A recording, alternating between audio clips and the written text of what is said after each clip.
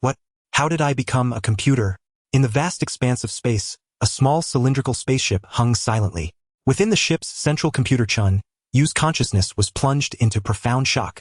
He still remembered what had happened before. He had been an astronaut. After years of training on Earth, he boarded the spaceship Yinghua to carry out humanity's first Mars landing mission. After the mission was successfully completed, Chen Yue began his return journey. But before he could make it back to Earth, he saw it. Earth exploded without any warning. A burst of light erupted from Earth's core, engulfing the entire planet. Then Earth was blasted into countless fragments, ceasing to exist. Perishing along with it were the billions of humans who lived on Earth. All the wealth created by human civilization, all cultures, architectures, every love and hatred, every bond and conflict. Everything turned to ashes in the explosion of Earth. Earth was gone, humanity was gone. Chen Yue, the last human in the universe, was stunned. Without Earth, where could he go back to? Relying on the remaining supplies aboard the Yinghua, Chen Yue barely survived for a few months. Then, on the verge of mental collapse, he ate all the remaining food in one meal, injected himself with poison, and committed suicide. But unexpectedly, he had come back to life and inexplicably ended up inside the central computer of the Yinghua. What happened? What is this? Why did Earth explode? Who destroyed it? How did I get inside a computer? Chen Yue fell into chaos. It took several hours before Chen Yue barely managed to calm down and accept the fact. Maybe some passing super-civilization saved me casually. Merging human consciousness with a computer was obviously beyond the capabilities of human technology. The only ones who could do it were alien civilizations. It seems I was not meant to die. Merging consciousness with a computer might not be a bad thing. I lost my body, but I no longer need food, water, oxygen, warmth, or any life support facilities. And also, Chen Yue attempted to move his thoughts, and suddenly his entire consciousness froze. If he had eyes, they would have been wide open. In that moment, when he turned his thoughts and focused, he sensed a surging computational power.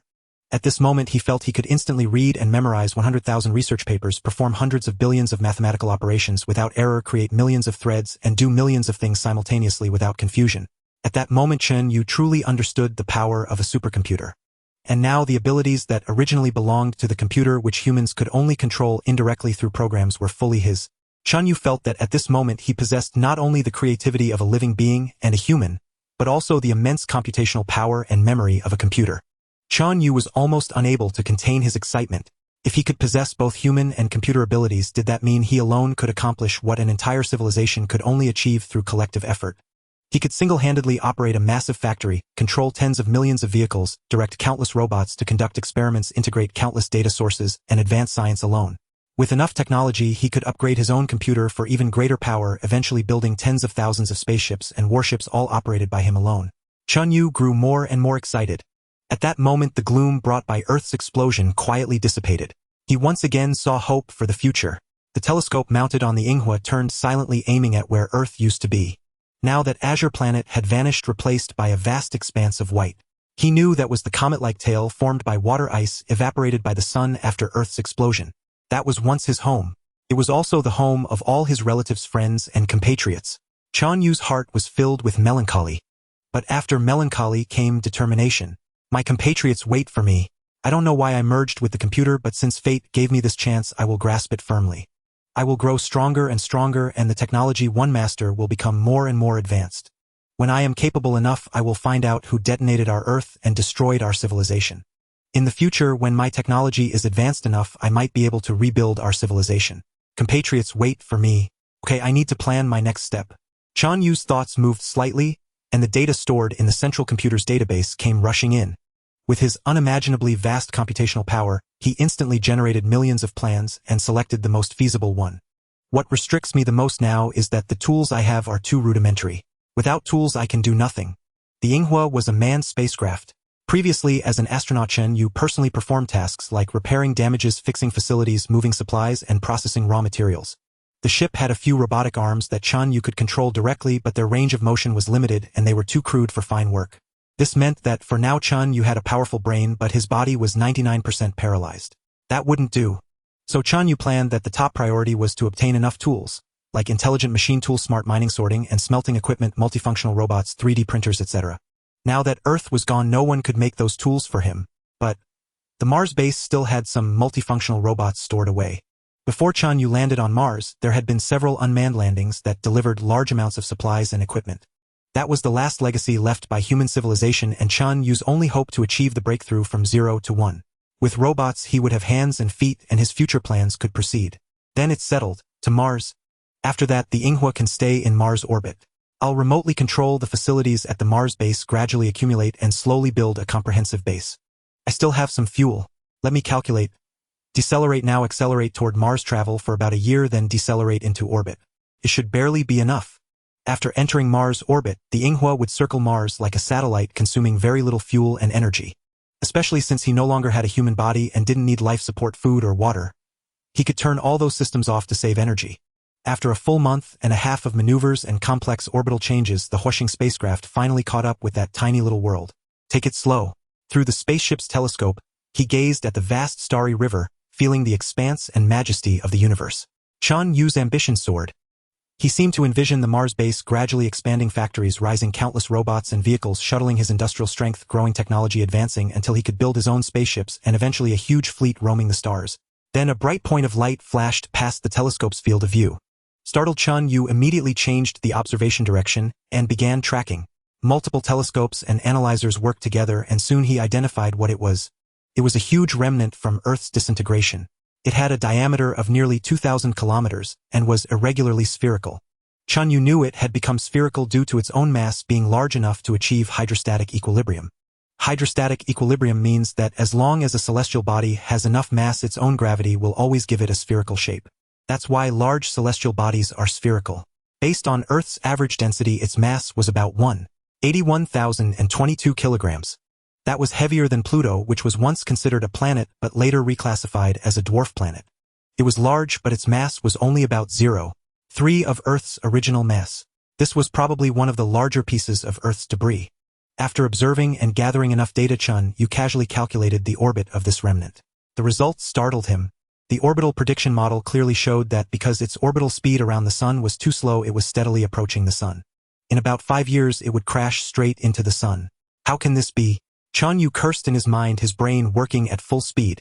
The remnant's mass was only 0.3 of Earth's, and compared to the sun, it was pitifully small, about 9 billionths of the sun's mass. Even an ant is about 710 billionths of a 70 kilograms human. Compared to the sun, this remnant seemed to pose no threat. And indeed it posed no threat to the sun. But for Chen Yue it was different. For the sun, being hit would mean stronger solar activity, harsher solar wind, higher temperature, and slightly increased radiation. All minor inconveniences. But Chen Yue would be doomed. The violent solar wind would sweep through the entire solar system, and the intense radiation would fatally damage any electronics, causing them to burn out.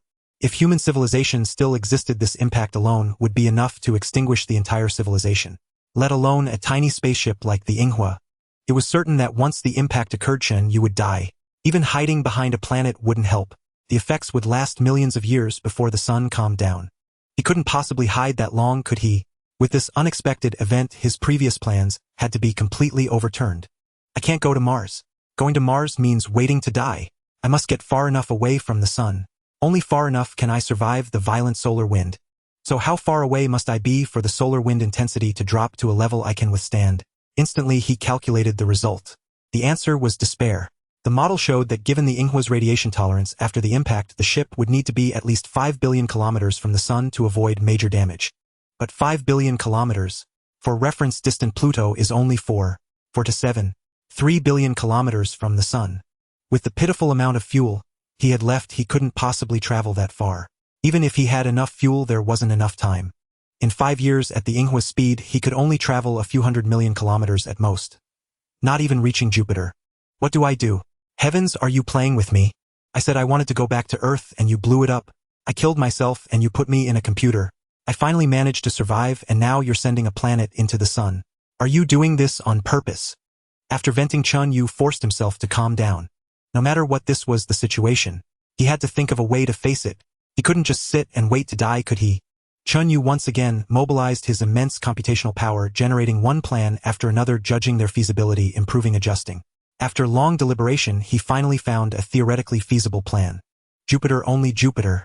Jupiter's magnetic field is strong enough to shield against the solar wind. But I don't have enough fuel.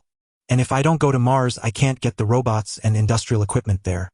I'll be a crippled waste with nothing but raw computing power, no hands or feet. I'll still be able to do nothing. Even if I reach Jupiter, what can I do? Just wait for the computer to break down and die for nothing? These were the two most critical issues before Chen Yue. The importance of the robots and equipment at the Mars base was self-evident. This was the foundation of Chen Yue's future plans. It was like the startup capital for someone wanting to start a business. Without startup capital, no matter how grand the business plan or how outstanding the talent, it was all utterly useless. Mars must be reached absolutely, but the fuel was already insufficient. If he detoured to Mars, he would have no fuel left to escape Mars gravity, and would end up stranded in Mars orbit. Chen Yue's mind raced again. Right, the Mars base still has about 37 tons of unsymmetrical dimethylhydrazine stored. I have to find a way to get that fuel. But it won't be easy. Besides, even with that supplement, the fuel would still be insufficient. Unsymmetrical dimethylhydrazine was a high-performance rocket fuel. Currently, the Yinghua spacecraft used it as propellant. Acquiring these fuels faced the same difficulties as acquiring the robots and equipment at the Mars base. The Yinghua spacecraft could only remain in Mars orbit. It could not land on the Martian surface. An interstellar spacecraft was different from a lander. The Yinghua spacecraft could not land at all. If forced, it would crash like an airplane without landing gear. Destruction was nearly the only outcome. It was equipped with a landing module, and normally travel between the Martian surface and orbit was achieved via this landing module. In the original plan, Chen Yue had intended to remain in orbit himself, remotely commanding the surface robots and equipment to carry out construction and production according to his plan. Now, if he did not stay at Mars, he had to find a way to transport those fuels, robots, and equipment up to space to rendezvous with him. But doing this solely through remote control, the difficulty was unimaginable. Especially even if he did that with the supplement of unsymmetrical dimethylhydrazine. He would have enough to escape Mars gravity, but still not enough to accelerate to sufficient speed. At most, he could accelerate to about 10 kilometers per second. Traveling to Jupiter at that speed, including deceleration time, would take roughly 4 years to get from Mars to Jupiter. Before that, reaching Mars from his current position would take at least 2 years. Adding at least half a year's stay at Mars brought the total to 6.5 to 7 years. But that Earth debris would collide with the Sun in 5 years. There was simply not enough time. Chen Yue's mind began to race frantically once again. After a long while, he sighed softly. Leveraging the immense computing power of the Yinghua spacecraft's central computer, he found a plan that theoretically balanced all aspects and had a certain feasibility and success rate. First, change course to Mercury, then use Mercury's gravity via gravity assist to accelerate and alter course toward Venus. At Venus, use the gravity assist again to sling himself toward Mars, finally stopping at Mars. After that, acquire fuel supplies and equipment, escape Mars gravity, accelerate, head for Jupiter, and finally gain shelter within Jupiter's magnetic field to avoid the violent solar wind. If all went well, the entire voyage would be completed within about 4 years and 11 months, just in time to avoid the solar wind. This was an extremely complex route. The entire journey involved many course and speed adjustments requiring extremely high precision and timing. One slight mistake, and the whole route would fall apart, leading to utter doom. This was not the hardest part. The hardest part was that Mercury was too close to the Sun. At its closest, Mercury was less than 50 million kilometers from the Sun. 50 million might seem like a large number, but for a powerful star like the Sun, the distance was still too close. The solar radiation and electromagnetic interference there were extremely intense, and the Yinghua spacecraft would be continuously baked by the Sun's heat, likely causing equipment failure. Because the Yinghua spacecraft was originally designed to reach Mars, which is farther from the Sun, not Mercury. It simply did not have sufficient heat resistance. But Mercury was an extremely crucial part of Chen Yue's entire plan. There was no way to avoid it. No matter what, failing this hurdle means death. Getting through gives a glimmer of hope to live. Even a mountain of knives and a sea of fire must be crossed. Chen Yue gritted his teeth and made up his mind. But even with such a difficult plan, there was still a prerequisite to be met before execution. Otherwise, Chen Yue would not even be qualified to execute this plan. That was losing weight. Yes, losing weight. Currently, Chen Yue's body was too fat. The Yinghua spacecraft was a crude spacecraft. It carried a large amount of equipment necessary for sustaining human life. These devices took up a great deal of mass. And the greater the mass, the more fuel needed to accelerate or decelerate. That was obvious. Now, to save fuel, he had to lose weight first. Remove the temporarily useless facilities, discard them to save fuel, increase speed, and save time. Chen Yue first conducted a comprehensive assessment of himself, made a table based on equipment importance and removal difficulty, and within seconds made a final decision. Some equipment was now utterly useless, such as kitchen tools. But the kitchen was located in a central part of the ship and could not be removed, so it had to be retained. After all, Chen Yue only had a few robotic arms at his disposal. Some external facilities like the airlock and transfer tunnel could be directly removed. The airlock was used for extravehicular activities.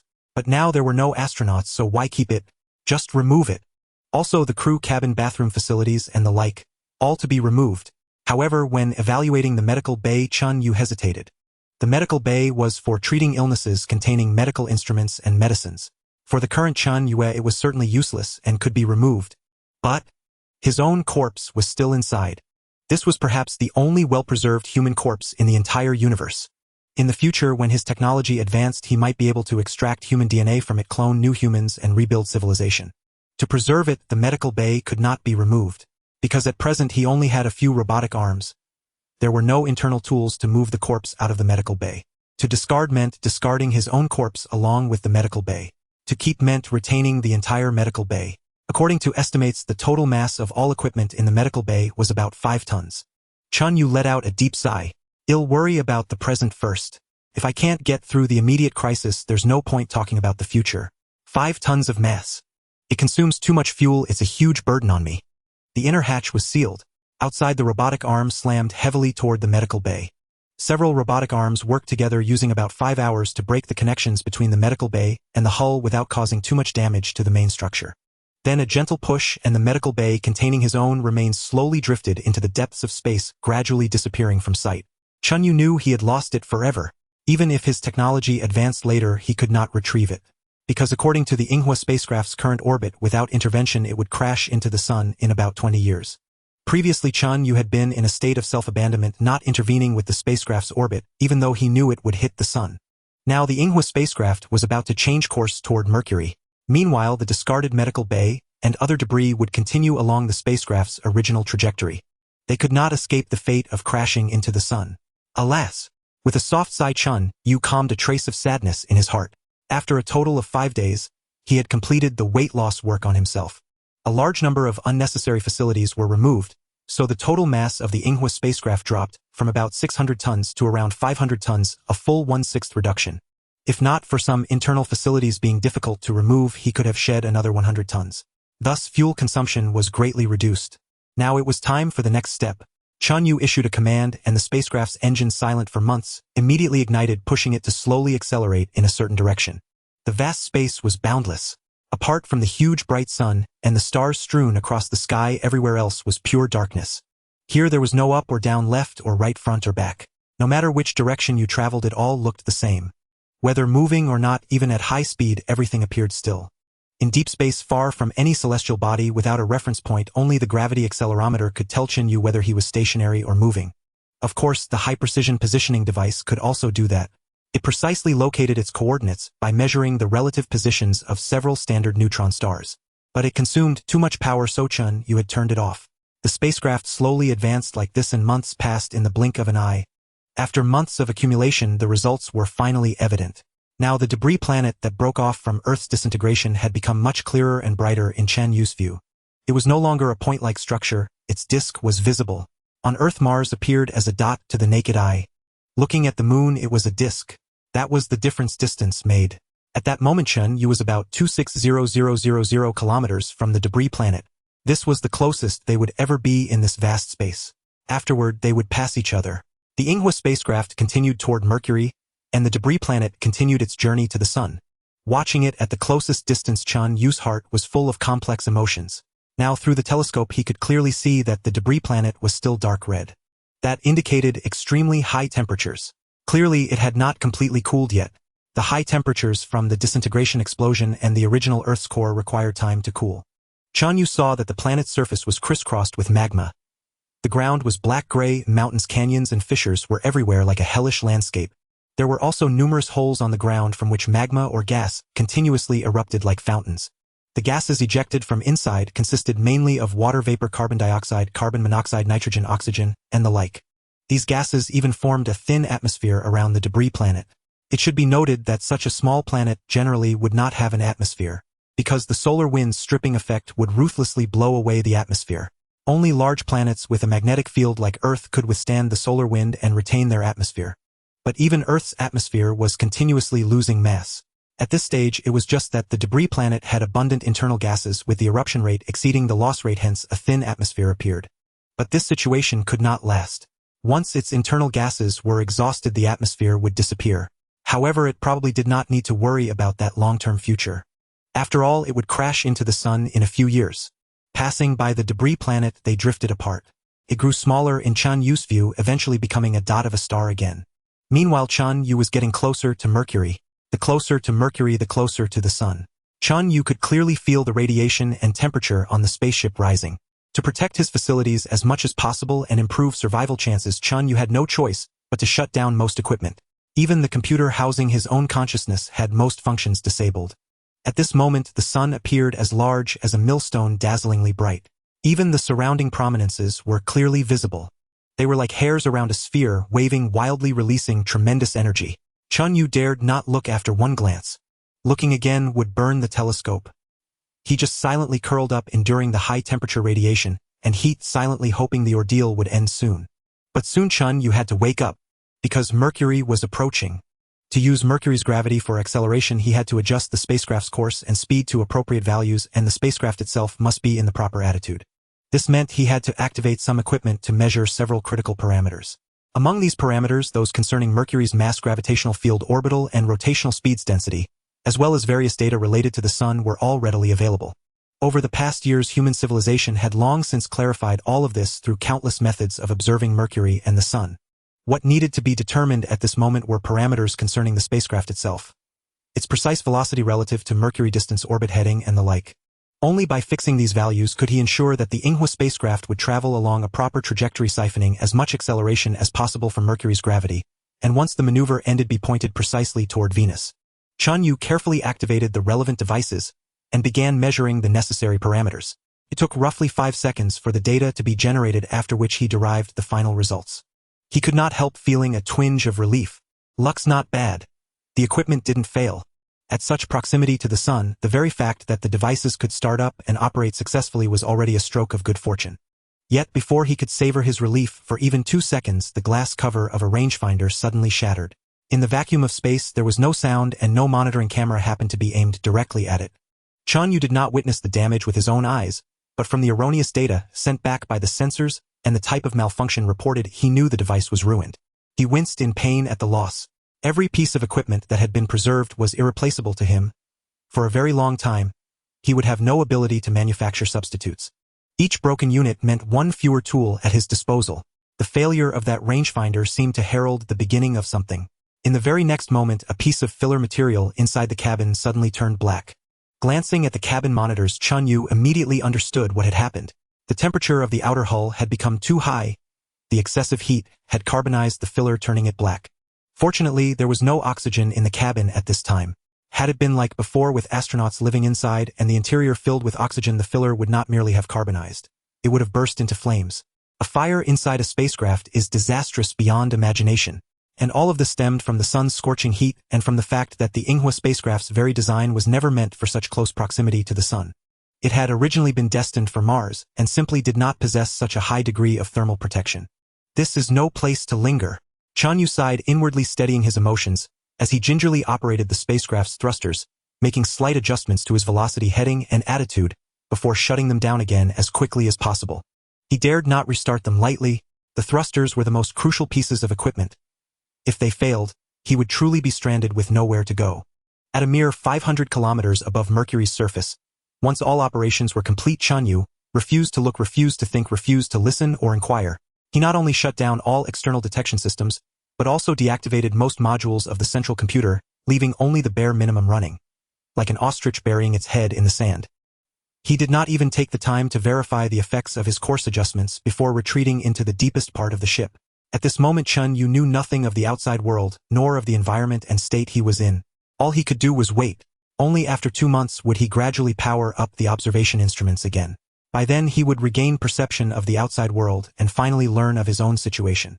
By that time, the distance between himself and the sun would have expanded to roughly 80 million kilometers.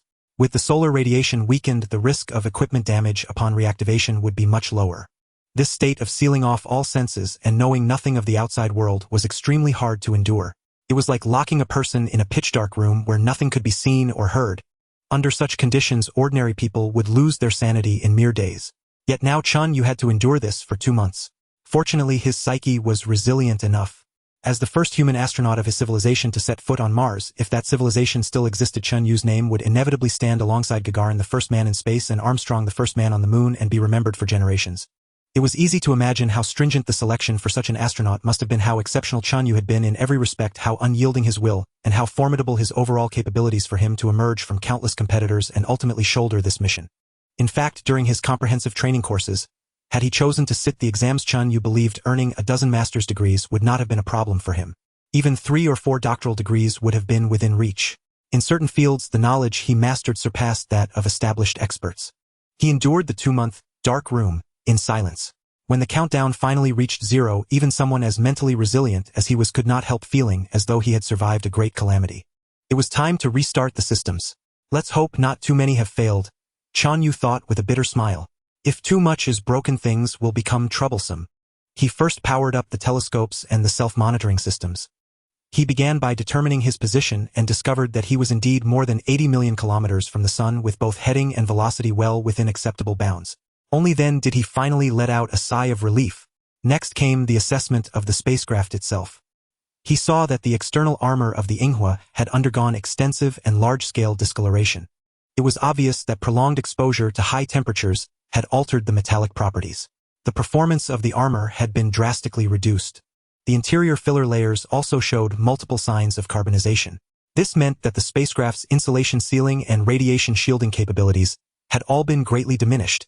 After the sun's relentless roasting, the Yinghua could no longer provide an environment suitable for human life. Fortunately, Chen Yue no longer needed it to. He then turned to the various systems. Based on fault codes and visual inspection, he concluded that over 600 components had malfunctioned during the journey. Some of them would likely be reparable, once he had greater freedom of movement. Luckily, none of the damaged parts were tied to critical functions. The Yinghua spacecraft remained barely operational. Such was the terrifying might of the sun. And Chen Yue knew that even now the star was still in a relatively tranquil state. Once that shattered planetary remnant collided with the sun, it would immediately fly into a frenzy. Its temperature, radiation, and solar wind would all surge to unprecedented levels. Even at distances of over 1 billion kilometers, he would face trials far harsher than now. By then, he would truly be doomed beyond anyone's power to save. His only path to survival was to reach the Jupiter system and rely on Jupiter's magnetic field to shield him from the coming catastrophe. With mingled relief and dread, the small Yinghua spacecraft continued on at high speed. This time it would use Venus to boost its speed. The essence of a gravitational slingshot was the theft of kinetic energy. The Yinghua would siphon a minute portion of Venus's kinetic energy to accelerate itself. As a crude analogy, imagine 2 magnets, one motionless, the other passing close by at speed. Under magnetic attraction, the stationary magnet would begin to move while the one initially in motion would slow down. In space, however, the mediating force was not magnetism but gravity. A giant planet is simply too massive. The kinetic energy it possesses is colossal beyond measure. Compared to it, the Yinghua was a mere speck. Even if the spacecraft were enlarged 1,000-fold or 10,000-fold, even if it stole Venus's kinetic energy 100 million or 1 billion times, it would have no macroscopic effect on the planet. The pity was that accomplishing such a theft came with stringent constraints and a hard upper limit. Each maneuver could add at most a few kilometers per second to the Yinghua's speed, no more. And that was only when the Yinghua's own speed was still relatively low. Once the spacecraft became fast enough on its own, there would be no way to siphon more. Now far from the sun, Chen Yue could finally run all his observation instruments without fear. He monitored the vessel's condition meticulously, and at the same time allowed himself to appreciate the grandeur of Venus. Seen from Earth, Venus was the brightest star in the sky. First, because it was close enough to Earth, second, because it boasted an extremely high albedo. Its thick atmosphere reflected an enormous proportion of the light that struck it. Beneath that heavy shroud, the surface pressure was 100 times that of Earth, and surface temperatures soared above 400 degrees Celsius. With such a dense atmosphere blocking his view, Chen Yue could not possibly see the actual surface. All that met his eyes was a globe swathed in swirling cloud, predominantly white, speckled with hints of green, black, and deeper hues. The flow of the atmospheric currents was plainly visible. Under these conditions, the Yinghua flashed past Venus at great speed, altering its course, while gaining an extra burst of velocity. Now the Yinghua's trajectory pointed toward Mars. It was of course not aimed at Mars's present position, but at where the planet would be roughly 1 year later. Approximately a year from now, the Yinghua would reach that location and Mars would arrive there at the same time, their paths crossing in that patch of space. After that, the Yinghua would decelerate and smoothly slip into orbit around Mars, beginning to circle it. This increased the total length of its journey considerably. Its route was not a straight line but a graceful parabola. There was no helping it. Interplanetary travel was simply like this. After brushing past Venus, the Yinghua continued at high speed. Chen Yue now began to notice that the sun's radiation intensity was slowly increasing. He knew very well that this was because some of the smaller fragments from Earth's disintegration had already begun to strike the sun. Their higher velocities allowed them to reach the star sooner than the main remnant planet. Under their impact, the sun's radiative output would continue to climb. Once the largest remnant planet collided, the sun would erupt into full-blown fury. This deepened Chen Yue's sense of crisis. In truth, not only the sun, but every planet in the solar system would be unable to escape collisions with Earth's remnants. During the period when he passed by Venus, he had already noticed subtle changes in the color of its atmosphere and a rise in activity. Obvious signs of impacts from Earth's fragments. Moreover, without Earth, the entire gravitational configuration of the solar system's planets would be altered. Over billions of years, the orbits of the giant planets had been stabilized through unending gravitational tug-of-war. Now, with Earth suddenly missing the once stable gravitational pattern, would descend into chaos again. In the tens of millions of years to come, the orbits of the remaining 7 planets might all shift. In the short term, however, these changes would be slight and would not affect Chen Yue, at least not yet. Time slipped by in this way, quiet and inexorable. A few months later, the Yinghua passed through Earth's former orbit. At distances of several thousand to tens of thousands of kilometers, Chen Yue observed many chunks of Earth's debris, large and small. After Earth broke apart, a portion of its fragments flew off into space while another portion remained near the original orbit, eventually forming a concentration of asteroids, like a band encircling the Sun. Between Mars and Jupiter lay an asteroid belt containing at least several million asteroids of varying size. The belt formed from Earth's disintegration would undoubtedly be far larger than that one. The combined mass of the several million asteroids in the Mars-Jupiter belt amounted to only about 0.15 of Earth's original mass. Although Earth had lost most of its mass in the explosion, Chen Yue estimated that the material remaining near its original orbit still accounted for roughly 29% of Earth's mass. The difference between the two belts was nearly 200-fold. Fortunately, even so, the universe was so vast that the density of material in this new Earth asteroid belt remained extremely low. As the Yinghua passed through, it suffered nothing more than impacts from dust-sized particles. No greater troubles arose. Several more months went by and the time came to decelerate. Chen Yue carefully reoriented the Yinghua and ignited the engines to slow down. As the precious fuel burned, the spacecraft's velocity relative to Mars gradually decreased until at just the right speed it met the planet once more. The spacecraft then slipped once again into orbit around Mars. After nearly 2 years, Chen Yue had finally returned to the side of this dark red world. This time, however, his circumstances were worlds apart from the last. So different it felt like a lifetime had passed. At this moment, Mars was also covered with numerous impact craters. Even while Chen Yue remained in orbit around the planet, a house-sized meteorite from Earth came hurtling toward Mars. It dragged a long fiery tail through the Martian atmosphere, indistinguishable from a meteor on Earth. Then it struck the Martian surface with tremendous force, carving out a vast crater. Chen Yue's heart raced. I must act quickly. Otherwise, if a meteorite hits the Mars base, it'll have nothing left. Under Chen Yue's control, the belly doors of the spaceship Yinghua opened, and the landing module was released. He had already activated its internal control system, allowing remote operation. The landing module, about the size of a room, with less than 20 cubic meters of internal space, drifted away from the Yinghua. Flames erupted from its tail as it rapidly descended toward the vast Martian surface. The Yinghua then moved away. Yet even if it traveled to the far side of Mars, Chen Yue had no fear of losing contact with the landing module. Because orbiting Mars were over 20 artificial satellites, geological survey satellites, meteorological satellites, reconnaissance satellites, and most importantly, communication relay satellites. Chen Yue could maintain contact with the landing module through them. When he left Mars, he also intended to take these satellites with him. Thus, the landing module plummeted downward. When the distance shortened sufficiently, parachutes deployed and retro rockets ignited. The nearly 10-ton landing module touched down steadily at the predetermined location. In a physical sense, the terms mass and weight have different meanings. Mass is an intrinsic property of an object. For instance, a piece of steel with a mass of 1 ton remains 1 ton regardless of the environment. But weight changes. On Earth it weighs 1 ton, on the Moon, due to lower gravity, it weighs only about 166 kilograms. On Mars, roughly 380 kilograms. Thus, the nearly 10-ton mass landing module weighed only about 3.8 tons on Mars. This meant launching and landing on Mars consumed far less fuel than on Earth. Before the landing module descended, Chen Yue had already contacted the Mars base and obtained access permissions through the remote control system. Now looking through the cameras inside the Mars base at its layout and environment, and feeling everything through nearly 10,000 sensors installed throughout, Chen Yue's heart swelled once more with 1,000 emotions. He recalled years ago when he lived here each day longing to return to Earth.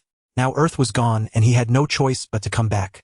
Using the Mars base's remote control system as a relay, Chen Yue established connections with various facilities in the base.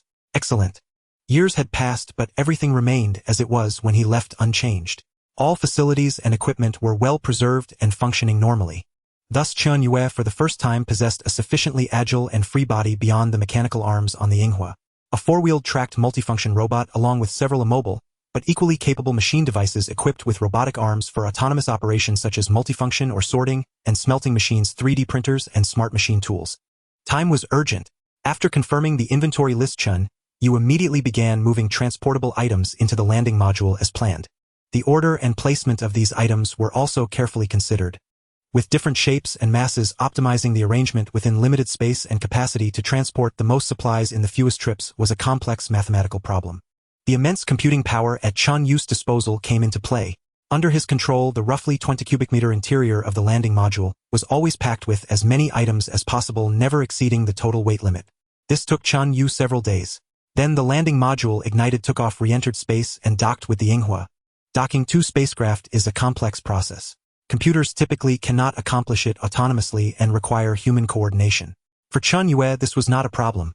Having merged with the computer, he combined human thought with machine precision. The docking was completed and the multifunction robot resumed its busy work. This consumed several more days. There was simply not enough manpower. Xiao Bai, you've suffered. Don't worry, I'll build many companions for you later. With companions you won't need to work so hard. Chen Yue thought, wryly comforting himself. Altogether, nearly half a month had passed. Chen Yue was about to hurry another round of transport when he saw wind rising on Mars.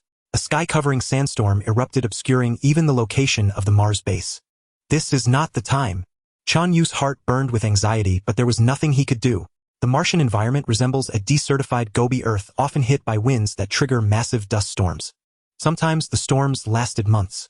I wonder how long this one will persist.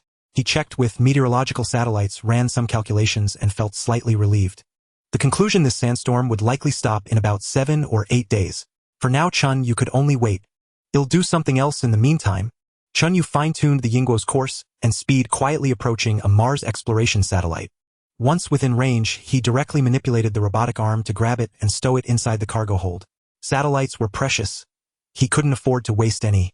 With great effort, after the Martian sandstorm subsided, Chen Yue continued his work without delay. As the landing module made repeated trips, the most critical equipment, 3D printers, smart machine tools, intelligent ore sorting, and smelting robots, were all transported into the cargo bay. His heart settled by 1/3.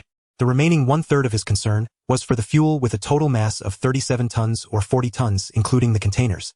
This was the fare for his journey to the Jupiter system, seeking refuge not to be lost at any cost. But then Chen Yue encountered a problem. Because the base had been sealed for too long, the fuel storage facility required biometric verification to enter. Relying solely on remote commands, he could not get in. Chen Yue had never known about this before. After all, once he left the Mars base, the next astronaut to arrive would be someone else. The fuel depot lockdown had nothing to do with him anymore. Who would have thought he would end up back here? Realizing this, Chen Yue clenched his teeth in frustration. People from Earth base, you never did your job properly. Even dead, you left me such a huge mess. He attempted a remote intrusion, trying to bypass the restrictions through technical means. But he quickly found it useless. This was a hardware-level limitation impossible to bypass through software. If he were still alive, he could just go down and do a biometric scan. But the key point was he didn't even have a body now. How could he pass the verification? Seeing another sandstorm brewing, Chen Yue grew increasingly anxious. No choice, he'll have to force it. Chen Yue made up his mind. For this takeoff, he would temporarily leave the fuel untouched and first turn to the final third that still troubled him. Chips. All kinds of chips, large and small. He couldn't manufacture these things in a short time, yet they were far too important. Fortunately, the entire Mars base had used hundreds of thousands of chips during construction, and now all of them belonged to Chen Yue. Manipulating the only robot he had named Xiao Bai, Chen Yue began a frenzy of destruction on the Mars base. Since the chips were installed everywhere, there was no way to retrieve them without damaging the base structure. At this moment, facing the Mars base where he had lived for months, Chen Yue felt no mercy. Time passed slowly and the sandstorm raged again. When it stopped, enough chips for one load had been collected. Inside the Yinghua spacecraft, Chen Yue gritted his teeth, risking damage to his only multifunctional robot, to extract a small amount of unsymmetrical dimethylhydrazine fuel and some pure oxygen from the spacecraft's fuel tank. Then, manipulating Xiaobai, he handmade a bomb. Unsymmetrical dimethylhydrazine is extremely flammable. Once mixed with pure oxygen, it ignites violently without an external flame triggering an explosion. It was easy to foresee how dangerous making this bomb was. If it exploded, even the spacecraft might be damaged. But there was no other way. After the bomb was made, Xiaobai rode the landing capsule down again and directly installed the bomb onto the warehouse door. Afterward, Xiaobai fled in panic. Hope it doesn't affect the fuel inside. The Martian atmosphere has extremely low oxygen content, so there was no worry about a chain explosion from UDMH leakage. But mere leakage was still heartbreaking. The fuel was already insufficient. If any more was wasted, what if they couldn't reach their destination? Praying silently, Chen Yue still resolutely issued the detonation command. The microphone clearly captured a loud bang. As the smoke cleared through Xiaobai's camera chin, you could see that the warehouse door had been blown open with a gap. A colorless transparent liquid like water flowed out from the gap. Chen Yue winced in heartache. It was obviously UDMH leaking. This substance was highly toxic. If a person touched it, they would be doomed. But now there was no need to worry. Xiaobai drove over and after more effort, finally removed the damaged door. Now Chen Yue could see the scene inside. Several hundred large tanks stood there. Only 2 had been damaged by the blast and were leaking. Quite lucky. Without further ado, Chen Yue immediately commanded Xiaobai to start moving again. After the equipment, chips, and fuel were all loaded onto the Yinghua spacecraft, this work finally neared completion. After the landing capsule made one final descent, scraping the last batch of usable parts, raw materials, and industrial products, and returned safely to the Yinghua spacecraft, Chen Yue also completed the capture of the dozens of satellites. With Xiaobai, Chen Yue performed another weight reduction process on the Yinghua spacecraft, shedding about 100 more tons of mass. But now with these supplies replenished, the total mass of the Yinghua spacecraft climbed back above 600 tons, even heavier than before the reduction. The cabins, which had been emptied by the weight reduction, were now filled with all sorts of odds and ends resembling a garbage dump. But Chen Yue knew that though it looked chaotic, these items were all indispensable. His true startup capital. Busy days passed and more than 5 months slipped by. Chen Yue knew it was time to leave. Time waits for no one. Neither the sun nor the remnant planet. Through the telescope, he looked at the battered Mars base, which looked like it had been ransacked by bandits. Chen Yue murmured silently, "Thank you." Thick flames shot from the tail of the Yinghua spacecraft, pushing it to slowly accelerate. After circling Mars several more times, it finally broke free from Mars' gravitational pull at a suitable position, and in a parabolic trajectory began to fly toward Jupiter. This was a long journey of over 800 million kilometers. During this journey, the Yinghua spacecraft would accelerate to a maximum speed of 17 kilometers per second relative to Jupiter. Including deceleration time, if all went well, Chen Yue would need about 2 years to arrive. But what the future held, he could not predict. That was a place no human had ever reached. Mars was already the farthest planet humans had visited, and even then only he had been there alone. But at this moment, Chen Yue felt no worry about the future, only exhilaration. No matter what, I still have the chance to embark on a great journey unprecedented in history, and there is still an opportunity in the Jupiter system to ignite the spark of civilization and spread the technology of human civilization far and wide. Even if I ultimately fail, I have experienced far more than my deceased human compatriots. What more could I ask for? Set sail, hoist the sails. The Yinghua spacecraft flew towards the vast deep space away from the sun. It was a dull and calm journey. During this process, the Yinghua spacecraft experienced a few malfunctions, but fortunately they were minor and could be dealt with later. The universe was so vast that even when passing through the asteroid belt, Chen Yue saw no celestial bodies. Yet, under such circumstances, Jupiter grew larger and brighter in his field of vision. The tiny Yinghua spacecraft finally entered the Jupiter system. At that moment, the remnant planet still had about 2 months before it would crash into the sun. Chen Yue breathed a deep sigh of relief. He no longer had to worry about the violent sun killing him. He aimed the telescope at one of Jupiter's moons. Then let's start the journey to rekindle the flame of civilization right here. Amalthea, here I come. Indeed, the target Chen Yue had chosen was not the renowned Galilean moons. Jupiter has 4 large moons designated Io, Europa, Ganymede, and Callisto, which are the first through 4th moons of Jupiter. All 4 were discovered by Galileo using a highly primitive telescope, hence they were collectively named the Galilean satellites. Thinking in reverse, if Galileo could spot them with such crude equipment, it only proves these moons are immense in size. If they weren't large enough, how could Galileo have ever seen them? In fact, the smallest of these 4 moons has a diameter of over 3100 kilometers and a mass roughly 0.81 of Earth's.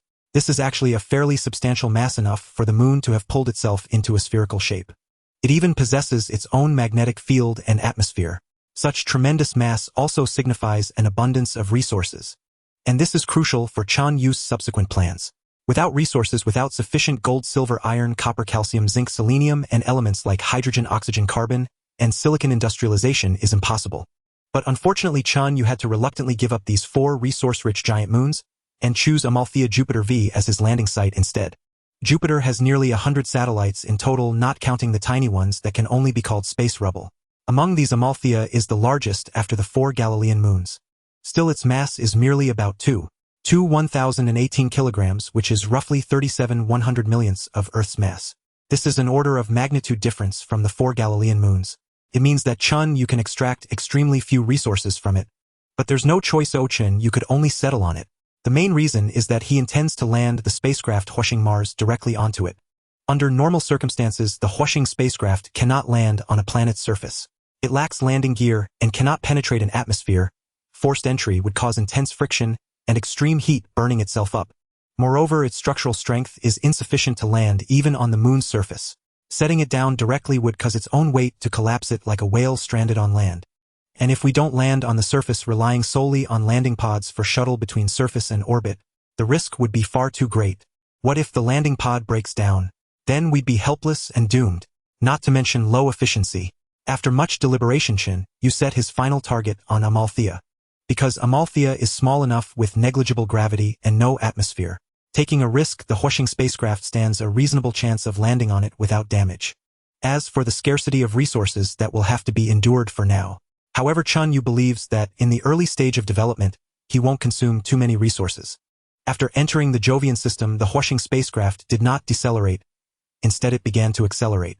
Hot flames shot from the cylindrical tail, pushing it faster and faster. After a full month and a half of maneuvers and complex orbital changes, the Huoying spacecraft finally caught up with that tiny little world. It was an irregularly shaped planetoid like an enlarged stone. Its overall color was dark red, even redder than Mars. From a distance, it looked like a red pebble. The reason for its redness is somewhat amusing. The orbit of Io Jupiter, I, the 3rd largest moon in the Jovian system, is not far from it. Io has violent volcanic activity, spewing large amounts of sulfur. The eruption is so powerful that the sulfur is ejected directly into space. Amalthea got dyed red by this ejecta. At this moment, the Huoying spacecraft is orbiting Jupiter alongside it at about 26.5 kilometers per second. At this speed, it takes less than 12 hours to complete one orbit around Jupiter. Though the speed relative to Jupiter is extremely high, the spacecraft's speed relative to Amalthea is a mere 42 meters per second. At this speed, the Huoying spacecraft can enter an orbit around Amalthea just like an artificial satellite orbiting Earth, neither falling nor escaping. Earth's orbital speed is 7.9 kilometers per second. Compared to that, Amalthea's orbital speed is far, far lower. But there's no helping it, it's too small and its mass is too low. Chen Yue isn't in a hurry to land. He plans to orbit it for a while first. Among the short, pick the tallest. I still need to choose a place with relatively richer resources to land. Chen Yue thought to himself. During this process, Chen Yue, manipulating Xiao by Little White with the help of a robotic arm, released all the satellites captured from Mars, letting them orbit this tiny world at speeds of tens of meters per second. Thus Chen Yue carefully observed this moon for a full week. During this time, he drew a resource distribution map of Amalthea's surface and finally selected a place as his landing site. That spot contained a certain amount of water ice and dry ice along with some iron and copper ores. Not far away, other metal elements could be mined. Though the quantities are small and the quality is low, what room is there for picking and choosing on a moon like Amalthea? Having something to use is already good enough. Chen Yue's heart was full of disdain, yet he had to admit that this was the best spot on the entire Amalthea. In the end, I had to lower my standards and settle. At this moment, Chen Yue felt like an older single woman forced to compromise. The landing pod wobbled down again, and Xiaobai emerged unsteadily from the cabin, beginning to level the ground and remove large rocks in preparation for the subsequent landing. Amalthea's gravity is only 0.61 of Earth's gravity, meaning something weighing 1 ton on Earth weighs only 6.1 kilogram on Amalthea. This turned Xiaobai into a mighty Hercules. Its small frame possessed infinite strength, easily lifting boulders weighing over 10 tons and tossing them far away. After a few days of such work, the landing site was finally cleared. However, Chen Yue wasn't in a hurry to land immediately. During these days, while controlling Xiaobai to prepare the site, he also kept a close eye on activity from the sun. After a long stretch of time, that debris planet was about to collide with the sun. This was an event that Chen Yue simply could not afford to miss. Since the birth of the Sun and the major planets from the primordial nebula billions of years ago, after the initial chaotic epoch of hundreds of millions of years passed and order gradually took shape, interstellar collisions of such immense scale had become exceedingly rare. No, it would be inaccurate to call it merely rare. It might never have occurred within the solar system at all. More importantly, an event of such rarity inevitably entailed an abundance of extraordinarily intense physical processes. Even with the limited observation equipment at his disposal, Chen Yue could accumulate invaluable data by witnessing this process. When his technology advanced in the future, he could extract countless insights from this data, perhaps even directly propelling his own technological development. If he missed this opportunity, Chen Yue would regret it for eternity. At that moment, the colossal planet, over 2,000 kilometers in diameter, had been accelerated by the sun's gravity and was now orbiting furiously on a trajectory perilously close to the star. Its orbit had even dipped into the sun's atmosphere. The scorching high-temperature solar atmosphere violently rubbed against it, further decelerating its motion while drastically elevating its temperature. Chen Yue knew that at this moment the surface of the remnant planet must have completely melted, perhaps even vaporized. Iron, silicon, copper, aluminum. No metal could withstand such heat. They would all be vaporized or even ionized. They could no longer maintain their physical forms in the traditional sense. Even its shape had changed. It was no longer spherical. The sun's immense gravitational pull had stretched it into an ellipsoid resembling a rugby ball. Chen Yue observed in silence. Finally, at a certain juncture, the remnant planet's orbit fell within the sun's Roche limit. Crossing this threshold meant the sun's gravity had become powerful enough to tear it apart. Thus, from the side of the ellipsoid facing the sun, a massive chunk of debris was forcibly ripped away. It was like a piece of dough. The sun was like a noodle maker. The noodle maker pulled the remnant planet from both ends, stretching it relentlessly until it reached its limit and the dough snapped. Trillions of tons of mass slammed into the sun at speeds of hundreds of kilometers per second. At that instant, Chen Yue observed the sun suddenly flare with brilliance. But this was merely the beginning. The remnant planet had now been completely torn into a long strip by the sun's gravity. The initial trillions of tons crashing into it were just an appetizer. Following that, tens of trillions, hundreds of trillions, even quadrillions and quintillions of tons of mass came hurtling toward the sun with even greater ferocity. The sun grew brighter and brighter. At this moment, the sun had become utterly violent. In Chen Yue's sight, the sun seemed to transform into a terrifying beast roaring wildly at the cosmos, unleashing incomparable torrents of energy. With a brief calculation, Chen Yue determined that the remnant planet's impact into the sun had released a total of approximately 1,033 joules of energy.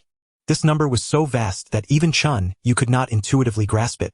However, he knew that, in the past, the total solar radiation energy received by Earth each day was about 1,491022 joules. This energy drove the flow of gases on Earth, forming winds, illuminated the entire sky, warmed the planet, and nurtured all life. But the aforementioned number was a staggering 228, 2 billion times greater. To put it in terms of time, the total energy received by Earth from the sun over 8 billion years would be equivalent to the energy released by the remnant planet's collision with the sun at this moment. What an immense force of energy! At this instant, such colossal energy erupted from the sun in an extremely brief period. In that moment, an incredibly violent stream of high-energy charged particles, the solar wind, roared forth from the sun, sweeping across the entire solar system at speeds of hundreds of kilometers per second. The entire electromagnetic spectrum from infrared to gamma rays, including visible light, also burst forth simultaneously. The light carried immense heat and powerful electromagnetic radiation, likewise sweeping across the entire solar system. On Mars, an unprecedented violent dust storm raged. Dust filled the sky, blotting out the entire planet. At this moment, its very color shifted from red to yellow. Chen Yue saw that the surface of Mercury, 50 million kilometers from the sun, had melted. On Venus, shrouded in thick clouds, a colossal storm had appeared, observable even by Chen Yue. Chen Yue saw that the asteroid belt formed from Earth's remnants had suddenly erupted with a white mist, 100 times denser than before. It was a comet-like tail created by the rapid vaporization of gases. On Mars, an unprecedented violent dust storm raged. Dust filled the sky, blotting out the entire planet. At this moment, its very color shifted from red to yellow. Next came Jupiter. Its most famous storm, the Great Red Spot, grew even more ferocious. The churning clouds and gases resembled a scene from hell. Overwhelmed by this irresistible celestial power, Chen Yue trembled. But he knew this was only the beginning. The electromagnetic radiation was just a minor part. The main event was yet to come: the solar wind. Charged particles carrying immense energy. They possessed extremely strong ionizing capabilities. Their high energy could accelerate gas particles in a planet's atmosphere, giving them the ability to escape the planet's gravitational field, a process known as atmospheric stripping. When the solar wind reached Venus, Chen Yue saw that the side of Venus facing away from the sun had developed a comet-like tail, just like a comet itself. Venus' atmosphere was being rapidly stripped away by the solar wind. In that single instant, Venus lost at least tens of billions of tons of gas.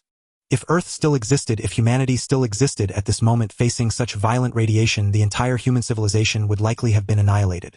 More than 10 days after observing the planetary impact, this violent solar wind finally reached the Jupiter system. At that moment, Jupiter's powerful magnetic field acted like a protective umbrella, forcefully deflecting the path of these high-energy charged particles, causing them to flow around the planet along its magnetic field lines. The tiny Yinghua spacecraft at this moment was like a minuscule ant shielded beneath an immense protective dome. Chen Yue trembled once more. "Big brother Jupiter, thank you. If not for you, I would have died long ago." Chen Yue expressed his sincere gratitude to Jupiter in his heart. Such violent and intense radiation would likely be too much even for Saturn, the second largest of the 8 planets, to provide adequate protection. Only this, the largest planet in the solar system, could ensure his survival. Yet, even so, the fierce solar wind triggered astonishing transformations within the Jovian system. Auroras. Though Jupiter often displayed auroras, none had ever been as vast as this. Chen Yue witnessed the auroras extending from Jupiter's poles, lashing like whips of lightning across the boundless firmament, a spectacle of unparalleled grandeur. The sun's upheaval seemed to provoke certain changes in Jupiter as well. These changes, however, appeared to lie beyond the scope of previous human scientific understanding. Sensing this, Chen Yue immediately diverted some of his telescopes and probes from observing the sun toward Jupiter, eagerly absorbing data from the giant planet just as he had from the star. Even before the impact occurred, Chen Yue had already prepared data storage space. Now a torrent of observational data surged forth like a breached dam, rapidly flooding into the hard drives. Jupiter's magnetic field structure, internal composition, convection patterns, the sun's detailed interior atmospheric data, sunspots and prominences, coronal mass ejection models, stellar planetary interaction patterns. A wealth of invaluable data from countless disciplines was generated in that brief span, all meticulously recorded by Chen Yue. While trembling before the tempestuous might of the sun, Chen Yue's heart bloomed with joy. So much precious observational data now effortlessly within his grasp. If human civilization still existed, scientists would surely envy him beyond measure. They would never have such an opportunity in their entire lifetimes. And these invaluable records would undoubtedly contribute immense power to the development of his scientific system in the future. Thus Chen Yue observed for an entire month, gathering data ceaselessly before reluctantly concluding his observations of the sun and Jupiter. Time for the next task. Time to land. The total mass of the Yinghua spacecraft was approximately 600 tons. Given the mass and gravity of Amalthea, its weight upon landing would be merely 366 tons. This was within the structural strength tolerance of the Yinghua, eliminating concerns of being crushed by its own weight. Yet the landing was no simple feat. Amalthea's escape velocity was 58 meters per second. That is, if uncontrolled and falling straight down, the impact speed with its hard surface would also be 58 meters per second, roughly 210 kilometers per hour. Recalling his experiences driving on Earth, 120 kilometers per hour was enough to smash a car to pieces, let alone 210. Speed must be reduced. Chen Yue hoped the final touchdown speed would be controlled within 5 kilometers per hour, that is 1.4 meters per second. At most it must not exceed 1.6 meters per second. Beyond that, the hull risked severe damage. After much deliberation and weighing of options, Chen Yue ultimately selected a more complex landing trajectory.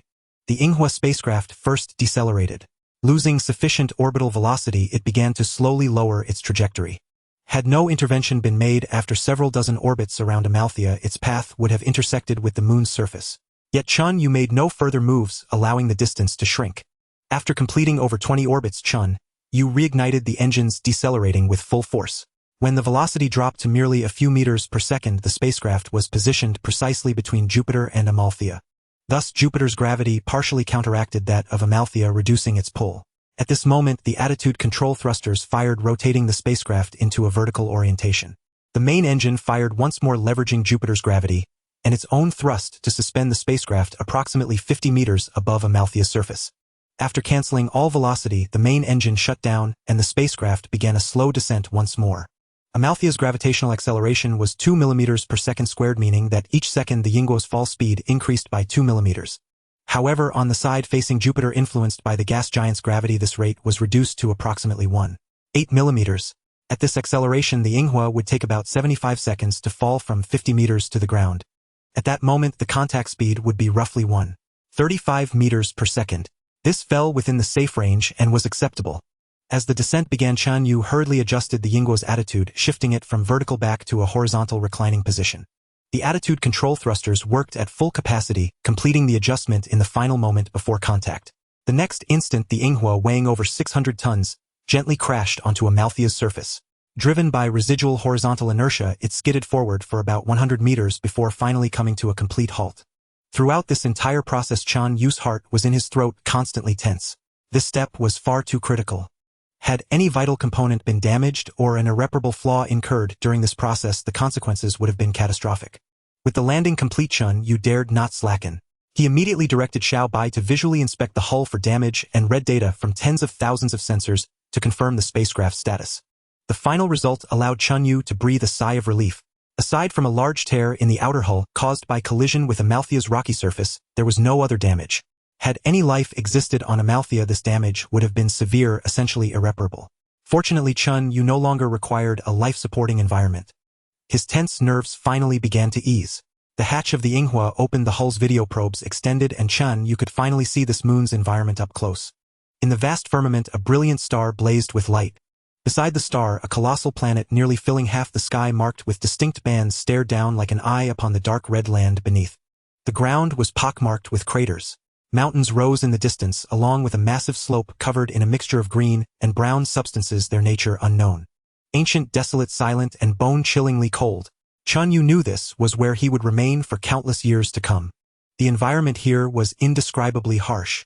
Yet Chen Yue's spirit was immensely uplifted. This will surely be a brand new starting point for human civilization. Thus he mused. Contrary to common perception, Amalthea is not shrouded in darkness, at least not on the side facing Jupiter. Though the distance from the sun exceeds 700 million kilometers, the sun still shines brilliantly from this vantage point. Brighter than a full moon seen from Earth, casting discernible shadows. The recent collision with a debris planet had further intensified its radiance. Meanwhile, due to its proximity, Jupiter loomed equally luminous, also capable of casting shadows upon the surface of Amalthea. Thus, objects on Amalthea bore two shadows. The combined illumination from the sun and Jupiter approximated the twilight gloom of an overcast day on Earth. Beyond these two most brilliant celestial bodies, four exceedingly bright stars adorned the sky. Chen Yue recognized them as the four great satellites Io, Europa, Ganymede, and Callisto. Further out, a magnificent band of light stretched across the entire heavens. The Jovian Ring. As Amalthea orbited Jupiter, this ring would sometimes broaden, sometimes narrow, and occasionally vanish entirely, a truly wondrous spectacle. That was the ring of Jupiter. This place was far from the sun, far from home, yet it remained a bizarre and resplendent world. After savoring the scenery for a moment, Chen Yue did not rest. After all, he felt no fatigue, and immediately commenced his subsequent tasks.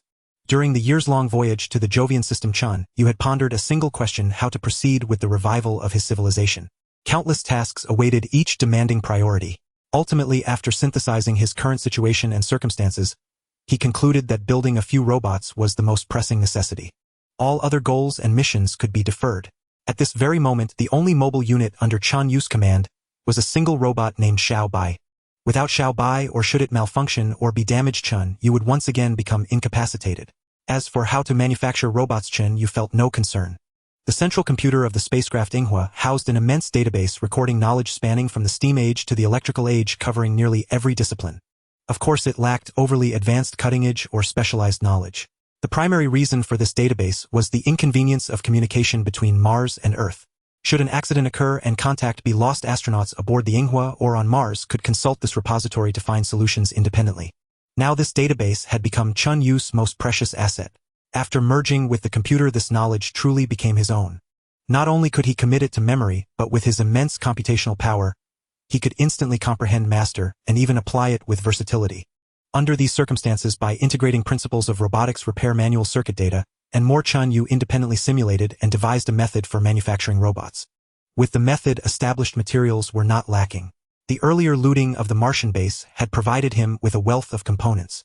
During the interstellar voyage, the Yinghua lacked gravity, making fabrication impossible.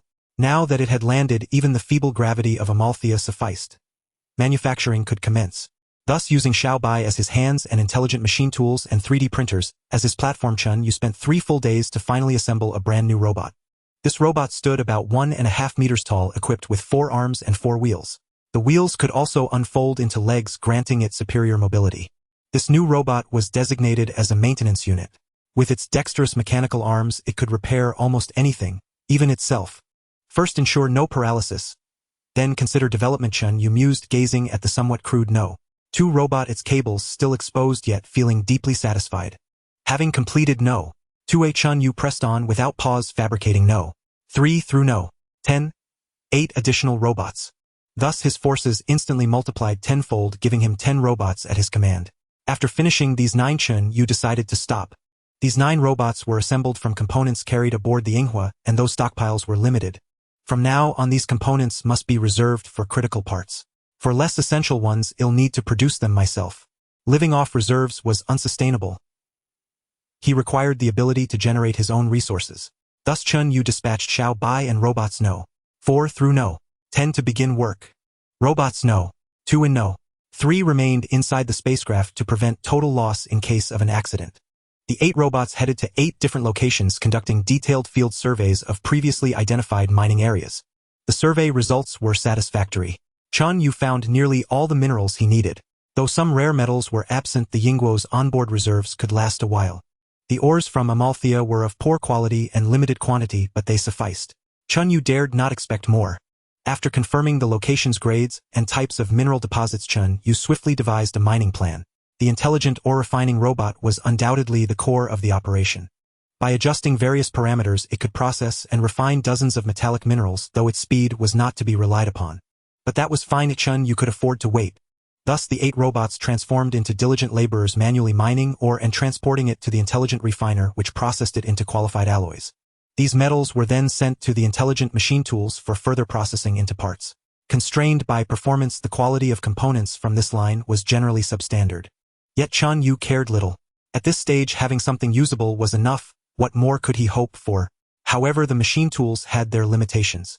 Certain precision components were beyond their capability. That was when the 3D printer stepped in. Chen Yue had always believed that among all the equipment he possessed aside from Xiao Bai, the most crucial device was the 3D printer. This 3D printer, designed from its inception for use in extraterrestrial environments, could fabricate almost any mechanical device, provided it had the appropriate materials and manufacturing blueprints.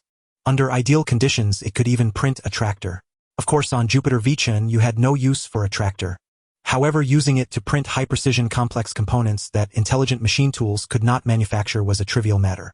Thus, with robots mining and smelting or intelligent machine tools processing low-precision components, the 3D printer fabricating high-precision parts and critical components that could not be manufactured drawn from stockpiles, Chen Yue's expansion plan proceeded smoothly. After 3 failures and 3 incinerated robots, the 4th robot finally started up successfully. He also built it in the style of 4 wheels and 4 mechanical arms to maximize its functionality. It was equipped with a lithium battery that could operate for approximately 14 hours under ideal workload conditions. Calculating based on 14 hours of work and 10 hours of charging per day, this robot model, which Chen Yue named Mui, had an expected total lifespan of about 3 months. That is, Chen Yue could guarantee they would function normally for 3 months. After 3 months, the probability of various malfunctions would increase dramatically, leading to complete scrapping and the need for recycling. The primary reason for this was that the quality of the components could not match those brought from the Mars base and Earth. At this stage, the components Chen Yue manufactured himself were still somewhat inferior in quality. But that was fine. A gradual improvement was the way. Chen Yue spent 2 months expanding the number of Mu-type robots to 100. Consequently, Chen Yue's total forces now swelled to 110 robots. These 110 robots were active within a radius of about 20 kilometers, centered on the Yinghua spacecraft, bustling and shuttling about tirelessly day and night. Some robots specialized in mining and splitting, or some in transportation, some in refining, and some in processing. They coordinated with each other in an orderly and seamless manner. Each of these robots was directly under Chen Yue's control. Compared to his vast computational power, simultaneously controlling over 100 robots was nothing, requiring no effort at all. The computational power required to solve a difficult math problem far exceeded this. It was precisely because all these robots were under his direct control that their coordination was so seamless. Often the transport robot would arrive at the mine just as the mining robot had prepared the ore for this shipment already raised and ready to be placed directly onto the transport robot. The transport robot would then turn and leave without a second's delay. Often the smelting robot would finish processing the previous batch of ore and send it to the next process. Just when new ore was needed, a transport robot would arrive precisely with the required ore again, without a single second of delay. Under these circumstances, the error rate among the 100-plus busy robots was nearly 0 and the attrition rate was minimized. After all this activity, Jupiter V finally showed a hint of liveliness. However, Chen Yue halted further expansion after producing 100 Mu-type robots. He could certainly continue production. There were still some spare parts left in the Yinghua spacecraft, enough to build about another 1,000 units. But Chen Yue realized this approach was too slow. Strictly speaking, each robot he manufactured was a custom handmade edition. They were built one by one, not produced on a standardized assembly line like in factories on Earth. At best, his current robot factory was a small handicraft workshop. And as everyone knew, handicraft workshops would be crushed by standardized assembly line factories. Not only in cost but also in output and quality. Just over 100 robots is far from enough. Even for my initial development phase, I need at least hundreds of thousands of robots. All these robots built one by hand. This won't do. I must scale up. I need standardization. At this moment, having resolved the paralysis threat, Chen Yue set his sights on scale. He decided to build a robot factory, a true robot factory. No, perhaps it could not be called a factory. It should be an industrial zone. A single Mu-type robot consisted of about 10,000 components. Among them, 9652 parts had lower precision requirements and could be manufactured in-house. These 9652 parts required at least 32 supporting factories for production. Subsequently, they would be sent to the final assembly plant for assembly. This would produce a standardized robot. Furthermore, upstream of these 32 supporting factories, facilities, such as power plants, steel mills, and chemical plants were needed. All told, without several hundred factories, it would be nearly impossible to get this industrial zone operational. But one step at a time. Chen Yue thought to himself, "I'll start with the most important factory." He planned to build a power plant first. At this stage, the energy source for Chen Yue himself, all robots and all equipment, came solely from the Yinghua spacecraft. It relied on the remaining fuel to drive the engine for power generation, and the electricity from a few plutonium isotope batteries supplied these power consumers. However, fuel was now running low, and the plutonium isotope batteries could only provide a limited amount of electricity. All things considered, building a power plant was absolutely necessary. Once Chen Yue decided on something, he immediately set to work. The technical difficulty of a small power plant was not high. Even if he continued to handcraft it, he could produce the necessary equipment.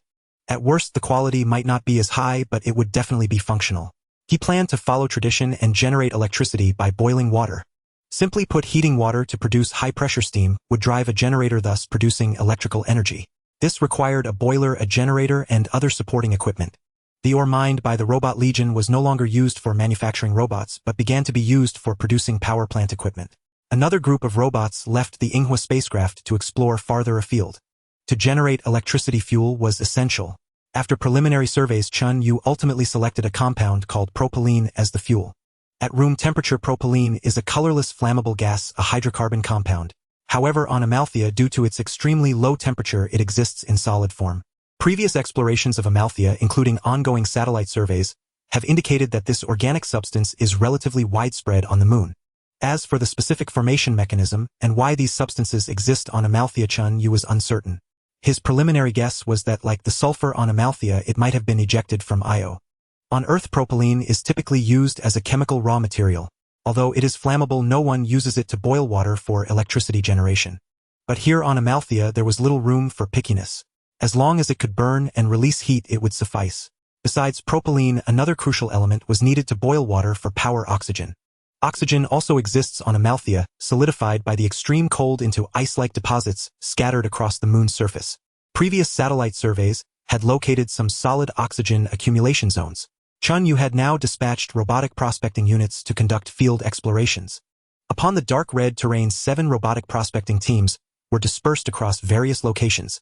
The oxygen prospecting team was the first to relay good news. At the edge of a massive impact crater named Gaia, the robotic prospectors discovered a vast amount of solid oxygen. Of course, it was not pure, mixed with numerous impurities. Other gases, fragments of rock and dust. One could imagine how turbid the air would be once Chen Yue vaporized this solid oxygen back into gas. If used for breathing, a single inhalation might be suffocating. Yet, as before, it mattered not. As long as it could fuel combustion, the air quality was of no concern to Chen Yue. Using various instruments, the prospecting robots roughly surveyed the oxygen or reserves at this site. The results were satisfactory to Chen Yue. This single location likely contained hundreds of thousands of tons of oxygen, enough for his use for a considerable time. Moreover, other sites had also revealed oxygen deposits. However, the survey for propylene ore on the other side was far from optimistic. The robotic prospecting team arrived at a location previously identified by satellite as containing substantial propylene deposits. After field testing, the results caused Chen Yue's heart to sink. What's going on? Only this surface layer, a thickness of just over 10 centimeters, Doesn't that mean this entire expanse holds only a few tons at most? Impossible. Unwilling to accept this, Chen Yue directed the robot to dig. Indeed, beneath a mere 10+ centimeters of propylene lay dark gray rock. Let's check other locations. The robotic prospecting team set out again across the desolate silent dark red land, heading to another site previously indicated by satellite to have propylene reserves. But this time the result was even worse. The propylene layer was not only of poor quality, mixed with too many impurities making separation and purification difficult, but its reserves were also smaller. Its thickness was less than 10 centimeters. A sense of foreboding crept into Chen Yue's mind. Amalthea was not large, its circumference was less than 1,000 kilometers. Chen Yue then directed the prospecting teams to set out from different directions and survey all previously confirmed propylene deposits. Half a month later, the final results arrived. None of these deposits held more than 1,000 tons of propylene. Not even 1,000 tons. What use was that? Enough to heat water for a bath perhaps, but to generate electricity? That was laughable. This outcome caught Chen Yue completely off guard. The planned construction of a power plant had to be delayed. Yet the power plant was a crucial facility, the foundation for all future construction. Without it, Chen Yue could do nothing. Even worse, once the fuel aboard the Yinghua spacecraft ran out and power was cut, he would die. He had to think of another way. I must find new, sufficiently abundant combustible organic matter, Chen Yue pondered silently. Building a nuclear power plant was currently out of the question. He lacked the fuel and the technology. A solar power plant was also impractical as the moon was too far from the sun. Wind power, even more impossible. Amalthea had no atmosphere, so there was no wind. Geothermal power, there was evidence of a hot core, likely due to Jupiter's tidal forces. But with his current technological level, Chen Yue had no means to harness it. The only viable option remained chemical energy, burning substances to generate electricity. Chen Yue fully mobilized the satellites previously placed in orbit around Amalthea, meticulously surveying the moon's surface in search of new organic matter. After extensive searching, they found many organic compounds: methane, ethane, butane, ethylene, and thousands of other flammable organics. But they all shared a problem: reserves were too small, even less than propylene, and extraction was difficult. Mining them might consume more power than they could generate. Chen Yue's attention turned to the brown or green unknown regions on Amalthea's surface. Survey satellites could not identify them. Chen Yue thought they were unlikely to be combustible organic matter, but now he had no choice but to investigate. The robotic prospecting team set out again, heading to the nearest large green area. After 2 days they arrived. What is this? Chen Yue manipulated the robot, pressing its camera almost against the ground. There lay a pale green, opaque, ice-like crystal. Carefully he chipped off a piece and placed it in a heating chamber. As it warmed, various gases were released. Chen Yue meticulously analyzed the gases and was shocked and delighted to detect dozens of combustible organic compounds, including methane, ethane, propylene, and butylene. No way! The immense surprise left Chen Yue slightly dizzy. He recalled something that only existed on frozen celestial bodies. Tholin. Tholin is a copolymer molecule formed from organic compounds irradiated by ultraviolet light. Cannot form on Earth, so it does not exist here. Could these strange green or brown substances be tholin? Could tholin burn? Of course it could. It was after all derived from complex organic processes. Then, the robot raised its head to look ahead. Before it lay an endless green plain stretching to the horizon. Chen Yue merely calculated briefly and arrived at a preliminary conclusion. Just this plain alone, even if the thickness of the tholin is not deep, there is at least a total storage capacity of over 1 million tons. And this is just one location. Satellite detection indicates that there are many such green areas across the rest of Huoying 5. Chen Yue did not know the total amount of tholin storage, but he could be sure it was substantial. At least it should be enough to support him through the early stages of development. When these tholin reserves are exhausted, he might even have the ability to leave Huoying 5 for the other satellites. Would he still lack fuel then? Chen Yue was filled with excitement. Without hesitation, the mining robots immediately began their work. This team of robots first cut several large blocks of ice tholin with a total mass of about 12 tons and dragged them back to the camp. At this moment, the power plant equipment was anxiously being manufactured by hand. The refining robots gradually processed the required minerals, the intelligent machine tools processed them into components, the 3D printing equipment printed complex parts that could not be processed, and the robots acted as operators to undertake the assembly work. After several days of busy work, a bizarre object resembling a large vat was finally created. It had a diameter of about 5 meters and a height of 3 meters, divided into a combustion chamber and a steam chamber with complex pipelines extending outward. One of these pipelines connected to another smaller tank similar in appearance. At this moment, the generator had also been completed. Several robots worked together to move it over and connect it to the boiler, while another pipeline from the smaller tank was directed to the generator. The other side of the generator was connected to 2 lines with a lighting lamp attached. The robot responsible for fuel pretreatment placed solid oxygen and ice torlin into the smaller tank through 2 entrances. Here these 2 substances would undergo preliminary processing. They would first be heated to melt, transforming from solid to gas. During this process, the mixed dust and stones would fall to the bottom due to gravity, ultimately being expelled. The combustible gases released from the heated oxygen and torlin would be sent to the combustion chamber after undergoing simple filtration. Then the ignition device would activate, igniting the 2 gases and releasing heat. The heat would warm the upper layer of ice water, causing it to boil, and then vaporize, thus generating immense pressure. The high-pressure steam would rush through the pipes to the generator, where it could drive the generator's blades to rotate. The blades would move the wires, slicing through the magnetic field lines, and electricity would be generated continuously. Now it was time for the first experiment. The power cable drawn from the Huoying spacecraft supplied electricity to the pretreatment device. After heating, Chen Yue carefully controlled the gas to enter the combustion chamber and then ignited it. The pressure sensor relayed the current pressure in the steam chamber. Before ignition, the internal pressure was almost 0, as this was the extremely cold Huoying 5, where there was practically no atmospheric pressure. However, once it started burning, the pressure immediately rose alongside the melting of the ice. Before long, it reached a level equivalent to 1 standard Earth atmosphere. On the nearly vacuum surface of Huoying 5, a container with an internal pressure of 1 atmosphere was almost equivalent to a bomb. If the material strength was inadequate, it would explode. Chen Yue felt a bit worried, but it turned out that the boiler he handcrafted might not be perfect in quality, yet it could withstand this pressure. The pressure continued to rise. Once it finally reached a threshold, the valve was pushed open and the scalding high-pressure steam surged out. The generator began to vibrate slightly and the heavy blades slowly started to rotate. The next moment, the hanging light flickered.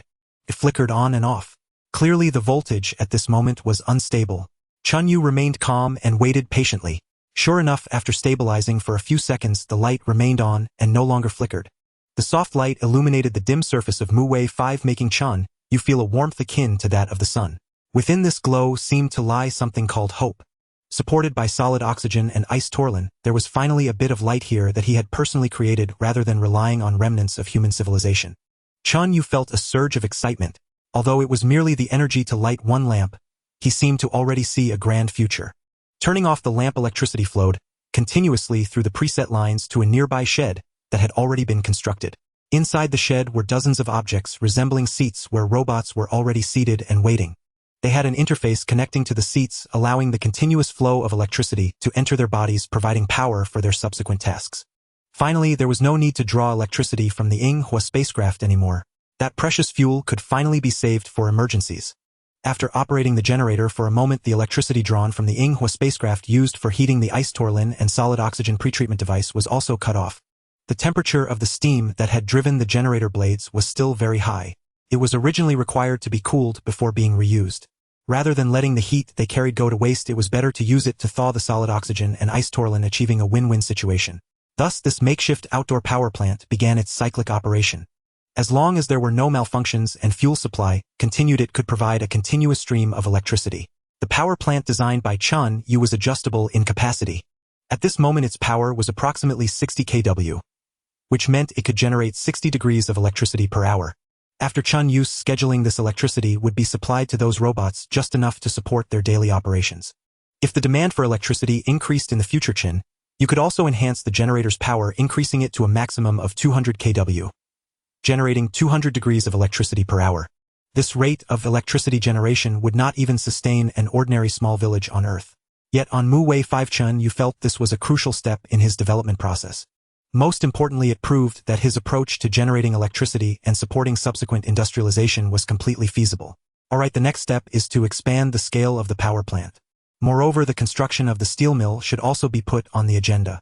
Chen Yue was not thinking about improving efficiency, precision, quality, or reliability, or reducing waste at all. At this moment, that was not something he could afford to ponder. Simply piling up quantities and increasing electricity generation was the immediate priority. When it came to expanding the power plant and increasing electricity generation, Chen Yue once again profoundly felt the constraints imposed by his insufficient metal processing capabilities. Pretreatment units, boilers, generators, and wires, all were made of metal, all dependent on the metallurgical industry for resources. But now all Chen Yue could rely on were a mere handful of multifunctional ore processing robots, which could only produce a trickle of metal each day through a customized mode. It wasn't that Chen Yue didn't want to build more ore processing robots. Rather, these robots were huge consumers of electricity, and the supply of raw materials, ore, was also limited. Building more would have outpaced the ore supply. Increased the ore supply. That would require more mining robots. But building mining robots also required steel. This created a vicious cycle. The only way for Chen Yue to break the cycle was to grind it out over time, slowly increasing production. A good start had been made. At least the robots no longer needed to return to the Yinghua spacecraft for charging. The ore processing robots could now operate at full capacity without worrying about power consumption. Thus, aside from reserving 3 robots to maintain the power plant's normal operation, and assigning 27 robots to collect solid oxygen and Bingquan, all remaining deployable robots were thrown into the campaign of mining ore.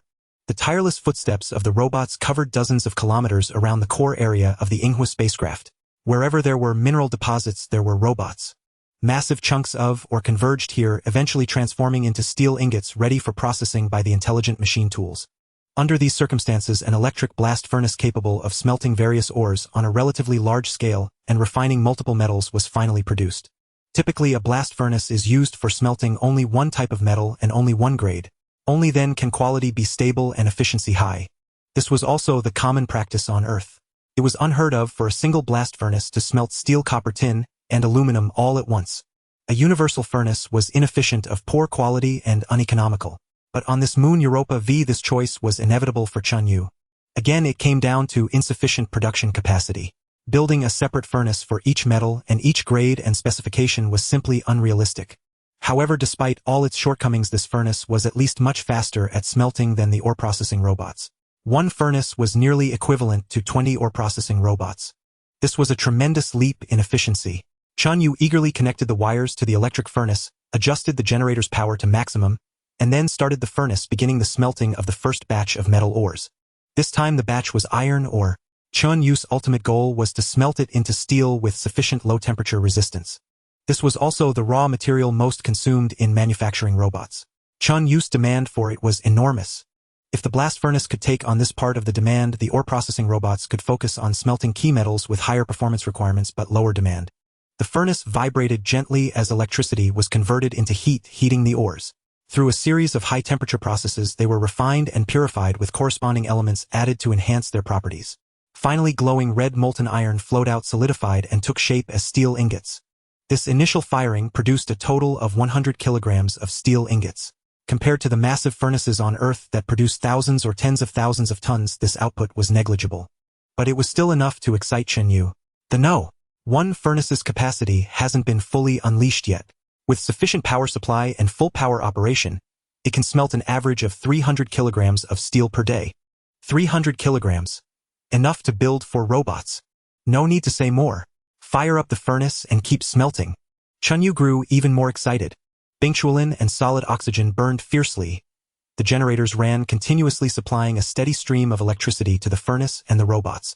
Molten iron flowed out steadily and was transported to the intelligent machine tools for the manufacture of a new generator. Drawing on the experience of the first generator, the power of the second one was increased slightly, reaching 250 kW. It was then started and successfully synchronized to the grid. With ample electricity, the furnace immediately went into full throttle, finally reaching its rated output of 300 kilograms per day. At this point, Chen Yue could have built several more furnaces and generators. But he didn't. There weren't enough robots. Anymore, and there would be a shortage of mining robots and fuel robots. The ice and solid oxygen collected by a total of 30 robots could at most power 2 generators. The remaining robots scurried around, working at full capacity to mine ores. The supply was more than enough for 1 furnace, but for 2 it would be insufficient. It was indeed a case of having the will but not robots and machinery. The occupied capacity was far less than 1%. The remaining computational power was all idle. The lack of means was self-evident. He had the computational power but no robots to use it. Chen Yue always kept in mind that his top priority was to build a robot production line and produce more robots. Power generation and smelting were all in service of rapidly expanding the robot count. He must not put the cart before the horse. Under these circumstances, Chen Yue decisively halted the construction of generators and furnaces, and instead began using the steel produced by the furnace to build a metal processing plant. 1 intelligent machine tool plus 1 3D printer simply didn't have enough processing capacity.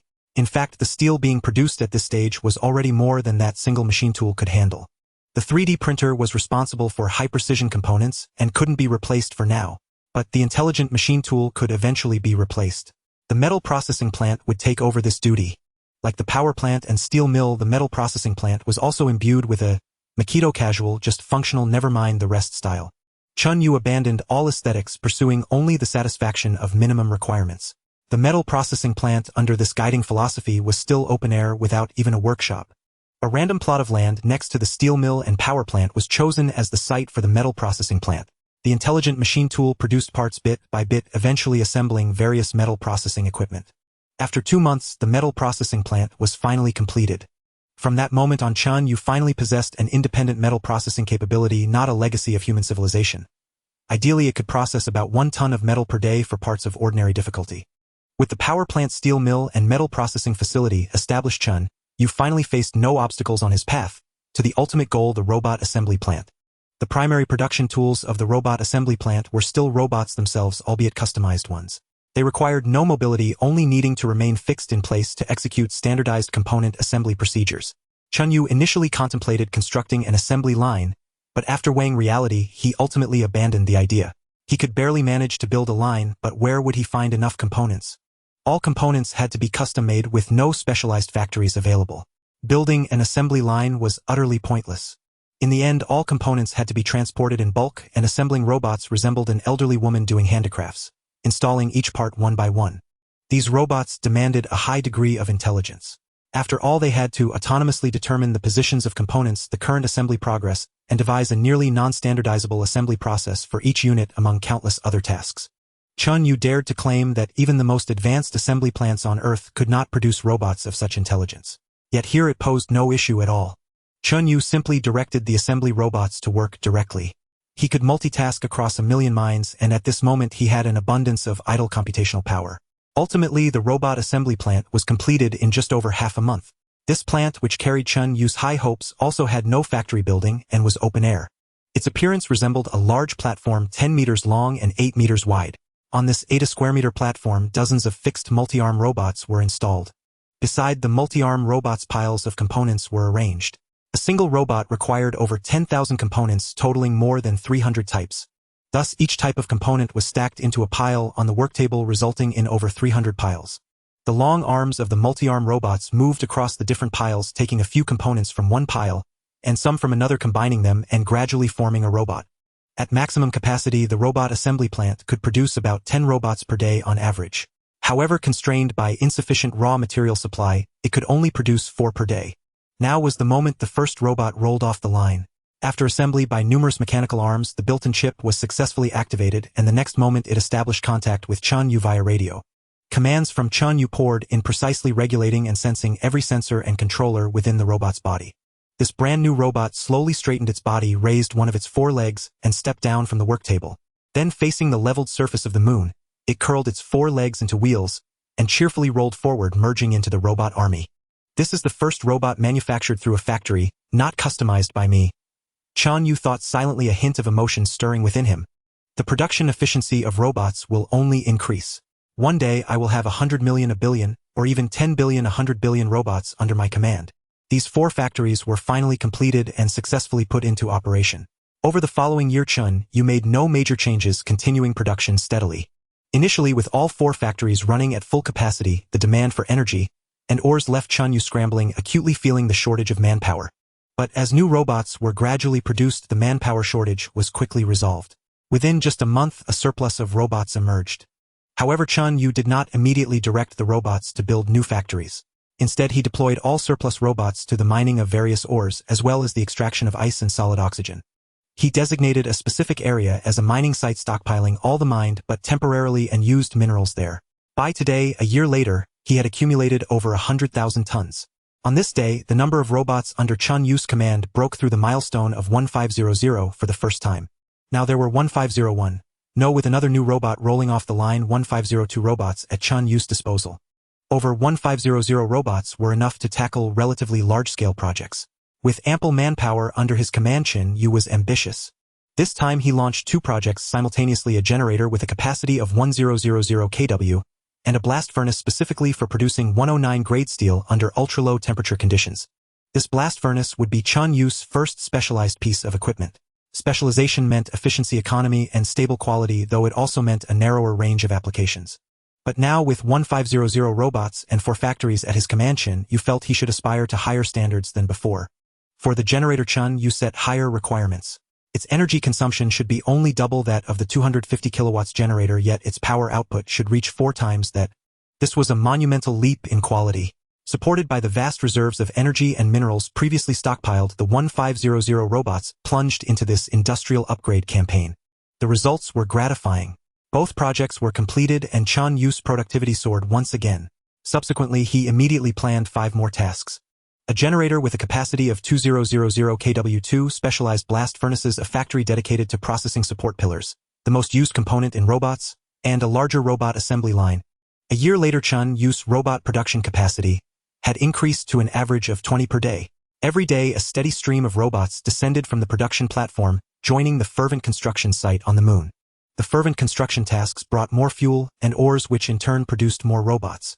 In such a virtuous cycle, by the 10th full year since Chen Yue landed on the moon, the number of robots under his command had skyrocketed to 30000.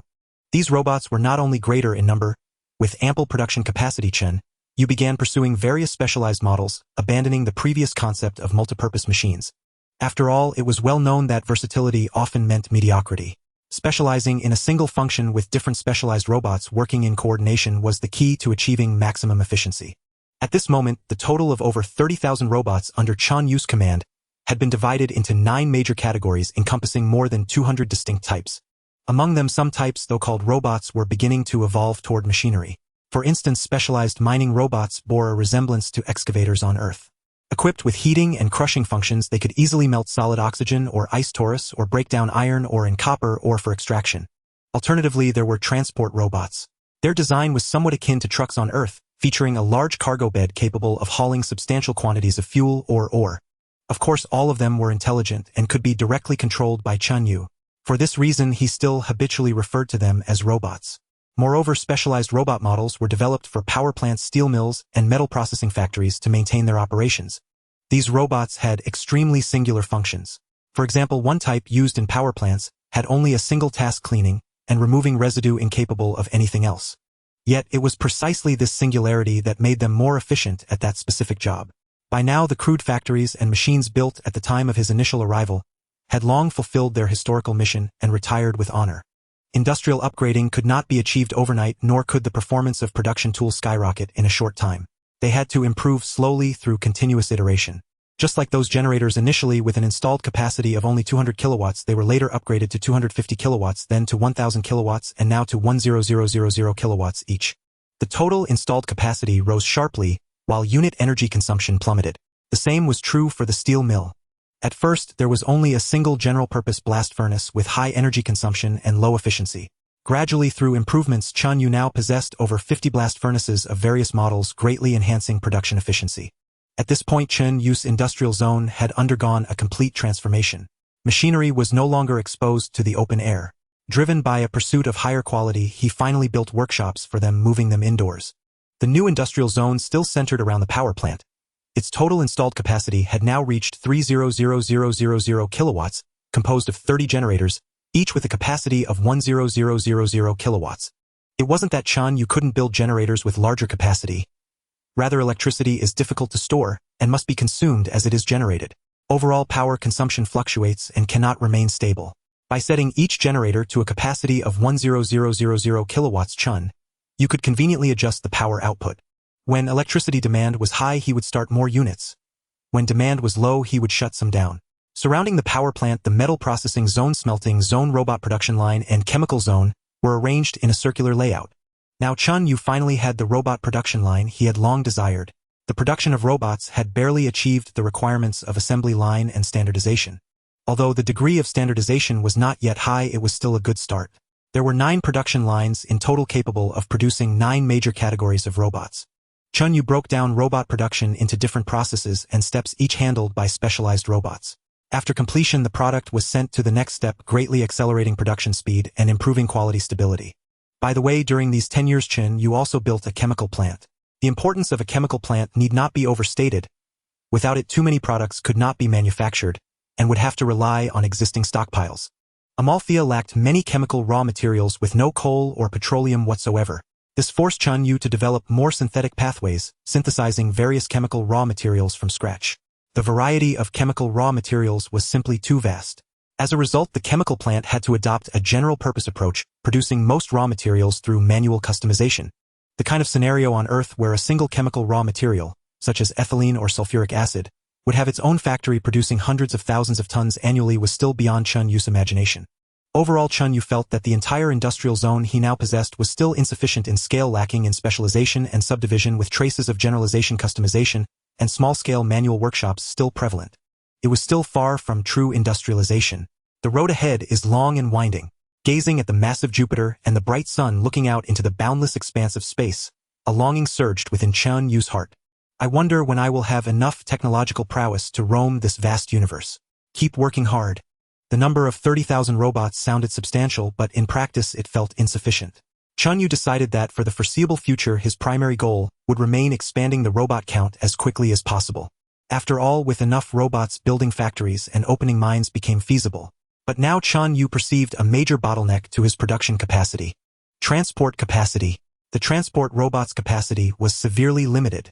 Even though they traveled day and night across Amalthea's desolate landscape, the amount of fuel and ore they could haul was still meager.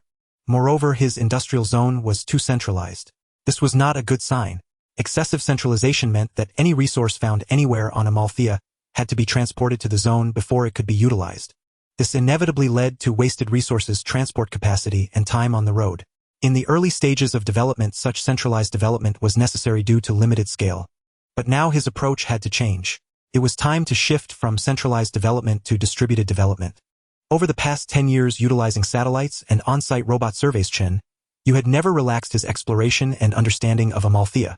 By now, Chen Yue knew exactly where each mineral deposit was located on Amalthea, the terrain, the structure, and what each area was suitable for.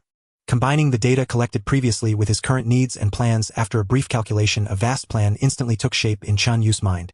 Indeed, when a civilization reaches a certain stage, the necessary task is infrastructure. Chen Yue sighed inwardly, reinvigorating his spirit. Then let's build some railways first. From Mine No. 1 to Mine No. 186A. Chen Yue planned to connect all these currently discovered mining sites via railway. Even on Amalthea, rail transit remained the most convenient and economical method of freight transportation. Under Chen Yue's command, a vast number of engineering robots were mobilized, forming a formidable pioneering army. At the very front were the demolition robots.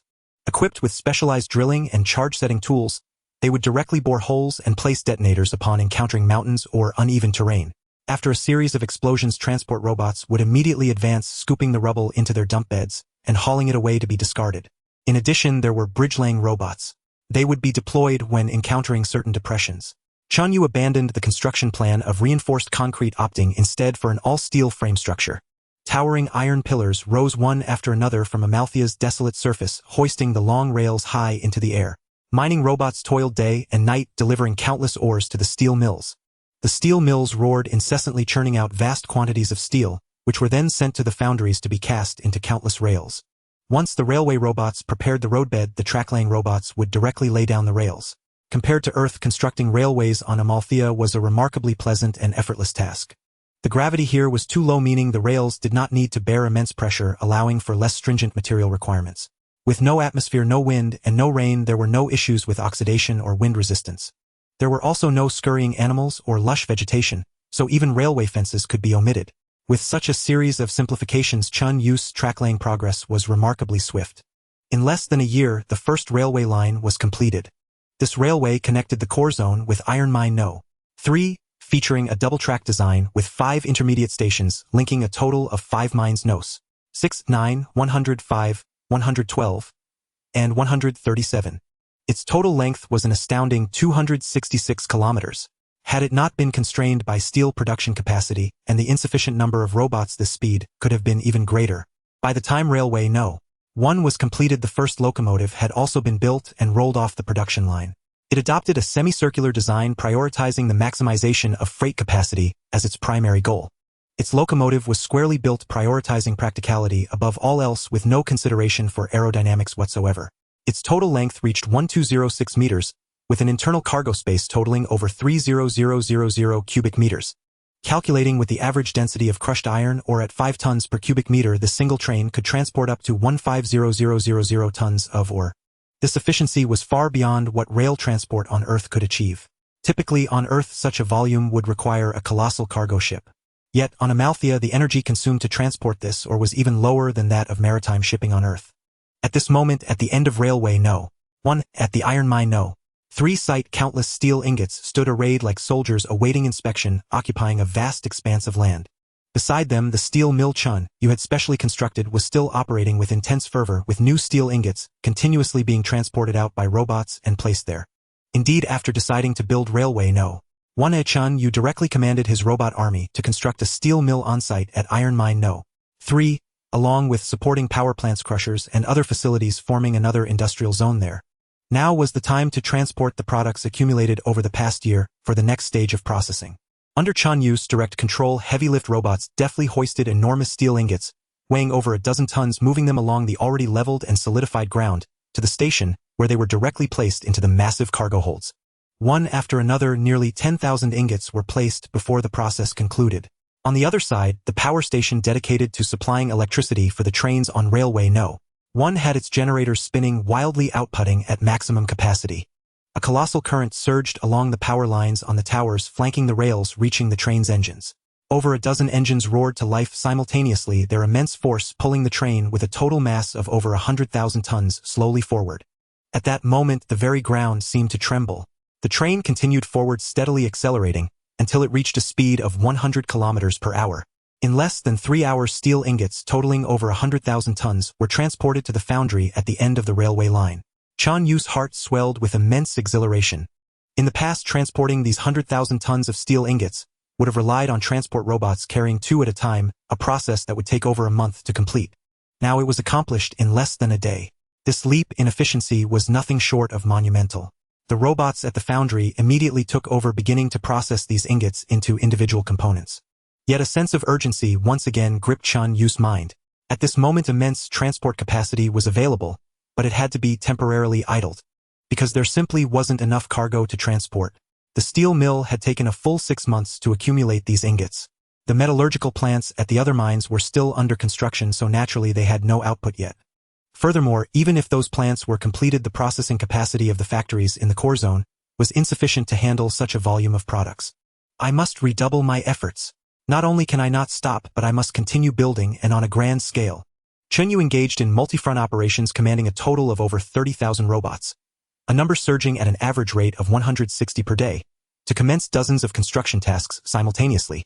Construction had begun on a power generation center with a total installed capacity of 100 million kilowatts, located in an area rich in solid oxygen and ice-tholin deposits, a metal processing center situated near various metal mining zones, and mining sites, crushers, processing plants, smelters at each major mine, as well as a second railway line. With the core zone as the epicenter, the surrounding hundreds of kilometers, amidst the fervent work of over 30,000 robots and numerous factories, began to exude a genuine atmosphere of prosperity. But this is not enough, far from it. With my current industrial base, I cannot even build a single aircraft, let alone a spaceship. I must push even harder.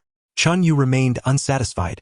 He threw himself into this construction endeavor with unprecedented passion. Furthermore, not only was he focused on industrial construction here, but in another direction he had also diverted considerable resources to commence exploration and development.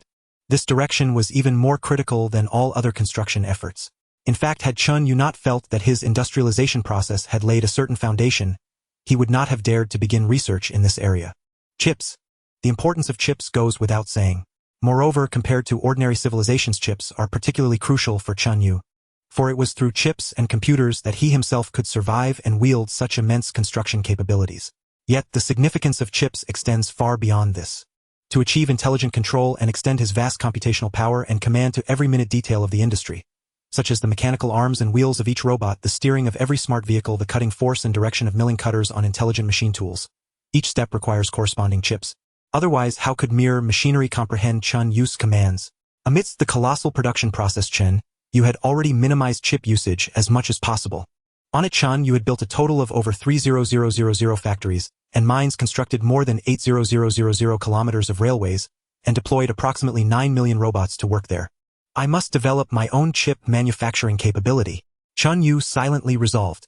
Not only does the industry need it, but in the future, once my chip fabrication process is advanced enough, I will even develop more sophisticated computers to serve as my dwelling place.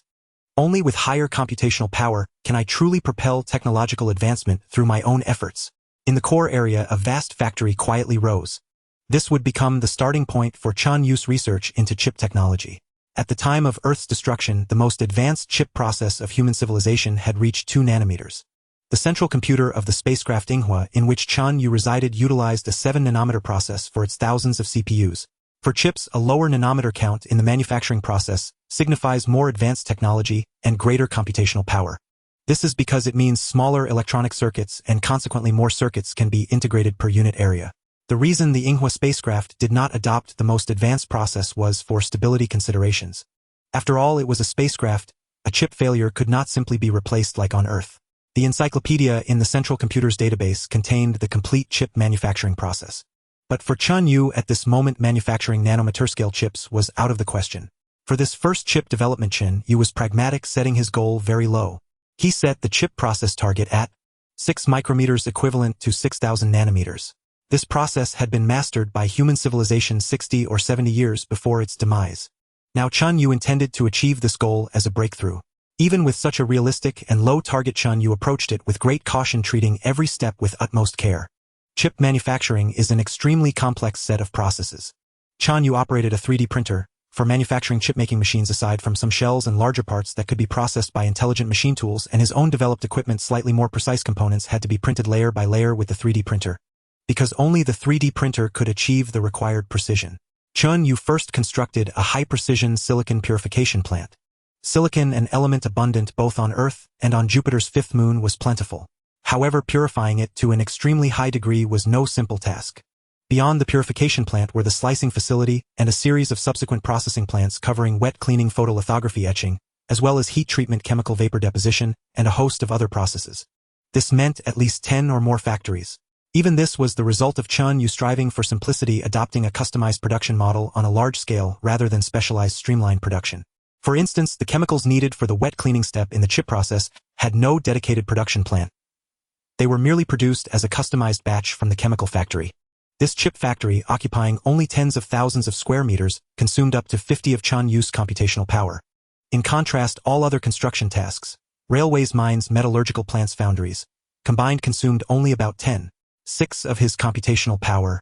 This was the first time since arriving on Jupiter's 5th moon that Chen Yue had been occupied by over 50 of his computational power. At the chip factory, Chen Yue operated meticulously, building with care. Outside the chip factory, Chen Yue acted with boldness and grandeur, displaying the audacity to change the very color of the sky with a wave of his hand. Hundreds of kilometers of railways were built on a whim.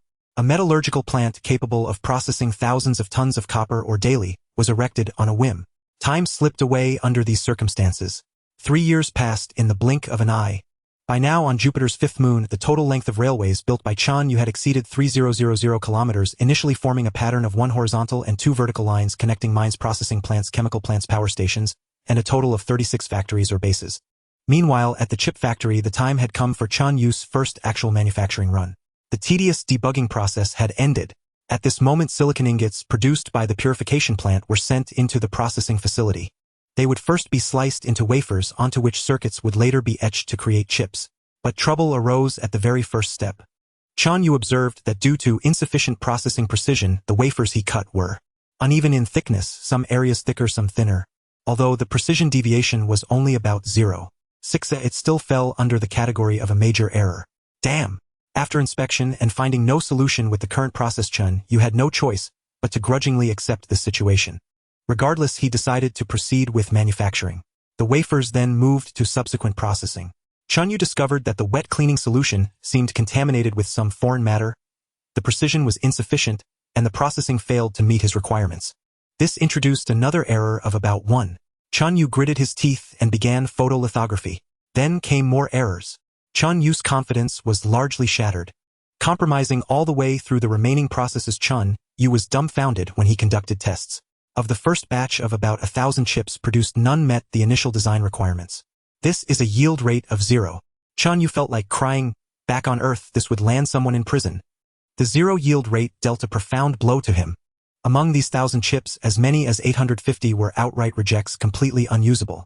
Of the 150 usable ones, the best-performing chip, as calculated by Chen Yue, could only achieve roughly the performance of a chip from human civilization's 10000 nanometer process. The rest barely reached the performance of chips from the 30000 nanometer process. But, regardless, I have managed to produce chips. Chen Yue consoled himself. As long as I improve gradually, there will come a day when I surpass the technology of humanity's era. After completing the first batch of chips, Chen Yue summarized his experience, studied improvements, and readjusted the machine parameters before commencing the second batch of chip manufacturing. At this point, Chen Yue had abandoned the originally planned 6000 nanometer manufacturing process, aiming only to stably produce chips with a performance level of 10000 nanometers. Although chips at the 10000 nanometer level seemed quite outdated, they could still play a significant role, as many industrial sectors simply did not require such advanced chips. For instance, some control chips near the machine's base level might only need to receive a command and execute simple actions like extending, retracting, or moving a robotic arm left or right. How complex did the chip need to be? Even a 10000 nanometer chip was more than sufficient. Yet now Chen Yue had no choice but to use the high-performance chips salvaged from the Mars base. Because aside from these, he had none other. If he could manufacture reliable 10000 nanometer chips himself, he could replace all those high-performance chips and allocate them to more critical applications. In fact, Chen Yue had recently slowed down robot production deliberately due to insufficient chip reserves. Chen Yue estimated that once the 10000 nanometer chips were produced stably, they could replace at least 1/10 of the current total chip usage in his industrial network. This was a substantial figure and could play a crucial role. After adjustments for this second batch of 1000 chips, when the yield standard was recalibrated to meet the performance of 10000 nanometer chips, though the process remained at the original 6000 nanometers, the performance only reached that of the 10000 nanometer level. The yield rate finally rose from a pitiful, almost mocking 0% to 5%. 50 chips met the standard. Chen Yue continued to improve research and adjust. After 2 years of repeated efforts, he eventually stabilized the yield rate at 55%. This was the limit. Due to inherent instrument defects, the yield could not be increased further. Over these 2 years of tinkering, Chen Yue produced a total of approximately 20,000 standard chips, and gradually replaced them in various machines and robots to observe their performance, providing data for subsequent iterations. Once the yield stabilized, Chen Yue began to ramp up production. Meanwhile, he started planning a second chip production line. This second line was a completely new design based on the experience and foundation of the first. Over the past 2 years, Chen Yue's industrial base had also seen some growth. Various types of factories had gradually emerged from the original custom general-purpose factories, achieving specialization, such as dedicated wire factories, tool factories, sulfuric acid plants, and ethylene plants. Previously, factories like those for wires and tools which involved metals were even the same facility. The multifunctional casting machines produced both wires and tools, resulting in low efficiency. Now things were different. The growth of the industrial base gave Chen Yue more confidence, providing him with sufficient foundation to build the second chip production line. With a new silicon purification plant using advanced processes, a new wet cleaning process, and a newly developed lithography machine, by the time the second chip production line was completed, the first line had achieved a weekly output of 10,000 chips, with a yield fluctuating between 50 and 55%. The second line started with an output of 10,000 chips, still using the 6000 nanometer process. But this time Chen Yue no longer had to lower the standard to measure yield. In the first trial production run, out of 10,000 chips measured by the 6000 nanometer performance standard, the yield reached 12%. This meant that every week Chen Yue could produce 1200 chips with the 6000 nanometer process. It also meant that each week up to 1200 high-performance chips could be replaced and installed in more critical locations. And this was just the initial stage. Chen Yue was confident that after at most 2 years of debugging, the second line could achieve a weekly output of 100,000 chips with a yield of 40%. That would mean a weekly output of 40,000 chips. The ample supply of chips completely lifted the constraints on Chen Yue, allowing him to fully commit to producing robots and equipment without worrying about chip shortages. Thus, the previously suppressed robot production capacity was fully unleashed. With nearly 100,000 robots already in existence, the production rate reached an average of 700 robots per day. These newly produced robots were continuously supplied to the construction front lines. The overburdened robots could finally rest and have a chance to undergo comprehensive overhauls at the hospital. At the same time, the construction pace across all fronts began to accelerate dramatically. By now, the railway network Chen Yue had built on Amalthea had expanded from the initial 1 horizontal and 2 vertical lines to 3 ring lines and 4 vertical lines. Centered around the spacecraft Yinghua, there were 3 ring lines at distances of approximately 5,160 and 280 kilometers. Within these 3 ring lines, 4 vertical railway lines connected the inner and outer areas. The rail network also included numerous branch lines extending to every mine and factory. The total railway length had now reached 7,000 kilometers. Over 200 trains raced along these tracks day and night. They transported steel ingots, copper ingots, and aluminum ingots to corresponding foundries and processing plants, delivered process parts to assembly plants, sent large amounts of solid oxygen to power plants, or carried rails to the railway's end. Chen Yue observed that with the increase in his industrial strength, the growing number and capacity of factories, the entire environment of Amalthea had also been affected. At this point, Amalthea even had a thin atmosphere. For a small celestial body like Amalthea, having an atmosphere was almost laughable. Even if, by some chance, such as passing through a region rich in interstellar gas, it gained a slight atmosphere, it would be like an honest man marrying a fairy. Impossible to keep. Interstellar radiation and Jupiter's radiation would ruthlessly strip away the atmosphere, and at a very fast rate. Yet Chen Yue found that Amalthea's atmosphere was actually getting thicker. Its surface atmospheric pressure had reached 1/70,000th of Earth's atmospheric pressure. This was greater than Pluto's atmosphere. Considering its mass was much smaller than Pluto's, this was remarkable. Chen Yue looked at the power plant belching thick smoke and the ceaselessly operating steel and metallurgical plants, lost in thought. Having an atmosphere is fine, as long as it doesn't get too thick. The atmosphere is absolutely crucial for life forms. It also plays an extremely important role in ecological evolution. What would Earth look like without its atmosphere? It is foreseeable that life would never have emerged. Liquid water could not be retained, as it would be completely evaporated by solar radiation. The surface would be a scorched wasteland with temperatures soaring to hundreds of degrees Celsius during the day and plummeting to -200 degrees Celsius at night. The atmosphere is so vital, yet for Chen Yue it posed a certain inconvenience. Initially, it was precisely because Amalthea lacked an atmosphere that Chen Yue chose to land the Mars rover there.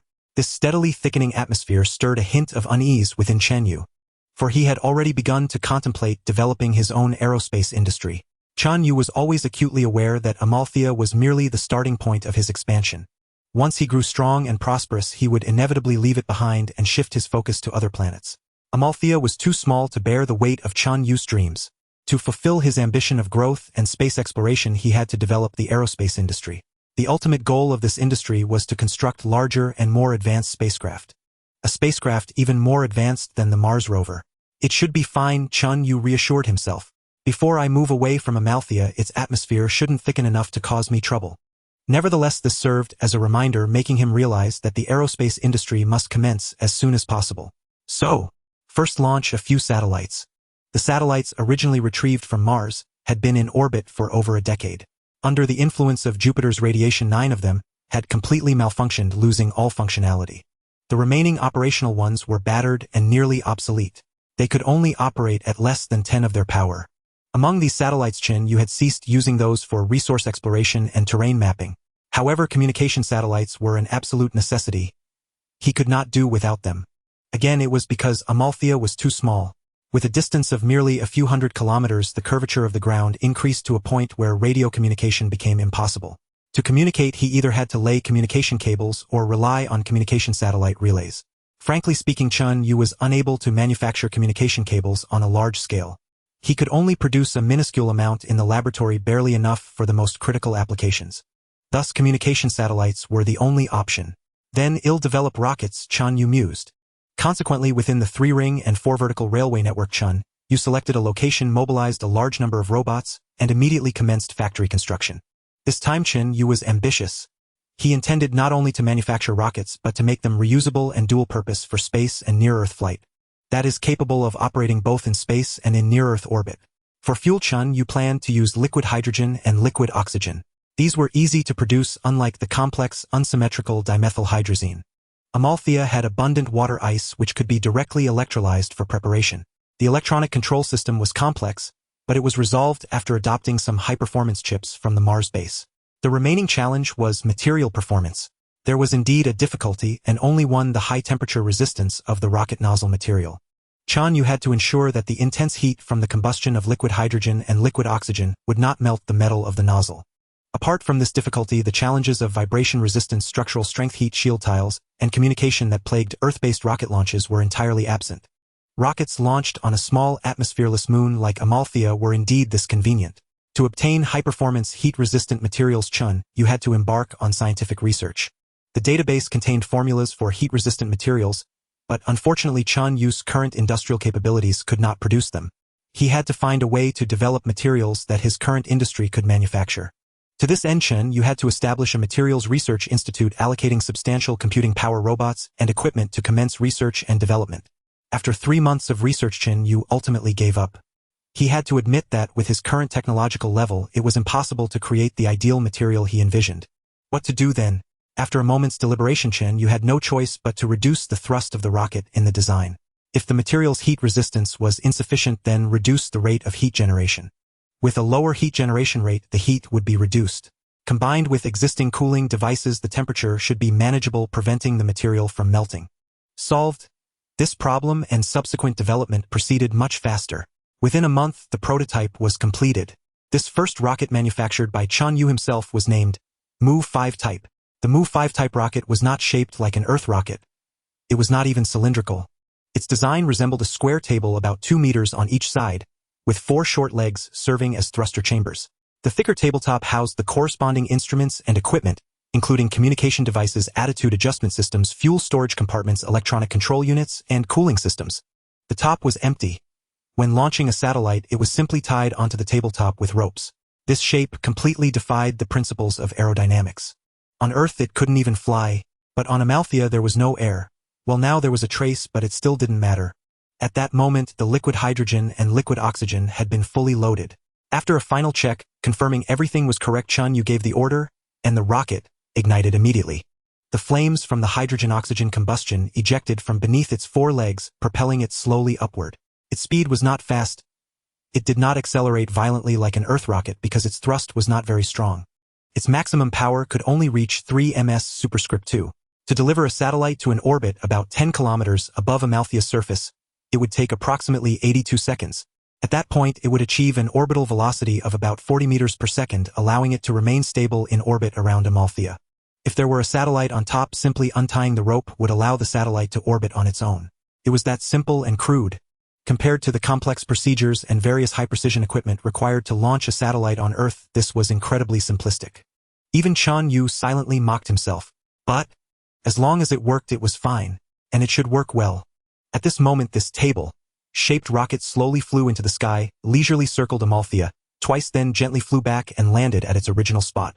In Chen Yue's memory, it was only about 20 years before Earth's destruction and the extinction of human civilization that humanity had finally mastered the relatively mature technology of rocket recovery. This meant that after launching, payloads like satellites or spacecraft rockets could return to the ground on their own and be reused after maintenance. This technology drastically reduced launch costs, providing greater convenience for humanity's ventures into space. Even the manned Mars landing plan of the Yinghua spacecraft was proposed only after the maturity of reusable rocket technology. The importance of this technology was self-evident. Human civilization had endured countless hardships. Rockets crashing and exploding, scientists and engineers pouring their hearts and souls into the effort and immense amounts of time and capital before finally mastering it. Yet, on Jupiter's moon Amalthea, for Chen Yue, this technology was remarkably simple. So simple that with his crude aerospace technology, he had directly mastered reusable rocket technology upon launching his first rocket. This was because Amalthea was too small and had almost no atmosphere. The difficulty of mastering this technology here was countless times easier than on Earth. At this moment, the table-shaped Amalthea 5 rocket landed steadily on the launch pad. Robots waiting nearby swarmed forward, deploying various devices and instruments to conduct a thorough inside-and-out inspection. The inspection results satisfied Chen Yue immensely. This launch had caused no damage to the rocket. It could now be refueled and flown a second time without even needing major repairs. Thus, a train departed from Chen Yue's newly built satellite factory, carrying a satellite he had recently constructed. The satellite was cubic in shape, with a volume of less than 1 cubic meter and a mass of 1.7 tons. Of this weight, approximately 600 kilograms were liquid hydrogen and liquid oxygen. Under the control of a controller, they would slowly ignite to drive a generator producing electricity to power the relevant instruments.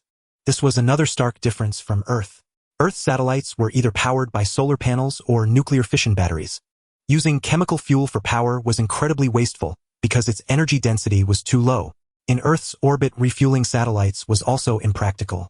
Once the fuel ran out, which wouldn't take long, the satellite would have to be scrapped. But on Amalthea, the conditions were exactly the opposite. Here, sunlight was too weak for solar panels to be viable, and Chen Yue had not yet mastered nuclear fission battery technology. However, chemical fuel power technology was mature and refueling was highly convenient here. If needed, the Amalthea 5 rocket could simply be launched again with minimal effort. Thus this situation arose. Moreover, though this satellite was called a satellite and seemed high-tech, it was essentially just a signal amplifier operating in space lacking any real technological sophistication. Even the Bingchuolin solid oxygen power plant possessed more technical content than this device. So the satellite was tied to the Amalthea 5 rocket with steel cables, indeed steel cables much like how logs are bound on a truck, and secured directly. Igniting once more, the Amalthea 5 rocket ascended again, smoothly delivering it into orbit around Amalthea. The next moment Chen Yue immediately noticed that the communication quality with his distant factories, bases, and robots had improved several-fold. Commanding them became more like an extension of his will. Not bad. Chen Yue pressed on launching dozens more satellites to achieve full signal coverage over Amalthea. Now he no longer had to worry about robots losing touch with their master. With this shortcoming resolved, Chen Yue once again focused his energy on the ongoing large-scale construction. Time slipped by quietly and decades passed in the blink of an eye. For an ordinary person this might evoke a sense of vicissitude, with a babbling infant turning into a gray-haired elder. But Chen Yue felt nothing of the sort. Decades were but a fleeting moment to him. As long as his computer remained intact, he possessed infinite lifespan. Now it was the year 76 of the new calendar. Chen Yue had set the moment of his arrival on Amalthea as the 0 hour of the new calendar's first year. He then adopted the same timekeeping system as Earth: 24 hours per day, 60 minutes per hour, and 60 seconds per minute. At this moment it was exactly midnight of the 76th year. The new year had just passed. Immersed in his work and unable to extricate himself, Chen Yue held no New Year celebration. The continuous development of his industrial base led him at this New Year's moment to conduct a personal inventory as a form of commemoration. After 76 years of relentless day and night development with exhaustive effort, the number of robots under Chen Yue's command had skyrocketed to 20 million units.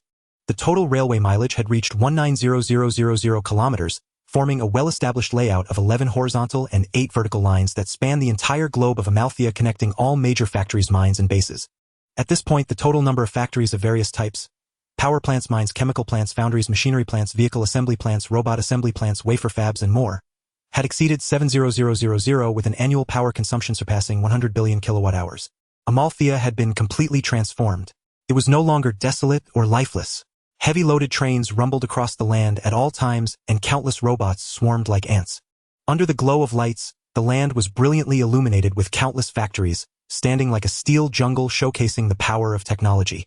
Notably, through decades of uninterrupted research and development with massive resource investment, the semiconductor process, most crucial to Chen Yue, had advanced to the point where 130-nanometer chips could be mass-produced.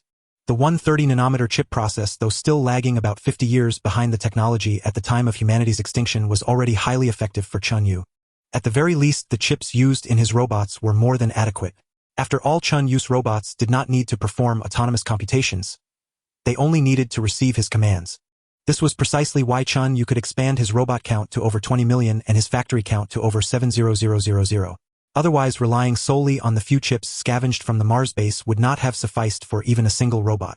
Chen Yue felt that his development of Amalthea had reached a milestone. In the future, new goals and directions were needed. At this moment, Chen Yue realized that his development of Europa had reached a limit in scale.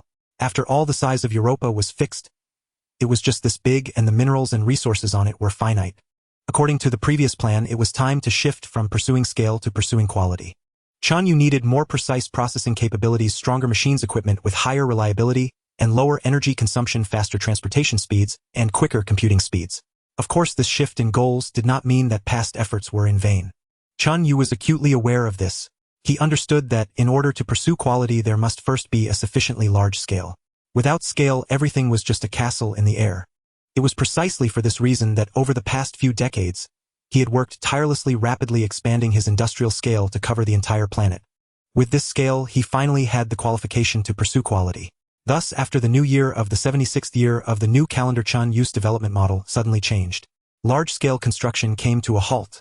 From this moment on, Chen Yue would no longer build new factories or extend railway lines. In its place was gradual iteration and upgrades. It was akin to a power plant. In the past, it might have taken 2 kilograms of isotholin and the corresponding oxygen to generate 1 kilowatt of electricity. But now Chen Yue pursued higher thermal efficiency.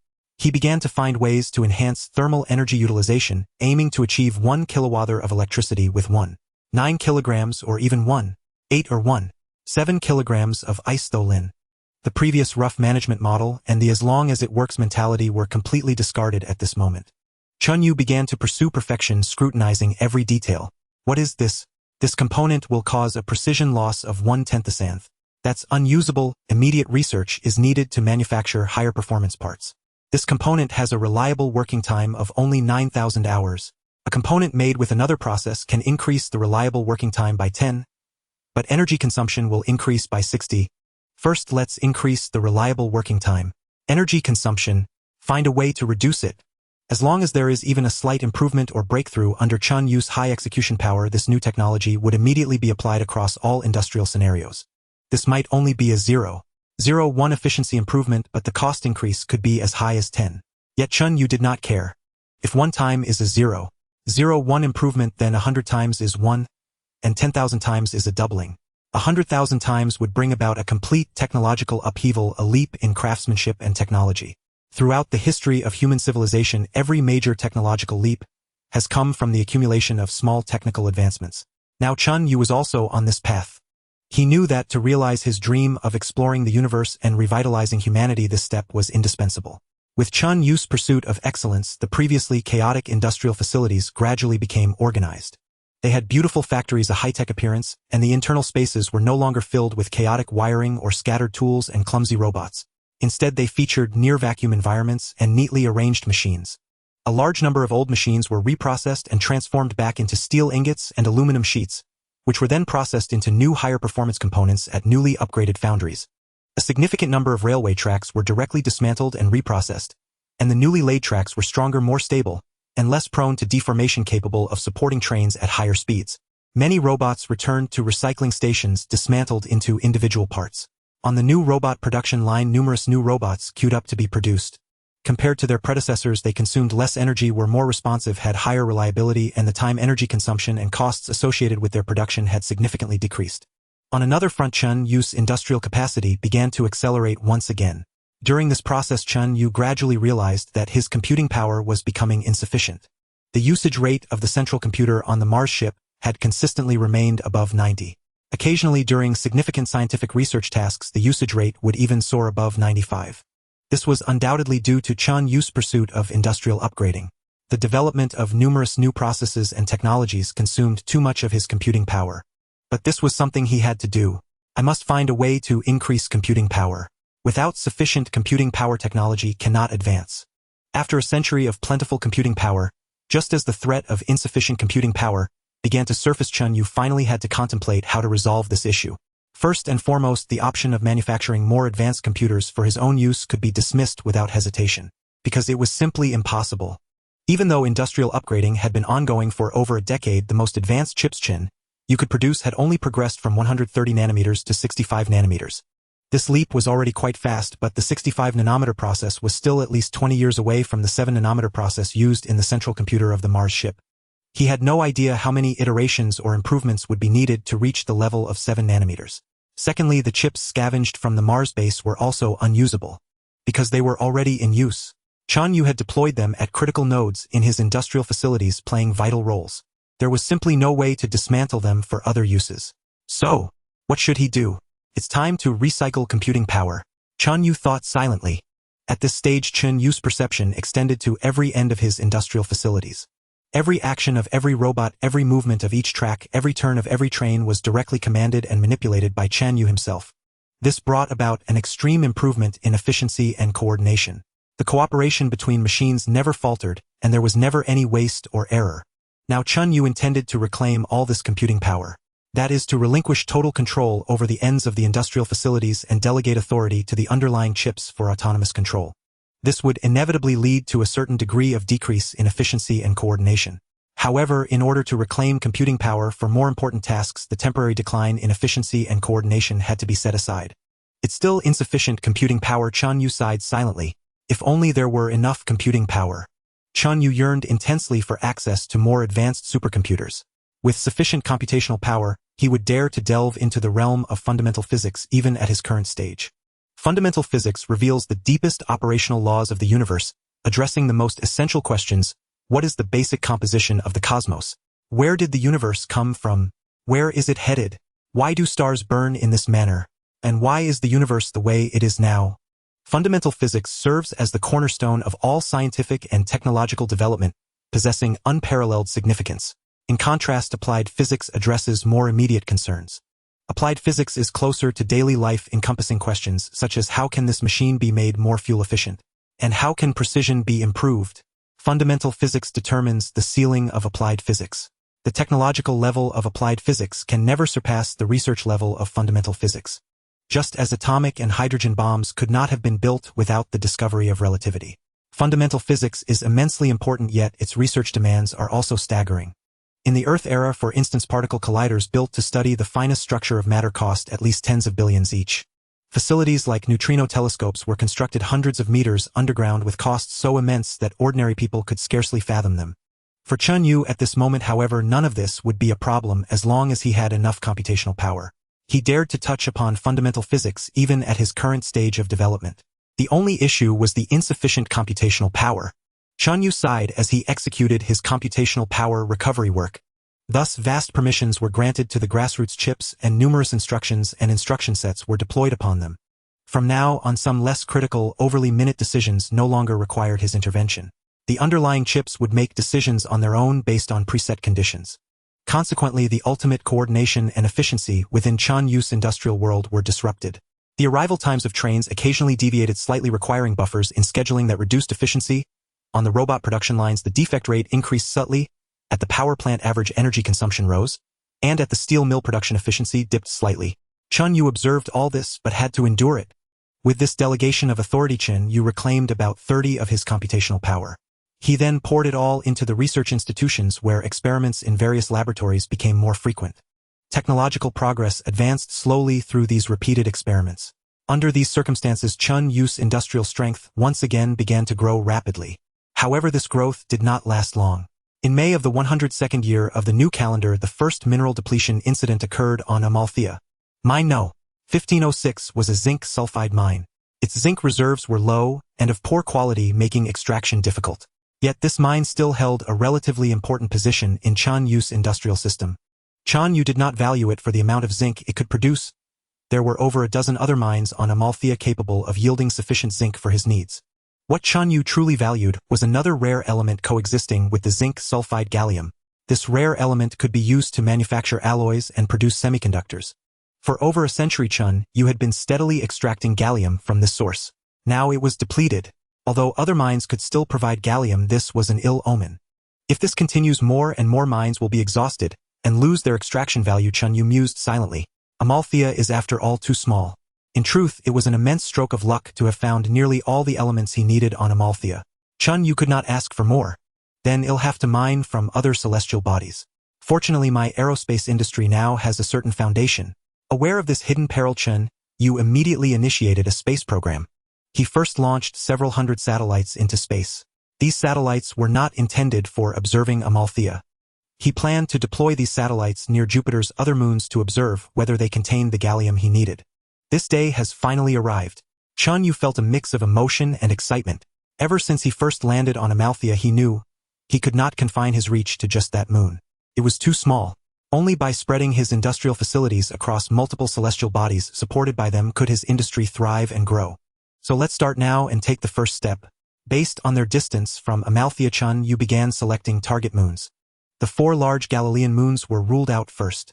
Though they were vast and rich in minerals enough to sustain Chen Yue indefinitely from a single one, they had one major drawback: they were too large.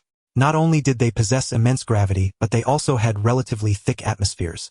Given Chen Yue's current aerospace capabilities, he could not even manage to launch rockets or land spacecraft on them. Only moons similar to or smaller than Amalthea were viable targets. Under these circumstances, the several hundred satellites escorted by movie rockets followed different trajectories toward 5 of Jupiter's moons, XIV, XV, 16, 18, and 6.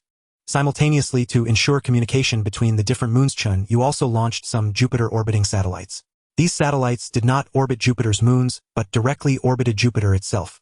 They occupied different orbits, guaranteeing that no matter where Amalthea was in its orbit, communication with Jupiter's other moons at various positions would be convenient. The vast heavens, the boundless starry river. Hundreds of tiny satellites flew under Chen Yue's remote control, smoothly entering the orbits of different moons. Observations began. In the first year, Chen Yue found nothing. The probes only detected common minerals on those moons of little value. Such large moons, yet so poor in minerals, Chen Yue grumbled.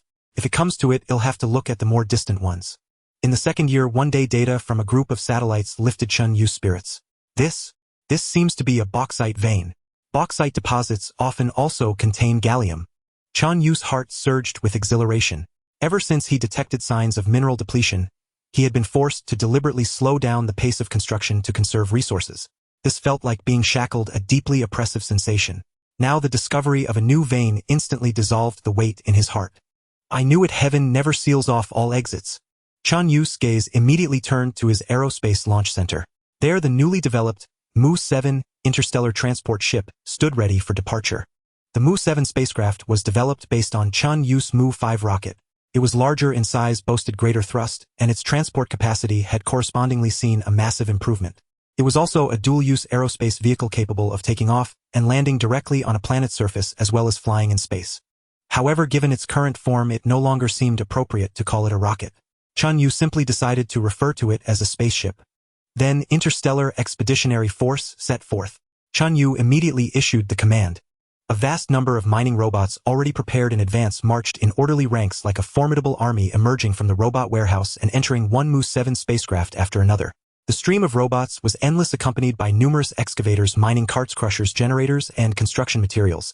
The multitude of supplies and robots converged, forming a sea of activity. Pity there's no music, Chen Yue mused silently. Such a colossal army was about to embark on a grand expedition. If only it could be accompanied by stirring military music, the spectacle would be magnificent. A Mu-7 spacecraft packed with about 300 robots responded to Chen Yue's command. Powerful flames instantly erupted from beneath the ship, lifting it slowly into the air and immediately propelling it toward a specific direction. Over 200,000 kilometers away lay the planet where Chen Yue had discovered bauxite, the location of Moon 14. After a period of acceleration, the Mu-7 entered a phase of inertial coasting. Within the complex gravitational environment of the Jupiter system, it followed the precisely calculated trajectory Chen Yue had plotted, accurately advancing toward Moon 14. Behind it, hundreds of kilometers away, followed the second Mu-7 spacecraft. Then came the third, the fourth. A total of 100 ships laden with over 10,000 robots and a diverse array of equipment. This route had truly become an interstellar highway. After a week of flight, the first spacecraft finally reached Moon 14. Moon 14 was a planet even smaller than Moon V. Its mass was only about 1/5 that of Moon V, its escape velocity as low as a mere 40 meters per second, and its surface gravity a minuscule 2 millimeters per second squared. Since the Mu-7 could take off and land directly on Moon V, doing so on Moon 14 posed no problem. Thus, under Chen Yue's control, the spacecraft adjusted its attitude and landed on the surface. The spacecraft's hatch opened and over 300 robots filed out.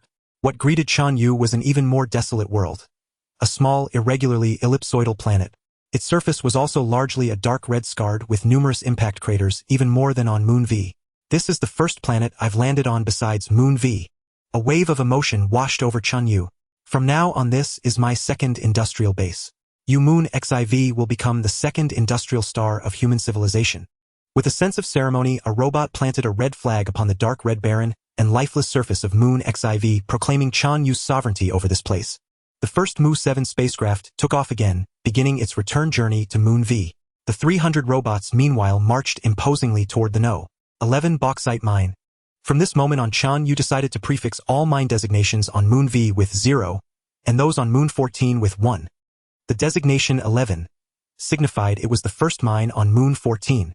Shortly after the initial group of robots departed, the second Mu-7 spacecraft landed, releasing another 300 robots. Following them came a variety of machinery, vehicles, and tools. Some other spacecraft landed in different locations where deposits of water ice and solid oxygen had been confirmed. Chen Yue planned to build a power station here. Moon 14 clearly needed its own power generation capability. It was too far from Moon V to receive a power supply from there. The mine's supporting facilities naturally had to be built near the bauxite deposit. Thus, a high-voltage transmission line would need to be constructed between the two sites. With the aid of various tools, the total of over 10,000 robots began a new phase of construction. Tools and manpower from the main base on Moon V arrived in a steady stream, and Moon 14 began to undergo rapid transformation. The power plant and the mine grew as swiftly as bamboo shoots after spring rain. In just half a year, they were officially operational. Gallium was a rare metal. Although important, Chen Yue's actual consumption was not that high. About 100 tons per year was sufficient, equivalent to a single trip for a Mu-7 spacecraft. However, this was a bauxite deposit. Typically, gallium is extracted as a byproduct during aluminum mining. Here the situation was reversed. Chen Yue mined gallium and extracted aluminum as a byproduct. Aluminum was not scarce on Moon V, but neither was it abundant. Conveniently, the aluminum ore from Moon 14 could be shipped over as well. Finally, no shortage of gallium. Chen Yue sighed with relief. He revived several previously suspended plans and restarted construction operations. Traffic between the two planets increased. Mu 7 spacecraft shuttled back and forth, transporting vast quantities of minerals from Moon 14 and carrying robots and machinery from Moon V. Indeed, a single power plant and a single mine were not enough to satisfy Chen Yue's ambition. Since he had started developing Moon XIV, he intended to exploit it fully. After all, it wasn't just gallium or other rare elements as well as copper tin, and the like were also not plentiful on Moon V. If you're going to do it big, Chen Yue resolved. I need to make the title of second industrial star truly deserved. Thus more interstellar expeditionary forces arrived on Moon 14 via Mu 7 spacecraft along with more construction materials and equipment. The once barren and lifeless Moon XIV, under Chen Yue's interstellar expedition plan, finally began to show signs of bustling activity. But at this point, a problem that had previously been tolerable, something that could be temporarily endured, began to loom larger and more unavoidable as the scale of development on Moon 14 expanded. Communication latency. It is well known that light is the fastest entity in the universe, traveling at approximately 300,000 kilometers per second. Radio waves used in wireless communication are also a form of light, albeit with lower energy. Their propagation speed is also the speed of light. Typically, communication at light speed is more than sufficient, as it can circle the Earth 7.5 times in a single second. Yet now, in the interstellar era, Chen Yue, who was simultaneously developing two planets, found the speed of light too slow. The orbital velocities of Jupiter V and Jupiter 14 differed. When at their closest, they were merely a few thousand kilometers apart. At their farthest, they were on opposite sides of Jupiter, with the distance stretching to nearly 400,000 kilometers. A distance of 400,000 kilometers meant a round trip of 800,000 kilometers. Even transmitting information at the speed of light required approximately 2.67 seconds. In other words, when the two planets were at their greatest distance, you would have to endure a delay of a full 2.67 seconds to receive a reply after sending a signal to Jupiter 14.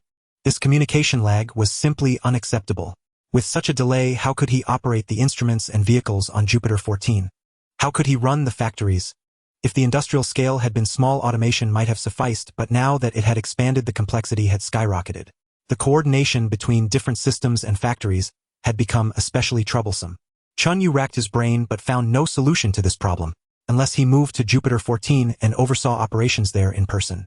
But then Jupiter V would face the same issue. Multi-planet development was a strategy he had set from the beginning and could not be changed. Alas, there's no choice but to proceed this way, Chen Yue sighed. He desperately yearned for superluminal communication technology, a method that could transmit data faster than light. With it, he would no longer have to worry about communication delays. Unfortunately, even the human civilization at its peak was far from achieving such technology, let alone Chen Yue in his current state. For now, all he could do was devise a compromise. Build a supercomputing center, he thought. A supercomputing center, as the name implies, is a hub for supercomputers. It links vast numbers of computing chips to achieve immense processing power. The computer that housed Chen Yue aboard the spacecraft Huoying was also a supercomputer, albeit a small one. In the Earth era, large supercomputers could occupy entire buildings and consume as much electricity as a small city. They were indispensable tools for scientific research. Without supercomputers, fields like materials science, mathematics, physics, and pharmacology could scarcely advance. Currently, Chen Yue had achieved stable mass production of chips using a 65-nanometer process. More advanced 45-nanometer chips were under development. As an analogy, the performance of a 65-nanometer chip was roughly equivalent to the chips used in high-end home computers around the year 2010. Chen Yue looked down on such performance. Using these chips to build a supercomputer felt like constructing a palace with mud bricks. One was too grand, the other too crude. But he had no choice but to make do for now. A large number of chips were shipped to Jupiter XIV, where construction of a semi-underground supercomputing center had begun. Cooling was the most critical aspect of a supercomputing center. Some chips even needed to be immersed in low-temperature liquids to function. For this center, Chen Yue opted for water cooling. Jupiter 14 had extremely low temperatures reaching over 200 degrees Celsius below zero. Chen Yue had many channels dug around the center and laid numerous pipes. Once completed, water in these pipes would carry away the heat generated by the chips, dissipating it into the moon's soil. The cooled water would then return to the center to absorb more heat, completing the cycle. Chen Yue invested tens of thousands of the most advanced chips into the center along with complex wiring and numerous auxiliary facilities. To power the supercomputer, he had to build a dedicated power plant and a railway to supply it with fuel. On the software side, Chen Yue devoted immense effort to developing a low-level system program that enabled the tens of thousands of chips to work in unison, as well as an intelligent program to automatically process the vast data streams from across the globe.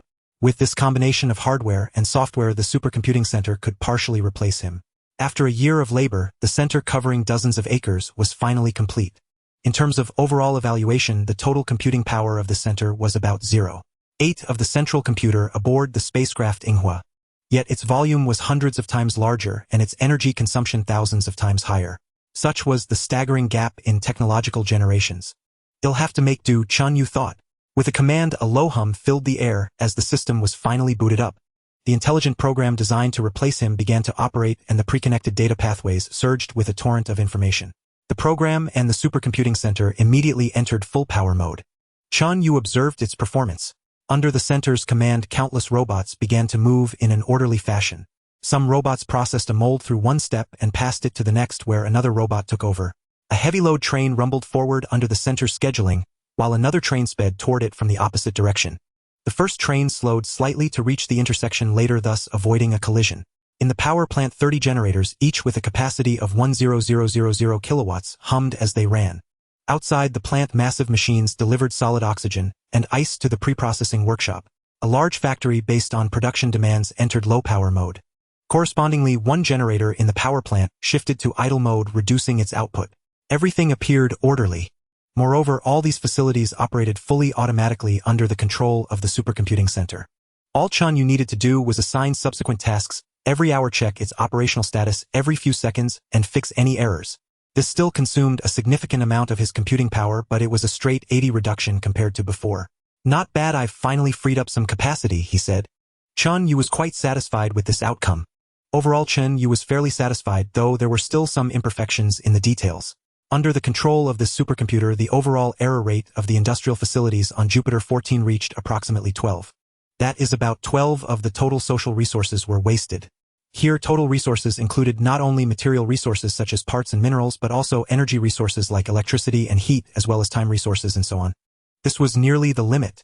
The inability to reach zero was due to factors beyond Chen Yue's complete control, such as radiation from Jupiter's activity and asteroid impacts. This was nearly the limit. The inability to reach zero was due to factors beyond Chen Yue's complete control, such as radiation from Jupiter's activity and asteroid impacts. After Chen Yue delegated authority to the underlying chips, the overall error rate on Jupiter V surged to about 2.6. On Jupiter XIV, with the construction of a supercomputing center where intelligent programs replaced his direct command over numerous industrial facilities, the overall error rate once again soared to 12. Yet there was no alternative. For now, this was the best that could be achieved. The 12 error rate seemed high, but it depended on what it was compared to. By Chen Yue's standards, before the fall of human civilization, the overall error rate had been as high as 96.5. That is 96.5 of the total societal resources were wasted, with only 3.5 applied to production. The reason for such a high error rate was that in Chen Yue's view, sleeping was a waste of time, eating was a waste of time. Not to mention the widespread waste of food. Watching movies was a waste of time, falling in love was a waste of time, building landscapes was a waste of time, and most other aspects of life, such as poor communication, mismatched cooperation, and resource waste from misunderstandings, were largely wasting resources. In Chen Yue's world, there was no need for rest, food, or travel. There were no communication barriers or misunderstandings, only a single-minded focus on work. It was no wonder the overall error rate was high. Thus, on Jupiter XIV, under a model where daily operations were handled by the supercomputing center, Chen Yue assigned tasks every hour and scanned the center every few seconds to correct its errors. A vigorous wave of production commenced. Time flew by swiftly, and soon it was the year 135 of the new era. That year, Jupiter 14 was finally fully developed. On it, Chen Yue had built a total of over 30,000 factories and mines, constructed more than 80,000 kilometers of railways, and deployed approximately 9 million robots to work there. Serving as the brains of these industrial facilities were 165 supercomputing centers built by Chen Yue, each containing anywhere from tens of thousands to millions of 65-nanometer chips. Between Jupiter 14 and Jupiter V, the Mu-8 spacecraft, Chen Yue's latest generation of interstellar transport ships, improved from the Mu-7, with greater speed, thrust, and transport capacity, shuttled back and forth day and night. Based on the characteristics and mineral distribution of the two planets, Chen Yue deliberately adjusted his industrial layout during this period. He relocated more low-end and basic industries to Jupiter XIV, keeping high precision and advanced industries on Jupiter V, thereby creating a robust demand for transportation between the two planets. On average, at least 100 Mu-8 spacecraft took off and landed between the two planets each day, transporting at least tens of thousands of tons of cargo. The widespread use of the Mu-8 spacecraft also brought Chen Yue another benefit. He knew that he would eventually have to build true interstellar spacecraft. At this moment, the simple and primitive Mu-8 spacecraft served as Chen Yue's testing ground. He continuously experimented with various new technologies on the Mu-8 or new materials, more advanced engines, more efficient propellants, more stable communication and navigation modules, and greater maneuverability. Once these technologies matured through testing, Chen Yue would begin constructing the first true interstellar spacecraft. At that time, his dreams could set sail. On Jupiter V, Chen Yue also built dozens of supercomputing centers, delegating most basic computations to them. Due to extremely low communication latency, allowing real-time monitoring of the supercomputing center's operations, the overall error rate on Jupiter V rose from the previous 2.6 to 4.2. This increase was less than double, yet Chen Yue saved a significant amount of computational power, which he could devote to more important tasks. There were many important tasks, but the most crucial one, without doubt, was chip technology. During these years, besides building numerous supercomputing centers to reduce his own computational load, Chen Yue also took the risky step of enhancing his computing power in another way. He performed surgery on his own brain. Chen Yue's brain was naturally the central computer of the Yinghua spacecraft. This central computer was designed to control a spaceship, prioritizing safety and reliability over raw computational power. In fact, some design aspects even reduced its computing capacity. Now Chen Yue made a thorough adjustment to it. For instance, he removed power limits, canceled multiple verification modules, and eliminated computational restrictions imposed for high radiation resistance, effectively unleashing its full computing potential. This brought about an overall 36 increase in computing power. To this day, Chen Yue still didn't know exactly what state he existed in within the computer. Operating on his own brain was undoubtedly very risky. But even after taking such a huge risk to boost computing power, and fully exploiting the central computer of the Yinghua spacecraft, the enhanced capacity was still devoured by immense demands. Fortunately, I've now fully mastered the 32-nanometer chip manufacturing process. Within the next 20 years, I hope to master the 7-nanometer process. By then I can build myself a new home. The chip manufacturing process for the Yinghua spacecraft's central computer was indeed 7 nanometers. However, its construction was not aimed at high computing power. Once Chen Yue mastered the 7-nanometer process, he could build a full-scale supercomputer designed for maximum computational capacity. At that time, Chen Yue could move into this new home. Conservatively estimated, this would bring at least a 50-fold increase in computing power. A 50-fold increase. Chen Yue's heart was filled with anticipation. By then I can start researching fundamental physics and advanced technologies, such as more sophisticated spacecraft, nuclear fusion, and high-thrust engines. Aboard the spacecraft, Yinghua, Chen Yue manipulated a telescope, aiming it at the sky. The colossal Jupiter hung silently, its turbulent currents of gas, ceaselessly churning, weaving intricate patterns that exuded an inherent beauty.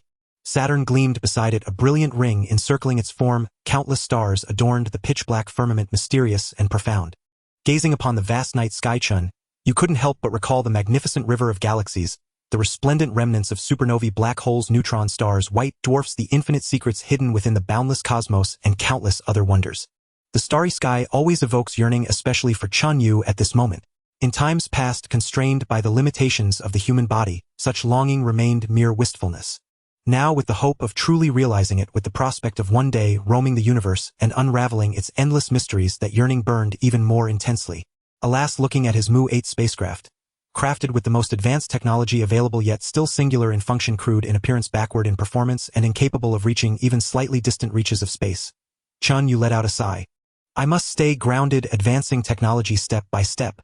Take it slow, he mused. The relentless pursuit of perfection in industrial foundations, with iterative refinement and gradual development, continued unabated. Traffic between the two planets grew increasingly frequent. Time sped by, and Chen Yue slowly propelled his technological level forward in this manner. In the 155th year of the new calendar, a methane ice mine on Jupiter V was depleted. This mine lay about 500 kilometers from the spacecraft Yinghua. Its scale was modest, merely medium. Here Chen Yue had deployed over 2,000 robots, along with corresponding machinery and vehicles, to oversee the extraction of methane ice. A railway extended to this site, transporting the methane ice away. Mining had commenced in the 45th year of the new calendar, and had persisted for 110 years. The electricity generated by burning the methane ice from this mine powered the multitude of machines under Chen Yue's command. But now it was finally exhausted. The mining area had transformed into a massive pit, roughly a kilometer in diameter and hundreds of meters deep. At the bottom, gray rock lay exposed with no more methane ice for Chen Yue to extract. Once depleted, it was simply abandoned. After all, numerous other methane ice mines remained on Jupiter V and Jupiter 14. Yet this event stirred Chen Yue's vigilance and attention. He conducted a calculation tallying the total reserves of all his methane ice and solid oxygen mines against his consumption rate. The final result appeared before Chen Yue.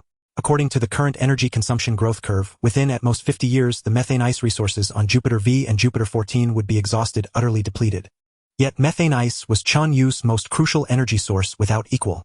Without the electricity from burning methane ice, what would power his industrial facilities? Chen Yue knew this day would come eventually. After all, Jupiter V and Jupiter 14 were too small. But he hadn't expected it to be so imminent. Merely 50 years away. I must find a new energy source, Chen Yue thought to himself. At present he knew of only two forms of energy. First, chemical energy, second, nuclear energy. Whether burning would coal methane or methane ice, they all fell under the category of chemical energy. Nuclear fission and nuclear fusion constituted nuclear energy. Needless to say, humanity at its peak had never mastered nuclear fusion, so Chen Yue naturally couldn't apply it either. Chen Yue did possess nuclear fission technology, but he hadn't found sufficient fissile materials here, such as uranium-235 or plutonium-239. Nuclear energy was quickly dismissed. Chen Yue knew he had to find a solution within chemical energy. However, on Jupiter V and Jupiter XIV, aside from methane ice, there was truly nothing else combustible. If there had been, he would have utilized it from the moment he first arrived rather than relying entirely on methane ice as his sole fuel. This left Chen Yue in a dilemma. My development speed will only accelerate and my energy demands will only grow. I must find a completely new means of energy supply. If these two planets are depleted, will I have to source from other celestial bodies? Chen Yue manipulated the telescope, beginning to observe the planets closest to him. But within moments he abandoned the idea. The nearer moons of Jupiter were either too small with negligible methane ice reserves or too large, like the 4 Galilean moons, so massive that he couldn't conveniently or efficiently extract energy from them. After dismissing Jupiter's moons, Chen Yue's gaze turned to the heart of the Jovian system, Jupiter itself.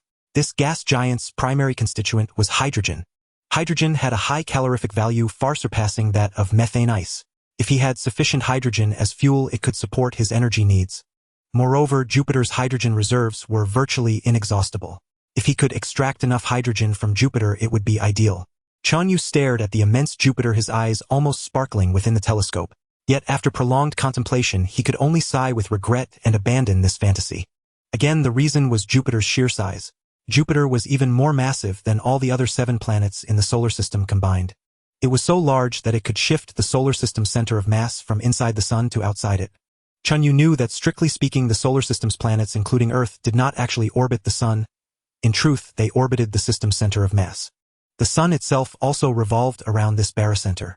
Because the sun accounted for the vast majority of the solar system's mass, the barycenter usually lay within the sun. But why was it outside in reality? Because of Jupiter. Its immense size pulled the barycenter beyond the sun. To mine hydrogen from such a colossal celestial body was nothing but a dream for Chen Yue at this stage. Ah, if only I could mine hydrogen from Jupiter. This tantalizing yet unattainable prospect filled Chen Yue with regret. Is there a way to obtain sufficient hydrogen without going to Jupiter? Chen Yue pondered, silently reviewing the technical documents in his database. Suddenly a gleam of inspiration lit up Chen Yue's eyes. I've found a way. Jupiter possesses the most powerful magnetic field in the entire solar system, second only to the sun. Its magnetic field is tens of thousands of times stronger than that of Earth. It was precisely because of Jupiter's formidable magnetic field that it was able to shield Chen Yue when the remnants of a planet collided with the sun, triggering a massive solar flare. Without the magnetic field, Chen Yue would have perished long ago, let alone having built such a colossal industrial foundation. The solution Chen Yue had devised was intrinsically linked to Jupiter's magnetic field. The overall structure of Jupiter's magnetic field resembles that of Earth, but its internal structure is extremely complex and vastly different from Earth's. The primary cause of this situation is Io. Io is an active volcanic moon with volcanic eruptions occurring on its surface at every moment. These active volcanoes eject massive amounts of sulfur dioxide, replenishing Jupiter's magnetosphere with approximately 1 ton per second on average. Then, through the dissociation effect of solar ultraviolet radiation, a plasma torus is formed. This plasma torus possesses immense energy. Theoretically, it has the potential to be harnessed for electricity generation. The problem, however, lies in its distance from Amalthea and Thebe. over 200,000 kilometers. It was clearly impossible for Chen Yue to build a power station there and then string an electrical cable all the way back. But Chen Yue had a better idea. Energy does not necessarily have to manifest as electrical power. He could build a power station there, use the electricity to split water into hydrogen and oxygen, and then transport these gases to the power plants on Amalthea and Thebe, where they would be burned to generate heat for electricity. The combustion of hydrogen and oxygen produces water, which could then be shipped back via spacecraft for electrolysis again, creating a continuous cycle. In this way, the energy from the plasma torus would be steadily harvested. In simple terms, even without direct access to Jupiter itself, this method allowed him to leech energy from Jupiter to meet his own power needs. Chen Yue's heart immediately surged with excitement. If this method is truly feasible, then I will have an endless, inexhaustible source of energy. No matter how far I develop in the future, I won't have to worry about energy shortages. The question now is whether, although theoretically possible, it can be realized in engineering terms. Theoretical feasibility and engineering implementation are two entirely different matters. For engineering implementation, one must consider costs, benefits, losses, opportunity costs, and many other factors. Just like the competition between hydrogen energy and electric vehicles in the early days of new energy cars on Earth. Comparatively, hydrogen vehicles had clear advantages such as faster refueling and longer range. However, the obstacles to its engineering implementation were too numerous and significant. The most critical issue of safety could not be fully resolved, ultimately leading to the failure of this path. Now Chen Yue faced a similar dilemma. If it turned out that the electricity generated from a trip to the plasma torus was less than the energy consumed by the spacecraft's round trip, it would be utterly pointless. Furthermore, the environment in the plasma torus was extremely harsh. The equipment he built would need considerable effort and process improvements to function properly there. Chen Yue immediately formulated a plan and began to advance it steadily. Besides the plasma torus power extraction plan, he also devised several alternatives. For instance, a high-speed hydrogen extraction plan, utilizing Jupiter's gravitational slingshot, and energy extraction plans for landing on the 4 Galilean moons, all to be advanced simultaneously. This way, if the primary plan failed, Chen Yue would not be left helpless. Based on observations of the plasma torus from optical and radio telescopes, Chen Yue roughly inferred its environment and built the first plasma torus probe satellite, launching it via an improved rocket. It would orbit Jupiter along with the plasma torus, measuring environmental parameters to lay the groundwork for subsequent construction. However, to Chen Yue's surprise, this specially designed probe malfunctioned and broke down as soon as it reached the plasma torus. Internal electrical sparks directly burned out its circuit board, turning it into a lifeless stone beyond his control. How could this happen? It shouldn't have, logically. Chen Yue was utterly baffled. In simulations given its parameters, the probe should have survived perfectly well. Where did I go wrong? Following standard procedure, Chen Yue would have to iteratively improve the probe's performance, testing bit by bit until he identified the problem and built a truly suitable probe. But that would take too much time. Forget it, it'll do whatever saves time. Determined, Chen Yue directly manufactured over 300 probe satellites with different parameters and sent them all at once. It was just a matter of industrial strength, wasn't it? His industrial capacity was formidable now. Even 3,000 satellites would be a mere mental exercise for him. This time Chen Yue's attempt yielded results. Of the over 300 probe satellites that reached the plasma torus, a full 300 were directly destroyed, leaving only 7 functioning normally. These 7 satellites shared a common trait. They all possessed strong sealing and radiation resistance. Further probing finally revealed the issue. The energy of those plasmas was too high. If sealing or radiation resistance was insufficient, the internal circuits would be affected and subsequently destroyed. The radiation here seems higher than the theoretical calculations. No wonder this mistake occurred. Chen Yue mused thoughtfully. The existence of the plasma torus had been established back in the Earth era, along with many of its physical properties. After arriving in the Jupiter system, Chen Yue hadn't paid it much attention, leading to this error. When there's a discrepancy between theoretical calculations and reality, the theory must be wrong. As for the specific error, Chen Yue didn't know yet. I'll study it slowly when I have spare computing power, he thought. These 7 satellites conducted a detailed survey of the plasma torus' various physical properties, generating a wealth of valuable data. 6 months later, Chen Yue finally launched a second mission. A space laboratory was sent into the plasma torus. This space laboratory would conduct a series of experiments: plasma torus power generation, water electrolysis, transport of hydrogen and oxygen back to Amalthea, and the return shipment of water, to comprehensively verify the engineering feasibility of the entire process. Within the invisible plasma ring region, a small space laboratory hovered in silent suspension. Beside it loomed the colossal Jupiter, while farther away shone the bright Galilean moons, the still dazzling distant sun, and the boundless starry expanse. This space laboratory measured merely 3 meters by 2 meters by 2 meters with an interior volume of less than 5 cubic meters. Its robust shell was sufficient to block all highly energetic plasma and withstand the violent radiation emanating from Jupiter. A liquid hydrogen-oxygen generator served as its heart, enabling it to operate even without an external energy supply. Under Chen Yue's control, a specially designed device for harvesting energy from the plasma ring, essentially milking Jupiter, was slowly activated. The outer hatch opened and an antenna-like apparatus gradually extended outward. If all went smoothly and Chen Yue's theoretical calculations were correct, as the space laboratory orbited Jupiter, a continuous stream of electric current would be generated and supplied to the lab's interior. Inside the laboratory were some liquid water and an electrolyzer. With external power, the electrolyzer could operate, decomposing the water into hydrogen and oxygen, which were then stored separately. Chen Yue watched, intently monitoring data from thousands of sensors on the space lab. Suddenly a sensor transmitted a signal to Chen Yue via the communication antenna. Its status had just changed, and that change signified it had detected the generation of electric current. Chen Yue's spirits lifted. It actually works. Electric current was indeed being produced. Power generation was truly possible within the plasma ring. Good.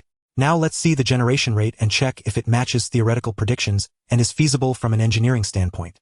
If the electricity generated was too little to even cover the energy consumed by a round trip of the spacecraft, it would naturally lack engineering feasibility. Even if the generated power covered the cost, a meager surplus would hold little value from an engineering perspective.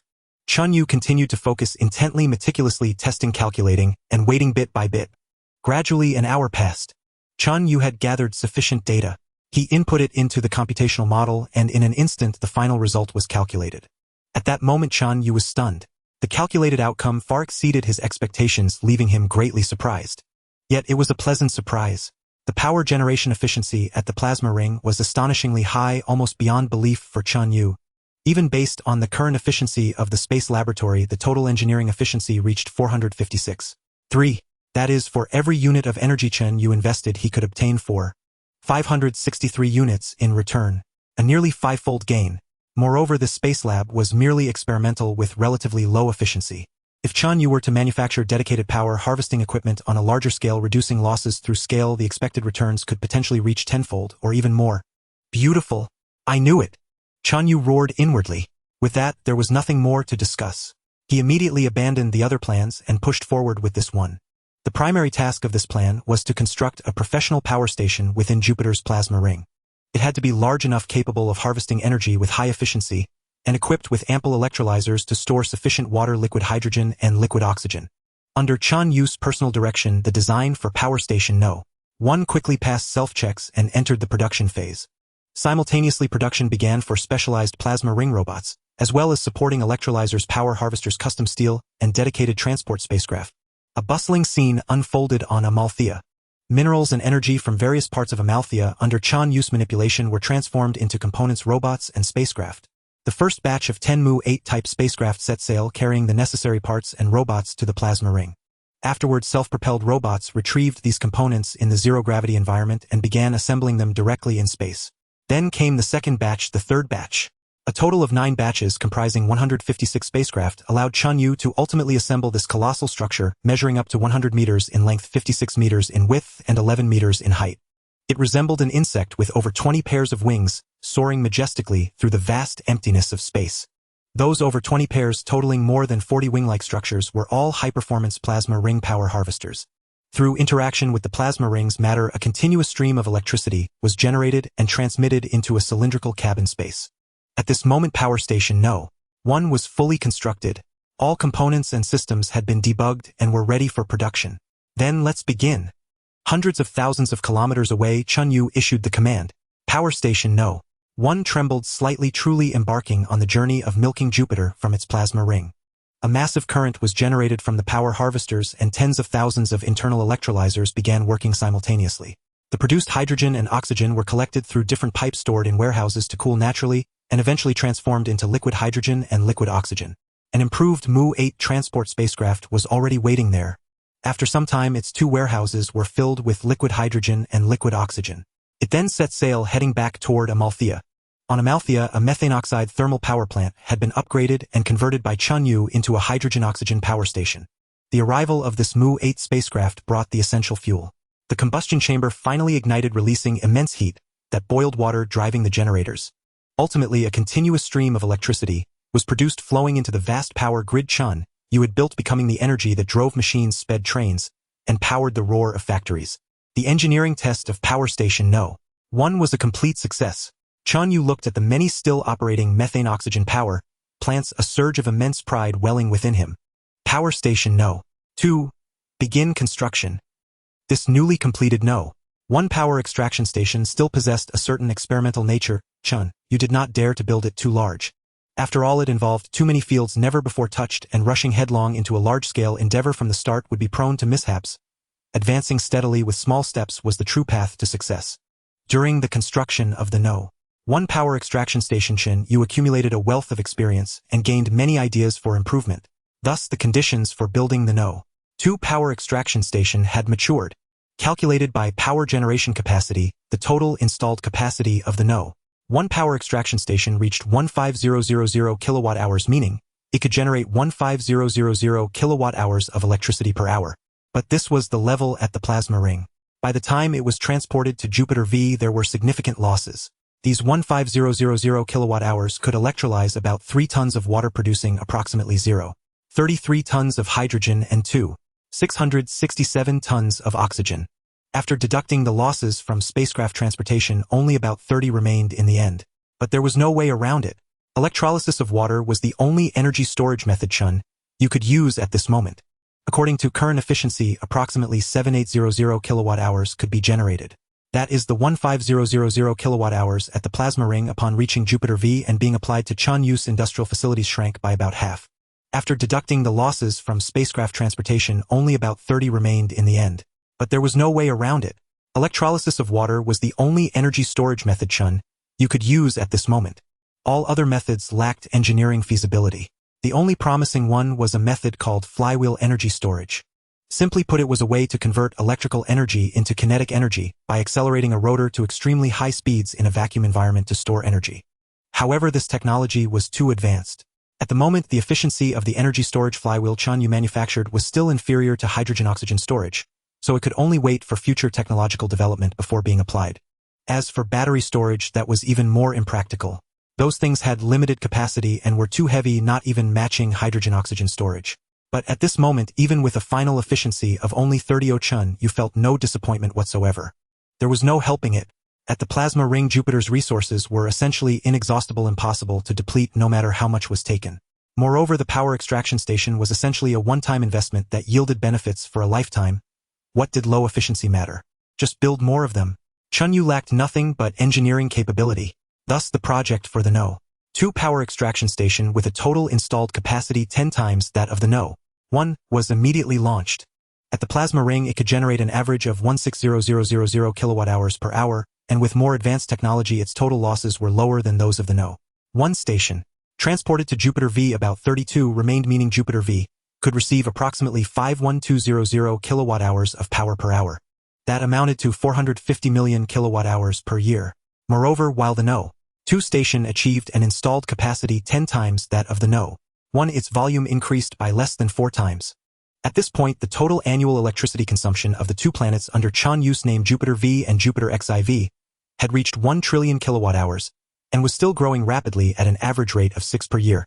Based on this consumption rate, Chen Yue needed to build a total of 2300 power extraction stations equivalent in efficiency to the No.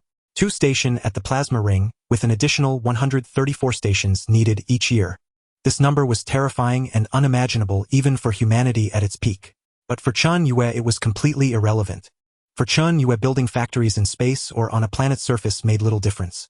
It was still because Jupiter V and Jupiter 14 were too small, making launching rockets and spacecraft extremely convenient. A factory of the No. 2 station scale was considered small on a planetary surface. There were factories 10 or 100 times larger. Thus, when building the No. 3 power extraction station based on accumulated engineering experience, mature construction technology, and improvements made during this period, the No. 3 station directly increased its capacity tenfold over the No. 2, while its volume increased by less than 3 times. After the No. 3, the rate of efficiency improvement began to slow. The performance of the No. 4 station was only 1.2 times that of the No. 3, and its volume was reduced to 0.8 times. The No. 5 station saw some improvement, but even less.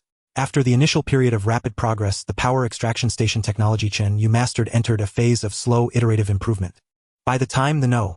6 station was built, the technology had finally matured and stabilized.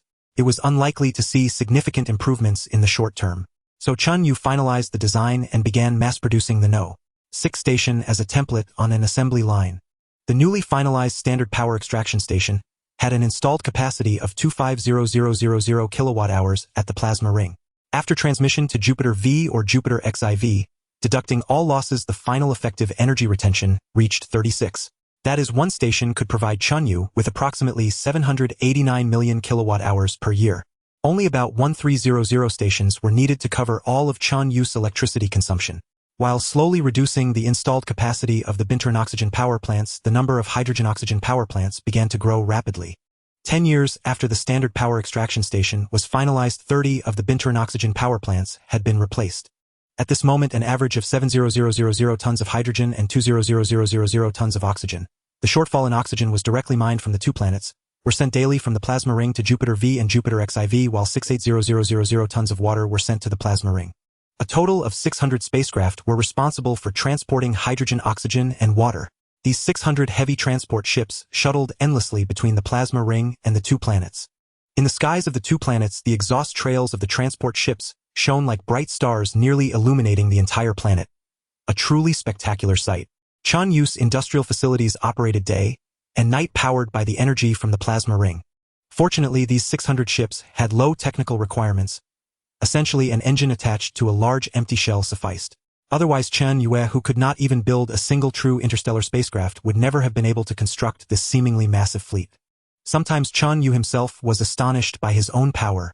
Because these 600 ships, along with the power extraction stations at the plasma ring, the numerous robots, the countless machines, factories, trains, and mechanisms, all were created by his own hands and were entirely under his control. Recalling the days when he first landed on Jupiter V, with only a single robot, Chen Yue felt as if an eternity had passed. But now is not the time for complacency. Chen Yue silently admonished himself, my technological level is still too low. I cannot even build a simple fission power plant, let alone achieve nuclear fusion. Otherwise, why would I go to such trouble mobilizing such enormous forces to draw electricity from the plasma ring? I must redouble my efforts and strive to advance technology more quickly. With an inexhaustible energy supply from the plasma ring, the burden on Chen Yue was immediately and greatly alleviated. In the time that followed, Chen Yue continued to construct numerous power collection stations, there striving to reduce local energy consumption to below 10% of the total within a decade, and to compress it entirely to zero at an opportune moment, thereby permanently resolving the energy shortage. Yet it was at this juncture that a new problem revealed itself to Chen Yue. Constrained by their insufficient technological level, the interstellar transport vessels tasked with conveying energy suffered from an excessively high failure rate. Despite Chen Yue's efforts to simplify their construction to the utmost, strictly speaking, they were merely a remote control system coupled with an engine and a cargo hold. The failure rate remained stubbornly elevated. This not only consumed a vast amount of Chen Yue's computational power, but on occasions when breakdowns were numerous, it severely disrupted the energy supply schedule. There were several times Chen Yue was compelled to ration electricity consumption for certain factories.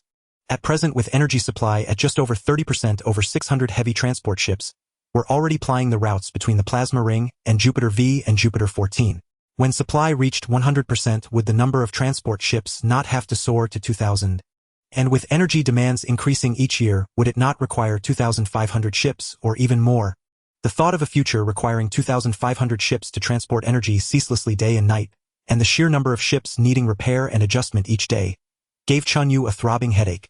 Improving ship performance in a short time was impossible. Therefore, an alternative space transport solution was imperative. One that offered high reliability, low energy consumption, and minimal computational demands, thereby sparing Chen Yue from expending excessive effort. Chen Yue pondered for a long time, meticulously combing through the knowledge database, when suddenly his eyes lit up. Electromagnetic catapult technology. This might be applicable to interstellar transport. No sooner had the thought struck than he began to act. Chen Yue immediately commenced engineering validation. The principle of electromagnetic catapult technology was in fact quite straightforward. Its essence lay in using electromagnetic acceleration to propel a payload, converting electrical energy into kinetic energy. Related research had existed even during the Earth era, though it was primarily applied in military contexts such as electromagnetic railguns. Chen Yue planned to construct an electromagnetic catapult cannon directly at the plasma ring, loading liquid hydrogen and liquid oxygen into metal containers, and then firing these containers directly toward Jupiter V or Jupiter 14. The launch velocity could be moderated, for instance to an average of 40 meters per second.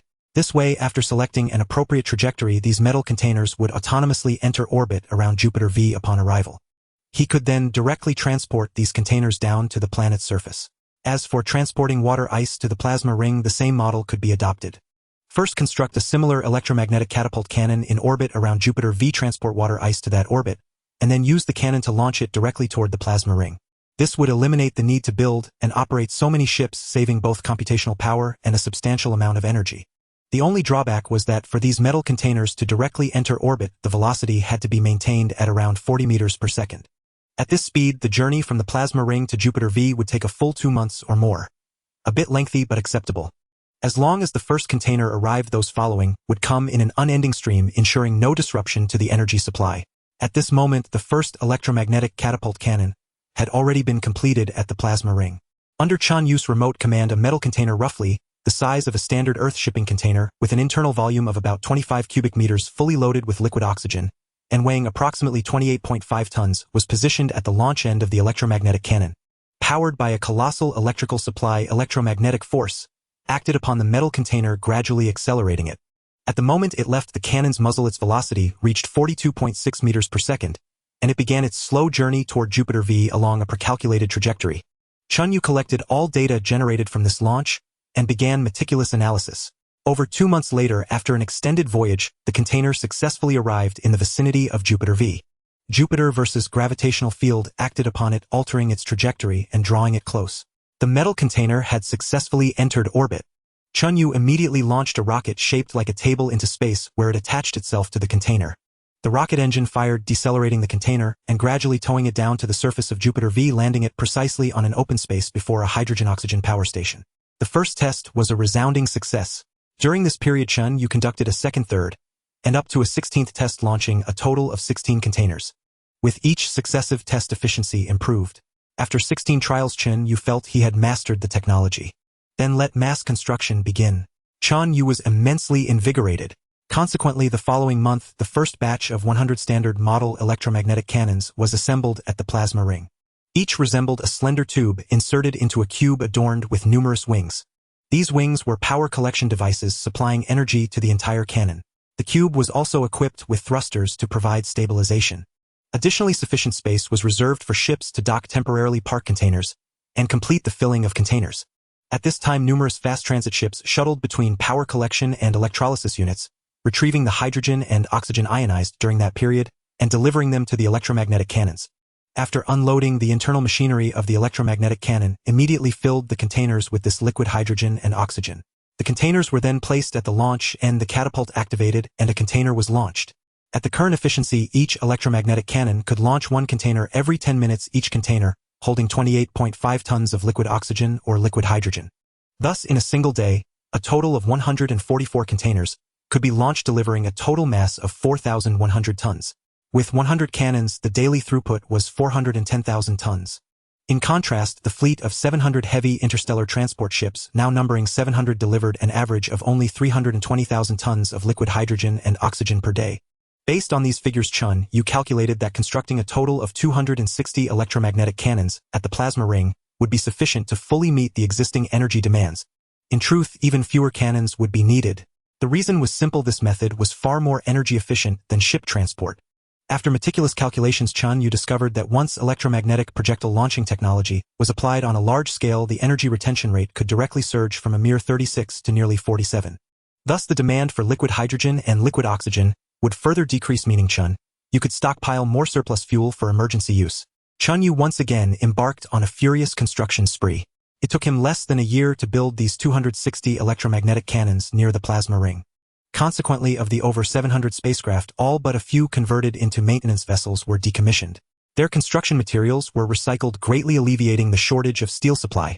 With an average daily supply of nearly 1 million tons, equivalent to approximately 350,000 containers of fuel, Chen Yue had thoroughly resolved the worry of energy insufficiency. He turned his focus back to scientific research. By now, the calendar had reached the year 200 of the new era. On this 200th anniversary of landing on Jupiter V, Chen Yue looked back, his heart filled with emotion. 200 years. A full 2 centuries. Jupiter V had undergone earth-shaking transformations. The entire planet had been fully developed, with scarcely a spot untouched by Chen Yue's presence. The vast quantities of gas emitted ceaselessly over these 200 years had even granted this small planet a macroscopic sense of wind. Light soft plastics and the like could now be gently stirred. Of course, the air here remained exceedingly thin and unbreathable for any life form. It consisted mostly of industrial waste gases, including large amounts of toxic and hazardous gases, such as sulfur dioxide, ammonia, and chlorine.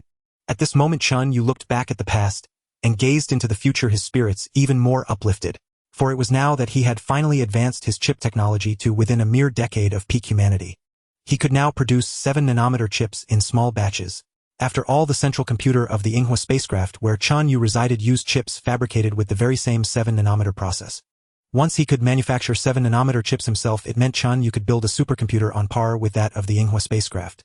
Moreover, this new supercomputer could discard the cumbersome reliability redundancies of the Yinghua's central computer shed numerous constraints, and be built as large as possible without regard for energy consumption.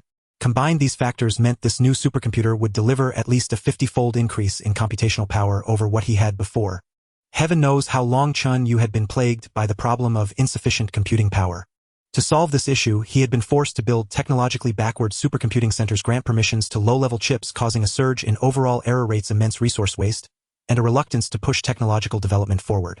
Now all these problems could be resolved once the new supercomputer was built and sufficient computing power was available. It's time to prepare for the move. Chen Yue once again launched a massive construction project. He planned to relocate his new home to the underground of Jupiter V. There not only were the cooling conditions superior, but the thick rock layers could also shield against external radiation, high-energy charged particles, and asteroid impacts. Of course, Chen Yue would not place all his hopes on this alone. He intended to install several thousand small electromagnetic cannons around this new supercomputer to ensure no external threat could approach him. These small electromagnetic cannons operated on the same principle as those at the plasma ring, except they launched projectiles instead of containers with a greatly increased muzzle velocity. Each specially made projectile fired by the electromagnetic cannon could weigh up to 10 grams and reach speeds of up to 2.6 kilometers per second. Thus, each projectile possessed 3.38 million joules of energy, slightly more powerful than the most potent anti-material sniper rifles of Earth's era. Suppose an asteroid unluckily targeted the location of Chen Yue's supercomputer. Then these over 3600 electromagnetic cannons guided by satellites and radar would aim at it and fire such projectiles at a rate of 2 per second per cannon, totaling over 7200 rounds per second to bombard it. Even a large iron ball would be smashed to pieces. One could never be too careful with the security of one's own dwelling. For this supercomputer, Chen Yue also built 3 hydrogen-oxygen power stations. Each of these 3 stations was fully capable of handling the total power load. In normal times, they operated at only 1/3 capacity. If any other station failed, they could instantly ramp up to full power. In addition, Chen Yue prepared 6 sets of uninterruptible backup power supplies buried deep in different parts of the ground, each capable of supporting low-power operation for 12 hours, ensuring he could wait until the power stations restored service. For the rest, whether fire suppression systems, cooling systems, maintenance systems, or safety redundancies, Chen Yue adhered to the highest standards. Thus, all lingering worries were thoroughly eliminated. This supercomputer utilized over 100,000 of the most advanced chips Chen Yue could manufacture, supplemented by a specially developed data distribution system. Any computational task could be conveniently and efficiently distributed to these hundreds of thousands of chips for simultaneous processing, and results could be easily aggregated from them. They constituted Chen Yue's brain. After a full year of effort, he finally completed its construction. After conducting several hundred remote self-checks and confirming everything was flawless, Chen Yue ran a dedicated network cable to connect it with the central computer of the Yinghua spacecraft. Through this wired connection, Chen Yue completed the move. Upon arriving at his new home, he immediately felt an exhilarating sense of liberation, like a dragon plunging into the sea or a tiger bounding into the jungle. Back when he was still inside the Yinghua spacecraft, it felt like a dragon squeezed into an earthworm's burrow. With a casual thought, Chen Yue summoned a torrent of immense computing power. Several highly complex mathematical problems were solved in less than 2 milliseconds. Chen Yue extended this vast computational power outward, reaching every terminal of his industrial facilities. At that moment, all previously delegated permissions were revoked. In an instant, robot coordination became seamless. Once more, assembly lines operated with precision, and all errors and unreasonable deviations vanished entirely. Yet, even so, Chen Yue's computational load barely reached 10. Finally, I have enough computing power to research new technologies and theories to drive scientific advancement. At this moment, within the hundreds of research centers that had been completed but remained vacant, the experimental robots finally began to move. In the chemistry laboratory, mechanical arms retrieved various reagents and began operations in the fume hood. In the materials laboratory, the computed tomography microscope started to scan the cross-section of metal materials, attempting to process the metal under various smelting and casting conditions. In the propulsion laboratory, various high-performance chemical propellants ignited violently, leaving a long trail of flames behind the experimental equipment. In the electromagnetic acceleration laboratory, coils stretching several kilometers were powered on, causing projectiles to operate at high speeds within them. A dedicated supercomputing center took on the task of processing the data generated by these laboratories. The final computation results were input to Chen Yue, who commenced further summarizing, organizing, analyzing, associating, and inferring. Tasks that only he could accomplish. Chen Yue's scientific research model was quite similar to that of humans on Earth. Scientists on Earth also utilized supercomputing to preliminarily collect, organize, and analyze data, further processing the final results. However, Chen Yue alone replaced thousands of scientists capable of processing numerous scientific categories and vast amounts of experimental data all by himself. In this context, the original Mu-Ba-type spacecraft gradually became obsolete, and Chen Yue finally manufactured the newly upgraded Mu-Ju-type spacecraft. Chen Yue had already built numerous interstellar transport ships, which significantly differed from the initial Mu-Ba-type spacecraft in their original form. Yet fundamentally, those interstellar transport ships were merely improved versions of the Mu-Ba-type spacecraft and could not be considered an entirely new generation. At this moment, the upgraded Mu-Ju-type spacecraft, featuring a new engine layout, enhanced fuel efficiency, restructured overall design, and upgraded material properties, could truly be regarded as a new generation of spacecraft. It is important to note that the Mu-Ba-type and Mu-Ju-type spacecraft referred to by Chen Yue are actually a collective term for a series of technologies, including engine processes, material technologies, and structural layouts. Any spacecraft built on this technological framework, regardless of its appearance or specific purpose, be it an interstellar transport ship or a communication and rescue vessel, are collectively referred to as Mu-Ba-type or Mu-Ju-type. Now, compared to the Mu-Ba-type, the Mu-Ju-type spacecraft boasts significantly more powerful performance. Its radiation resistance is better, stability is superior, thrust is greater, and speed is faster. Yet Chen Yue still felt somewhat dissatisfied. Up until now, everything I have built is still within the realm of civilian use. There is still a long way to go before I can create truly practical military warships. Civilian and military applications are distinctly different categories. For instance, the latest Mu-Ju-type spacecraft can only achieve a maximum acceleration of 0.6 meters per square second. This acceleration is sufficient for civilian use, but for military purposes it is absurdly slow, almost slower than a snail. Its armor is also extremely thin, barely 2 centimeters, easily penetrable by a bullet. While its performance is adequate for civilian standards, it is utterly inadequate when evaluated against military standards. Chen Yue, however, was always clear about his goal. In the wake of Earth's inexplicable destruction and his mysterious fusion with the computer, it was evident that the universe harbored many unknown and mysterious entities. In the future, he would inevitably come into contact with them. Only powerful warships, thousands of heavily armed combat spacecraft, could serve as his sole bargaining chip for survival. In the future, he must build combat spacecraft. Compared to his grand future ambitions, the current Mu-Ju-type spacecraft seemed somewhat inadequate. The journey must be taken one step at a time. Chen Yue comforted himself, one day I will build a real warship. However, with the Mu-Ju-type spacecraft now available, I can start doing some things. This matter was a significant one, of a magnitude not lesser than his landing on Mu-Wei V over 200 years ago. Chen Yue planned to relocate his base to Mu-Wei 2. After over 200 years of continuous development and mining, Mu-Wei V and Mu-Wei XIV2 of Jupiter's small moons had begun showing signs of resource depletion. There was no other option. They were simply too small to support Chen Yue's ambitions. At this moment, he had completed the preliminary accumulation of technology and possessed a certain level of industrial strength. Thus, relocating to a larger planet and continuing to develop rapidly in a broader space became inevitable. Mu-Wei 2 was a suitable planet. Jupiter has 4 large moons known as the Galilean moons.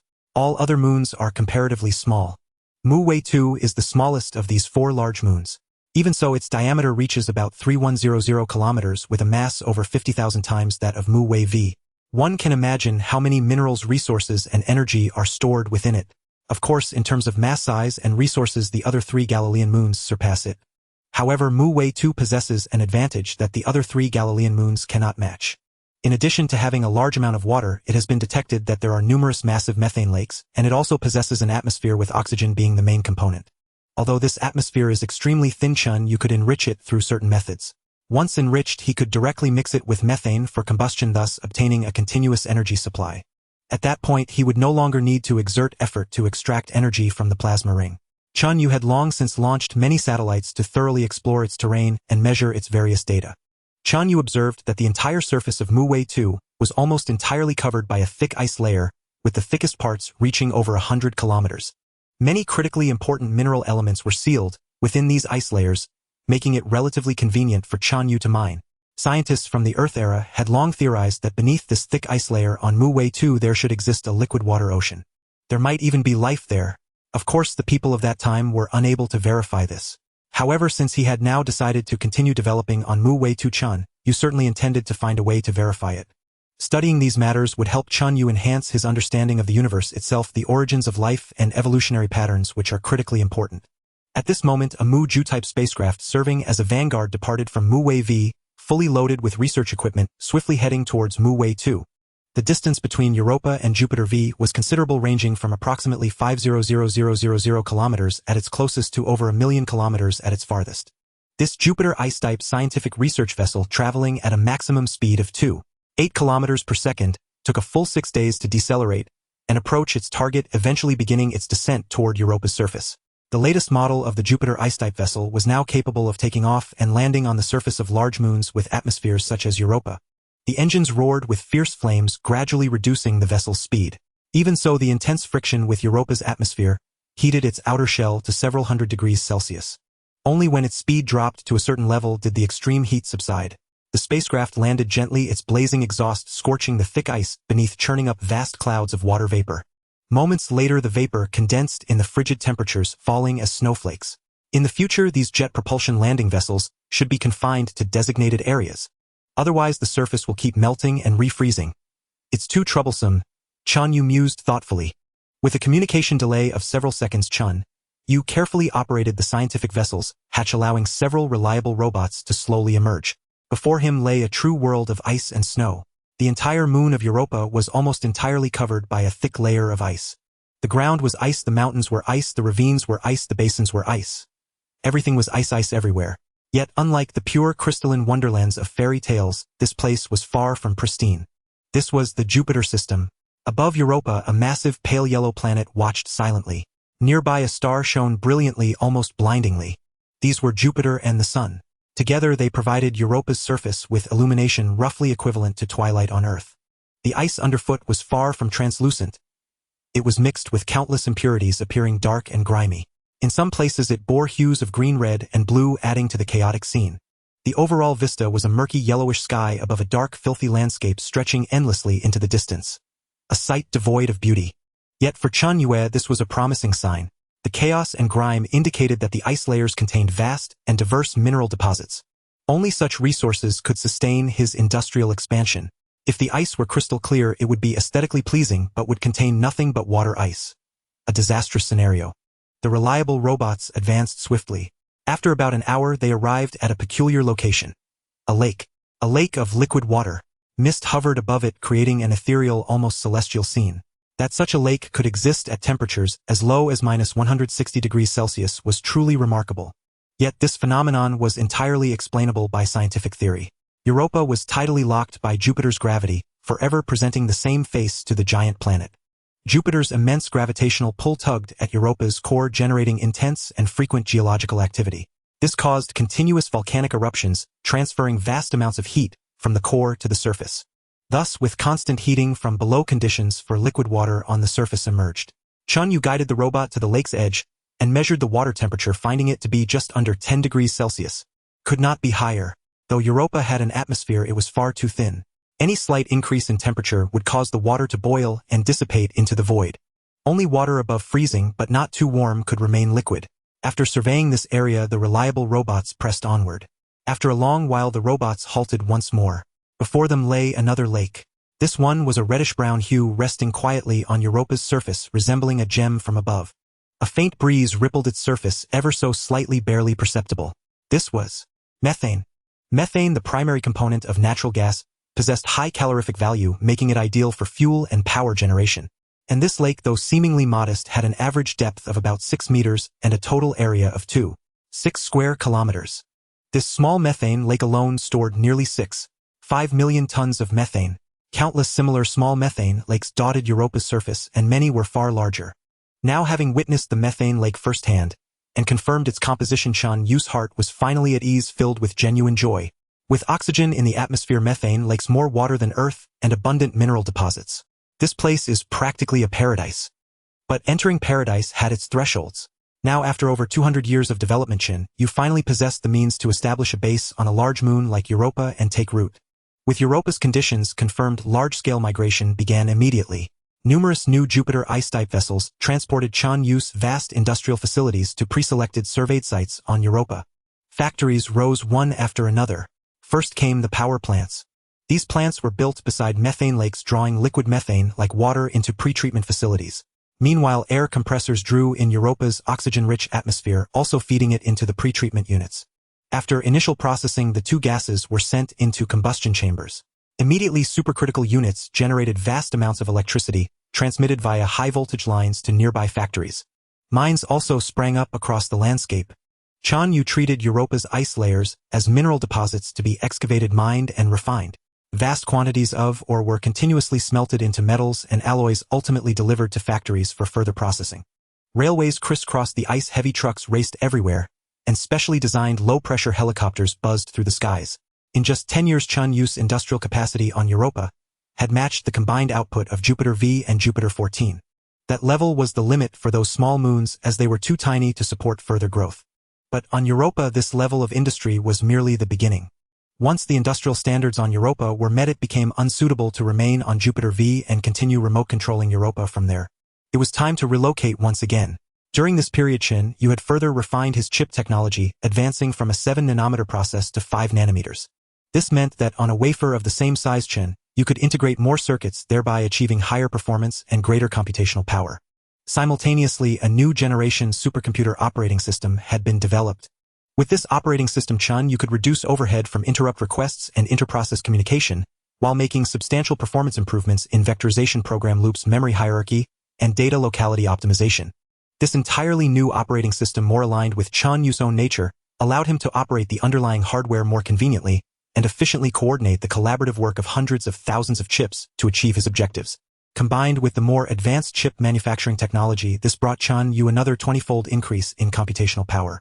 At this moment, Chen Yue transferred himself back to the spacecraft, which then landed beside the newly completed supercomputing base on Europa. He then connected himself via a wired link and transferred into it. In that instant, an even more surging wave of computational power flowed in.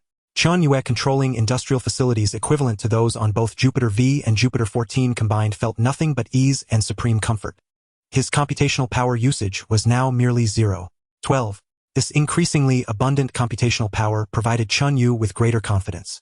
He immediately made arrangements for the next development plan. First, to continue expanding the industrial base and iterating, pushing towards higher precision and higher performance. Second, Chen Yue intended to undertake something he had previously dared not attempt: developing fundamental physics. Fundamental physics is the foundation of all technology. Up until now, Chen Yue had essentially been living off the legacy of the human era. All the technology Chen Yue used had been developed from the human era. While its form might appear innovative, in essence there was hardly any genuine innovation. Without fundamental physics, without new physical theories, how could innovation occur? Researching fundamental physics requires heavy investment, yields slow results, and consumes enormous resources. This was the fundamental reason Chen Yue had previously dared not dabble in fundamental physics research. But now the situation was naturally different. The pinnacle of humanity's technology barely reached the point of manned Mars landings. My future, however, is destined to soar through this vast cosmos. It is time for me to drive the advancement of science myself. Chen Yue thought to himself. He planned the first batch of fundamental physics research facilities and drew up a list. At the top of the list were 10 space telescopes. These 10 space telescopes covered every band of the electromagnetic spectrum, from radio waves, microwaves, to infrared, ultraviolet, visible light, X-rays, and gamma rays. These 10 space telescopes would become Chen Yue's eyes gazing into the deep cosmos. Besides space telescopes, Chen Yue also planned to build 2 gravitational wave telescopes. However, these devices were too technically demanding and might not be constructible yet. He would first accumulate the technology gradually. Additionally, there were neutrino telescopes and, most importantly, high-energy particle colliders. To unravel the mysteries of the microscopic universe, particles must be subjected to extremely high energies so that their inner secrets are revealed. Particle collider is such a device. It can accelerate beams of microscopic particles to near-light speeds, causing them to collide with instantaneous energy densities, capable of generating even miniature black holes. Of course, this is only achievable by the largest particle colliders. Humanity at its peak had not accomplished this. Chen Yue was merely proposing a plan for now to be realized gradually in the future. But if a large one couldn't be built, a small one would suffice for the time being. After all, Chen Yue's own database did not contain those cutting-edge scientific data at the forefront of research. He would have to master these data through his own repeated collision experiments. The third development plan was equally important. Although Europa had abundant methane and oxygen as energy sources, Chen Yue was still dissatisfied. He had decided to strive for higher forms of energy acquisition. After all, on Europa methane and oxygen were inexhaustible, but what about spacecraft flying in space? They couldn't possibly refuel after every short distance, could they? Within the solar system it might be manageable, but what about interstellar travel in the future? A more efficient method of energy acquisition was the only viable solution, and humanity's era had proven that energy from within the atom, nuclear fission and fusion, was the most excellent and suitable. The original's bomb was built on the energy of nuclear fission. The far more powerful hydrogen bomb was based on the energy of nuclear fusion. Humanity had mastered controlled nuclear fission and built numerous nuclear power plants. However, controlled nuclear fusion remained unmastered until their extinction.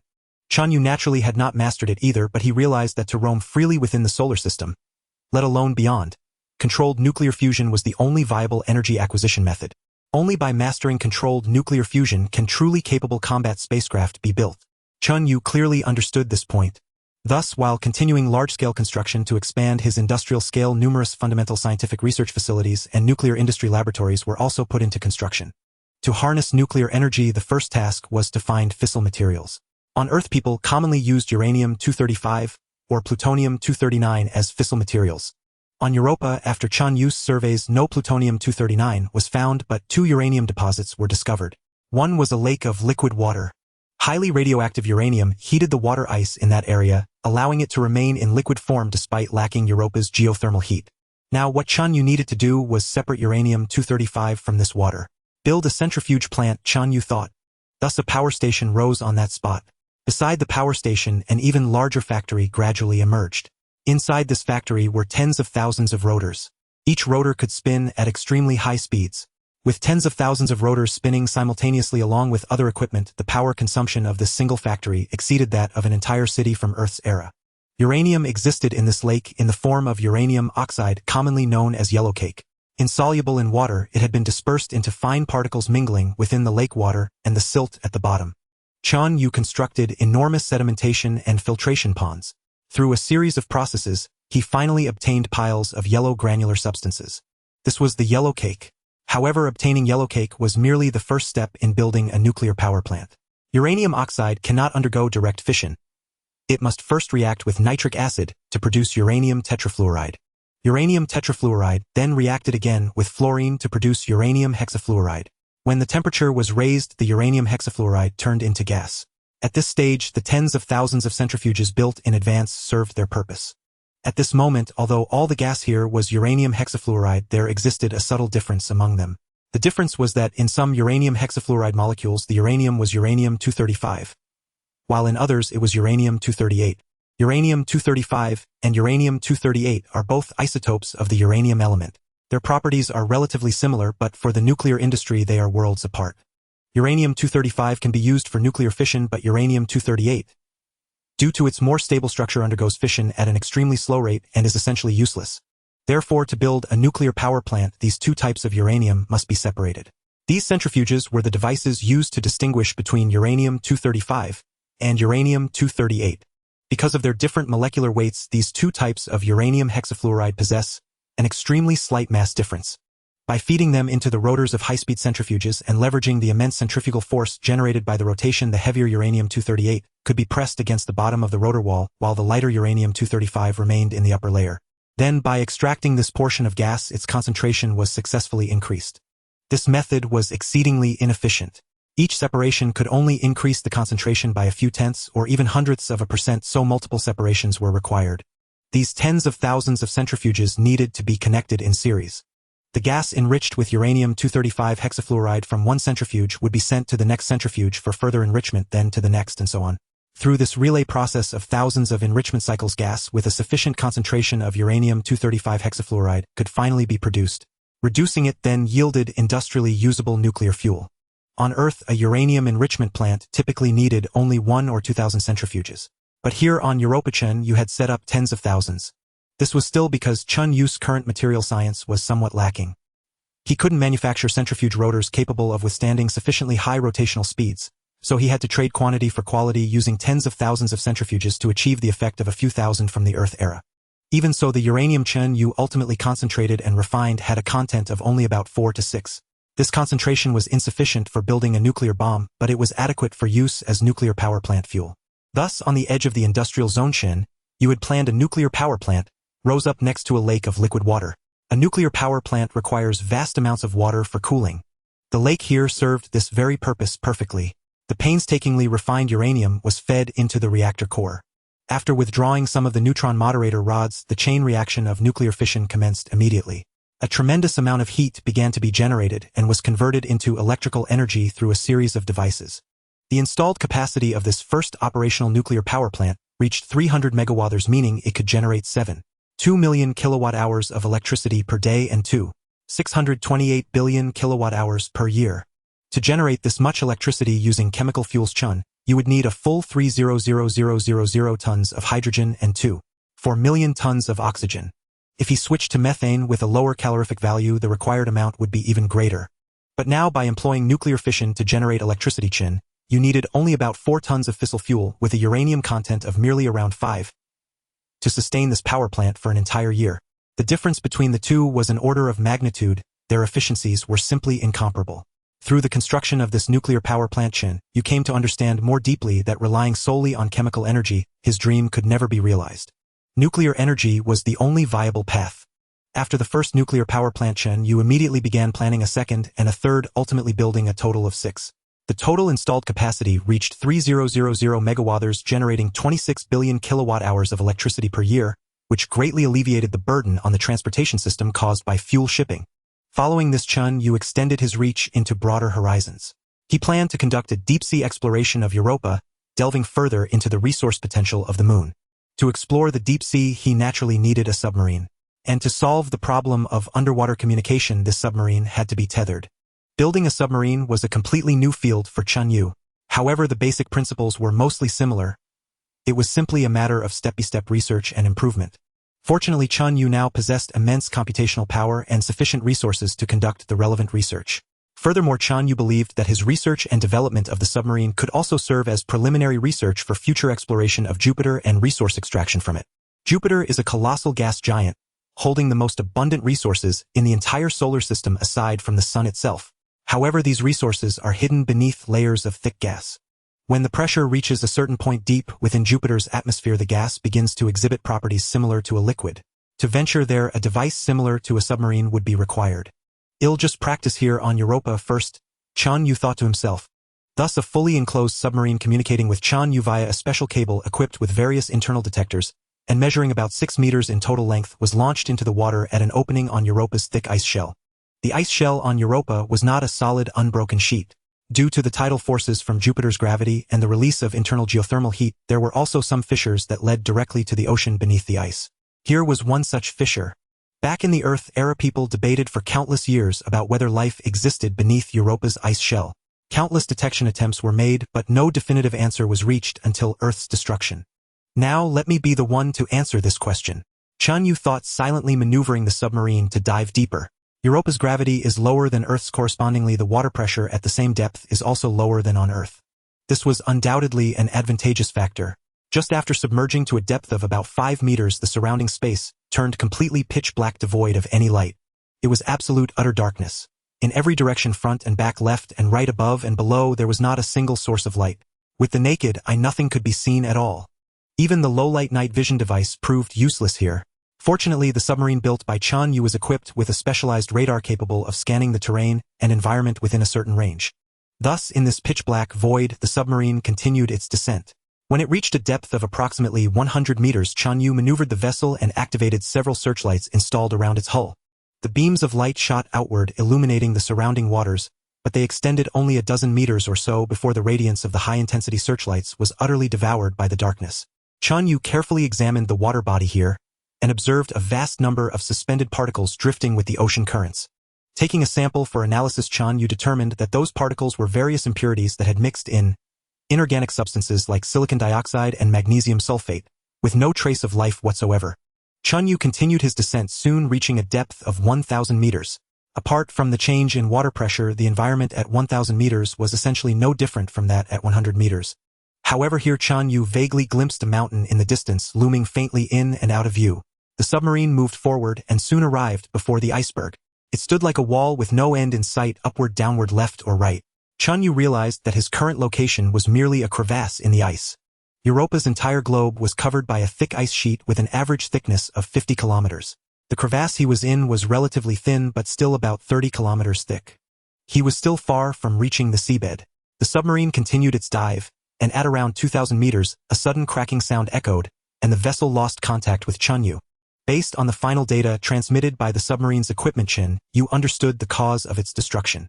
The water pressure was too great. Deformation of the hull had caused a crack to appear, and the surging seawater had flooded in, destroying the submarine. Chen Yue was somewhat speechless. Although the dive depth this time was 2,000 meters, Europa's gravity was only about 13.4% of Earth's, meaning the water pressure here was equivalent to only about 270 meters depth in Earth's oceans. He hadn't expected his submarine to be so unreliable. It's still a matter of insufficient materials technology, Chen Yue sighed. Half a month later, a second specialized submarine set out, diving once again along the same path. Although Chen Yue's materials technology couldn't match that of humanity at its peak, he had his own advantage, an immensely powerful industrial capacity that allowed him to spare no expense or effort to stack enough performance. Moreover, this was an unmanned submarine with no need for life support systems inside, which reduced many potential points of failure and improved reliability. This time, the submarine dove to a depth of a full 10,000 meters, but it was still far from reaching the seabed.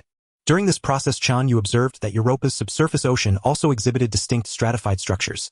Some layers were extremely clear like pure water, while others were quite turbid with multiple ocean currents in existence. Chen Yue speculated that this might be related to Jupiter's gravitational pull on Europa's core. Yet he still found no signs of life. Keep going, he told himself. Learning from the failures of the first two attempts, Chen Yue rapidly iterated and soon built a third submarine, successfully diving to 2,000 meters, followed by a fourth, a fifth, a sixth. Up to the 20th, after 20 rounds of upgrades and improvements, this spherical submarine barely managed to reach a depth of 3,009,000 meters, finally piercing through the thick ice layer and reaching the space beneath it. Horizontally, Chen Yue could see the massive ice sheet stretching into the distance beyond the limits of sight. This ice layer, over 30 kilometers thick, floated atop the liquid water like a thick blanket, blocking all radiation from Jupiter and providing a stable environment here. Building a neutrino telescope here would be an excellent idea, Chen Yue mused. Neutrinos possess extremely high penetrative power. If a person on Earth raised their thumb on that thumbnail alone, an average of over 50 billion neutrinos would pass through every second. Yet almost none of these countless neutrinos would collide with the particles that make up the human body. In fact, they could pass through the Earth itself with virtually no hindrance. Neutrinos can only be observed in environments with extremely low background radiation. On Earth, neutrino telescopes are almost always built deep within underground caves. But Chen Yue was certain that even Earth's underground caves did not have as low a background radiation as beneath this ice layer over 30 kilometers thick. This was an even more suitable place to build a neutrino telescope.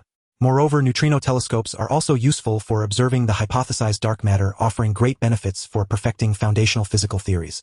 This made Chen Yue even less willing to let go of this place. But there's no rush, take it slow, he thought, continuing his descent. The depth of over 30,000 meters had only penetrated the ice layer. He had not yet reached the seabed. There were still about 15,000 meters to go before reaching the ocean floor. Amid this slow descent, Chen Yue suddenly noticed a faint glimmer of light ahead. Chen Yue's heart stirred. This was a deep sea tens of thousands of meters deep with no natural light sources. A light appearing here. The submarine slowly approached that patch of radiance. The next moment, those lights suddenly vanished. Then, in another instant, they appeared in a different direction. Not driven by ocean currents, they could move autonomously, and they could actively control whether to emit light. Could it be life? Life on Europa? Chen Yue immediately grew solemn, with a hint of excitement stirring within him. Chen Yue turned on the searchlights and carefully scanned the area. After a while, he spotted something roughly resembling a dandelion in shape with a total length of only about 10 centimeters. A relatively large head with a long tail trailing behind. The creature's tail writhed continuously as it moved slowly through the deep sea. They were abundant, densely packed in the area before him. In just this small illuminated space, there were at least tens of thousands. They really are life. Chen Yue opened the submarine's hatch and water immediately rushed in, drawing one of the suspected life forms inside. One isn't enough, Chen Yue said, capturing several more by various means. Abandoning any further descent to the seabed, he immediately surfaced and returned to the ground. The specimens in the submarine were promptly brought by robots to a laboratory with adequate observation conditions, and Chen Yue immediately began examining them with various instruments. By then, these suspected lifeforms had already burst open due to the drastic drop in pressure. Chen Yue could only observe their remains. After observing for a long time, carefully discerning the creature's bodily structure, and examining its minute composition, Chen Yue finally confirmed that this thing was indeed life. Although it was a very primitive and low-level life form, it was nonetheless genuine life. It possessed a cellular structure similar to Earth's life, and was a multicellular organism. According to the path of life's evolution, primitive life was unlikely to directly evolve into multicellular forms. Before it, there should have been single-celled life existing. This meant that there should be more than one type of life there. The coexistence of multiple different life forms implied the existence of a biosphere. Chen Yue carefully examined the seawater, and indeed found microorganisms within it. After some research, he roughly understood the pattern of this biosphere. The microorganisms fed on certain floating organic and inorganic particles, while this dandelion-like organism preyed on those microorganisms. After it died, its body would decompose into organic particles which were then consumed by microorganisms. Those organic and inorganic particles likely originated from submarine volcanic eruptions. Thus a cycle was formed. Since you look like a dandelion, and this is a moon of Jupiter, I'll call you Jupitandelion. Chen Yue casually gave it a name. The Jupitandelion was capable of emitting light. According to Chen Yue's speculation, this was a means to attract phototactic microorganisms for predation. The universe's natural creations are truly wondrous. In this environment far from the sun, completely devoid of light, life could still emerge. The discovery of life on Europa could certainly enhance Chen Yue's understanding of life's evolutionary path and increase his scientific accumulation, but these were long-term effects. In the short term, it held no immediate use for him. Such tiny creatures could not affect or threaten Chen Yue. Yet the discovery of life on Europa still weighed heavily on his mind. Because it raised a crucial question: is the emergence of life in the universe a low-probability event or a high-probability one? Human civilization had never discovered extraterrestrial life until its demise. Thus it was believed that the birth of life in the universe might be extremely rare. That is, perhaps only Earth harbored life and nowhere else. But if even tiny Europa could give rise to life, if even within the small solar system 2 planets could spawn life, then could the emergence of life in the universe still be an extremely rare occurrence? It seemed unlikely. The birth of life might be a high-probability event. And with a larger base, the probability of advanced intelligent life and even civilizations more advanced than humanity would greatly increase. Chen Yue manipulated a telescope, aiming it at the cosmos. Their stars twinkled vast and profound. Hidden behind this immense distance, Chen Yue seemed to see countless civilizations existing in the universe. Some advanced, some backward. Advanced civilizations cruised in starships, while backward ones huddled on their home planets, constantly developing. The universe might not be silent. Such was the inference Chen Yue drew after discovering life on Europa. Extending this further, he thought of Earth's inexplicable explosion and his own strange fusion with a computer. The countless stars, like so many eyes, silently gazed upon the small solar system, the small Jovian system, the small Europa, and Chen Yue himself. Chen Yue sighed quietly. At present he lacked even the strength to venture into space, had not yet mastered controlled nuclear fusion, let alone the means to explore the truth of the universe. Take it slow, Chen Yue thought to himself. The exploration of Europa's seabed continued. This time Chen Yue finally descended to the ocean floor over 40,000 meters deep. The water pressure there was roughly equivalent to the pressure at 6,000 meters depth on Earth. It was manageable. The submarine Chen Yue had built could barely withstand it. This area seemed to be the habitat of the Jupitandelion. Chen Yue saw countless Jupitandelions here. Some glowing, some not, some that appeared to have just split, and others on the verge of death. An endless multitude. After exploring the area, Chen Yue found the reason. There were several miniature submarine volcanoes here, constantly spewing nutrients from deep within the planet, thereby nurturing a vast number of tiny plankton. With an abundance of food, the number of Jupitandelions naturally increased. What particularly astonished Chen Yue was that the material ejected from Europa's deep interior was rich in lithium. This made Chen Yue unable to remain calm. Lithium was extremely useful. It and its compounds had many industrial applications, including heat-resistant glass, ceramics, lithium grease, lubricants, flux additives for producing iron, steel, and aluminum, lithium batteries and lithium-ion batteries, among others. Moreover, Chen Yue had always believed that lithium reserves in the Jovian system were relatively scarce. Strictly speaking, they weren't exactly scarce, but most of the lithium existed deep within the planet's interiors or deep within Jupiter, making extraction difficult. This had forced Chen Yue to conserve lithium and seek substitutes whenever possible. For instance, for the batteries used in his robots, Chen Yue had adopted sodium-ion battery technology instead of the superior lithium-ion battery technology.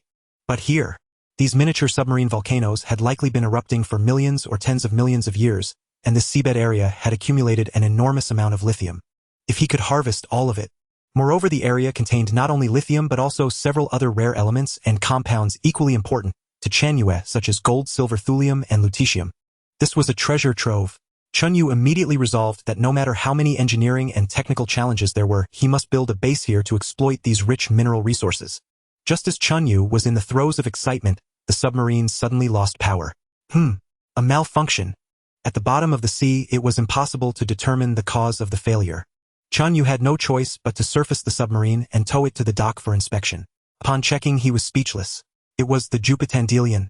After some thought, he understood what had happened. The Jupitandelion seemed to possess an instinct to converge towards ocean currents. This instinct allowed them to quickly sense where a new eruption of a miniature volcano had occurred on Europa's seabed. A volcanic eruption meant that numerous organic and inorganic particles had been ejected, which would make the area rich in microorganisms, and the Jupitandelion fed on those microorganisms. And the movement of his submarine created changes in the currents similar to those of a miniature volcanic eruption.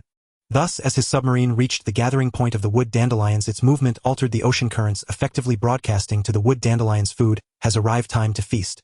It would be a miracle if the wood dandelions did not converge. However, the sheer number of wood dandelions on the seabed was beyond count.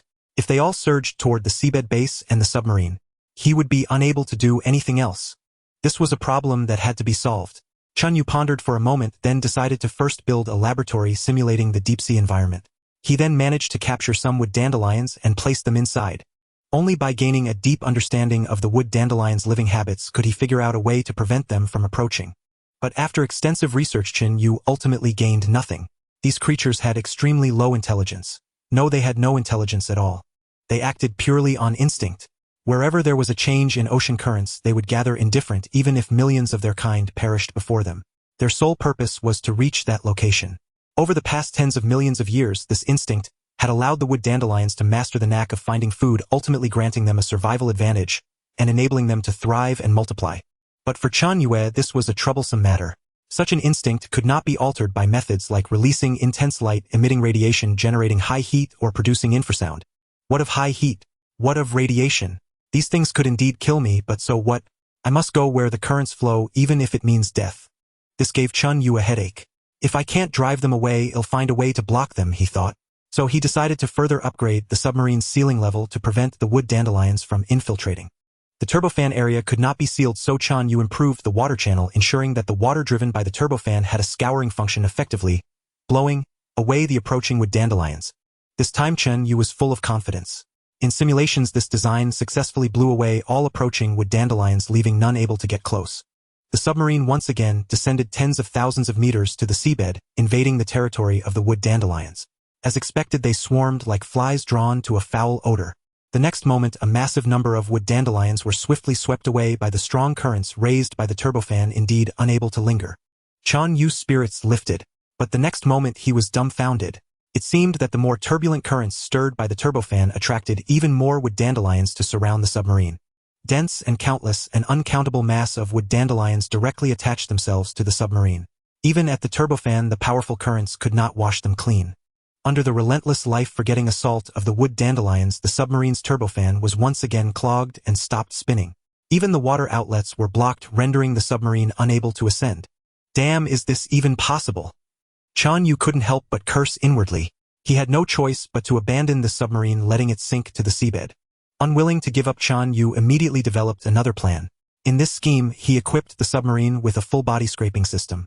Like the windshield wipers on an Earth car, the submarine was fitted with dozens of scrapers around its hull, which could operate continuously to scrape off all attached wood dandelions. Key areas like the turbofan and water inlets were especially reinforced. And so, Chen Yue lost another submarine. The wood dandelions, fearless and unheeding of death, were determined to reach the submarine. Through these experiments, Chen Yue estimated that he had killed millions of them. Yet the seabed was still teeming with wood dandelions, showing no sign of a decrease. The total number in this region might reach trillions or even tens of trillions.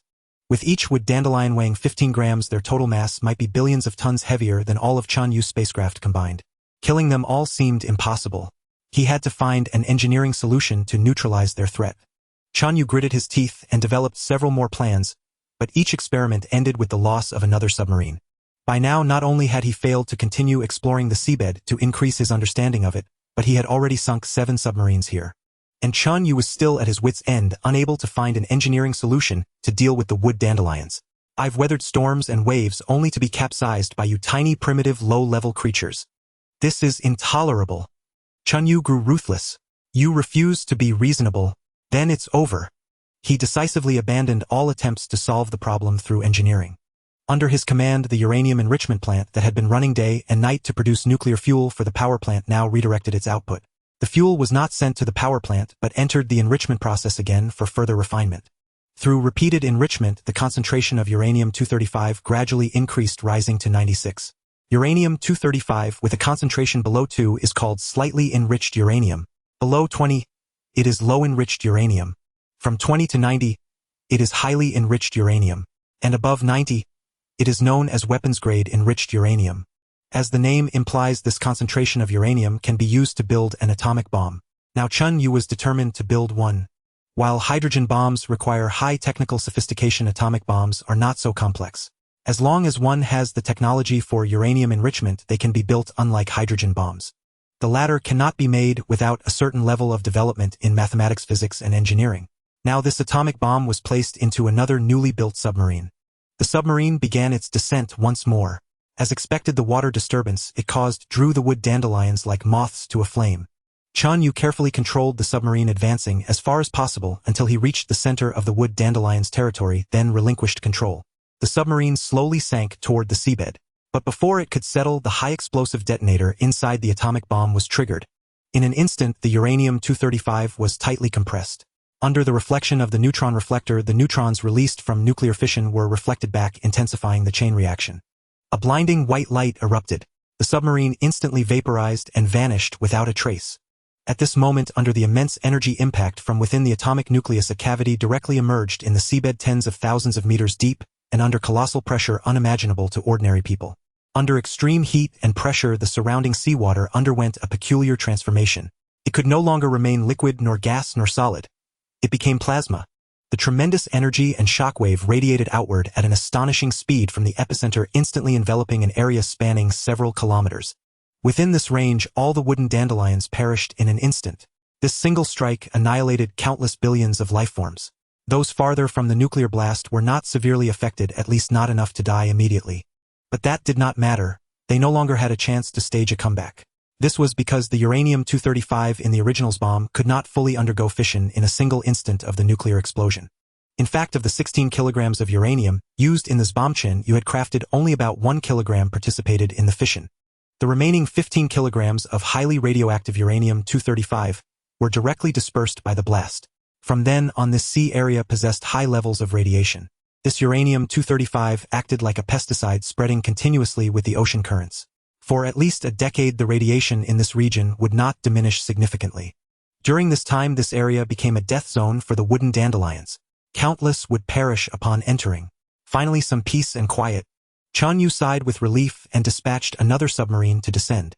This time, indeed, no wooden dandelions harassed him, allowing him to smoothly carry out the seabed exploration mission. After completing the planning, a large quantity of high-performance seabed construction materials was transported down, and an underwater base began to be built on this very spot. This underwater base would not only handle the extraction, preliminary processing, and transportation of various rare seabed mineral deposits, but also serve as a research facility. Jupiter is unavoidable. As I continue to develop, one day I will have to extract resources from within Jupiter. Let this deep sea of Europa serve as an environmental simulator for Jupiter's atmosphere. A vast array of underwater engineering machinery was developed by Chen Yue and directly delivered to the seabed. Thus, the once lifeless deep sea began to bustle with activity. Robots shuttled back and forth. Enormous seabed excavators rumbled and trembled under extreme water pressure, scooping out or shovel by shovel. Transport vehicles laden with or drove directly along the seabed. Large quantities of underwater explosives were brought in to blast away the hard rocks that machinery could not handle. Ultimately, they produced a variety of crucial minerals for Chen Yue, replenishing his ever-expanding industrial facilities. At this stage, Chen Yue's industrial bases had nearly spread across the entire globe of Europa. Hundreds of thousands of factories of all types roared day and night. Laboratories produced data from various precision experiments around the clock. Trains sped along crisscrossing roads. There were spacecraft and satellites in space. Specially modified helicopters flew tirelessly within the atmosphere, trains and trucks on the roads, and submarines in the sea. From sea to land to air to space, Chen Yue's footprints were everywhere. At this moment, a long-planned but never executed endeavor could finally be undertaken. A neutrino telescope, previously due to the lack of a suitable environment with too much external background radiation that would severely interfere with neutrino observations, Chen Yue had never built one. Now that Chen Yue truly possessed the ability to operate in the deep sea, the time to construct a neutrino telescope had finally matured. The thick ocean of Europa acted like a lid blocking out most radiation. Only neutrinos with extremely high penetrability could pass through. Thus, an environment for studying neutrinos was created. Neutrinos play a crucial role in the evolution of the universe. They play significant roles in numerous physical processes such as supernova explosions, black holes, neutron star mergers, galaxy mergers, and evolution and stellar physics. Studying them would help deepen Chen Yue's understanding of fundamental physics. Thus, at a location hundreds of kilometers away from the seabed base, inside a massive underwater fissure, a submarine piloted by Chen Yue delivered large quantities of construction materials and machinery. This place was over 100 kilometers deep from the surface. Above it lay first over 60 kilometers of seawater, followed by a 40-kilometer thick ice layer. Moreover, the geology here was stable, unaffected by the core movements of Europa induced by Jupiter's gravity. The environment was relatively pure, almost devoid of radioactive substances, with extremely low background radiation. In such an environment, a massive underwater research base was gradually built. The immense water pressure was held at bay by high-strength steel structures, while the interior remained dry and pure, just like the research institutes Chen Yue had built on the surface.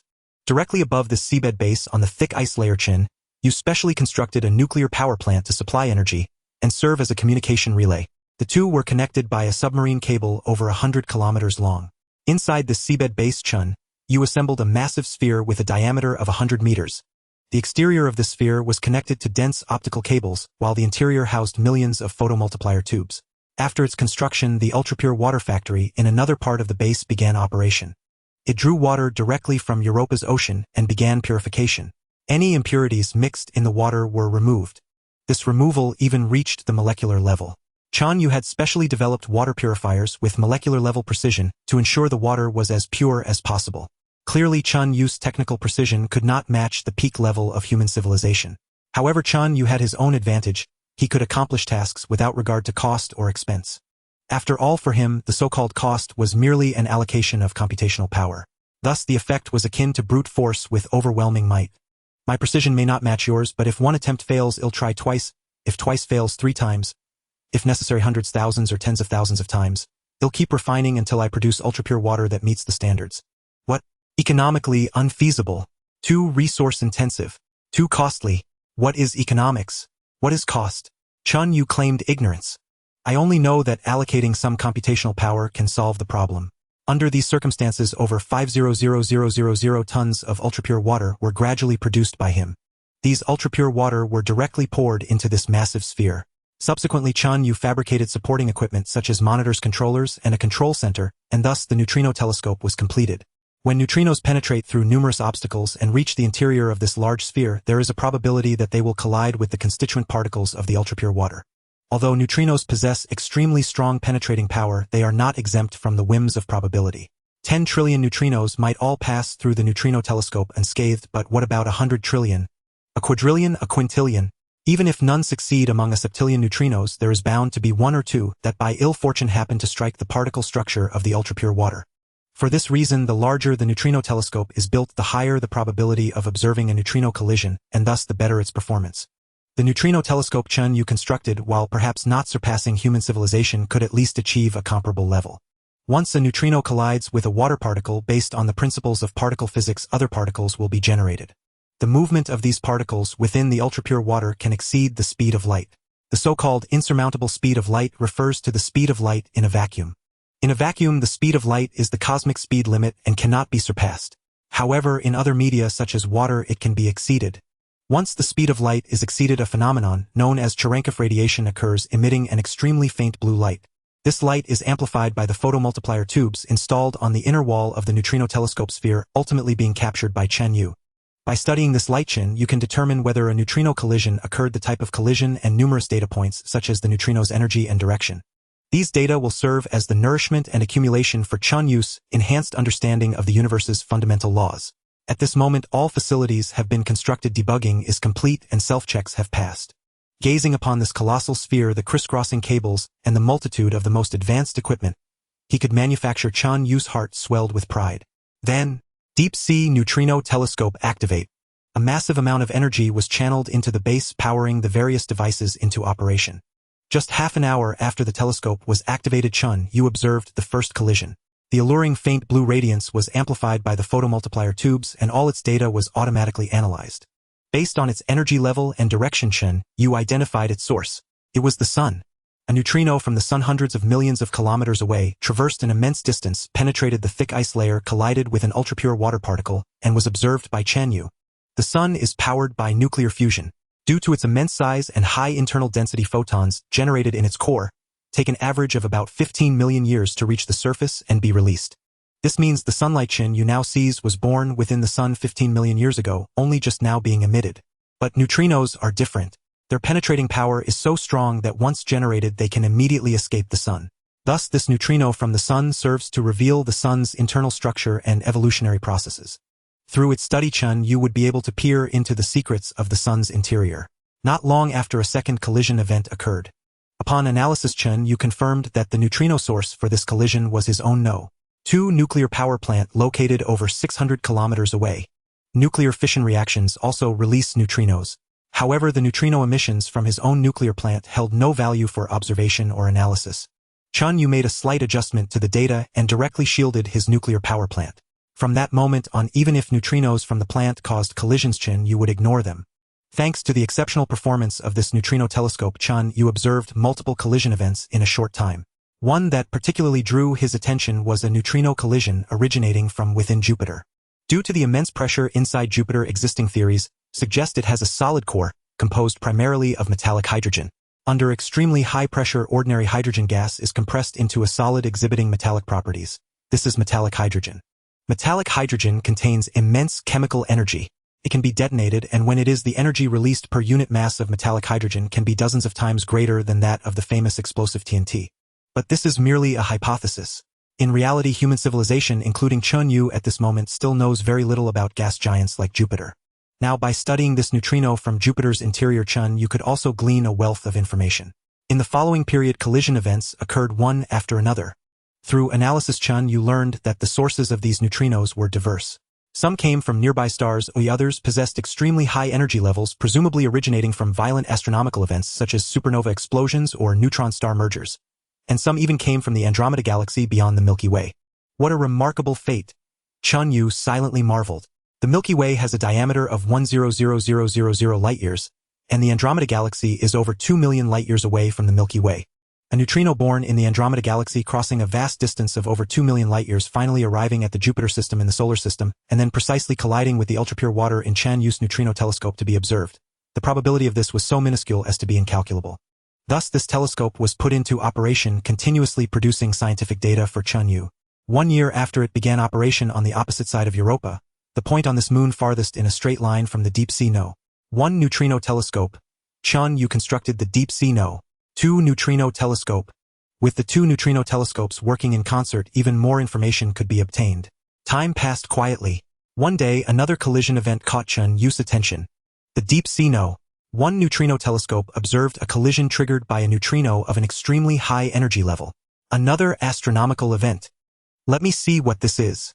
Chen Yue initially thought it was another event like a supernova explosion. He planned to confirm the direction, and then use an optical telescope to find the optical counterpart for detailed observation. But this time the situation seemed different. Such phenomena had occurred even during the Earth era. At that time, a neutrino telescope detected a neutrino burst emanating from an aged star.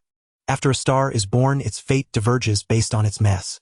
Stars of medium to small mass like the Sun will eventually swell into red giants, vastly increasing in volume. Their outer shells will be dispersed, while their cores will compress into dense celestial bodies, known as white dwarfs. White dwarfs possess extreme density. A white dwarf the size of Earth can have a mass equivalent to that of the Sun. A single cubic centimeter of white dwarf matter can weigh up to a ton or more.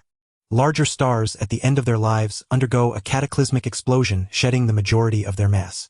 Their cores leave behind an even denser remnant than a white dwarf known as a neutron star. A single cubic centimeter of neutron star matter can weigh 1 billion tons.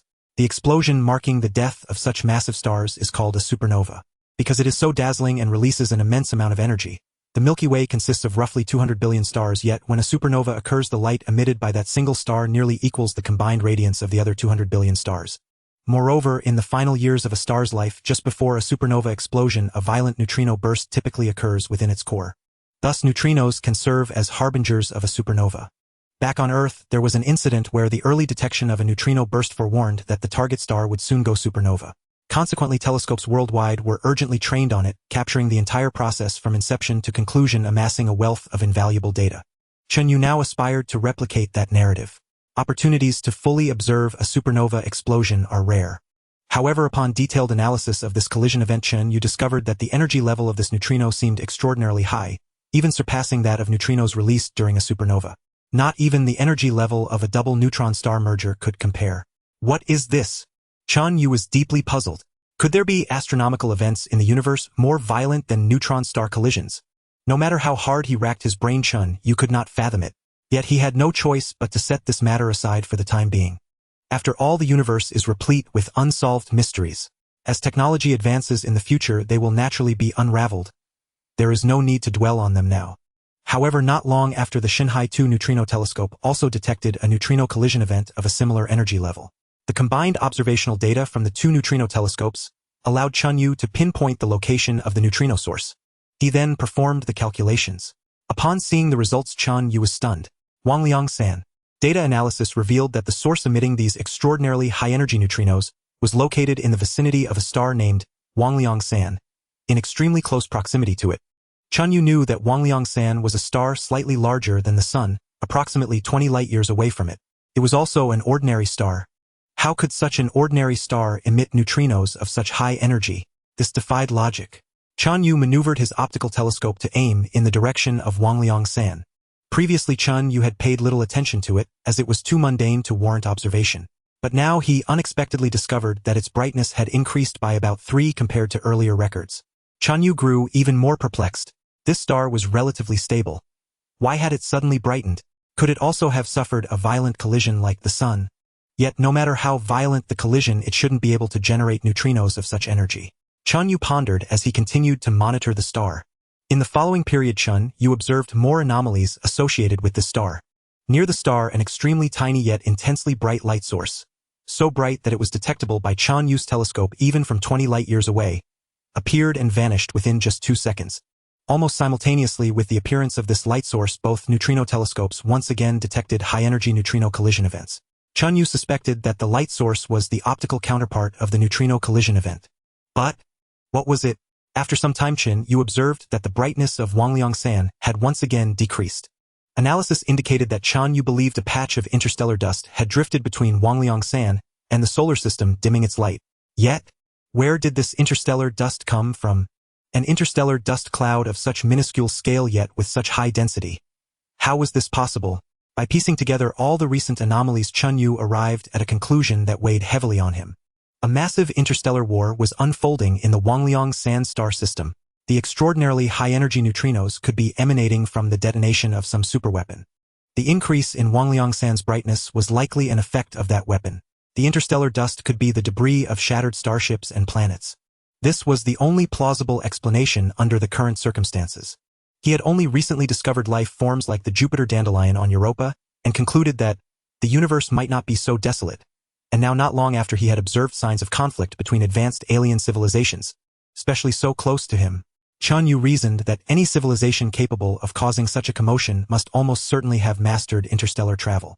If they could voyage between different stars, they would inevitably have the capability to reach the solar system. Chen Yue felt he could scarcely imagine the scale of that war. What kind of war must that be? Only one thing was certain to Chen Yue: the technological prowess of both warring parties far exceeded his own. Even if just one of their starships came here, it could easily annihilate him. At this moment, his only hope was that they had not discovered him, or that they had no interest in the solar system. They must not come to the solar system. A profound sense of crisis spread from the depths of Chen Yue's heart. I am still too weak, utterly incapable of protecting myself. I must develop technology faster. Controlled nuclear fusion. Yes, controlled nuclear fusion. Chen Yue silently resolved. He was determined to master controlled nuclear fusion technology at any cost, because in his view, mastering it would mean he truly possessed the capability for interstellar travel.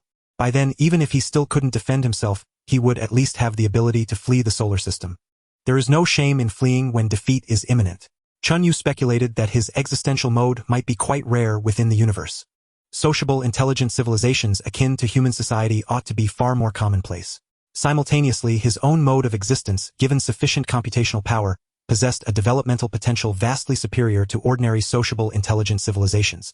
As long as he could escape and find some obscure, unnoticed star system to develop for a while, he would fully recover his strength and perhaps even advance further. Then he could return to reclaim his ground. Thus Chen Yue bore no psychological burden regarding escape. His only concern was whether escape itself might prove impossible. Without controlled nuclear fusion technology, he couldn't even leave the solar system. How could he speak of escape? But controlled nuclear fusion is too difficult.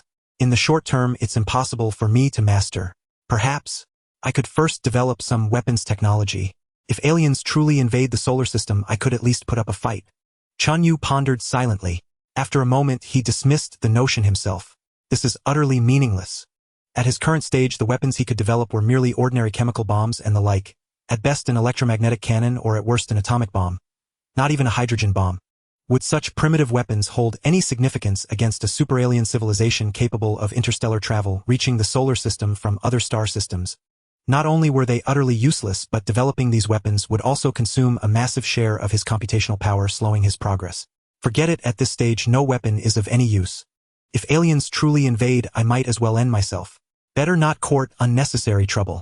The most important task now remains to exhaust all efforts in advancing technology. Once I master controlled nuclear fusion, only then will I develop weapon systems. Chen Yue made up his mind. This incident ignited an unprecedented yearning for technological progress within him, and it made him even more reluctant to slack off, though he had never been idle before.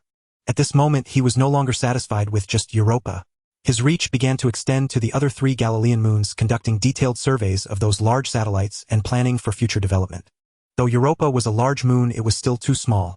Given Chen Yue's current pace of development, it would soon fail to supply sufficient resources. During this period, in terms of technological advancement, Chen Yue's chip fabrication process remained at 5 nanometers without further progress. Though he was eager, since more advanced chip technology meant higher computational power and faster development. He knew this aspect could not be rushed, or it required gradual accumulation. In energy, after stably mastering nuclear fission reactor technology, Chen Yue began to challenge the next level, nuclear fusion. Of course, this was currently only in the preliminary research phase. Chen Yue was well aware that a breakthrough in the short term was unlikely. However, to develop the other large moons relying solely on chemical rockets or spacecraft for interplanetary travel no longer met his needs. More efficient energy sources and new spacecraft had to be developed. Since nuclear fusion is unattainable in the short term, to meet subsequent demands, I must first consider miniaturizing nuclear fission reactors to build fission-powered spacecraft. Chen Yue thought thus. Miniaturization technology for fission reactors already had applications on Earth, such as in nuclear submarines and nuclear-powered aircraft carriers. However, Chen Yue's miniaturization was not aimed at submarines or carriers but at spacecraft. He wanted to build nuclear-powered spacecraft. For spacecraft, transitioning from chemical energy to nuclear energy represented a monumental leap. Once successful, Chen Yue's spacecraft would see a tremendous boost in both performance and endurance, potentially leading to the creation of true space warships capable of combat in the void, granting him a certain degree of self-defense capability. Of course, how much capability a fission-powered spacecraft would possess in space combat, and how much protection it could afford him, remained a debatable question. Nevertheless, its value could not be overlooked. But nuclear-powered spacecraft were not so easily built. Spacecraft in motion rely on 2 things. One is energy, the other is propellant. Chemical rockets, for instance, combine energy and propellant into one. Take unsymmetrical dimethylhydrazine. When it combines with an oxidizer and combusts, the generated gas is heated to extreme temperatures and high pressure, then expelled directly to produce thrust, propelling the rocket forward. In this process, the fuel and oxidizer provide energy, while the expelled combustion gases serve as propellant. For nuclear-powered spacecraft with a fission reactor supplying energy, where does the propellant come from? Without anything to expel, how can thrust be generated? Would he need to prepare a large store of gas or other materials to be heated and pressurized by the fission reactor, and then expelled for thrust? But then building a fission reactor would lose its purpose, as it would be as bulky and massive as chemical propulsion, saving neither space nor mass. To build a nuclear-powered spacecraft, the first issue to resolve was the propellant problem. It seems I have to develop ion propulsion technology. Chen Yue mused quietly. Ion propulsion technology, as its name implies, uses ions as propellant. The source of thrust comes from two factors: the quantity of propellant and its velocity. For propellant expelled at the same velocity, the greater the quantity expelled, the greater the thrust. For the same mass of propellant, the faster it is expelled, the greater the thrust. When it's impossible to increase the mass of propellant, the only option is to increase its expulsion velocity. Ion propulsion technology is precisely such a technology. Its essence can roughly be considered a particle accelerator, much like the particle colliders Chen Yue used for scientific research. First, gas is ionized, then accelerated by electromagnetic fields to extremely high velocities, before being expelled rearward to generate thrust. Because ions can be accelerated to speeds approaching that of light, compared to chemical rockets where propellant expulsion speeds are typically a few to a dozen kilometers per second, the efficiency gap between the two is immense. Only with ion propulsion technology would nuclear-powered spacecraft truly become valuable. Yet even in humanity's peak era, ion propulsion was still in its infancy. The most advanced ion engines produced thrust barely sufficient to move a piece of paper. Compared to the weight of tens or even hundreds of tons and the thousands or tens of thousands of tons of large spacecraft, this thrust capable of moving only a sheet of paper was essentially negligible, seemingly devoid of any developmental value. Yet one cannot think this way in scientific research. Regardless, the fact that it could move a piece of paper meant it theoretically possessed the potential to propel a spacecraft. Moreover, its performance was far too superior, its consumption of propellant far too economical, and its potential truly boundless. If the upper limit of potential for chemical fuel spacecraft and rockets is 10, then the upper limit for ion propulsion might be as high as 10,000 or even 100,000. When trains were first built, they were slower than ox carts, yet later they became the world's primary mode of transportation. What mattered was not the initial slowness, but the potential. In particular, ion propulsion technology was not limited to application at the current technological level. In fact, through his research and predictions, Chen Yue believed he would need to delve deep into ion propulsion technology for many years to come. Nuclear fission-powered spacecraft would adopt ion propulsion technology, and even when he possessed nuclear fusion technology, he would still use ion propulsion. He even believed that until he mastered true faster-than-light travel, ion propulsion would remain his primary means of propulsion. Thus, Chen Yue formally began his research on ion thrusters. Of course, his research was not limited to a single ion thruster but encompassed an entire series. Every aspect related to nuclear-powered spacecraft needed simultaneous investigation. In terms of energy, research focused on the miniaturization and efficiency enhancement of nuclear fission reactors. In propulsion, it was the ion engine, or in spacecraft structure, it involved higher performance materials and engineering layouts, and there were also communication systems, electrical systems, and more, all adapted to the space environment. Chen Yue felt that the research on nuclear-powered spacecraft would become a comprehensive test of his current engineering capabilities and scientific level. All his shortcomings in the development process would be exposed during this research. Completing this development would comprehensively elevate his scientific research strength and industrial capability. This significance was by no means trivial. Chen Yue decomposed the grand project of researching nuclear-powered spacecraft into as many as 16 major scientific engineering tasks, such as the materials science project, the aerodynamic layout project, and the high-performance communication system project. Each major task was further subdivided into at least 20 and up to over 90 smaller research projects, totaling over 1000 projects. The successful completion of these over 1000 projects was indispensable. Chen Yue had to achieve the intended goals in all of them to finally build the nuclear-powered spacecraft. To this end, Chen Yue mobilized over 9000 research institutes and laboratories, 5000 factories, and tens of millions of robots to engage in this unprecedented colossal project. New factories and workshops rose from the ground. Various newly developed custom-built machinery was quickly put in place. Supercomputers for scientific research were rapidly deployed, generating a continuous stream of experimental data. Driven by the pressure of a survival crisis from the depths of the universe, Chen Yue truly exerted his full strength. In the ion propulsion laboratory, Chen Yue spent a year constructing a massive ring-shaped thruster 26 meters in diameter and 5 meters wide. Installed within this thruster was a specially made particle accelerator which accelerated ions generated by an ion generator and expelled them through a nozzle at the rear. Chen Yue built a dedicated power station to supply it with electricity. There was no other option. The device consumed so much power that it could not be connected directly to the grid. Otherwise, the massive fluctuations in power load during startup and shutdown would cause the grid to collapse. Now came the first ignition test of this prototype, designated number 1. Vast amounts of electricity surged in, converted by the ion propulsion device into the kinetic energy of ions, accelerating them to tremendous speeds before they were ejected from the nozzle. A pale blue flame radiated astonishingly high temperatures. At that moment, the enormous workshop was bathed in an eerie blue light. A staggering amount of radiation was generated instantly.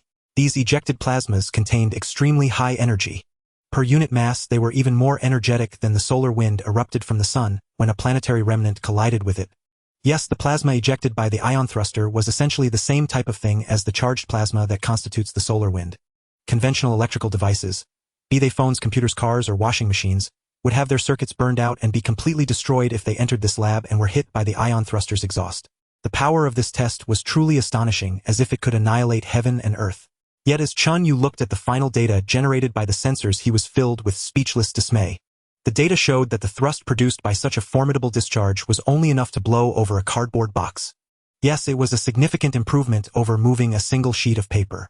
A behemoth consuming 210,000 kilowatt-hours of electricity per hour, 26 meters in diameter, 5 meters thick, with a total mass of over 5,000 tons, generated only enough thrust to push a cardboard box. Alright, Chen Yue thought ruefully, progress is progress. At least the prospects are bright. They'll just continue iterating and improving. The current energy loss is mainly concentrated in the particle acceleration stage.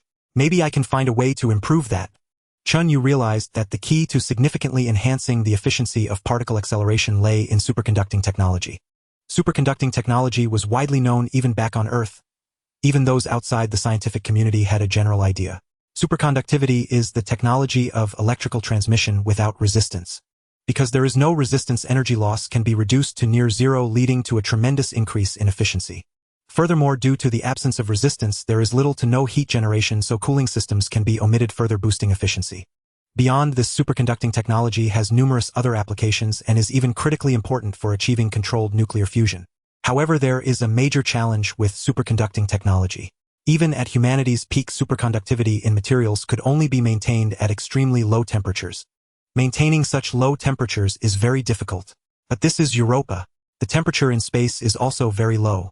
Perhaps I can find a more convenient engineering solution for low-temperature superconducting applications here.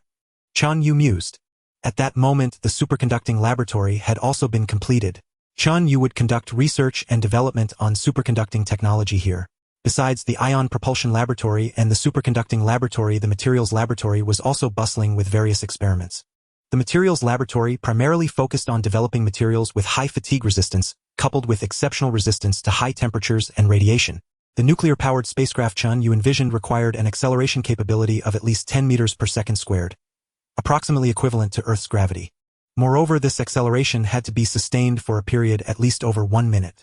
The engine could only be mounted at the spacecraft's rear, relying solely on the thrust from the rear to propel the colossal spacecraft, altering its motion state at an acceleration of 10 meters per second squared, maintaining it for a minute and repeating the acceleration multiple times. One could foresee the immense pressure the entire spacecraft would endure. All existing materials were utterly inadequate to meet these demands. Chen Yue had to develop sufficiently advanced new materials complemented by engineering measures, such as a more rational layout and additional load-bearing keels, to achieve the ultimate goal. The materials laboratory comprised over 60 sub-laboratories, each conducting research and manufacturing experiments on tens of thousands of new materials. Beyond alloys, Chen Yue's work also encompassed nanomaterials, polymers, and molecular polymer materials. In the communications laboratory, various new, highly reliable communication devices were under development, or, in the electrical laboratory, highly reliable electrical equipment was being subjected to harsh radiation environments. Time passed slowly. 50 years had passed in the blink of an eye. It was now the year 464 of the new calendar. After 50 consecutive years of diligent research and development, Chen Yue had yet to build the final nuclear-powered spacecraft. Scientific research is like that. There are no shortcuts. It's all about gradual accumulation and iterative improvement. That's the only way, and it has to be this way. Chen Yue once again came to appreciate this truth. I just hope those alien civilizations haven't noticed me during this time. However, over these 50 years, Chen Yue hadn't been without gains. At the very least, each major laboratory had made progress with technologies iterated over a dozen times, representing substantial advancement from the initial state. It was simply that the final performance still fell short of the target. Moreover, during this period, Chen Yue's chip manufacturing process had achieved another breakthrough. The next generation process after 5 nanometers was 3 nanometers. Chips with a 3-nanometer process represented the pinnacle of technology achieved by humanity at its peak. Now Chen Yue had finally caught up with humanity's peak in chip manufacturing. A new supercomputer using the 3-nanometer process had been built, offering a 10-fold increase in computing power compared to the one he was currently using. It was precisely this increased computing power that allowed Chen Yue to sustain the ever-growing demand for computational resources. Scientific research, especially in its later stages, demanded increasingly terrifying amounts of computing power. Even though numerous secondary supercomputers had been built to handle most of the research calculations, with Chen Yue playing a role akin to a human element, the computing power he commanded was still being rapidly consumed. The rapid surge in computing demands caused a flicker of concern in Chen Yue's mind. He was nearing the technological ceiling of silicon-based chips. After the 3-nanometer process came the 2-nanometer process. The 2-nanometer process represented the highest possible limit for silicon-based chips. Further progress was impossible. There would be no 1-nanometer or sub-nanometer processes, because once the chip process shrank below 2 nanometers, electrons between different circuits would directly penetrate due to the quantum tunneling effect, causing circuit failure. A new paradigm for computing is essential, Chen Yue mused. This required an entirely new path for computer development. Currently, the only promising technology to surpass the limits of silicon was quantum computing. I need to allocate some computing power for preliminary research into quantum computer technology. Thus, a quantum laboratory was established and research into quantum computer technology commenced. Meanwhile, the development of technologies related to the nuclear-powered spacecraft was progressing on all fronts. Time continued to race forward, and Chen Yue devoted himself entirely to research across various disciplines, losing track of days and months. Just as constant dripping wears away a stone or persistent sawing cuts through, with the formidable barriers of science began to show signs of yielding under Chen Yue's relentless assault, spanning over a century of diligent effort, incremental performance gains, and technological iterations. On this day, a major breakthrough was achieved in ion propulsion technology. The new generation of ion thrusters had reduced their total mass to approximately 500 tons, while their thrust had increased to the point where they could move a large boulder. This was an astonishingly significant advancement. It meant that Chen Yue's technology in ion propulsion at the very least had far surpassed that of humanity at its peak. Yet Chen Yue felt no complacency. It's still not enough. We must continue to improve. Time gradually arrived at the year 528 of the new calendar. By now 114 years had passed since Chen Yue initiated the nuclear-powered spacecraft project. In the ion propulsion laboratory, a new round of ion propulsion experiments began.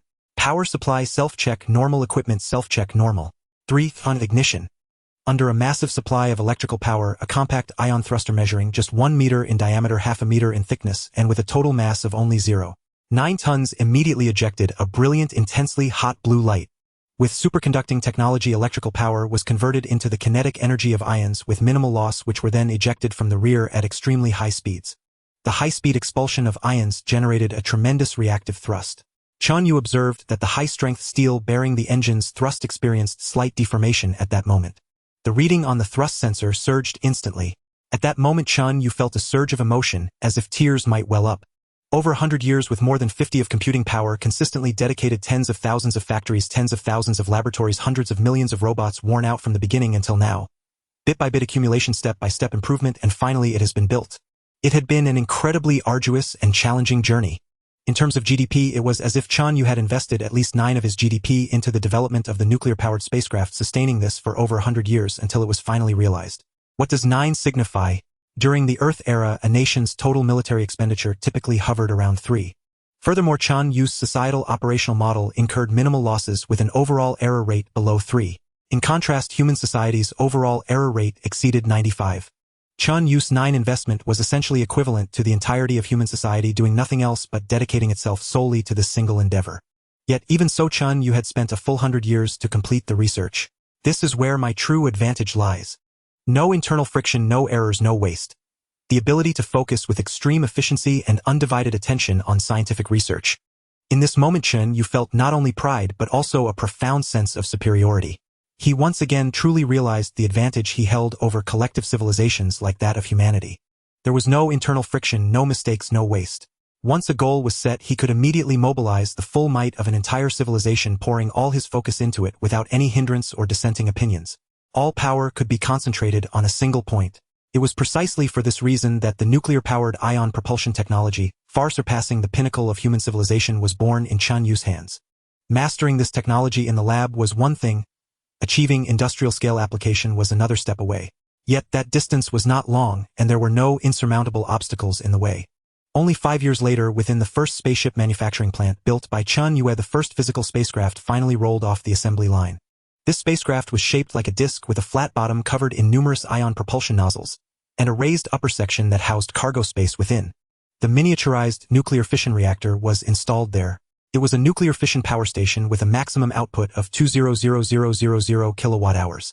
Running at full power, it could generate approximately 1.72 billion kilowatt-hours of electricity per year, consuming less than 2 tons of 5 enriched nuclear fuel. It measured 50 meters in diameter and stood 16 meters at its highest point. Its total mass reached 4,000 tons, with an internal payload capacity of up to 2,500 tons. The surging energy from the internal nuclear fission reactor was converted into electricity, then into the kinetic energy of plasma, propelling it from the 100 nozzles on the bottom at near light speed to generate immense thrust. Depending on varying needs and payloads, Chen, you could easily adjust the power output of the nuclear fission reactor and the propulsion power of the ion thruster assembly. This allowed the behemoth weighing up to 6,500 tons to accelerate or decelerate at a maximum rate of 10 meters per second squared. Such formidable maneuverability implied an extremely high structural strength. This meant it could land on the surface of certain planets, unlike earlier spacecraft that could only exist in the zero-gravity environment of space where landing would cause their own weight to crush them. Of course, the mass of the landing planet could not be too great. If the gravitational pull exceeded 1.5 times that of Earth's gravity, it would still be crushed by its own weight. Consequently, it could not yet reach gas giants like Jupiter or Saturn. However, it could travel freely to Galilean moons like Europa, as well as Pluto, Earth, Mars, Venus, and similar celestial bodies. At that moment, with a command from Chen Yue, the spacecraft's central computer began to increase power output from the fission reactor. The numerous plasma thrusters consuming vast amounts of electricity accelerated ions and ejected them from the nozzles. An immense thrust immediately acted upon the spacecraft. The thin atmosphere above Europa roared and screamed as the thousand-softens behemoth left the surface, soaring into space. The glow of the azure-blue exhaust illuminated the dim sky. Reaching space for this spacecraft was like a dragon entering the sea. Chen Yue piloted it at full power, hurtling swiftly toward another Galilean moon, Io. Io's mass was slightly greater than Europa's, but only marginally so. At that moment, it was only about 300,000 kilometers from Europa. Under the rapid acceleration of the ion propulsion spacecraft, it had already covered half that vast distance in just over an hour. It then reached its maximum cruising speed of 55 kilometers per second. Afterward, the attitude control thrusters fired, turning it gracefully in space. It then began ejecting plasma toward Io to decelerate. Thus, after another hour or so as it approached Io, its speed had precisely dropped to one that allowed it to enter an orbit around the moon. The entire journey took the spacecraft less than 3 hours. In the past, when Chen Yue still used chemical propulsion spacecraft, the same trip required at least 3 days. The improvement in efficiency was so immense it could be called a leap forward. At this point, because it was too far from Europa, communication with the spacecraft inevitably experienced noticeable delays. Thus, Chen Yue switched its control mode from direct to indirect.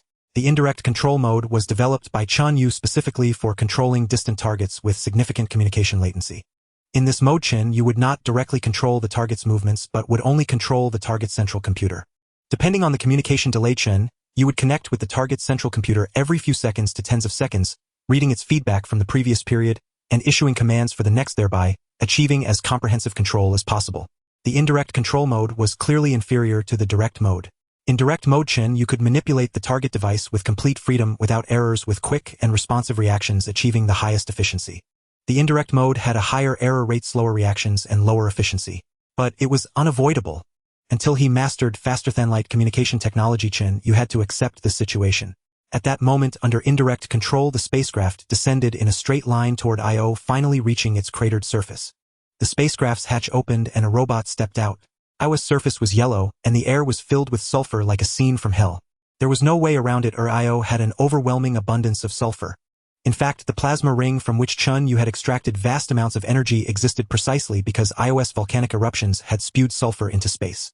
This is also a resource-rich planet, Chen Yue mused. It would be a shame not to exploit it properly.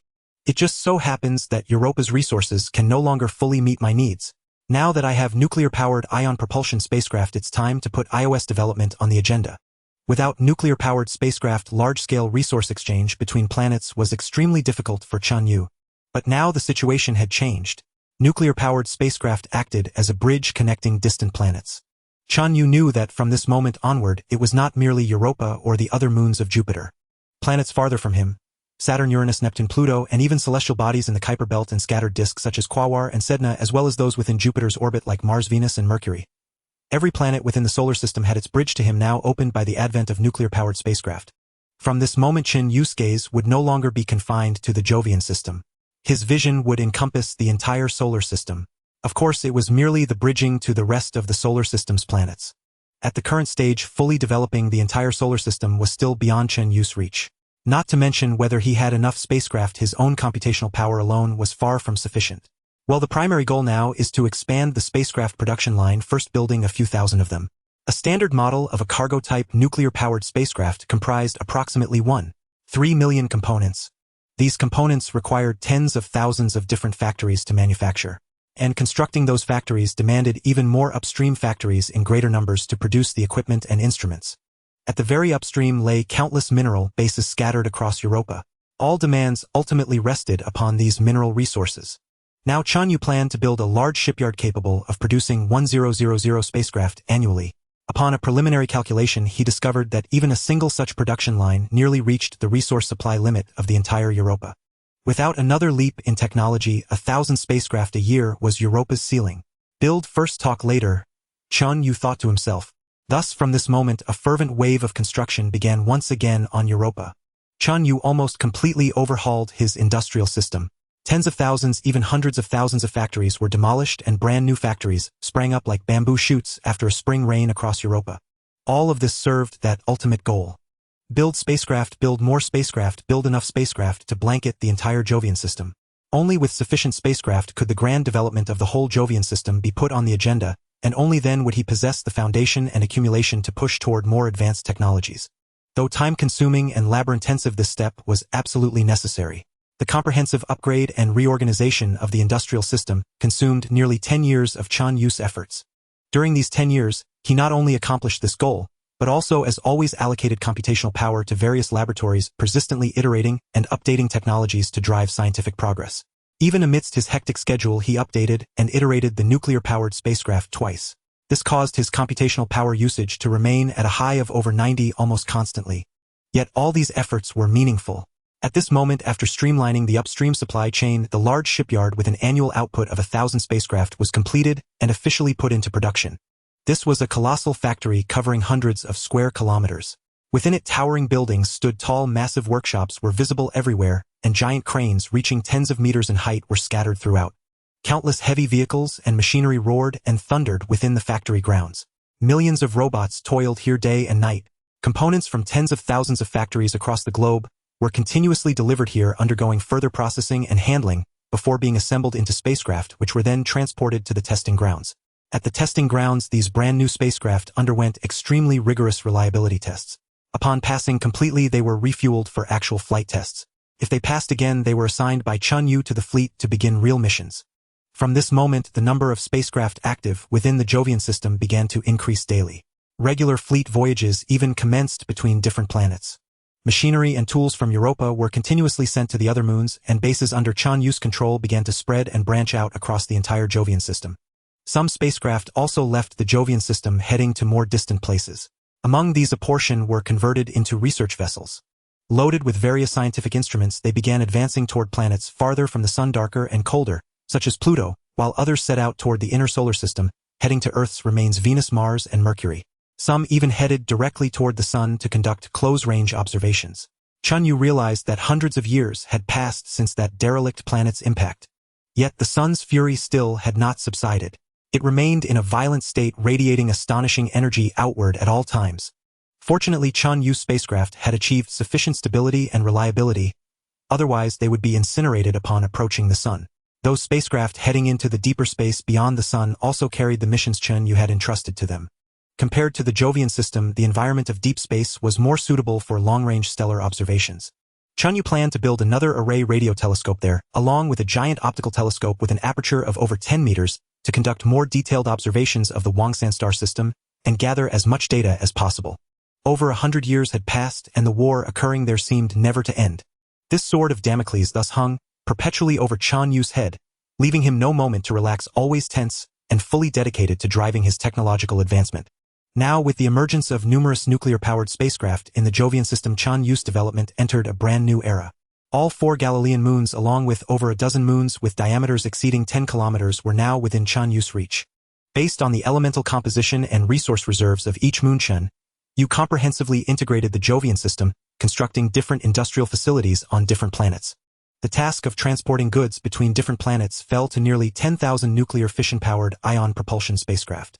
These nearly 10,000 spacecraft shuttled constantly around Jupiter, enabling the exchange of resources between different planets, and supporting the further development of Chen Yue's technology. Compared to the vast Jovian system, the number of nearly 10,000 spacecraft seemed somewhat sparse. But this was unavoidable. Controlling a single spacecraft, even in the indirect control mode where much of the computation was delegated to the onboard computer, consumed a significant amount of Chen Yue's computational power. At this point, with the computational power he possessed, Chen Yue simply could not afford to control more spacecraft. The construction of spacecraft, however, did not cease, and new ones were always being built. Yet these additional spacecraft were mostly stored in space docks, as reserves intended only for replacement purposes. With nearly the entire Jovian system developed under Chen Yue's command, he finally possessed sufficient resources and capability to embark on the construction of even larger scientific experimental facilities. In the past, when he had only developed Europa, Chen Yue dared not even contemplate such massive projects. A single large-scale materials science laboratory stretched over 2 kilometers in length, requiring 3 dedicated power stations housing millions of high-precision machines, and employing over 1 million mobile robots with even more fixed robots. Just one laboratory consumed at least tens of millions of tons of steel, and various types of specialty steel were merely one building material among many for this colossal research facility with countless other equipment and materials needed. Chen Yue was reluctant to build such enormous research facilities lightly. Even with spare computational power, he dared not. Simply put, resources were insufficient. But now for Chen Yue, who had fully developed the Jovian system, this issue was no longer a problem at all. With the deployment of tens of thousands of nuclear fission ion propulsion spacecraft, Chen Yue's resource acquisition capability had increased by more than tenfold. This was his confidence. Beyond the material science laboratory, Chen Yue also constructed an equally vast optical experiment center, a chemical experiment base, a propulsion technology research institute, a semiconductor technology research base, an electrical laboratory, a metallurgical industry laboratory, a mechanical research institute, an aerospace laboratory, a large hadron collider, a large particle collider, a high-precision gravitational wave telescope, a large neutrino telescope, a large dark matter detector, a radio astronomy telescope array, and many more. 41 major categories totaling over 5,000 super-large scientific research centers. Chen Yue dared to claim that any one of these 5,000-plus super-large research centers placed in the pinnacle of human civilization would require the entire civilization to unite and spend over a decade to complete. Yet now Chen Yue was simultaneously advancing and constructing all 5,000-plus super-large research centers. Chen Yue always understood clearly that for him the immensely vast industrial foundation was merely the foundation. He had undoubtedly expended tremendous effort, resources, and time to perfect his industrial base, but they were only means and tools, not the end. These research centers were his ultimate goal. The vast industrial foundation existed solely to nurture these research centers into being. Everything served this purpose. Only these institutions could generate sufficient scientific data to propel Chen Yue's technological advancement. Now, after centuries of toil exhausting his mind and working tirelessly day and night, Chen Yue finally had the ability to build such numerous and colossal research facilities as he had initially envisioned. This was the true moment of harvest. The 5,000-plus research centers were thus devoted day and night to the study of cutting-edge technology, producing vast amounts of scientific data every day, every hour, every minute, and every second. Under Chen Yue's control, over 10,000 secondary supercomputers were fully engaged in analyzing that scientific data.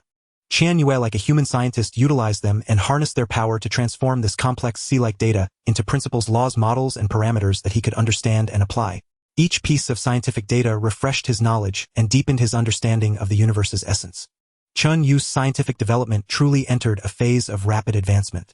At this moment, Chen Yue could confidently say that except for a few fields where he still lagged behind the peak of human civilization, he had comprehensively surpassed it in most areas. Such was the boost provided by nuclear fission ion propulsion spacecraft. Time flew by.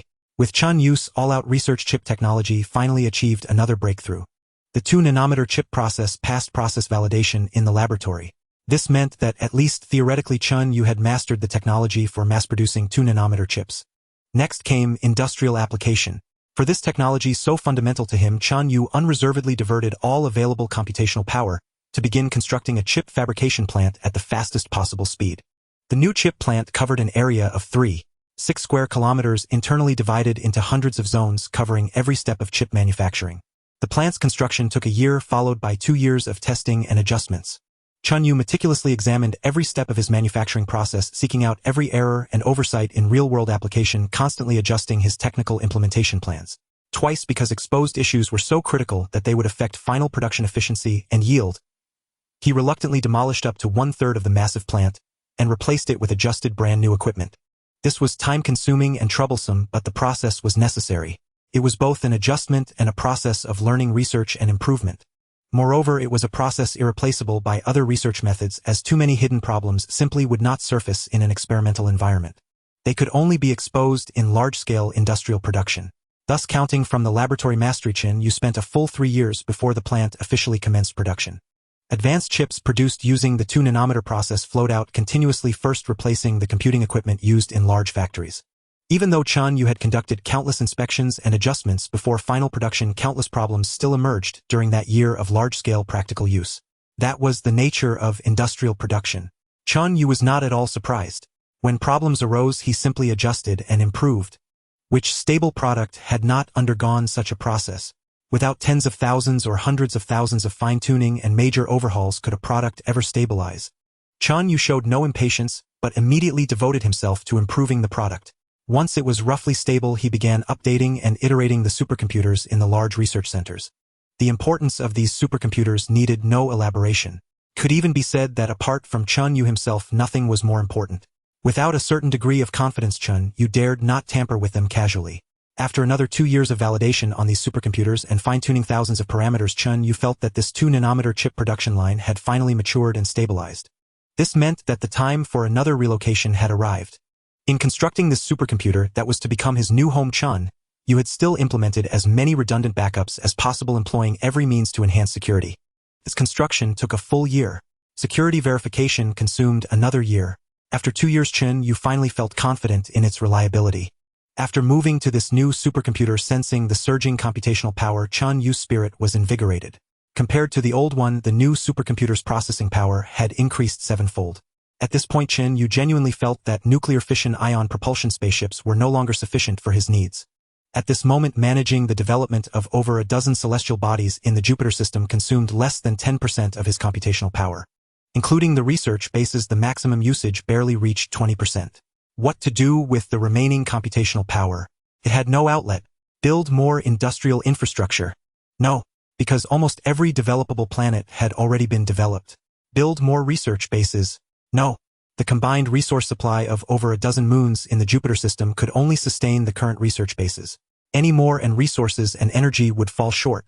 Conduct scientific research? Advance science? No. Without enough research bases producing scientific data, how could he advance science? Rely on imagination? That wouldn't do. After reviewing the development level of each field, Chen Yue quickly identified his biggest shortcoming. Space transportation capacity. With enhanced computational power, he could certainly control more spaceships, but the transportation demands of the entire Jupiter system were limited. Currently, so many spaceships were unnecessary. However, transportation capacity to planets beyond Jupiter was still far from sufficient. Even building several times more spaceships wouldn't be enough. Currently, besides the celestial bodies within the Jupiter system, the nearest planet with immense development potential was Mars. Mars was a true planet, its scale incomparable to moons like Io, Europa, Ganymede, or Callisto. It could supply more resources and energy, opening up a larger world for him. But it was too far.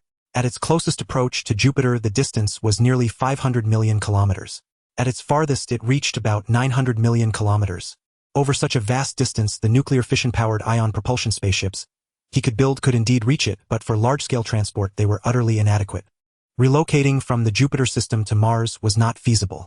Relocation was possible, but the Jupiter system's abundant and diverse resources, along with years of accumulated industrial foundation, were equally indispensable to Chen Yue. He wanted both the Jupiter system and Mars. Neither could be forsaken. Thus he had to find a way to connect them. What was the link? Naturally, it was space transportation capacity. The key to enhancing space transportation capacity lay in improving spaceship performance. The key to improving spaceship performance lay in 2 aspects. 1. Increasing energy density. 2. Improving energy utilization efficiency. The latter seemed unlikely in the short term. His current ion propulsion technology had nearly reached its limit. Without a breakthrough in fundamental theory, further improvement seemed impossible. So he had to start with energy density. Alas, nuclear fission was still inadequate. He needed nuclear fusion. After going in circles, he had returned to the starting point. Chen Yue had attempted to bypass the limitations of controlled nuclear fusion using current technology to connect the Jupiter system with Mars. But he ultimately found it impossible. The essence of ion propulsion technology was still driving spaceship motion through reaction force. It was just that the ejected jet's velocity was very high, thus achieving superior performance compared to traditional chemical propulsion and saving more propellant. Currently, the ion thrusters Chen Yue built could achieve a maximum jet velocity of about 200 kilometers per second. Clearly, the higher the jet velocity, the greater the reaction force provided per unit weight of propellant. But increasing this velocity was no easy task. It involved an overall enhancement of extremely complex ion acceleration technology. At the current technological level, achieving 200 kilometers per second was the most economical. Beyond that, increasing the velocity to 220 kilometers per second, a mere 10% increase, caused energy consumption to skyrocket by about 50%. To reach 400 kilometers per second, doubling the velocity, energy consumption would increase sixfold. With Chen Yue's current ion propulsion technology, this energy consumption could not be reduced for the time being. Yet the power supply of nuclear fission reactors had its limits. Too much energy wasted and the total acceleration capacity would be greatly reduced. Nuclear fuel that could last a year might be depleted in a month. Nuclear fission required heavy elements like uranium or plutonium, which were scarce and difficult to enrich. Chen Yue could not afford them. Vast quantities of minerals buried beneath Mars were extracted and countless machines roared day and night. In the blink of an eye, another decade had passed. With a larger total energy supply, even if not operating in an economical mode, a bit more waste didn't matter. He had to research controlled nuclear fusion.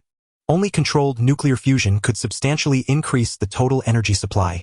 Moreover, nuclear fusion fuel was abundant and easily obtainable, unlike the scarce fission fuel. Chen Yue made up his mind. And for space warfare, only nuclear fusion spaceships were qualified. In nuclear fission spaceships stood no chance. Only by possessing nuclear fusion technology could he truly have the power to protect himself. Chen Yue had never forgotten the war 20 light-years away. A distance of 20 light-years was indeed vast, but relative to the immense scale of the universe, 20 light-years was as close as the front yard to the backyard. It was uncertain when that war might spill over to his side. On average, nuclear fusion released about 6 times more energy than nuclear fission. Furthermore, after mastering nuclear fusion technology with his energy conversion technology, he could achieve lower losses than with nuclear fission.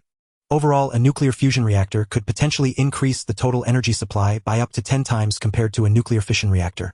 With a 10-fold increase, connecting the Jupiter system and Mars would pose no difficulty.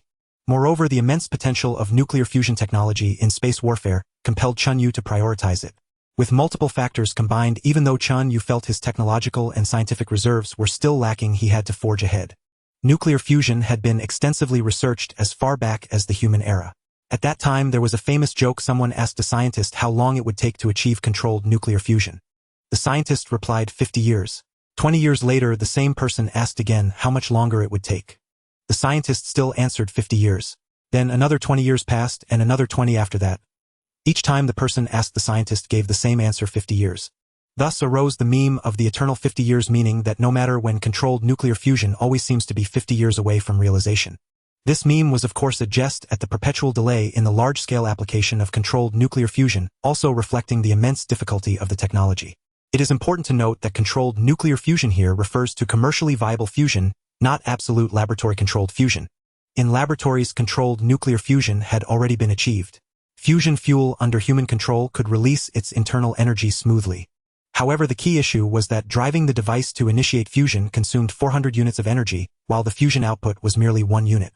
Human exploration of controlled fusion pursued 2 main paths. One was magnetic confinement and the other was inertial confinement. Confinement was necessary because the fuel had to be heated to hundreds of millions of degrees Celsius to begin fusion.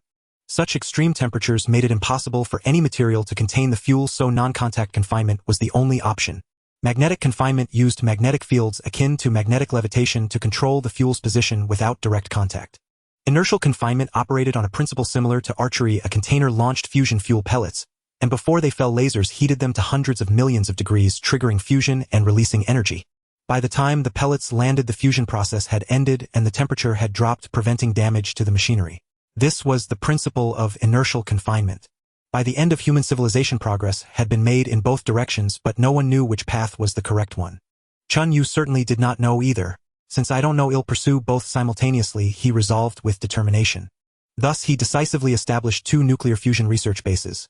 One for magnetic confinement and one for inertial confinement. The base for magnetic confinement was relatively modest, covering 1.6 square kilometers with 2 nuclear fission power plants for electricity. The inertial confinement base, however, was far more extraordinary. Since it was still in the theoretical validation phase with no consideration for practical application, Chen Yue constructed a vacuum reaction chamber 3 kilometers long to maximize the fuel's flight time. Along with it, 10 power plants were built.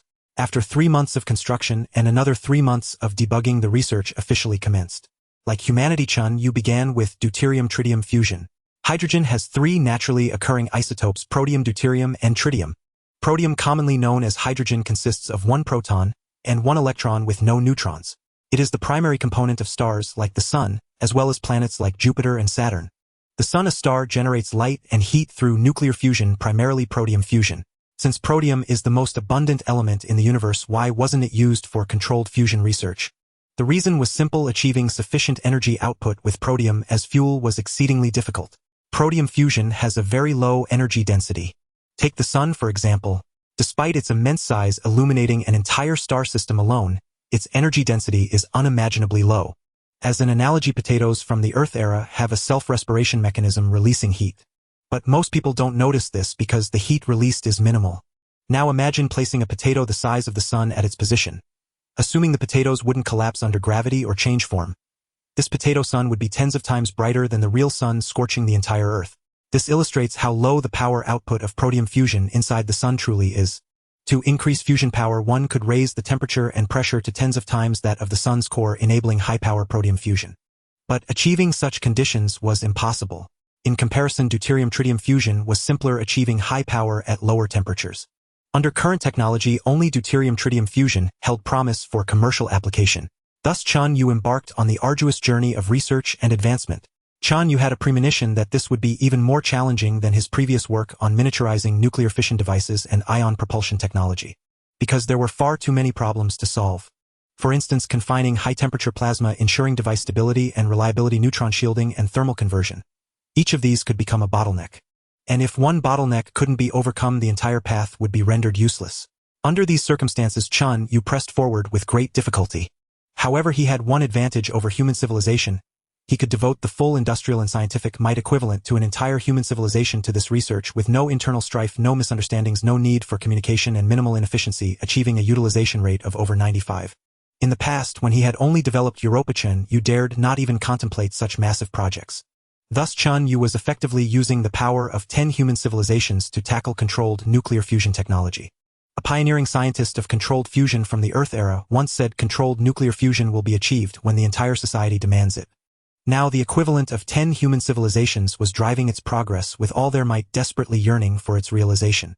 In the 10th year since Chen Yue wholeheartedly embarked on his research into controlled nuclear fusion, this time after reoptimization and adjustment, the magnetic confinement fusion route finally yielded a result that filled him with a sense of exhilaration.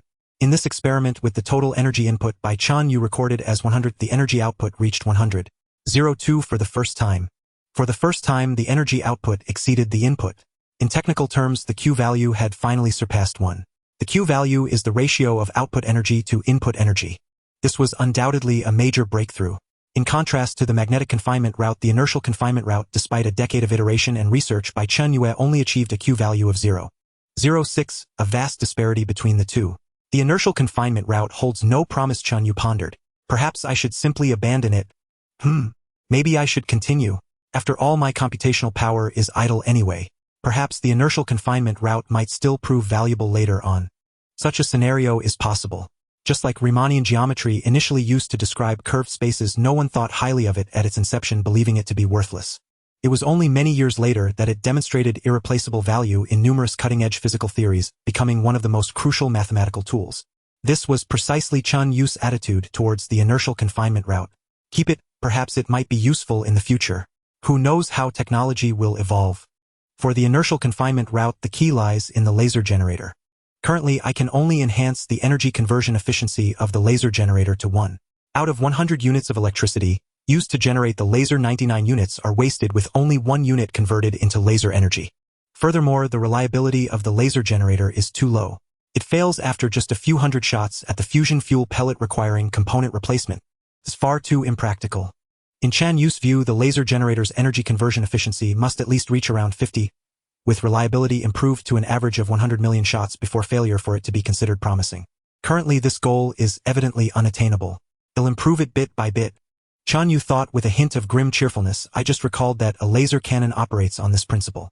He'll continue this research treating it as if I'm developing a laser cannon. A laser cannon, after all, is just a larger laser generator. Thus Chen Yue continued to advance both routes simultaneously. In the 20th year, a major breakthrough occurred in Chen Yue's research on lithium alloy materials.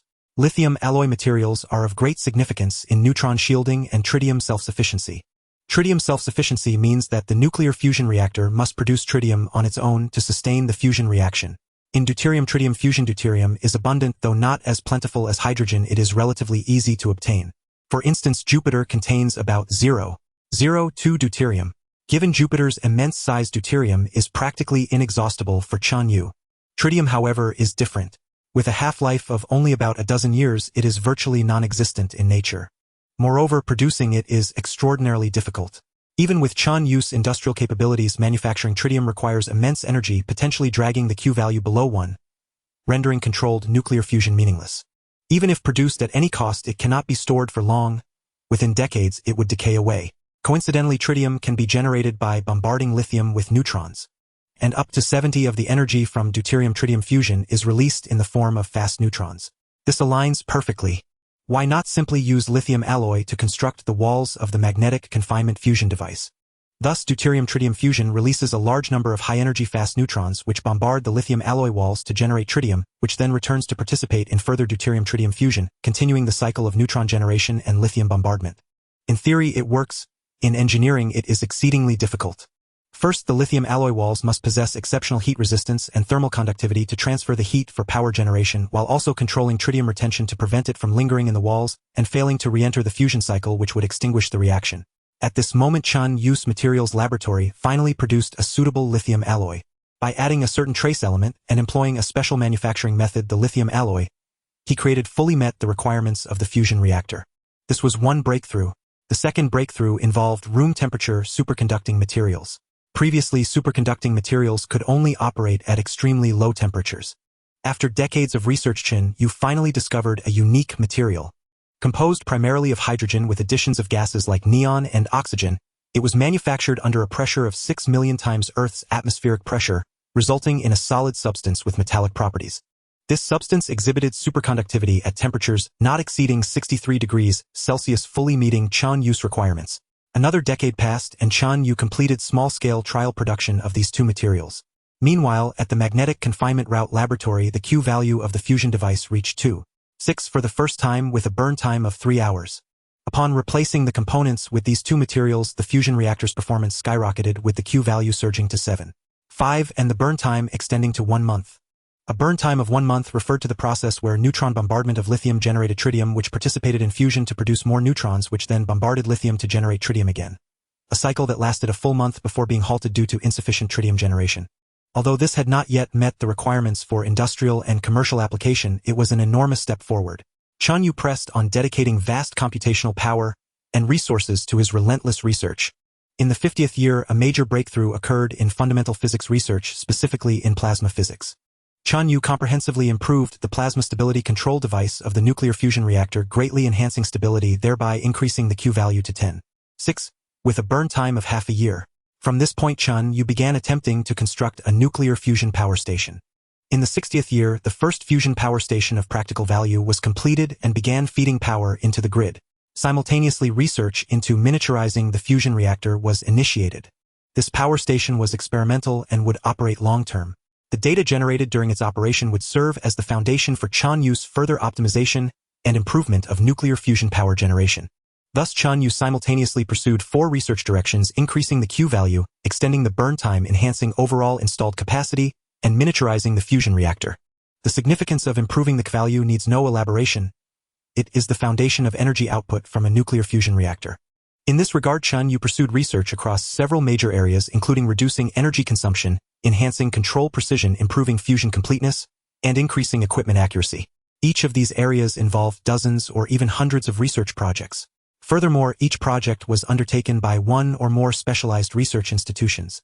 This single research direction alone involved hundreds of large-scale research institutions. These large research institutions in turn involved even more upstream machinery factories, power plants, foundries, metallurgical plants, chip factories, transportation routes, and so on. For such a colossal project, had it been undertaken by human civilization in any other way than Chen Yue's model, the losses would have been many times greater. Research into extending the ignition duration was equally important. It pertained to the stability of the nuclear fusion reactor. Chen Yue certainly did not wish for a day when a spacecraft he was aboard would, while undergoing fusion, suddenly go dark and never reignite. It was somewhat manageable within a star system, as supplies could be obtained relatively easily there. But in interstellar space beyond the star system, where there might be no macroscopic matter for several light-years around, one would truly find no one to turn to for help. There would be no way out. This aspect was primarily improved through more advanced lithium alloy materials, as well as research into tritium self-sufficiency and plasma stability. This also involved numerous research institutions. The overall installed capacity pertained to the scale of the reactor. Obviously, larger spacecraft required greater overall capacity. As for miniaturization, it went without saying. For instance, the nuclear fusion power plant Chen Yue had built occupied millions of square meters. No spacecraft could possibly have that much space. These 4 research directions touched upon every aspect of Chen Yue's current technological system. He had to integrate the entire scientific system, exerting force in unison and advancing synchronously to ultimately drive progress in the research. Using all moons of a certain size in the Jupiter system as resource sources, Chen Yue exerted every effort to push forward the heavy chariot of science, advancing it slowly. Time flowed slowly by. In the 70th year since the start of research, the second practically useful nuclear fusion power plant was commissioned and began feeding power into the grid. Compared to the first nuclear fusion power plant, its footprint was halved, its energy output was a full 10 times higher, and its energy consumption was reduced to 1/3 of the original. At this stage, nuclear fusion power plants still held no advantage over nuclear fission power plants. Their overall efficiency was roughly on par with that of conventional thermal power plants. Yet the same old saying applied: thermal power plants had a ceiling. No matter how advanced the technology, they could not break through their limits.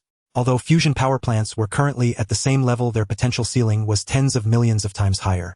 After another 2 decades of development, with countless spacecraft worn out, immeasurable mineral resources consumed, and innumerable iterations and upgrades, the comprehensive efficiency of nuclear fusion power plants finally matched that of nuclear fission power plants.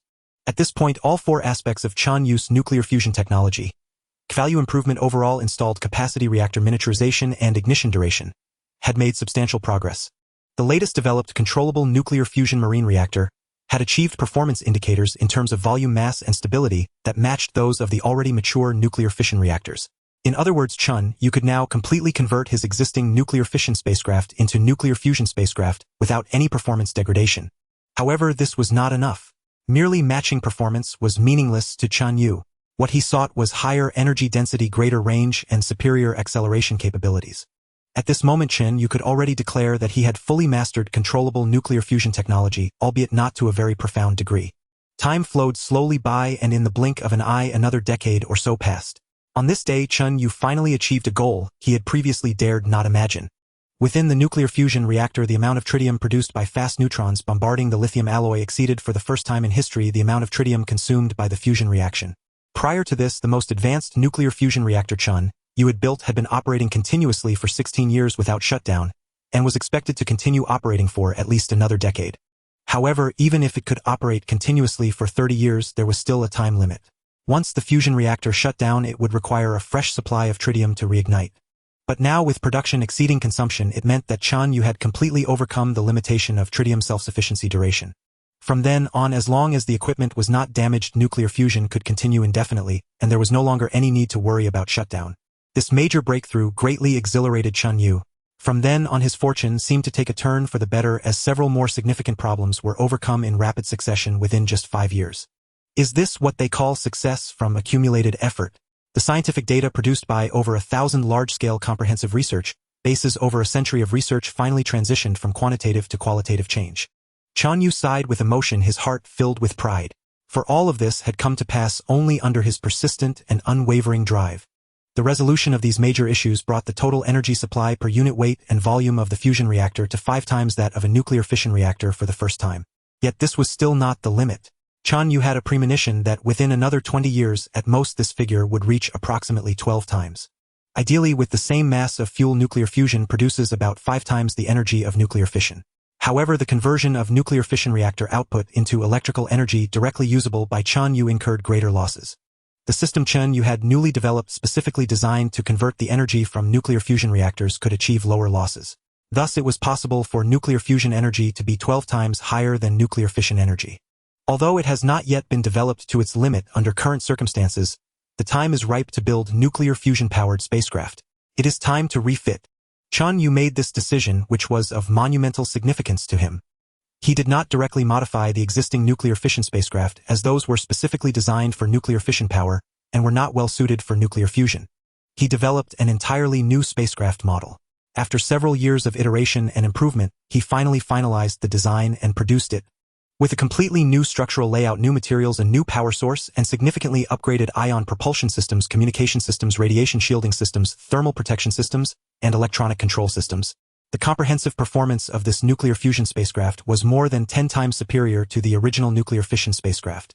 At this moment, under Chen Yue's control, this brand new cargo spacecraft, with a total mass of 2,000 tons and a maximum internal payload of 6,000 tons, soared freely through the vast expanse of space. Gazing upon this vessel, Chen Yue's heart swelled with pride and a sense of accomplishment. There's nothing more to say. Let's begin mass production. First, connect the Jupiter system with Mars, granting me the capacity to supply a greater number of large-scale research bases. As for the spacecraft's performance and further advancements in controlled nuclear fusion technology, those can proceed simultaneously. Once a major breakthrough is achieved next time, we'll carry out an overall overhaul and upgrade. Consequently, the original nuclear fission-powered spacecraft production line was dismantled outright, with all construction materials recycled for reuse. Materials that could not be recycled were discarded directly.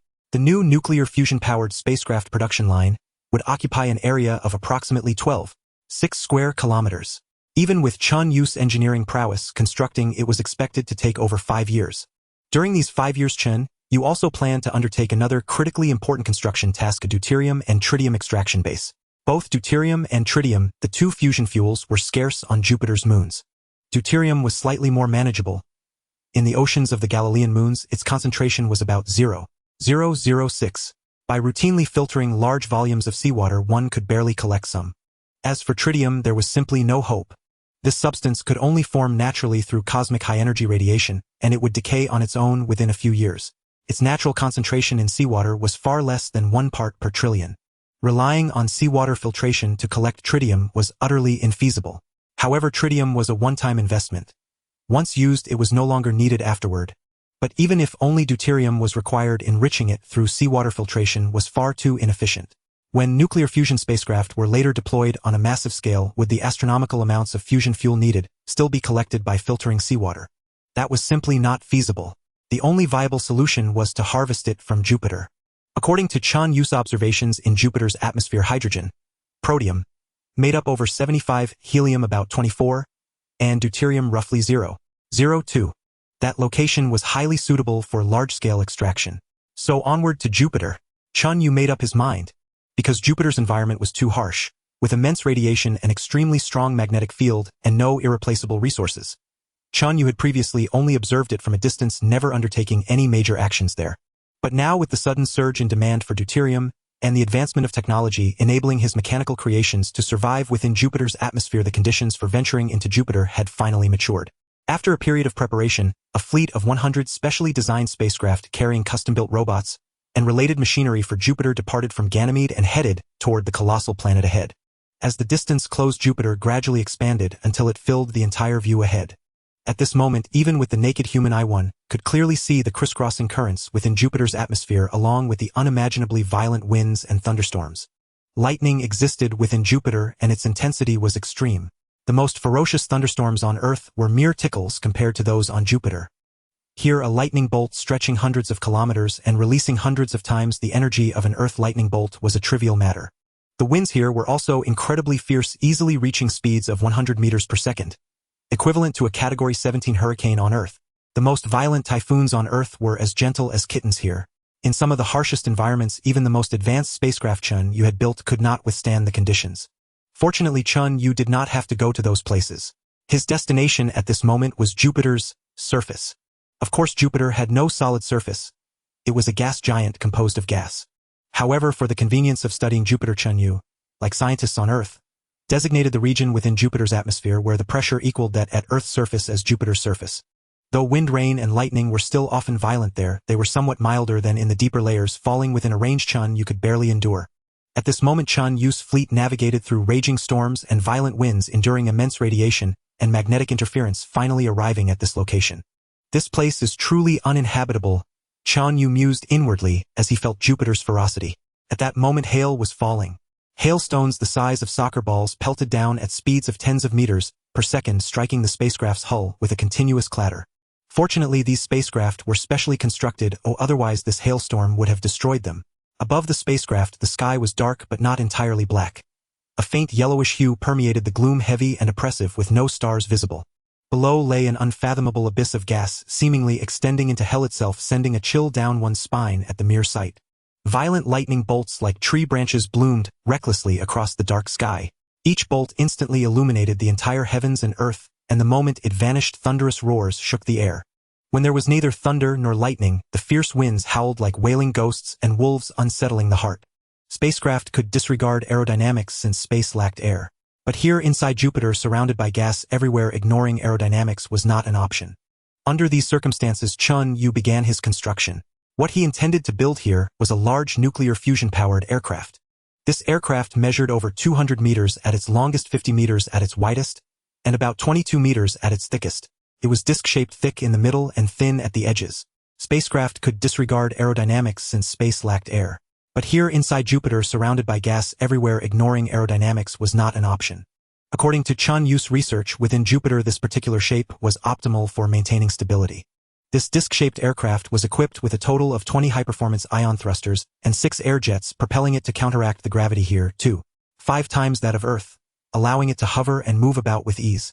Among these, the 20 ion thrusters served as the main propulsion, while the 6 air jets were auxiliary. On its body there were also 16 large air intakes. Jupiter's atmosphere would enter through these intakes and then be expelled from the air jets. The deuterium contained within would be filtered out and stored. Amidst the harsh environment of Jupiter, constructing this Jovian aircraft consumed an entire month for Chen Yue, an unusual duration given his formidable engineering capabilities. After all, on the moons of Jupiter, even building a factory 10 times larger than this aircraft would never take more than 10 days. The environment here was simply too brutal. Over this month, one spacecraft was directly battered and plunged into Jupiter's depths, leaving no trace behind. Additionally, there were as many as 109 incidents of mechanical damage, and over 500 robots were swept away, lost to Chen Yue forever. Fortunately, despite the hardships, it was finally completed. This newly built Jovian aircraft could inhale up to 15 tons of Jupiter's atmosphere per second, filter it, and then expel it. Based on the deuterium concentration of about 0.02 here, it could filter out roughly 3 kilograms of deuterium, amounting to approximately 260 tons per day. At this stage, 260 tons of deuterium daily was more than sufficient for Chen Yue's consumption. Hence, a single Jovian aircraft was adequate for now. However, to enhance stability and prevent accidental damage, Chen Yue decided to build 2 more for deployment on Jupiter, having 3 Jovian aircraft operating simultaneously. This was the first one. At this moment, the Jovian aircraft had been debugged and was ready to commence operations. Chen Yue issued a remote command. Start up. Ha! After a delay of about 2 seconds, Chen Yue received feedback from his command, and it immediately stunned him. Damn, it can't be. The weather warning system reported that a hurricane, a mere breeze on Earth compared to a true Jovian hurricane, was about to form. The formation point was perilously close to this Jovian aircraft. No time to explain, flee immediately. Chen Yue promptly issued the evacuation command. It needed to leave the area first. But the aircraft had barely flown a few kilometers when a colossal force suddenly descended from above, pressing down violently. The automatic control system immediately increased the thrust of the ion thrusters in an attempt to maintain stability. Yet the force was so immense that even at maximum power, the system could not withstand it. Facing the risk of destruction, the automatic control system, disregarding potential damage to the ion thrusters, decisively boosted the thrust further. It had the authority to do so. The blue exhaust flames of the thrusters blazed with unprecedented intensity. The next moment, the ion thrusters exploded with a thunderous roar. This Jovian aircraft, which Chen Yue had painstakingly assembled, lost all power, tumbled into the fathomless abyss of Jupiter, and in the next instant severed all contact with him. Chen Yue had lost it forever. How could it be wind shear? He roared inwardly. Such bad luck. Wind shear is a climatic phenomenon where wind direction abruptly changes, posing a grave threat to aircraft. This occurs on Earth, and naturally it also happens on Jupiter. And when it strikes, its power far exceeds that on Earth. This single incident rendered a month of Chen Yue's efforts futile. This Jupiter is far too unstable. After his fury subsided, Chen Yue could only grudgingly accept the situation. Consider the famous Great Red Spot, a colossal storm large enough to swallow 3 Earths, which has raged on Jupiter for centuries and still persists unabated. Moreover, it seems to be intensifying lately. Who could reason with it? Unable to change Jupiter, he had to change himself. Chen Yue realized he had somewhat underestimated Jupiter's volatility. With no other choice, he had to redesign and enhance the stability of the Jovian aircraft. This time Chen Yue spent 6 days redesigning the aircraft's blueprints, half a month on production and another month and a half assembling it within Jupiter's interior, finally completing its construction. This time, with improved weather forecasting, Chen Yue selected a calm and fair location for the Jovian aircraft. Well, even here the sky remained gloomy with no celestial bodies visible, thick clouds of hydrogen sulfide drifting overhead and wind speeds still reaching 50 meters per second, roughly equivalent to a Category 10 hurricane on Earth. Yet this was the most favorable meteorological zone, and Chen Yue dared not ask for more. Under these conditions, the Jovian aircraft finally commenced operations. With the air intake system, Jupiter's already fast-moving atmosphere was rapidly drawn into the aircraft, then split and directed to parallel processing units. There a series of separation procedures proceeded methodically. All gases except deuterium and tritium were eventually mixed together and expelled directly. Jupiter's atmosphere also contained trace amounts of tritium. Since he was already performing air separation, Chen Yue added this step as a convenience. This Jovian aircraft could separate approximately 260 tons of deuterium per day on average, but only about 0.1 grams of tritium. Better than nothing. After it had operated continuously for 10 days, a specially designed spacecraft capable of flying within Jupiter's atmosphere arrived, transporting the accumulated 2600 tons of deuterium and 1 gram of tritium away. In space, the hundreds of nuclear fusion-powered spacecraft Chen Yue had already constructed were eagerly awaiting fuel. Now, with a sufficient energy supply, these vessels could finally depart. Their ultimate destination was Mars, currently 680 million kilometers away. Their mission was to transport over 100,000 tons of machinery and energy resources there. Indeed, Chen Yue was finally ready to commence the large-scale development of Mars. Even during the era of nuclear fission spacecraft, Chen Yue had frequently dispatched vessels to Mars, conducting detailed surveys and formulating subsequent development plans. However, due to insufficient transport capacity, large-scale development had never been initiated. Now, with nuclear fusion spacecraft, this endeavor could truly begin. At this moment, Chen Yue's heart swelled with ambition. I will build over 5,000 large-scale nuclear fusion power plants on Mars, construct millions of factories of various types, produce at least 1 billion robots, and leave my footprints in every corner of Mars. I will forge a fleet of at least 100,000 nuclear fusion spacecraft, truly linking the Martian and Jovian systems, so that both contribute their resources and power to my technological advancement. In the future, I will also develop Venus, Mercury, mine the debris belt of Earth, exploit Saturn, Uranus, and Neptune. I will harness the resources of the entire solar system to fuel my technological progress. In Chen Yue's plan, the Jupiter system would become his energy and research center, while Mars was designated as the mining and industrial hub. In the future, Chen Yue would adhere to this broad categorization. Rocky planets like Earth, Mars, Mercury, and Venus, composed mainly of rock and rich in minerals and resources, would become mining and industrial centers. Gas giants such as Jupiter, Saturn, Uranus, and Neptune, composed primarily of gas, would be designated as energy and research centers. There was no choice, as they contained an abundance of nuclear fusion fuel, making them ideal as energy centers. Thus, with the two types of planets complementing each other, energy, minerals, industry, and research were all in place. Connected by nuclear fusion spacecraft, these four aspects could achieve substantial development. The importance of nuclear fusion spacecraft was evident. Without this crucial bridge, all of Chen Yue's plans would be nothing but illusions. At that moment, under the transport of just over 100 nuclear fusion-powered spacecraft, the first batch of construction materials, equipment, and machinery had arrived at Mars. This transport was unlike the trivial ones of the past. This time, in a single trip, the transported machinery weighed hundreds of thousands of tons, and with locally sourced mineral resources, it was enough to build a sizable industrial base. Thus, a grand construction campaign began once again on this planet billions of kilometers away from Chen Yue's control. Faced with a round-trip communication delay of over an hour between the two planets, Chen Yue had no choice but to adopt indirect control. Data from Mars continuously arrived at Jupiter, and Chen Yue processed it in real time, constantly adjusting future plans based on past data, allowing the machinery there to roughly follow his intentions. This mode of operation was far less efficient than Chen Yue's direct manipulation. But there was no alternative. Without mastering faster-than-light communication, this was the only viable approach for now. Amidst the bustling activity, Chen Yue did not forget one task.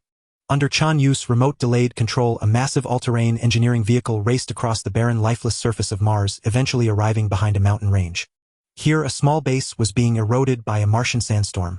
It was a genuine Mars base, but not built by Chen Yue. It was constructed by the former human civilization. It was from this base that Chen Yue had once obtained supplies, giving him the initial capital to get started. Without the fuel here, the 3D printer, and the pitiful multifunction or processing robot Chen Yue would have perished long ago. Now hundreds of years had passed since Chen Yue took those supplies.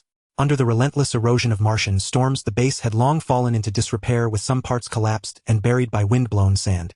Seeing the dilapidated state of the base, Chen Yue felt a surge of emotion.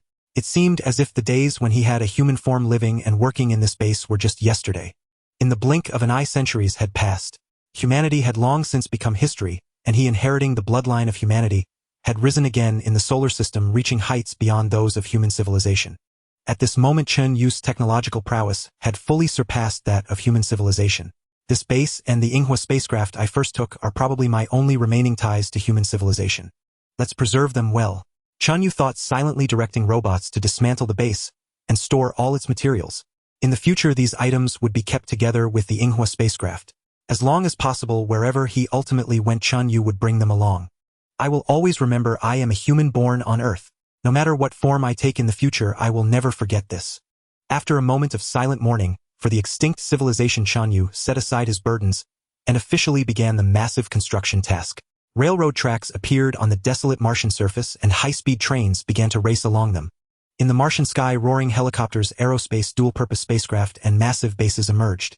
Vast quantities of minerals buried beneath Mars were extracted, and countless machines roared day and night. In the blink of an eye, another decade had passed.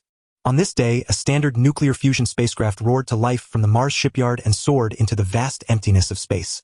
Watching this vessel, Chen Yue's heart was filled with joy. It was ordinary, yet not ordinary.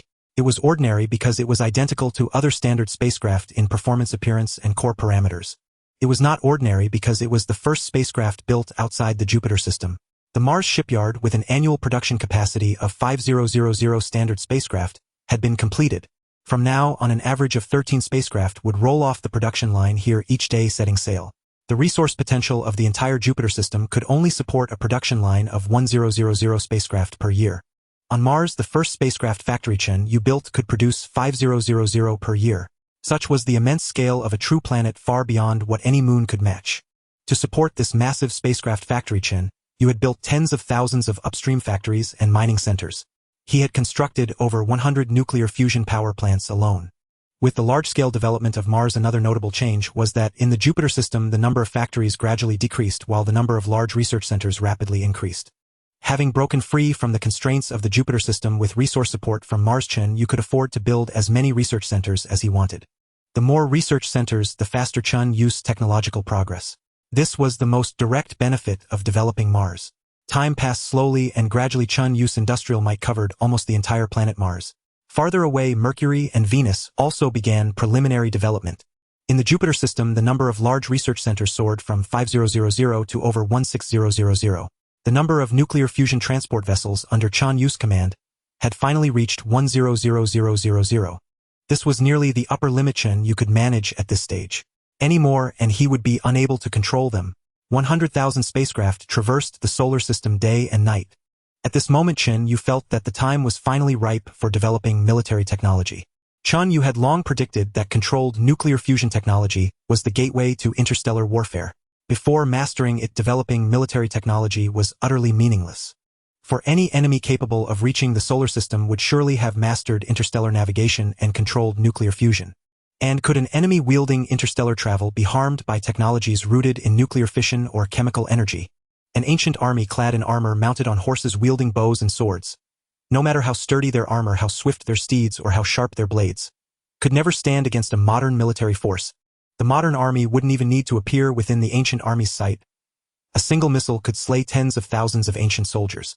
If Chen Yue had pursued military technology before mastering nuclear fusion, his actions would be no different from an ancient warrior forging legendary weapons to fight a modern army. At this moment, the large-scale development of Mars had come to a close, leaving only upgrades and iterations. With a fleet of 100,000 ships ensuring a steady supply of resources and energy, Chen Yue could now reclaim some of his computational power. And so that computational power was immediately channeled into the research and development of military technology. Based on my relatively mature understanding of science, at the level of controlled nuclear fusion weapons in interstellar warfare can be broadly divided into three categories. First, kinetic weapons. These are primarily projectiles and shells lacking self-propulsion. Once launched, their trajectory is fixed.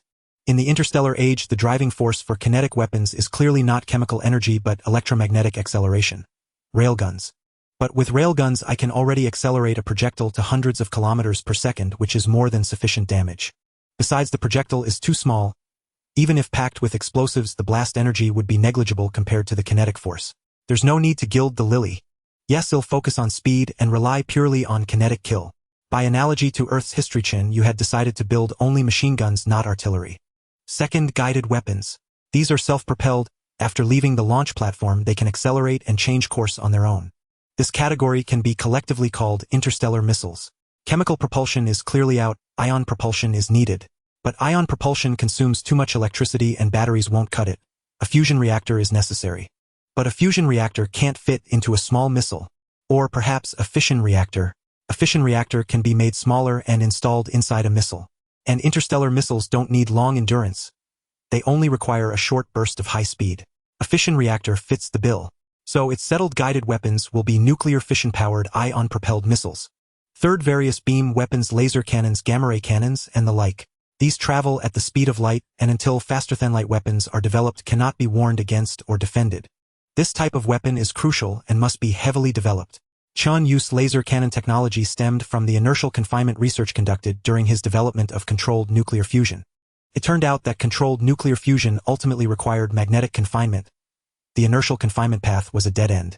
However, the research into inertial confinement had greatly advanced Chen Yue's laser technology. Now he could use it to build laser cannons.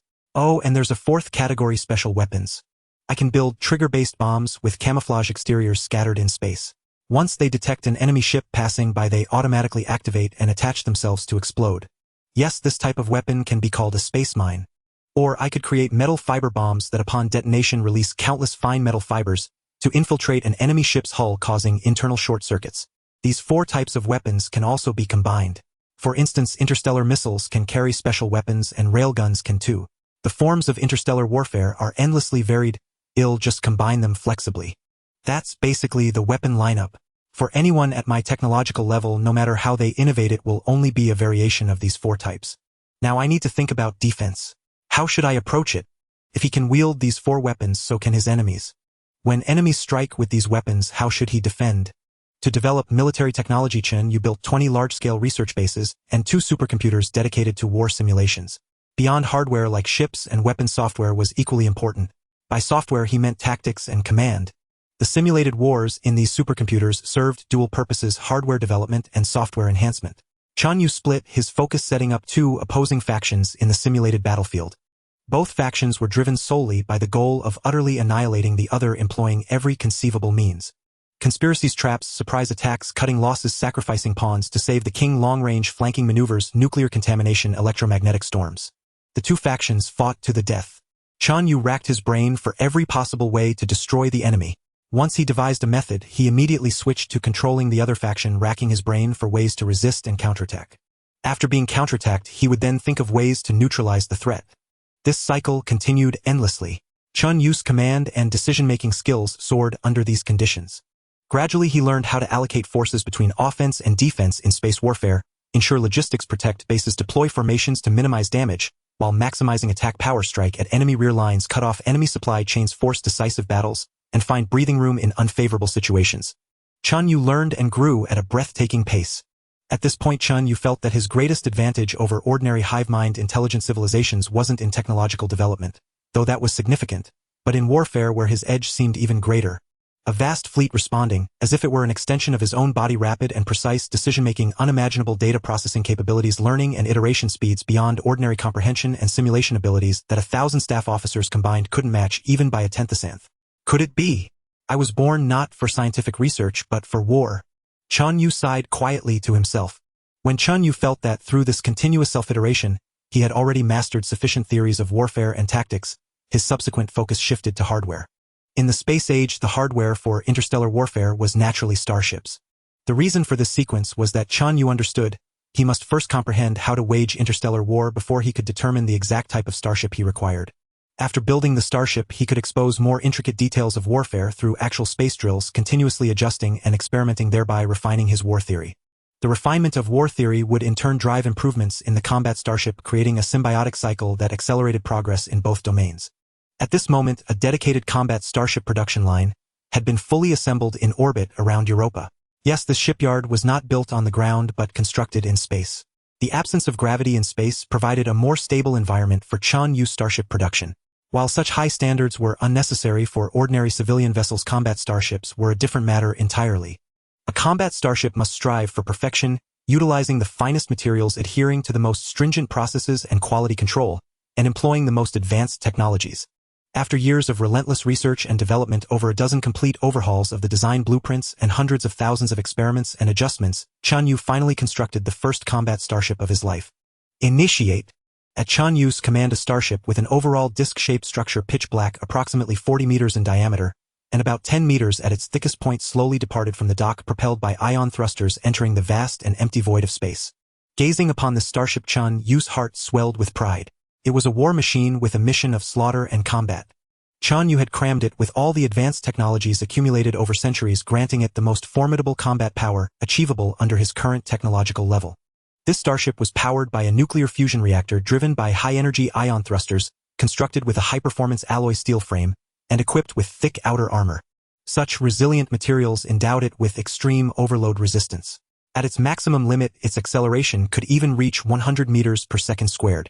Such immense acceleration would create an overload pressure 10 times that of Earth's gravity. Yet even under these conditions, its hull would not deform. The thick, specially layered armor provided formidable defensive capabilities. In actual tests, its armor could even withstand a direct assault from a small electromagnetic cannon at full power. To be clear, even a small electromagnetic cannon could accelerate a projectile weighing 1 gram to a speed of 300 kilometers per second. Such a projectile would possess approximately 45 million joules of energy, equivalent to the explosive energy of about 10 kilograms of dynamite. The coating applied to the armor's surface granted it a high degree of stealth capability. At the very least, it was quite difficult for the space-scanning radar developed with Chen Yue's current technology to detect it. Furthermore, this coating possessed a high reflectivity, meaning it also offered significant defense against laser weapons. It was equipped with 6 space-scanning radars and an equal number of optical scanning devices, enabling uninterrupted real-time observation of all activity within a radius of 10,000 kilometers centered on itself, thereby comprehensively gathering battlefield information for tactical decision-making. Beyond propulsion, defense, and spatial awareness, the most critical aspect, and the one Chen Yue valued most, was its combat equipment. In terms of armaments, this starship carried 8 small electromagnetic cannons. Each cannon could fire 1-gram projectiles at a rate of 10 rounds per second with a muzzle velocity of 300 kilometers per second. Its main cannon was a medium-sized electromagnetic cannon, also firing at 10 rounds per second. However, the projectile mass was increased 6-fold to 6 grams, and the muzzle velocity reached 400 kilometers per second. In addition to the electromagnetic cannons, it was equipped with 3 laser cannons and carried 40 small high-speed interstellar missiles.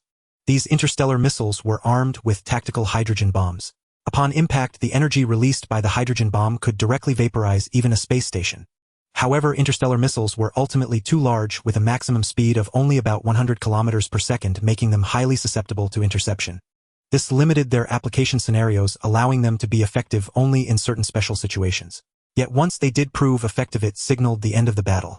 This combat behemoth, armed from bow to stern, was the first-generation combat starship developed by Chen Yue.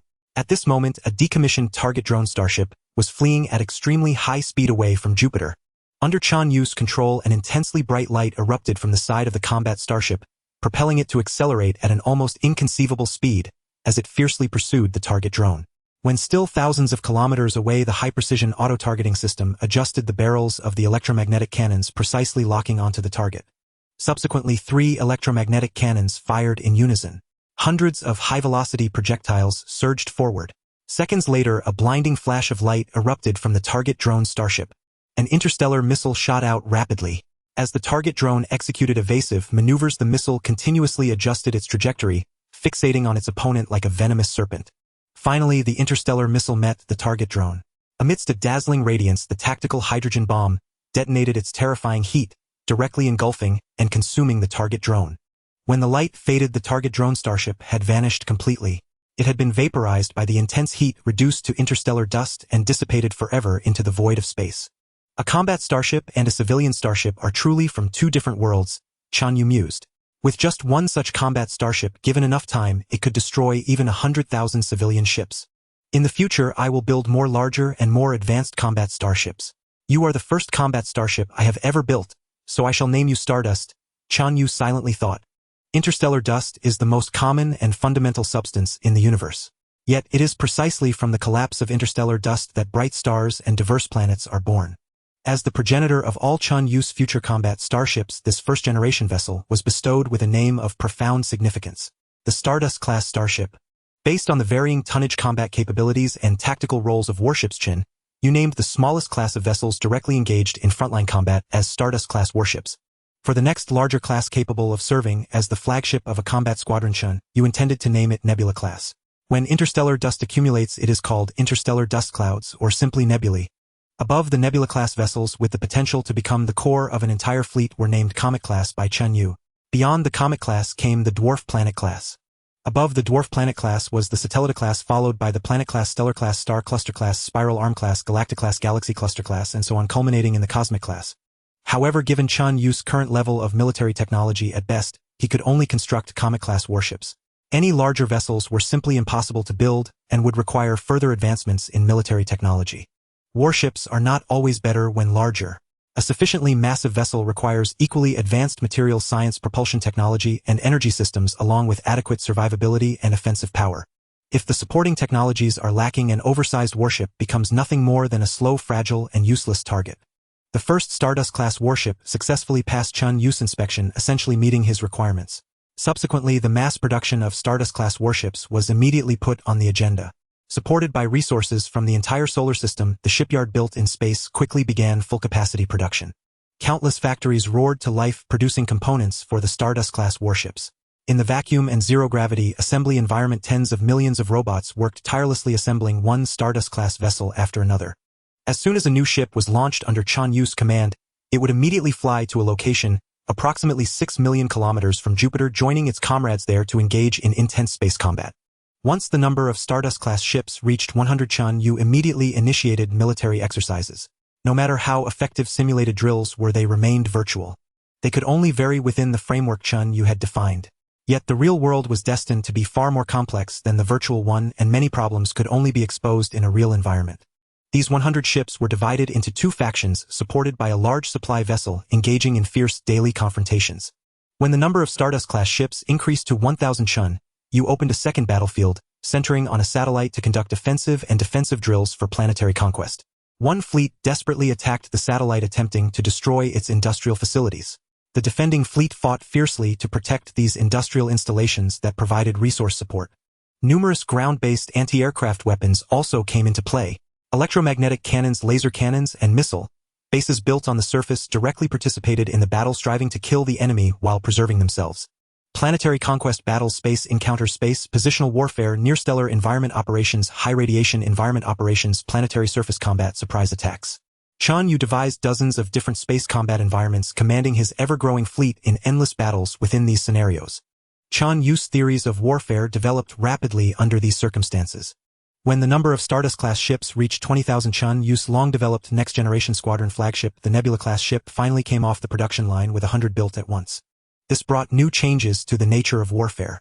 The Nebula-class ship had a tonnage of 10,000 tons, larger, heavier, with stronger defenses and far greater offensive power than the smallest Stardust-class ships. It was equipped with as many as 150 interplanetary missiles, 30 electromagnetic cannons, and two main cannons that fired projectiles with an energy of 1 billion joules. Each projectile's destructive power equivalent to the total energy released by 240 kilograms of TNT. When Chen Yue attempted to form Stardust-class warships into squadrons of about 30 with a Nebula-class ship as the core of the fleet and pitted them against opponents operating without Nebula-class ships and maintaining previous combat patterns, the fleet equipped with Nebula-class vessels immediately demonstrated overwhelming superiority.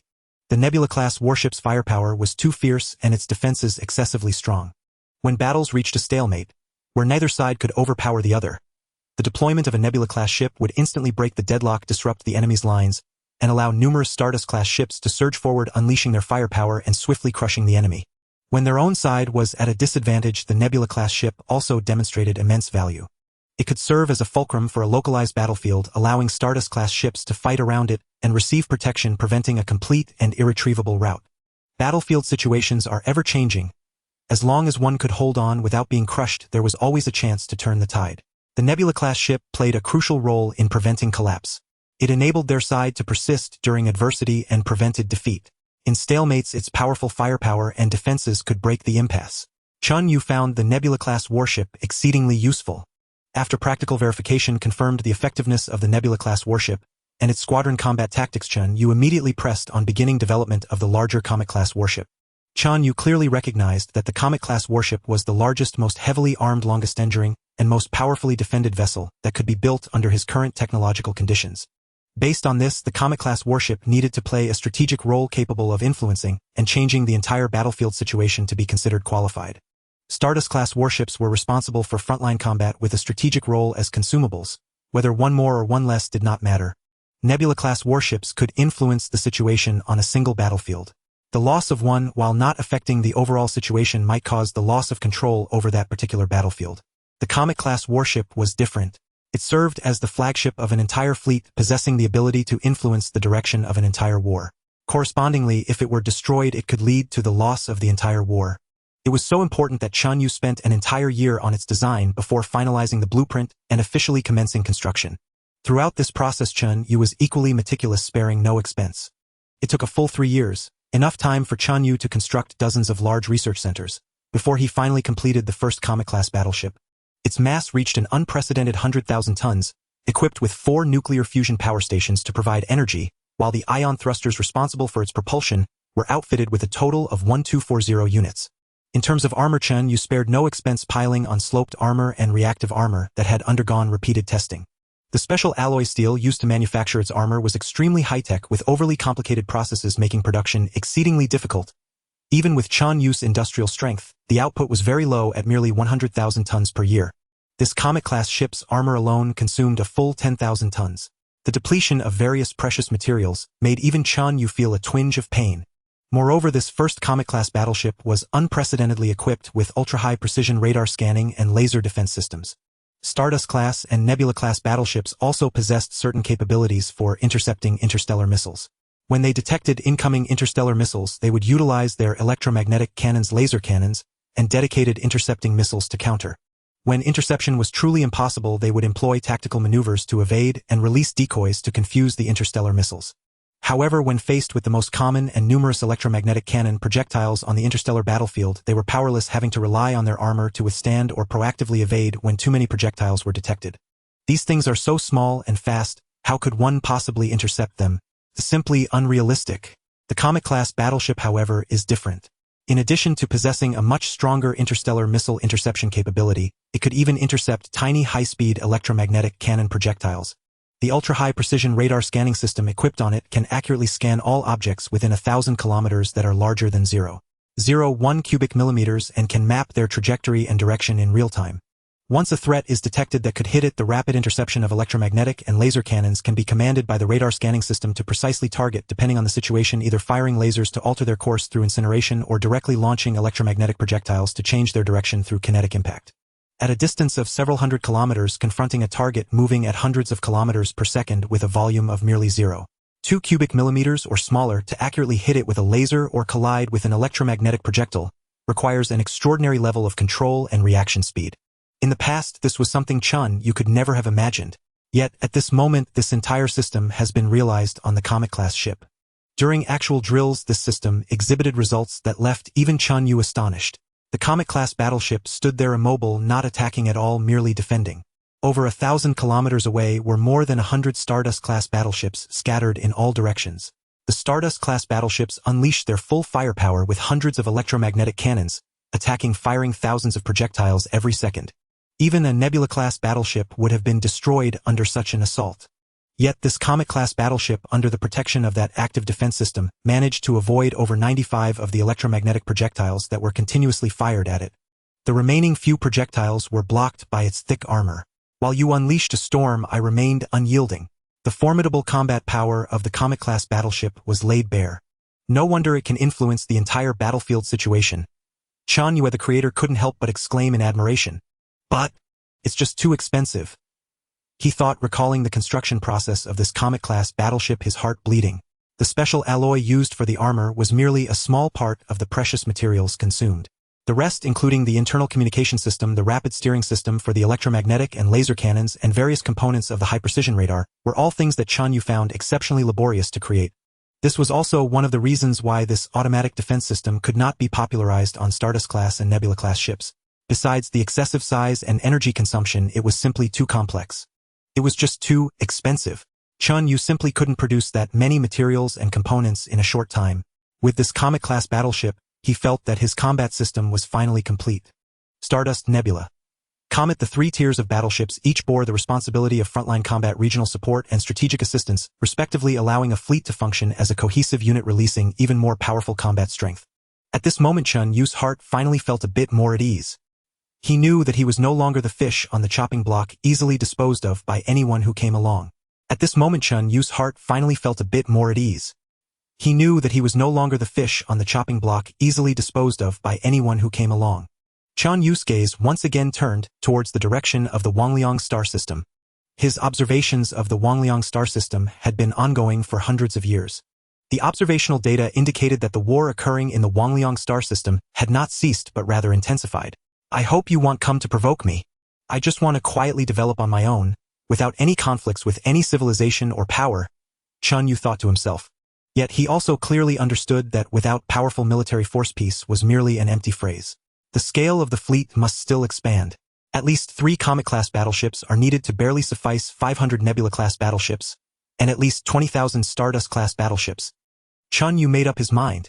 In the vast void of space, a gigantic Huoying-shaped ship measuring over 10 kilometers in length was rapidly decelerating under the thrust of hundreds of thousands of engines covering its body. When its speed reduced to 10 of the speed of light, approximately 30,000 kilometers per second, it came to a halt. Inside the cabin in the hibernation chamber, the commander of the Mozodi civilization's 7th Fleet Mo. Xue slowly opened his 3 eyes and sat up, feeling somewhat fatigued. A message translated into the Mozodi civilization language appeared in his ears. The Ark-class mothership has reached the designated position and has decelerated to the scheduled speed. Mo Xue, it is time for you to set off with your fleet. Mo Xue knew that this was the captain of the aerospace mothership Yunguang speaking to him. Though fully aware that Yunguang could not see him, Mo Xue instinctively assumed a respectful demeanor. Yes, Captain Yunguang. Although he was the commander of the 7th Fleet, one of the 29 fleets of the Masuati civilization, a high-ranking military official with real power, and the other was merely the captain of an aerospace mothership, at most a mid-level officer, Mo Xue still had to remain deferential. Because this Yunguang was a mid-level military officer of the Nanxing civilization. The Nanxing civilization was a genuine third-tier civilization, while the Masuati civilization that had birthed and nurtured him was merely a second-tier one. The Nanxing civilization had over a dozen second-tier civilizations under its wing. The Masuati civilization was just an ordinary one among them. Within the Masuati civilization he was considered a significant figure, but in the Nanxing civilization he amounted to nothing. Moreover, it was rumored that Yunguang had deep connections and strong backing within the Nanxing military. If Mo Xue offended him, even the leader of his civilization might not be able to protect him. Climbing out of the hibernation pod, Mo Xue immediately rushed to the space allocated for his faction within the aerospace mothership, gathered the fleet's high-ranking officers, and prepared to proceed with the next phase of the operation. His subordinates and colleagues gradually awoke and assembled in the meeting room. Mo Xue swept his 3 eyes across the attendees with a commanding gaze. The attendees sat upright and solemn. I have received notification from Captain Yunguang that we have arrived at our destination. The Yunguang aerospace mothership is currently maintaining a speed of 10 light speed. We will detach from the mothership in 3 days and proceed to the solar system for subsequent operations. The deputy commander muttered in complaint. Can't the speed be any slower? 10% light speed. If we have to decelerate entirely on our own, we'll likely consume most of our fuel. Interstellar travel was indeed troublesome. In the vacuum of space without resistance, a spacecraft would maintain its current speed and continue coasting indefinitely if no deceleration was applied. Since they had to enter the solar system, they needed to reduce their speed significantly before arrival, or otherwise they would simply pass through the solar system without being able to stop. Decelerating from 10 light speed, 300,000 kilometers per second, to a speed of tens of kilometers per second, required the same amount of fuel as accelerating from tens of kilometers per second to 300,000 kilometers per second. The Yunguang aerospace mothership was built using third-tier civilization technology from Nanxing, boasting extremely high energy efficiency that was beyond the capabilities of a second-tier civilization like Masuati. When it decelerated from 10 light speed to a few tens of kilometers per second, it consumed far less fuel than a Masuati spacecraft would for the same deceleration process. Thus, the deputy commander's complaint was understandable. Mo Xue retorted irritably. Getting the Nanxing civilization to dispatch an aerospace mothership to escort us to the solar system has already cost our civilization a great deal. We only managed to negotiate this because the Nanqing civilization is facing setbacks in the Wangliang 3 battlefield and urgently needs our civilization to mine mineral resources to support their logistics. For them to agree to decelerate to 10 light speed before letting us disembark is already a courtesy. The Nanqing civilization had been locked in a massive war with another third-tier civilization, the Blue Moon civilization in the Wangliang 3-star system. Neither side was willing to yield, each pouring in countless resources and warships. The conflict had already been deadlocked for several hundred years. As a subsidiary civilization of Nanqing, the Masuati civilization seized the opportunity presented by Nanxing's logistical difficulties. They proactively applied to Nanqing to come to the solar system, which was not far from the Wangliang 3-star system, to develop mines and supply the battlefield. If resource extraction went smoothly and they could supply Nanqing with ample minerals, it was estimated that the Masuati civilization could earn about 1 billion Nanqing dollars annually. 1 billion Nanqing dollars could purchase many machines or services that only third-tier civilization technology could produce. For instance, a life extension service at the third-tier civilization level, capable of extending the lifespan of a Masuati individual like Emoujua by about 500 years, cost only 1 million Nanqing dollars. In other words, if his 7th fleet performed well, the money earned in a single year could fund life extension for up to 1,000 individuals within the civilization. Given the current state of the war, the conflict between Nanqing and Blue Moon was expected to last for several more centuries. This meant that his resource supply project for the battlefield could also run for several hundred years. At a rate of 1,000 per year over several centuries, wouldn't that translate to hundreds of thousands of life extension slots? Beyond life extension, there were countless machines, products, and services that only third-tier civilization technology could provide. The civilization's reserve of Nanqing dollars had always been insufficient. Now that they had this golden opportunity to earn those dollars, they had to seize it firmly and dared not mess it up. In particular, renting the Nanqing civilization's Yunguang aerospace mothership to transport their fleet to the solar system had already cost a staggering 700 million Nanqing dollars. If he performed poorly and failed to make money, that investment would be a total loss. Upon returning to the civilization, he would certainly face severe consequences. Emoj was silently resolved. The leader has placed great hopes in me. I must not disappoint him. After lengthy discussions, Emoj finally finalized the specific arrangements for disembarking in 3 days with his subordinates and colleagues. By now, 200,000 fleet soldiers and 1 million workers had awakened. Inspections and calibrations of the 3000 combat spacecraft and 1000 industrial spacecraft had already commenced.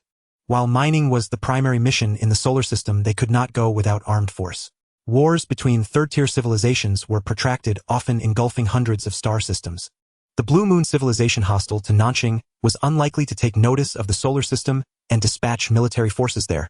Of course, if the Blue Moon civilization for some inexplicable reason did dispatch a third-tier fleet to the solar system, Emoujua could only resign himself to his fate. Even if he had 10 times more warships, even if the 7th fleet under his command was the most powerful, best-equipped, and best-trained fleet in the Masuati civilization, and even if Emoujua himself was hailed as a military prodigy and genius of war, he harbored not the slightest hope of defeating any random fleet from a third-tier civilization. The gap between civilization tiers could not be bridged by sheer numbers of spacecraft. However, the probability of such an event was low, and Emoujua was generally unconcerned. Emoujua's primary concern was that some second-tier civilization under the Blue Moon civilization might also set its sights on the solar system for mining. If that happened, conflict would be inevitable and his combat fleet would finally have a role to play. After coordinating and arranging the disembarkation procedures, Emoujua, having just awakened from cryogenic slumber, was kept busy for over 20 hours before everything was finally settled. Now at last he could rest and sleep for a while. At this moment, Emoujua recalled the somewhat aged figure of the leader of the Masua civilization. The Nanqing civilization governs 17 secondary civilizations. Our Masua civilization was once among the top 3, but now it has fallen to after the 10th place. In the darkness, lying quietly on his bed, Masua continued to ponder silently. As a high-ranking military official and a rising star in the armed forces, Emoujua was well aware of the true predicament of the Masua civilization. The other vassal civilizations are all striving diligently to improve their rankings in exchange for security. Our Masua civilization, however, has grown increasingly lax over these millennia. A culture of hedonism prevails within the civilization. The high-ranking officials indulge in lavish spending, and most of the precious Nanqing yuan foreign exchange has been exchanged for luxury goods produced by the Nanqing civilization. The leader attempts to revitalize the civilization, but the internal resistance is immense, making progress arduous. Before my departure, our civilization had a golden opportunity. We received permission to purchase a decommissioned aerospace carrier from the Nanqing civilization's military. Had the purchase succeeded, our military strength would have been greatly enhanced, giving us an advantage in wars against other secondary civilizations. But, haha, Emoji let out a helpless, bitter chuckle. Because of limited Nanjing yuan foreign exchange, purchasing the aerospace carrier would have squeezed the import quota for luxury goods. That would mean the high-ranking officials would have no dreamy perfume to use, no genetically modified starfish to eat, their wives would lack sufficient beauty treatments, and their families would have fewer bionic robots. Thus, the proposal to buy the aerospace carrier was outright rejected. The leader pushed vigorously but still couldn't get it approved. Alas! I hope this mining operation will bolster our civilization's Nanjing yuan foreign exchange. That way the leader will have more leeway and can truly do something beneficial for the civilization. Emoji knew clearly that it was precisely because he was a high-ranking military officer with genuine patriotism, and because his abilities were more outstanding than others, that the leader had withstood immense pressure to ultimately entrust him with the mining project. The leader understood that only Emoji could accomplish this task. If anyone else were in charge, it would be fortunate if half of the Nanjing yuan foreign exchange earned from the mining project even made it into the civilization's treasury. The other half would undoubtedly vanish into the pockets of officials at various levels through processes that could never be fully investigated. Leader, rest assured. I will surely succeed here. I pray that our civilization can under your guidance return to its former glory. In silent prayer, Emoji drifted into slumber. The following 2 days he remained immersed in work. Over 1 million soldiers, workers, and engineers, more than 4,000 ships. The matters involving people and things were countless. Fortunately, Emoji was not a good-for-nothing who relied on nepotism and sycophancy. Thus, he could arrange everything in an orderly fashion. Finally, the time for disembarkation arrived. Emoji and the fleet's high-ranking officers gathered aboard the fleet's flagship, the Glory. The Glory was a large combat vessel built with the pinnacle of secondary civilization technology. It possessed exceptionally powerful firepower and defense, having rendered meritorious service in the civilization's external wars. Throughout the entire Masua civilization, there were fewer than 70 combat vessels of the same class as the Glory. Yet the 7th Fleet alone had 4 such ships. Now these 4 highest-grade warships within the civilization had all been brought to the solar system by Emoji. At this moment, inside the control room of the Glory, the voice of Yunguang, captain of the Yunguang aerospace carrier, came through again. Emoji, I will release the locks in 30 seconds. Understood. 30 seconds later. On the hundreds of wings of the Yunguang aerospace carrier, each 2 kilometers in length, the warships and engineering vessels of the Masua civilization's 7th Fleet, firmly secured by cables, were simultaneously unlocked and disconnected from the Yunguang. Locks released. Understood. Emoji responded solemnly and issued orders to the captains of the 4,000 warships and engineering vessels through the communication system. Begin maneuvering. All 4,000 ships activated their ion propulsion devices simultaneously. Propelled by brilliant light amidst the vastness of space, the 4,000 ships descended in unison, widening the distance from the Yunguang aerospace carrier. When the distance expanded to over 100 kilometers, Yunguang's voice came through once more. Emoji, farewell. I will return to the solar system in 150 years. I hope you can extract a sufficient quantity and variety of minerals. Lord Yunguang, farewell. I look forward to seeing you again in 150 years. May the great Nanjing civilization triumph in the war. After the farewell, the colossal Yunguang aerospace carrier began adjusting its attitude. Once done, tens of thousands of ion thrusters ignited simultaneously to accelerate it. It would eventually accelerate to 80 of the speed of light, or 240,000 kilometers per second. This was an unimaginable velocity for a secondary civilization like the Masua. For ships built by a secondary civilization, even those designed for interstellar voyages, a maximum speed of 15 of light speed was considered good. Higher speeds were simply unattainable, or even if barely achieved, the ship would lack sufficient fuel to decelerate and would drift through space forever, never stopping. Such was the immense technological gap between civilizations. Emoji knew that this aerospace carrier would first travel to another star system, pick up minerals mined there by another civilization over the years, and deliver them to the battlefield. Afterwards, it would collect damaged ships and machinery from the battlefield needing repair back home. Then it would set off again, arriving in the solar system 150 years later to transport the accumulated resources. His mission was to mine and produce a sufficient quantity of resources over these 150 years to supply the Nanjing civilization's war effort. Time was already extremely tight. Decelerating from 10 of light speed to a stop and navigating to the solar system would consume another 30 years. They had to hurry. All 4,000 ships gradually converged and, following Emoji's orders, arranged themselves into a relatively loose formation. Then all 4,000 ships began their deceleration simultaneously. Numerous ion thrusters started ejecting light towards the star named the Sun. Propelled by these beams, the ship's velocity decreased by 3.2 centimeters per second. This was the most economical and fuel-efficient deceleration plan. By decelerating for 30 years, the fleet would reduce its velocity to tens of kilometers per second relative to the sun upon reaching the solar system. This would make any subsequent maneuvers far more convenient. Gazing at the distant star, bright yet indistinguishable from countless others, Mo Zhu silently whispered to himself, "Solar system, here I come. This place will become the launching point for our civilization's rebirth. I swear it absolutely." At that moment, on Ganymede, a moon of Jupiter in the solar system, a report from an infrared telescope caught Chen Yue's attention, plunging him into confusion. An infrared radiation source has suddenly appeared in the direction of Epsilon Eridani. Strange, what's going on? Infrared rays possess stronger penetrating power than visible light. Some small stars invisible in the visible spectrum become clearly discernible in the infrared band.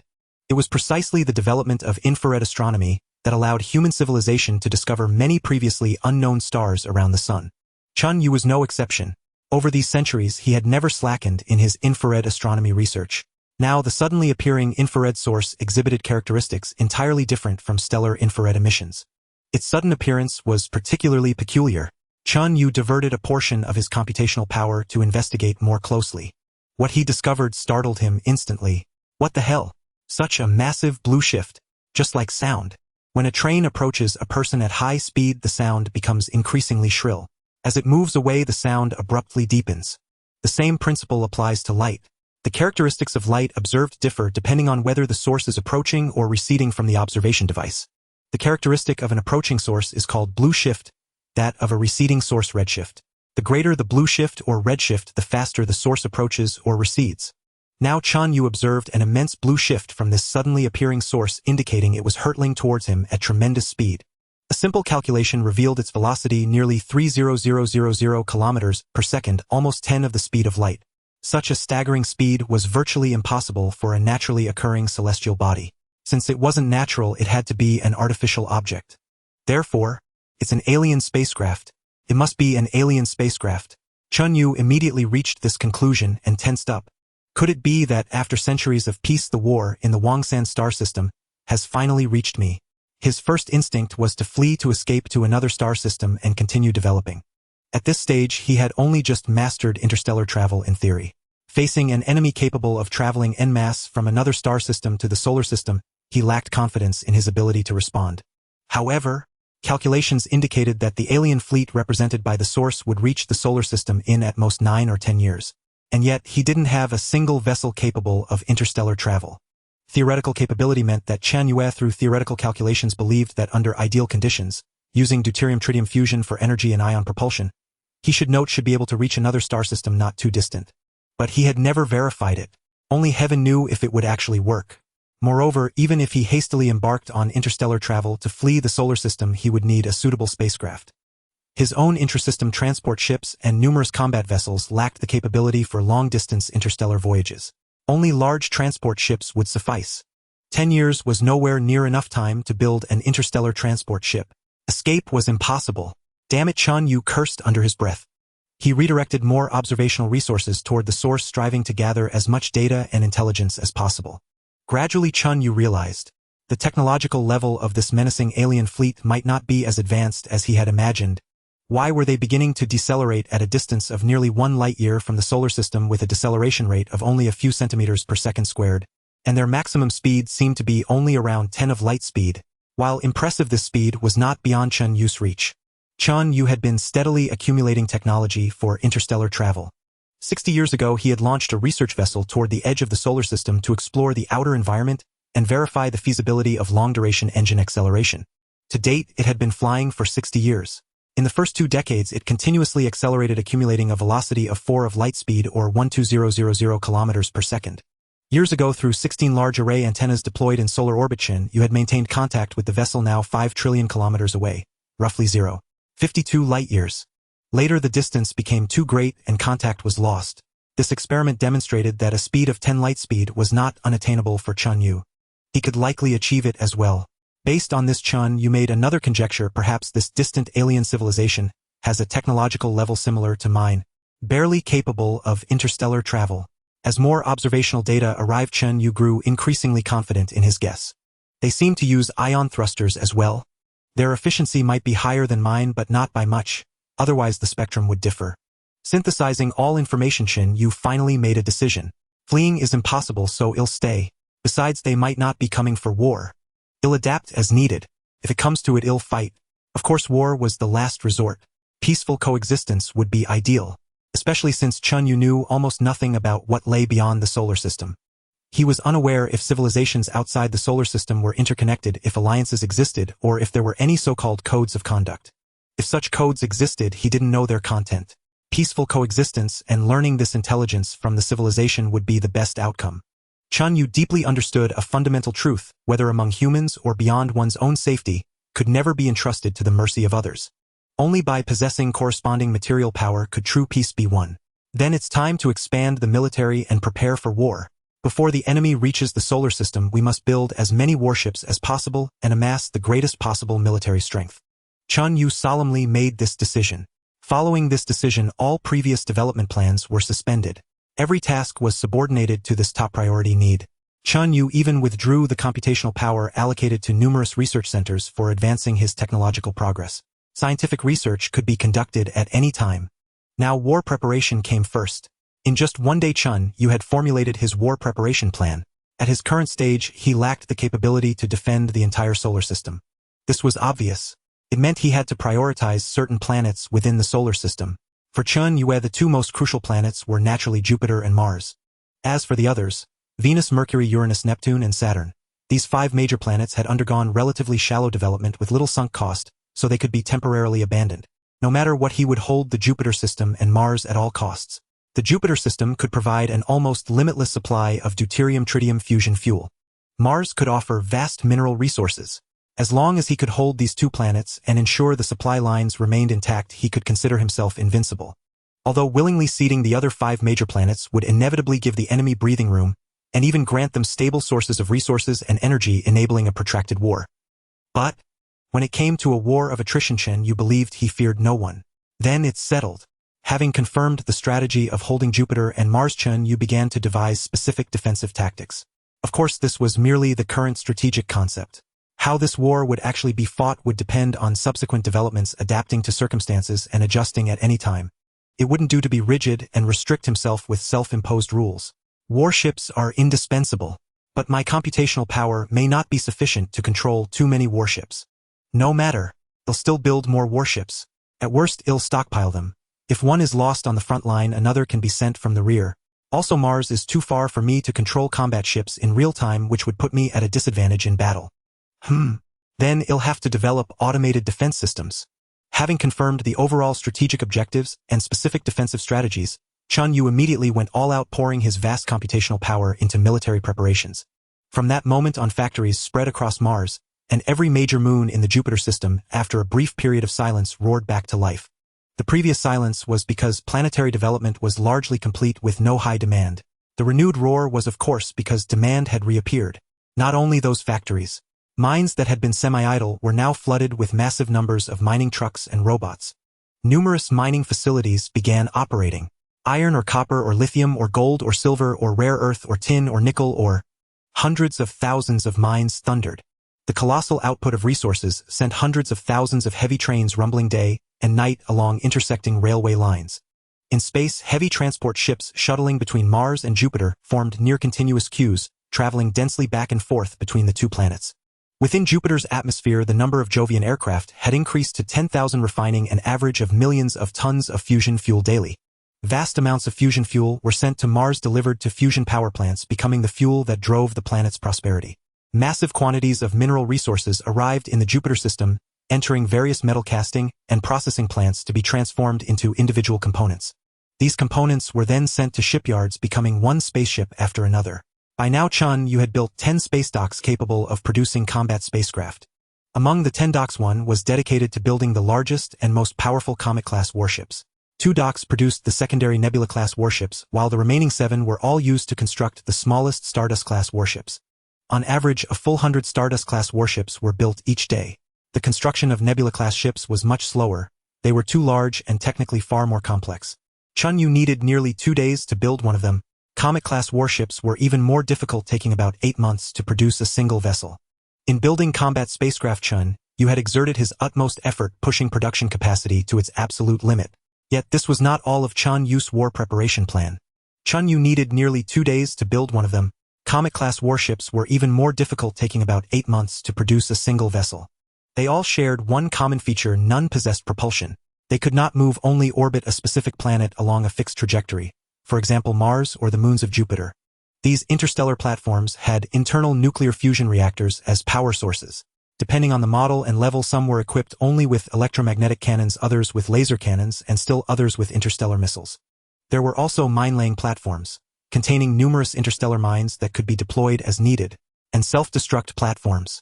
When the moment was right, the high-yield hydrogen bomb inside would detonate, sweeping away all tangible and intangible existence in the vicinity. There were also electromagnetic interference platforms. They could emit extremely powerful electromagnetic interference signals, disrupting communications and the operation of onboard instruments and equipment. For the vast number of interstellar platforms, Chen Yue set no limit on quantity. He built as many as he could, the more the better, ideally enveloping both Mars and Jupiter entirely. Beyond the interstellar platforms were ground and underground defense installations. These could not employ self-destructive weapons as they would interfere with other facilities. In this regard, the main armaments were electromagnetic cannons, laser cannons, and interstellar missiles. Additionally, there were countless satellites. Spy satellites, armed satellites, communication satellites, jamming satellites. All these satellites were launched by Chen Yue into the vast expanse of the solar system. And there was one more crucial weapon: interstellar mines. An interstellar mine was only the size of a palm, weighing a few hundred grams. It couldn't accommodate a nuclear warhead, so it was equipped with Chen Yue's latest development, the most powerful chemical explosive, all-nitrogen anion salt. They even had a weak propulsion system, enabling a certain degree of positional movement. Before the creation of metallic hydrogen akin to Jupiter's core, all-nitrogen anion salts were arguably the most powerful explosives aside from nuclear bombs. Their potency exceeded that of standard explosives by more than tenfold. Of course, given the low charge mass and the spacefaring era where a single high-velocity electromagnetic projectile carried immense energy, all-nitrogen anion salts seemed neither conspicuous nor remarkable. But that was irrelevant. Their quantity was more than sufficient, and they were stealthy enough to lie dormant in a location for extended periods. Chen Yue envisioned them as piranhas. A single piranha was tiny, perhaps no larger than a finger, capable of biting off only a morsel of flesh. Yet a swarm of piranhas could strip an elephant to bone in no time. That was precisely the effect Chen Yue sought. These devices were simple and convenient to manufacture with ample raw materials, so he directly launched tens of thousands of production lines to churn them out en masse without restraint.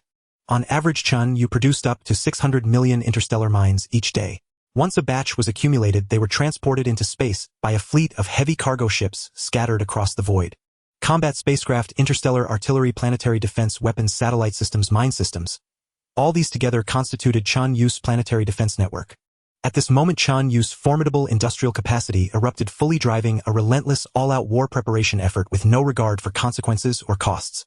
In the distant reaches of space, the deceleration maneuver had persisted for years. The colossal fleet of the Mozodi civilization continuously emitted brilliant light toward their destination. Within the fleet, most members had once again entered hibernation, awaiting the moment of arrival. Majua was no exception. As the fleet's supreme commander, his life was not to be wasted on such meaningless waiting. Yet today he was awakened. Have we reached the target star system? Commander, not yet. We are still approximately 1 trillion kilometers from the target star. The reason for your awakening is a matter of utmost importance that requires your personal attention. Mazuo's 3 eyes were filled with gravity. He fixed his gaze on the deputy commander, who had been overseeing the fleet, awaiting further explanation. The deputy commander stated, signs of civilization have been detected in the target star system, and they appear to be quite active. Mazuo's first reaction was disbelief. How is that possible? Wasn't the solar system already cleansed? How could civilization still exist there and be so active? Yet it is true. Look.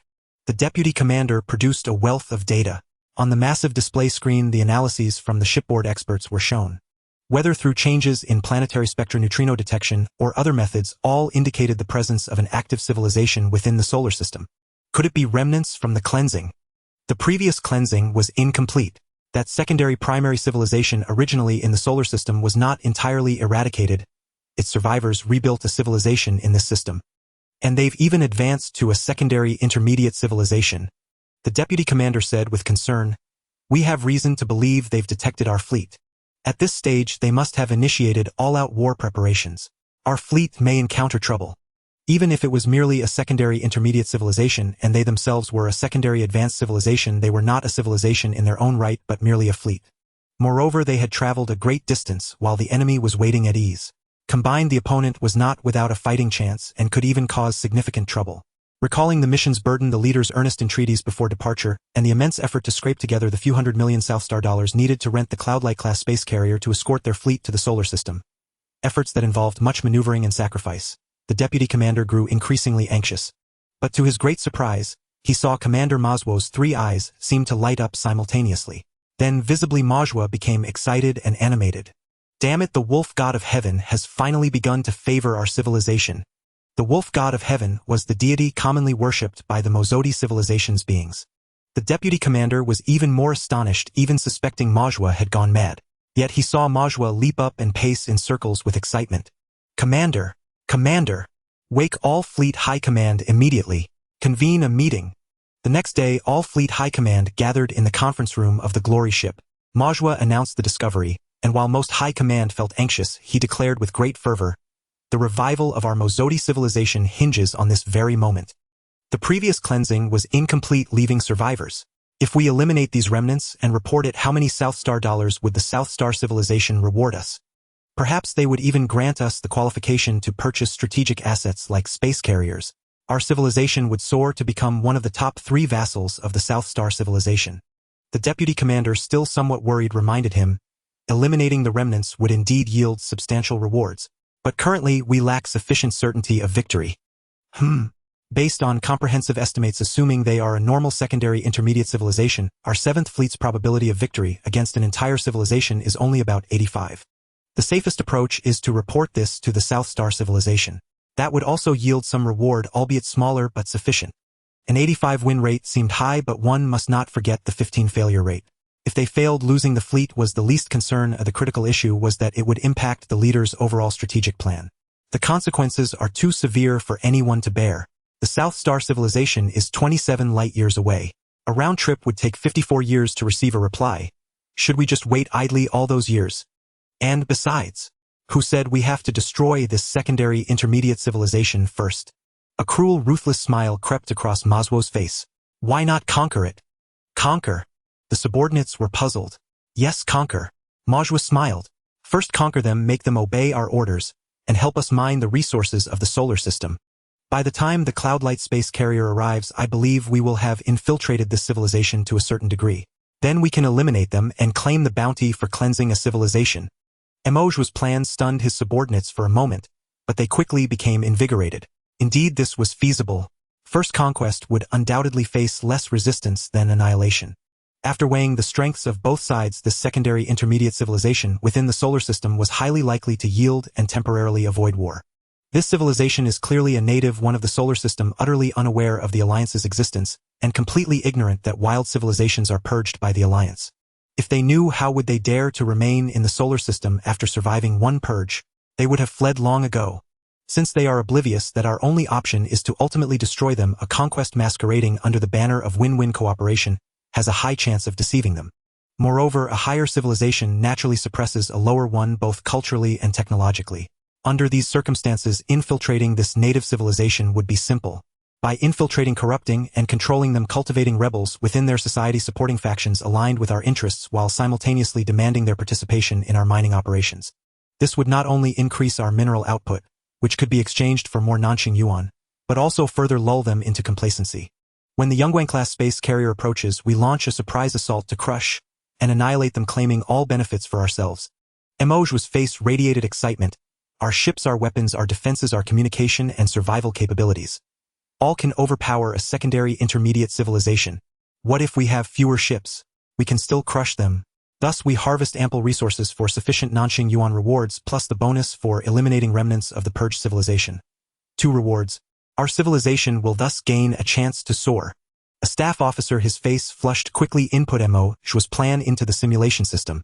After simulations, he grew even more excited. Data shows that if we choose conquest over destruction, the success rate of this plan is as high as 99. Even if the plan fails, we retain enough reserve to salvage the situation and prevent it from spiraling out of control. The atmosphere in the war room grew heated. Let's do it.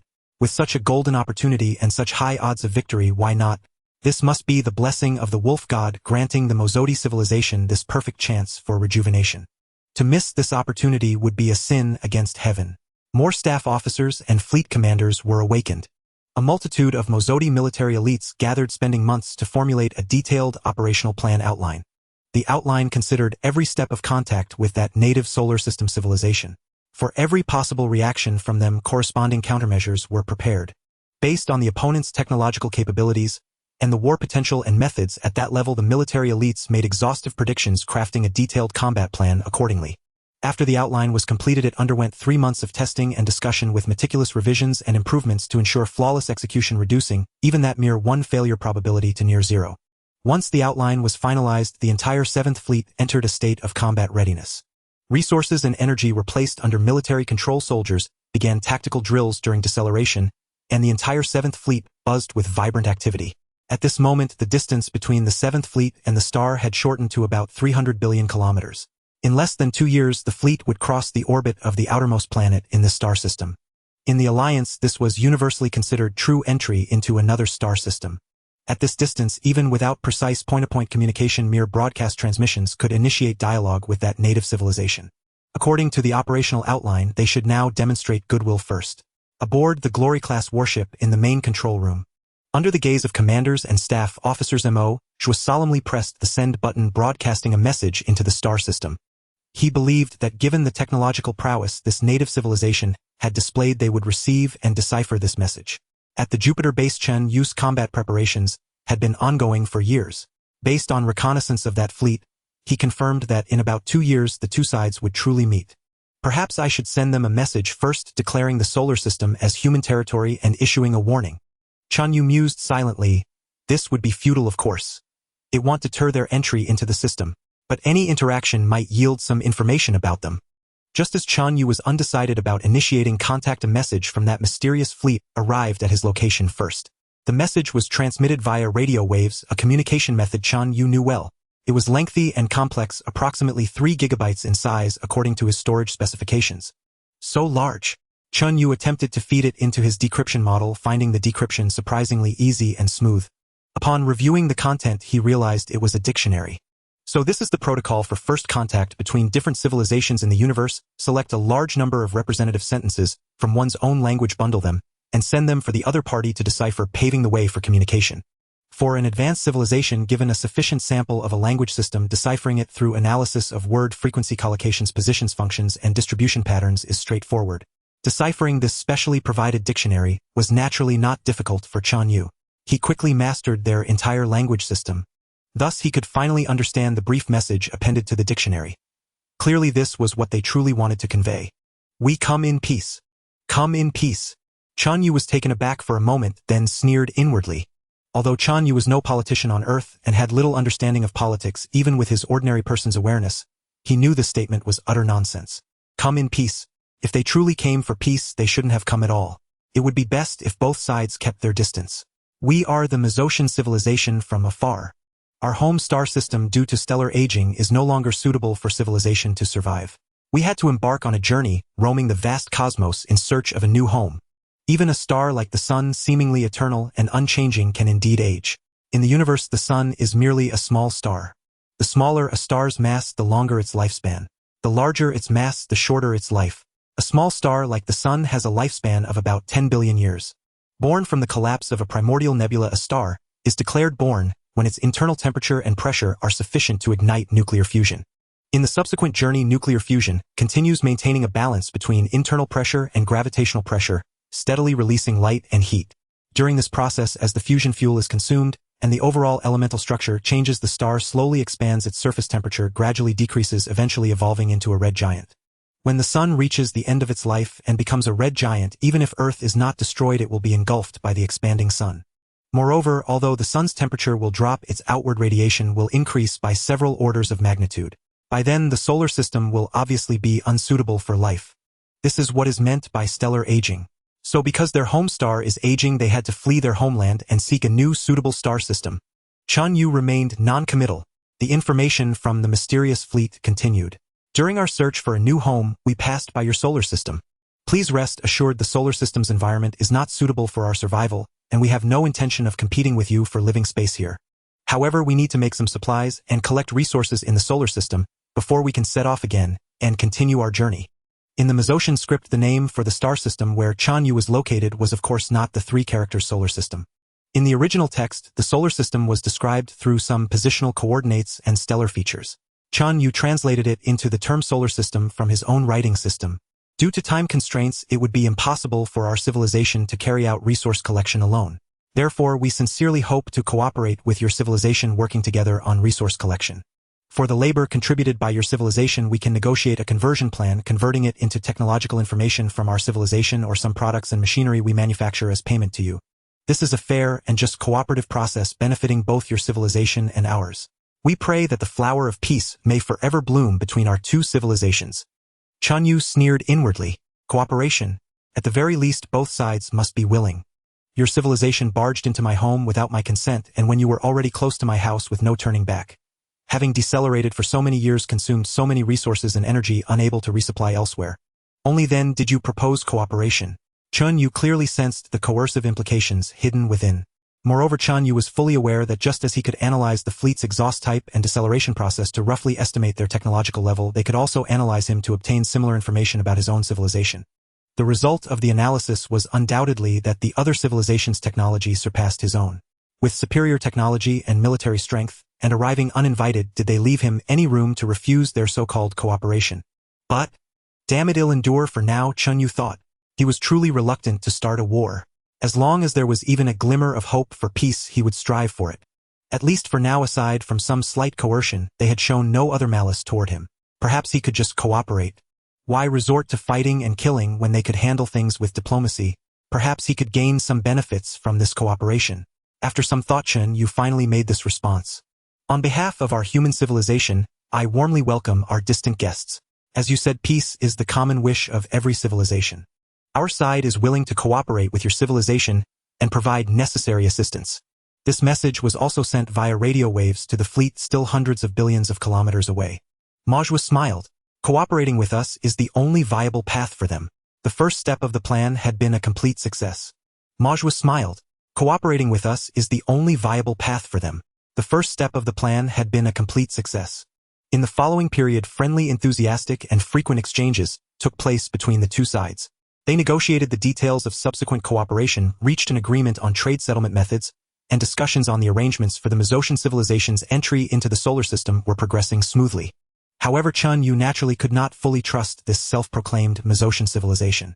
While negotiating with the fleet, he waited for his probes to reach the enemy fleet. As soon as he confirmed the fleet's course, Chen Yue had launched numerous unmanned probes heading straight toward them. After such a long period of acceleration and travel, they were probably about to intersect with the fleet. Due to the high relative speed between them, the probes could only brush past the fleet with only a very short observation window. But that didn't matter. After all, close-range observation was fundamentally different from long-range observation. These probes would still bring back some intelligence. When the enemy fleet was still over a year away from entering the solar system, the unmanned probes finally obtained crucial intelligence about the fleet at a distance of about 10 million kilometers. This intelligence instantly made Chen Yue sneer. As expected, they come with ill intent. At a distance of a full 10 million kilometers, the detection probes deployed by their side were relatively small in size. Even if the opposing civilization possessed superior technology, the likelihood of being discovered was minimal. However, this also rendered their own observations of the enemy exceedingly difficult. After all, compared to the vast distance of 10 million kilometers, the enemy's vessels were also quite diminutive. Yet Chen Yue had no intention of thoroughly mapping out the enemy fleet. Obtaining some overarching general information would suffice. It was precisely this information that alerted Chen Yue to something amiss. By measuring the propulsion power of the spaceship's exhaust plumes, Chen Yue discovered that every vessel in this fleet was of small or medium size. There was not a single large vessel, let alone a super-large one. And, for a civilization migrating en masse during an interstellar exodus, how could it lack large and super-large spacecraft? A civilization more advanced than their own must surely harbor a population of several tens of billions at the very least. Even if the aliens' physical structure differed from humans possessing certain peculiarities, they would still need to accommodate tens of billions, or at the very least hundreds of millions of individuals. Could all those people be crammed into these small and medium-sized vessels? Could they even fit? Furthermore, without large and super-large spacecraft, how would they manage the resources required for the voyage? Interstellar space is a void, no resupply is possible. Based on this information, Chen Yue was now certain that the fleet's earlier claims of coming in peace and merely gathering some resources before departing were undoubtedly lies.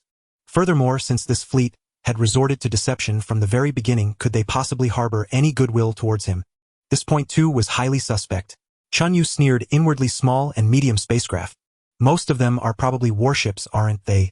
Bringing so many warships entering my star system without my consent and then deceiving me. Are they trying to lull me into complacency and take me without shedding a drop of blood? The largest and most formidable warship, Chen Yue had built, the Comet class, measured a mere 300 meters at its longest point. However, civilian vessels such as colony ships and large transport vessels could easily be built to lengths of 1 kilometer or more. Warships, generally being smaller than civilian vessels, was a pattern Chen Yue had summarized through practice. Chen Yue believed the aliens were no exception.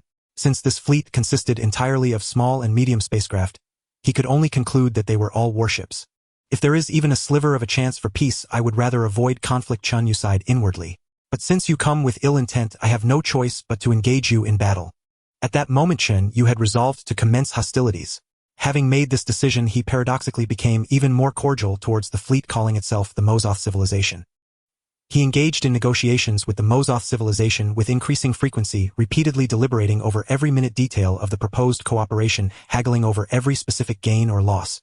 Esteemed commander of the Mozoth civilization fleet, after careful consideration, our side holds a slightly different opinion regarding your pricing for the integrated deuterium-tritium fusion high-efficiency cooling device. We believe that while a more efficient cooling device in deuterium-tritium fusion can indeed enhance overall power output, it would also significantly increase the cost of the entire fusion reactor, adding immense manufacturing difficulty. Based on this, the value of this device is not as high as your side claims. We consider a price reduction of 3.6 from your proposed figure to be more appropriate. Furthermore, our side fully agrees to your proposal that we undertake the mining and refining of nickel or methane, ore and nitrogen compound-related minerals, using the final products as trade goods. However, your side must understand that due to our current technological limitations, the costs of related mining operations remain high. If your side insists on lowering the price, we will require your side to provide some new technologies and processes that can reduce costs. The 7th Fleet of the Mozoth civilization. Emoji glanced cursorily at the latest message sent by Chen Yue and tossed it aside with a look of boredom. This civilization is truly pedantic, quibbling endlessly over the most trivial matters. A deputy commander chuckled. This only proves how seriously this civilization values the cooperation. It seems they have completely bought our story and are just waiting for the partnership to begin trading minerals for technology. If they hadn't fully believed their side's narrative, why would the other party be so earnest, so serious, so solemn? Emoji smiled. Then let's make them even happier. Inform the negotiation team to make an additional 3 concession on the original terms. Give them a surprise. Yes, sir. The deputy commander acknowledged and departed. Emoji stood alone in the main control room, gazing at the image of the yellow star on the main screen. He muttered to himself, let them be happy for now. But this happiness is merely borrowed. Later they will repay it with sorrow. Time flowed slowly onward. Through repeated back and forth and negotiations, most of the cooperation details had been settled. The cruising speed of the Mozoth civilization fleet had also been reduced from a high of 30,000 kilometers per second to the current less than 1,500 kilometers per second. Their side was now approximately 200 million kilometers from the orbit of the outermost planet. In less than 3 months, they would truly enter this star system. During this period, through spy devices deployed earlier, Emoji had observed frequent and large-scale fleet movements within the solar system. It seemed that the civilization calling itself humanity was busily engaged in defensive preparations. This was perfectly normal. If this human civilization had shown no wariness towards a completely unfamiliar civilization, Emoji would have found it strange and would even have suspected a trap. Moreover, the scale of the opposing fleet's movements was also quite normal. Overall estimates indicated that the enemy possessed a total of about 20,000 warships, which was consistent with the development history and technological level of their civilization. When our fleet truly enters the star system, everything will be settled, Emoji thought with leisurely complacency. It was at that moment that a piercing alarm suddenly blared throughout the entire ship. Emoji was shot to his feet, all 3 of his eyes filled with gravity. Stay calm. What happened? Report immediately. A staff officer's voice filled with panic reached Emoji's auditory organs. Commander, the fleet's radar scanning system has detected a vast number of small objects suspected to be interstellar mines directly ahead on our fleet's course. Their quantity is incalculable. Beyond the interstellar mines, there are also approximately 10,000 spacecraft suspected to be warships. Due to the extremely close distance and our high velocity, evasion is impossible. Evasion is impossible. We have been ambushed by human civilization. In that instant, the thought flashed through Emoj's mind as he realized the grim reality. In this solar system, their forces had fallen into a trap. Who else could be responsible if not human civilization? There was no third-party presence here. Upon confirming this fact, an overwhelming sense of absurdity crashed down upon Emojua. The truth lay starkly before him, yet both his reason and emotions struggled to accept it. How could this be? How could they possibly be ambushed? And by humans at that? This caught Emojua completely off guard both strategically and tactically. Strategically, his side held a clear advantage in technology and military might, and the two parties were engaged in negotiation talks, during which the other side had shown immense sincerity, even bickering over minor details. It defied all logic and sentiment for them to launch a surprise attack. Tactically, their comprehensive scans of the solar system had detected no signs of large-scale fleet maneuvers. Could the enemy have moved their fleet through extremely low-power slow acceleration and deceleration? Because of the extremely low power and gradual acceleration, the ion thrusters emitted minimal radiation, making them difficult to detect. But this would have required planning years in advance. Had the enemy decided on this ambush that long ago? Moreover, he was one of the top commanders in the Mezocian civilization with a stellar record and vast experience. He had not let his guard down against a potential ambush. The operational guidelines had long accounted for such possibilities. But even if an ambush were launched, wouldn't it be executed only after entering the interior of the star system? There was no logistics here, no way to obtain supplies. Launching an ambush in this location seemed utterly inappropriate. No matter how hard Emojua racked his brain, he could not fathom that Chen Yue would dare to strike so brazenly at this very spot. All the staff officers in the 7th Fleet combined could never have predicted such an event. It truly caught the entire fleet off guard. If not for his strict discipline and cautious nature, which kept him vigilant, even here his side would have failed to detect the threat in advance and only realized the ambush upon being attacked. Though caught off guard, Emojua was an exceptionally experienced and brilliant commander. After a moment of shock, he quickly regained his composure. Dare to ambush us? Let's see what they're made of. Make them understand that a secondary intermediate civilization that has only mastered basic nuclear fusion and ion propulsion technology is no match for a secondary advanced civilization. Destroy them. Deploy spy satellites. Reconnaissance squads spread out. 1st and 2nd squads main frontal assault. 3rd and 4th squads provide cover. All units activate automatic defense systems. A series of commands were issued rapidly. The well-trained warriors of the 7th Fleet instinctively followed the commander's orders, rushing to their positions and immediately executing the corresponding tactics. As if sensing their movements, the overwhelming swarm of interstellar mines surged toward the fleet, which was moving at extreme speed. Under the operation of the automatic minesweeping and defense systems, the electromagnetic cannons aboard the Mezocian 7th Fleet warships were activated. Countless tiny electromagnetic projectiles with extreme velocity and pinpoint accuracy hurtled toward the fist-sized pitch-black interstellar mines that were nearly perfectly concealed in the dark void of space. In an instant, hundreds of thousands of interstellar mines were destroyed. The next moment, Emojua saw the warships of human civilization begin their assault. Miniature interstellar missiles the size of an arm were launched through electromagnetic cannon barrels in the same manner as the projectiles, speeding toward his side at tremendous velocity. During flight, these micromissiles even used their own propulsion to perform trajectory adjustments and acceleration or deceleration maneuvers. Thousands of warships simultaneously activated their laser cannons and electromagnetic cannons. Countless projectiles crisscrossed the interstellar space. Lasers traveled at the speed of light. By the time they were seen, they had already struck the hulls of the ships. Massive interstellar missiles equipped with internal fusion reactors and powered by efficient ion thrusters could accelerate to speeds of thousands of kilometers per second and even change direction, accelerate or decelerate midcourse, forcing the automatic defense systems to fire projectiles and lasers frantically. High-yield hydrogen bombs detonated continuously. Each explosion released a brilliance as bright as the sun, accompanied by extreme heat and radiation, vaporizing everything within a radius of tens of kilometers. Whether electromagnetic projectiles, spacecraft, interstellar missiles, mines, or debris of all shapes, turning them into interstellar dust in the glow of the hydrogen bomb blasts. The battle erupted hastily and descended into chaos. Numerous combat vessels interwove, attacking and counterattacking. In less than an hour, as many as hundreds of warships had been directly destroyed. The wreckage and fragments from the destroyed warships only intensified the chaos of the battlefield. At such extreme velocities, even these fragments possessed devastating lethality. Emojua even saw a battered smoking ship collide fortuitously with one of his fleet's small vessels, knocking it completely out of power. Fortunately, nearby warships came to its rescue, allowing it to barely withdraw from the battle. Interstellar space was in utter turmoil, yet Emojua's gaze grew sharper. As one of the finest fleet commanders, Mo Zhuo possessed the ability to discern the most critical information amid chaotic shifts in the situation. Behind him, numerous staff officers nervously reviewed battle reports, whispering among themselves. Mo Zhuo's initially tense body suddenly relaxed. A smile returned to his face. "We have won," he said, "and we will win with ease." The staff officers exchanged glances, puzzled. The battlefield was still chaotic. They could barely discern that their side held a significant advantage, but winning with ease seemed far from certain. Mo Zhuo smiled faintly. "In at most 5 hours, the battle will be over. Our forces will annihilate the enemy's ambush fleet. Not a single enemy warship will escape." The staff officers remained skeptical. Yet, after another hour, the battle situation became increasingly clear. It was then that they finally understood. Indeed, the enemy's ambush fleet has already collapsed. Even Ma Zhuo had to admit that this human civilization's fleet was indeed quite formidable.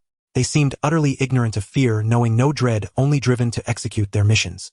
For instance, in a certain local battlefield, 6 enemy warships were besieged by their own forces, and without rescue they would inevitably be annihilated. At that time, the only 3 warships capable of launching a rescue on the battlefield had to charge into the encirclement themselves if they were to save the others. This meant they would have no chance of survival, doomed to be destroyed without hesitation by the enemy. Even the most loyal and fearless veterans of the Masuodi civilization would hesitate in such a situation. Sacrificing 3 warships to save 6 was of course strategically sound in the overall context. But warships are manned by people who could face death without a shred of fear, willingly perishing just to save their comrades. Yet this human civilization's fleet did exactly that. Not only did they do it, but they showed not a moment of hesitation. Almost as soon as the situation developed, they charged forward fiercely, without any doubt directly sacrificing themselves to rescue their comrades at the cost of their own destruction. This fighting spirit compelled even Ma Zhuo's respect. But, what a pity, in space warfare spirit alone is useless. In just a few hours of battle, Ma Zhuo identified several fatal flaws in the enemy fleet. First, sluggish response. They could have avoided such a disastrous loss, but their reactions were so slow that many opportunities were missed and lost. Second, rigid tactics. The human fleet's tactics were extremely inflexible. Encountering a certain situation, they would inevitably react in a fixed manner, almost incapable of adaptation. Upon noticing this, the Masuodi civilization's fleet immediately devised targeted tactics, even actively creating scenarios and setting traps to lure the human fleet into those fixed reactions, thereby seizing the chance to annihilate the enemy and reap substantial gains. Third, a lack of overall coordination and a sense of the bigger picture. Ma Zhuo observed that in small-scale coordination, the human fleet performed excellently with great synergy. But from a holistic view, there was no unified operational will permeating the entire battle. This led to local advantages, yet overall they were like headless flies. Fourth was the tangible technological gap. Compared to the human warships, the technological and combat superiority of their own fleet was overwhelming. A glaring example, only the single largest enemy vessel was equipped with an automated defense system capable of actively intercepting electromagnetic shells, while the rest of the medium and small warships lacked even such a system. They had to endure electromagnetic shells through sheer hull strength. Ma Zhuo knew this was due to the human civilization's inadequate production technology, unable to mass-produce automated defense system components or reduce energy consumption. This was a hard, unbridgeable gap in hardware. Besides these, there were other shortcomings. It was for these reasons that Ma Zhuo could make a final judgment even when the situation was still chaotic. He knew his side would win, and win decisively. The eventual outcome unfolded exactly as he had predicted. Even though the human fleet boasted 10,000 warships supported by numerous interstellar mines, and launched a surprise attack catching them off guard, while his side had only 3,000 warships and 1,000 engineering vessels to protect, the final victory still belonged to the 7th Fleet. The ultimate conclusion was the complete annihilation of the human fleet. Yes, complete annihilation. Not a single ship escaped. However, it was rather peculiar that this human civilization seemed to have a custom of self-destruction. Once a human warship realized it had lost combat capability, it would immediately detonate hydrogen bombs, vaporizing itself entirely. Some vessels too severely damaged to self-destruct were destroyed by friendly missiles. Thus, although his side had annihilated the enemy fleet, they had captured not a single prisoner. But these were trivial details. As long as victory was achieved, there was no need to dwell on them. At that moment, the main control room was abuzz with jubilant atmosphere. A staff officer, so excited his face turned blue, exclaimed, 10,000 warships ambushing 3,000 lying in wait, and we still annihilated them. Even with our technological edge, this is a colossal victory. We lost only about 100 warships to destroy 10,000. A loss ratio of 1 to 100, and under such extremely adverse conditions. Yun, make sure to save the battle records. When we return to civilization, I can boast about this for at least 100 years. Haha, this human civilization must have spent who knows how long planning this ambush, wasting countless resources, and now they've reaped nothing. With such a massive defeat, the officials who pushed this plan must be under tremendous pressure. Indeed, this human civilization is bound to fall into chaos. Such a catastrophic defeat, if it occurred within the Masuodi civilization, could even topple the leadership. 10,000 warships. According to scans, this human civilization has at most 20,000 warships left in the solar system. They only had 30,000 in total. They've lost a third of their combat strength in one blow. Now this human civilization knows our might. A Tier 2 intermediate civilization trying to contend with an advanced civilization. Dream on. All right. Majwa smiled and stopped his subordinates' clamor. After this battle, the human civilization must have realized the immense gap in strength between us. This will make subsequent cooperation much smoother. For now, assess the battle damage, repair the ships, and clean up the battlefield. Majwa had made his decision. Based on the universal principles of inter-civilization communication, after being ambushed, his side held a significant moral advantage. Retaliation was entirely justified. Upon reaching the solar system, we will first punish this human civilization. Destroy a few of their bases, attack their capital, force them to hand over war criminals, and impose severe penalties. After that, this human civilization will surely become as docile as a white beast, malleable to my will. The white beast was a creature known in the Masuodi civilization for its timidity and gentleness. Another message was sent from the glory ship traveling at light speed toward the star system ahead. Humans, is this how you treat guests who have come from afar? We arrived with sincerity and peaceful intentions, yet you deployed a massive force and launched a treacherous ambush. Your despicable actions flagrantly violate the principles of peace and justice and grievously infringe upon our interests. Therefore, we demand that an investigative team be stationed within your civilization to conduct an independent inquiry into this assault and to mete out severe punishment to the war criminals. Furthermore, given the losses your side has inflicted upon us, we require that, in addition to the previously agreed cooperation accord, you provide extra compensation of 30,000 tons of the high-quality nickel compound and 60,000 tons of nitrogen oxides as specified in Article 7A Clause 6I, among other items. We require that during the cooperation we be permitted to dispatch military observers to be stationed within your fleet to conduct on-site supervision and to exercise but not be limited to the following rights. At the end of the declaration, Huoying did not forget to append a corresponding threat asserting that if the human civilization refused these terms, the Masuodi civilization would launch a comprehensive strike against humanity. Huoying believed that after demonstrating a 1-to-100 loss ratio and fully showcasing their invincible might, the human civilization, so long as any reason remained, would know what to do. Jupiter Base. Reading the declaration sent by the Masuodi civilization, Chen Yue sneered inwardly. The combat power Masuodi displayed in the earlier sneak attack had indeed given him a jolt. Yet it remained within acceptable bounds. In fact, the demands and statements now issued by the Masuodi civilization were all within Chen Yue's expectations. Following the prearranged plan, Chen Yue sneered as he sent a reply worded with extreme humility and suffused with supplication.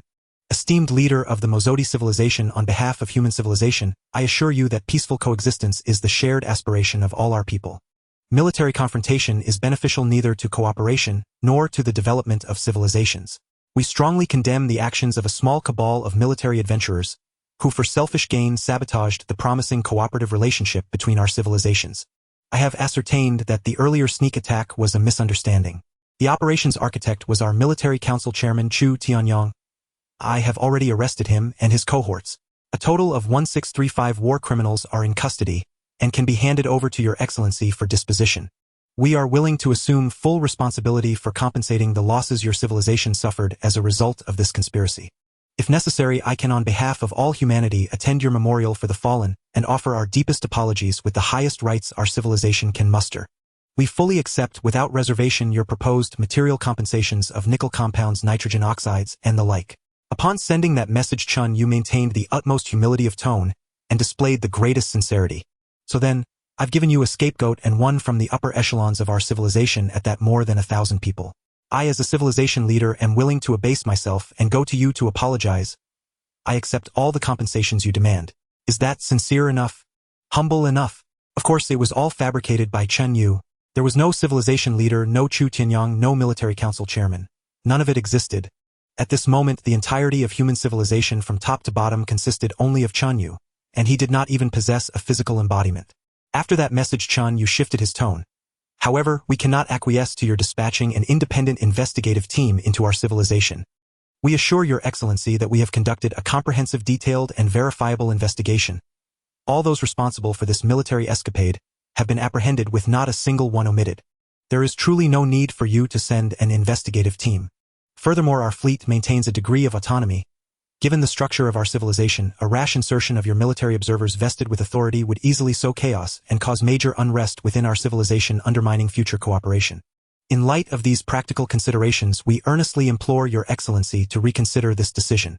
Chen Yue rambled on at length, but his meaning was singular. Surrender and compensation are acceptable, but any direct interference in our internal affairs or attempts to control our civilization from within, sorry, that is unacceptable. The message was transmitted at light speed to the Mozodi fleet and reached Amalthea. The fleet's senior officers and strategists glanced at the reply, discerned its meaning, and each sneered. This Chu Tianyang is only a scapegoat, Amalthea judged at a glance. The sneak attack was not the rash adventure of a handful of military zealots, as the human leader claims, but a probe. If the probe succeeded and yielded results, the balance could shift and they would gain the advantage in negotiations. If it failed, they would present scapegoats to appease our wrath. A deputy commander nodded, indeed. But this human civilization is somewhat naive. If a probe fails, it must bear the consequences of that failure. Just a few scapegoats and they expect to placate us while still preserving their civilization's independence. How could that be? If the cost of defeat in war could be erased merely by producing scapegoats, the price would be far too small. Dispatching an investigative team into the opposing civilization to use the war criminal inquiry to control its political sphere, dispatching military observers into its fleet to use supervisory authority to seize control of its military sphere. This is our bottom line, and we will not yield. Continue negotiating with him. At the necessary moment, we may threaten them with force. If we control both the military and the political spheres, this human civilization would be like fish on a chopping block, entirely at our mercy. What surprised Amalthea was that, under these circumstances and faced with their demands, the human civilization had resolutely voiced opposition and refused to accept the condition at any cost. In their wording, they abased themselves and made every concession, even promising to raise compensation tenfold and hinting that more could be negotiated, yet they would not yield an inch on the independence of their civilization. Amalthea sighed. This human leader, for his own private ends, has effectively kidnapped the whole of human civilization. Should the civilization's independence be lost, he would be the greatest victim. Indeed, we might identify him as a war criminal and bring him to trial. This was highly probable. Amalthea had long been convinced that the earlier sneak attack could not have been executed without the consent of this civilization leader. In other words, that leader was the chief war criminal. For the sake of punishment, both publicly and privately, Amalthea had no intention of sparing him. He intended to see him cruelly executed to satisfy their need for retribution. It now appeared clear that he had perceived this as well. Precisely because of that, he stubbornly refused to accept the entry of their investigative team and military observers. To preserve the independence of civilization, the leader of human civilization might survive. To lose that independence, the leader would surely perish. Yet to maintain independence, there is a tremendous risk of being punished by one's own forces. Moreover, even if independence is barely preserved, how many interests must the civilization forfeit in other aspects? All this maneuvering is merely to save one's own life and position. If this isn't holding the entire civilization hostage for personal gain, then what is? With such a leader, this human civilization is truly unfortunate. Amalthea was silently lamented for his opponent. Even without our Mozodi civilization, your civilization wouldn't go far in this universe. Better to die early and be reborn sooner. Commander, here are the recent observation reports on the two main planets of the human civilization. Amalthea took them and saw that the data indicated both planets had been turbulent recently. On their surfaces and in the surrounding space, frequent flashes of light were occurring. The flashes resembled explosions of some sort, but clearly not from warfare given their small scale. They seemed more like some kind of unrest. Amalthea smiled faintly. It seems this human civilization leader's rule is unstable. He must be under immense pressure right now. Since that's the case, let's add fuel to the fire.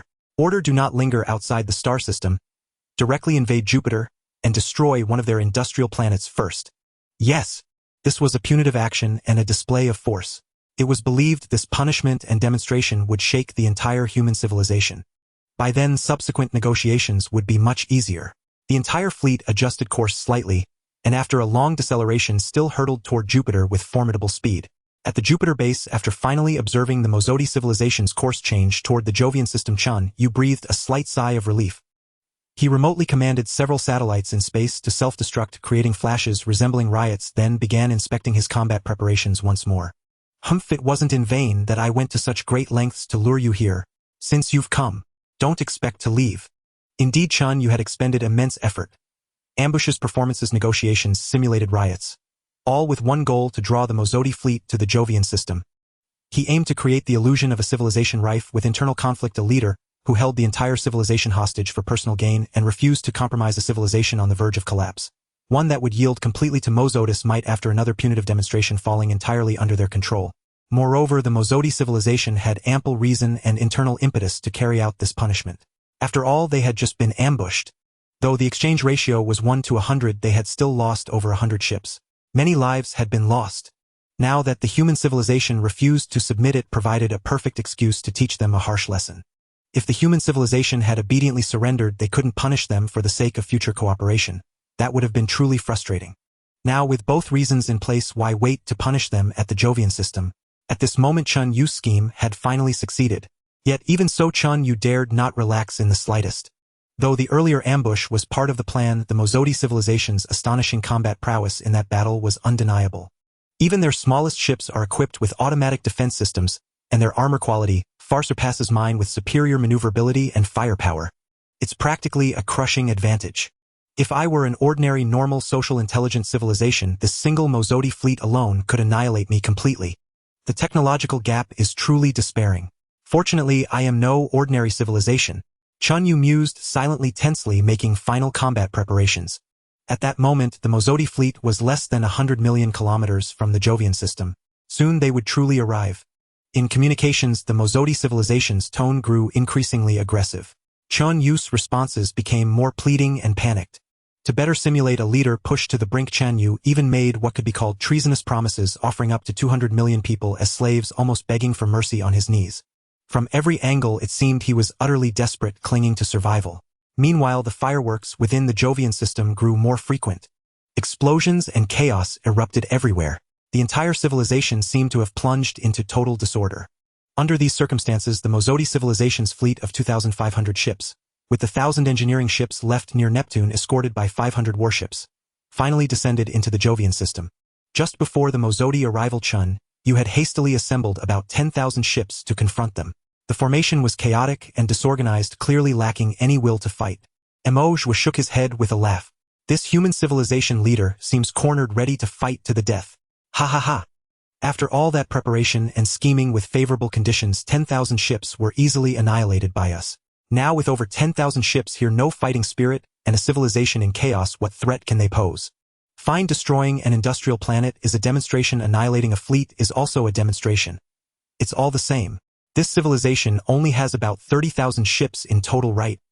We've already destroyed 10,000. After accounting for ships defending their other planet and homeworld, these 10,000 plus ships are likely the last military force they can mobilize. Perfect. If we wipe out their fleet, we won't even need to send military observers. Then let's destroy them. Huoying finally gave the order. As planned, battle formation, attack. One side was brimming with morale, the other panicked and chaotic. Thus war began once more. Is it finally starting? At that moment, Chen Yue's heart was filled with exhilaration. I gave you a big gift before, and now let me show you my true combat strength. From the first discovery of this distant civilization, from the initial exchanges to the long-term plotting, negotiations, and conspiracies, after painstakingly scheming for over a decade, Chen Yue finally achieved his strategic objective at this moment, dragging the enemy's main force into the battlefield he had preordained. At last, he could engage in a full-scale battle, finally unleashing his war potential to its utmost. The moment the Mozodian civilization launched its assault, as the overwhelming electromagnetic cannon rounds came hurtling in under Chen Yue's command, his own fleet of over 12,000 vessels, including 300 Nebula-class ships, 3 Comet-class ships, and the rest being the smallest Stardust-class vessels, commenced their counterattack in unison. The long-prepared electromagnetic cannons fired simultaneously, sending a deluge of electromagnetic shells, hurtling toward the Mozodian fleet tens of thousands of kilometers away. Simultaneously, a large number of expendable military satellites were deployed, working in concert with the fleet's vessels to diligently gather battlefield intelligence. Relying on this battlefield data, Chen Yue directed the fleet's ships to evade advance or even coordinate support, using the might of the Comet-class vessels to intercept the incoming barrage of electromagnetic shells and interplanetary missiles. Beside the colossal Jupiter, the two fleets engaged in fierce combat. Over 10,000 warships turned this region of interstellar space into a sea of blood and fire. Large, medium, small, micro, and specially modified interplanetary missiles, propelled either by inertia or their own varying degrees of thrust, careened wildly through the void. The brilliant flashes of high-yield hydrogen bombs flared like miniature suns. Beams of laser light crisscrossed the interstellar expanse, sweeping through all tangible and intangible forms before them. Electromagnetic bombs churned the communication environment into a chaotic mess.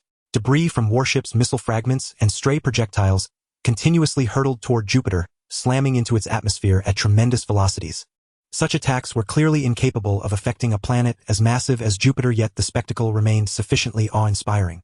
Extreme speed meant violent friction with Jupiter's atmosphere.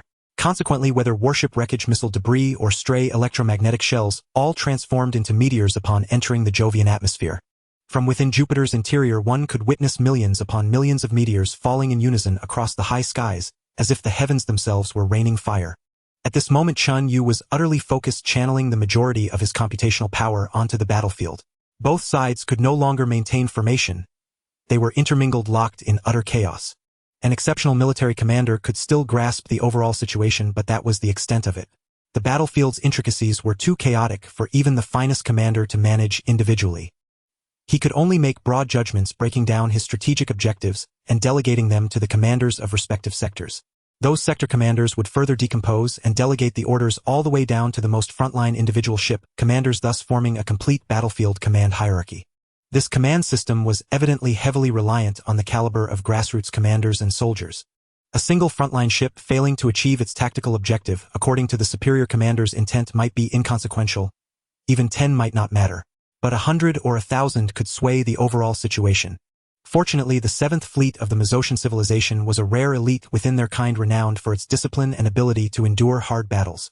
Now their formidable combat prowess was on full display. The warships of the human civilization seemed utterly fragile, as if even without complex coordination the enemy could shatter their lines with ease like slicing through melons and vegetables.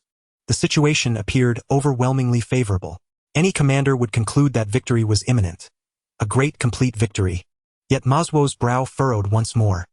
His instincts as an exceptional commander allowed him to perceive certain anomalies before his peers. Though his side still held a massive advantage, the opponent's fleet seemed not quite as feeble as before. During the surprise attack, hadn't their ships reacted rather sluggishly? How were they now so much more agile and swift? Their coordination no longer seemed so rigid. At times, they even executed tactical feints. Maswo witnessed one of his own ships careless fall into a trap and be annihilated by a concentrated volley from dozens of enemy vessels. And most crucially, the overarching strategic awareness. This time Maswo felt as if a unified combat will permeated every frontline ship within the enemy fleet. It was as if the commander of even a single tiny frontline vessel could clearly perceive the overall battlefield situation and fully comprehend the supreme commander's operational intent. Most importantly, they possessed the tactical acumen to execute that intent. But how was this possible? He himself was among the finest commanders in his civilization. Amidst such chaotic battle conditions, he could barely focus his attention down to the division level. Roughly 100 ships per division. As for the squads below that, how could he possibly devote so much energy? Even with countless staff officers, it was impossible. So how did the enemy achieve such unity from the whole down to the single ship? Perhaps it's my imagination. Maswo mused. Maybe they're performing beyond their limits, due to the existential crisis facing their civilization. Yes, that must be it. Yet what difference did it make? Though the enemy fleet's combat effectiveness had risen significantly compared to the surprise attack, their overall strength still lagged far behind. The technological gap was real. Tactical brilliance could only compensate to a degree, not bridge the chasm.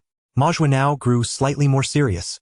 To minimize further losses and secure victory at a lower cost, he finally issued orders. 3rd and 4th Brigades stabilize the battlefield situation. 1st and 2nd Brigades advance. Target their industrial star number 5. Stretch their defensive line, force them to deploy.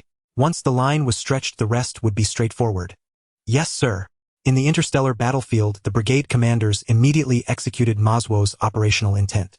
But at that very moment, another human fleet rose from a planet and joined the fray, attempting to block the advancing 1st and 2nd Brigades.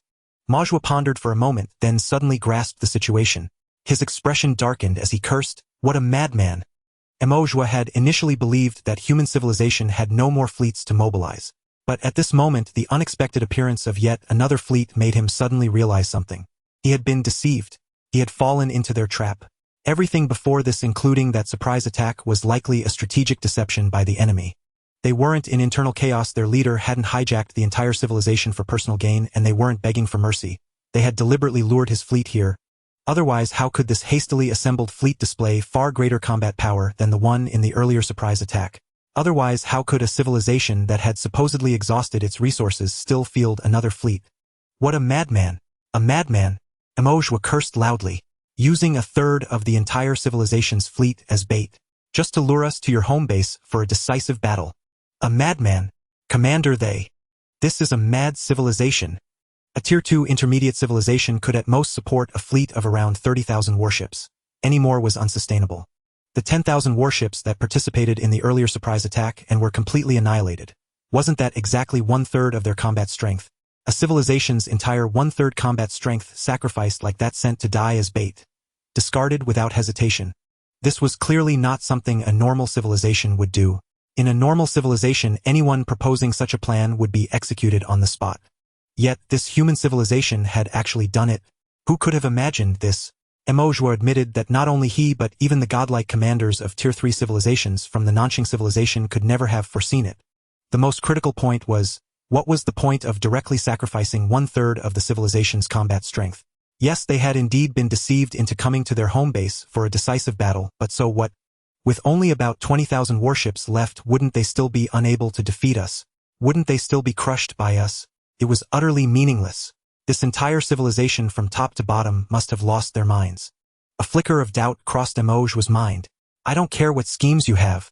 I only know that the gap in technology cannot be bridged by tricks and plots. No matter how many paths you take, I will only take one. Overwhelming force to break through. Just fight. First, I'll destroy your fleet. Attack. Huoying issued the order viciously once more. At this moment, the first and second detachments tasked with pushing forward and disrupting the enemy's defense line had already engaged the fleet that had suddenly emerged. That fleet was not large, only about 2,000 warships, coincidentally similar in number to the warships that had been destroyed by their side on the main battlefield earlier. Yes, the battle had progressed that swiftly. In less than half a day since the two sides first clashed, over 2,000 warships of the human civilization fleet had already been destroyed. The first and second detachments of the Mezocian civilization's 7th fleet totaled about 500 warships, more than enough to handle this fleet. After a few hours, this newly emerged fleet was completely annihilated. Catching their breath, the first and second detachments were about to push forward again to complete their original mission, but unexpectedly, another fleet rushed out. This fleet consisted of approximately 3,000 warships. Even Huoying was momentarily stunned. What game were they playing? If you have warships, just bring them all out at once. Adding them bit by bit. What was the point? Wouldn't a large-scale decisive battle be more effective? Feeding troops in piecemeal like this, wasn't that a major battlefield taboo? Surely this human civilization understood that the so-called piecemeal reinforcement tactic meant splitting an entire army into small units and engaging the enemy bit by bit. For example, if both sides had 10,000 troops, deploying all forces for a decisive battle would give each a 50-50 chance of victory. But if one commander refused a decisive battle and instead split his troops into 100 units of 100 each, sending those 100 to fight the enemy's 10,000, those 100 would obviously be easily devoured. After they were destroyed, another 100 would be sent, and so on. That was the piecemeal reinforcement tactic. Huoying muttered. Since they're offering themselves up, we have no reason to refuse. Devour this fleet. After a fierce battle, this fleet of 4,000 warships was annihilated once more. However, before it was completely wiped out, another fleet of up to 6,000 warships joined the main battlefield tens of thousands of kilometers away. By now, after some maneuvering, although the number of human civilization warships destroyed by their side had reached around 10,000, the total number of human warships on the battlefield was increasing, reaching about 20,000. With 20,000 warships no longer hampered by rigid tactics or sluggish reactions, and with significantly enhanced combat power, they could pose a certain threat to Huoying's fleet. Though still minor, as the situation developed, Huoying had to become somewhat more serious. This human civilization actually possesses 40,000 warships. Truly unexpected. Well, this should be their limit. Hit them hard. Let's see if they have any more fleets to replenish. The fierce battle continued. A few hours later, a commander reported urgently, "Sir, we have detected a large number of space turrets maneuvering toward us. Additionally, the number of space mines is rapidly increasing." Space turrets. Huoying checked the data and saw hundreds of thousands of space turrets moving from various planets of the Jupiter system toward the battlefield. Space turrets had extremely low mobility, single attack methods, and weak defenses. They were no match for warships in unknown combat. But they were simple to manufacture, could be mass-produced, and could operate unmanned. If used well, they could still exert tremendous power. Huoying's expression shifted between gloom and uncertainty. After a moment he asked, "What about the space mines?" The staff officer replied, "The automatic defense system has been continuously sweeping mines. So far at least 3 billion space mines have been cleared. However, as of now, there are conservatively estimated to be over 10 billion space mines remaining on the battlefield, and they are increasing at a rate of at least 50,000 per second. These space mines are significantly hindering our movements."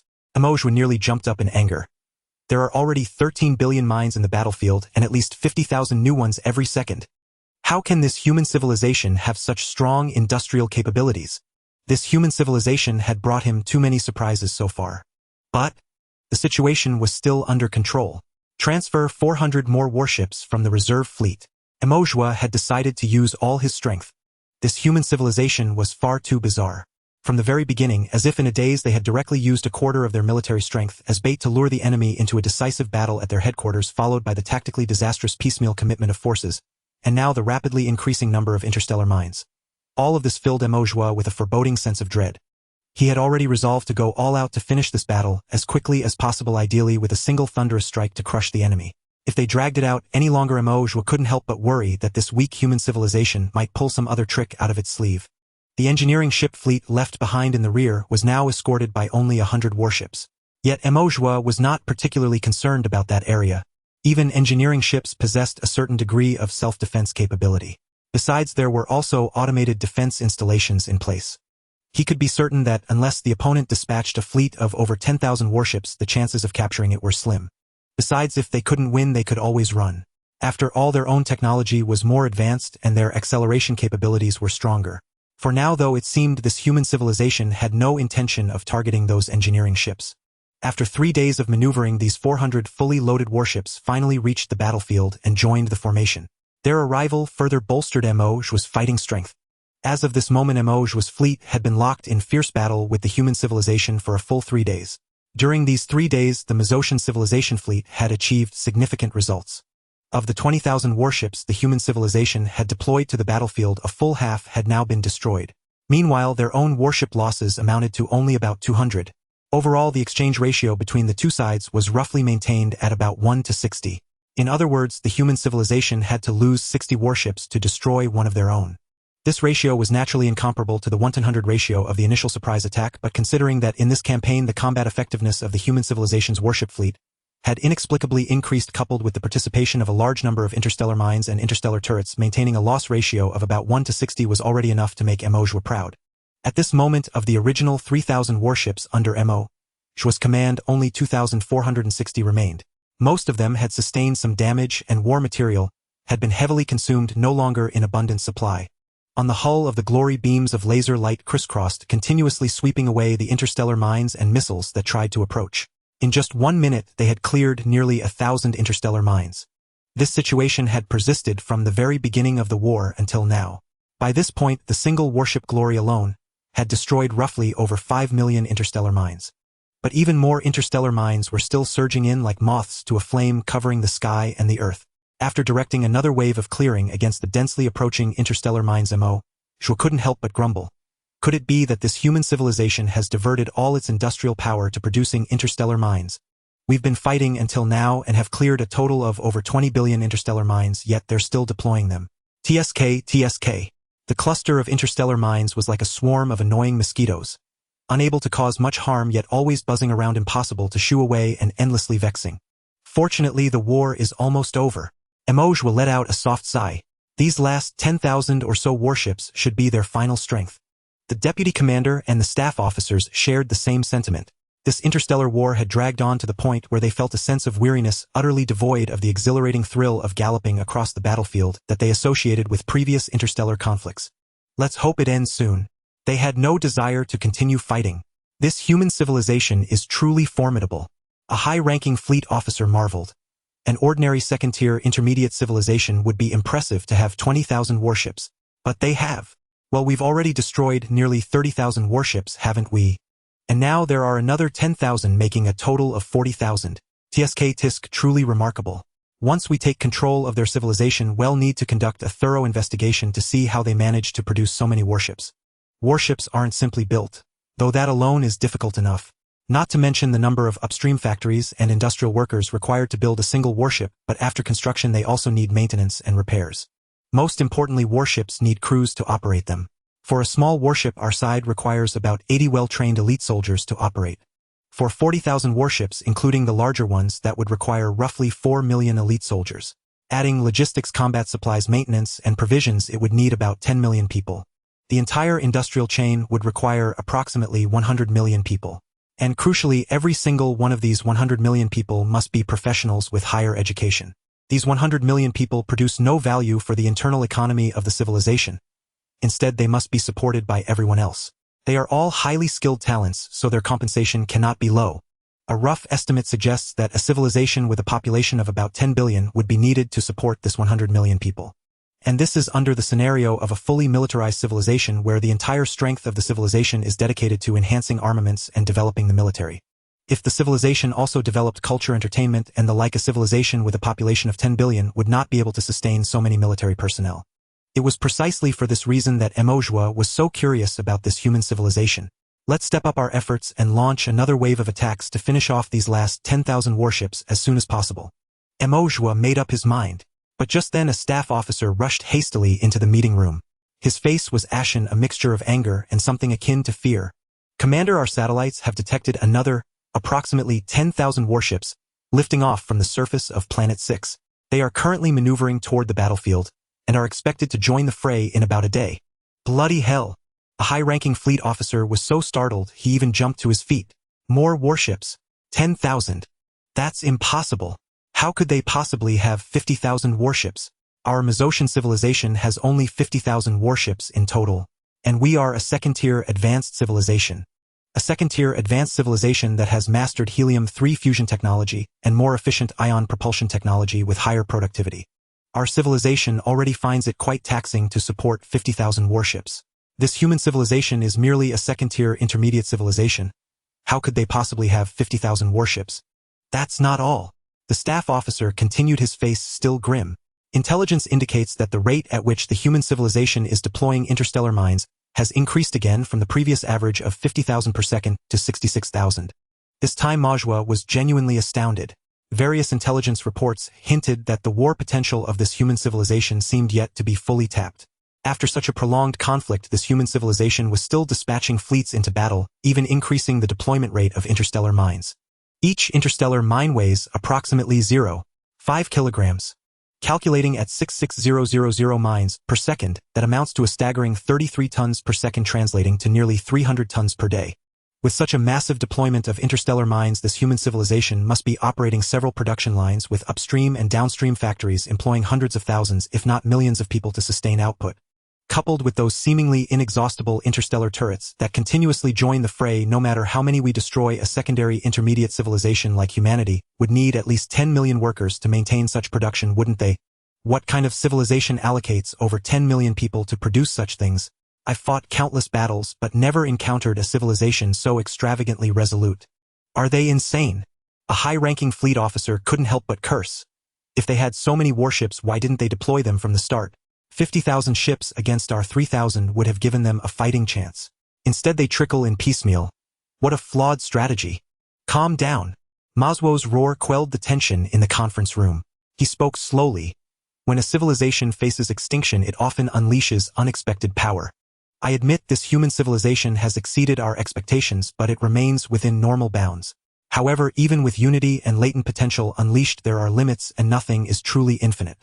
I believe these final 10,000 ships are their last reserves. We still have over 2,000 vessels. Our strength remains superior. Do not panic, do not fear. Crush them, annihilate them. Let's see what tricks this human civilization has left. Commander, our soldiers have fought continuously without full replenishment or rest. Many ships are damaged and supplies like electromagnetic shells, interstellar missiles, and fusion fuel are running low. Rally your spirits for the final battle. Chen Yue's tone grew stern, exuding the authority of a fleet commander. Once we destroy the human fleet, well, resupply and rest completely. Warriors' reliable intelligence confirms this is their last wave. After this, humanity will be exhausted. Yes. The new orders were issued immediately. The frontline soldiers, weary of battle, reignited their fighting spirit. Amid a hail of electromagnetic shells like rain, a Stardust-class warship built by Chen Yue was struck by tens of thousands of projectiles in an instant. Although the nearby Comet-class flagship tried its best to intercept, it had to shield too many ships and couldn't allocate enough cover for it. The Mezocian civilization's electromagnetic shells boasted higher mass, greater speed, and enhanced kinetic energy. Under the bombardment of tens of thousands of such shells, even the Stardust-class ship, equipped with Chen Yue's most advanced armor, could not withstand the assault. The next moment, the fusion reactor was compromised and shut down. Fusion reactors do not undergo uncontrolled nuclear explosions upon attack. Because fusion requires a highly complex environment to maintain. Once that environment is lost, it simply fails. The ship instantly lost its power source. Electromagnetic cannons could no longer fire and ion thrusters could not propel it forward or backward. But it didn't matter. Inside each ship, Chen Yue had placed a hydrogen bomb with a yield of 1 megaton. At that moment, the hydrogen bomb was detonated. Just before the explosion, nearby Allied ships instinctively veered away, as if guided by a shared intuition. Then a colossal fireball and boundless light and heat erupted. The self-destruct that Mezocian fleet soldiers had endlessly complained about appeared once more. On the 6th ship of the 3rd Squadron 2nd Division 7th Fleet, when Yuanlan, responsible for operating an electromagnetic cannon, couldn't help but complain, "Self-destruct again, self-destruct again."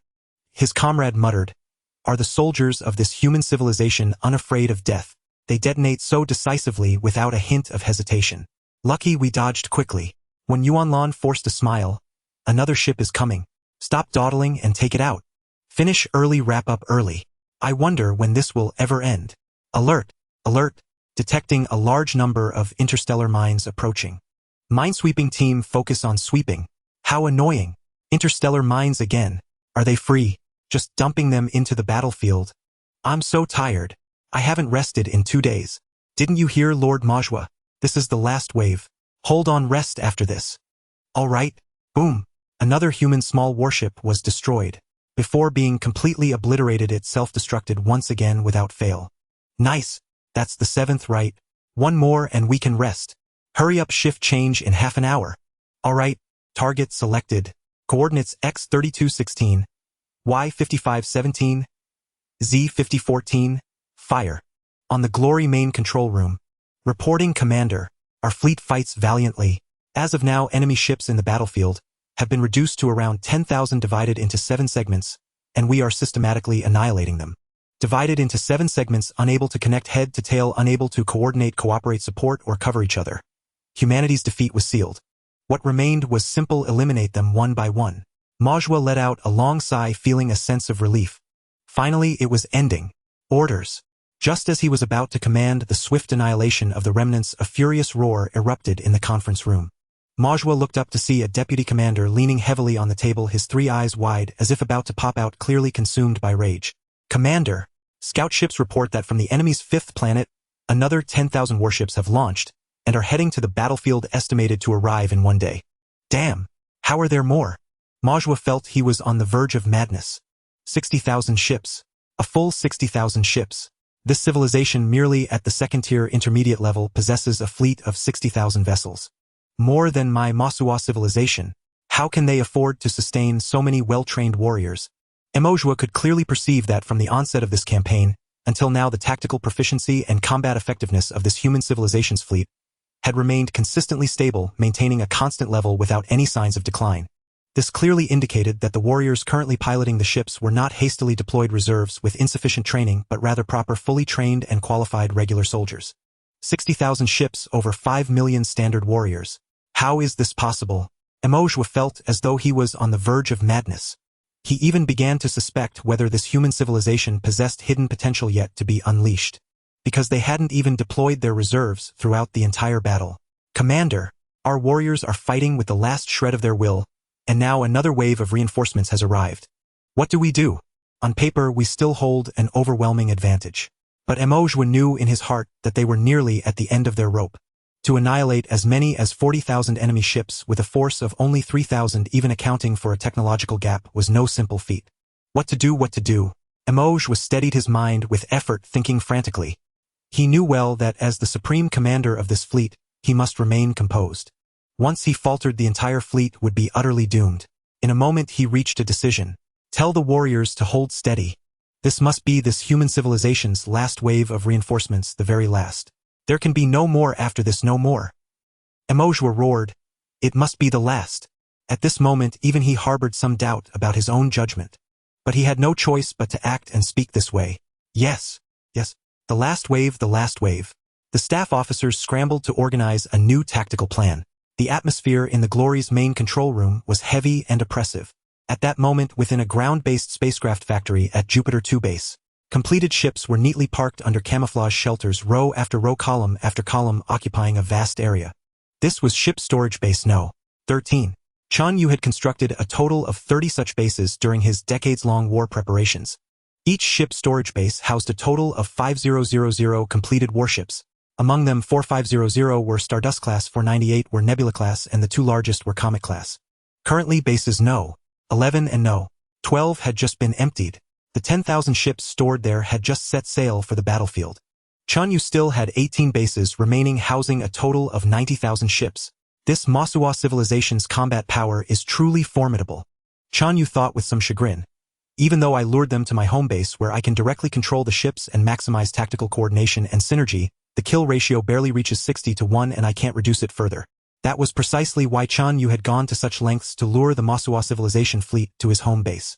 Elsewhere, due to the vast distances and significant communication delays, Chen Yue couldn't directly control the ships and had to rely on AI programs to command the fleet in battle. AI programs were naturally no match for Chen Yue, who possessed human intelligence. They couldn't handle overly complex battlefield environments or make intricate decisions. This manifested in combat as sluggish reactions, rigid tactics, and a significant reduction in combat effectiveness. Only at his home base could Chen Yue leverage his strengths and unleash maximum combat power. Also, the production rate of interstellar mines and interstellar turrets is still too slow. The factories are running at full capacity, yet they can only produce 50,000 mines per second and a mere 1.6 turrets. Ultimately, it's a matter of insufficient computational power. Chen Yue sighed. Reflecting on the current battle situation, he felt somewhat frustrated. He had already identified the fatal weakness of the Masua civilization fleet. Their individual ships were far more powerful, far surpassing his own. But if he could simultaneously command over 100,000 or even several 100,000 ships to swarm them, sheer numbers alone would overwhelm them. However, there was no way around it. At best, the computational power he could allocate to the battlefield could only control 20,000 ships. Anything more was beyond his capacity. Thus, what should have been a well-executed siege devolved into a frustrating piecemeal tactic that even Chen Yue found disheartening. He could only wait for the previous batch of ships to be destroyed, freeing up his computational power before he could control new ships to join the fray. At any given time, the total number of ships participating in the battle could only be maintained at around 20,000. Silicon-based chip technology has reached its limits. With current technology, I can no longer increase my computational power. Chen Yue thought to himself, this Masua civilization is clearly more advanced than I am. I wonder what kind of chip technology they use. It should be quantum computing, right? Based on my current technological accumulation, quantum computing is the most likely breakthrough direction. Once I defeat them and take them captive, I can thoroughly study their technology and draw inspiration from it. This Masua civilization's fleet should be nearing its limit, right? They haven't received any supplies for so long. With that thought, Chen Yue roused himself again and continued to command the vast fleet in its battle against the Masua civilization. At that moment, in the main control room of the Glory, Lord Emojuar fleet is beginning to show signs of ship damage, ammunition shortages, and energy depletion from the recent combat. My lord, perhaps we should retreat first, rest and regroup near that gas giant before resuming the fight. Emojuar stared grimly at the 3D battlefield map. After a moment of silence, he said quietly, "Do you think we can disengage from the battle without destroying these ships?" His subordinate fell silent. Emojuar let out a soft sigh. Fortunately, this battle is almost over. After arduous and bitter fighting, the newly arrived 10,000 ships of the human civilization had been nearly annihilated.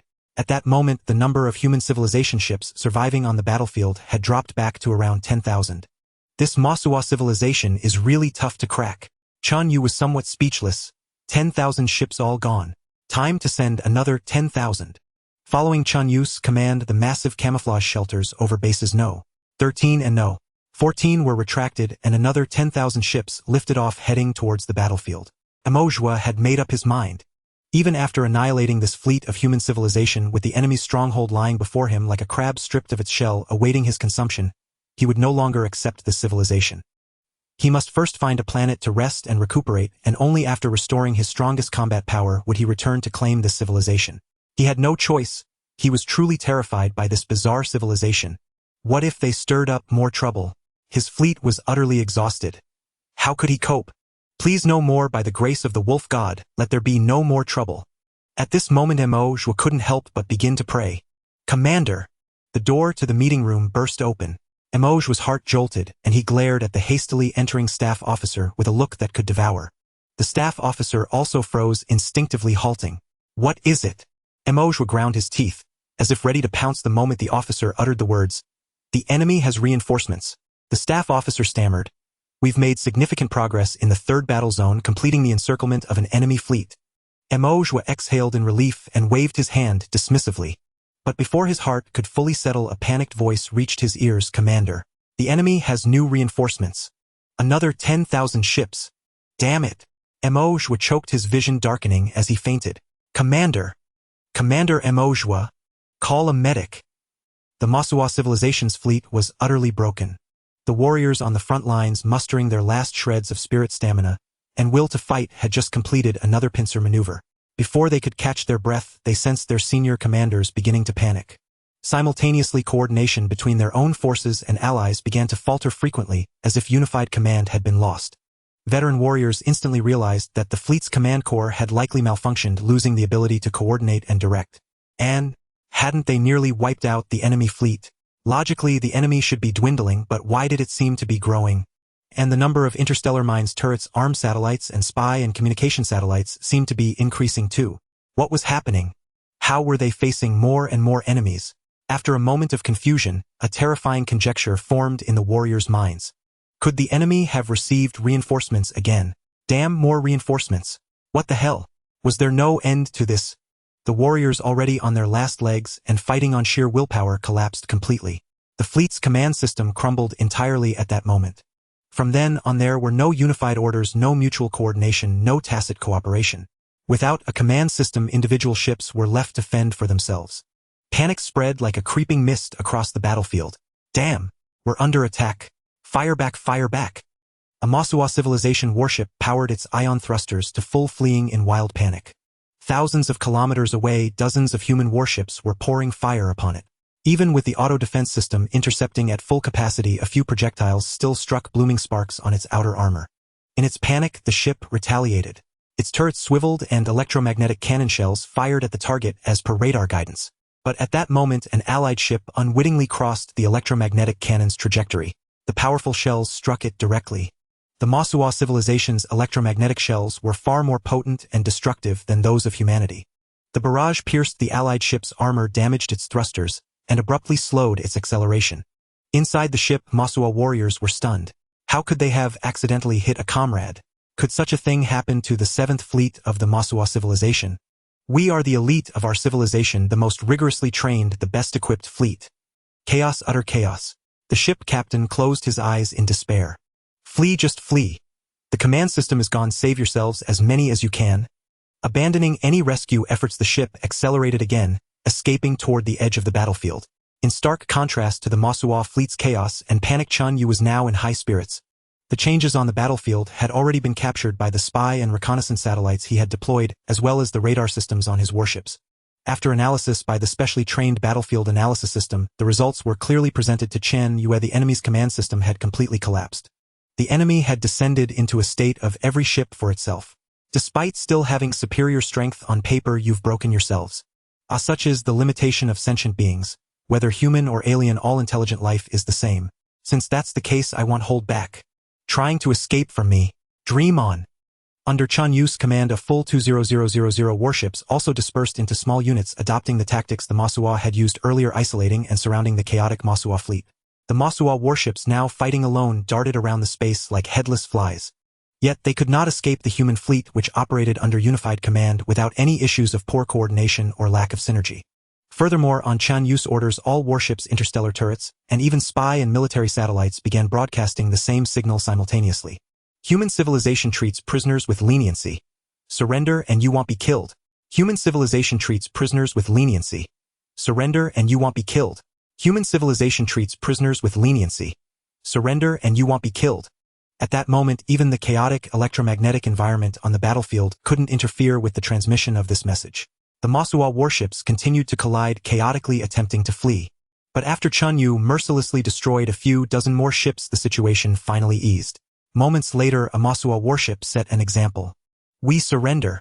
We surrender!" At that moment, the mere 2,000-odd warships remaining of the Mozodi civilization had been entirely divided by Chen Yue's fleet. They were scattered into 8 segments, unable to connect head to tail, incapable of coordination, with vast consumption of combat supplies, and a collapsed command structure, leaving them virtually devoid of any further capacity to fight. Had Chen Yue been willing, at the cost of roughly 10,000 of his own warships, he could have achieved the annihilation of the entire Mozodi civilization fleet. Yet he had no desire to do so. The Mozodi civilization was the first civilization Chen Yue had encountered upon stepping into interstellar space. He remained utterly ignorant of the rules governing interactions among civilizations within the Milky Way or even throughout the universe, what tacit agreements were to be observed, the modes of coexistence, and the overall landscape. These matters he intended to ascertain from the Mozodi civilization. By now the battle had largely ceased. Most of the Mozodi civilization warships and his own vessels floated silently in the void, still wary of each other but no longer engaging in combat. Only a few Mozodi warships, seemingly driven to madness, continued to attempt to break out from the encirclement, pressing their attacks against his fleet. For these foes Chen Yue showed no mercy, directly mustering his fleet to concentrate fire and obliterate them. Amidst this, some Mozodi warships, panicked and terror-stricken, finally chose to surrender. Immediately maneuver to the following coordinates and inform us of the environmental parameters required for your intelligent life to survive. Chen Yue issued his orders to that vessel. Yes. The specific parameters for our intelligent life are 1 atmosphere nitrogen 56, oxygen 19, sulfur dioxide 0, 6. A massive cargo freighter had been preemptively summoned into the battlefield by Chen Yue. Its interior holds, after modifications, had been completely cleared and fitted with a life support system. Based on the parameters obtained from the Mozodi civilization fleet's warriors, Chen Yue swiftly adjusted the environment within the freighter. The surrendering Mozodi warship obediently maneuvered to the designated location. There, at least hundreds of his warships kept a vigilant watch, ready to obliterate it at the slightest anomaly. The vessel moved nervously, eventually docking with the freighter as commanded. All personnel aboard this warship are to transfer into the life support vessel. Be warned, do not make any hostile or resistant moves. Any such action will be deemed malicious and will result in immediate termination. Chen Yue issued a stern warning. Chen Yue made no attempt to conceal any of this, broadcasting the entire process openly so that every Mozodi warrior in the battlefield could witness the exact procedure of surrender.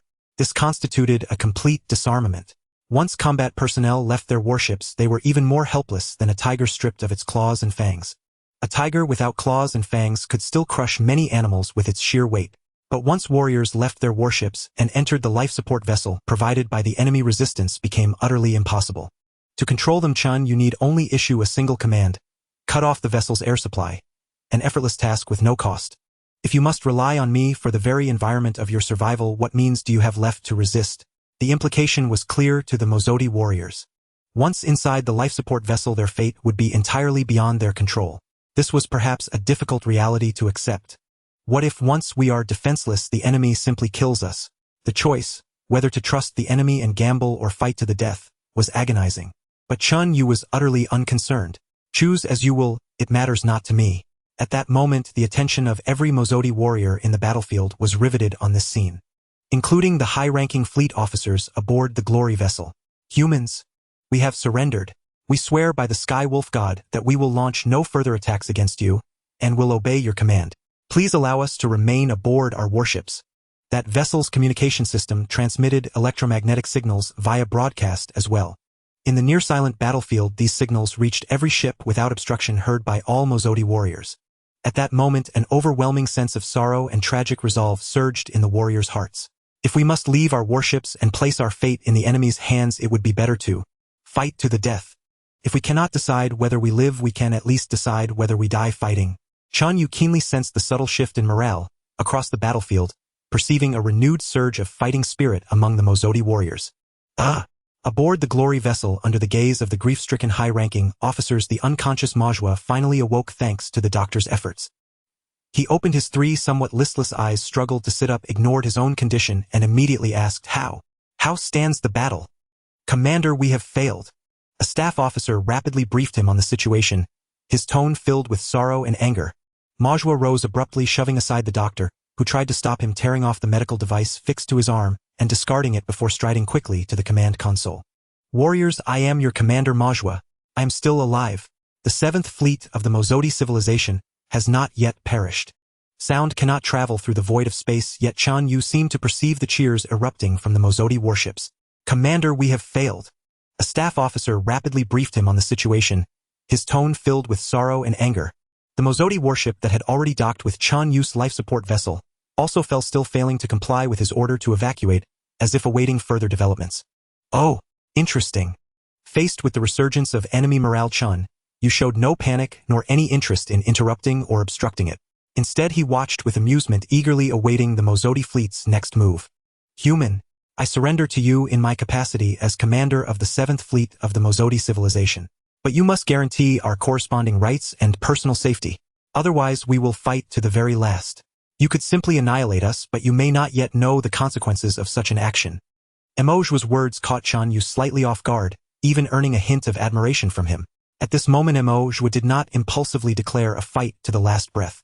Such a stance, though fervent and tragic, was evidently futile. To restrain his rash impulses at this critical juncture, clearly recognizing that his side had no chance of victory and must surrender yet under the premise of capitulation, striving to maximize their gains through negotiation and threats. This man possessed a remarkably clear mind. At present, Chen Yue had completely encircled and divided the Mozodi civilization fleet like a fish already laid upon the chopping board. The fish had initially resigned itself, offering little resistance. But Emoju's single simple sentence reignited the warrior's fighting spirit. This was his leverage for the ensuing negotiations. You can consume me, but before you do, believe me when I say I can lash you hard with my tail. Rather than mutual destruction, why not make some concessions? As long as this human civilization was willing to negotiate, there was a possibility for further progress. Whatever he could secure was far better than leaving the warship for the life support vessel they offered. As long as this human civilization was willing to negotiate, there was a possibility for further progress. Whatever he could secure was far better than leaving the warship for the life support vessel they offered. You humans are a nascent civilization, unintegrated into interstellar society, utterly ignorant of the true rules of the galactic order. Hence your predecessor civilization was purged. At these words, Chen Yue's expression grew grave. Purge? Did that refer to the explosion that obliterated the entire Earth and wiped out all of humanity? This Emoju clearly knew the truth behind that explosion. He even knew that Chen Yue was not from the first civilization but the second born after its destruction.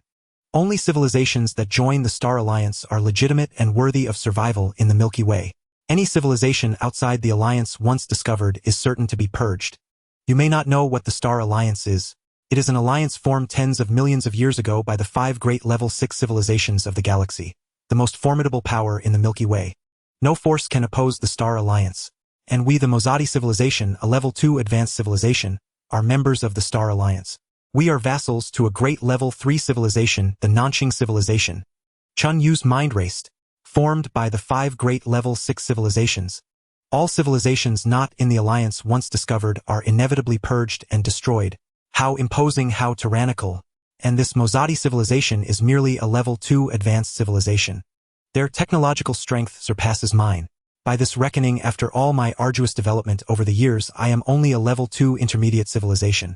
The original human civilization at best was just a level 2 primary civilization.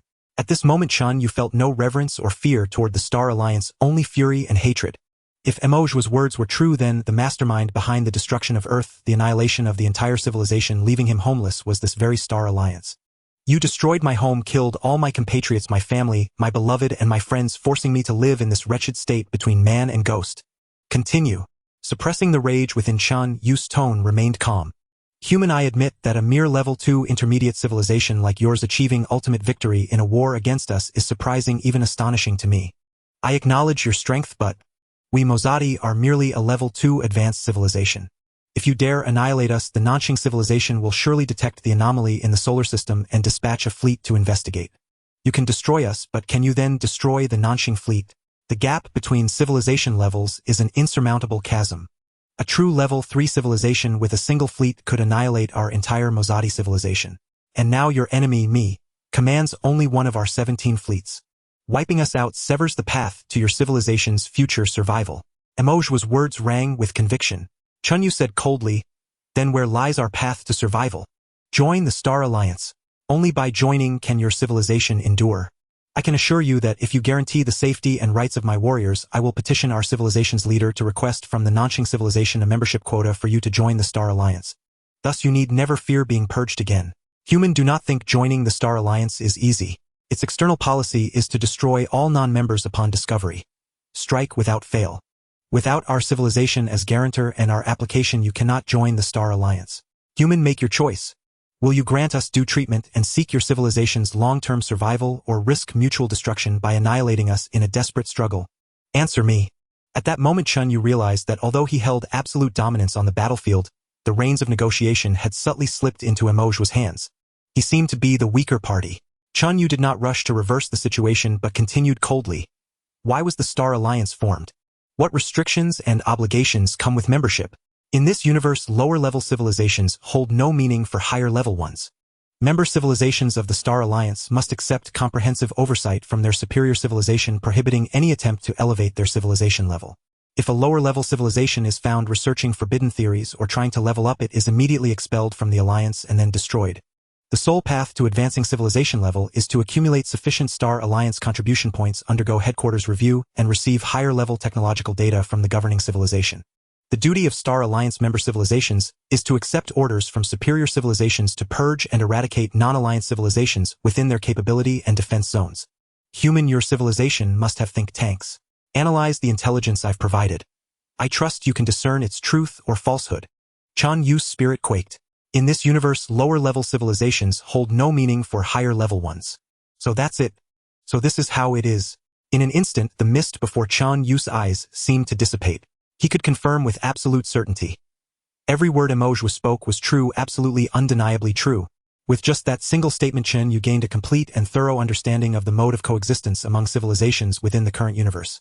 No, at least within the Milky Way, though other galaxies might harbor different paradigms. From that one sentence, countless deductions could be made. Based on Maslo's words, the level 6 civilizations were the most technologically advanced and powerful in the entire galaxy. Thus, to these 5 level 6 civilizations, all other civilizations within the Milky Way were utterly meaningless. In other words, none of the remaining civilizations could offer any benefit or advantage to these 5 level 6 powers.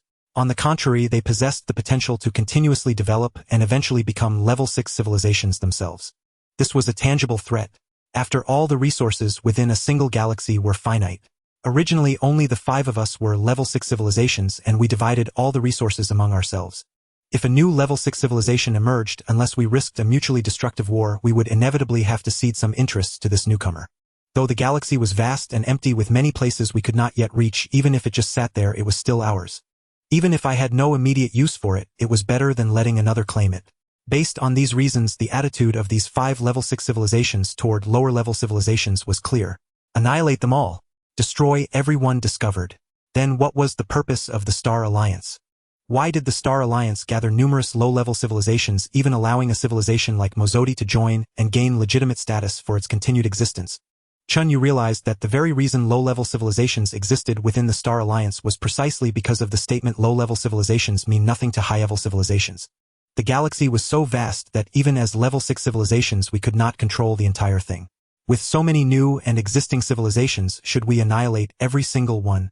No matter how many fleets we had, it would never be enough.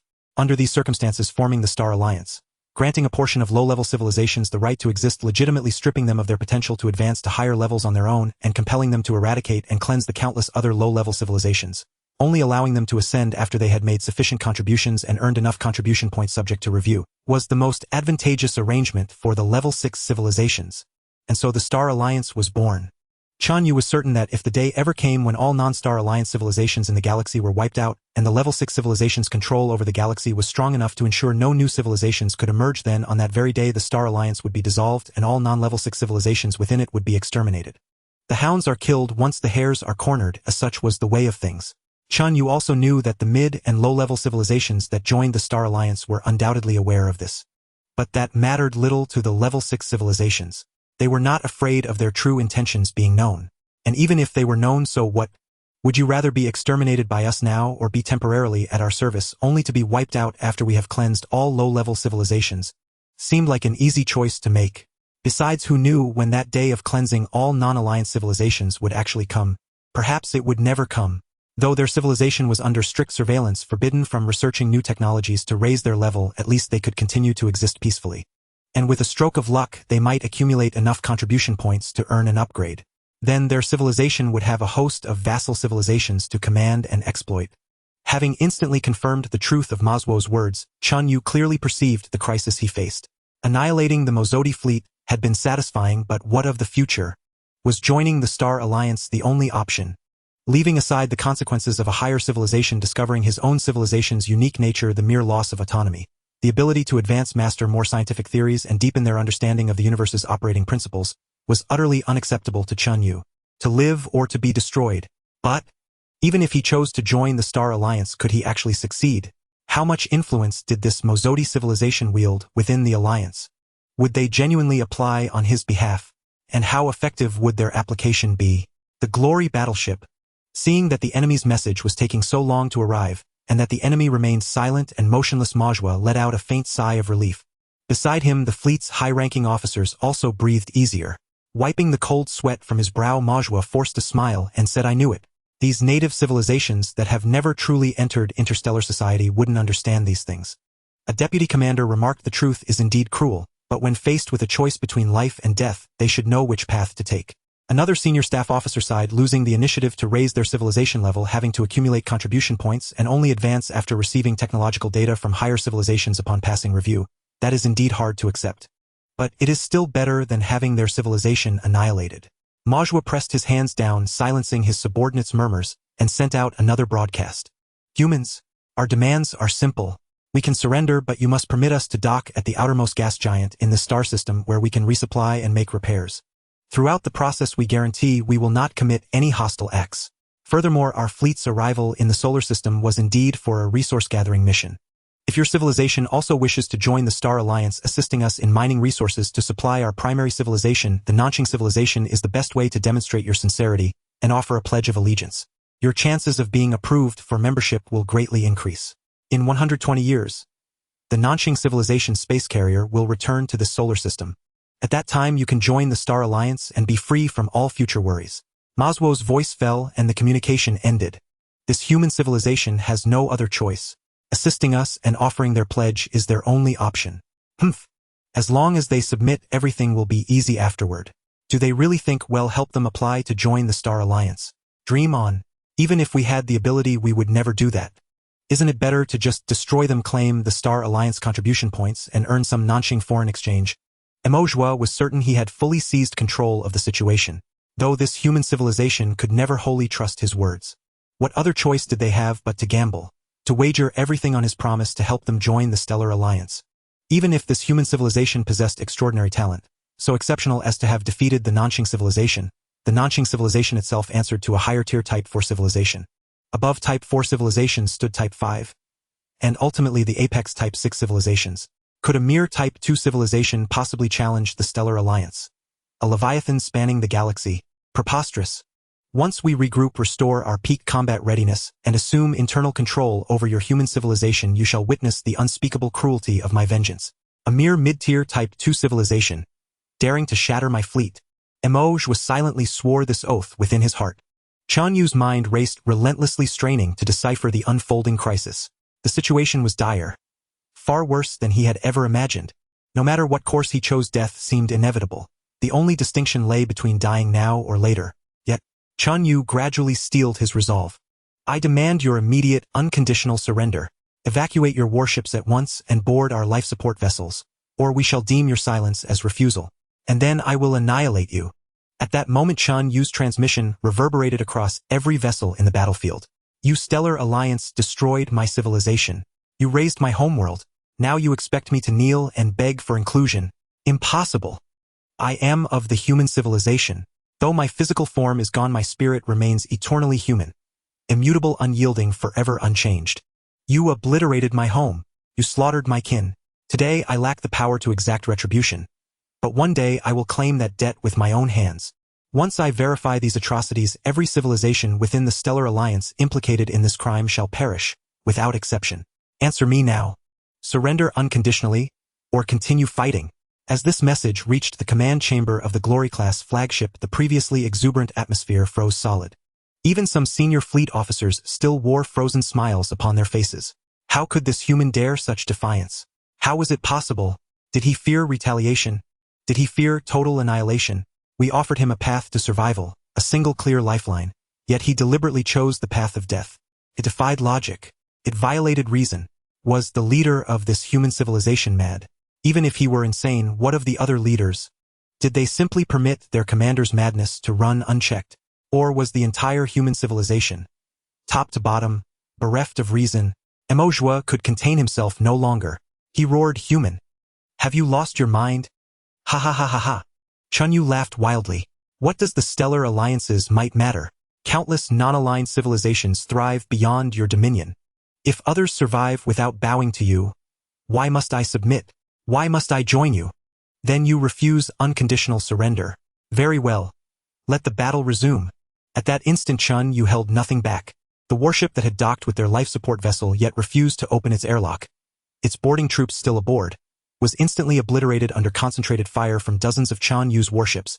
Simultaneously, the vast fleet surrounding the Mozodi civilization launched an all-out assault. Though the Mozodi fleet, nearly depleted of munitions and energy, briefly rallied its morale, its material exhaustion was absolute and undeniable. No surge of spirit, no blaze of will could substitute for shells or fuel. In that single brutal moment, dozens of Mozodi warships were annihilated. The surviving vessels strained desperately against wave after wave of assault, like a crumbling levee battered by a torrential flood, moments from total collapse. Emoji's face contorted in fury as he bellowed once more, "Human, cease your attack. Immediately. If you do not halt, I shall transmit a full report directly to the Nanqing civilization. Their homeworld lies merely dozens of light years away. Within a century, perhaps no more than 120 years, a Type 3 fleet will arrive. My theoretical predictive model confirms that no Type 2 civilization possesses electromagnetic wave communication capable of spanning light-year distances. Not even a single light-year, let alone dozens, lies within your reach. Electromagnetic communication functions well over short ranges, but proves profoundly inadequate across interstellar voids. Its primary flaw is rapid signal attenuation. After traveling even modest distances, the wave dissolves into the cosmic microwave background radiation, carrying its encoded information into oblivion. Only prodigious transmission power could overcome this, but such technology lies utterly beyond the grasp of any Type 2 civilization. Emoji was sputtered in rage. That may be true for your mid-tier Type 2 civilization, but we are an advanced Type 2 civilization. Then what are you waiting for? Having severed all ties with the Stellar Alliance, and resolved never to join it, Chen Yue bore no further restraint. Even if you could achieve light-year-range communication, so what? Others endure beneath the Stellar Alliance's shadow. Why should I not do the same? The future unfolds step by step. We meet each challenge as it arises. Commander, what shall we do? The fleet is fracturing again. Cohesion is collapsing. Under Chen Yue's intensifying assault, even the Glory-class flagship, normally reserved for command and never deployed directly into combat, began sustaining hits. Though from their perspective the human electromagnetic cannons and laser batteries posed minimal threat, and their slow-moving interstellar missiles were easily intercepted, the sheer volume of fire proved overwhelming. Even ants can bring down an elephant. Commander, Lord Emoji, act swiftly. Amid mounting panic, senior officers in the Glory's command chamber writhed like ants on a scorching pan. Yet no matter how frantic the clamor, Emoji, the supreme commander of the 7th Fleet, remained motionless before the tactical console. His expression grew grave, his mind churned furiously, exhausting every conceivable stratagem. After a long, heavy silence, he sighed deeply. His vigor evaporating in an instant, his posture collapsing as though 10 years had aged him in a breath. He truly possessed no solution left. Human, we surrender. Unconditionally. Surrender. Commander. Commander, you. With a weary gesture, Emoji was silenced his subordinates and continued, all warriors of the Mozodi civilization's 7th Fleet hear this command. I am Emoji. I order you cease resistance immediately, and surrender unconditionally to the human civilization. Facing an enemy so utterly unreasonable and reckless of consequence, Emoji had exhausted every option. Surrender was the only alternative to death, so he surrendered. The moment Emoji issued his surrender order, the desperate fight-to-the-death resolve that had previously enveloped the Mozodi civilization's fleet instantly dissolved. Dozens of warships abruptly halted mid-battle, ceasing fire, abandoning defense, and freezing all maneuvering, as if seized by sudden profound disorientation. Fortunately, Chen Yue wielded extraordinary command over his own fleet and reacted instantly, halting all further offensive actions, thereby sparing the lives of the warriors aboard those vessels. Simultaneously with Emoji's surrender broadcast, Chen Yue transmitted a stark directive: ceasefire immediately. From this moment onward, any vessel launching hostilities against our fleet shall be deemed obstinate insurgents, and annihilated without exception. Most warships complied. Only a handful of diehards persisted, prompting Chen Yue to eliminate them without hesitation or restraint. Evacuate your warship and board the life support vessels. A Mozodi warship under coercion approached one of the life support vessels once more, and docked. This time the warriors aboard offered no resistance. They obediently opened their hatches and filed through the connecting corridor into the life support vessel. Humph! How grotesque! It was only now that Chen Yue laid eyes upon the physical form of Mozodi sentient life for the first time. Their gaunt towering frames with 3 eyes arranged in a triangular formation and dusky brown skin. All violently contradicted Chen Yue's aesthetic sensibilities. The moment the warship lifted off, Chen Yue dispatched autonomous robots to seize control of its interior. More life support vessels converged upon the battlefield, while surviving warships gradually steered toward them. Chen Yue transmitted another message: will the engineering vessels and warships your civilization left behind surrender voluntarily, or must I dispatch a fleet to compel your submission? In the main control chamber of the Glory-class warship Mo, Chen was slumped in his seat, utterly drained of strength. Upon receiving Chen Yue's transmission, he sighed deeply. I will order them to rendezvous with you and surrender. Resistance held no meaning now, and those vessels possessed neither the capability nor the resources to flee. Their energy reserves and logistical stocks were nearly depleted. Even if escape were possible, where could they possibly go? Beyond the solar system, they would inevitably vanish into the infinite void of interstellar space. Their energy reserves and logistical stocks were nearly depleted. Even if escape were possible, where could they possibly go? Beyond the solar system, they would inevitably vanish into the infinite void of interstellar space. Upon arrival, they likewise complied without protest, opening their hatches and transferring their entire crews into the life support vessels. To accommodate over 1 million Mozodi warriors, engineers, and technicians, Chen Yue requisitioned nearly 10,000 large-scale transport vessels and retrofitted them into life support craft. At this moment, every single Mozodi individual had been evacuated and secured within the life support vessels. Inside each vessel, some sat in silent hollowed stupor, others wept soundlessly. Still others closed their eyes, murmuring prayers to unseen deities. An overwhelming weight of dread, despair, and suffocating fear settled upon every soul. From this instant forward, their fate rested entirely and irrevocably in the hands of their conquerors. No resistance would be possible regardless of how their captors chose to dispose of them. Were he in their place, Chen Yue knew he would not waste precious resources sustaining such a vast population from another civilization. Execution would be the only logical course. Then, what of this human civilization? Recall they had obliterated tens of thousands of Mozodi warships, each carrying 100 warriors, amounting to millions of lives, shattering millions of families. What vengeance could run deeper? We are doomed. Humanity will slaughter us all. Wah! One Mozodi warrior, crushed beneath the unbearable psychological burden, broke down, sobbing uncontrollably.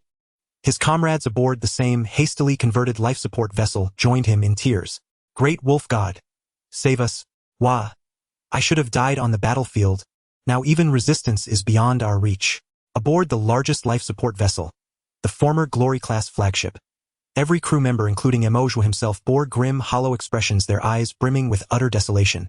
Yet Mo's lingering authority still held sway. No one dared wail or clamor openly. In the ship's zero-gravity chamber, he floated motionless, eyes open but unblinking, like one asleep or lost in thought. His gaze remained fixed upward, perhaps at something invisible, perhaps at nothing at all, as if contemplating forces beyond mortal perception. At last one of his aides, unable to bear the crushing tide of fear and hopelessness, drifted silently toward Mo with a man he had once regarded as his anchor. Commander, can we ever return to our civilization? Do not call me commander anymore, Mo whispered, shaking his head with visible effort. We cannot go back. Wah! How will humanity deal with us? Mo remained silent. The aide's fading hope curdled into absolute despair, and he wept anew. Surveillance feeds from every life support vessel relayed the Mozodi people's anguish and terror with chilling clarity. Chen Yue ignored it all. He simply guided the life support vessels into orbit around Europa, and then turned his attention elsewhere. Countless tasks awaited him, among them securing the battlefield, deploying robotic teams to board and assume control of every Mozodi warship, reverse engineering their structural design, and analyzing the advanced technologies embedded in their construction. There was one other undertaking on Europa. Chen Yue intended to build, not a base, but a true city. The question of how to handle over 1 million prisoners troubled him little. Execution, that would be wasteful. Far better to retain them, to first extract every fragment of their Tier 2 advanced civilization's technological knowledge. And even after exhausting that value, Chen Yue had no intention of executing them. He understood clearly, though his consciousness was fused with computational systems, capable of scaling processing power alongside hardware upgrades. Granting him scientific capacity rivaling an entire civilization, he remained fundamentally a solitary mind. He lacked the dynamic interplay of diverse intellects, the spontaneous sparks of insight born from contrasting perspectives, insights indispensable to genuine scientific advancement. These 1,000,000 captives Chen Yue resolved would become his foundation. Not prisoners, but the nucleus of a new intellectual vanguard.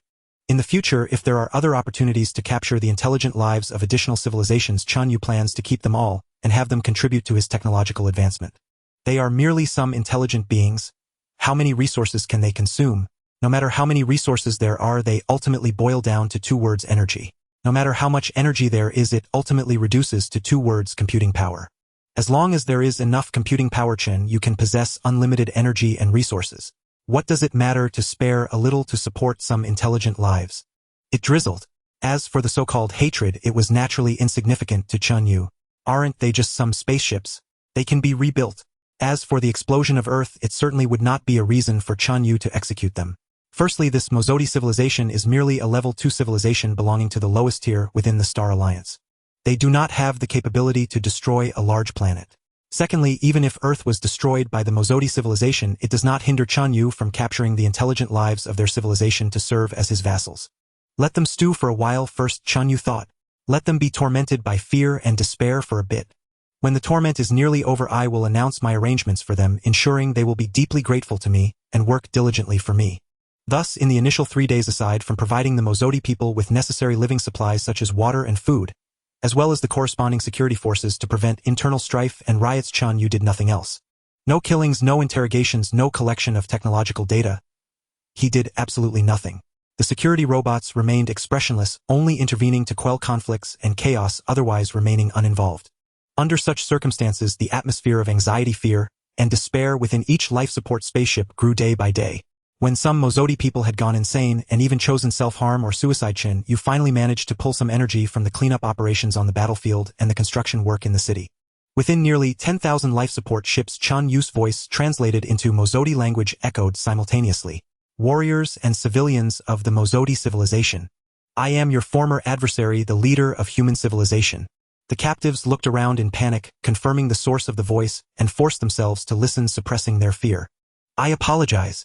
During the previous period, I was busy cleaning the battlefield and recovering the spaceships, and did not have time to announce my decisions regarding your fates. Now I have made a decision regarding how to handle you captives. Mo Zhu's heart began to race violently.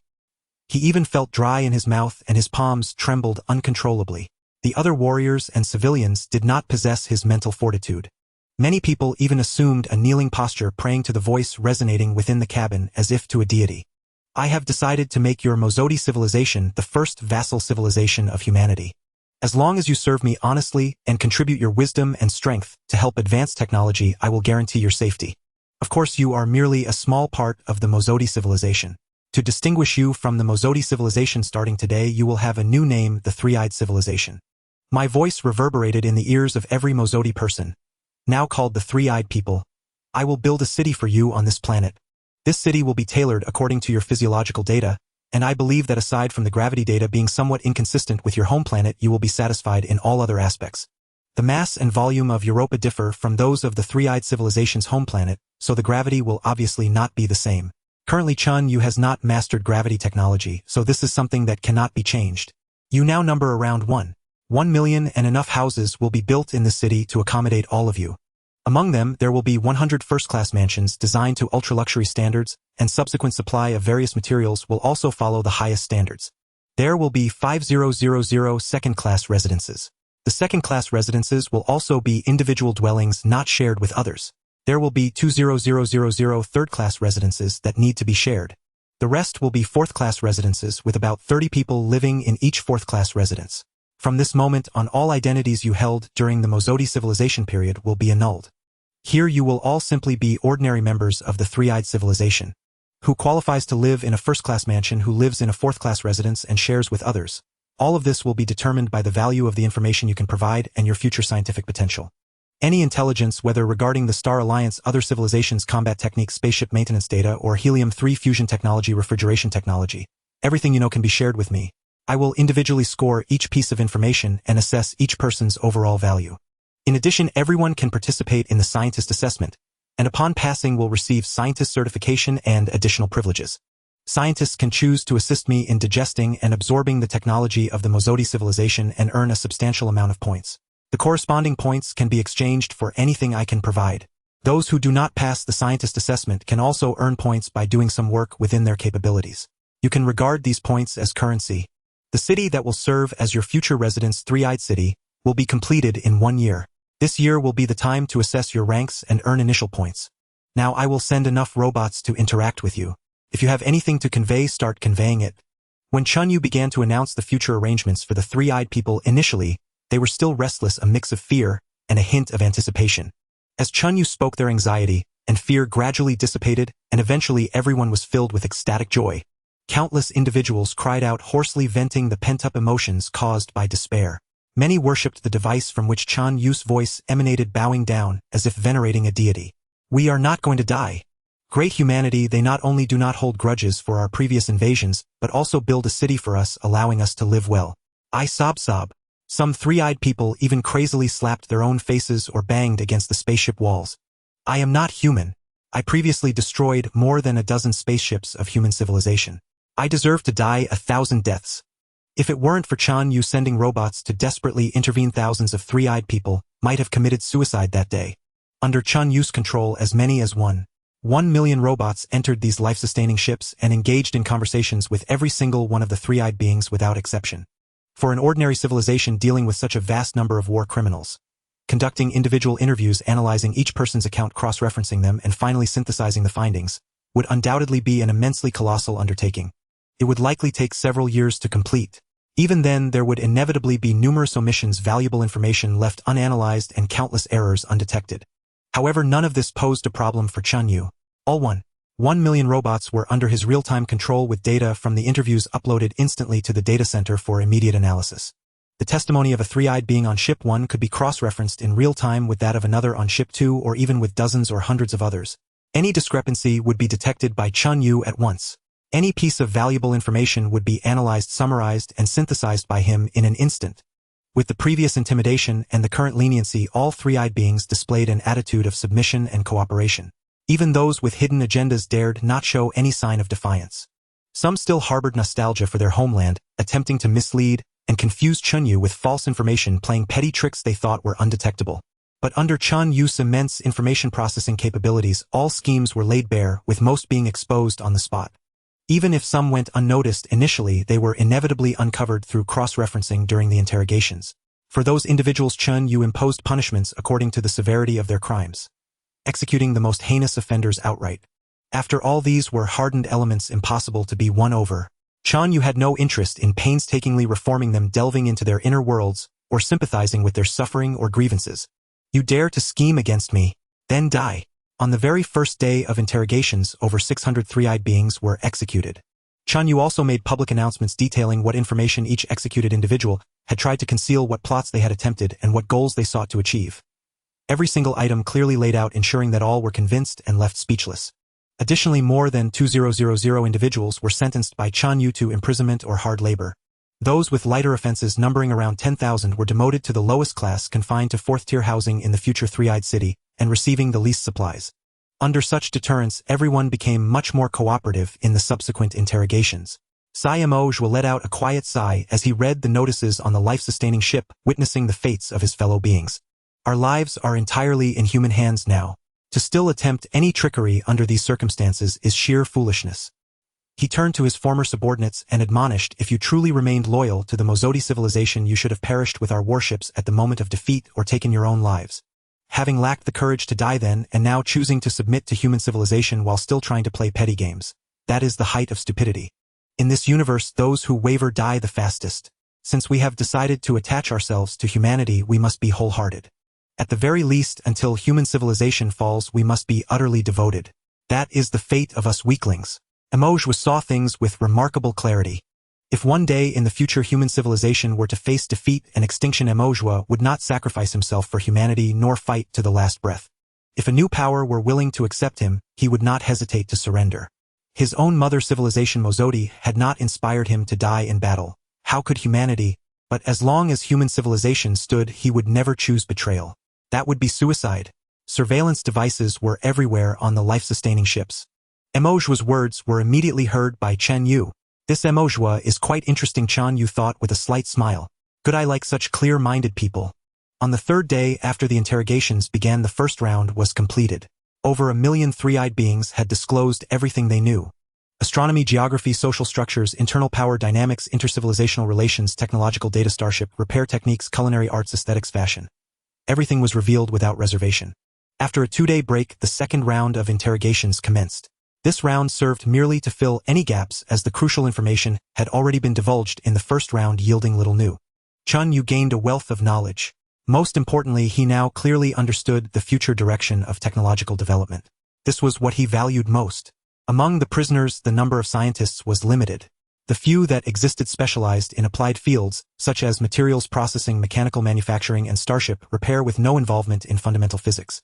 Those engaged in fundamental physics numbered only 3, serving as advisors to the fleet. When the fleet encountered physical phenomena that could impact operations, these individuals provided professional guidance to the commanders. Nevertheless, Chen Yue felt his gains were immense. Knowing the direction of future technological development was enough. Often the greatest challenge in scientific research is not knowing which path is correct. Just as when Chen Yue had researched nuclear fusion, 2 routes lay before him: magnetic confinement and inertial confinement. Without knowing which was correct, Chen Yue had to advance both simultaneously, wasting immense computational power and resources.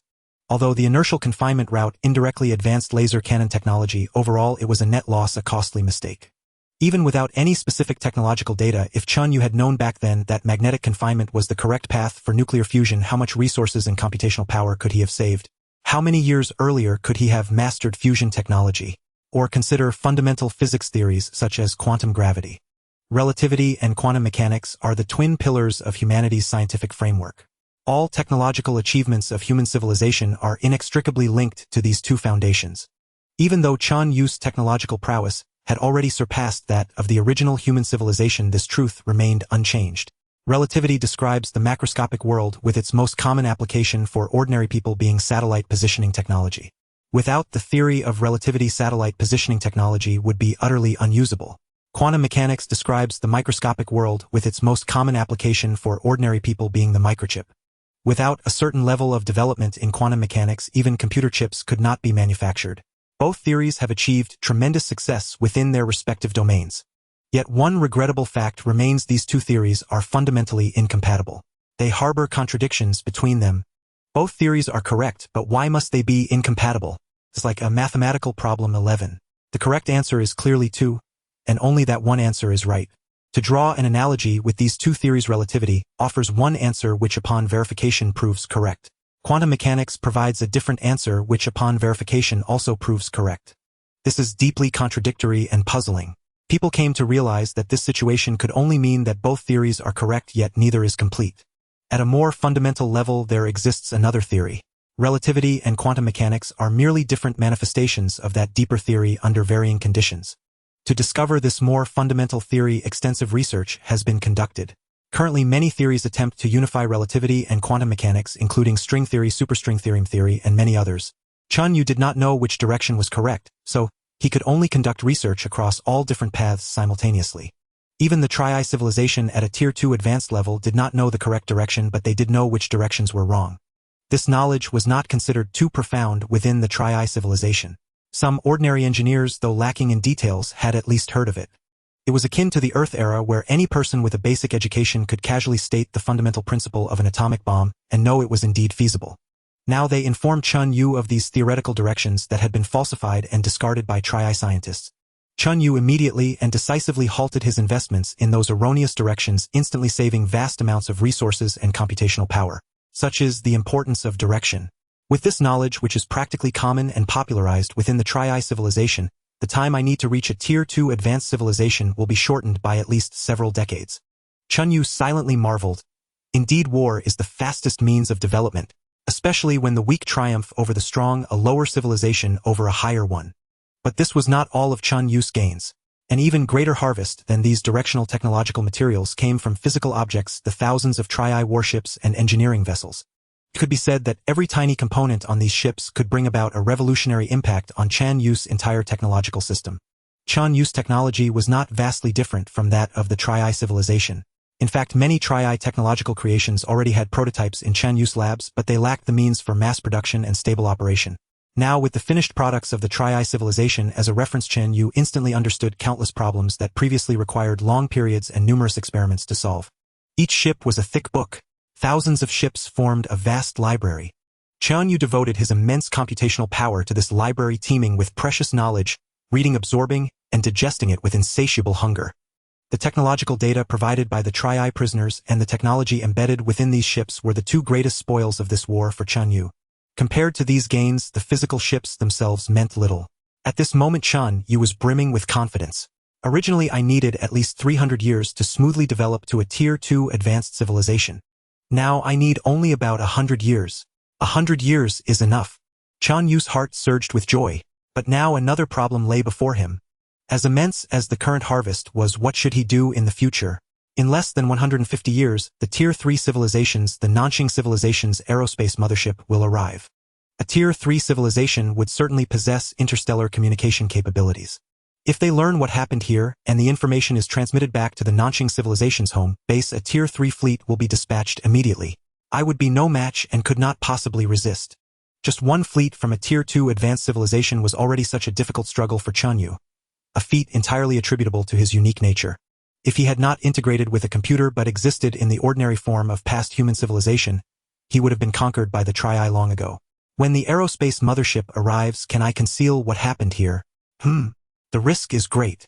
After all, that mothership is coming to receive a large quantity of supplies which will inevitably involve many interactions with me.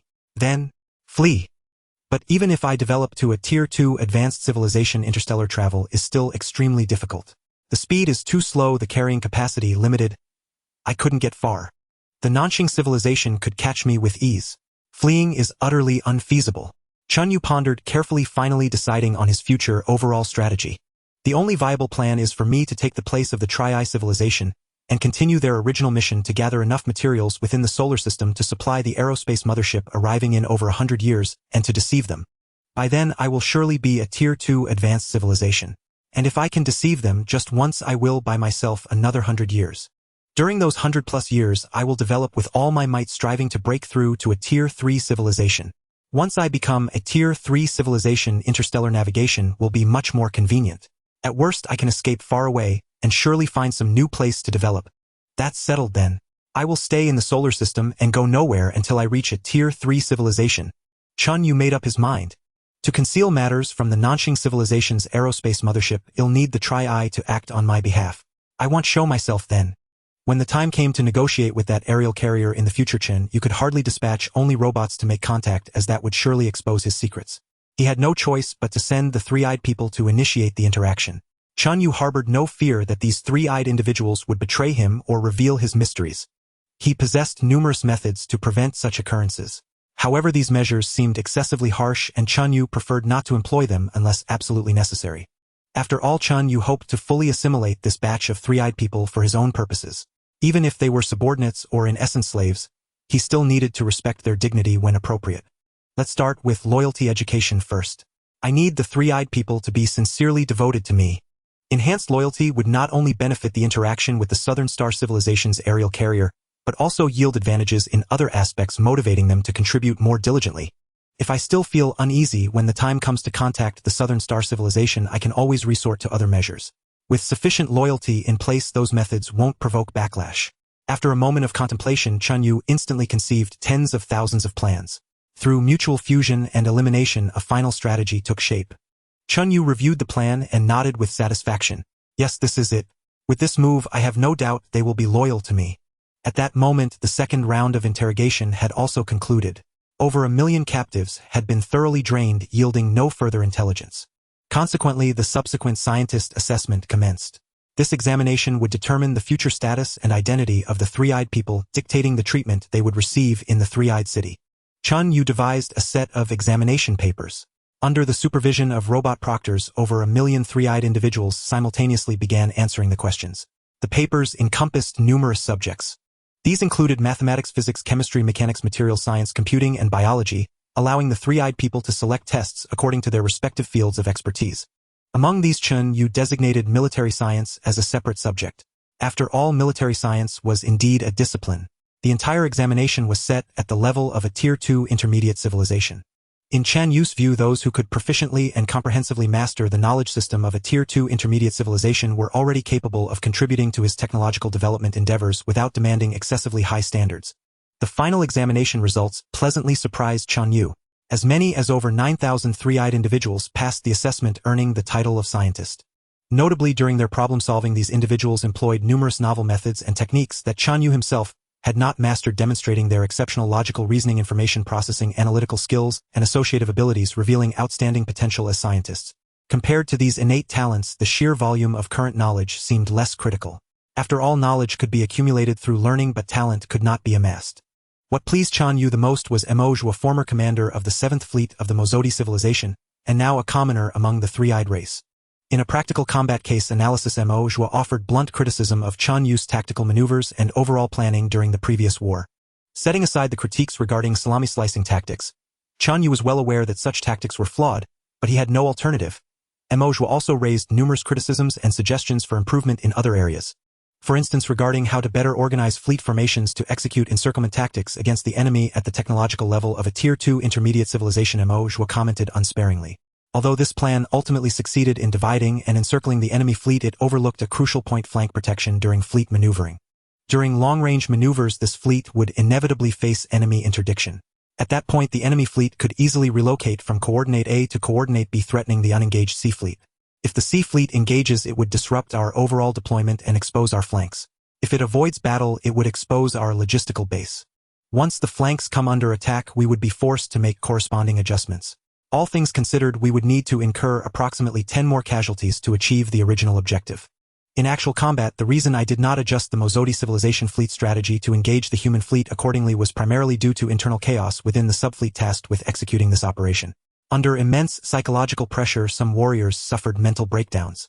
However, the human side could not have known this intelligence at the time, yet they still failed to preemptively eliminate this hidden vulnerability. From this, I conclude that the human commander must have overlooked this point. Furthermore, in the following 7 aspects, the human commander made significant errors. As Chen Yue read Yue's answers, a cold bead of sweat silently trickled down his mind. Indeed, as Yue had pointed out, he had failed to perceive these hidden dangers at the time. Reflecting now, although he surpassed Yue in certain areas such as coordination and overall vision, Yue excelled in many aspects where Chen Yue fell short. A commander of a main fleet from a Tier 2 advanced civilization, hailed as a military genius, was certainly not to be underestimated. Although Chen Yue could determine that if Yue had commanded his fleet in his stead, he might not have secured victory. After all, Chen Yue's own strengths were those Yue lacked. Still, if he could incorporate Yue's advantages while leveraging his own, the number of warships lost in that war might have been reduced by over 10. More than 6,000 vessels that could have been spared were destroyed due to his mistakes. Apart from Yue, several other high-ranking fleet officers offered improvement suggestions from various perspectives, presenting answers that were truly substantive and worthy of consideration. This Yue, along with Li Er and Wen, these individuals are quite remarkable. Chen Yue mused, I should organize these people into a military advisory group and a military academy, having them educate other three-eyed individuals and cultivate more military talents for me. When war arises, they can serve as my strategists, identifying gaps and filling shortcomings. In this regard, Chen Yue harbored no jealousy toward talent. The greater one's ability, the more delighted he was. After all, they were all crops from his own field. Who would complain about wheat growing tall and strong? Thus Chen Yue finalized the list of those who would first reside in the premier mansions of the three-eyed city. Yue, Li Er, Wen, and several other talents eligible for the military advisory group totaled 17 individuals. The remaining military talents qualified for second-class residences. Apart from these 17 individuals, the 3 theoretical physicists undoubtedly possessed this qualification as well, along with several professional engineers and applied physicists. There were 69 people in total. The remaining 31 first-class luxury mansions were temporarily vacant, awaiting their destined occupants. When the assessment results were finally announced, joy and sorrow mingled among the crowd. Those with higher ratings naturally cheered and leaped with joy, while those with lower ratings felt downcast. But it didn't matter. Chen Yue had also devised corresponding learning courses covering a wide array of subjects, including tailoring, floristry, nutrition, and even culinary arts. One could learn whatever they fancied. Upon mastering a skill, securing a first-class luxury mansion might be challenging, but a second-class residence was well within reach. Moreover, by acquiring a craft, they could earn more credits to purchase additional supplies, ensuring a comfortable life. At this moment, the dozens of talents destined to reside in the first-class luxury mansions were invited by Chen Yue aboard a specialized life support spacecraft. This life support spacecraft was not of ordinary construction. It had a cylindrical structure and could rotate to generate artificial gravity. Thus, these dozens of talents no longer had to live in a weightless environment and could enjoy greater comfort. At that moment, robot guards brought in a plethora of delicacies and beverages favored by the three-eyed race, while music they enjoyed played in the hall. The elites of the three-eyed race, impeccably dressed and courteous, seemed as if they were attending a party. Huoying, the former commander of the 7th Fleet of the Mezocian Civilization, and now the chief advisor of the Human Civilization Military Advisory Group and president of the Academy of Military Sciences, was undoubtedly the center of the party. At this moment, the meeting had not yet begun. People gathered in small groups, chatting idly about various matters. Among them, the crowd around Huoying was the largest. This human civilization is truly enigmatic. Huoying sighed. I originally thought that surviving as a captive after defeat was fortunate enough, but I never expected they would dare to entrust us with such important roles. This sense of trust, of delegating responsibilities, without hesitation filled Huoying with profound emotion. Putting himself in their shoes, Huoying admitted he could not have done the same. Indeed, another scientist exclaimed, the leader of human civilization also told me he plans to following my blueprint spare no expense or resources to build large-scale scientific equipment for my research. In our civilization. No, in the Mezocian civilization I was never treated with such importance. In the Mezocian civilization there were always too many constraints, everything was fraught with difficulties. Here I can finally spread my wings and fully display my talents. But there is one strange thing, until now human civilization has not sent a single living person to contact us. All our interactions have been with robots. We don't even know what the intelligent life forms of human civilization look like. I heard from the leader that he will appear and meet us at this banquet today. After a while of casual conversation, as time drew near, everyone took their seats. The lights dimmed and the main stage illuminated. The door beside it opened and a robot walked out. What? Isn't it the leader of human civilization? Why another robot? The three-eyed people exchanged bewildered glances, not understanding. The robot stepped onto the stage with a smile, facing the three-eyed elites, and said, Hello everyone. I am the leader of human civilization. The leader of human civilization was a robot. Huoying's eyes nearly bulged out. How could this be? Or was it a life form resembling a robot? Or perhaps a silicon-based life? Facing the whispering, perplexed three-eyed people, the robot continued with a smile. I know you are all puzzled. But it's all right, I will give you the answers. I am human civilization and human civilization is me. The entire civilization is just me alone. I am omnipresent. I reside within this robot's body and simultaneously within every spaceship, every chip. Yes, that's right, I am a consciousness integrated with a computer. Chen Yue revealed his form of existence without reservation, although he now knew that his form of existence was extremely unique. So unique that even the three-eyed people had never heard of such an existence. This was certainly a secret, but Chen Yue had no intention of keeping it. There was no need. First, this secret could never be kept. After absorbing the three-eyed people, as long as they were not foolish, they would eventually notice something amiss. For instance, why there were only robots and no intelligent life forms. With a little speculation, they could uncover the secret themselves. Second, in future conflicts with other civilizations, it was inevitable that some spaceships would be captured. Then the enemy could also discover the secret by analyzing the ships. This secret was simply impossible to guard. Of course, keeping it for a little longer was always preferable. However, Chen Yue was not worried about the three-eyed people leaking the secret. His control was omnipresent. No one could betray Chen Yue. Even when encountering the Nanxing civilization space carrier in the future, Chen Yue had plenty of means to prevent the secret from being exposed.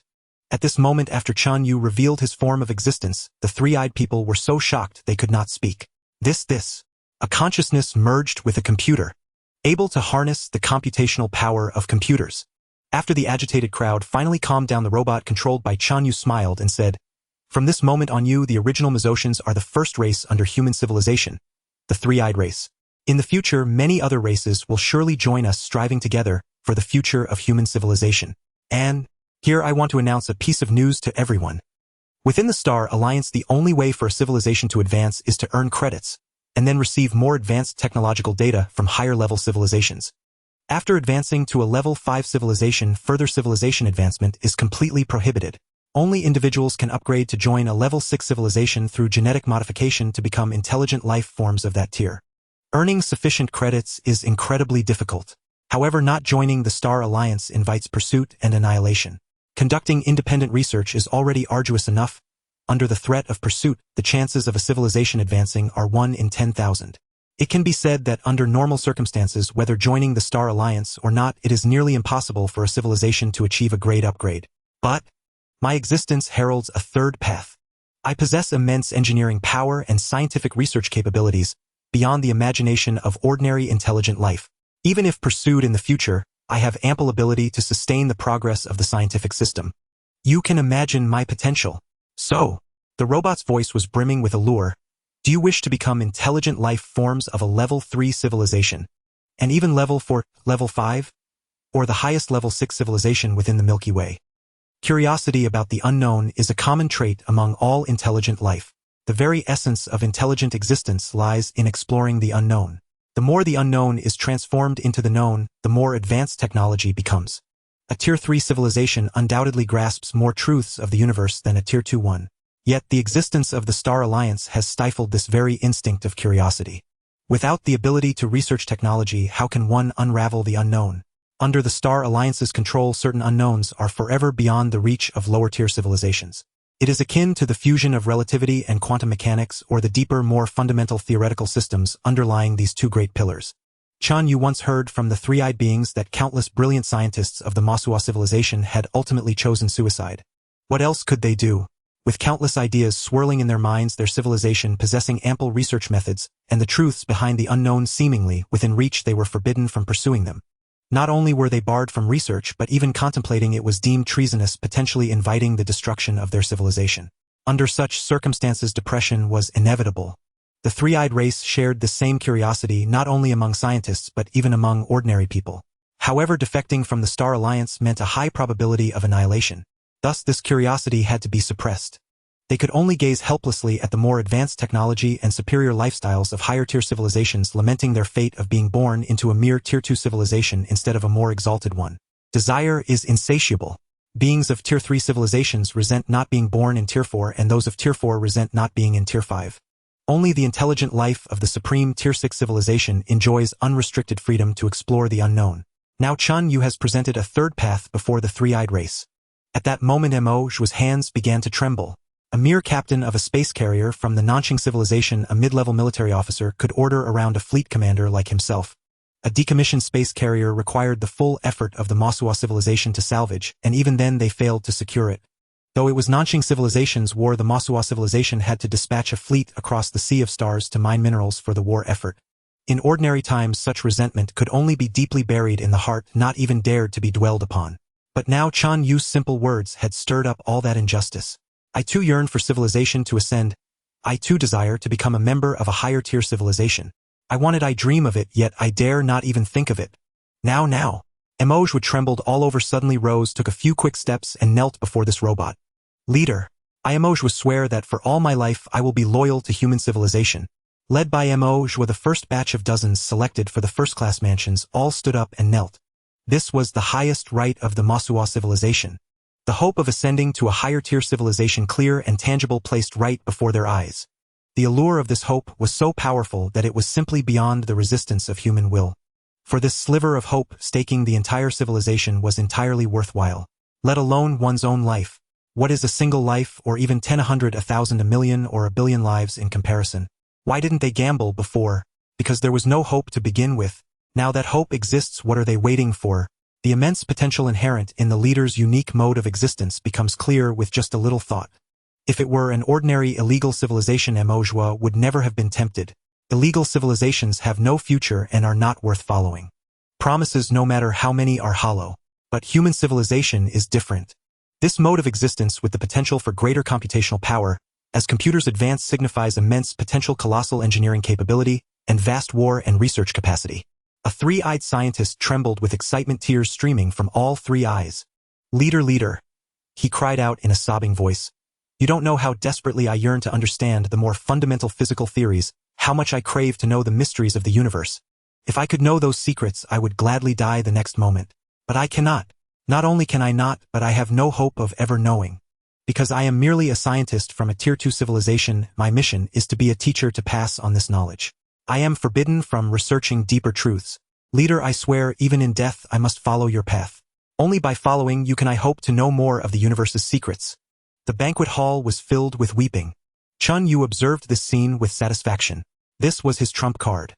An enticement that no one except the intelligent life of a Tier 6 civilization could possibly refuse. It was also Chen Yue's greatest guarantee of the three-eyed people's loyalty, for he knew that compared to this immense temptation everything else was insignificant. After a long while the three-eyed people slowly came back to their senses from the shock and excitement. The revelations of the day had overwhelmed them. Chen Yue sensed that at this moment the mental state of these three-eyed people had fundamentally changed. Before they were methodical, rigid, and lifeless. Since there was no hope in life, they simply lived ordinary mundane existences. But now they were spirited, proud, and defiant. They looked as if they could pierce a hole in the heavens, their fighting spirit brimming over. This was the power of hope. Only I in this universe can give you hope. How foolish must one be to betray me? Having secured the loyalty of the three-eyed people, Chen Yue began to preside over the remaining agenda, the foremost being the subsequent development plan and the construction of the three-eyed city. The three-eyed people eagerly and actively offered their opinions, displaying a strong sense of participation. When a pause came, Emoge was suddenly recalled something and said with deep emotion, "Earlier I thought our human warfare was poor, even resorting to the tactic of piecemeal reinforcement. Now it seems that was due to the leader's limited computational power, only able to control 20,000 ships at once." Yes, Chen Yue admitted with a smile. Emoge looked at the engineers and scientists in the computational field. These individuals immediately understood and stood up simultaneously, solemnly swearing allegiance to Chen Yue. "We will spare no effort, using every means to develop more advanced computational technology for the leader to enhance your computational power. To this end, we will not retreat even in the face of death." Having completely resolved the affairs of the three-eyed race and secured their initial loyalty, Chen Yue wasted no time and immediately proceeded to the next step of his plan. Chen Yue directly retrieved one of each different type of spacecraft brought by the three-eyed people, initiating a dismantling operation at the Europa space base. Those who had passed the assessment and were deemed by Chen Yue to possess the requisite knowledge and skills were summoned to dismantle the spacecraft on site and provide explanations for Chen Yue. These individuals numbered around 20,000. In the former Mozodi civilization fleet, most had served as onboard mechanics and engineers responsible for emergency repairs and routine maintenance of the spacecraft. They were the ones who knew their own spacecraft best. Chen Yue dispatched over 20,000 robots, one accompanying each mechanic. As if in a practical training class at school, these individuals dismantled the spacecraft while explaining the function, performance, and parameters of each part, as well as the reasons for its design, installation, and layout. The robot dispatched by Chen Yue listened attentively like a student, immediately asking questions about anything unclear. The mechanic would then explain again. Under these circumstances, over 1 million three-eyed people were all mobilized by Chen Yue and busied themselves. The smoke and flames of war had completely vanished. Another group of three-eyed individuals possessing scientific expertise, but not specializing in spacecraft structure, were assigned according to their fields to metalworking, mining, computing, spacecraft manufacturing plants, and other locations where they likewise imparted their knowledge to Chen Yue. The remaining three-eyed people who could not yet contribute were all sent by Chen Yue to the construction site of the three-eyed city. After all, since the city was built for the three-eyed race, their participation in the construction process was necessary. Chen Yue believed this was also a means to enhance loyalty. After all, only a city built with one's own hands fosters a greater sense of belonging and a stronger motivation to protect it. Under these circumstances, over 1 million three-eyed people were all mobilized by Chen Yue and busied themselves. The smoke and flames of war had completely vanished. The solar system was now brimming with a vibrant and lively atmosphere. Leader, look, this is part of the spacecraft's cooling system. Doesn't this bend seem somewhat redundant? Without it, the coolant flow would even be smoother. This bend actually reduces efficiency. At the spacecraft dismantling base, an engineer stood before a massive component the size of a house. The component was densely covered with pipes and cables, appearing incredibly complex. Chen Yue, controlling the robot, looked in the direction the engineer indicated and indeed saw an apparently redundant bend in the cooling system on this component. This bend even encroached upon part of the armor, thinning that section. Chen Yue felt puzzled. It does seem quite redundant. Indeed it is, the engineer nodded. But this design is necessary. Through numerous actual battles and repeated test, statistics show that the belly of a warship is highly susceptible to attack during combat. If damaged there, the cooling system would be affected, generating a shockwave that could potentially damage the entire ship's cooling system. At that moment, this bend serves its purpose. Its existence can dissipate this shockwave, preventing it from affecting other areas. Chen Yue pondered for a while, simulated it in a model, and suddenly understood. So that's it. Truly an ingenious design. This design was entirely born from countless practical combat experiences. If it were a civilization that had just reached the advanced second level, no matter how brilliant their designers or how formidable their research capabilities, even as powerful as Chen Yue's current self, they could not have known about such a design in advance. They would have had to suffer the loss of hundreds or thousands of warships in actual combat before developing it.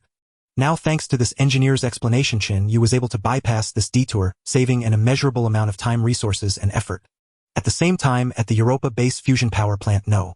1165, several engineers specializing in fusion power generation clad in spacesuits were touring under the guidance of robots. The cleanliness and efficiency of this power plant amazed the three-eyed people. They had never seen such a sight in the former Mozodi civilization. The power plants of the Mozodi civilization were generally shabby, with repairs only made where broken, barely functioning enough to operate.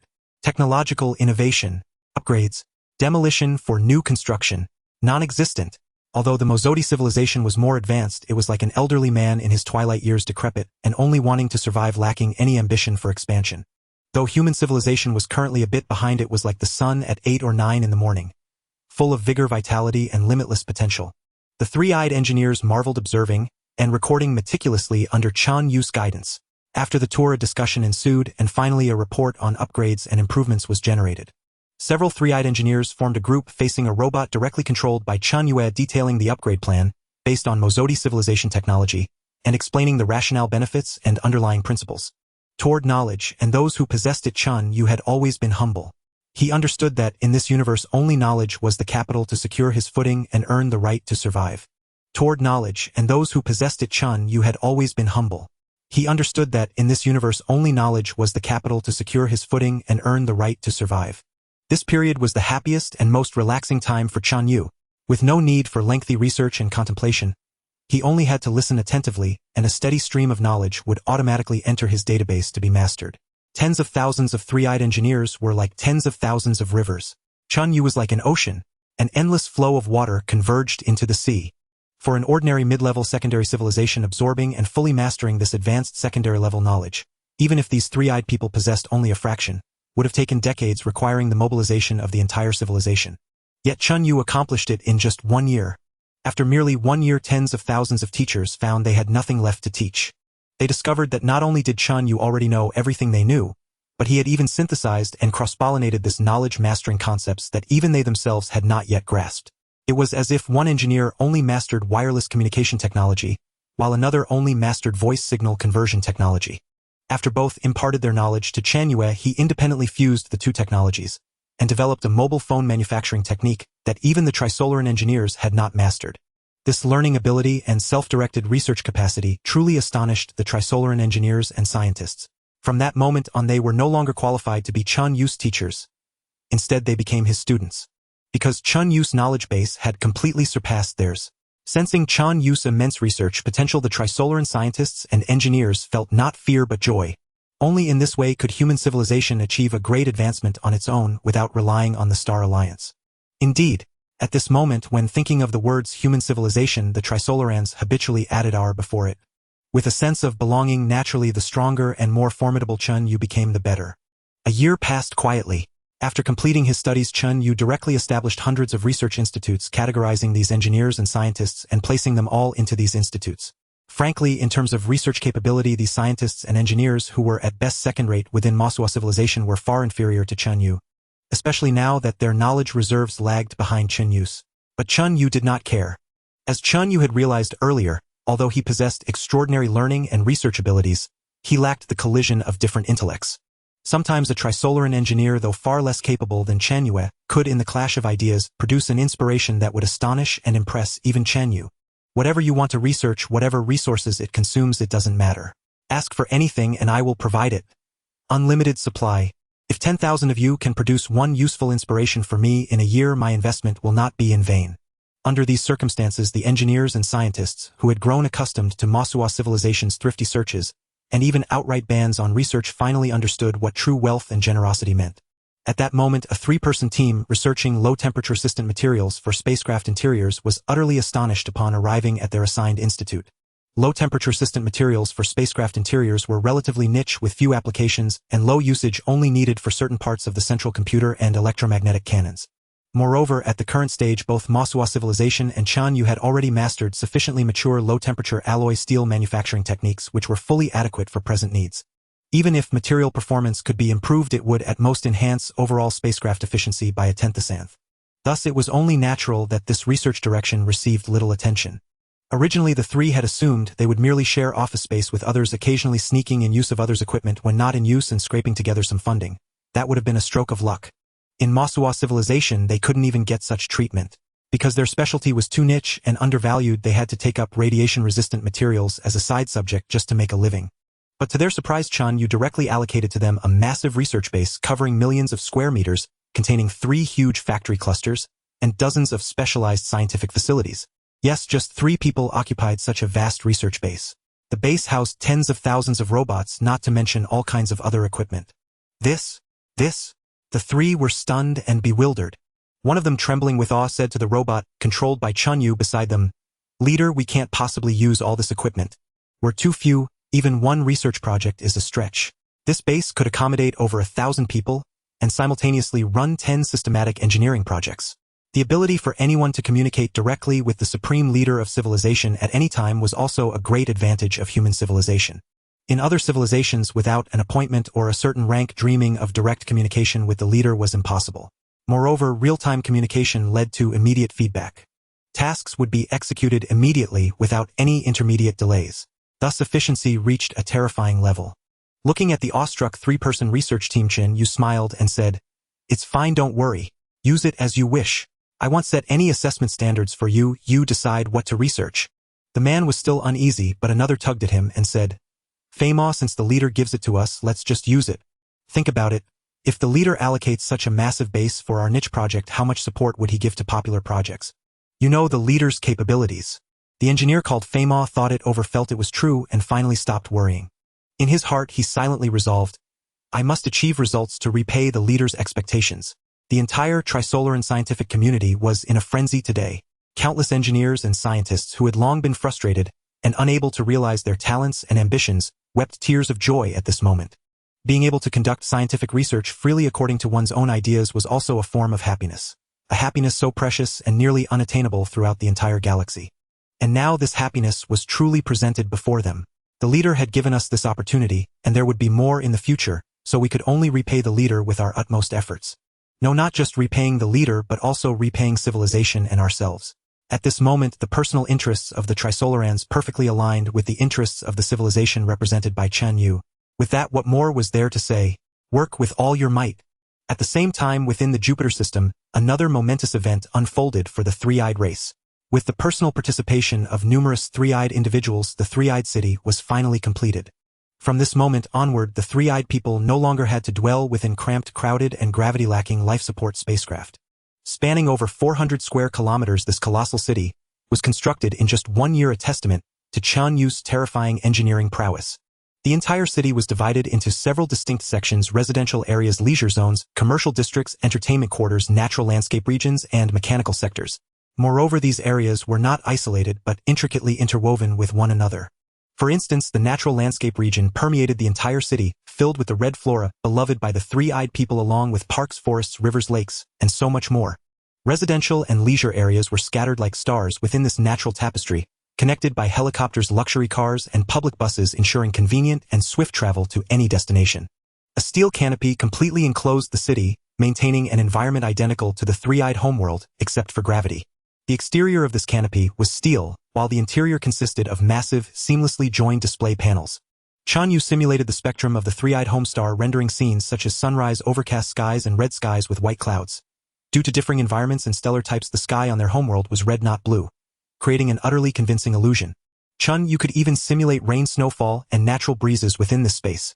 During their leisure time, the three-eyed people could spend their earned currency to explore the leisure zones, shop in the commercial districts, enjoy entertainment venues, and savor delicacies in the food streets. Even if they chose to go nowhere, the mere street-side scenery surpassed anything on their homeworld. Chen Yue ensured an almost unlimited supply of goods for the three-eyed city. After all this incurred no cost for him, a single nuclear fusion power plant and a food production factory sufficed. The reason he refrained from providing everything for free was to prevent the three-eyed people from becoming complacent. He nurtured them to contribute to his research, not to keep them as idle pets. For the same reason, he divided residential properties into 4 tiers. Despite the city's vast size, he could have built all second-tier housing instead of first-class mansions. Yet he deliberately chose otherwise, forcing most to live in the more cramped 4th-tier quarters, instilling in them a goal to strive for preventing a life of aimless idleness. On this day, the three-eyed people moved into their new homes. The first batch, those who had obtained first- and second-tier residences, were transported by Chen Yue spacecraft. The remaining residents could only watch via television broadcasts. In total, over 10,000 people entered the city through the transfer station. Instantly, the breathtaking city layout, immaculate streets, artistically designed structures, and pristine natural scenery converged into a powerful wave that crashed into the minds of the three-eyed people. At that moment, Mo Zhuo felt his head spin, his knees weakening uncontrollably as he fell to the ground, without understanding why 3 streams of tears flowed from his eyes. At several entrances, three-eyed people knelt in droves, their cries of joy and gratitude piercing the heavens. Meanwhile, as the live broadcast vividly presented the scene to over 1 million three-eyed people awaiting their turn to move in, a profound silence fell over them all. So beautiful. Is this the city where we will live? Leader, leader, leader. Humanity, leader, humanity. At that moment, the words leader and humanity roared in unison from over 1 million three-eyed mouths. Feeling the surging emotions of the three-eyed people, Chen Yue nodded inwardly with satisfaction.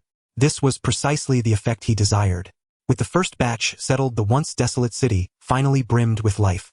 Over the following half-month, all three-eyed people completed their relocation into the city. Chen Yue granted them a full month of vacation. During the previous year of work, every three-eyed individual had accumulated considerable contribution points, allowing them to indulge unrestrainedly in all the city's amenities. Fine wine, exquisite cuisine, stunning vistas, a myriad of goods, and countless forms of entertainment and leisure. The three-eyed people voraciously explored and reveled in their new city. The more they understood the city, the deeper their satisfaction grew. The only pity was that after a month of revelry, their contribution points were nearly depleted. If I didn't take back your points, what motivation would you have to work for me? Chen Yue chuckled to himself. Now was the time to announce the next phase of work. His first announcement somewhat surprised the three-eyed people. They had not anticipated that the first policy would concern encouraging childbirth. For Chen Yue's scientific research and development plans, the current population of the three-eyed race was still too small. Overall, nurturing intelligent life was a surefire profitable venture for Chen Yue. By investing some resources to expand the intelligent life population, once numbers were sufficient, a correspondingly large number of scientific researchers would emerge. The emergence of scientific researchers was also a matter of probability. Not every intelligent being could become a researcher, some lacked the intellect or the inclination for such a career. Overall, the number of scientific researchers could at most reach a ratio of 1 to 100 relative to the total intelligent population. Increasing the total population would thus boost the number of researchers. With enough researchers, a steady stream of inspiration would flow consistently. All Chen Yue needed to invest was some computational power, energy, and resources. Thus, with inspiration from intelligent life combined with the data from his large-scale investment in computational power and research institutions, the pace of technological advancement would undoubtedly take another leap. It was for this reason that Chen Yue made the decision to encourage childbirth. Effective from the announcement date, anyone who becomes pregnant will immediately receive a reward of 10,000 contribution points, along with pregnancy subsidies, based on the average annual salary from the previous year and subsequent childrearing subsidies. After Chen Yue announced the detailed policies to encourage childbirth, waves immediately stirred within the three-eyed city. Previously, when the three-eyed people came to the solar system merely for work, they rarely considered marriage or procreation. But now circumstances had undergone a significant transformation. Life had stabilized and the future held promise. Even if Chen Yue had not introduced the prenatalist policies, many would likely have chosen to marry during this period. Thus, shortly after the policy announcement, hundreds of couples registered for marriage at the matrimonial registry. Subsequently, a great number of male three-eyed individuals began courting their female counterparts. Chen Yue refrained from interfering in this situation. In his view, as long as it did not affect the overall stability, internal affairs of the three-eyed people should be decided by their own leaders. Chen Yue refrained from interfering in this situation. In his view, as long as it did not affect the overall stability, internal affairs of the three-eyed people should be decided by their own leaders. He would not intervene excessively. The three-eyed people also reproduced through the union of two sexes and had a tradition of marriage. However, their physical structure was unique. Both sexes could become pregnant and they could choose freely. Typically, three-eyed couples made their choice based on physical conditions, economic status, and personal circumstances. Consequently, not long after the policy was announced, the first batch of three-eyed individuals became pregnant, totaling around 100. This meant that after a gestation period of about a year, new three-eyed beings would be born embarking on a path to contribute their strength to Chen Yue's technological development. Following the marriage encouragement policy came the subsequent work arrangements. The warriors of the former 7th Fleet, after undergoing training, assumed the duty of mineral extraction. After deliberation, Chen Yue decided to have these individuals manually collect the minerals. After all, these mines were scattered throughout the solar system, some as far as beyond the Kuiper belt and others as close as Mercury. The vast distances meant that if Chen Yue were to control them directly, communication delays would be too great, rendering efficiency too low. Chen Yue would only handle tasks with low latency requirements such as logistical support, resource transportation, and basic maintenance. The remainder of the workforce took up positions within the three-eyed city, managing urban affairs, maintenance, and services. The most crucial scientists all reported to the research institute. Thus, the three-eyed people settled into a routine of work, earning money, and living. After this system had been in operation for some time, it began to stabilize. At this juncture, Chen Yue began to allocate computational power, once again adopting a rapid iteration model. Using the technologies acquired from the three-eyed people, he comprehensively upgraded his industrial facilities. More advanced nuclear fusion power plants, superior metal smelting factories, machinery with enhanced performance, and more powerful spacecraft. Each item, one after another, rapidly developed toward the limits of what Chen Yue could currently achieve. Yet Chen Yue was well aware that even if he reached those limits, he still could not produce warships with performance on par with those of the three-eyed people. That involved numerous fundamental physical problems. Even with physical examples at hand, fully mastering their manufacturing methods was no simple task. Moreover, many technologies at the level of a Tier 2 advanced civilization were not reflected in these vessels, leaving no physical references to study. Chen Yue's vast computational power was once again devoted to scientific research. With the assistance of numerous three-eyed scientists, he launched another technological breakthrough campaign. Among these, the most critical project was the development of a new generation of computers. Chen Yue had now confirmed that the correct direction for next-generation computers was quantum computing, a field he had been continuously researching.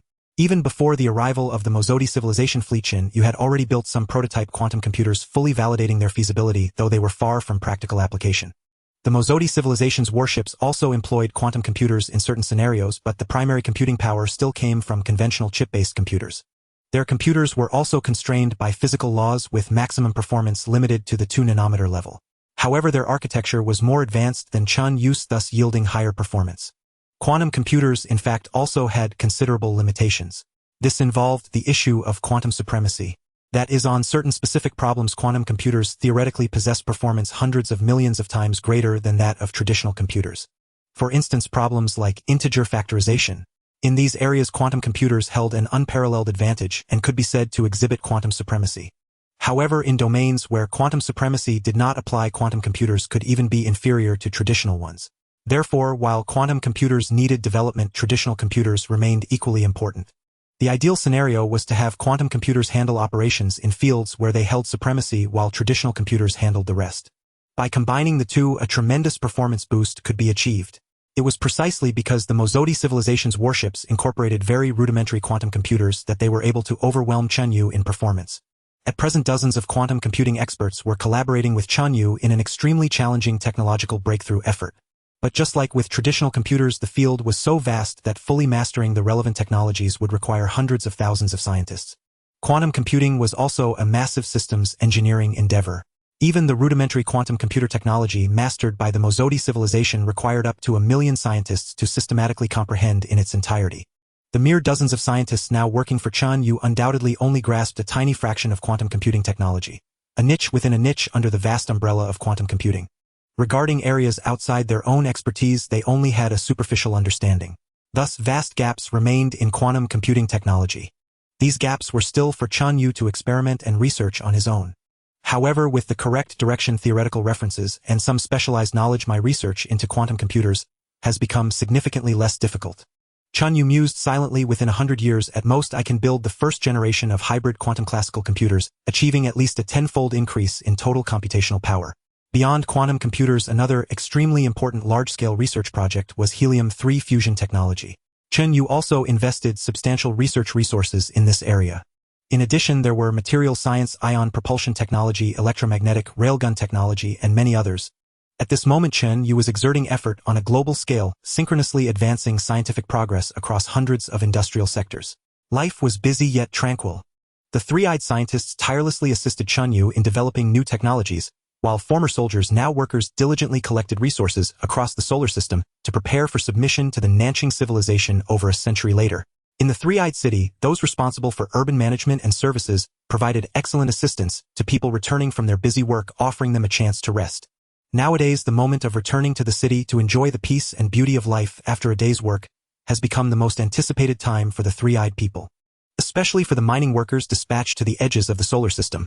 Despite Chen Yue's assistance greatly enhancing work efficiency and reducing workload, the job remained arduous and heavy, particularly in situations where they were far from the city for extended periods with communication delays reaching several hours and virtually no recreational activities. The difficulty of this work was even more pronounced. Fortunately, Chen Yue provided substantial work subsidies for these workers, allowing them to persevere. Whenever this batch of workers received a holiday and returned to the city, they became the most powerful consumers. The various luxurious enjoyments and services provided by Chen Yue, as well as a wide array of products, were purchased by these workers as if they were free. Chen Yue was pleased with this. Resting was essential. Without proper rest, how could they have the strength to work? Time flew by swiftly, and in the blink of an eye 5 years had passed. This year Chen Yue faced a new situation. The first batch of three-eyed toddlers had reached the age for schooling and education. The three-eyed society had always maintained a high level of attention to this issue. Discussions about it had already begun 3 years prior. The formulation of teaching materials had also been ongoing. High-ranking members of the three-eyed society and social elites were all invited to join the curriculum development group. With Chen Yue's assistance, a completely different curriculum for three-eyed toddlers distinct from the Mozodi civilization was finally completed. The first batch of teachers had also finished their training and were ready to begin work. In a classroom at the school, 20 three-eyed toddlers were laughing and playing as some were running around, some were playing with toys, and others were crying incessantly. Watching all of this, Chen Yue couldn't help but reminisce about his time on Earth amidst human civilization. The past was gone, leaving only memories. Chen Yue sighed within, continuing to observe. After a while, the three-eyed teacher arrived in the classroom. Following a round of discipline, the toddlers finally settled down. Today we will have our first lesson. In this lesson we will learn a word. The teacher turned around and wrote down 2 characters. Exploration. The universe we inhabit is vast, containing countless mysterious and wondrous phenomena rich with endless secrets. Our intellect is born to explore these mysteries. The teacher casually narrated some marvelous phenomena in the universe, captivating the toddlers, who gasped in awe, their little eyes filled with longing for the cosmic mysteries and the unknown. This first lesson garnered attention from the entire society. Countless three-eyed individuals like Chen Yue were watching the live broadcast. Seeing the toddlers captivated by the mysteries and grandeur of the universe with seeds of exploration sown in their hearts, many three-eyed individuals were moved to tears. Recalling his own education within the Mozodi civilization, his first lesson was to not ask questions that shouldn't be asked, not think about things that shouldn't be thought, and not be curious about things that shouldn't be curious about. Everything was rigid and methodical. Now, witnessing the first lesson encouraging children to boldly explore the unknown and the mysteries of the universe, the taste of this experience could only be understood by oneself. Chen Yue was quite satisfied with this first lesson. He seemed to see the new generation of seedlings, not rather the new generation of scientists who would provide support for his scientific advancements flourishing. The teacher casually narrated some marvelous phenomena in the universe, captivating the toddlers, who gasped in awe, their little eyes filled with longing for the cosmic mysteries and the unknown.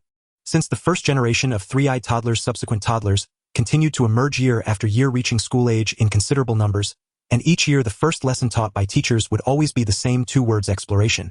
Of course, the second lesson would be loyalty. The teachers would tell the children who provided their current way of life who was protecting and nurturing the three-eyed people. In the teacher's words, Chen Yue was practically the ruler of everything, and any act of betrayal or disloyalty was deemed evil and shameful. 17 years later, the 22-year-old three-eyed youth finally graduated from university. At this stage, they were capable of taking on certain technical jobs. However, to become a researcher, they still had some way to go. This required at least 4 more years of study and 2 years of internship, and only the most exceptional could qualify to independently undertake research projects. This was also a process of elimination. At each stage, many three-eyed young individuals who did not meet the standards were filtered out, having to enter society early to take up other jobs. Only the most outstanding young people could enter the ranks of scientists and receive Chen Yue's careful training. The total number of this first generation of three-eyed youth was merely around 120. After several rounds of selection, surprisingly 2 individuals passed the assessment and became reserve scientists. Among the 2, one chose computer science, majoring in the optimization of traditional electronic computer architecture, while the other chose metallurgy, majoring in the manufacturing technology of high-ductility alloys. Not bad, not bad. That's a ratio of 60 to 1, a good start. Chen Yue intended to enforce 17 years of compulsory education. In other words, every three-eyed person must receive education up to the university level and undergo this selection process. Originally a 100-to-1 ratio was acceptable, but now 60-to-1 was certainly better. In the subsequent years, as more three-eyed toddlers graduated from school, young researchers began to be added to the research team each year. Moreover, the quantum computing technology, which Chen Yue valued most, finally made significant breakthroughs. At this moment, in a vast vacuum factory, three-eyed scientists clad in space suits anxiously gazed at the enormous equipment before them. With Chen Yue's command, this gigantic machine, which nearly filled the 6,000 cubic meter space with its complex network of pipes and devices, roared to life. Discrete logarithm computation experiment now. Begin. Discrete logarithm is a logarithmic operation based on congruence and primitive roots. Typically, there is no efficient or convenient method for its computation. However, in this domain, quantum computers have demonstrated remarkable quantum supremacy. Faced with the problem posed by Chen Yue, a complex issue that would take traditional electronic computers decades to solve, this quantum computer, still merely an experimental prototype, provided the answer after only 5 minutes of operation.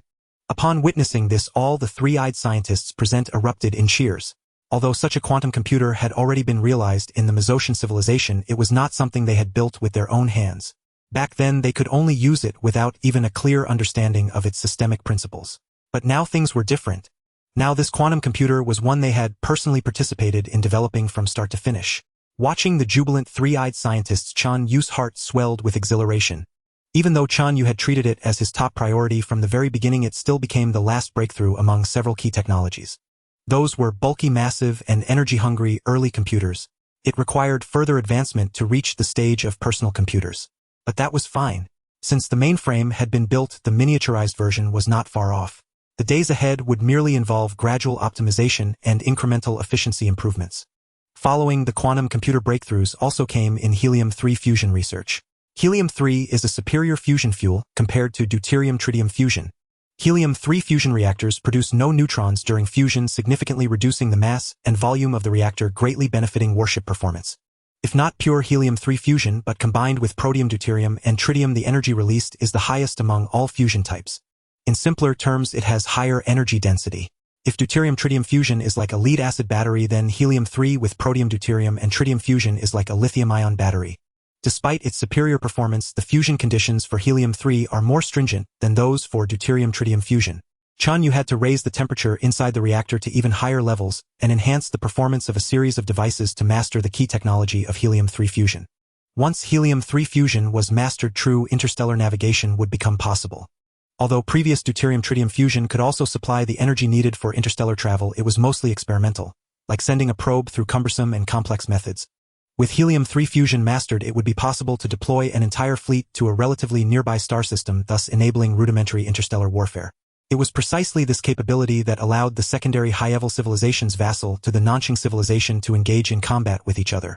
Otherwise, without the ability to project fleets, large-scale contact between sides would be impossible, and what would be the point of fighting? Of course, to cross tens of light years and engage in truly large-scale interstellar warfare with another third-level civilization like the Nanqing civilization, mastering helium-3 fusion alone was insufficient. Additional technologies were required.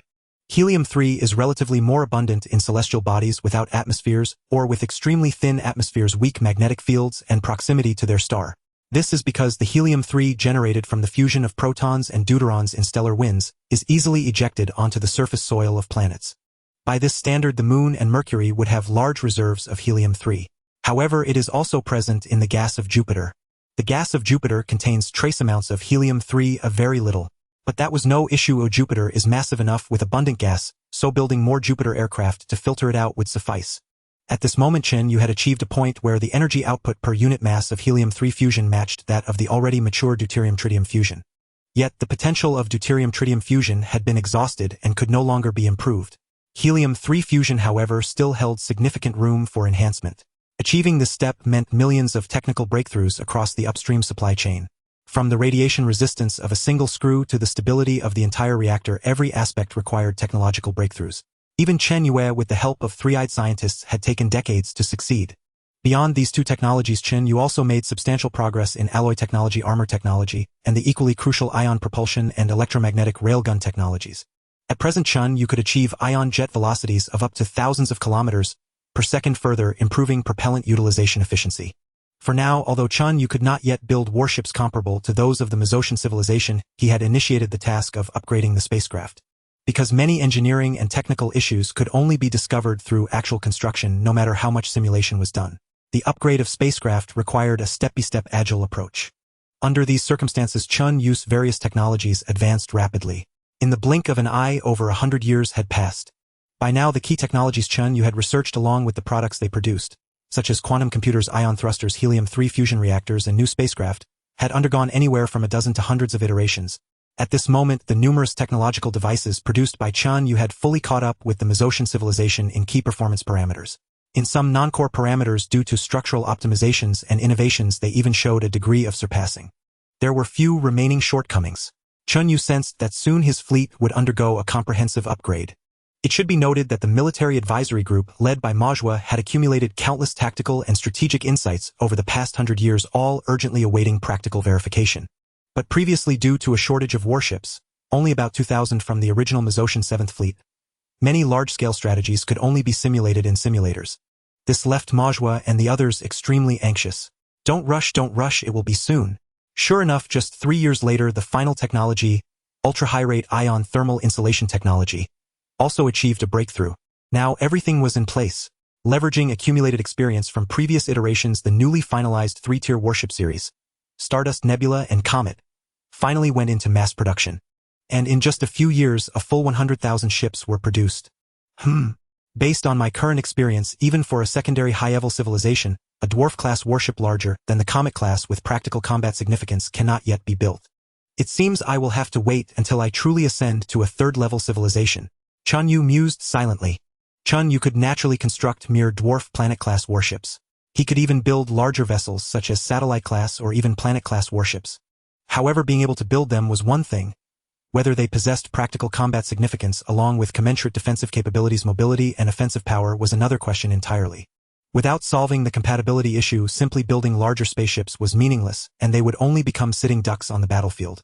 According to the descriptions of the three-eyed race, a third-level civilization would possess a series of advanced technologies. Among those confirmed were an energy shield and reactionless propulsion technology. Although he did not understand the technical details, just hearing the names gave him a sense of how extraordinary these technologies were. The energy shield, as the name implied, would add a layer of protection to the exterior of the spaceship through some unknown technique. At that time, spaceships would no longer need to rely on heavy armor to defend against artillery bombardment. This would also reduce the ship's mass, indirectly bringing a tremendous boost in performance. The reactionless propulsion technology completely discarded the need for propellant, no longer relying on reaction thrust to gain power. This would further reduce the spaceship's mass, save space and energy, and thus enable large-scale interstellar navigation capabilities. But at this moment, Chen Yue could only sigh with frustration. Such advanced technology was beyond his grasp in the short term. One must still take things step by step. One day I will reach a level higher than the Nanxing civilization.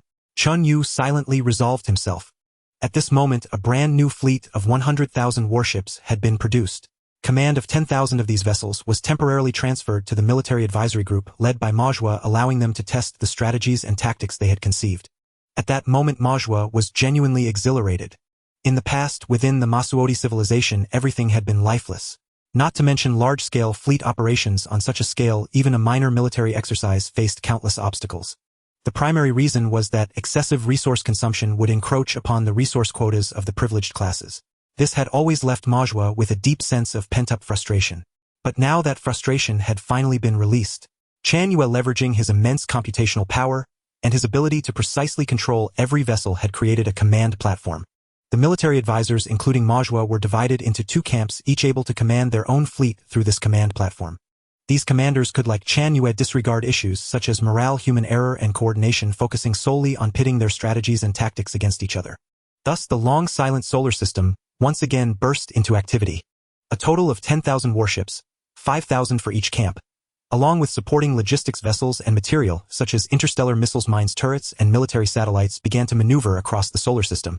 Tactics and strategies such as concealment, ambush, surprise attacks, and planetary seizure were employed in turn. Chen Yue even generously allocated a 20% attrition rate for each side's vessels. In other words, among these 10,000 warships, a total of 2,000 were permitted to be genuinely destroyed during the exercise. This was absolutely unimaginable within the Masuoti civilization. A single warship represented a fortune. With resources already scarce to actually destroy ships in an exercise, were they mad? Did they have money to burn? But for Chen Yue, warships were merely a matter of computational power. Since he had built so many, he could simply replace any that were destroyed. This imbued the exercise with a true blood-dandrin flavor of real combat. And the closer the exercise mirrored actual warfare, the better the results. Throughout the process, Chen Yue strictly adhered to the principle of neutrality, favoring neither side. All he did was receive commands from both sides' commanders and execute them with meticulous precision. Thus, with Chief Advisor Ma Zhuo leading one side and Special Advisor Wan leading the other, both sides fought with ferocious intensity, employing every conceivable means against each other. The command centers on both sides blazed with lights through the night. Thousands of operations staff and commanders racked their brains, exhausting every effort to devise new strategies and tactics, striving to annihilate their opponent and claim victory in the war. Both sides approached the exercise with the gravity of a real war. Under these circumstances, countless new combat methods, tactics, and overall strategies were born from the clash of ideas.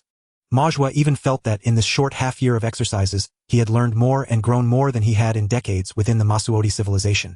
The first exercise concluded with Ma Zhuo defeating Wan by a narrow margin. However, Wenjuan's side was clearly unwilling to accept the outcome, believing that too much chance had been involved. In short, they thought Ma Zhuo had simply been lucky. Regarding his old subordinate, who now held a position equal to his own, Ma Zhuo merely smiled and said, not convinced. Then let's fight another round. Wan started off fuming, but then her frustration waned. The leader had to use nearly half his computational power just to control the warships, and that was already demanding enough. Now, with the quantum computer development at a critical stage, we cannot waste the leader's resources any further. Ma Zhuo continued calmly, then we wait. Once the quantum computer technology is perfected, the leader will be able to simultaneously control nearly 200,000 warships. At that time, we can request half his computational power again, amounting to a total of 100,000 warships. You take half, I take half, and we will fight a decisive civilization-level battle.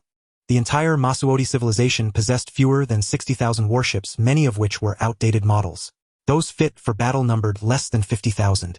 50,000 against 50,000. This would be a true war at the level of an advanced second-tier civilization.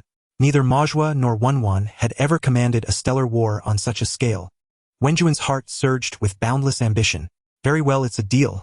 At that moment, the robot controlled by Chen Yue also spoke with a smile. I look forward to it as well. I wonder how many new strategies and tactics such a civilization-level battle will give birth to. Military science is also a science. Cannot be born out of thin air. It requires research, summarization, and induction. Without the accumulation of a second-tier civilization, military science at the third-tier level would be equally unremarkable. Although the way war manifests itself between a second-tier and a third-tier civilization must differ, just as ancient cold weapon warfare differs from modern weaponry, this is only the surface. The inner core remains constant. It is like a formula. The types of problems may change endlessly, but that is just the appearance. The formula itself remains unchanged. What Chen Yue valued was this core of warfare. The deeper he researched and understood this core, the higher his military acumen would become. At this moment, Chen Yue devoted his entire focus to the research and development of the quantum traditional dual computer. This endeavor was exceedingly arduous, demanding an extraordinarily high level of technical sophistication. Even though Chen Yue had treated it as his top priority from the very beginning, it still became the last breakthrough among several key technologies. At present, the quantum computer had essentially completed its miniaturization, enabling it to be installed aboard warships and operate in tandem with traditional electronic computers. What Chen Yue was now researching was a supercomputing-level quantum electronic dual computer. In domains possessing quantum supremacy, the quantum computer handled the calculations. In those that did not, a new architecture 2-nanometer electronic computer took over. The combination of the two resulted in a tremendous boost in computational power. At this moment, the dual supercomputing technology had entered its final critical phase of development. The thousands of computational scientists cultivated over the past century, along with the hundreds who had existed before, joined forces to assist Chen Yue in a fierce assault on the technological barriers before them. They launched a general offensive targeting multiple key data metrics, the number of qubits reaching tens of millions, fidelity, coherence, time, gate operation speed, qubit lifespan, connectivity, and more. 1 month later, the qubit count successfully reached the tens of millions scale. Another month passed and a breakthrough was achieved in the fidelity metric. Subsequently came coherence, time, gate operation speed. Throughout this process of overcoming obstacles, the three-eyed people displayed an incredibly relentless side. These thousands of scientists worked almost without rest, eating and sleeping within the research institute, not even returning to the three-eyed city. When hungry, they would grab a quick bite. When drowsy, they would nap on their desks. Upon waking they would throw themselves fully into their work, striving with such intensity that it even worried Chen Yue. Chen Yue was even compelled to enact a regulation strictly prohibiting overtime exceeding 4 hours. Once that limit was surpassed, their control terminal access would be immediately revoked, forcibly compelling them to rest. Yet even so, some still found loopholes. Ostensibly, they went to rest, but their minds refused to cease, constantly mulling over problems. It must be said that once an intelligent being's subjective initiative is ignited, its potential is equally formidable. It was under this level of relentless effort that the final dual computer was finally built. After passing Chen Yue's acceptance inspection, confirming that all indicators met the design standards, cheers erupted throughout the Computing Research Institute, and countless individuals were moved to tears. Objectively speaking, throughout the task of developing the dual computer, Chen Yue had handled almost all of the foundational work. Foundational tasks were low in technical content but exceedingly tedious and heavy. Among the creative tasks, Chen Yue single-handedly completed over 80. The thousands of three-eyed scientists at best had accomplished 20 of the creative work. It might seem like a minor contribution, but that accounting would be unfair. This is because creative tasks are fraught with uncertainty. Some tasks seem simple in hindsight, but starting from scratch might trap Chen Yue for decades without a breakthrough. This is the importance of intellectual collision. It is also the most crucial reason Chen Yue incorporated the three-eyed people into human civilization and will continue to integrate intelligent beings in the future. The contribution of these three-eyed scientists was not merely significant. It was immense, monumental. When the news reached the three-eyed city, the entire city erupted in jubilation. Everyone understood with a technological breakthrough the leader's computational power increased and he could command more resources and deploy more warships. Our human civilization would become even stronger. After resting for 3 days, Chen Yue convened a grand commendation ceremony in the three-eyed city. All scientists who participated in this campaign, along with outstanding personnel from the logistics departments, were invited to the Grand Hall. Through a live television broadcast, their glory was conveyed to the entire three-eyed society. Afterward, the entire city was granted a 3-day holiday, a city-wide celebration. All precious food and services were offered at a 90% discount. Three-eyed people in critical positions unable to join the festivities received substantial contribution point subsidies, truly igniting the entire civilization. At this moment, with the genuine breakthrough of the dual supercomputer, Chen Yue could finally declare that he had solidly reached the level of a Tier 2 advanced civilization. His theoretical foundation was consistent with that of the Mozodi civilization, with no breakthroughs, still confined within the frameworks of relativity and quantum mechanics. However, on the application level, he had already surpassed the Mozodi civilization, finally reaching the Tier 2 advanced civilization level. Reflecting on the hardships along this journey, Chen Yue's heart was filled with emotion. Yet he still did not allow himself any relaxation. Next, I must strive to break through to a Tier 3 civilization. Chen Yue understood that only by reaching the Tier 3 civilization level could he possess even a modicum of self-preservation capability within this vast starry river. And the key to breaking through a civilization's tier lies in breakthroughs in fundamental physical theory. No matter how many advances are made in applied physics, they are ultimately useless. Just as humans in the era of cold weapons, no matter how ingeniously they innovated, could never build a mobile phone or computer even after 10,000 years. Without breakthroughs in foundational physical theory, everything is mere empty talk. To this day, Chen Yue could clearly sense that the direction and path to a Tier 3 civilization lay hidden within quantum mechanics. Yes, he had not yet reached the point of unifying relativity and quantum mechanics. That belonged to an even higher level. A further step within the theoretical framework of quantum mechanics alone would suffice to elevate him to a Tier 3 civilization. However, this was easier said than done. It would be infinitely more difficult than the development of the dual supercomputer. Otherwise, why would the breakthrough in the dual supercomputer only elevate him from Tier 2 intermediate to Tier 2 advanced, remaining within the Tier 2 civilization level, while a breakthrough in the theoretical framework of quantum mechanics would be enough to make him a Tier 3 civilization? Nevertheless, with this latest massive increase in computational power, Chen Yue was brimming with confidence. The dual supercomputer had now passed acceptance inspection. But Chen Yue did not intend to relocate immediately. At least a year of safety verification was necessary. In any case, his own safety was paramount, the most important thing, the core of all cores. There could be not even the slightest risk. Under these circumstances, Chen Yue led the three-eyed scientists in continuing stability tests and iterative upgrades on the dual supercomputer. After persisting for over a year, when he had confirmed its safety beyond any doubt, Chen Yue finally moved again. A surge of computational power 10 times greater than before came rolling in, instantly flooding Chen Yue's consciousness. The feeling of abundant computational power is truly exhilarating. Chen Yue savored the sensation, sighing with contentment. He had not experienced this in a long time. His computational technology had stagnated for far too long. For over a century, Chen Yue had resided within a traditional electronic supercomputer built on 2-nanometer process technology. During this period, only architectural optimizations and refinements had been made while the underlying logic remained entirely unchanged.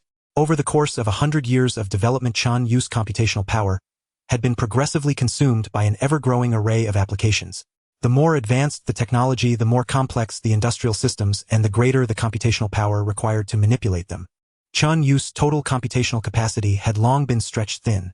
Otherwise, faced with the crucial research on warfare science, specifically the live-fire exercise led by Mo Zhuo and Wen Wan, he would not have been so miserly as to allocate merely 10,000 ships. The truth was he simply lacked the computational power. Now, with the advent of the quantum electronic dual supercomputer, all these problems were finally resolved. At this moment, Chen Yue truly realized the arduousness of technological breakthroughs. Even for an entity of his unique nature capable of harnessing the entire resources of a civilization for research and development, advancing from the intermediate to the advanced stage of a second-tier civilization required such immense effort. Future technological breakthroughs would undoubtedly be even more challenging. Chen Yue clearly understood that there were no shortcuts on the path of technological advancement. One must tread steadily, researching, accumulating, and learning step by step. Even if an advanced civilization presented the most sophisticated technological data and dispatched teachers to provide hands-on guidance, it could only accelerate the process, not eliminate it. Having ascended to a second-tier advanced civilization, Chen Yue had no intention of immediately charging toward a third-tier civilization. Such an endeavor would undoubtedly be arduous, tedious, and time-consuming. At present, another matter loomed urgently. Only 5 years remained before the 150-year deadline agreed upon between Mo Zhuo and the Nanxing civilization's aerospace mothership. Given the vast distances of interstellar travel, time could not be overly precise. A few years more or less were within normal bounds.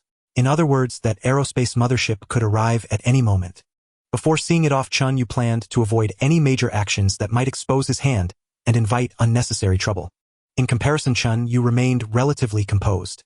He even had the leisure to systematically upgrade his industrial facilities to the current technological level and begin mass-producing warships of the second-tier advanced civilization standard. Mo Zhuo, Wen Wan, and the others were far less at ease. Even though they had left the Star Alliance and the Mozadi civilization, they approached the Nanxing civilization's aerospace mothership with the utmost caution and gravity. For the materials already prepared for transfer to the Nanxing civilization, Mo Zhuo, Wen Wan, and their team spared no effort. They personally boarded a spacecraft to the edge of the solar system to conduct a thorough on-site inventory and inspection, determined to avoid any misstep. Chen Yue understood that their intense focus on this matter stemmed from two reasons. First, they undoubtedly hoped the process would proceed smoothly without any hitches, preventing the Nanxing civilization from growing suspicious and ultimately threatening the current human civilization.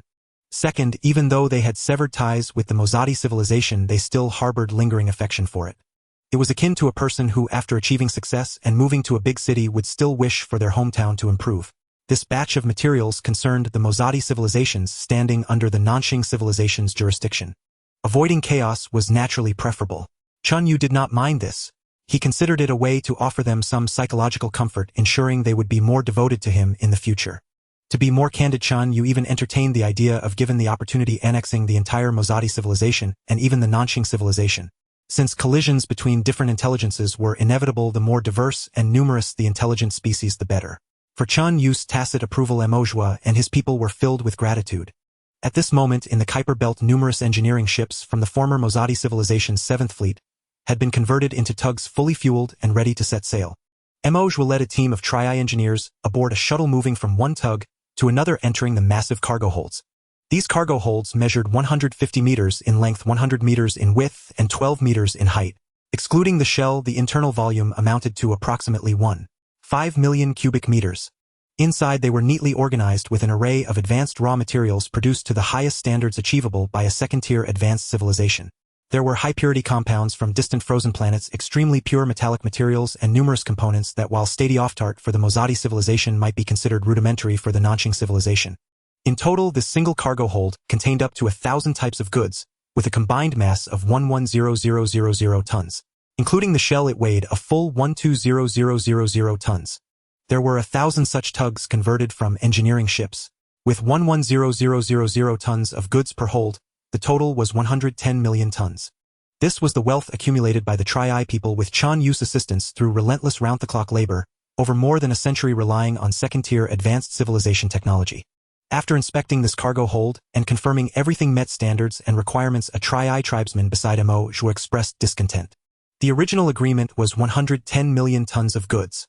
Even with bribes and kickbacks, an extra 5 at most would suffice. This time we're adding a full 10 at giving away an extra 10 million tons. Isn't that too much of a loss? Chen Yue frowned and reprimanded. What do you know? In our current situation, what we need most is stability. Everything hinges on stability. As long as we can send them off peacefully without them causing us trouble, what's a 5 kickback? If our leader can develop without disturbance, even tens of millions of tons are trivial. I just feel it's too generous to them. The subordinate grumbled indignantly. What's so great about a third-tier civilization? Sure, our Mozadi civilization is their vassal, but isn't their exploitation too harsh? A paltry amount of Nanxing dollars for 110 million tons of goods. And when the Mozadi civilization uses those Nanxing dollars to purchase supplies from the Nanxing civilization, all they can get are some worthless scraps. Anything slightly advanced is off-limits. The subordinate continued to complain. Those supplies were produced through the desperate efforts of our clan. If it weren't for the leader's significant assistance in shouldering most of the arduous tasks at the grassroots level, we would have had thousands of people dying here just to gather this batch of supplies. Not only did we suffer exploitation from the Southern Star currency, but now to safely deliver the supplies and smoothly obtain the Southern Star currency, we also have to deal with the corrupt officials of the Southern Star civilization. Otherwise, they won't accept our goods. Sci-Fi. Chen Yue did not get angry. Instead, he smiled. Fuse, did you ever have such thoughts when we were not under the leader's command and had not yet become part of human civilization? The subordinate known as Fuse paused, his expression grew serious, and he eventually shook his head saying no. So, in the past we all thought it was normal to be exploited by higher civilizations. Normal to the point of lacking any opposition. Now what has made you begin to feel anger about these matters and deem them abnormal? It's the leader. Chen Yue nodded affirmatively. Exactly. It is precisely because of the leader that we can regain normal thinking and recognize that such exploitation is wrong, and we should resist it. So, should we try every possible means and employ all methods, even at any cost, to protect the leader? Of course we should. So, if we contribute an additional 5 of the supplies to buy safety and peace of mind, reducing the risk of exposing the leader, is that excessive? Not excessive. That's right. Chen Yue nodded in satisfaction. The leader once told me that in comparison to the grand goals of the future, temporary sacrifices are worthwhile and necessary. The subordinates were deeply educated. Yes, I understand. Continue checking and be sure that this batch of supplies does not have any issues. You must understand that the smoother this delivery process is, the more time we will gain for the leader and for our human civilization. The subordinates began to work diligently. Chen Yue let out a soft sigh in his heart. There was another situation he had not disclosed to avoid worrying his subordinates.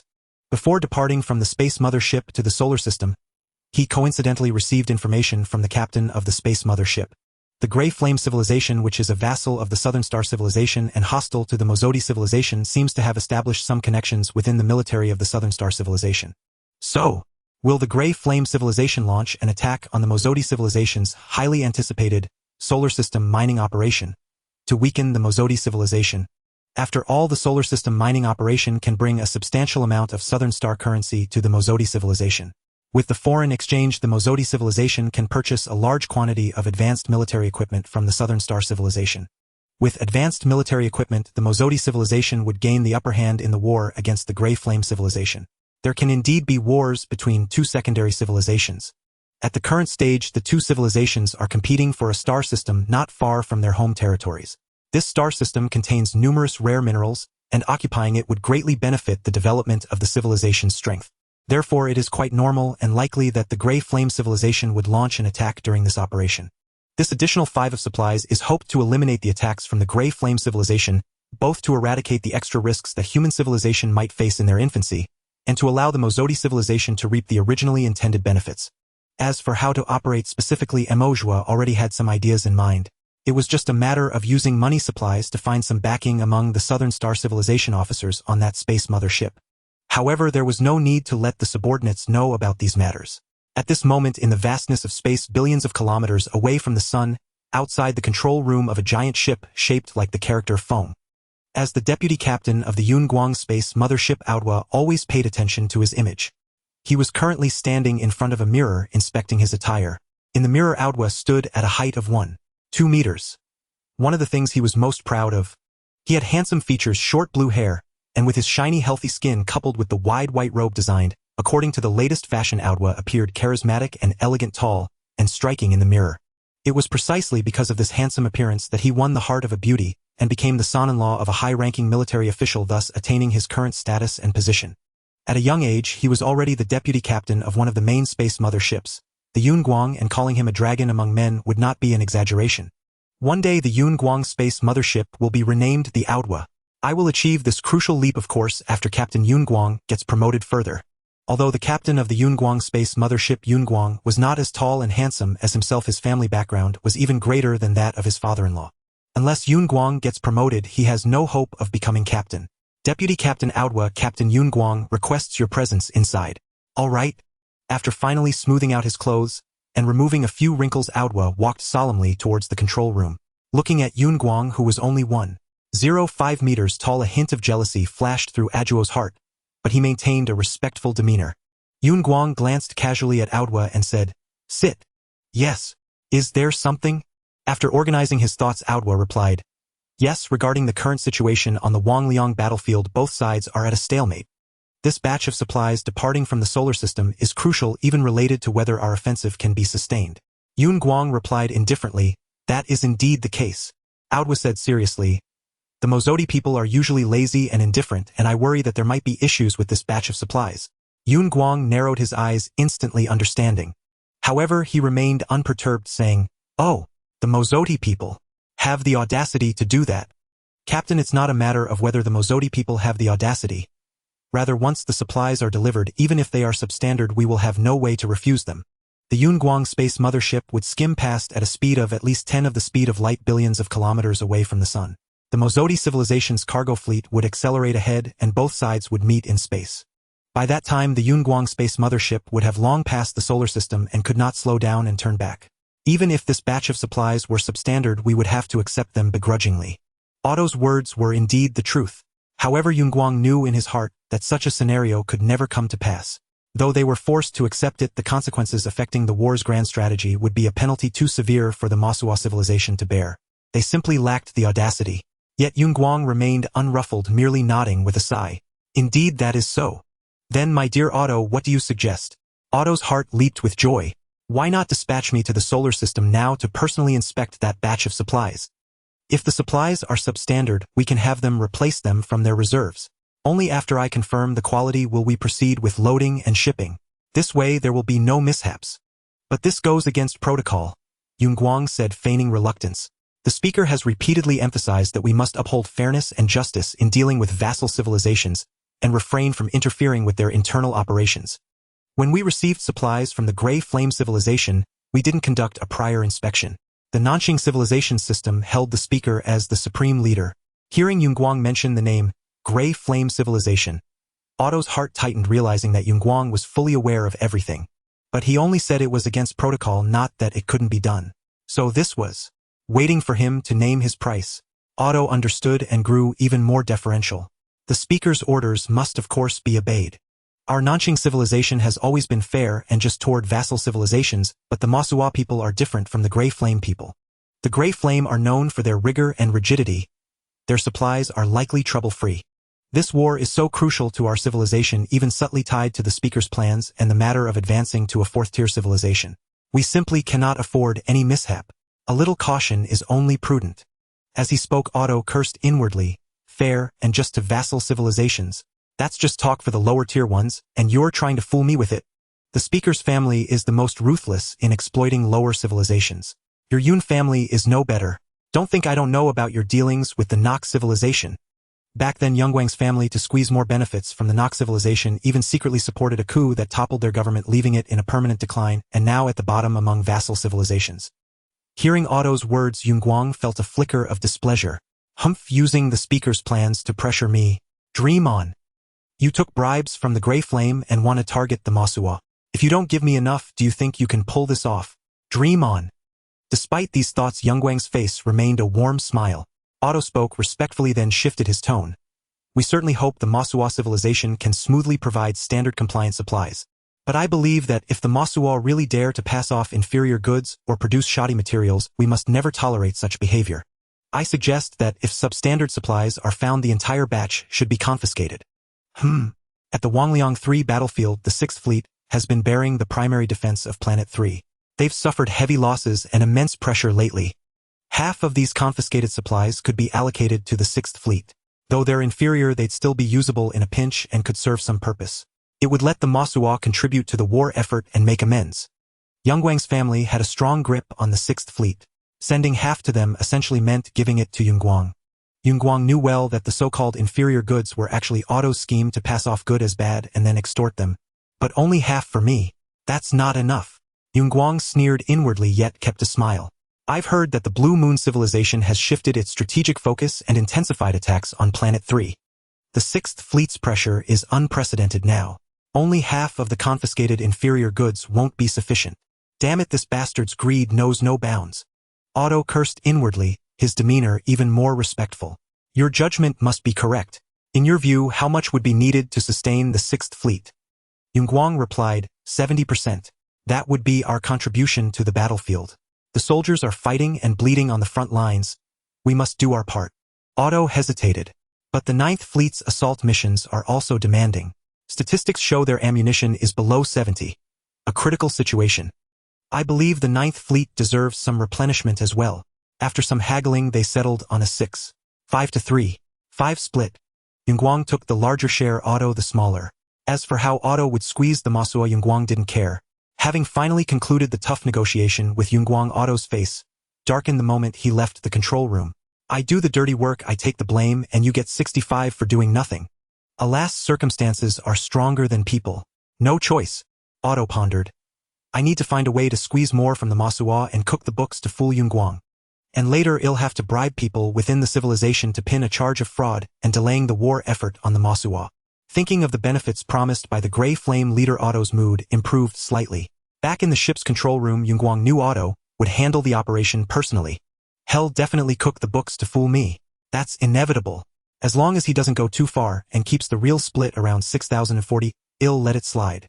If you overstep, Otto, remember, I'm still the captain. Having made up his mind, Yunguang casually broadcast a message via electromagnetic waves toward the distant star, which reached Majua months later. From Yunguang, captain of the Yunguang-class aerospace carrier, to Commander Majua of the Masuo Civilization's 7th Fleet, in light of our cooperative efforts, your civilization is to provide us with a total of 100 million tons of various supplies. To ensure smooth delivery, we are dispatching an inspection team led by Deputy Captain Otto to your station to inspect and accept the supplies. Deputy Captain Otto will decide on subsequent transport matters. You may coordinate details with him. The inspection team is expected to arrive in 2 years. Please prepare accordingly.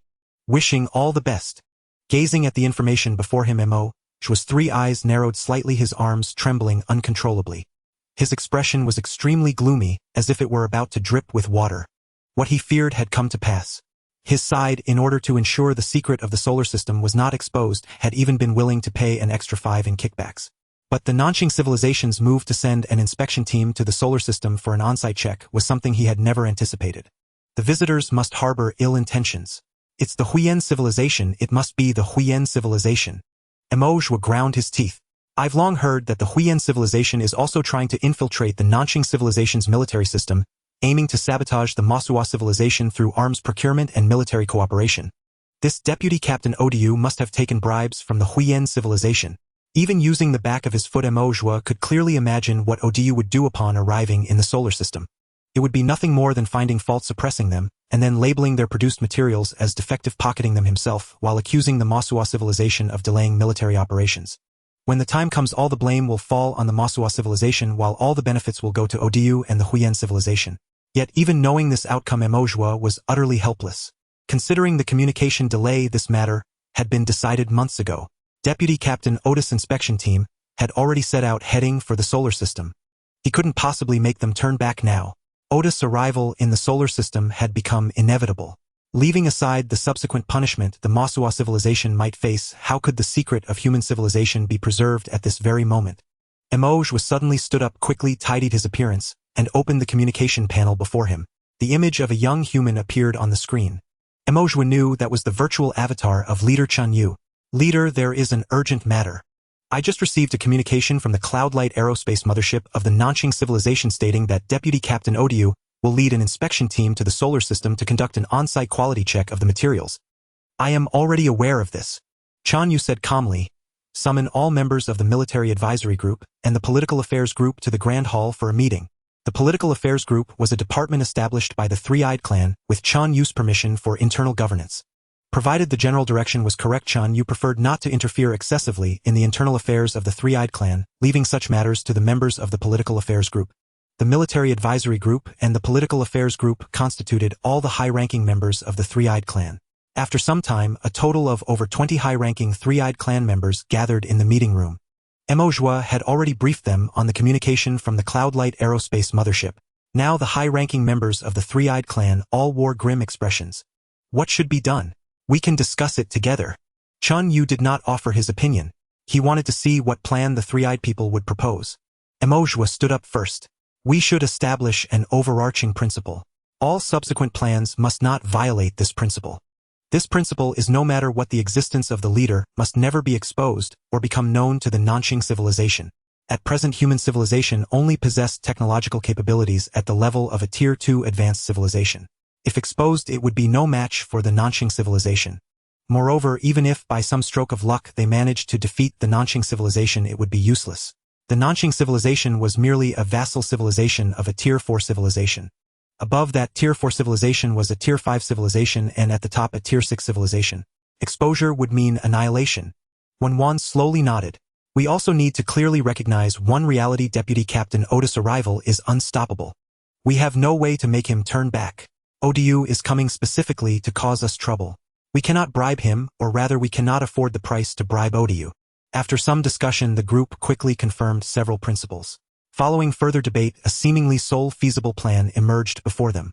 We should move all material reserves into deep space far from the inner solar system, as far away from Jupiter as possible. Use distance to conceal the existence of the leader and the numerous bases. At the same time, during Otis' inspection, we should promise him as many benefits as possible and stoop to appease him. Our warehouses still contain about 5 million tons of various materials. We can offer all of these to Odu. We should also try our best to meet any other unreasonable demands he might have. Everything must be done with the highest principle of ensuring the leader is not exposed. Those 5 million tons of materials were originally intended to be delivered upon the next arrival of an aerospace mothership in exchange for Nanxing dollars foreign exchange. Every single item among these materials embodied the hard work and labor of the Masuo people, as well as the computational effort of Chen Yue. But now they would have to be given away for nothing, simply hoping Odu would let them off. Mo Zhua looked at the virtual avatar representing Chen Yue. Leader, what is your opinion? Chen Yue sighed inwardly. He hadn't heard the answer he wanted from Mo Zhua. However, he still showed no reaction, merely saying, "If you think it's acceptable, then proceed with this for now." "Yes, sir. We will depart immediately to make preparations." There was less than 2 years until Otis' arrival. Time was pressing and everything needed to be done quickly. Watching the departing high-ranking members of the Three-Eyed Clan, Chen Yue thought to himself, perhaps having stayed too long within the Star Alliance bound by certain rules and conventions, it's understandable that these three-eyed people cannot break through their mental shackles for the moment. I cannot be too harsh on them. Let's see how the situation develops.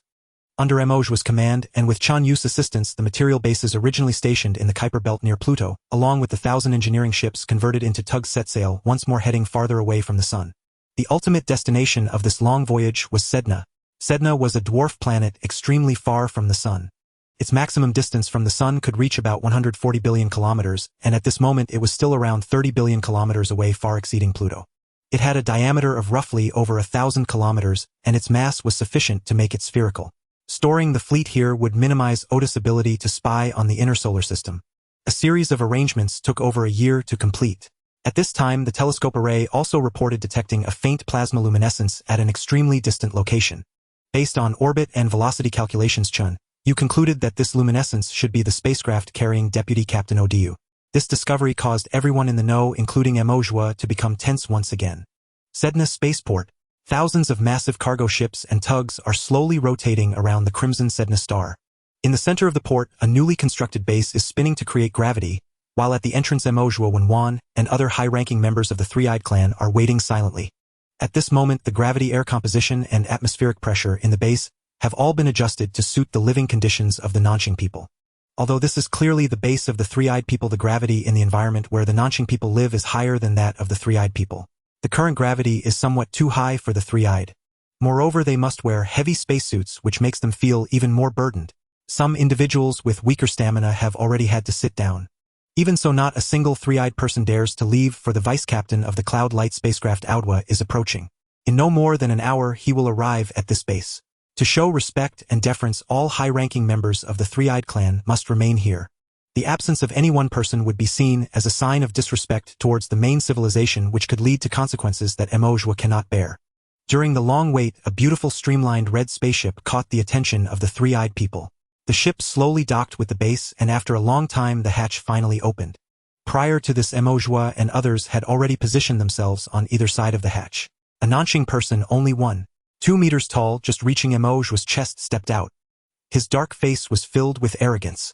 Although he had to look up to see the faces of the three-eyed people, his gaze seemed to be looking down upon them. Is this the intelligent life of a level 3 civilization, the Nanqing civilization? So short, I shall call you the Dwarven clan from now on. Chen Yue mused with a hint of amusement while observing the scene through a monitor. After this short individual appeared, Chen Yue saw Amalthea carefully crouching his body to appear shorter, then hurriedly running to Audwa, his face filled with a respectful and flattering smile. Honorable Audwa, the commander of the 7th Fleet of the Mozodi civilization, awaits your arrival. Audwa did not glance at Amalthea leading his entourage forward without acknowledging him. His attendants likewise ignored Amalthea completely. Amalthea's outstretched hand froze in midair. A flash of humiliation crossed his eyes, and his face turned slightly red, clearly filled with anger. In the past, Amalthea would have felt no anger or humiliation at such treatment, believing it to be the right of the main civilization, and that it was normal for a superior civilization to treat a vassal civilization this way. However, after living within human civilization for so long, his sense of dignity had gradually awakened. He controlled his anger and continued to crouch, following closely behind Audwa. As Audwa entered the base, he surveyed the hall, which was deliberately arranged according to the aesthetic of Nanqing civilization, and then stomped on the floor, snorting, "If you don't understand aesthetics, don't paint randomly. What a good place, and yet you turned it into a garbage dump." Amalthea endured silently, not speaking. "Where's the cargo warehouse? Let's start the inspection." "Respectful Captain Audwa, you have traveled a long way. Would you like to rest for a moment? Your lounge is ready for you." His words were automatically translated into Nanqing language and entered Ajuo's ears. Audwa turned his head, looking at the tall and slender Amalthea with a seemingly amused expression. "I said start the inspection, don't you understand?" Amalthea's forehead broke out in a cold sweat. He immediately replied, "Yes, yes. Please follow me." The group then took a shuttle ship from the base to a cargo warehouse. Amalthea originally thought Audwa would have his subordinates inspect the goods, thoroughly picking at every fault. However, he saw Audwa merely glanced at the items and waved his hand. "All the goods here are qualified. Move on, next one." When did this Audwa become so agreeable? Is there some scheme waiting for me? Amalthea felt uneasy. Upon reaching the second cargo warehouse, Audwa did the same, only giving a cursory glance before declaring it qualified. The third cargo warehouse was the same. With 3 consecutive warehouses declared qualified, Amalthea began to truly feel perplexed. His heart grew heavier and his actions became increasingly cautious. When they arrived at the 4th cargo warehouse, Audwa casually walked to a container and pointed at its seal. "Open it." "Yes." Several three-eyed people immediately stepped forward to open it. Inside, this container was filled with parts that roughly took on a cross shape. Amalthea did not know what these parts were used for in the Nanqing civilization. He had merely created them according to the manufacturing standards and performance requirements sent by the Nanqing civilization. Audwa picked one up casually and said, "Self-locking frame. I remember the processing precision requirement for this part is 130 nanometers, right?" "Yes." "Check it."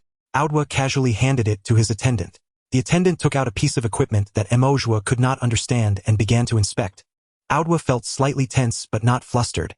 He knew very well that this batch of materials had been manufactured with a pursuit of perfection. They could not possibly be substandard. "Report to Captain Audwa, this component's precision is qualified."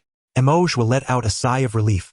"Check the hardness, smoothness, impurity, content angles." Audwa listed off several performance indicators in one breath.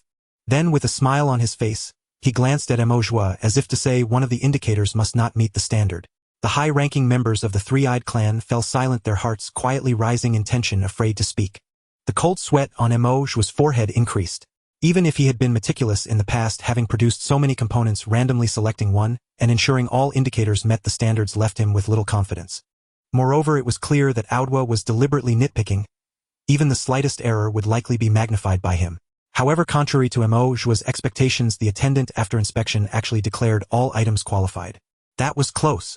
Amalthea secretly breathed a sigh of relief. Audwa smiled at Amalthea. "Not bad, not bad. It seems you Mozoti people are indeed quite rigorous. For the sake of the war effort, our Mozoti civilization will do our utmost. Mojwa respectfully replied. Audwa nodded, then suddenly loosened his grip, and the component fell to the ground with a clang. Sorry, I didn't hold it steady. Audwa smiled as he bent down to pick it up and handed it to the attendant again. Check those indicators again and see if they still meet the standards. Mojwa's eyes widened in shock. How could this be? Components of such high precision. Even the slightest bump, no matter how minor, would inevitably affect their integrity. This single knock almost certainly means it no longer meets the original design standards. So this was the trap he had laid for me. Mojwa's hands clenched into fists, yet he dared not move. Odo's dark face still bore a smile as he gazed at the assembled high-ranking officers of the Masuwa civilization's 7th Fleet. After examining the component with a device that Mojwa could not comprehend, Odo's aide declared, a substandard product. No, not even worthy of being called substandard. The machining error reaches 800 nanometers, the angle is bent by 1,000th of a degree, and the impurity content is excessive. Completely unusable.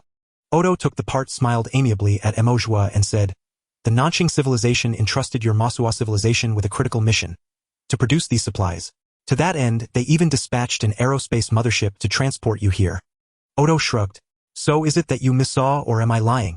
The Tri-Eye being gritted his teeth and forced out the words. Forgive me, Captain Odo. I was mistaken. Unable to contain his fury, a Tri-Eye being cried out.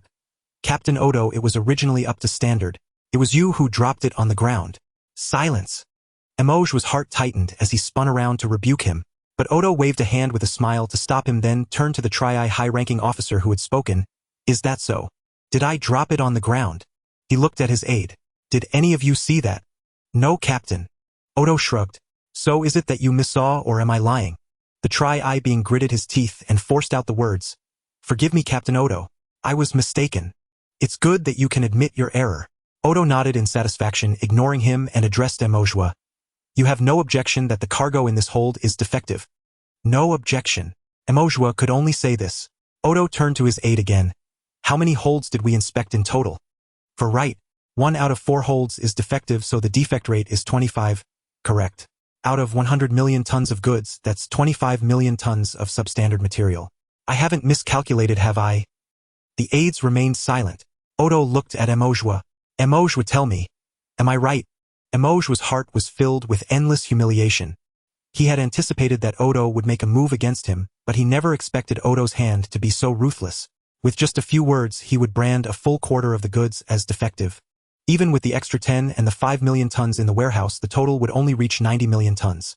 A full 10 million tons short of the original target.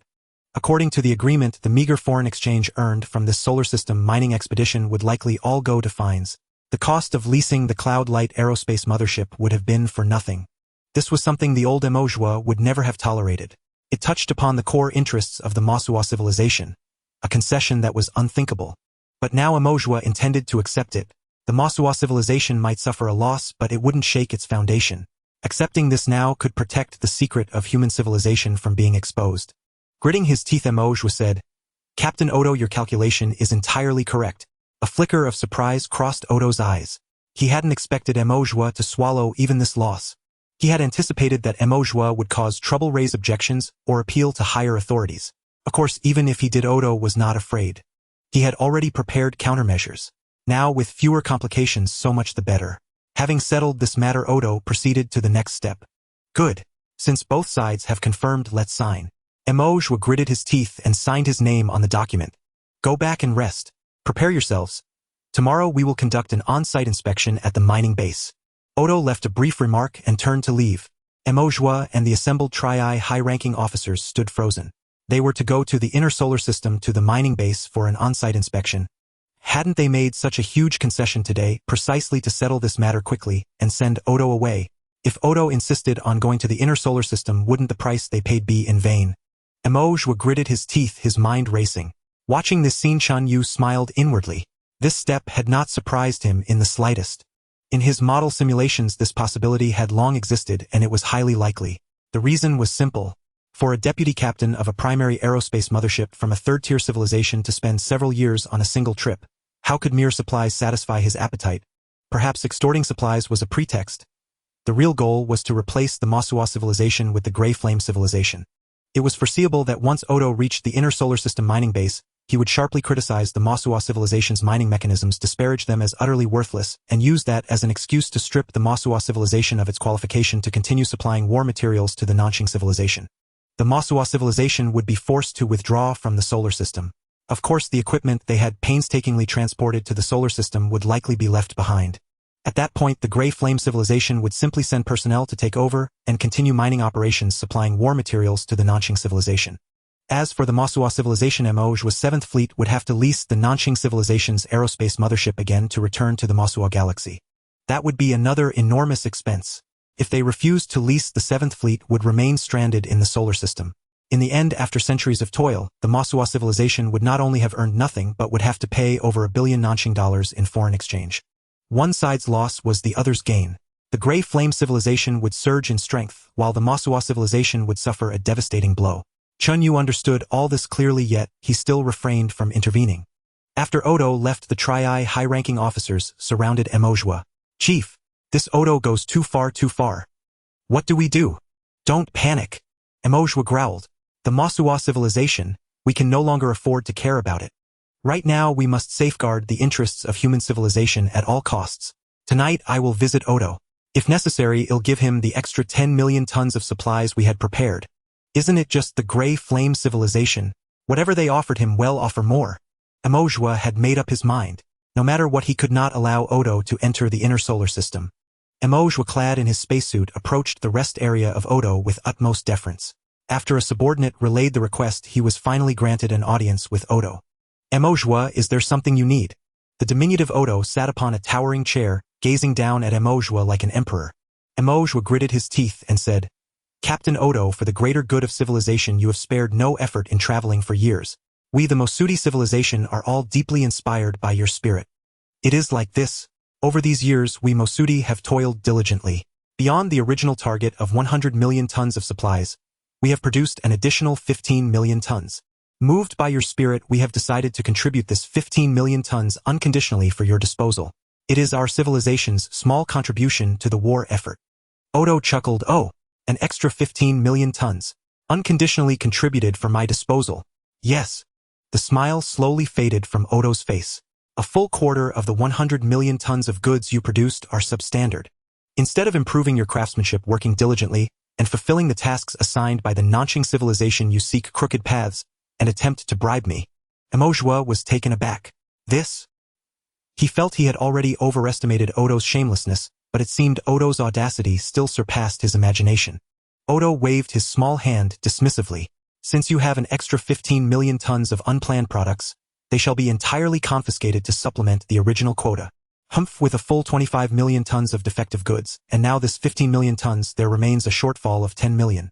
Figure it out yourself." Mojwa could no longer contain his fury. "Captain Odo, you cannot do this." Odo fixed a chilling stare on Mojwa. "Mojwa, to be frank, the Mosudi civilization has no part in the solar system mining operation. If you are wise, withdraw quietly. I can even offer a discount on the lease of the Cloudlight aerospace mothership to send you back to the Mosudi galaxy. If you are not, I will have you all executed on charges of delaying the war effort, and not even your civilization's leader will dare utter a word of protest." Mojwa wanted to kill the little man before him, but thinking of the Nanxing civilization, he suppressed the impulse. How could a secondary civilization withstand the retaliation of a tertiary one? With matters laid bare, Mojwa spoke bluntly. "Captain Odo, what is your ultimate goal?" Odo replied calmly, "You people may leave, and you may take your ships, though you must pay to lease the mothership. All supplies and equipment must remain. The Grey Flame civilization will take over." A pang of sorrow struck Mojwa's heart. "I understand. I need to return and discuss this with my colleagues." "Go ahead." Odo's face resumed its smile. "Remember to accompany me to the mining site inspection tomorrow. How else could I have a reason to strip you of your rights without a field inspection?" Mojwa left in silence. In the meeting room, after Mojwa recounted his visit to Odo, the room erupted instantly. But after the fury, all the high-ranking three-eyed beings fell silent. The air was thick with desolation. There was no choice, such was the helplessness of a lower civilization facing a higher one. "The timing is almost right." Chen Yue observed the demeanor of the three-eyed leaders and grasped the situation. He controlled the robot and said, "In that case, let me handle this. Leader, what is your plan?" Mojwa looked expectantly at the robot representing Chen Yue. Chen Yue merely said calmly, Do not worry. Just cooperate with whatever Odo wants to do. He wants to inspect the mining site in the inner solar system tomorrow. Let him come. But leader. No buts. Follow my orders. Yes. The next day Odo awoke and the high-ranking three-eyed beings following Chen Yue's command gathered outside his residence awaiting summons. Let's go. Odo left a curt word and boarded his red spaceship. Yue and the others followed in another ship. The first mining site to inspect. Let's make it Neptune. A message was transmitted via radio. Yue glanced at it, his expression darkening further. Neptune currently harbored numerous bases belonging to human civilization. He wondered if they had been hidden in time. But Yue was strictly adhering to Chen Yue's orders, raised no objection to Odo. He simply followed silently. After a period of flight, several ships reached their destination. Docking at the port, the three-eyed beings in spacesuits and the Nanqing people in regular attire stepped out of the ships together. Odo, looking somewhat puzzled, surveyed the interior layout of the base and asked Yue, "This does not seem to be Mosudi decoration style, nor is it Nanxing's. What is this? What is that? A space array telescope. What need do you have for such a high-performance deep space telescope while mining in the solar system?" You. Odo seemed to suddenly grasp the situation, his face twisting with rage. "You have been secretly researching technology within the solar system. How dare you? You?" The last shred of hope in Yue's heart shattered. It was indeed impossible to hide. Once Odo entered the inner solar system, the secret was bound to be exposed. He weakly tried to offer some explanation, but before he could, two towering, powerfully built robots strode over. The robots walked directly to Odo, raised a steel foot, and kicked him to the ground. Odo screamed. His subordinates immediately assumed defensive stances, but unarmed, they were helpless against the towering machines. Yue won. All three-eyed beings strike them, strike hard, but be careful not to kill. Chen Yue's voice rang out cold and sharp. Strike. That was the military middle management of a tertiary civilization. If they struck them, damn it, no more caring. They had endured these bastards for too long. Since the leader said to strike, it must be fine. Just strike. Screw you daring to bully us like this, strike. Under Chen Yue's command, the high-ranking three-eyed beings lost all reason. The oppression they had suffered had crossed all boundaries, leaving them with no more tolerance. Strike. Over 20 three-eyed beings surged forward, joining the two armed robots, and beat down all 20 Nanqing people, including Odo. Odo howled in agony, writhing in pain. Even as he lay battered and unable to rise, he still could not believe it. The Mosudi. They dared to strike me. Although I, Odo, am merely a mid-ranking military officer among the vassal civilizations of the Southern Star Civilization, whichever second-tier civilization I visit would dare to show me the slightest disrespect. Would they not all act like servants? Even if I snatched their daughters as playthings, they would still force a smile. The Southern Star Civilization is a third-tier civilization. With just a single fleet, they could annihilate an entire second-tier civilization. By pulling a few strings, I could easily cause a second-tier civilization devastating losses. Moreover, when a second-tier civilization seeks to advance in rank, the first review they face is from the Southern Star Civilization. How could they possibly dare to be disrespectful to me? It is precisely for this reason that though I have only one ship, not even a warship, and merely a dozen attendants, I dare to swagger into the solar system. Because I have a sufficiently powerful backing. Because every second-tier civilization knows the consequences of provoking me. But now they actually dare to strike me. And strike me so viciously. Yue, you've lost your mind. The Southern Star Civilization will not let you off. Your Mosudi civilization's leader will not let you off. You will pay for what you've done today, and your entire civilization will bear the cost. Stop. Don't hit me anymore. Otherwise your entire civilization will be destroyed. Are you all insane? Stop.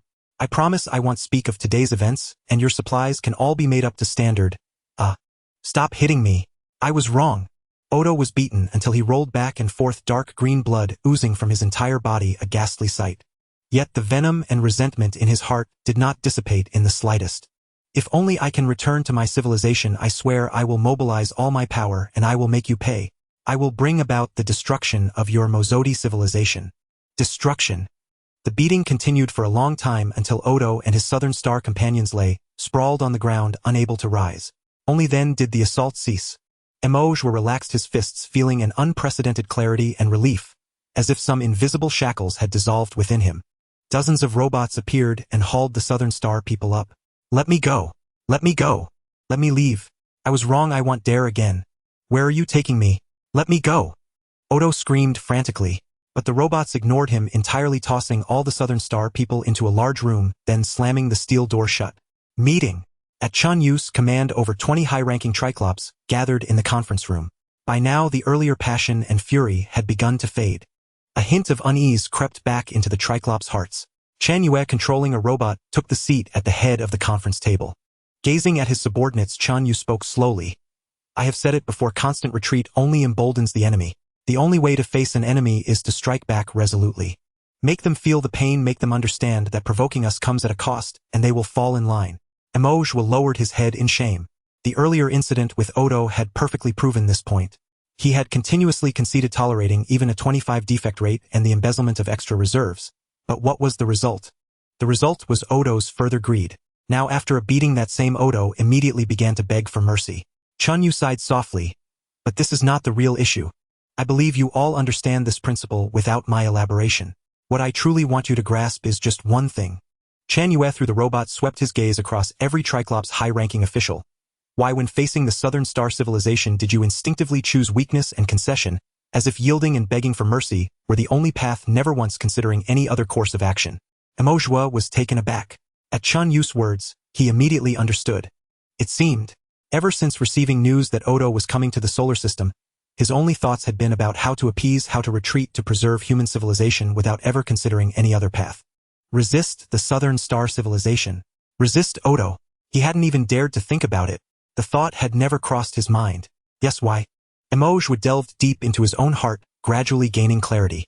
It was because he had spent too long in the Star Alliance, where the notion that a superior civilization cannot be resisted had become a maxim, an instinct ingrained deep in his subconscious.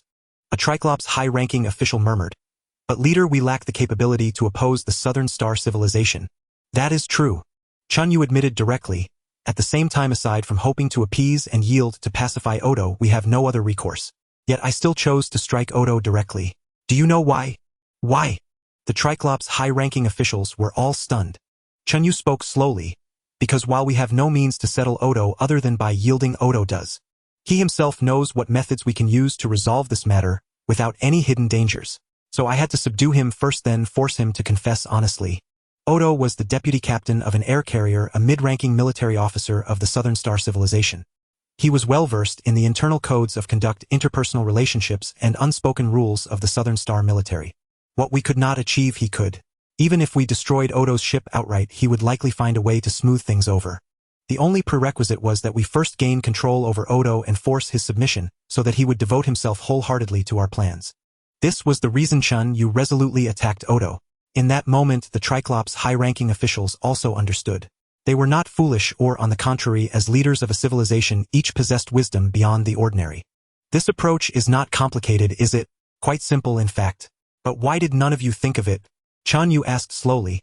Is it because deep in your hearts you could not muster even a shred of thought to resist the Southern Star civilization, and thus failed to conceive of this plan? Chen Yue made the robot abruptly stand, his voice brimming with authority. See clearly, though we are only a second-tier civilization, and the Southern Star civilization is third-tier, we have no need to look up to them. For we have the hope of advancing to a higher level, while the Southern Star civilization can only rely on the grace of superior civilizations to possibly ascend.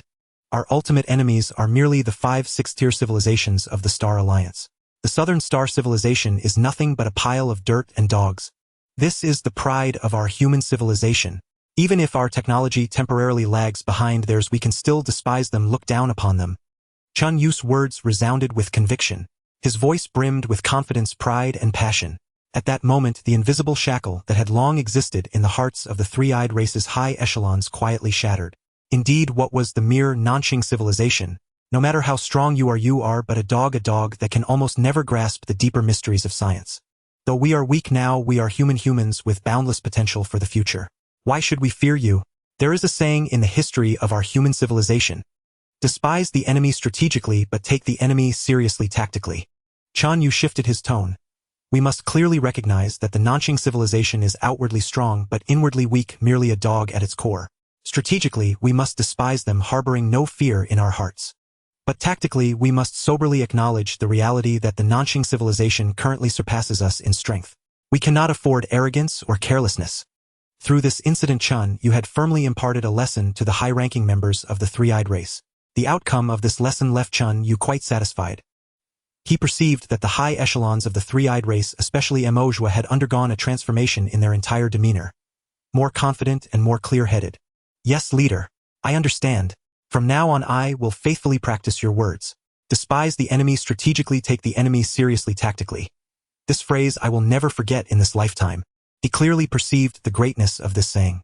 At the same time, he also clearly sensed that such a maxim capable of serving as a life motto could not have been conceived within a Star Alliance member civilization like the Mozodi or Nanxing. Only a civilization like that of humanity, never constrained by the Star Alliance system and entirely independent, could give birth to such a striking and enlightening phrase. At that moment, inside a massive metal prison, including Odo, a full 20 Nanxing people lay on the ground screaming incessantly. The beating they had received earlier was far too severe. Some had been beaten until bones were broken, others seemed to have internal injuries, and it appeared some were on the verge of death. Despicable Mozodi, treacherous Mozodi. Once I return to my civilization, I'll show you how to deal with you. But I'm so hungry, so thirsty, in so much pain.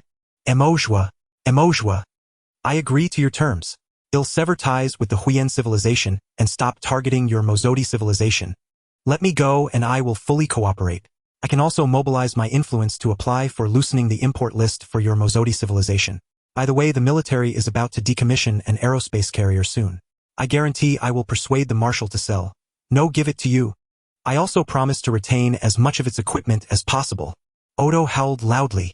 With a bang, the steel door swung open. Odo saw several robots entering. A few Nanxing people who had been sprawled on the ground scrambled to their feet screaming, as they retreated, fearing another beating if they were too slow. The earlier beating had indeed been severe, but these robots made no aggressive moves. They merely herded the Nanxing people out of the prison and into a spacecraft.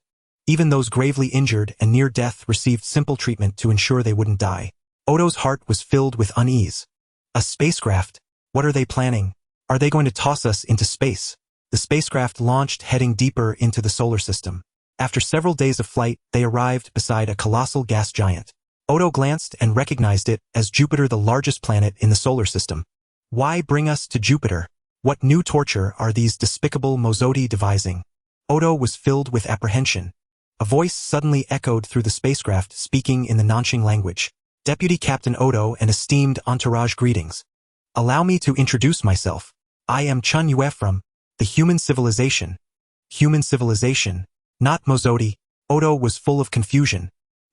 There had indeed been a civilization in the solar system, but it was later destroyed by a higher civilization, its planet obliterated. That civilization, wasn't it the one that called itself human? How is this possible? Where did this come from?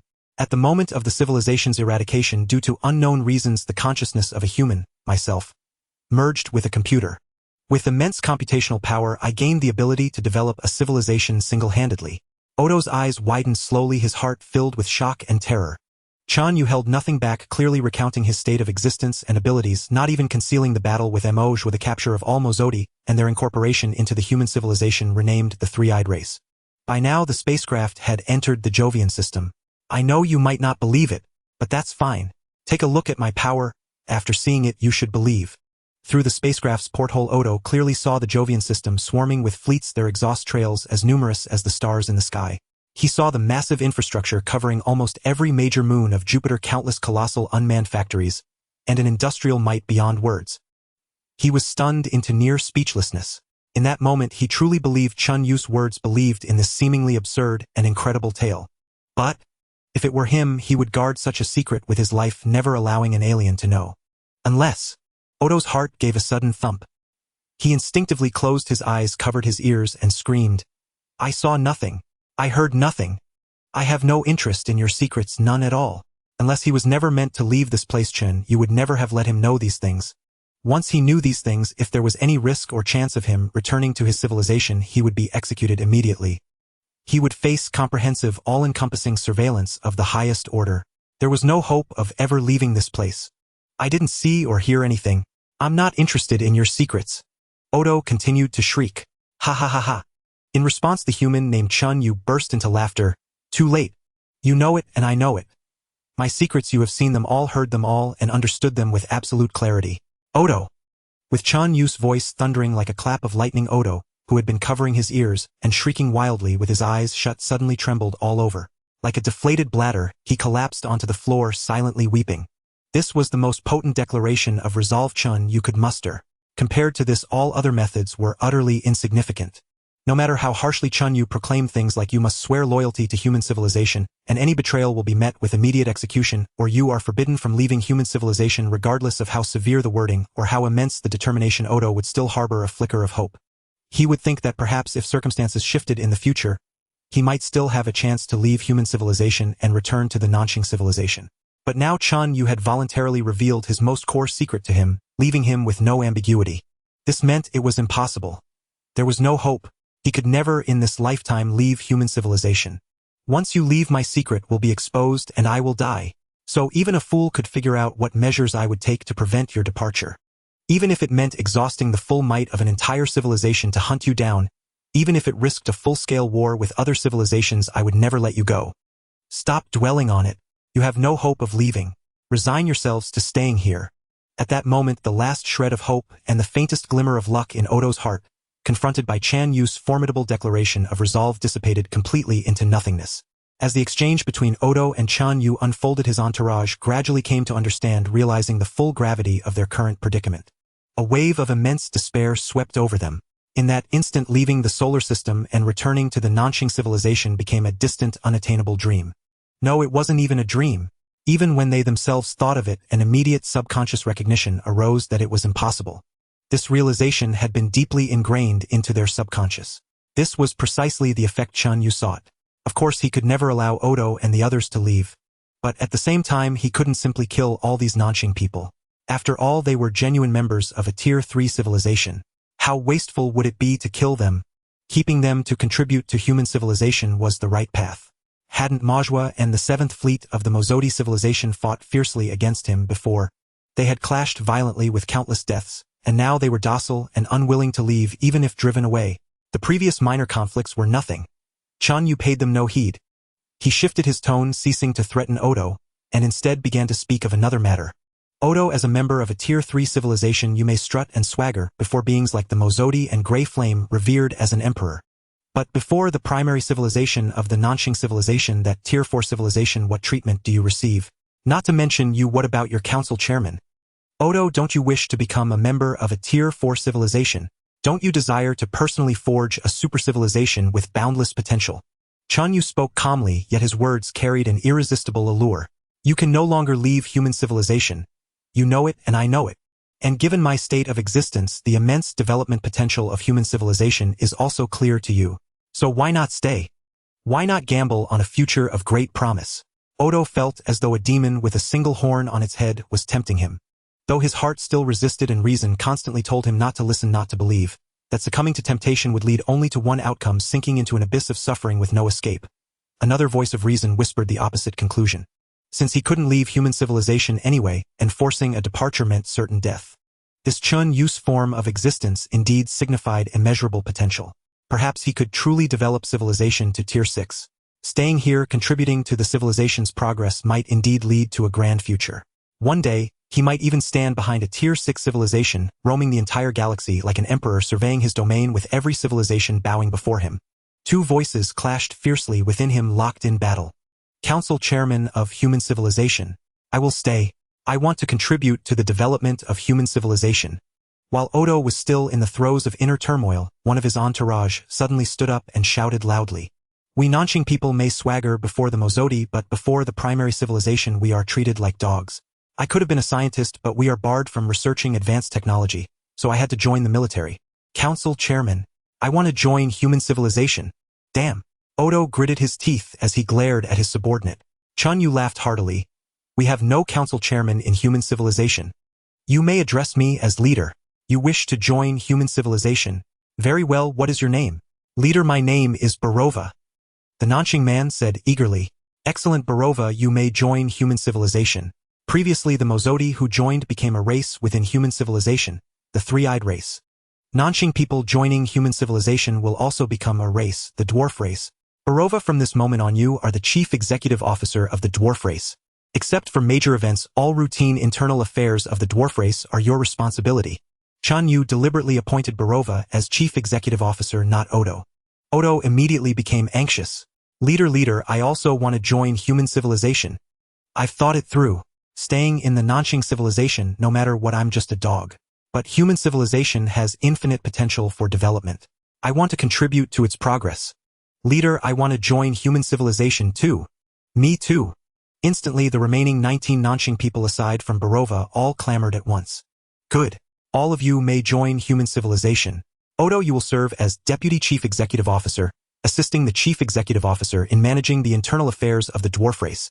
In the future, based on individual contributions, I will adjust specific positions accordingly. I will have a spacecraft built specifically for you as your residence. When more Nanxing people join human civilization in the future, I will have a city built for you just like for the three-eyed people. Upon hearing the phrase adjust positions based on contributions, Odo, as if struck by a sudden epiphany, immediately said, Leader, my joining human civilization might still have repercussions. I know how to eliminate the hidden dangers. Observing Odo's eagerness to contribute to human civilization, Chen Yue chuckled inwardly. No rush. You can first familiarize yourself with the materials on our human civilization. Odo was anxious, but Chen Yue was not. He arranged for Odo and the others to rest, treated the injured Nanxing natives to ensure no one would die, then tossed them a pile of documents and told them to read on their own. Meanwhile, Chen Yue commandeered a cargo ship, modified its interior by installing a self-rotating mechanism to generate artificial gravity through spin, and relocated Odo and his people inside. The dwarf population was still too small to warrant building a city. That could wait until more arrived. Indeed, Chen Yue even planned to annex the entire Nanxing civilization in the future. Having settled matters with Odo, Chen Yue turned his attention to the spaceship Odo had piloted. It was a genuine creation of a Tier 3 intermediate civilization holding immeasurable value for him. Every component within it might contain profound technological data. Every layout and structure might hold the engineering secrets refined through countless trials. Even if he couldn't immediately decode the ship's specific technology, the directional guidance alone was invaluable enough to shorten his journey to Tier 3 civilization by decades. This harvest is truly immense, Chen Yue mused silently. Not only a Tier 3 spaceship, but also 20 loyal intelligent beings from a Tier 3 civilization. He carefully towed the ship to the research base in the Jupiter system, intending to dismantle it thoroughly and study the technology it contained. If this could help him break through to Tier 3 civilization, that would be ideal. But the process was arduous, as Chen Yue himself was only at Tier 2 high level and the three-eyed scientists were the same. Though Odo and his people were from a Tier 3 civilization, they weren't scientists. They only knew common knowledge of that tier with no grasp of specific technological details. It was like a modern person traveling to ancient times and telling the ancients the mass energy equation EMC superscript 2. It might be useful someday when their technology advanced enough. But it was utterly useless for their current situation. Moreover, the ship couldn't possibly contain the entire technological system of the Nanxing civilization. Overall, while the gains were enormous, Chen Yue still needed to invest more effort and dedication to transform them into knowledge he truly mastered. Chen Yue gathered over 10,000 three-eyed scientists to join him in analyzing the ship's technology. Meanwhile, in the three-eyed city's government hall, he arranged a unique meeting. This meeting should have been held in a hall representing human civilization, not within the three-eyed people's own hall. But with the races still too few and the dwarf population minimal, Chen Yue opted for simplicity. Barova, Odo, and the other Nanxing natives entered the hall somewhat awkwardly in their spacesuits. Ahead, Majua Wenjuan and other three-eyed high-ranking officials waited. Under the watchful gaze of a robot representing Chen Yue, Barova, Odo, and the others exchanged somewhat stiff handshakes with Majua and Wenjuan, following human civilization's greeting custom.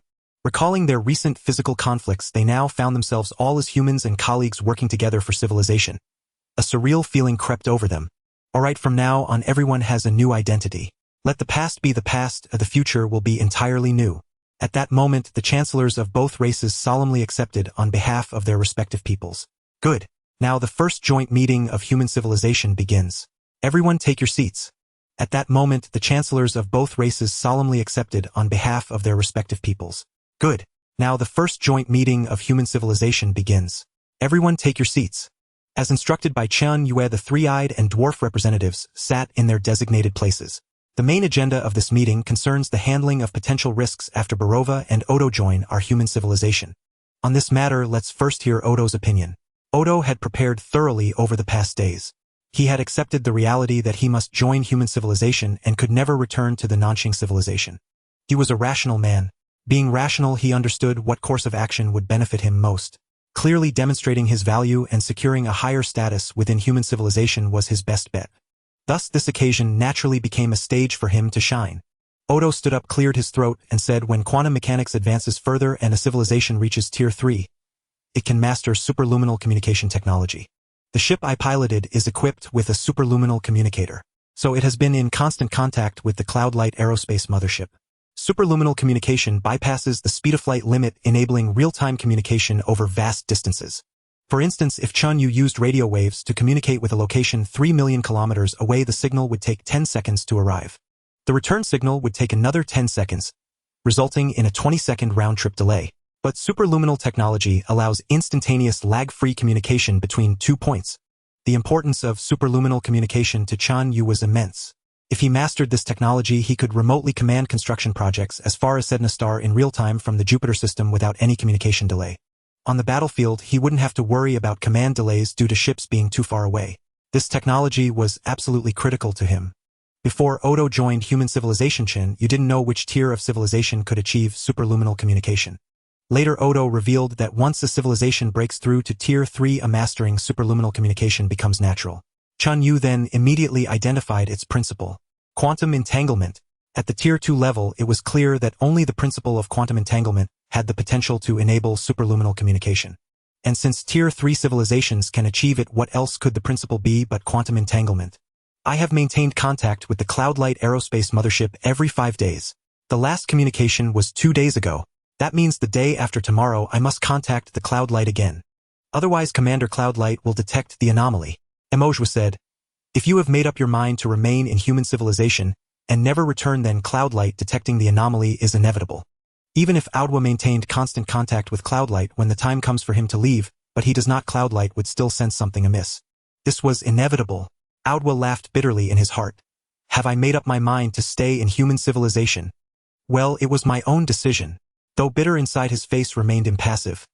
I know this cannot be hidden forever. One day it will be discovered. After Cloudlight detects the anomaly, what will the Nanxing civilization's response be? A mid-level military officer, the deputy captain of a main aerospace mothership, goes missing while inspecting a subsidiary civilization's mine. Cloudlight will certainly contact the main civilization, and the matter may even be reported to the council speaker. The ultimate result will undoubtedly be the Nanxing and Mozodi civilizations jointly dispatching an armed investigation team to uncover the truth. There is no doubt about this, it will happen. Aodwa was very certain. Chen Yue did not express any disagreement, as he himself thought the same. Once the matter was exposed and reached the level of the council speaker, it was almost certain that human civilization would suffer a devastating blow. What is your plan for handling this?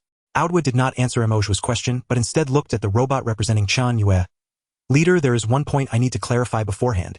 The impact of my disappearance cannot be completely eliminated. No method can achieve that. Although I have some ideas, at best, they can only sustain until the end of this war, the war between the Nanxing civilization and the Blue Moon civilization. After that, once the Nanxing civilization frees its hands, it will inevitably conduct a thorough investigation of this incident. By then, all measures will fail. Chen Yue nodded. How much longer do you estimate this war will last? If there are no major changes in the situation purely from a military perspective, without considering political factors, my conservative estimate is 300 to 500 years. Chen Yue breathed a sigh of relief. That is more than enough. In 300 to 500 years, our human civilization will surely have advanced to a third-level civilization. By then, no matter what choices we make, we will have more initiative. Seeing that Chen Yue accepted this outcome, Aodwa also felt relieved. Then the specific method is to find a way to make my disappearance appear as an accident. An accident that on the surface, note only on the surface, is confined to the level of the Cloudlight Aerospace mothership. Considering all factors, a spaceship crash into a gas giant planet would be a suitable conclusion. Chen Yue knew that if a spaceship crashed into a gas giant, the wreckage could never be recovered. Even the Nanxing civilization's technology could not achieve that. At the same time, Aodwa and the others would leave no traces behind. In this way, he could embezzle the spaceship and keep it for himself. However, overall this method was not particularly clever. Anyone could think of this idea. The difficulty did not lie here but in the implications behind it. Clearly, the high-ranking officers of the Cloudlight fleet do not care whether my ship truly crashed or was part of some conspiracy. From their standpoint, out of concern for their own safety and indifference to the interests of subsidiary civilizations, they will only handle it as if it were a conspiracy. A deputy captain's ship met with an accident in your Mozodi mine. I don't care if it was an accident. I will only respond as if it were a conspiracy. This was the true difficulty of the plan. What Chen Yue really wanted to know was how Aodwa intended to solve this problem. Therefore, the accident is only the first layer of truth. This is the surface-level explanation. For the suspicious and indifferent high-ranking officers like Cloudlight, they must be made to perceive a second layer of truth. The second layer of truth I plan to set as follows: due to my excessive oppression, the Mozodi people's uncontrollable anger was provoked, and a group of Mozodi soldiers disregarding consequences ambushed me and destroyed my ship. This layer of truth does not need to be stated explicitly, nor can it be, but it will be hinted at through subtle clues. Trust me, people like Cloudlight will perceive it through their own analysis. They will believe this is the real truth. Huoying frowned. A subsidiary civilization's warship attacking a main civilization's warship is also an unforgivable crime. Cloudlight will not let it go easily. Huoying smiled. Under normal circumstances, no. But if the benefits are substantial enough, they will take the initiative to help your Mozodi civilization cover it up. Chen Yue and Huoying had considered this possibility before. However, lacking information about the internal power structure of the Cloudlight aerospace mothership, and the operational mechanisms of the Nanxing civilization's power, they were fundamentally unable to execute this plan. For instance, to resolve the matter through gifts or transferring benefits, one would at least need to know whose stance was favorable, and whose position made them unlikely to help. Without such information, one wouldn't even know where to offer incense. Huoying slowly revealed the top-secret information, known only to him, a genuine high-ranking officer of the aerospace mothership. Another deputy captain Honglan belongs to a faction hostile to mine within the military system. He would likely be pleased to see me meet with an accident. However, based on my analysis, he is unlikely to help the Mozodi civilization cover this up, because his family has close ties with the Luote civilization. He would enjoy seeing the Grey Flame civilization I represent and the Mozodi civilization at each other's throats. If someone approached him with gifts, he would most likely accept them and then betray the Mozodi civilization. The other deputy captains probably won't work either. Huoying detailed the background stance and the groups represented by each deputy captain, explaining why they would not assist the Mozodi civilization. Huoying frowned. So there is no high-ranking officer on the mothership who might help us? Huoying said, indeed, that is the case. However, the key person does not necessarily have to be a high-ranking officer on the mothership.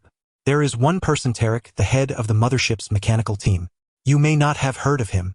Huoying was suddenly realized, a member of the Terry family. That's right. Chen Yue knew that the Terry family had always maintained close ties with the Mozodi civilization to the extent that they could be considered the Mozodi civilization's interest representative within the Nanxing civilization. Aldo smiled and said, Trick is one of the more important heirs of the Terry family. I have reliable intelligence that he serves aboard the Cloudlight aerospace mothership merely to gild his resume. Although he is only a mechanical team leader barely considered middle management, his influence is such that even Cloudlight cannot afford to ignore him. Therefore, the only way to cover this up is to seek out Trick. Furthermore, I have learned that the Terry family has also intervened in this war against the Blue Moon civilization with their forces present on the battlefield. If you could send Trick 10 million tons of supplies to distribute to the fleets closely allied with his family, enabling them to perform better on the battlefield, then Trick's standing within his family would undoubtedly rise.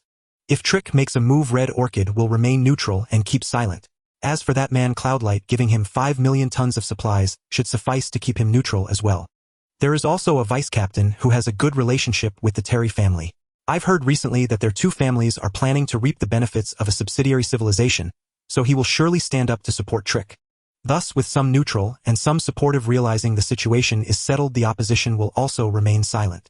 Giving each of them 1 or 2 million tons of supplies will lead them to accept this outcome. Watching Aldo, who spared no effort in scheming for the salvation of human civilization, speaking without reservation, Chen Yue chuckled inwardly.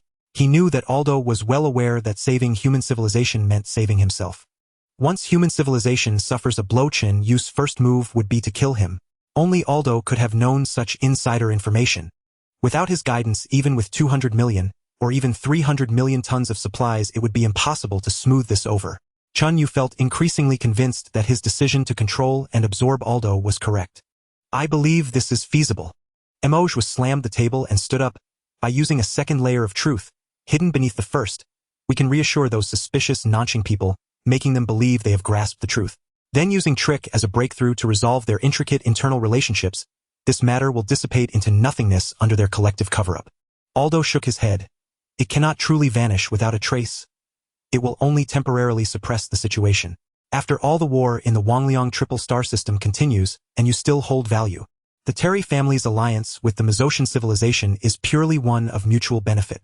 Once the war ends and someone brings this matter up again, unless the Mozoshan civilization offers immense benefits, once more the Terry family will not continue to cover for you.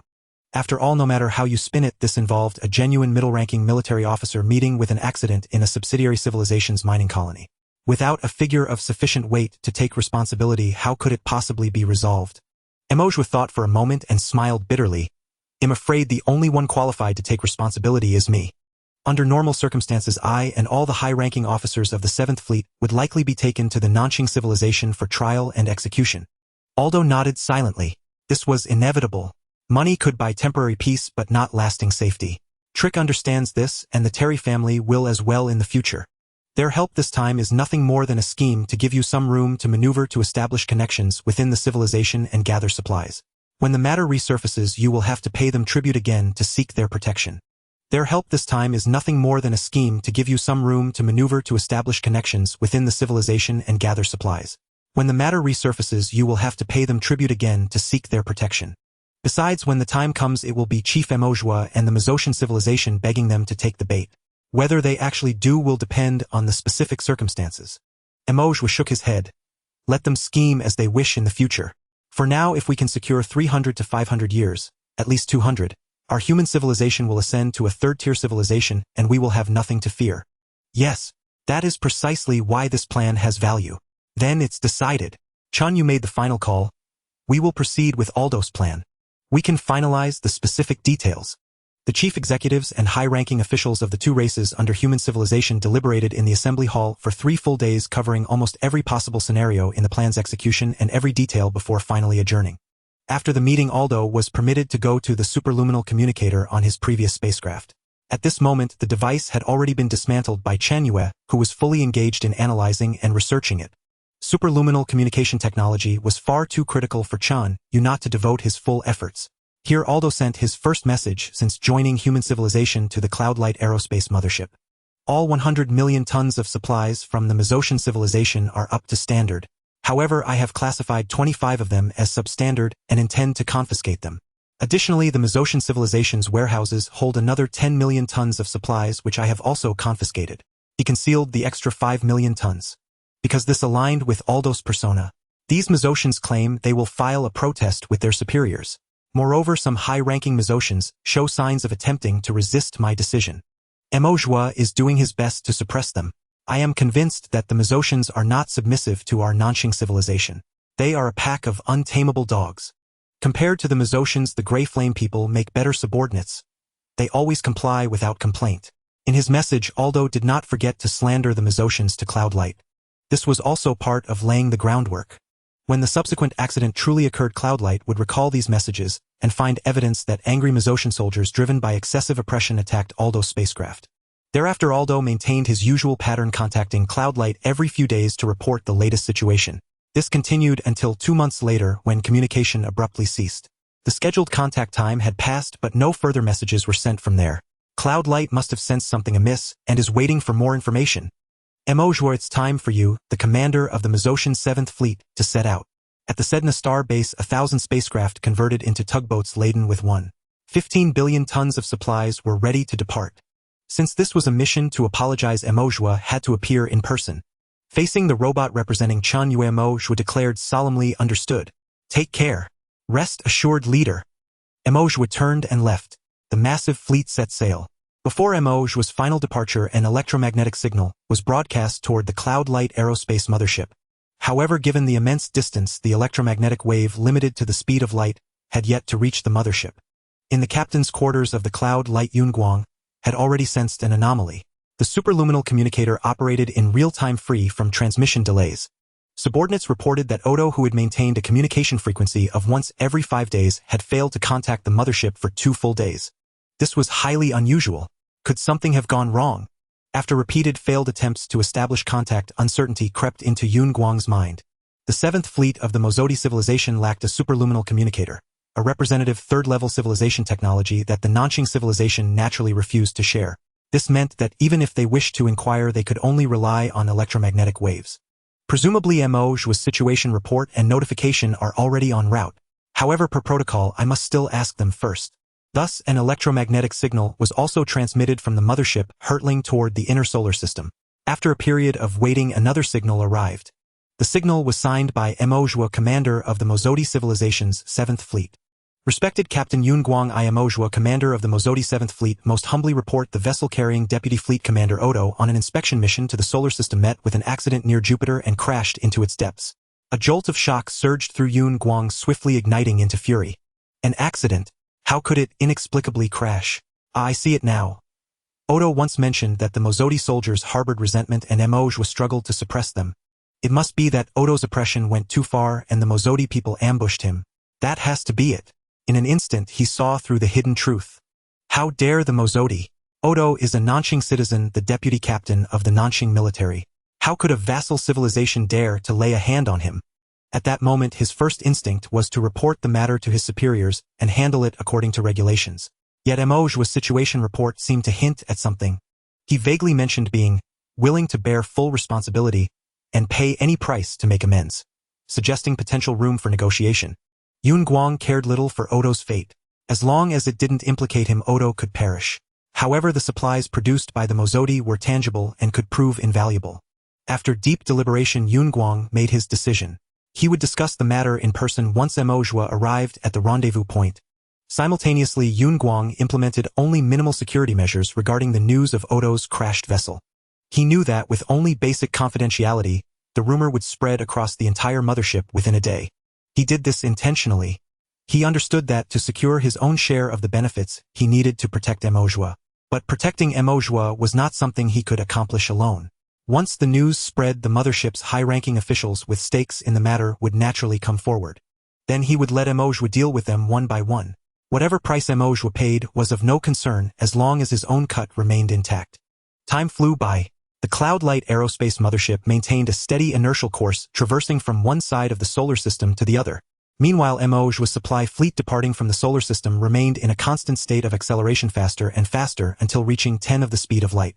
Thanks to pre-established routes and coordinates, the supply fleet arrived near the mothership just as its speed matched that of the larger vessel. After a series of fine adjustments, the two achieved relative stillness. Ojua was finally permitted to board a small shuttle to the mothership. Inside the shuttle, gazing at the colossal mothership, shimmering like a radiant star in the distance, Ojua took a deep breath. He knew that his own journey was about to begin. Fortunately, thanks to the intelligence from Odo in the solar system, the calculations and simulations from the leader, and the collective wisdom of numerous high-ranking civilization officials, he was not walking blindly. He had a clear course of action and strategy. As expected, upon entering the mothership, Ojua faced an extremely rigorous interrogation and examination. The Nanxing interrogators meticulously questioned him about every detail of Deputy Commander Odo's crash and scrutinized all evidence he submitted. Ojua had anticipated this. His logic and statements were flawless. To ensure the video evidence was convincing enough, the leader had actually constructed a vessel identical in appearance to Odo's ship and deliberately crashed it into Jupiter. After the initial rigorous review, Ojua was confined to a cabin and prohibited from leaving. He understood that the mothership's high-ranking officials were now engaged in negotiations and compromises over the matter. He felt no urgency.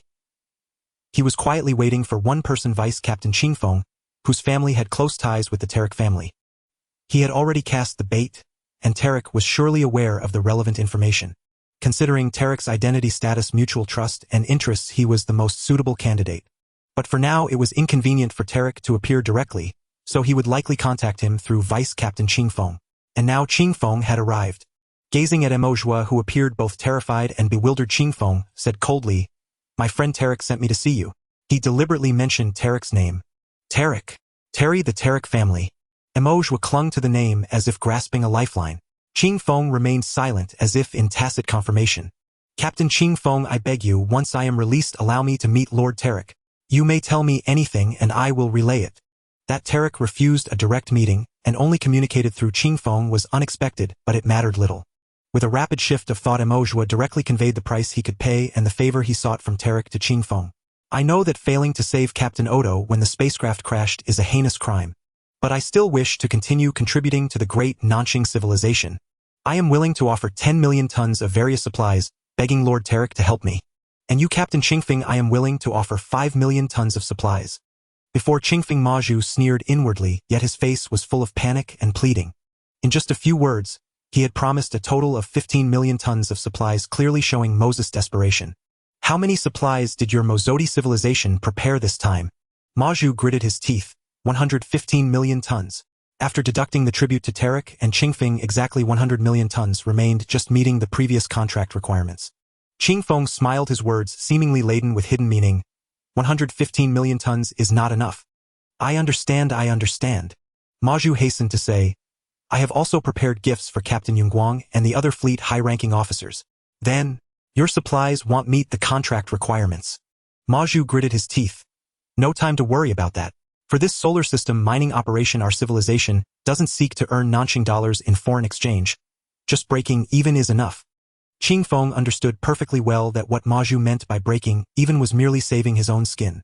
Nevertheless, spending 25 million tons of supplies or more to save his own life. It seemed Ma Zhu was truly cornered and would dare anything. I will relay this to Tarek. Wait for news. After some time, Qingfeng returned. With Tarek and me, we can keep the other high-ranking officers silent.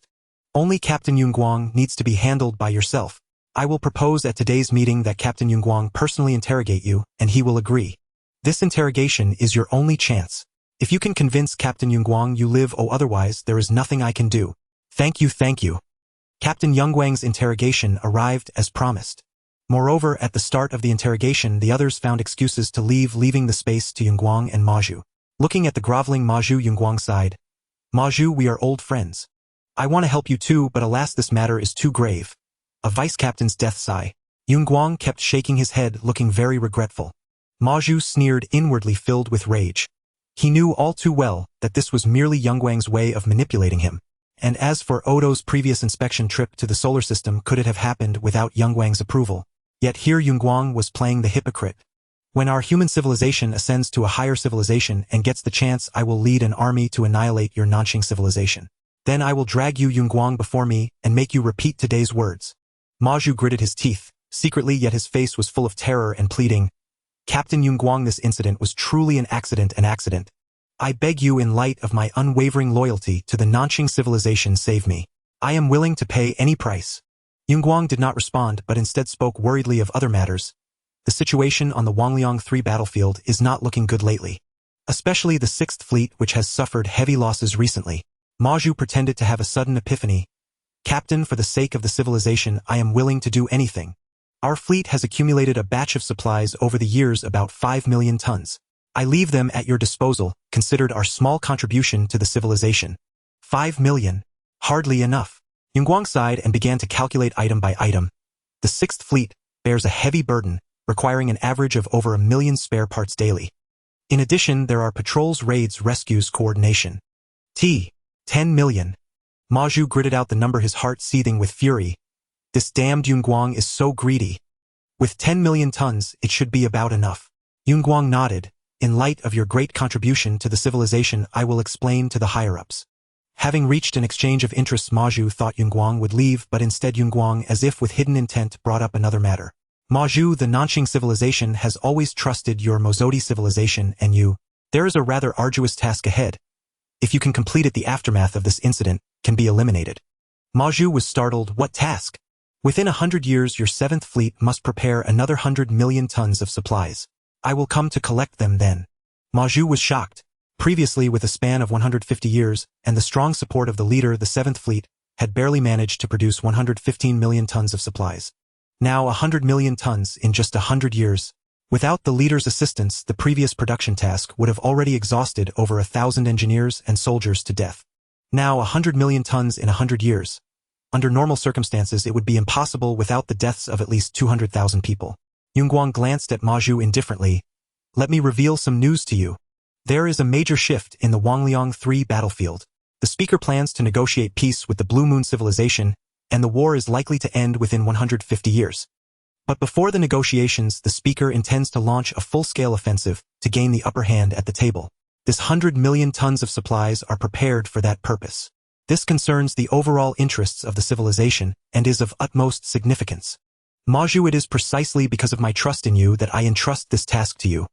Moses' heart tightened, instantly realizing the dual implications of this news. First, on the surface, no matter how much he maneuvered and schemed, he could only ensure his safety until the war ended. Once the war was over, he would still face reckoning. Under normal circumstances, he would have spent the remaining centuries of the war gradually building connections to secure a final path to survival. If the war were to end within 150 years, Wouldn't that mean he had no room to maneuver? There simply wouldn't be enough time. Didn't that mean he was doomed? Damn it!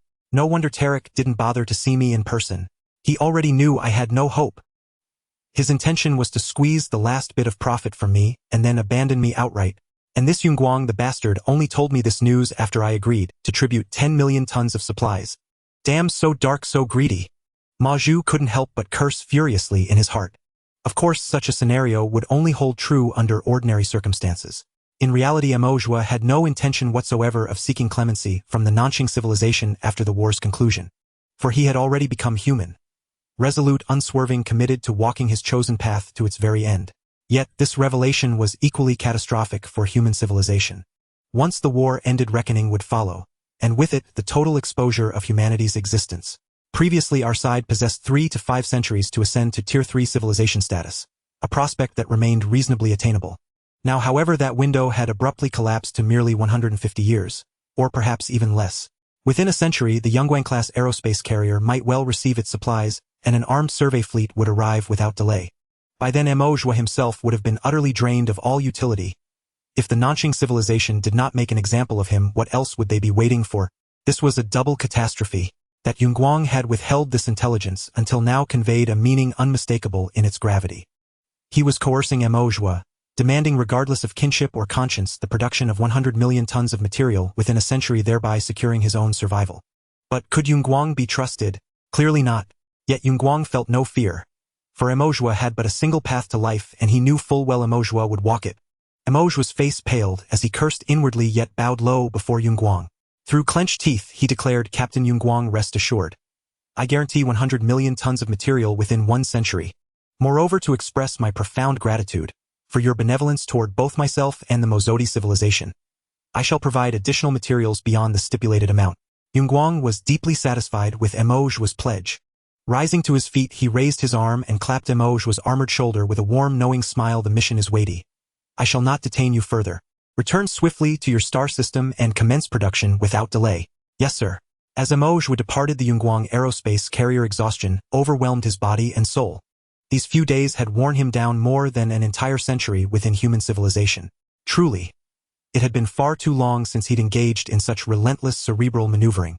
At that moment, the supply vessels had already docked alongside the carrier, securing their cargo holds, an operation requiring approximately half a month. Gazing upon the myriad shimmering engine trails, like stars scattered across the void, Amalthea sighed inwardly. Must everything be so needlessly complex? Why not keep it simple? Compared to this, he still preferred the unadorned clarity of human civilization. There little deliberation was required, conduct followed codified rules, actions adhered to explicit statutes. Tasks were undertaken when needed, transgressions incurred just consequences. Unwavering dedication to the civilization invariably yielded commensurate reward. He yearned desperately for the days he had spent within the solar system, and even more urgently he longed to convey the intelligence gleaned from Yunguang to Chen Yue. Fearing eavesdropping by the Nanqing civilization, he dared not transmit the information via any conventional communication channel. After enduring 15 agonizing days, the transfer of supplies was finally complete. At Yunguang's command, the fleet prepared to depart. Unburdened by cargo holds, the fleet's acceleration capacity improved markedly, soon attaining 100 kilometers per second and climbing rapidly. Meanwhile, the Yunguang aerospace carrier itself began accelerating, its velocity now estimated at roughly 11% of light speed. The two fleets receded from each other, their separation already exceeding 1 trillion kilometers. Only when the Yunguang's exhaust plume vanished beyond sight did Amalthea exhale deeply, his tension finally beginning to ease. Without delay, he transmitted the full account of the encounter, especially the critical intelligence obtained from Yunguang. Human civilization likely has no more than 1 century remaining. This detail held paramount significance. Sometime later, within the Jovian system of the solar system, Chen Yue received the transmission, and his expression immediately darkened. Had it not been for that singular piece of intelligence, Amalthea's mission could overall be deemed successful. Though minor anomalies had arisen, the general trajectory had remained aligned with Odo's forecast. Yet this one revelation had precipitated a dramatic reversal, upending the entire strategic framework and rendering prior plans obsolete. So what now? Within the Human Civilization Joint Council, Odo offered a wry, rueful smile. "This truly defies anticipation. Who could have foreseen," the speaker, "suddenly initiating peace negotiations with the Blue Moon civilization? It is highly probable that the sovereign civilization has intervened directly. Indeed, this constituted an uncontrollable variable, one impossible to foresee. We possess but a single viable option: departure from the solar system. Chen Yue spoke slowly, yet the timing of that departure remains decisive. Do we begin preparations immediately and depart as soon as feasible? Or do we remain here focusing all resources on technological advancement and depart only once we have attained Tier 3 civilization status, secured superior technology, and achieved significantly higher interstellar velocities? Each option bore distinct advantages and drawbacks. Immediate departure afforded greater temporal leeway, and the vastness of the stellar sea meant that even if a Tier 3 armed survey fleet pursued us later, locating us again would prove exceedingly unlikely. Yet our current interstellar economic cruising speed stood at only 10% of light speed, painfully slow. Moreover, our margin for error remained perilously narrow. A single mishap in deep space could annihilate the entire fleet. Departing after achieving Tier 3 status would grant us far greater resilience, strategic autonomy, and flexibility, offering manifold advantages. The sole question remained: could we bridge the chasm from an advanced Tier 2 civilization to Tier 3 within approximately 80 years? The 20-year reduction accounted for the inevitable preparatory phase required prior to departure. The two paths were mutually exclusive. We must choose one. Departure now would condemn us to resource scarcity en route, severely limiting scientific research and halting progress entirely. Remaining conversely demanded absolute focus on R&D, leaving neither manpower nor computational capacity for voyage preparation. Faced with this dilemma, even Chen Yue found himself momentarily paralyzed by indecision. The leadership of the three-eyed race and the dwarven race likewise maintained solemn silence. They understood clearly unless one could present irrefutable empirical justification, personal preference carried no weight and held no value in such a matter. After prolonged contemplation, Chen Yue reached his decision. He spoke calmly: we remain in the solar system. We commit every resource to scientific advancement, departing only upon achieving Tier 3 civilization status. To depart now would sever all avenues of return, surrendering our fate entirely to chance. Yet by remaining here, our ascension to Tier 3 civilization rests to a significant degree within our own hands. I still wish to hold our destiny firmly within our own grasp. Chen Yue had made up his mind: no matter what, he must first break through to a third-tier civilization level. Yet while the decision was easy to make, its realization was far from simple. To advance from a high-level second-tier civilization to a genuine third-tier civilization in merely 80 years, even ordinary three-eyed beings with no ties to the scientific community could grasp the immense difficulty of this endeavor. But now that Chen Yue had made his decision, Amalthea when Wan Outwa and the others could say no more. Since they had entrusted their fate to Chen Yue and to human civilization, there was no turning back. Whatever the outcome, they would give their all and press forward. After the meeting concluded, Chen Yue promptly convened a scientific research conference attended by all scientists. During this conference, Chen Yue made it clear that the key to civilizational advancement lay in fundamental physics and quantum mechanics. As the name implies, fundamental physics is the foundation of all science. Without breakthroughs in fundamental physics, even the most dazzling applications of applied physics would be futile. It is like a stretch of land. Only when the land is vast and fertile can it nurture a dazzling array of plants, which in turn give rise to diverse animals, creating a vibrant and thriving world. Without this foundation, everything is mere empty talk. Thus Chen Yue naturally focused his efforts on research into fundamental physics. At the same time, research in all other fields could not be relaxed. It must closely follow the progress of fundamental physics and advance in tandem, so as to forge a genuine third-tier civilization. In simple terms, it was a matter of using a single point to drive the whole. The point of fundamental physics would propel the entire scientific community to the level of a third-tier civilization. Without this foundation, everything is mere empty talk. Thus Chen Yue naturally focused his efforts on research into fundamental physics. According to this plan, tens of thousands of large-scale research centers and scientific instruments would be constructed. Every scientific field, physics, chemistry, biology, mechanics, metallurgy, spacecraft, would be mobilized for breakthroughs, united as one with all efforts concentrated and no reserves held back. Success or failure hinged on this single endeavor. Under these circumstances, construction began on the most crucial scientific instrument. Large particle colliders. Not just one but a full 10 of them. Previously, human civilization already possessed several such devices which had contributed immensely to Chen Yue's technological progress. But now Chen Yue intended to build even more advanced and larger instruments capable of revealing the secrets of the microscopic world with greater clarity. To ensure freedom from gravitational influence, these 10 particle colliders would be constructed in space orbiting Jupiter at an extremely remote distance, entirely in a state of weightlessness. Each one had a diameter of over 20 meters, some linear and some circular. Supporting them were at least 3 nuclear fusion power stations, along with a control center, a data center, a logistics center, and 2 research bases. For the Mozodi civilization, also a high-level second-tier civilization, such a colossal research facility would require 100,000 engineers and scientists to maintain its operation. But Chen Yue assigned only 1,000 three-eyed scientists to it. He would handle all the remaining work himself. Similarly for the Mozodi civilization, even without the constraints of Star Alliance rules, building such a scientific instrument would consume an entire year's worth of production value. In other words, the entire civilization's surplus value for that year would have to be contributed to build it, leaving nothing for anything else. Yet Chen Yue launched the construction of 10 such colliders at once. How could one be enough? We must build 10. No matter which team's collision research project shows potential value, it should be tested in the colliders. To achieve a breakthrough in less than a century, unconventional methods are essential, Chen Yue thought to himself. Even Aodwa, hailing from a third-tier civilization, was stunned into speechlessness by the sheer scale of Chen Yue's investment. After all, these 10 colliders were merely a small part of Chen Yue's vast scientific development plan. Even the Nanqing civilization dared not be so extravagant. Moreover, Chen Yue's immense engineering capabilities left Aodwa questioning his own beliefs. He saw that for a single solar neutrino research project, a subfield of stellar physics under astrophysics itself a branch of physics, Chen Yue boldly planned to dig a 12-kilometer deep hole on Mercury and construct a research base with a total volume of 6 million cubic meters beneath the planet's surface. Aodwa, who had only recently arrived in human civilization, was utterly astounded. Is this Chen Yue's? No, the leader's engineering capability. If we proceed at this pace, perhaps an 80-year breakthrough in civilizational level is truly possible. Staying with human civilization might indeed hold promise. In his heart, his address for Chen Yue quietly shifted from Chen Yue to leader. Previously, he had often reminded himself to firmly believe in this, that staying with human civilization was the best choice. But that had been a form of self-hypnosis under compulsion. Now he began to genuinely believe it almost involuntarily. Facing this hard-won window of peace and development, barely a century long, Chen Yue truly gave his all, and the entirety of human civilization did the same. At this moment, every person and every resource was poured into this comprehensive scientific assault. Naturally, scientists were at the forefront, but even ordinary citizens who were not scientists devoted themselves entirely to logistical support.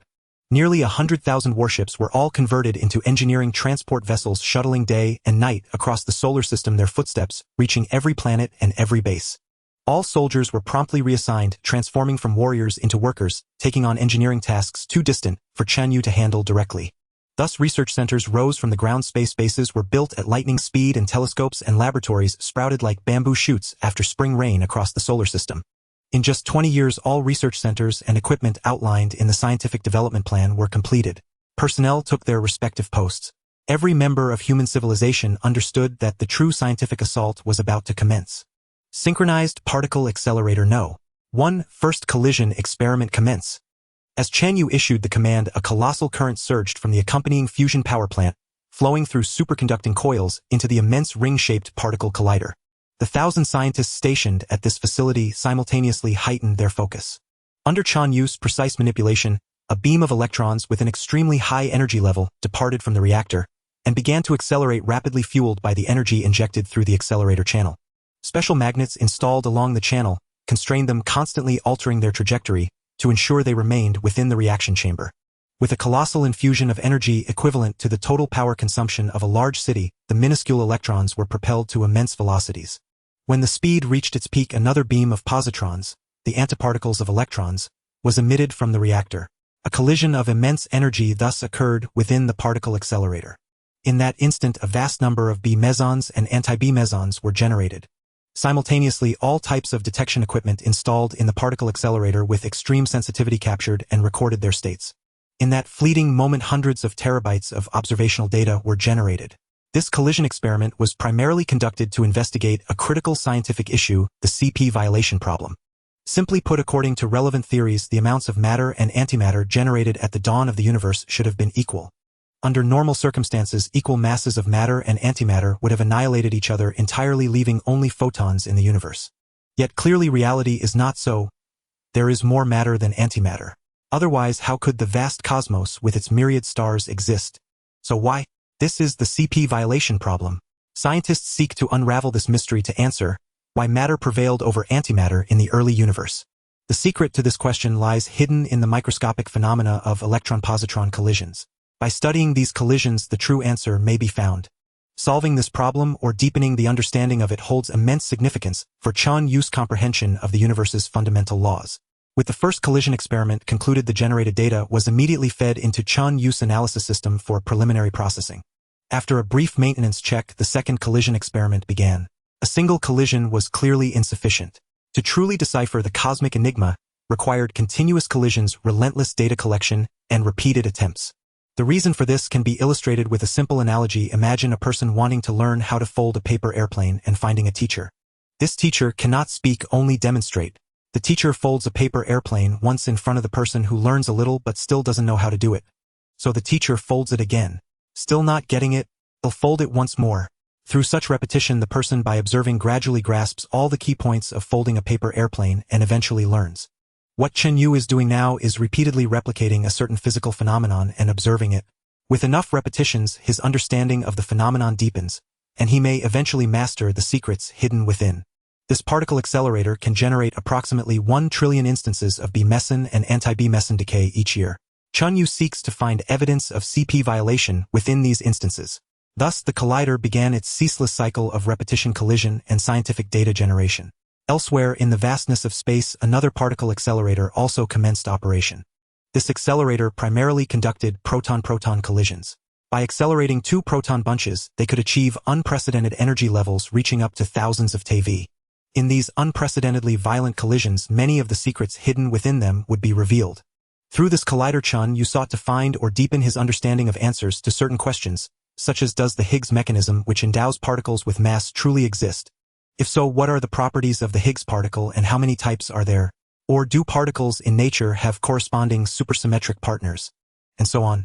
These questions are of paramount importance. A deeper understanding of any one of them could lead to a monumental leap in technology for Chen Yue, extending through layers of application to applied physics.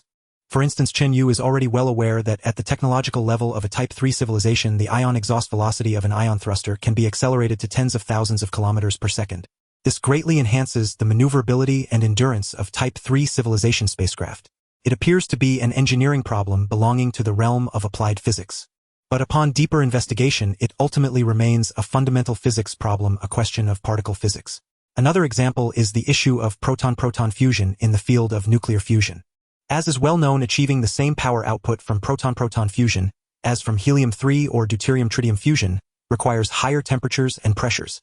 Higher temperatures and pressures in turn demand superior materials and more advanced structural models.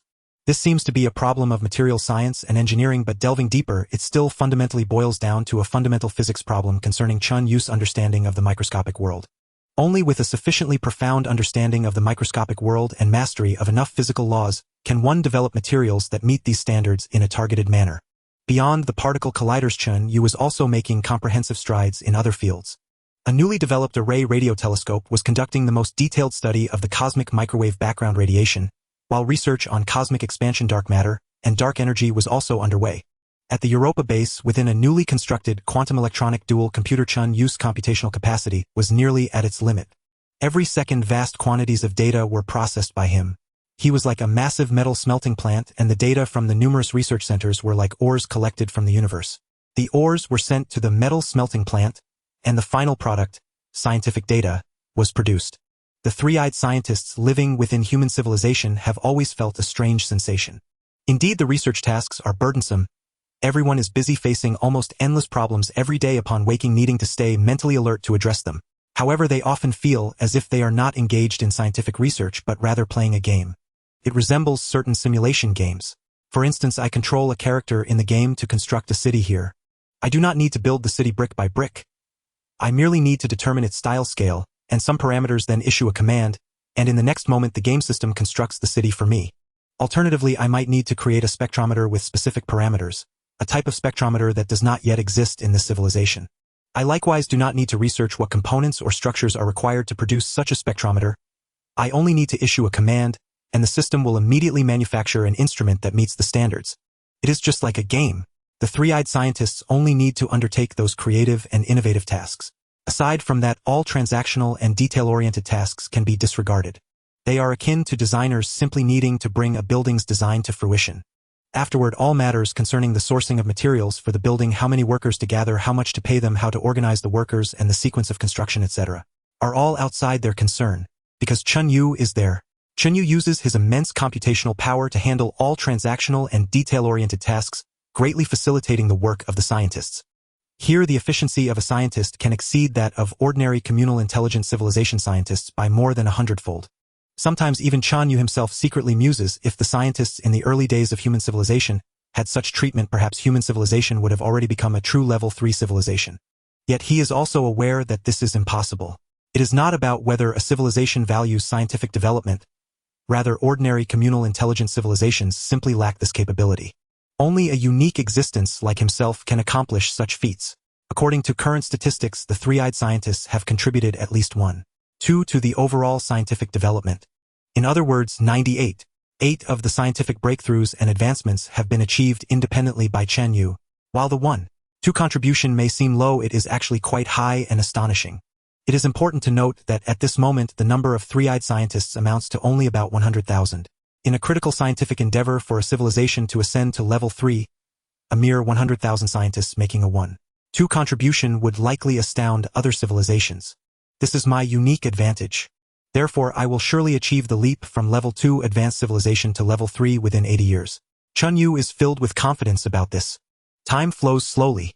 In this remote corner of the galaxy within the unremarkable solar system, countless systems, spaceships, factories, and research centers operate under Chen Yue's unified organization and drive like a colossal machine that is both unimaginably vast and remarkably precise and efficient. On Europa, at a supercomputing center in a mathematics research institute, a mathematician named Xiao Wei, who took a human name in accordance with human civilization's culture, has just concluded his work for the day. Today's work remains unfruitful. He has pondered for a long time, wasted countless sheets of paper, yet has still been unable to conceive a rigorous model or method. This implies that he has not even found it necessary to verify his calculations using supercomputing power. Xiao Wei, your supervisor is looking for you. A colleague hurriedly pursued him from behind, calling out his name from a distance. Xiao Wei halted, turned around, and replied sullenly, "Okay." Once he walked away, a few colleagues who are also experts in the field of mathematics quietly began discussing. This implies that he has not even found it necessary to verify his calculations using supercomputing power. Xiao Wei, your supervisor is looking for you. A colleague hurriedly pursued him from behind, calling out his name from a distance. Now is a critical time for our civilization's scientific breakthroughs. His mind is in a muddle, insisting on researching those things. Even if he does come up with something, will it be useful? He should focus more on topics related to computers helping the leaders enhance computational power. That is the serious matter. Exactly. The model of the changes of Lie groups in infinite dimensional space. What can this even be used for? Extending Lie groups to infinite dimensional space. There are no application scenarios for this. The study of group theory is an immensely important branch of mathematics, and the term Lie group is not a person's name but rather a branch of group theory. What Xiao Wei is currently doing is attempting to expand the research methods of Lie groups into infinite dimensional space to describe certain laws within that realm. Xiao Wei walked into the supervisor's office with a heavy heart. The supervisor looked at him with friendliness in his three eyes. He smiled and said, "Have a seat. How is your research going lately? Any breakthroughs?" "Not yet. There haven't been any breakthroughs recently." Xiao Wei was evidently a bit gloomy. He rubbed his head in frustration, muttering, "I must be thinking about it the wrong way. I plan to try a different approach tomorrow." The supervisor chuckled. "Xiao Wei, I know you are a mathematical genius with great talent in mathematics. But pure mathematics lacks meaning. Do not let it devolve into mere symbolic games nor into a tool for showing off skills. Truly useful mathematics still needs to have application scenarios. I feel you have entered this misunderstanding now." Xiao Wei became a bit agitated, feeling insulted. "Supervisor, this is pure mathematics. It is neither a symbolic game nor a tool for showboating. It is the most pure mathematics." I know. The supervisor pressed his hands down to calm the increasingly agitated Xiao Wei, but mathematics has never been pure. Mathematicians must also have real contributions to hold value. Indeed, the leaders possess extraordinary engineering capabilities, able to construct many supercomputing centers. Even the niche project you are studying can freely access computational power. But do not take the leaders' generosity for granted. Think about it, if we were in an ordinary civilization, would your project have a chance to secure funding or gain access to supercomputing power? Faced with the supervisor's words, Xiao Wei fell silent. He knew that everything the supervisor said was true. In an ordinary civilization, no one would show the slightest interest in his research, which had no visible application, and whose purpose remained utterly obscure. A flicker of conflict and struggle passed through his three eyes simultaneously. But in the next moment, his gaze hardened with renewed resolve.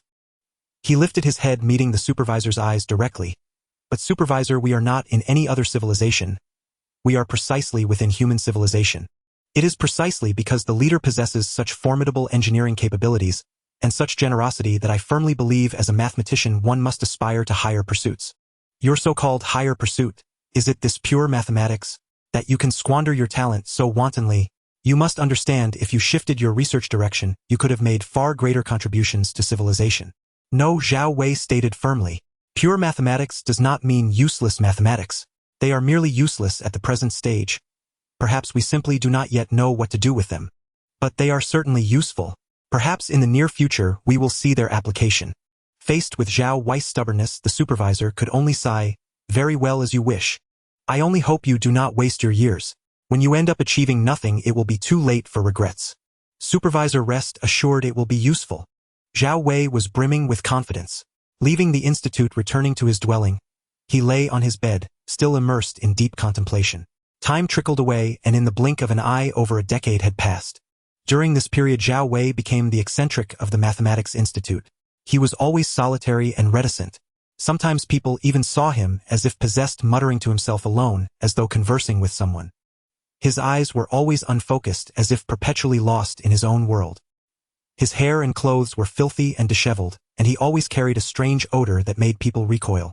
The supervisor had given up on saving him. His colleagues had grown accustomed to ignoring him.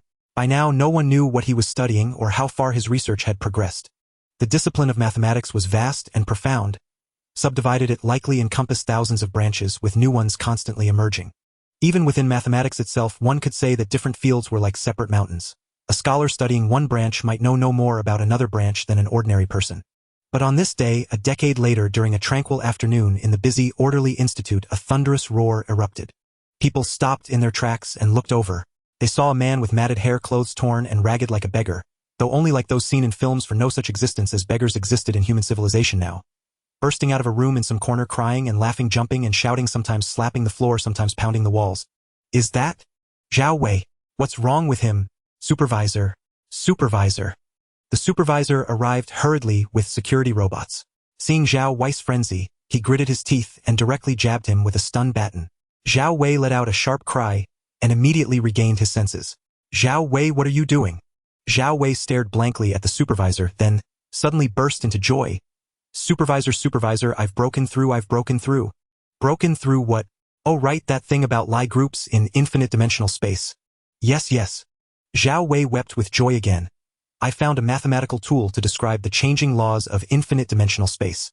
I found it, I found it." "Oh." The supervisor drew out the word, then said insincerely, "Congratulations, congratulations. Well then, organize it and publish a paper. The review committee will score your paper then." Having dealt with Zhao Wei, the supervisor turned and left.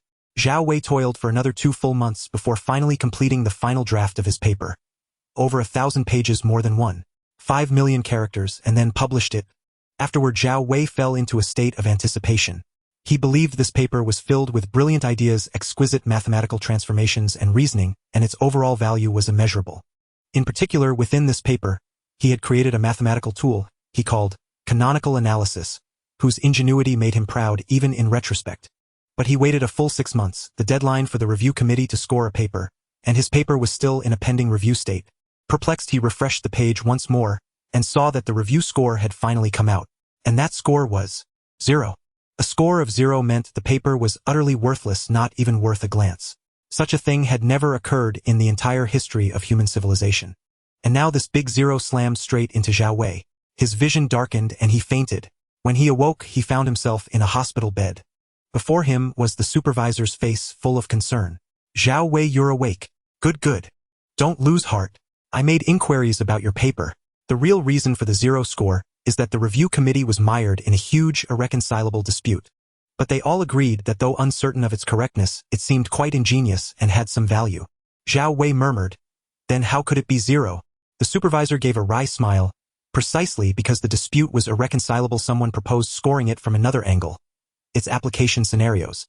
Your paper, even if correct, has no application scenario and no discernible value, so." Zhao Wei's expression darkened. The supervisor consoled him. "I feel this is actually a good thing. With this lesson you can turn back from the wrong path and set out on the right one. As it happens, I have a research project that needs a genius like you. Zhao Wei, join us." Zhao Wei knew the supervisor was looking out for him. But at this moment he no longer had those thoughts in his heart. He shook his head somewhat dejectedly. "Supervisor, I plan to leave the institute, learn some mechanical principles on my own, and then work at a spacecraft manufacturing factory. Zhao Wei, you're wasting your talent. I'm sorry, supervisor, I've already decided. Though he still deeply loved the discipline of mathematics, he felt his heart had been shattered. He no longer wished to engage in those research endeavors. Time flowed slowly, and before they knew it, only 10 years remained of the 80-year deadline. Over the past 70 years, Chen Yue had orchestrated an unparalleled and unprecedented construction campaign of colossal scientific research tools and facilities. Under his leadership, over 100,000 Tri-I scientists worked tirelessly, propelling human civilization's technology to achieve breakthrough after breakthrough. Across all industrial sectors and scientific disciplines, Chen Yue's knowledge had advanced significantly compared to before. Now Chen Yue could even build combat spacecraft with overall performance 40% superior to those from 70 years ago. A single combat spacecraft involved tens of thousands of industrial and scientific categories. A 40% improvement in overall performance signified a monumental leap for the entire civilization.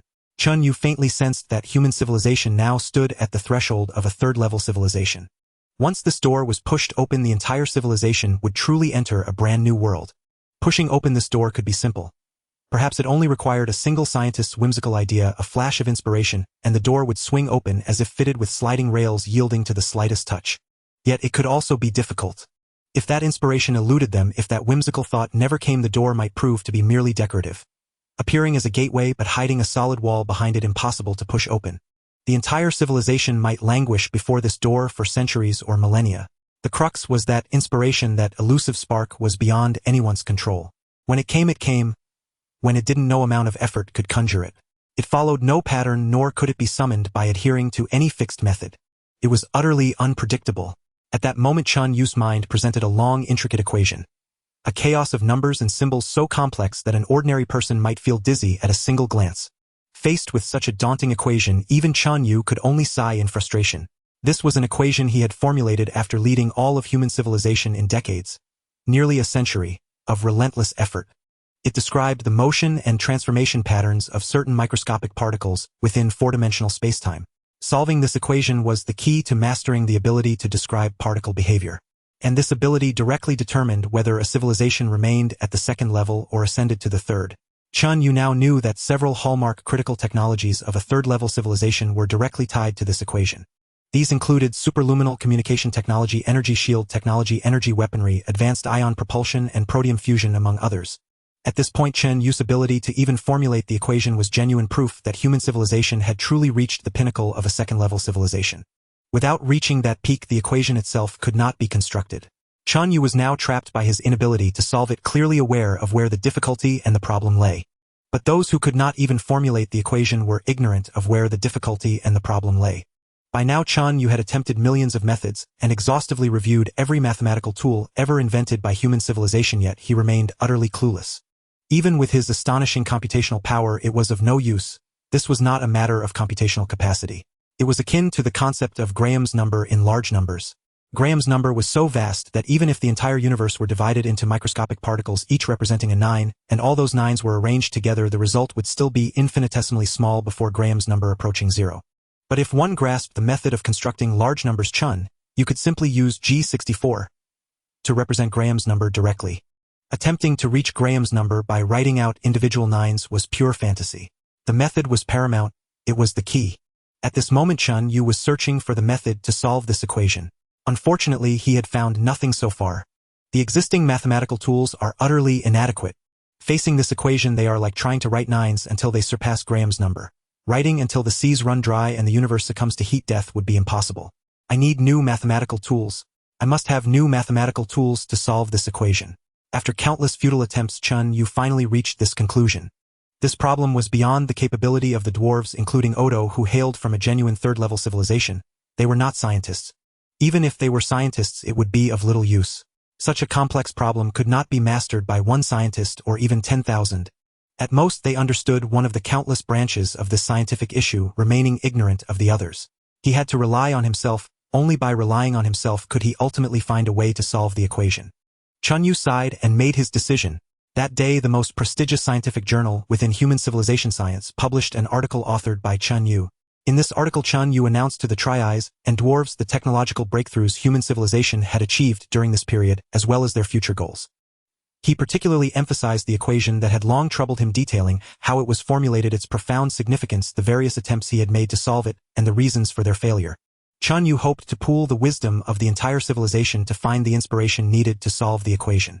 Every Tri-Eye and Dwarf knew that Chen Yue was the name of the leader of human civilization.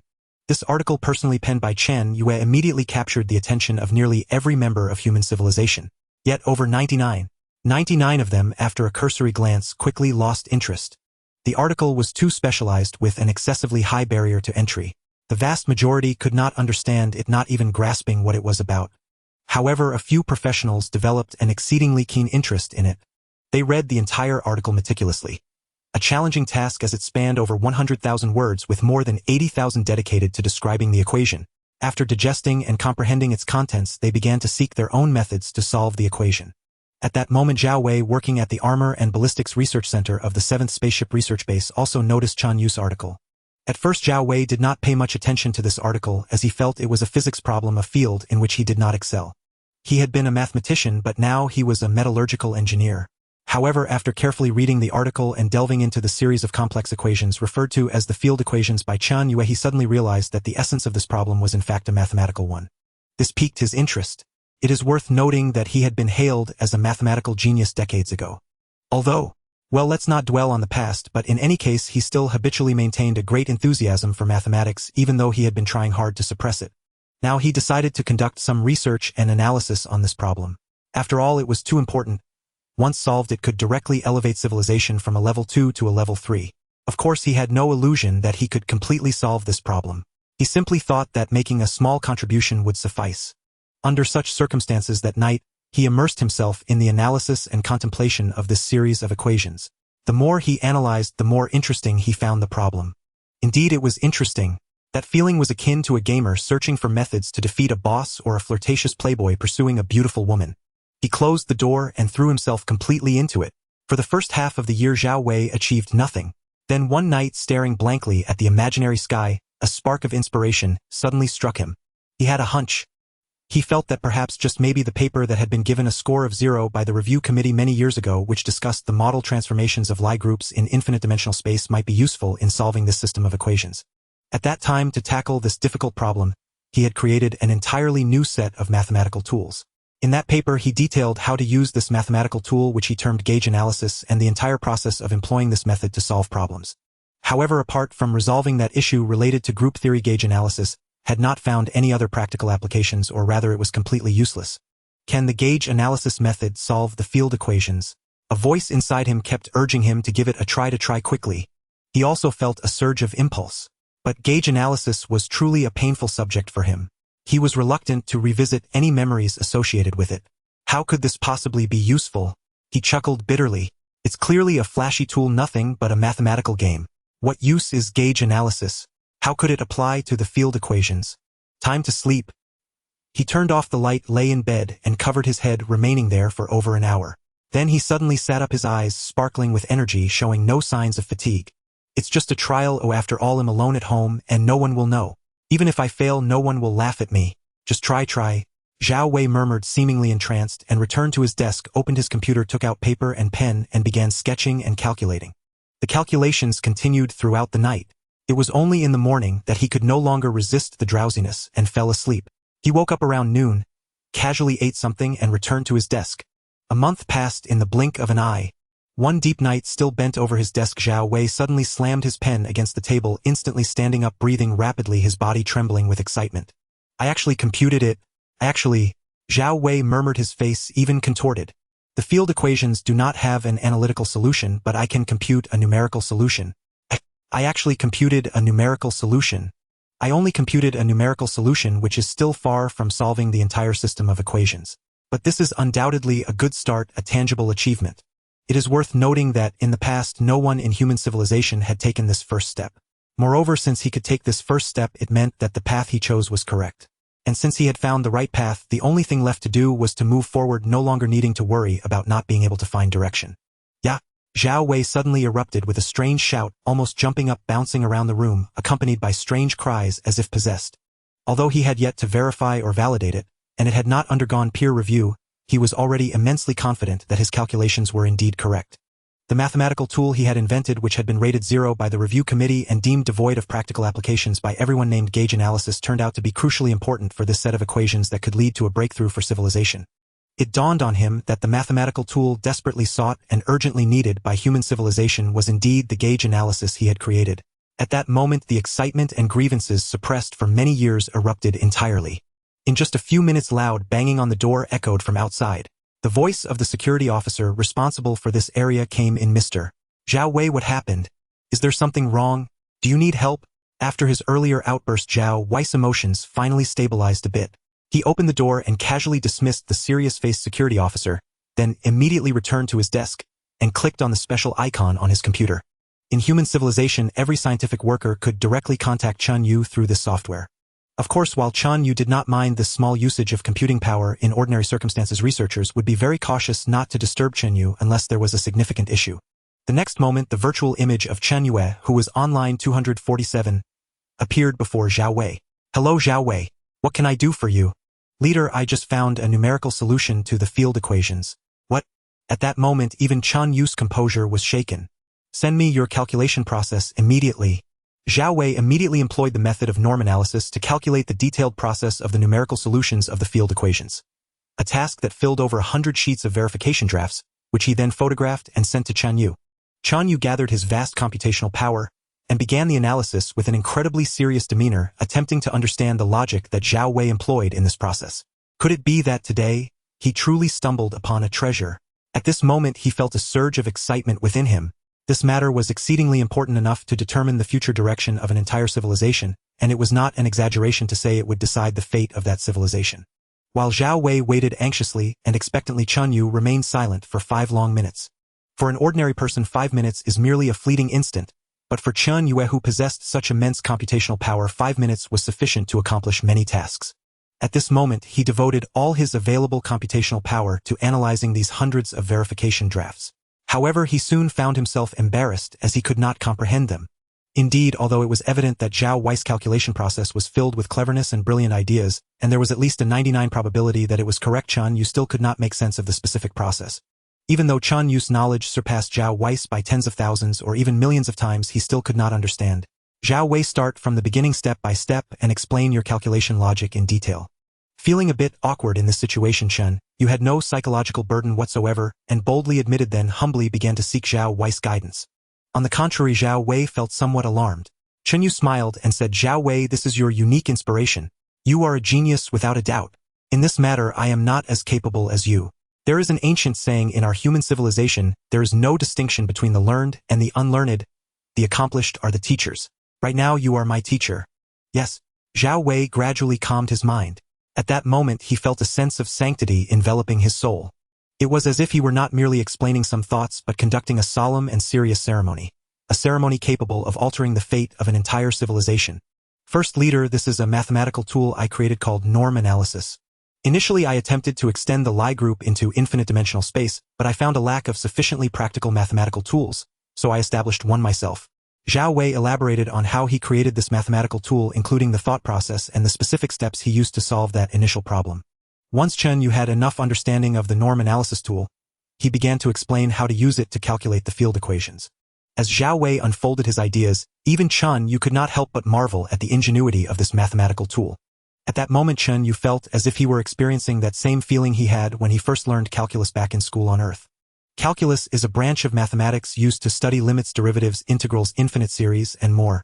Before the invention of calculus, humanity was virtually powerless regarding the movement of celestial bodies, the surfaces of rotating fluids, and issues of curvature. This severely limited humanity's understanding of the truths of the universe and restricted their horizons. It was not until the emergence of calculus that these problems found resolution. As a result, the horizons of human civilization were greatly expanded and technology experienced a leap forward. Even today, despite humanity's civilization nearing the level of a Type 3 civilization, calculus still holds a crucial position within the entire scientific framework and is a subject every student must learn. Chen Yue still remembered the feeling he had when he was learning calculus. At that time, he was completely astonished by the marvelous thoughts of the ancients and found himself unconsciously becoming engrossed, feeling as if he had transcended, undergoing a transformation from the inside out. At this moment, with Zhao Wei's narration, Chen Yue felt as if his thoughts were once again being upgraded, undergoing another transformation. He suddenly realized that this mathematical tool called norm analysis was of significant importance comparable to calculus. Unbeknownst to Chen Yue, while he was astonished by Zhao Wei's brilliant ideas, Zhao Wei was also taken aback by Chen Yue. Zhao Wei had never encountered a student like Chen Yue. In human civilization, nearly every researcher has had the experience of being invited by schools to teach students. Zhao Wei was no exception. In his impression, students were always naive and needed him to painstakingly use simple and straightforward language, repeatedly arguing and clarifying from various angles before they could understand what he intended to convey. However, Chen Yue was evidently different. Whenever he explained a concept and provided a brief argument, Chen Yue would immediately grasp it and master it completely, even able to extrapolate from it. Originally, he had planned to take at least a month to explain the norm analysis tool. This was already a generous estimate after considering Chen Yue's capabilities. It should be noted that the paper detailing norm analysis was over 1,000 pages long, and even the top mathematicians within the civilization would require at least half a year to fully comprehend and master its ideas. Teaching Chen Yue in a month would be considered astonishing progress, yet here they were merely 5 hours in, and the sky had not yet brightened, yet his course was almost complete. Zhao Wei suddenly felt an overwhelming sense of emptiness. He tried to say more, to elaborate further on his theories and thoughts, but he realized with astonishment that he had exhausted all he could say. At this moment, having fully grasped Zhao Wei's thought process, Chen Yue felt nothing but deep admiration for him, accompanied by a hint of reverence. "All right, Zhao Wei, you should take a break now. I will thoroughly examine the structure of this mathematical tool, and using it conduct a more in-depth analysis of the field equations. It is my honor to contribute to civilization." Zhao Wei stood up solemnly and bowed deeply before the computer. At this moment, Chen Yue's focus had already shifted away from there. All his spirit and energy, along with all his available computational power, were devoted to the analysis of the field equations. Chen Yue has already discovered that the normal analysis is indeed a highly effective mathematical tool well suited for analyzing systems of field equations. However, even Zhao Wei, the inventor, has a superficial understanding of this mathematical tool, and his level of usage is still very elementary. Even this mathematical tool itself is not yet perfect and too rudimentary. But that is of no concern. For in this context, what matters most is not the subsequent improvers but the original pioneers. Zhao Wei's inspiration opened up this brand new mathematical world, allowing future generations to erect towering buildings within it. Without Zhao Wei's inspiration, there would be nothing that follows. Regardless, Zhao Wei truly deserves the title of father of normal analysis. However, from the moment Zhao Wei finished recounting his thoughts, Chen Yue's mastery of this mathematical tool has completely surpassed that of Zhao Wei, the father of normal analysis, and with every passing moment the gap between Zhao Wei and himself is rapidly widening. This is determined by the unique form of existence that Chen Yue embodies. No entity can replicate it. At this moment, Chen Yue uses this mathematical tool to elevate the research level of the field equation system to an unimaginable height. It can be said that with this tool, merely one day's research progress surpasses all the research accumulated over the past few decades. At this moment, Chen Yue realizes that he has theoretically mastered the ability to describe the motion and change patterns of entangled particles. And this means the technology for superluminal communication is beckoning to him from just ahead. It is time to prepare for the first superluminal communication experiment. The experimental tools need to be specially customized, which will take time, approximately 3 months. With that command issued, immediately the scientists from the High Precision Machinery Research Institute factories and physics laboratories, along with numerous intelligent programs and robots, began their new work. From theoretical physics to applied physics, there are several layers of difference. To replicate this theory, many engineering issues still need to be resolved. However, this is not a problem, as it represents obstacles that can be overcome through accumulation and diligence, unlike the ephemeral inspiration that relies solely on the sudden brilliance of a genius which cannot be controlled by human effort. At the same time, Chen Yue once again published an article signed by him in the top scientific journal Science on the application of normal analysis in field equation systems. Chen Yue solemnly promoted the mathematical tool of normal analysis to all researchers. He elaborated on the specific construction methods of this mathematical tool in more concise language and tighter logic, and described its applications in field equation systems. I can confidently inform every citizen of human civilization that with the advent of normal analysis, the field equation system finally has a method of analysis that can be deemed perfect. This means that our human civilization has truly opened the door to a Type 3 civilization. From this moment on, superluminal communication, energy weapons, energy shields, higher spaceship speeds, more powerful spaceship engines, and a more robust human civilization are all within reach. Here I want to pay my highest respect to Mr. Zhao Wei, the creator of the mathematical tool of normal analysis. He has almost single-handedly resolved the most important and difficult obstacle for our civilization to advance from Type 2 to Type 3. Including myself, every member of our human civilization should sincerely thank him for his contributions to civilization, especially since when Mr. Zhao Wei constructed this mathematical tool of normal analysis. His ideas were so ahead of their time that there was no application scenario for it causing Mr. Zhao Wei to bear immense pressure, even distancing himself from the mathematical community due to a lack of understanding. I do not intend to blame anyone here or to criticize the researchers of that time for their lack of insight or their inability to recognize the significance of Zhao Wei. In fact, I was also one of those who did not understand Mr. Zhao Wei. In this, no one was negligent and no one harbored malice. It was purely because mere mortals cannot comprehend the thoughts of geniuses. Without a doubt, Mr. Zhao Wei is that genius. He persevered and ultimately proved his worth. His experience teaches us that the rigorous discipline of science will not fail any individual who strives according to its principles. Mr. Zhao Wei's experience reminds me of another great scientist in the history of our human civilization, Riemann. Riemann geometry is now widely known. However, at the time, Mr. Riemann was also not understood when he proposed Riemann geometry. Only when another great scientist, Einstein, discovered that only by using Riemann geometry could he articulate his magnificent scientific theory, known as theory of relativity, did the value of Mr. Riemann's work truly come to light. And to this day, the theory of relativity plays an extremely important role and serves as the foundation of our entire scientific system. Here I want to congratulate Mr. Zhao Wei and congratulate our human civilization. We have overcome this most arduous obstacle, and the vast world of the future has opened its doors to us. From this moment on, at least on a theoretical level, our human civilization has truly entered the realm of Type 3 civilization. Within the next 3 months, our civilization will conduct its first superluminal communication experiment. If successful, and I truly do not believe it will fail, then at the applied level our civilization will also genuinely step into the realm of Type 3 civilization. Fellow beings, take pride, rejoice. For from this moment onward, each of us has a brand new name, and we can proudly declare that we are members of a Type 3 civilization, no longer mere members of a Type 2 civilization. At the conclusion of this article, Chen Yue used fervent and lavish praise to commend the contributions made by Zhao Wei in this matter. After this article was published on the website of the journal Science, within just 1 hour Zhao Wei's name reached the ears of every three-eyed person and dwarf. With Chen Yue's solemn announcement that human civilization has now theoretically entered the Type 3 civilization level, and that in just a few months it will also achieve this at the applied level, everyone was utterly astonished. An unparalleled wave of joy enveloped the entire solar system. At this moment, those three-eyed beings who have fully experienced the transition from the Mozoti civilization to human civilization all shared a single thought. Did we really ascend to a Type 3 civilization? Tier 3 civilization. Tier 3 civilization. At this moment, Mo Zhuowenwan and other trilateral leaders wept with joy simultaneously. They vividly recalled their former insignificance while living under the Mozoti civilization. Even maintaining the status of a Tier 2 civilization was unimaginably arduous, let alone ascending to Tier 3. To survive the competition among Tier 2 civilizations, the 7th Fleet, the elite force of the Mozoti civilization, had voyaged all the way to the solar system to mine minerals for the Nanxing civilization in exchange for foreign currency. Merely surviving was so difficult that amassing enough Stellar Alliance contribution points to gain approval for Tier 3 status seemed as illusory as a flower in a mirror or the moon's reflection in water. Now they had truly become a Tier 3 civilization. Moreover, it was not through tutelage from advanced civilizations but through their own painstaking research, gradual accumulation, and breakthroughs in science that they finally succeeded. Only those who experienced it could fathom the hardship. Now they were genuinely a Tier 3 civilization. Sobbing uncontrollably, Mo Zhuowenwan and the others in the governance hall of the trilateral city broke down into wails, unable to contain their emotions. Otto and the other dwarves were also present.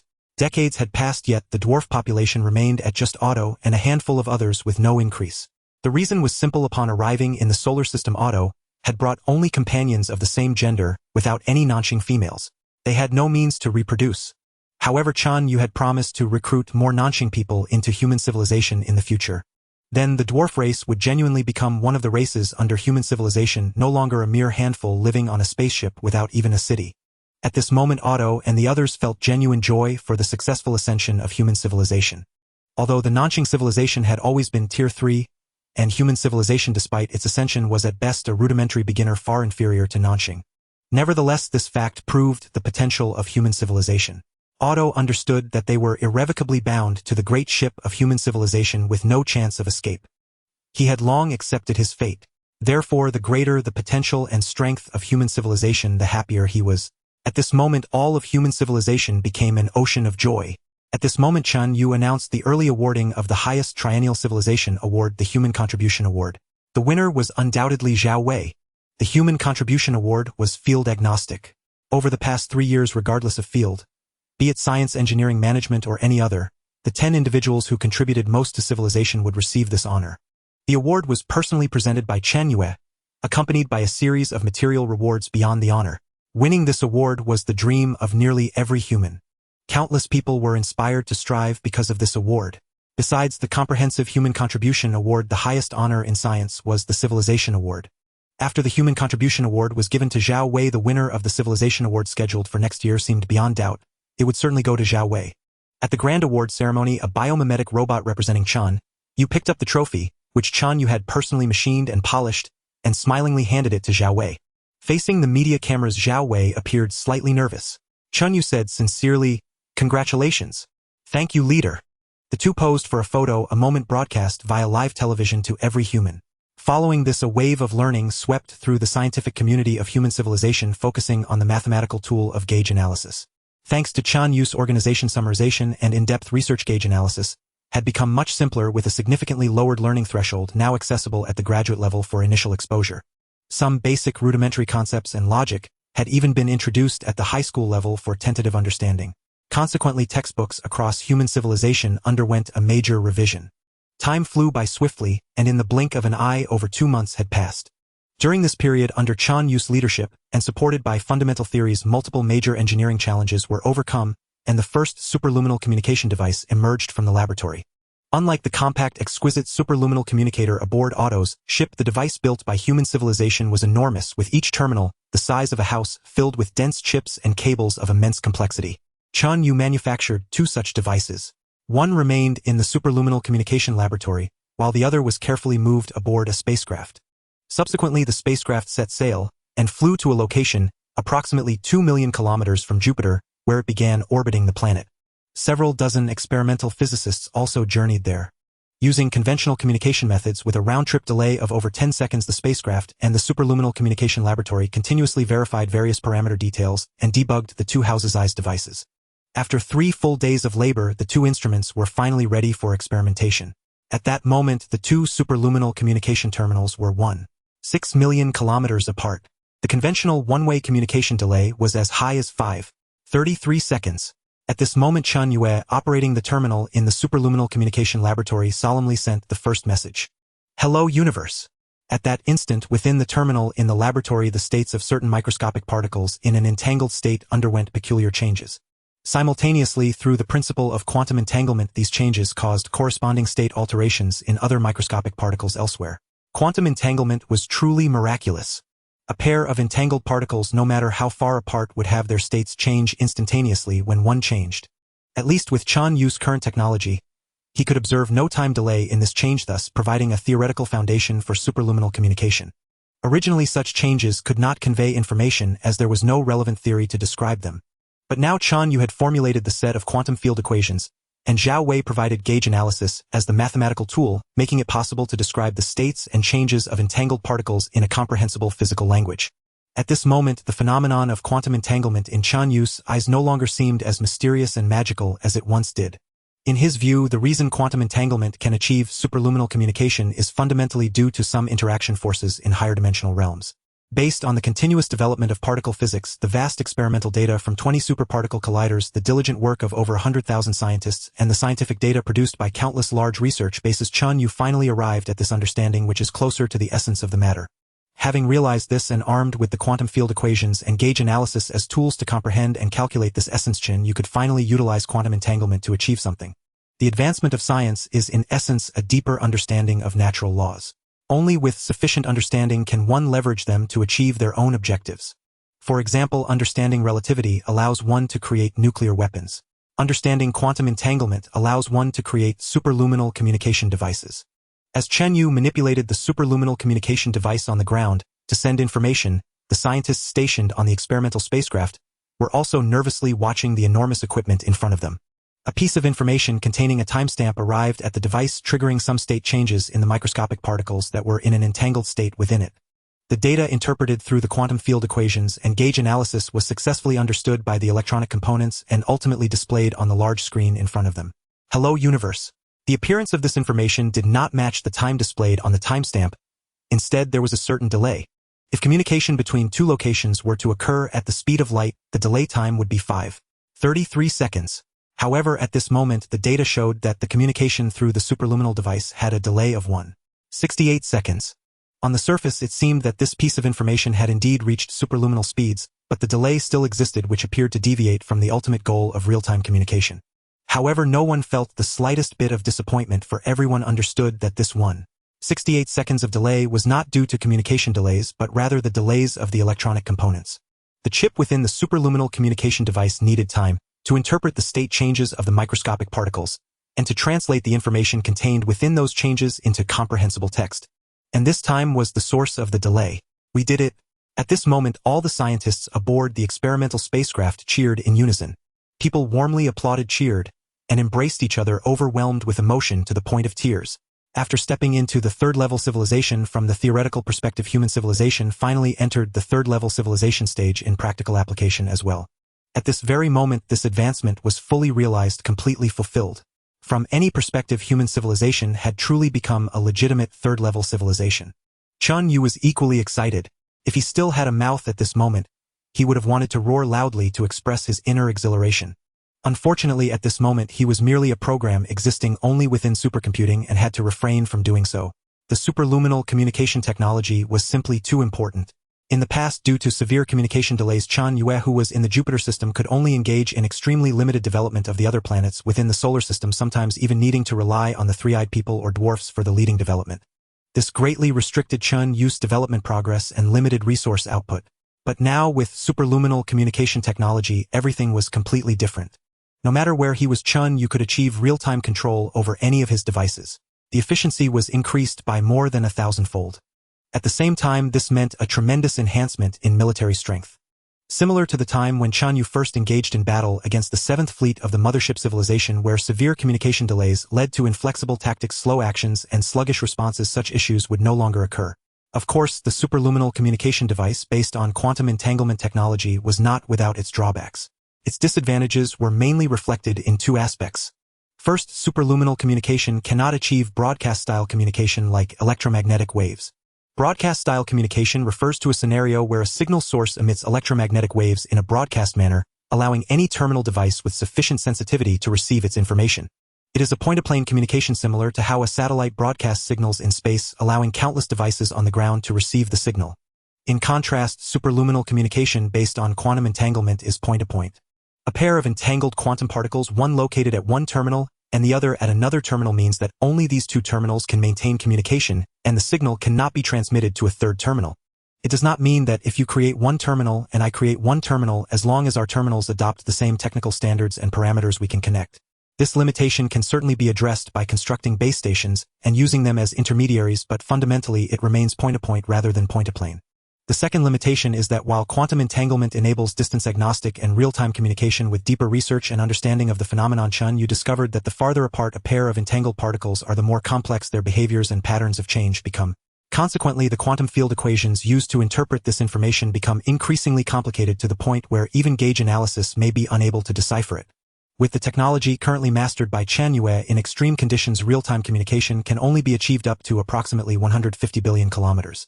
Beyond this distance, information can still be transmitted and remains real-time, but the existing level of mathematics is insufficient to interpret the information. Unless further in-depth research on the quantum field equations and gauge analysis is conducted and the level of mathematics is further enhanced, this distance cannot be increased. However, despite these two limitations, the advantages of superluminal communication over traditional communication remain astonishingly significant.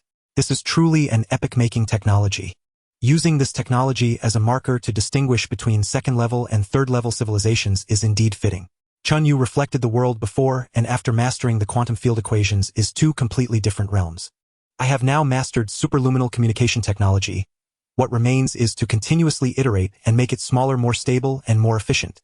However, the follow-up aspects are merely engineering issues unrelated to basic theory. As long as I proceed step by step, I will eventually succeed. Besides superluminal communication technology, the other hallmark technologies of a Type 3 civilization must also be developed urgently. Energy weapons, energy shields, protium fusion, high-thrust ion thrusters. At this moment, Chen Yue was brimming with determination. At that instant, he even realized what kind of computer technology a Type 3 civilization should possess. The Odin spacecraft naturally contained computers with numerous chips on board. Most of these were quantum computing chips or electronic computing chips that Chen Yue could comprehend except for the central computer of that vessel whose underlying technology he could neither grasp nor understand. Odin and the others who were not computational scientists could not articulate the principles by which these computers operated.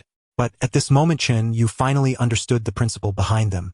A quantum electronic dual computer integrated with superluminal communication technology. It must be so. Recalling his past research data on that computer, a revelation dawned in Chen Yue's mind. Superluminal communication technology could also be applied to computer science, unleashing an immense, even epic-making leap forward. At present, the supercomputer Chen Yue was using, built with the most advanced technology of human civilization, had its performance bottleneck in an aspect ordinary people could hardly imagine. The speed of light. Although light travels at an astonishing 300,000 kilometers per second, it is still too slow. Its sluggishness manifests in the following ways. A supercomputer is composed of multiple chip units. The operating system handles data distribution, after which data flows among different chip units, each completing its calculations, and then the results are aggregated. Different chips and the main controller as well as chips among themselves are connected via cables. The optical signals transmitted through these cables travel at the speed of light. For instance, suppose the distance between two computing chips is 10 centimeters. A necessary distance considering factors like heat dissipation and structural design. At 10 centimeters, an optical signal takes approximately 1/3 billionth of a second, or about 0.33 nanoseconds to transmit. The round-trip communication delay is 0.66 nanoseconds. This is the time required for communication between two adjacent chips. Now, what about the communication between the most distant pair of chips in a supercomputing array? At a distance of 10 meters, the round-trip communication delay reaches 66 nanoseconds. In a supercomputer, such communications occur hundreds of billions or trillions of times per second. These minuscule delays accumulate, severely degrading the overall performance of the supercomputer. It was precisely due to this limitation that Chen Yue's computational technology had stalled. But now the breakthrough in superluminal communication technology offered Chen Yue a new line of thought. Could superluminal communication be adopted within the computer itself? If so, this delay would be reduced to zero, naturally allowing computer performance to soar. The central computer of Odin's spacecraft now served as an engineering prototype validating Chen Yue's reasoning. After all, the Nanxing civilization, an established Type 3 civilization, was already employing this approach.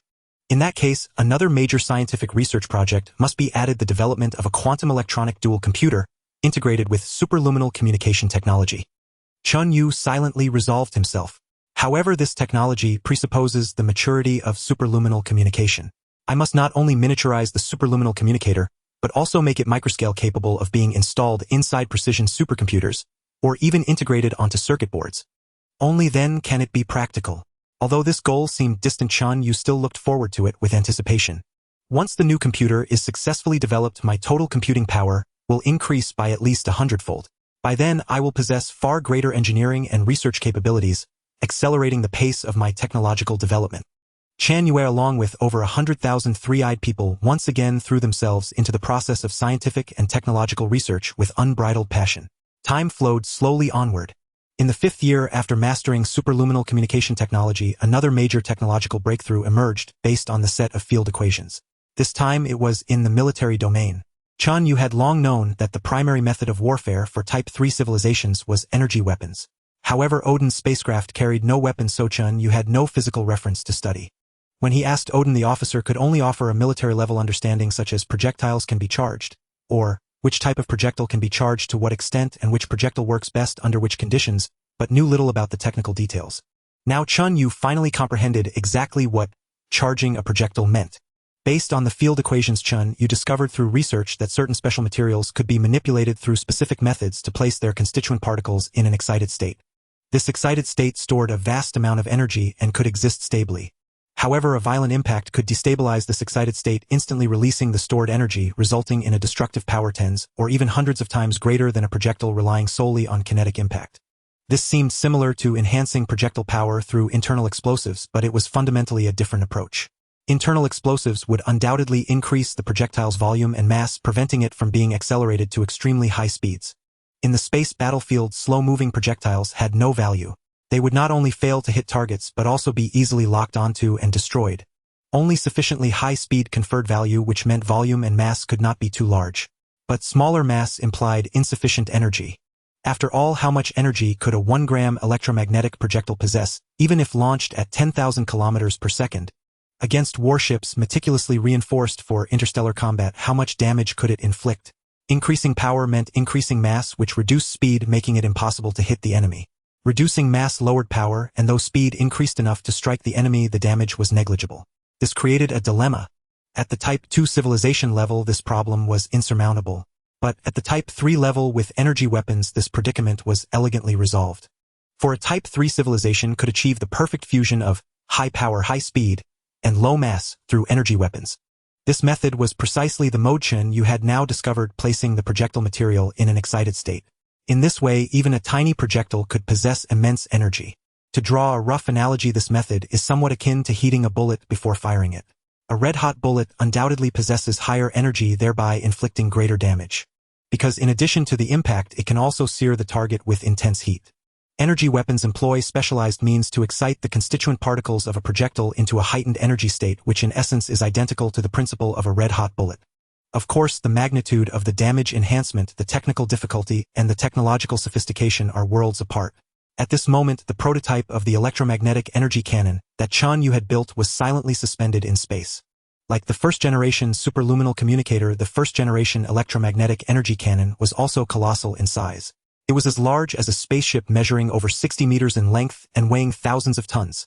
To sustain its operation, Chen Yue had even constructed a small nuclear fusion power station within it. Now at Chen Yue's command, the nuclear fusion power station was activated, and a torrent of electricity surged continuously into the electromagnetic cannon's barrel.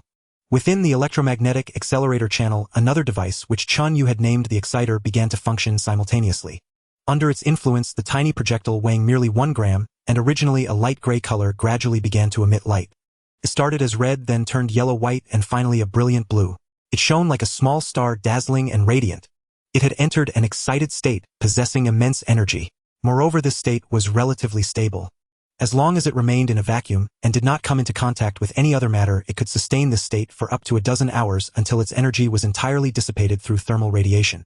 But upon a violent collision, all the energy contained within would be released in an instant. Besides the kinetic impact, the sheer power unleashed from the explosion of the excited state alone could exceed that of over 100 kilograms of conventional explosives. Especially since its total mass was still only 1 gram, and it could be accelerated to extremely high velocities via the electromagnetic accelerator, the railgun. Fire. At Chen Yue's command, the immense electrical energy was instantly converted into kinetic energy. Through the electromagnetic coils, this tiny projectile began to move at an extraordinarily high speed. By the time it left the barrel, its velocity had reached thousands of kilometers per second. Just 2 seconds later, it directly struck a decommissioned warship serving as a target vessel located 2,000 kilometers away.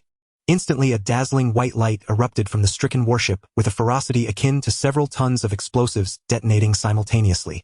As the smoke cleared, a nearby research vessel swiftly approached, and Chen Yue saw that the target ship's thick, heavy armor had been torn open into a gaping hole half a meter in diameter by that single 1-gram projectile. So this is the power of the electromagnetic energy cannon. Chen Yue marveled inwardly. The armor of this target ship, though not state-of-the-art by current standards, is composed of multiple composite materials and features a meticulously designed structure. It's already quite resilient. Yet a single tiny electromagnetic energy cannon round has punched straight through it. On a battlefield, a hole this large would render the ship, if not completely combat ineffective, at least grievously wounded. Especially since, with the debris flying about, the crew inside would find it nearly impossible to escape. With a stroke of luck, a single shell could even wipe out everyone within. Just a single projectile. And yet, in Chen Yue's vision for future interstellar warfare, the electromagnetic energy cannon was intended as a standard weapon. In other words, the role of the electromagnetic energy cannon was identical to that of conventional railguns in the past, relying on sheer volume, where even one hit out of 10,000 rounds would be fortunate, and on average, even the smallest Stardust-class vessel would be considered crippled if it couldn't fire 1,000 rounds per second. Such staggering numbers, coupled with the immense power of each individual projectile, filled Chen Yue with. In that moment, he fully grasped the vast disparity in combat capability between civilizations of different tiers. In the past, he had even entertained the thought of, in a desperate situation, such as being cornered by a Tier 3 civilization, defeating a Tier 3 fleet using the same method he had used to overcome the 7th fleet of the Mozadi civilization. What was the method for defeating Mazhua back then? Numbers. Overwhelming numbers. If sheer numbers could crush Mazhuo's fleet, could they also overwhelm a Tier 3 civilization's fleet? Chen Yue had once harbored such a vain hope, but now, having himself developed a Tier 3 civilization's weapon, he was utterly awakened to how ridiculous his past self had been. This was a gap that could never be bridged by numbers alone. Just think if a single enemy energy projectile could cripple one of your own ships while your own vessels even with all-out attacks couldn't even penetrate the enemy's defenses. And let's not forget that Tier 3 civilization warships are also equipped with energy shields. How could such a battle be fought? A single enemy ship could probably stand against over 1,000 of yours. That kind of battle is nothing but bullying. Chen Yue lamented silently. One side is cheating, while the other relies solely on manual dexterity and skill. No matter how brilliant the maneuvers, they can never beat a cheater. Fortunately, I have now mastered the electromagnetic energy cannon technology, so I can barely be considered a cheater too. The related technology for the electromagnetic energy cannon must be researched intensively, and we must achieve miniaturization and stabilization as quickly as possible. Only then will I have a fighting chance against a Tier 3 civilization. At this moment Chen Yue was not the only one lost in thought. Ma Zhua, a genius commander of a Tier 2 civilization, was also stunned speechless after witnessing the power of the energy cannon. Damn! Back when I was in the Mozadi civilization, I thought if the Nanxing civilization pushed too hard, I'd just revolt, lead my troops straight to their homeworld, and make them pay even if it meant a suicide charge. But now seeing this, damn it, if I had done that my suicide would have been real, but they wouldn't have lost even a layer of skin. On the other side, Odo, a member of the dwarf race, watched the dumbfounded Ma Zhua, a familiar face, and couldn't help but sneer. Ma Zhua, already stunned by this, you have to understand that our human civilization has only just developed a prototype of the electromagnetic energy cannon. The Nanxing civilization, however, uses mature models. Frankly speaking, the power of this prototype, tisk, the gap isn't just a little, it's enormous. Faced with Odo's mockery, Ma Zhua flushed with embarrassment and immediately retorted, "Did you develop that yourself? You were merely born into a good civilization basking in its glory to strut about like a peacock. Had I been born in the Nanxing civilization reaching only a mid-level military rank at your age, I would have no face to live." Odo erupted in fury. Ma Zhua, you constantly parade yourself as a military genius, shamelessly clinging to the position of chief advisor of the military committee. Others flatter you and you actually take yourself seriously. Now that our human civilization has also reached Tier 3, once the leader has time and we have more Tier 3 warships, dare you fight me? They'll show you what a true military genius really is. Ma Zhua chuckled instead of getting angry. Alright then, with the same ships and the same equipment, let's have a battle. They'll show you, you little runt, what a true military genius looks like. Odo gritted his teeth. Just you wait. Chen Yue witnessed the scene but made no move to intervene. From Chen Yue's perspective, he was pleased to see such healthy competition among the various races under the banner of human civilization. Undoubtedly, after ascending to a Tier 3 civilization, the dramatic innovation and enhancement of combat equipment would bring about revolutionary changes in combat techniques and warfare methods. The core of warfare would of course remain unchanged, but its manifestation would be drastically different from before. Under these circumstances, the direct confrontation between Odo, who had received an orthodox Tier 3 military education, and Ma Zhua, born in a Tier 2 civilization but having grown alongside human civilization, continuously proving his military talent by finding with each new piece of military equipment the optimal way to maximize its effectiveness while minimizing its weaknesses and limitations in interstellar battlefields, was something Chen Yue himself looked forward to seeing. He did not know who would win or lose, but one thing he was certain of: regardless of the outcome, the ultimate beneficiary, the one whose war science would advance, would be human civilization. You might win a battle, but I will never lose the war. Thus, the electromagnetic energy cannon emerged within human civilization. A significant portion of Chen Yue's computational power, alongside the military equipment scientists of the three-eyed race, began attempts at its miniaturization and efficiency improvement. Like the ultra-long-range communication devices, the electromagnetic energy cannon underwent relentless iteration and evolution. This consumed a considerable part of Chen Yue's computational resources. Another substantial portion of his computational power was dedicated to a different aspect: the energy shield. The energy shield was also one of the hallmark technologies of a Tier 3 civilization. Mastering this technology allowed the creation of a device that generated a high-energy particle layer enveloping the spacecraft. This particle layer, bound to the ship's vicinity by a magnetic field, possessed immense energy. It offered excellent defense against electromagnetic projectile rounds or energy cannon shells. Before incoming projectiles, explosive fragments, or ship debris could make contact, they would be ionized, and then through the magnetic deflection effect their trajectories would be altered, preventing them from hitting the target. The particles composing the shield were also in an excited state. This meant it was directly related to the quantum field equations and gauge analysis. Without mastering these two theories, constructing such a shield was impossible. If the energy cannon was the most powerful spear a Tier 3 civilization wielded, the energy shield was its most formidable shield. The two were opposites. At this moment, Chen Yue deeply understood that no matter how advanced a Tier 2 civilization was, it could never be a match for a Tier 3 civilization. Only a civilization that had itself reached Tier 3 or an even higher level could contend with a Tier 3 civilization.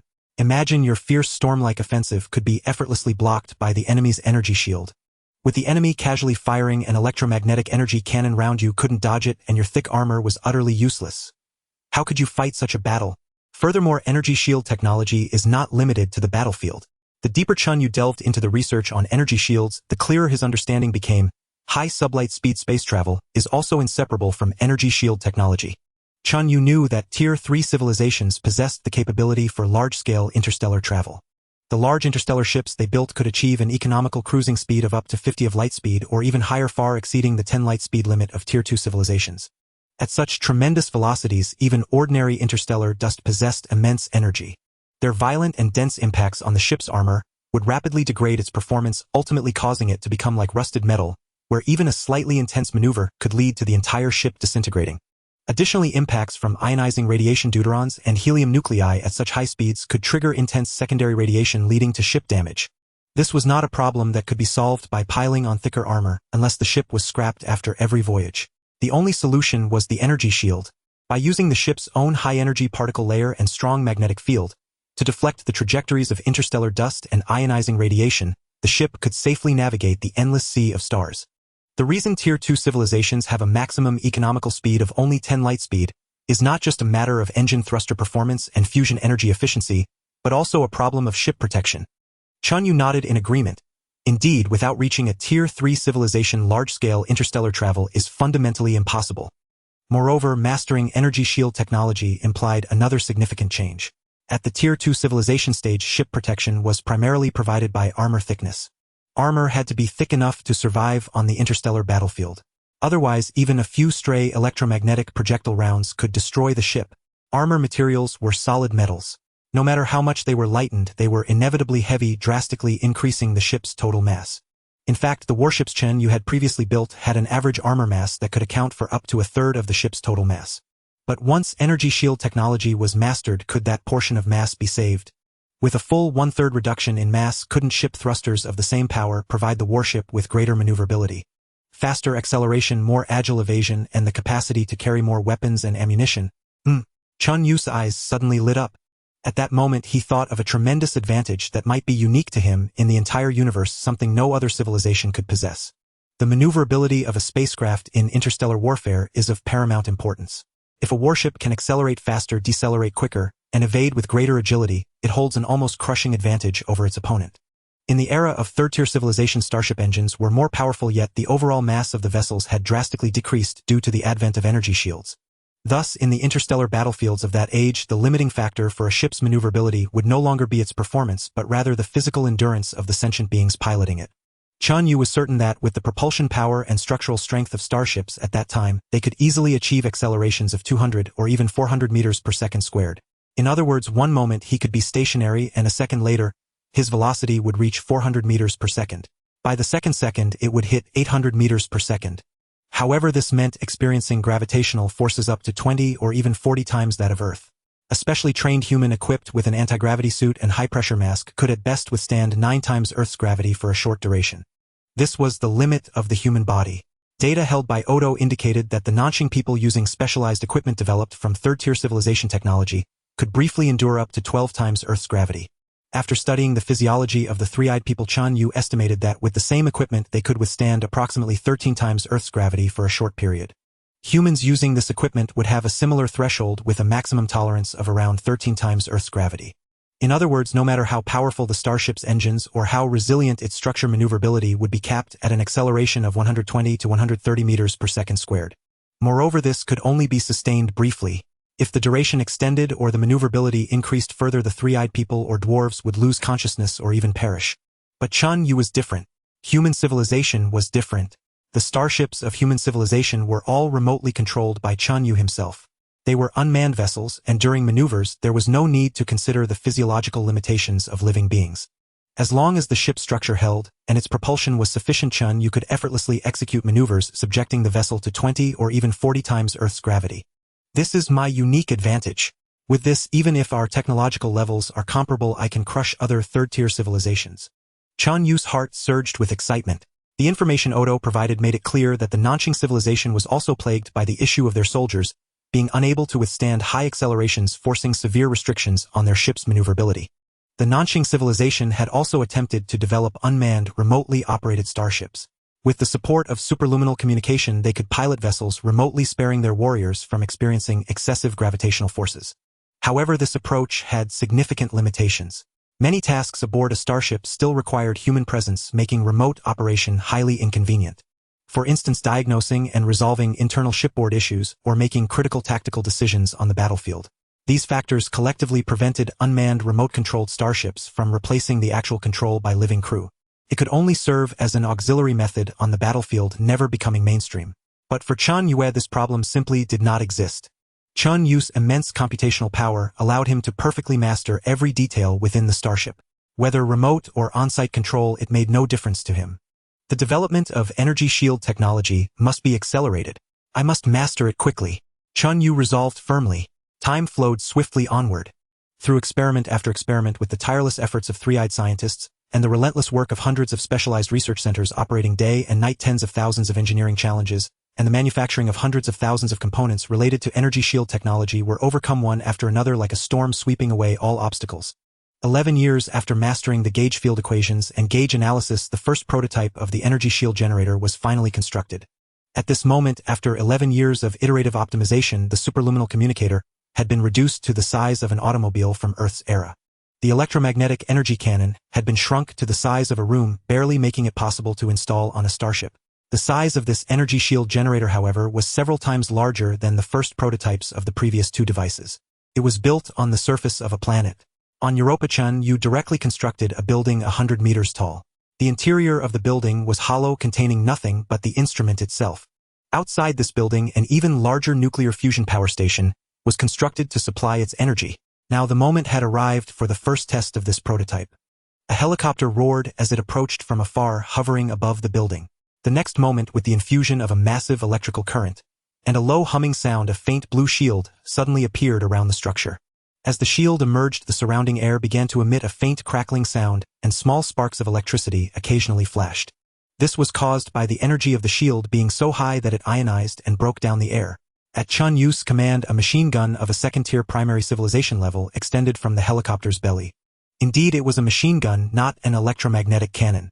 The power of a machine gun was utterly insignificant compared to an electromagnetic cannon. The former's projectile speed was only a few hundred meters per second, while the latter's was 1,000 times faster or even more. However, this first energy shield generator, though massive, had pitifully low power and was completely incapable of withstanding an electromagnetic cannon round. Chen Yue had to specially construct an old-fashioned machine gun to conduct the test using its bullets.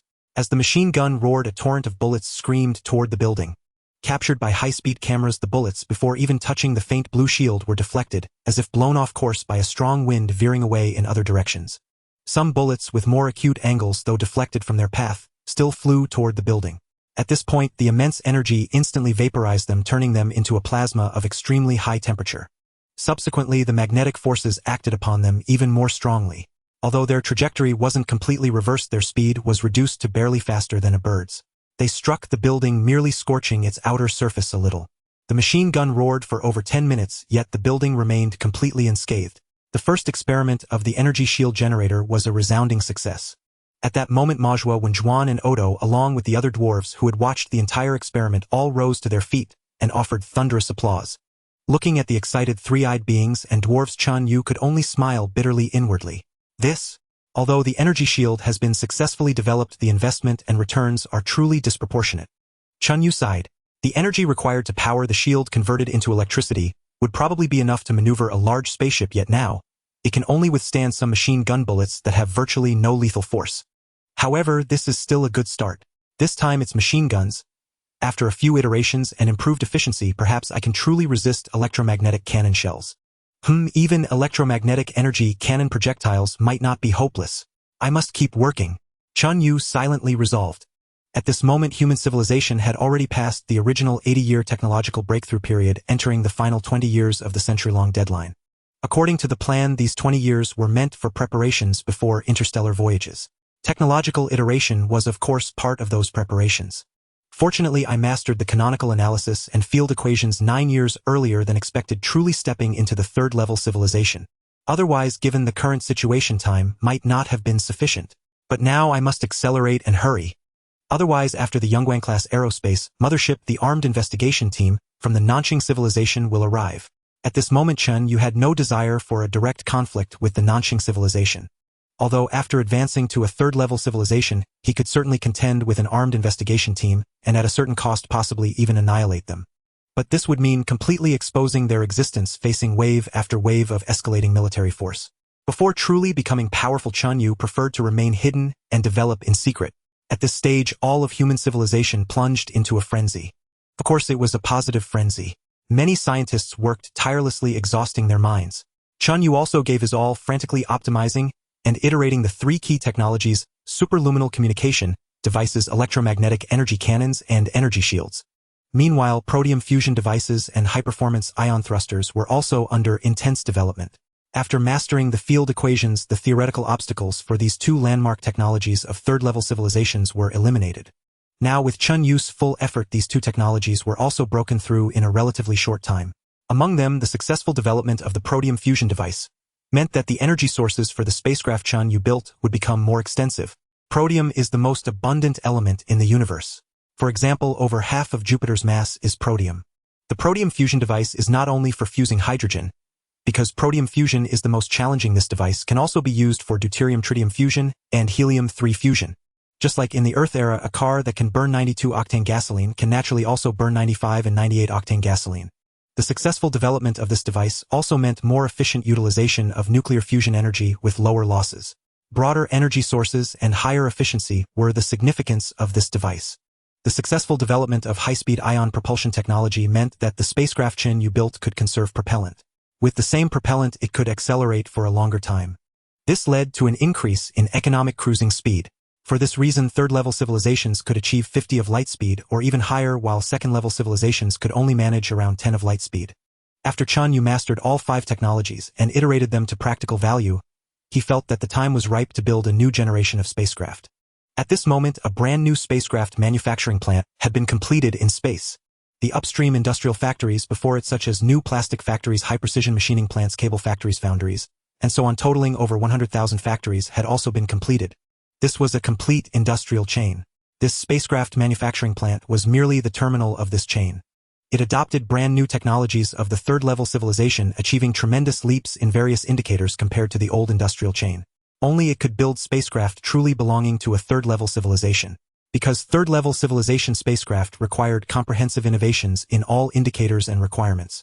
From a tiny screw to a large hull plate, all needed new technologies. At this moment, these over 100,000 factories began their fully automated frenzied operation, as if Ajuo and others were watching a live game stream. Chen Yue's formidable industrial capability was once again fully displayed.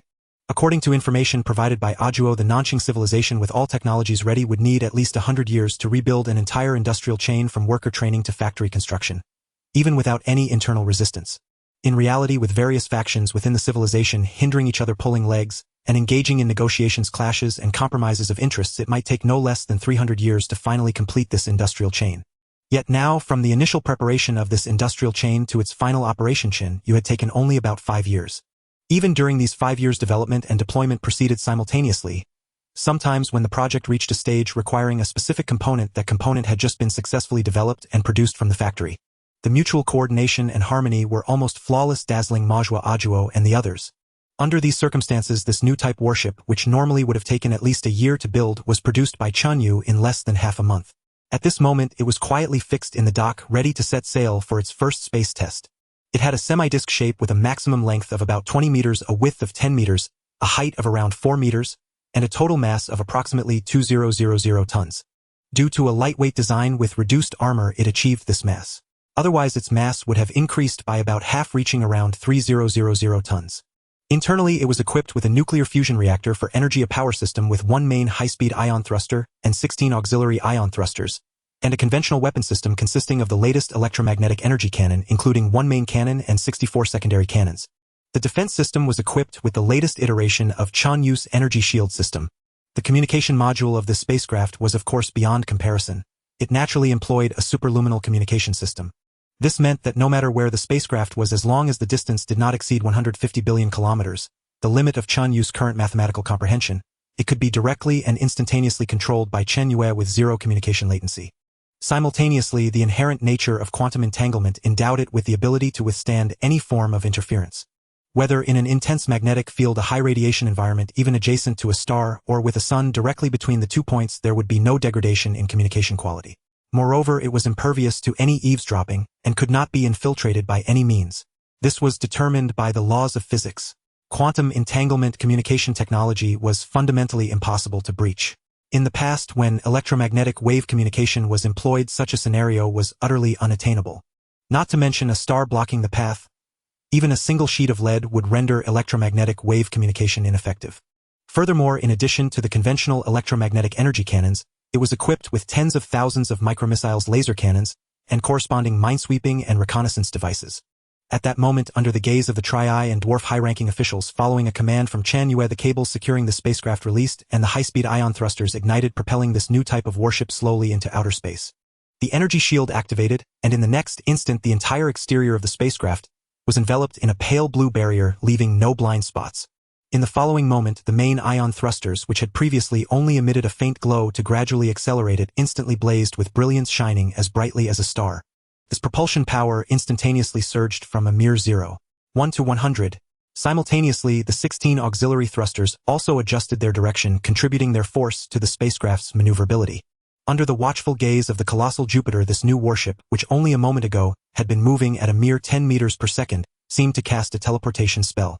In the next heartbeat, it bolted forward like a frenzied beast, its velocity instantly leaping to 360 meters per second, and then in another instant to 710 meters per second. Within just a few breaths, this new warship vanished from the sight of the Tri-Eye and Dwarf leaders, leaving only a faint star-like point of light, the glow of its engine exhaust.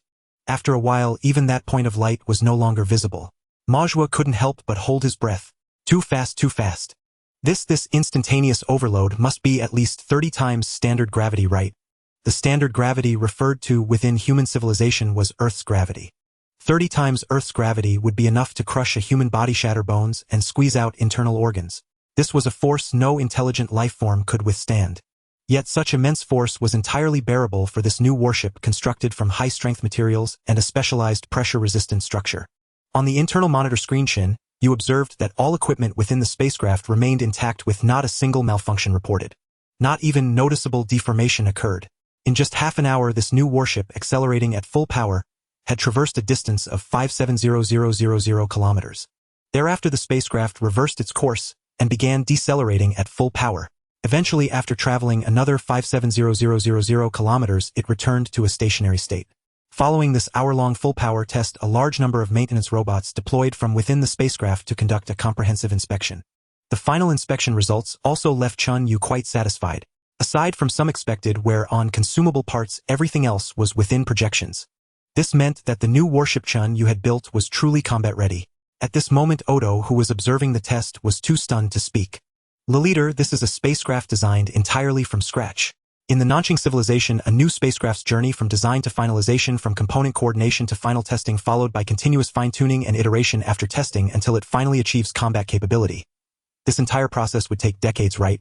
Now, leader, you've compressed that entire sequence into less than a year, and the very first practical test has led directly to finalization without a single iteration or fine-tuning. The efficiency was simply too high. Even though Odo had long witnessed Chen Yue's brilliance, he still found it somewhat unbelievable. Chen Yue smiled and said, "It's not that iteration and fine-tuning are unnecessary. This warship still has some areas for improvement. There may also be hidden issues that will need to be discovered and refined over long-term use." Odo murmured, "In the Nanqing civilization, that would span the entire life cycle of a product." Chen Yue chuckled and turned to Majua, who was eager to act. "Come on, how about a battle?" A battle? At that moment, over 2,000 kilometers away from this new warship, a fleet built with peak Tier 2 civilization technology was stationed. According to Mazuo's assessment, these warships were even more formidable than the most powerful vessels of similar tonnage from the Mozodi civilization. There were 150 of them in total. Among them were 147 Stardust-class warships, 2 Nebula-class warships, and 1 Comet-class warship, the most powerful of the fleet. Chen Yue was piloting only a single smallest-class Stardust warship at a Tier 3 civilization level. Odo, you join in too. You have a better understanding of Tier 3 civilization warship capabilities. All right, Majua, I'll be your advisor. Odo did not decline and readily joined Mazuo's team. At this moment, Majua commanded all the military elites except Chen Yue. From now on you have 2 hours to decide on a tactic. I will block all information and will not eavesdrop on any of your discussions. Once you've decided on a tactic, you can directly control those warships through the command platform. Ma Zhuo and the others only needed to make tactical decisions. Chen Yue would handle the actual operations for them. Alright, 1 versus 150. Let me see if Tier 3 civilization warships are truly that powerful. Ma Zhuo and the others began discussing specific tactics with occasional arguments erupting within the circle. 2 hours later, they finally reached a consensus on how to proceed. Ready. Ready, leader. We can begin. Ma Zhuo appeared brimming with confidence. Good then. Begin. Chen Yue let out a hearty laugh. At the very moment the battle commenced, he directly piloted this new warship, charging at full power straight toward the fleet ahead. In mere minutes, the Stardust-class warship, a product of third-tier civilization, accelerated from a state of relative stillness to a speed exceeding 100 kilometers per second, and its velocity was still surging. Simultaneously, the electromagnetic energy cannons activated. In just 1 second, each of the 64 secondary cannons fired 10 times, launching a total of 640 projectiles, each with a mass of 0.1 grams in an excited state. These projectiles left the barrels at speeds exceeding 3000 kilometers per second, requiring only a few seconds to rain down upon the enemy vessels. Meanwhile, as this new warship began its maneuvers, the 150 vessels under the control of Ma Zhuo and his comrades also stirred into action simultaneously. Chen Yue had initially assumed they would swarm forward, leveraging their numerical advantage, with a fearless, desperate tactic attempting to breach the defenses of this new warship before their own forces were annihilated. In Chen Yue's view, this was nearly the only combat strategy with a probability of victory. Yet to his surprise, those warships did not charge as one. Instead, they scattered at full power with utmost haste. In every direction they fled like frightened dogs, exerting every ounce of effort to disperse. Is this to prevent me from wiping them out in one fell swoop? A flicker of understanding dawned in Chen Yue's mind. He had not eavesdropped on Ma Zhuo's prior discussions and was unaware of their intentions. At this moment he could only deduce their tactics bit by bit from the battlefield intelligence. Dragging out time is useless. Chen Yue shook his head inwardly. Before the formidable mobility of this new warship, not a single vessel can escape. Chen Yue swiftly readjusted the electromagnetic energy cannon's reacquired targets, and with a volley of shots effortlessly destroyed 2 outdated warships. Though this was an exercise, the old warships were of limited value. Chen Yue felt no regret in destroying them outright. With this brief delay, the remaining vessels had fled farther. Chen Yue casually obliterated a few more, then realized that all warships in his current direction had been cleared. To engage the others, he would have to change course and pursue anew. Without hesitation, he decisively altered his trajectory, reignited the ion thrusters, and began a vigorous chase. Thus he would pursue in one direction for a time, then decelerate, reverse accelerate toward another direction, annihilate all vessels in that path, then decelerate and accelerate once more, repeating the cycle. After several repetitions, having eliminated roughly 60 warships, Chen Yue gradually caught on. That Ma Zhuo. They're deliberately stalling, trying to exhaust my fuel. Ma Zhuo and his team were indeed intent on buying time. But this scheme, contrary to Chen Yue's earlier belief, was not futile. It was genuinely effective. They clearly understood that, in a direct confrontation, even 150 old warships stood no chance against a single new model. The only possibility of victory lay in scattering and forcing him into frequent maneuvers. Such full-power maneuvers consumed the most energy, and they aimed to exhaust him through this method. Chen Yue found it both amusing and exasperating. This Ma Zhuo, quite the innovator to devise such a tactic. If not for my wealth of experience, I might have fallen for it. This strategy was indeed formidable, as it was essentially an open, honest scheme. Yet after a brief reflection, Chen Yue quickly formulated a countermeasure. You want me to waste energy and exhaust me? I'll conserve it instead. Without frequent maneuvers, I can still destroy you. Chen Yue immediately altered his approach. Previously, he would only open fire when the new warship closed to within 10000 kilometers, as only at that range was accuracy acceptable. Beyond that distance, the travel time for projectiles was too long, making them easy to evade. Now, however, Chen Yue replaced the main cannon's 1-gram projectiles with the secondary cannon's 0.1-gram projectiles. Originally, both main and secondary cannons fired at 3000 kilometers per second. With the mass reduced tenfold, the muzzle velocity immediately soared to 5000 kilometers per second. Chen Yue began maneuvering at a seemingly leisurely pace, no longer insisting on closing to 1000 kilometers before firing. He opened fire at distances of 1,500 kilometers or even farther. Thanks to the increased projectile speed, despite the greater range, accuracy remained at its previous level. Instantly the tide turned. The new warship's energy consumption plummeted, yet the pace of destroying old vessels did not slacken. Observing this shift in tactics, Chen and his men sighed and shook their heads. After another brief consultation, they too changed their approach. The warships ceased fleeing and instead launched a full-throttle, all-out assault on the new vessel from every direction. Are they going for a desperate last stand? Chen Yue smiled inwardly. Realizing escape is impossible, they've abandoned caution for a final gamble. With luck, they might change the outcome. But it's useless. A torrent of electromagnetic cannon shells howled in, including the main cannon of that Comet-class flagship, firing projectiles weighing 6 grams. Such projectiles carried terrifying energy. Even a mountain peak would be pierced through by their impact. Yet, against the full-power energy shield and its powerful magnetic deflection, even these heavy shells were obediently redirected, failing to strike their target. Accompanying the electromagnetic shells were dozens of high-energy laser beams. The energy shield could defend against physical attacks, such as explosive fragments or electromagnetic shells, but not against lasers. However, that was of no concern. The new armor, crafted with third-tier civilization technology, boasted relatively low kinetic resistance but exceptional laser resistance. Most of the laser energy was reflected away. The small fraction absorbed caused no visible damage to the armor. As for micromissiles and the like, they were even less of a threat. They posed even less danger to Chen Yue than the electromagnetic shells. Amidst the hail of gunfire, the new warship strolled leisurely, utterly at ease. When the Comet-class flagship, struck by a relentless barrage of hundreds of electromagnetic shells, finally erupted in a thunderous explosion, this live-fire exercise came to an end. A fleet comprising 150 warships, including a flagship of a peak second-tier civilization, was completely annihilated by a single new warship. Well, Emoju's face was etched with a bitter smile as he shook his head repeatedly. Unwinnable, truly unwinnable. In Chen Yue's eyes, Emoju's commanding ability was already exceptional. Even Chen Yue himself doubted he could have done better, yet it was all to no avail.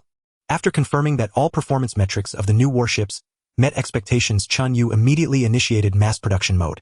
At this moment, Chen Yue felt a profound lack of security. Without a powerful fleet for protection, Chen Yue was always haunted by the fear that one day an alien civilization would arrive in the solar system and threaten his very foundation. Chen Yue wasted no time on this matter. Meanwhile, the entire populations of the Three-Eyed Clan and the Dwarf Clan expressed fervent support for his decision.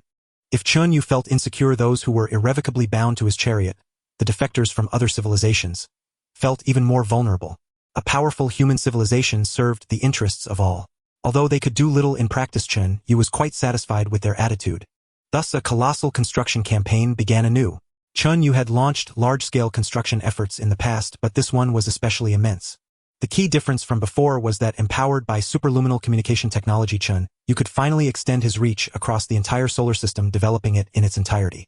Under the command of Chen Yue, stationed at the center in the Jupiter system, the base on Mercury, the closest planet to the Sun, and the base on a distant dwarf planet over 100 billion kilometers away, where even light took nearly 4 days to travel, could achieve precision coordination with a delay of less than 1 microsecond. The key difference from before was that, empowered by superluminal communication technology, Chen Yue could finally extend his reach across the entire solar system, developing it in its entirety. The inefficiency was evident. Chen Yue converted his entire massive fleet of warships into interstellar transport vessels, a form of recycling. Combined with his existing transport ships, Chen Yue immediately had a fleet of over 100,000 vessels. Various bases, supercomputing centers, mining hubs, and factories sprang up across numerous planets. The 4 gas giants, Jupiter, Saturn, Uranus, and Neptune, with their abundant energy reserves, became energy centers, while Mercury, Venus, the asteroid belt, and Mars, along with Earth's remnants, served as resource centers. Superluminal communication linked everything together. Spaceships laden with various supplies or energy traveled day and night. Over 1 million supporting factories hummed, continuously producing components that were dispatched to 16 starship manufacturing centers, located at 16 different points in the solar system, where new warships were assembled one after another. At this moment, Chen Yue had truly achieved the goal of a unified solar system. Simultaneously, he did not neglect the process of optimizing and iterating the technologies involved in the new warships. Although in the eyes of Odomajwa and others, Chen Yue's current products were already excellent enough, with no need for further optimization or iteration. But Chen Yue disagreed. In his view, optimization was a boundless, endless pursuit. As long as he existed, his quest for technological advancement would persist. Under these circumstances, the high-speed ion thruster was expanded into over 100 different models, named Thunder Dragon 1, Thunder Dragon 2, and so on up to Thunder Dragon 117. Among these models, some were best suited for Stardust-class warships, others for small fast transport ships, some for large transport vessels, and others for manned spacecraft, and so on. The energy shield generator also saw the development of over 50 specialized models named Divine Light 1 and Divine Light 2, and so on up to Divine Light 56, with applications covering all types of spacecraft including ground bases. The same applied to superluminal communication equipment, fusion reactors, and energy cannons. By segmenting and optimizing for various application scenarios, Chen Yue, without a breakthrough in fundamental theory, managed to tap into immense potential at the application level within the existing framework, achieving another leap in performance. The combat spacecraft also underwent constant iteration. The first ship, built once considered nearly perfect by Majua and others, was now discarded like worn-out shoes, seen as an outdated model. This was because Chen Yue had made improvements in tens of thousands of subtle areas. Each individual improvement had a negligible impact on the whole, nearly imperceptible. But the accumulation of tens of thousands of subtle improvements brought a tremendous boost to overall performance. Sometimes such a thing would happen. A few days ago, when faced with Chen Yue's latest improved spacecraft Majua, and others cherished it like a treasure, praising it, endlessly yearning for it, and unable to put it down. But within days after, another new version appeared. When mentioning the model from just days before, Majua would only curl his lips in disdain. After this happened many times, Majua grew numb. He even began to subconsciously think that this state of affairs in human civilization was normal. Back in the Mozodi civilization, everyone worked like snails. If I had to return to the Mozodi civilization now, I'd probably be infuriated by my compatriots within a day. Majua smiled bitterly. They are too sluggish, too lazy, too inefficient. Odo from the Nanxing civilization felt the same. The Nanxing civilization is hardly any better than yours. Thus, with continuous improvement and mass production, within just a few years, Chen Yue commanded a colossal fleet of over 100,000 warships. According to Odo, the total warship count of the established Tier 3 civilization, the Nanxing civilization, was only around 100,000. Chen Yue's efficiency once again stunned the already numbed Majua and Odo. In just a few years, a fleet equivalent to the entire warship count of a Tier 3 civilization has been created. Odo smiled wryly. In the Nanxing civilization, the preliminary bidding for a fleet of 2,000 warships alone would take no less than a decade. A fleet of 2,000 warships involved countless interests. Numerous factories, capital officials, all seeking profit with endless demands to consider and balance. It would be a miracle if it were done quickly. The three-eyed and dwarf clans marveled, but Chen Yue had no time to bask in this small achievement. His vision now extended to a higher level. It's time to develop the dwarf planet-class warship. Chen Yue quietly made up his mind. As early as the second-level civilization stage, Chen Yue had already confirmed the immense role of flagship-class warships on the battlefield. It could be said that under identical technical indicators, environments, tactical operation levels, and numbers, the combat effectiveness of a fleet with a comet-class warship was fundamentally on a different level from one without. In the era of second-level civilizations, this held true for comet-class warships. Now, in the third-level civilization era, it was equally true for dwarf planet-class warships. At the same time, with these numerous new technologies, the time had truly matured to build a dwarf planet-class warship that possessed genuine practical significance rather than being merely bloated and useless, a living target. Information provided by Otto indicated that the fleets of the Nanxing civilization and the Lanyue civilization also possessed such flagship-class vessels. The Nanxing civilization had 8 serving as the flagships of their 8 major fleets. The Lanyue civilization had 6 confirmed flagships, with a 7th suspected to have been completed, though there was no solid evidence. Their flagships might have different names, and their classification system was certainly different from that of the human civilization. But Chen Yue knew that their role within the fleet was identical to that of his dwarf planet-class warship. In Chen Yue's plan, this Yetobebel dwarf planet-class warship would possess an astonishing, unprecedented length of 650 meters, a width of approximately 400 meters, and a thickness or height of 150 meters. Its total tonnage would reach an astounding 500,000 tons. This was the tonnage after removing all life support equipment and supplies, adopting energy shield technology, and significantly reducing armor mass. During the design process of this unprecedented dwarf planet-class warship, Otto, using the Nanxing civilization's flagship-class vessel as a blueprint, provided a wealth of valuable references. Zhua, in his capacity as a military commander, put forward a large number of performance indicator requirements for it. Finally, Chen Yue synthesized and considered everything, adding his own requirements, completing its design blueprints, and confirming its technical details. After all this was done, Chen Yue paused not a moment and immediately began actual construction. The spaceship factory previously used to build comet-class warships was modified and upgraded by Chen Yue at scale, expanded to undertake the construction task. This construction still adopted the previous model of simultaneously conducting scientific research and building. Because this flagship-class vessel was too large, the responsibilities it had to bear were too heavy, its status too important, and correspondingly the requirements for performance indicators were extremely high. Some of these performances could not yet be achieved by the products Chen Yue currently manufactured, so he could only build what was possible first, while the remaining unbuildable parts were urgently researched by scientific institutions, striving not to delay the overall construction progress.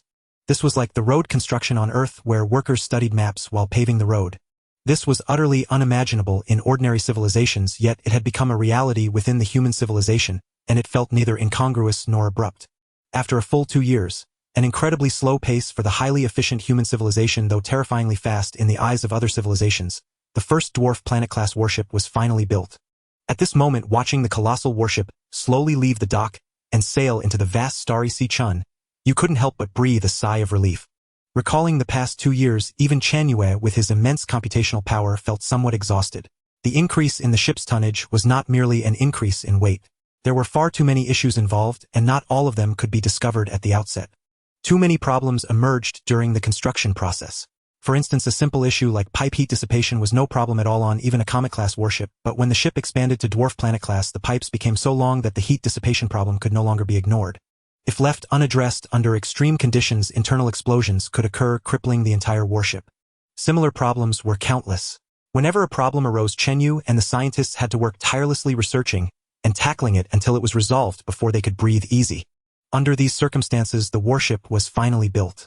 Looking at the vessel as vast as an island, after a sigh of relief, Chen Yue's heart swelled with intense pride. It adopted a disc-shaped structure, overall equipped with 18 main cannons, each capable of firing heavy projectiles weighing 25 grams at a rate of 2 rounds per second. Projectiles of this mass could not be fired by any other class of vessel.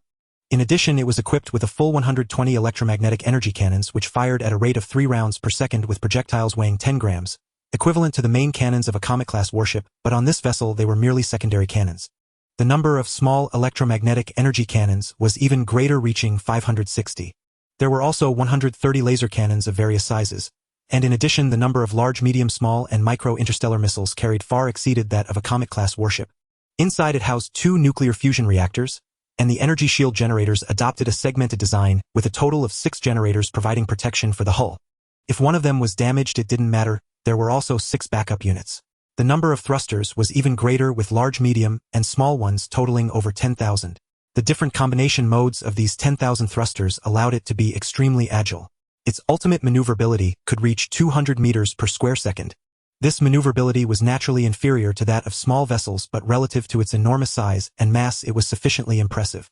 Looking at this colossal warship, bathed in light and resembling a space behemoth, Chen Yue seemed to already see its future scenes of dominating the interstellar battlefield. Let me give you a name. From this moment on, your name is Humanity. After the completion of Humanity, Chen Yue still did not rest. A year later, the second dwarf planet-class warship civilization was completed. At this time, Chen Yue finally fulfilled his promise. Amalthea Auto, the combat drills you've been longing for can now begin. You each get 1 dwarf planet-class warship and 50000 other vessels. Chen Yue announced the news. Aha, Amalthea, prepare to die. Hearing this news, Otto was brimming with excitement, as if he couldn't wait to teach Amalthea a harsh lesson. Amalthea was equally excited. It'll make you understand that someone who only knows how to inherit a legacy has no right to put on heirs in front of me. Throughout these years, the number of dwarves had never increased, remaining at a constant 20 individuals. Yet through unceasing education, these 20 were no longer the ordinary beings they once were. They had gradually matured, with 9 becoming scientists, and the remaining 11 evolving into military strategists. The three-eyed race, on the other hand, had been steadily multiplying, and by now their population had swelled to nearly 3 million. In other words, out of every 100 warships, 2 were permitted to be genuinely destroyed. Although this was a slight reduction from previous exercises, it still vastly enhanced the realism of the conflict.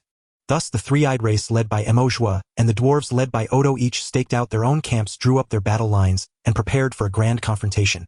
This exercise followed the established pattern. Chen Yue transformed into a command platform, responsible for receiving orders from both commanders and executing them faithfully. Throughout this process, Chen Yue remained impartial, offering no opinions on decisions, merely executing commands with unwavering loyalty. For this exercise, Chen Yue set the ship destruction rate at 2%. In other words, out of every 100 warships, 2 were permitted to be genuinely destroyed.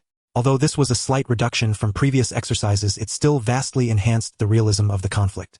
While managing the massive construction efforts, Chen Yue simultaneously manipulated the third-level civilization spacecraft, according to both sides' commands, unleashing fierce battles across the vast solar system. Throughout this process, Chen Yue observed from the shadows, collecting every shred of battlefield data. He had never before encountered the warfare patterns of a third-level civilization. This meant that if he were to engage in a real conflict with such a civilization, Chen Yue would undoubtedly find himself at a disadvantage.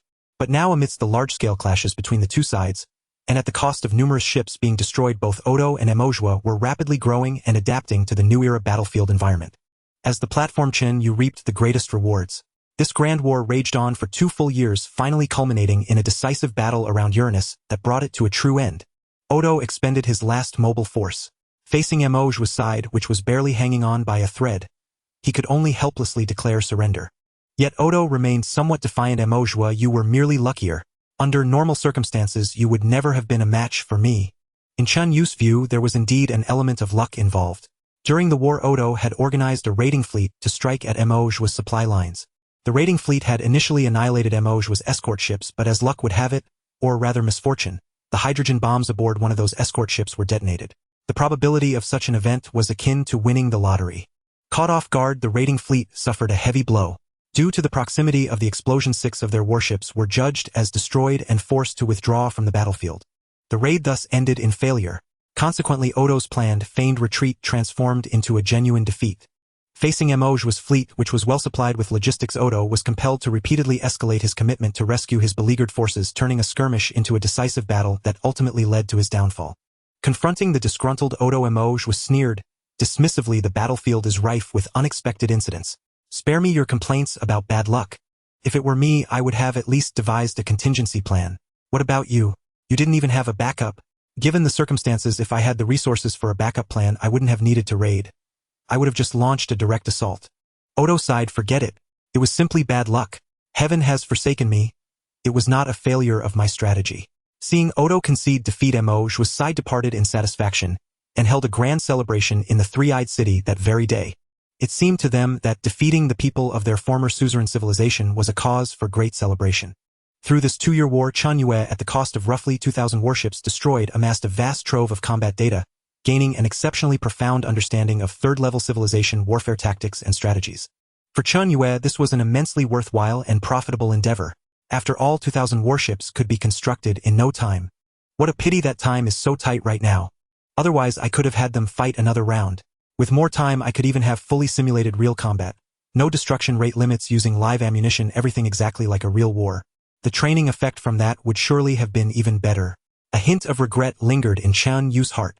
While Odo and Emoshua were engrossed in their war, Chen Yue had already begun an all-out shipbuilding campaign. Of course, these were no longer warships, but other types of spacecraft. Chen Yue had started preparing in earnest for the escape from the solar system, for true interstellar navigation. Among the vessels he constructed were heavy interstellar transport ships with a single ship capacity of 6 million tons, crewed spacecraft simulating the living environments required by the three-eyed race and dwarves, and of course space carriers. At the time of departure, all these ships of various sizes, any that lacked independent interstellar navigation capability, would be secured onto the space carriers and taken along. Beyond this, large-scale resource collection operations had also commenced. Chen Yue had already begun stockpiling everything, various high-purity metal or semi-processed mechanical components, and specialized parts for specific uses. According to Chen Yue's plan, in about 6 more years, human civilization would set sail and temporarily leave the solar system. The reason he said temporarily was because Chen Yue believed that one day he would return, and return in a grand and honorable fashion. However, before the final departure, Chen Yue still had one matter to settle. Leaving the solar system to weather the storm and ensure the civilization's safety was essential. But, after leaving the solar system, where should they go? Ever since the strategy of leaving the solar system was decided nearly a century ago, this question had been debated endlessly within the civilization. Chen Yue conducted numerous model calculations, and both the three-eyed race and the dwarves offered a plethora of suggestions, conducted extensive validations, and engaged in continuous discussions, arguments, and even quarrels among themselves. Yet, until now, no final decision had been reached.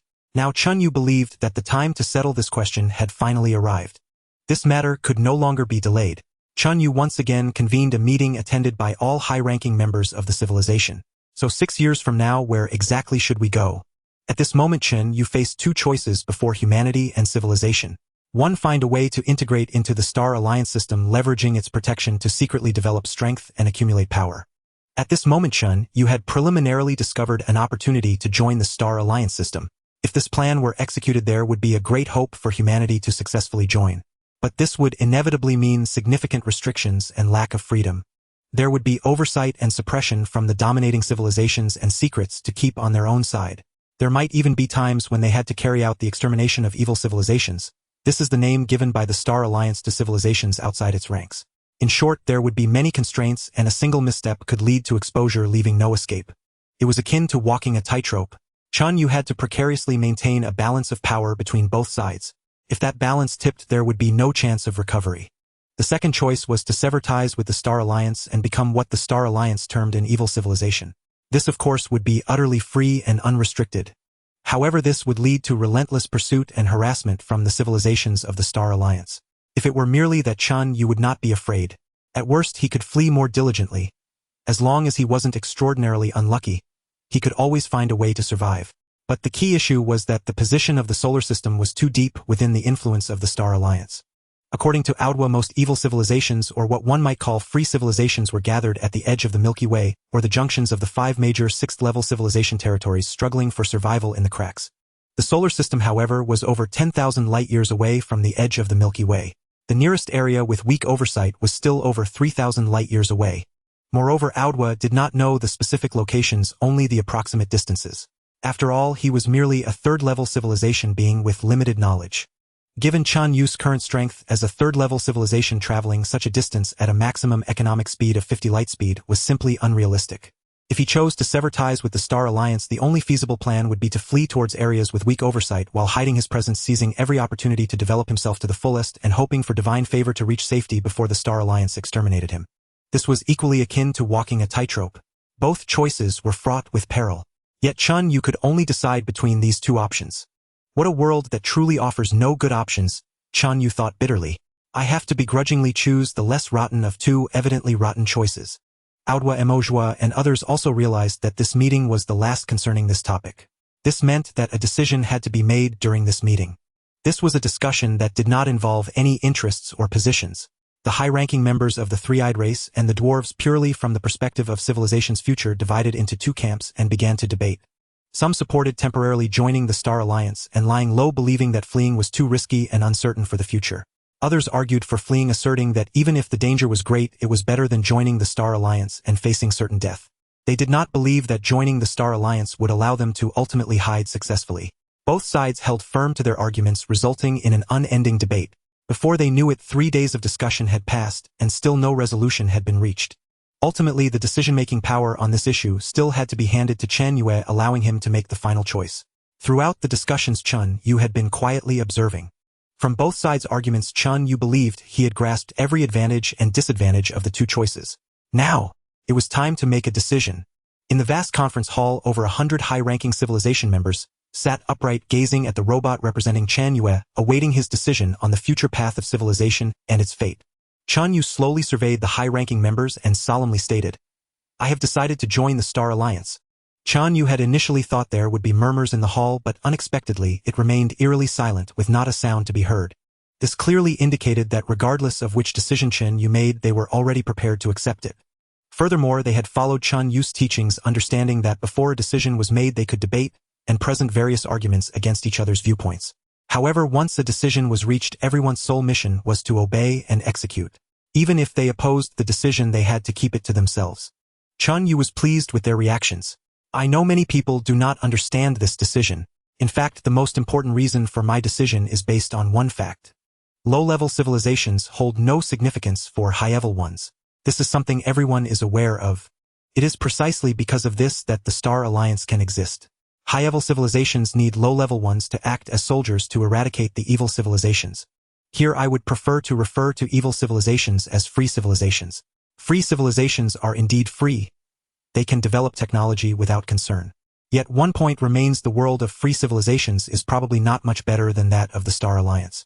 At least within the Star Alliance, rules exist. By adhering to the rules, one can survive.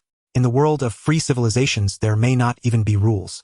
In such circumstances, when a low-level free civilization encounters a high-level free civilization, the outcome could be just as tragic. Some might think that since all are free civilizations united against the Star Alliance, they should coexist peacefully and help each other. But regrettably, Chen Yue shook his head. "I do not believe that will be the case. I believe the competition and slaughter between free civilizations will be even more brutal.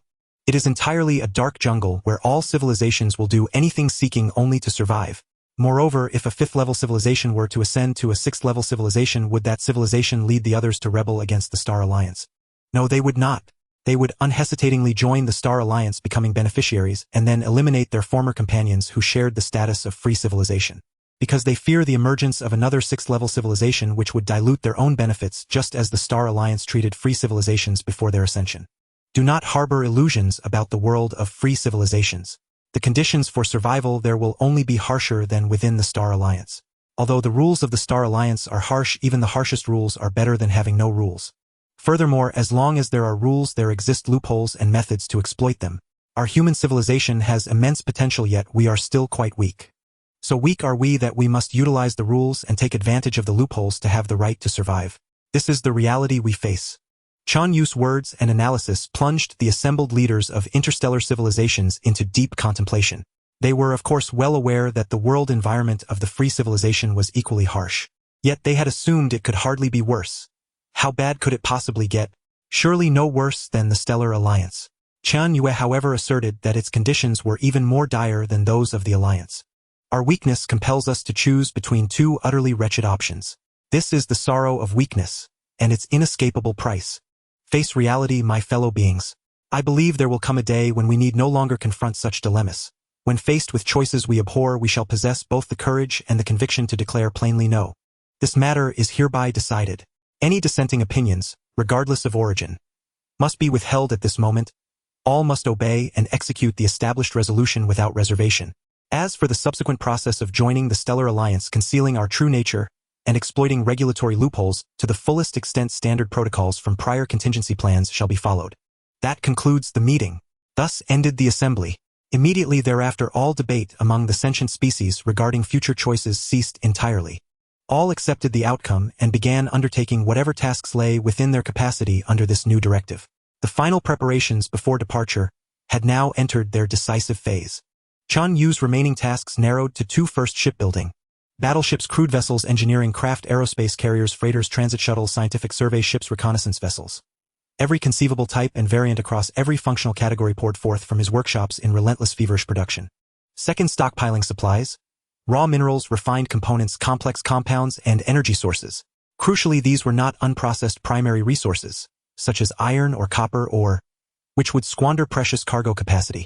Instead, guided by precise demand forecasting, Chen Yue either purified materials to extraordinary degrees or directly fabricated them into finished components. He strove to consume as much material and energy as possible within the solar system, where resources and power were for all practical purposes inexhaustible.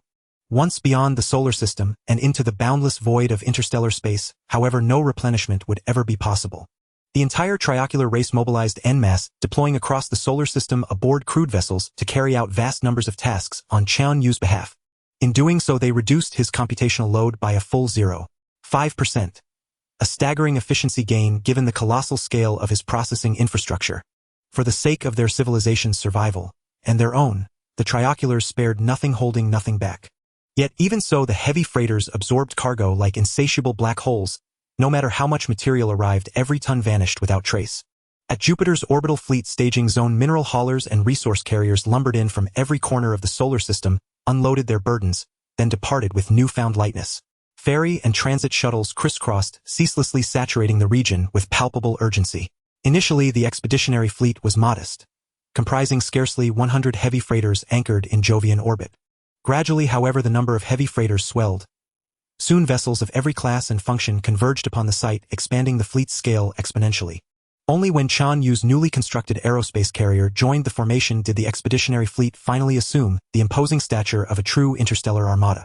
Yes, the human civilization now possessed its own aerospace carrier, a colossal vessel 17 kilometers in length, centered upon a cylindrical core, from which branching spars extended radially outward. The central cylinder measured 50 meters in diameter, and housed an array of advanced instrumentation. Its remaining volume accommodated crew habitation and specialized storage for environmentally sensitive materials. The external spars ranged from 500 to 800 meters in length. At first they stood stark and barren, but soon leaves began to sprout upon them, each leaf a fully functional spacecraft. Through an intricate network of docking fixtures, vessels of all sizes affixed themselves to these spars. Depending on dimensions, a single spar could support up to 50 craft. With 120 such spars aboard, this aerospace carrier possessed a theoretical maximum capacity of 6,000 small combat craft. These small combat craft boasted exceptional maneuverability, capable of accelerations and decelerations exceeding hundreds of meters per second squared, but were wholly unsuited for prolonged interstellar voyages. Their propulsion systems were never engineered for such endurance. 6,000 such vessels constituted by any measure a formidable interstellar battle fleet. Such a fleet could, under certain circumstances, annihilate a peer-level civilization. Alternatively, if loaded exclusively with cargo, this carrier, beyond its own mass, could transport up to 150 million metric tons of diverse material. Its optimal economic cruising velocity reached 55% of light speed. Fully laden, its fuel reserves permitted precisely 3 complete acceleration-deceleration cycles. Could accelerate to 0, 55°C, decelerate to rest, and repeat this sequence thrice. Such performance was nothing short of astonishing. Indeed, it surpassed even the Yunguang, a flagship aerospace carrier of the Nanxing civilization. This did not, however, signify that Chen Yue's technological prowess had overtaken theirs. In truth, Chen Yue maintained rigorous self-awareness.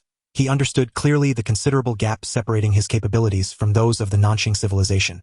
His carrier's superiority stemmed primarily from his willingness to expend limitless resources and deploy unparalleled material density, unrestrained by cost or constraint. This was the aerospace carrier, a strategic-class vessel, a true civilizational keystone, of which Chen Yue intended to construct 30 in total. When the first unit, the Kuanpeng I, was completed and commissioned, Amalthea Wenwan and other triocular leaders journeyed to the fleet staging zone and boarded a shuttle to approach it. Confronted by its sheer immensity, Amalthea fell silent, speechless.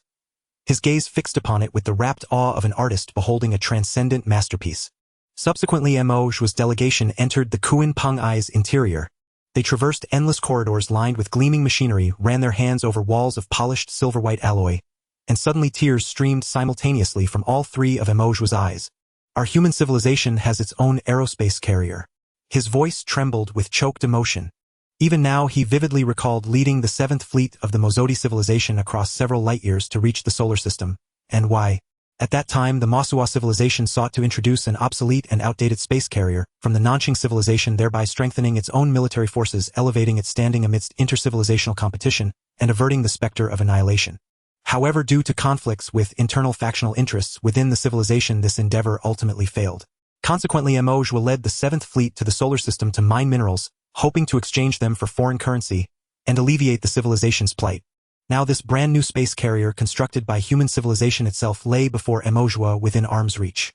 Although its technological prowess fell short of the Nanxing civilization standards, thanks to the lavish use of materials, the space carrier could serve as a mainstay even within the Nanxing fleet. How could Amalthea not be moved by this sight? And this was merely the first space carrier. Under Chen Yue's relentless construction, a 2nd space carrier was soon commissioned, followed by a 3rd, a 4th. Ordinarily, a normal civilization would not require so many space carriers. The Nanxing civilization, for instance, possessed only 14. 14 space carriers were entirely sufficient for their needs. Chen Yue, however, built 30 in one go. The primary reason was the sheer number of warships within human civilization, far exceeding that of a standard civilization. At this moment, with his computational power fully engaged, Chen Yue could simultaneously control no more than 50,000 warships. Yet he had constructed a total of 160,000 warships of various classes, more than half, again, as many as the Nanxing civilization. In Chen Yue's mind, even if he couldn't control them all at once, it was better to have them in reserve. After all, hadn't he overwhelmed Amalthea through sheer numbers in their initial clash, turning defeat into victory? To transport so many warships, a greater number of space carriers was necessary. At this moment, at the Jupiter base, all 30 space carriers had been commissioned, numbered Kuanping 1 through Kuanping 30. A vast number of warships had also begun their securing procedures, clinging like leaves to the branches of the space carriers. Meanwhile, 200 heavy transport ships had been constructed. Each transport ship could carry approximately 6 million tons of supplies. 200 ships would hold 12 billion tons. In Chen Yue's estimation, this was more than sufficient to support his subsequent operations. Beyond the space carriers' warships and heavy transports were the habitat ships. By this point, Chen Yue had finally allocated computational power to construct proper habitat ships capable of generating artificial gravity through rotation. These habitat ships were cylindrical in shape, designed to rotate at a constant rate. Through centrifugal force, gravity would be simulated on the inner walls of the cylinder. Among them, the cylindrical habitat ship for the three-eyed people measured 1 kilometer in length and 100 meters in diameter. Thus, its inner wall boasted an area of approximately 300,000 square meters. This area was not particularly large, and after deducting space occupied by instruments, equipment, and common areas, only about 200,000 square meters remained. Yet, by constructing high-rise buildings within, Chen Yue planned to house 100,000 three-eyed people per cylindrical ship. It was a bit cramped, but circumstances were limited. They would have to make do. Chen Yue built 30 such habitat ships for the three-eyed people capable of accommodating 3 million individuals. Although the total population of the three-eyed people had now exceeded 3,200,000, they could not even fill these 30 cylindrical ships. This was because a considerable number of three-eyed people had to work aboard the space carriers, heavy transports, and other vessels conserving Chen Yue's computational power. The dwarf clan, on the other hand, were easier to accommodate. Chen Yue built only one cylindrical ship for their 20 members. These cylindrical ships were not attached to the space carriers. They were equipped with their own propulsion systems and energy shield generators capable of independent interstellar voyages. Beyond these were various miscellaneous vessels, scientific research ships, engineering ships, reconnaissance ships, and shuttle ships. There were 20 reconnaissance ships, 30 engineering ships, and 5 scientific research ships.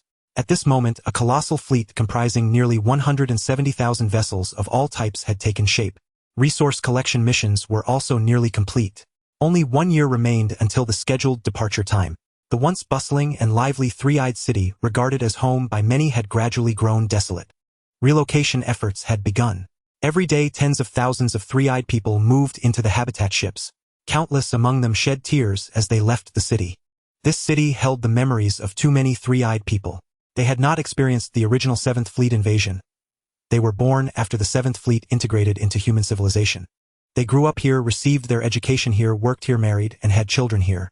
But now, due to a major adjustment in the civilization's future, they had to leave, pack their bags, and journey to a distant land. At this juncture, Chen Yue began another task, cleansing the entire solar system, erasing all traces of human civilization's existence. This was a matter of great importance.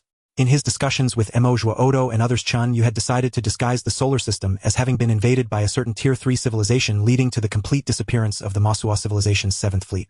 Thus, the existence of human civilization would be concealed. Even if an armed investigation team arrived, they would find nothing. At this moment, numerous warships fanned out, each heading to every location touched by human civilization. Warships reached dwarf planets far beyond the Kuiper Belt, such as Quawar and Sedna, the Jupiter system, which served as the stronghold of human civilization, and planets closer to the Sun: Mercury, Mars, Venus, the asteroid belt, and other dwarf planets. At this moment, a fleet arrived at Mercury. On the barren surface of Mercury, a steel jungle stood in stark isolation. Towering buildings, colossal machinery, winding rail transit systems, vast underground bases. Recalling the resources consumed in building this steel jungle, Chen Yue's heart was filled with emotion. Ah, what a pity! This base had once yielded countless minerals, powerfully supporting the civilization's development. Now he had to destroy it all. At Chen Yue's command, a fleet of 300 warships, led by a Nebula-class vessel, bared its fangs at the steel jungle. In an instant, tens of thousands of electromagnetic energy cannon shells were fired, erupting into dazzling massive flames within the steel jungle. The next moment, the city was shrouded in smoke and fire. The colossal skyscraper was effortlessly twisted into a tangled wreck by the ferocious bombardment, and the serpentine railway tracks were overturned directly. The immense factory upon which Chen Yue had pinned great hopes was reduced to rubble, and even a nearby mountain peak was sheared clean off. After the destruction was complete, Chen Yue unveiled his ultimate weapon, the hydrogen bomb. Even at the third-tier civilization stage, the hydrogen bomb remained the most devastating weapon. As long as it could be successfully delivered and detonated, it was the most powerful and versatile tool on the battlefield. Even the mightiest vessels Chen Yue had constructed, the dwarf planet-class warships with their formidable defenses, would be instantly vaporized upon encountering a hydrogen bomb. Unfortunately, this weapon could not be deployed rapidly, and even if launched, it was easily intercepted and neutralized before detonation, thus limiting its brilliance on the battlefield. Here, however, the hydrogen bomb proved its unparalleled utility. Under its blast, everything was vaporized and nothing could withstand it. At first glance, Chen Yue's direct use of hydrogen bombs to erase all traces seemed to render the earlier electromagnetic cannon bombardment redundant. Yet, in truth, this step was essential. It was a deliberate trap set by Chen Yue, for he needed to leave evidence that the solar system had once been invaded by a third-tier civilization. Only thus could the disappearance of the 7th Fleet of the Masua civilization be attributed to a certain third-tier civilization, most likely the Blue Moon civilization, currently at war with the Nanxing civilization. This was the significance of the earlier electromagnetic cannon bombardment. Hydrogen bombs could be produced by both second and third-tier civilizations, but electromagnetic cannons were exclusive to third-tier ones. Thus, the traces of human civilization were erased while the marks of a third-tier civilization were left behind. Amid Chen Yue's reflections, the Mercury base vanished into nothingness, utterly destroyed. Afterwards, the fleet proceeded to another base, repeating the same process. Meanwhile, across every corner of the solar system, on every planet, similar scenes unfolded in succession. Regardless of the contributions these facilities had made to human civilization, whether mines, machinery plants, nuclear fusion power stations, research centers, or neutrino telescope bases. All were first bombarded with electromagnetic cannons and then obliterated with hydrogen bombs. Of course, Chen Yue did not destroy everything indiscriminately. Certain precious instruments, even those that strained Chen Yue's engineering capabilities to produce, such as large particle colliders, radio telescope arrays, and high-precision optical telescopes, were relocated whenever possible. Those of lesser value or difficult to move were reluctantly sacrificed. Under these circumstances, except for the Jupiter system, all traces of human civilization in the solar system were systematically eliminated. Afterwards, Chen Yue conducted several meticulous checks to ensure no evidence remained before declaring the task complete. By then, the three-eyed beings had finished their relocation and were residing within the cylindrical spacecraft. At this point, about 5 months remained until the original deadline, but there was no need to wait until then. Chen Yue had also moved from the Europa supercomputing base to the fleet's flagship, the Humanity, a dwarf planet-class warship with the highest performance maneuverability, defenses, and firepower among its peers. From this moment onward, the central computer of the Humanity would serve as Chen Yue's abode. It was a supercomputer built with the most advanced processes, architectures, and manufacturing techniques. Although computational technology had not yet achieved a breakthrough, and the quantum electronic hybrid computer, integrating superluminal communication, had not been constructed, the supercomputer still boasted an approximately 36 increase in computational power over its predecessors. This computer was Chen Yue's home, and the Humanity was his vessel. He had resolved that above all else, ensuring the safety of the Humanity was his paramount priority. In extreme circumstances, even if it meant sacrificing all other ships and all intelligent life, he would do so without hesitation to protect the Humanity. Of course, there was no need to articulate this to the intelligent beings. Everyone understood it implicitly. Stating it outright would only spoil the unspoken understanding. His own relocation marked the final critical node of the entire escape plan within the solar system. With this accomplished, only a few loose ends remained. That was the cleanup of the Jupiter system. Gazing at the vast Jupiter and its numerous moons, recalling his harrowing escape from the inner solar system and his eventual landing on Amalthea, where he had painstakingly developed his foothold, Chen Yue felt as if an era had passed. The journey had been one of hardship and countless challenges. This place held too many memories. Even now on Amalthea, the structures he had originally built still remained. By his current standards, these buildings were crude, primitive, and obsolete, yet he had preserved them all this time. Now he had to destroy them with his own hands. So, Jupiter, farewell. Amid the sorrowful cries of the three-eyed beings, the traces of human civilization in the Jupiter system were completely erased. Including the city of the three-eyed, all turned to dust. Thus the day of departure arrived. Chen Yue's voice reached every intelligent being at that moment. I declare Humanity set sail. Destination: the Huoying Triple Star System. Indeed, Chen Yue's target was the Huoying Triple Star System, where the Nanqing and Blue Moon civilizations were locked in battle. Through countless discussions, simulations, and calculations, Chen Yue had discovered that only there lay the opportunity for humanity to join the Star Alliance. In that instant, 30 space carriers, 200 heavy transport ships, 31 habitat vessels, 20 dwarf planet-class warships with independent interstellar navigation capabilities not docked to the carriers, and 165 miscellaneous vessels for reconnaissance, scientific research, and engineering, totaling 446 ships, ignited their ion thrusters simultaneously. 446 dazzling, blindingly brilliant lights flared at once. The massive fleet began to accelerate, slowly heading toward the inner solar system. Yes, they were not moving away from the sun, but drawing closer to it, as the Huoying Triple Star System lay on the opposite side of the sun at that time. The vast fleet maintained coordination, ensuring sufficient safe distances between vessels to avoid collisions or interference from exhaust plumes. In precise formation, they gradually receded from the Jupiter system where Chen Yue had lived for so many years. Farewell, Jupiter. At that moment, not only Chen Yue but countless three-eyed beings and dwarves echoed this sentiment in their hearts. Chen Yue designed a rather intricate course for the fleet's departure from the solar system. After leaving the Jupiter system, the human fleet would first visit Ceres. Ceres is a massive dwarf planet with a diameter reaching nearly 1,000 kilometers. Among dwarf planets, it is by no means small in stature. Due to its reserves of certain rare minerals, Chen Yue had previously established a base there. Of course, it had now been cleared away. Leveraging Ceres' gravity, the fleet would execute a gravitational slingshot maneuver to accelerate, then proceed onward to Mars. Indeed, even having reached a level 3 civilization, Chen Yue still did not forget to utilize planetary gravity during the fleet's acceleration process. After all, with such a massive planet right there, it would be a pity not to take advantage of it. Every bit of energy saved counts. There would be no place to replenish it once they left the solar system. The fleet swept past the unremarkable Ceres and soon arrived at Mars. The building materials from the original Mars base were still stored aboard a heavy transport ship kept by Chen Yue as a memento. Recalling the years he had lived in the Mars base when he still possessed a human form, Chen Yue felt a surge of emotion. Of course, this did not prevent him from thoroughly exploiting Mars, as well giving the fleet's speed a further boost.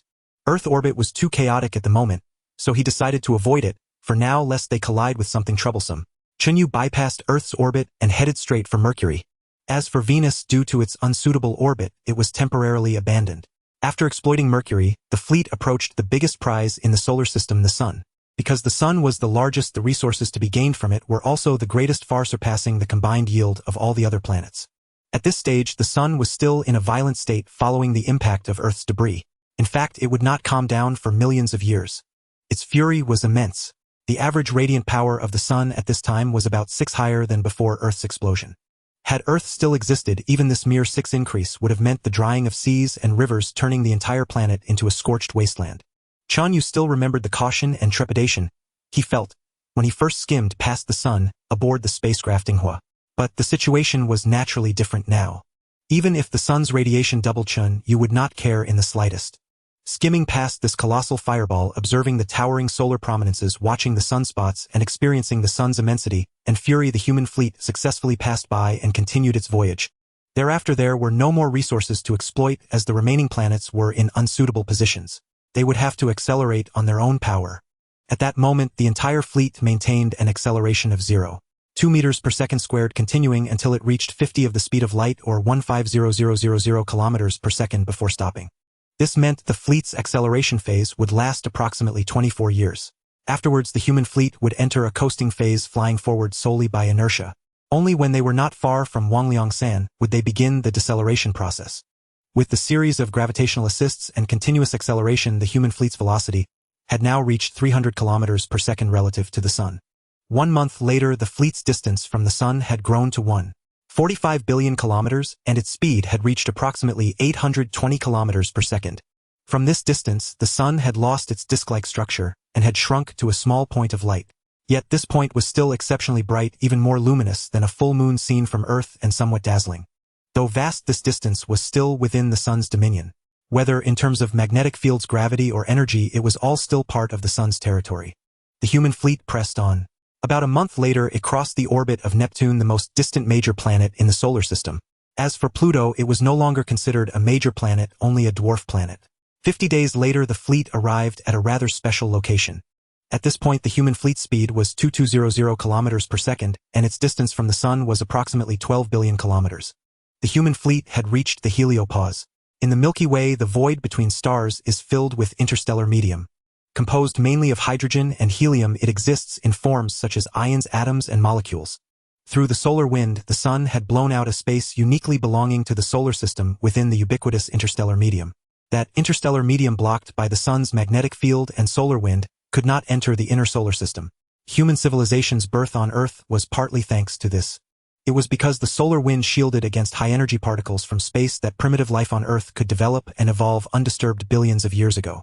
However, the Sun's power had its limits. Here, the high-energy charged particles from the Sun, the solar wind, after traveling over 10 billion kilometers, simultaneously pushing the galactic interstellar medium back by the same distance, finally exhausted their strength. The solar wind stopped here, reaching a stalemate with the omnipresent interstellar medium. This was the heliopause. Crossing it marked the first step out of the solar system.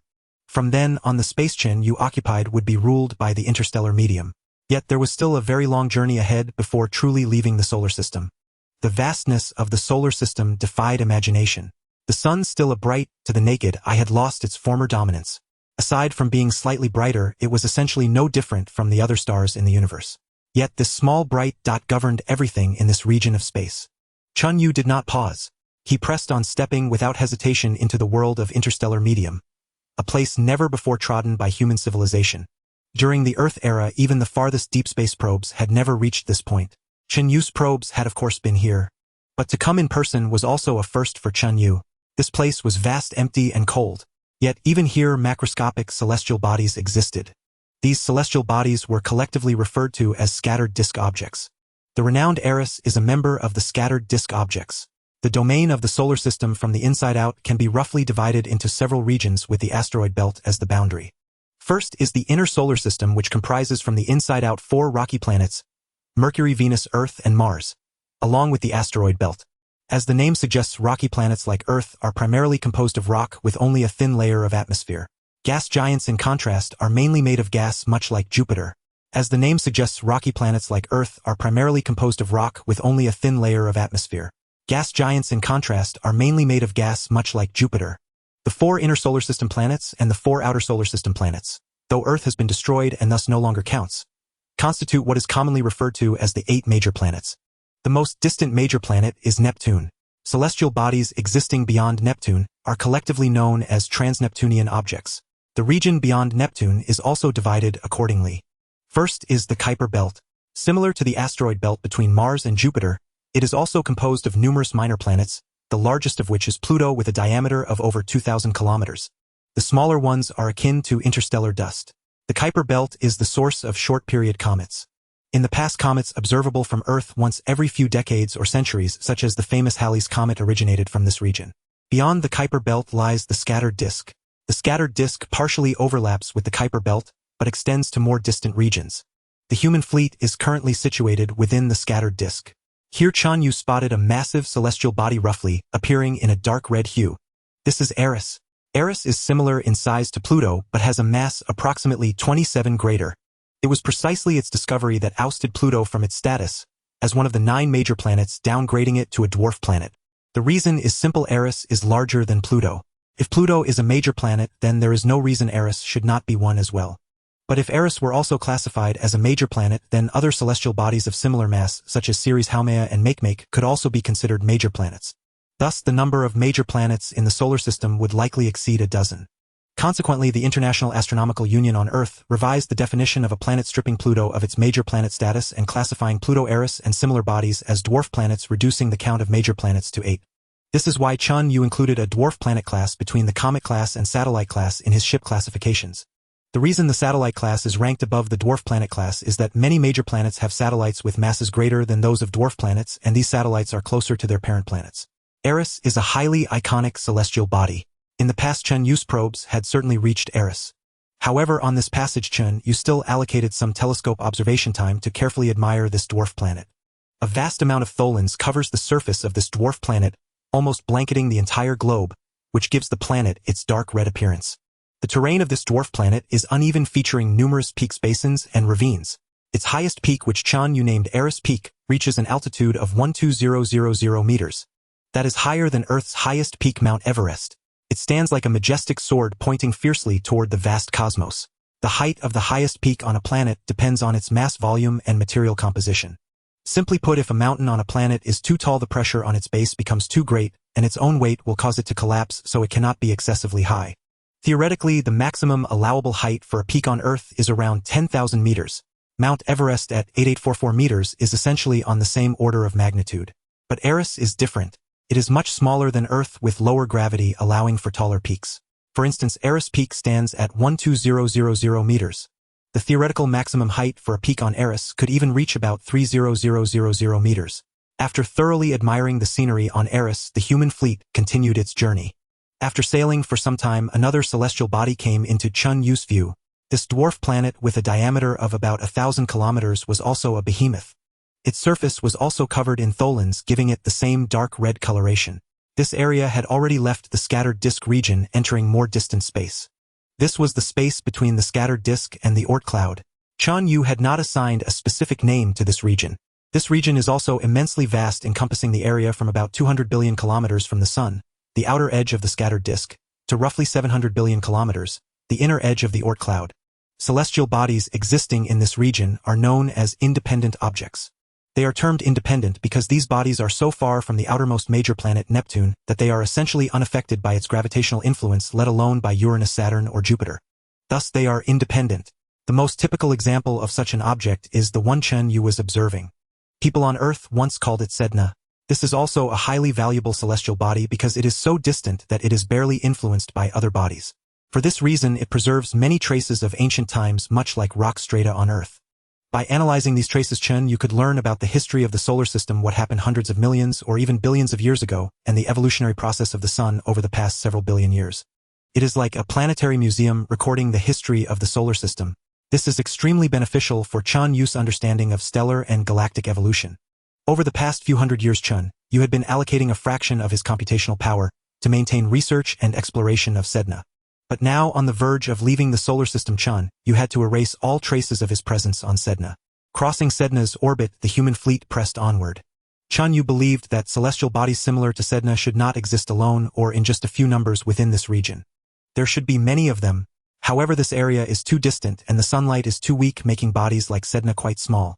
Back when he was in the Jupiter system, even with Chen Yue's technology at the third-level civilization, searching for celestial bodies like Sedna relied solely on luck. Moreover, he had too many matters to attend to, and did not devote much computational power to this aspect, resulting in not finding any other celestial bodies aside from Sedna.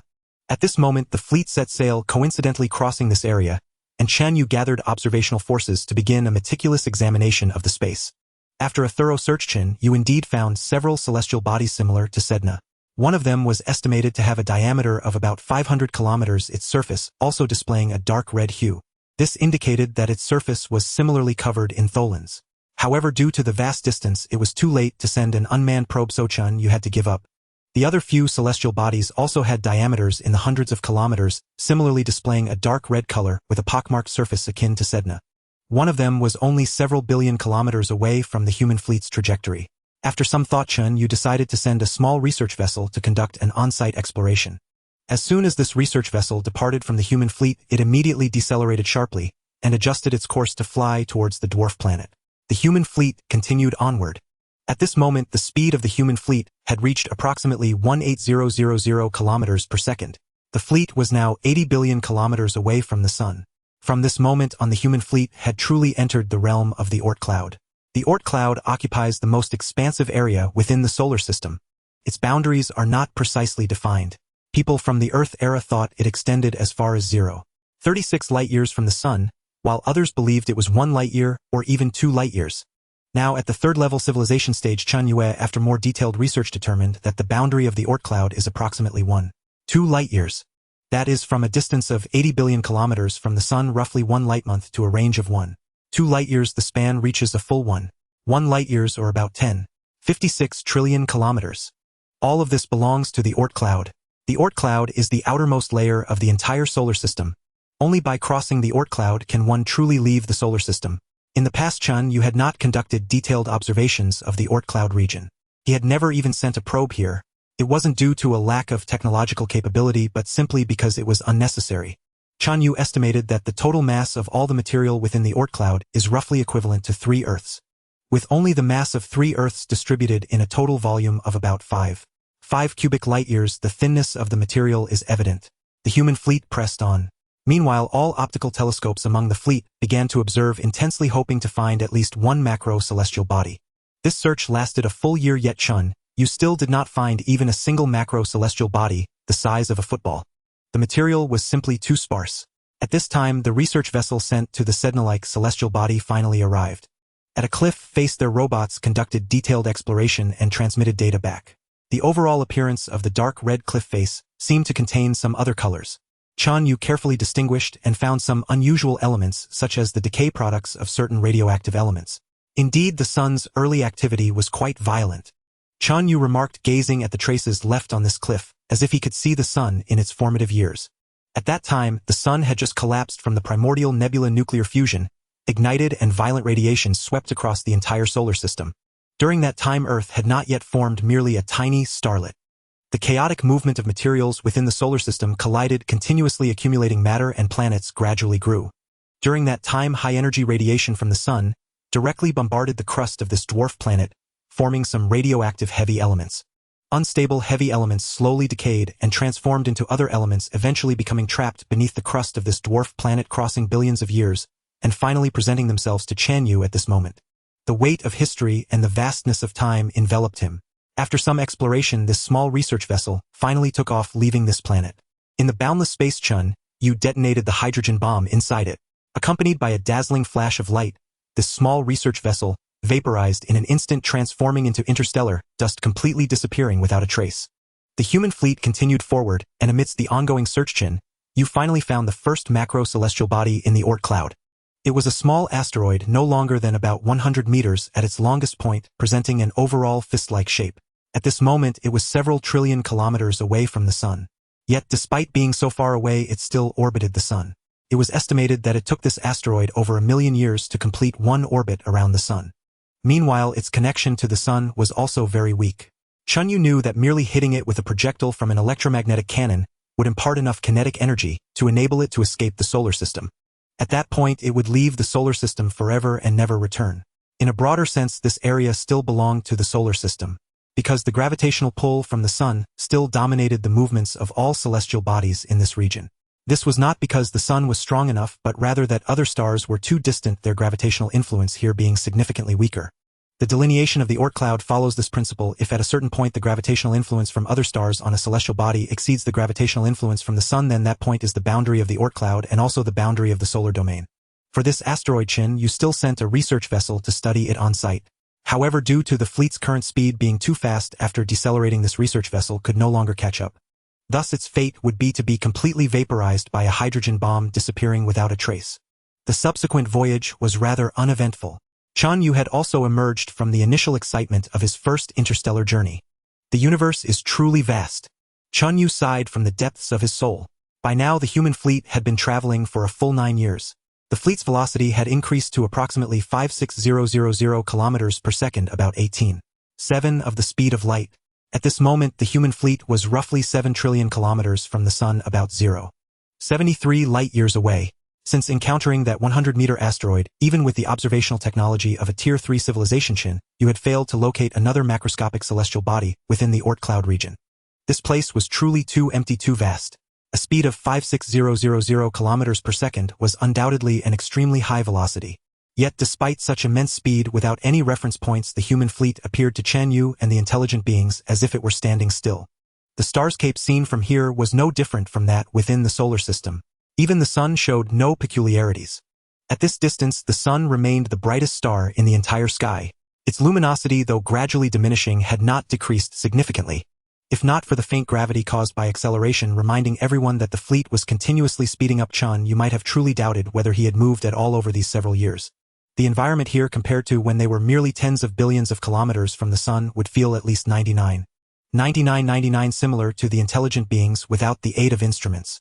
Having traveled such a long time and such a great distance felt like traveling in vain. This can truly be considered genuine interstellar space. Aside from gravity, the sun's influence here is almost negligible. Under these circumstances, some experiments with special requirements can be conducted. Chen Yue thought to himself and casually made some arrangements.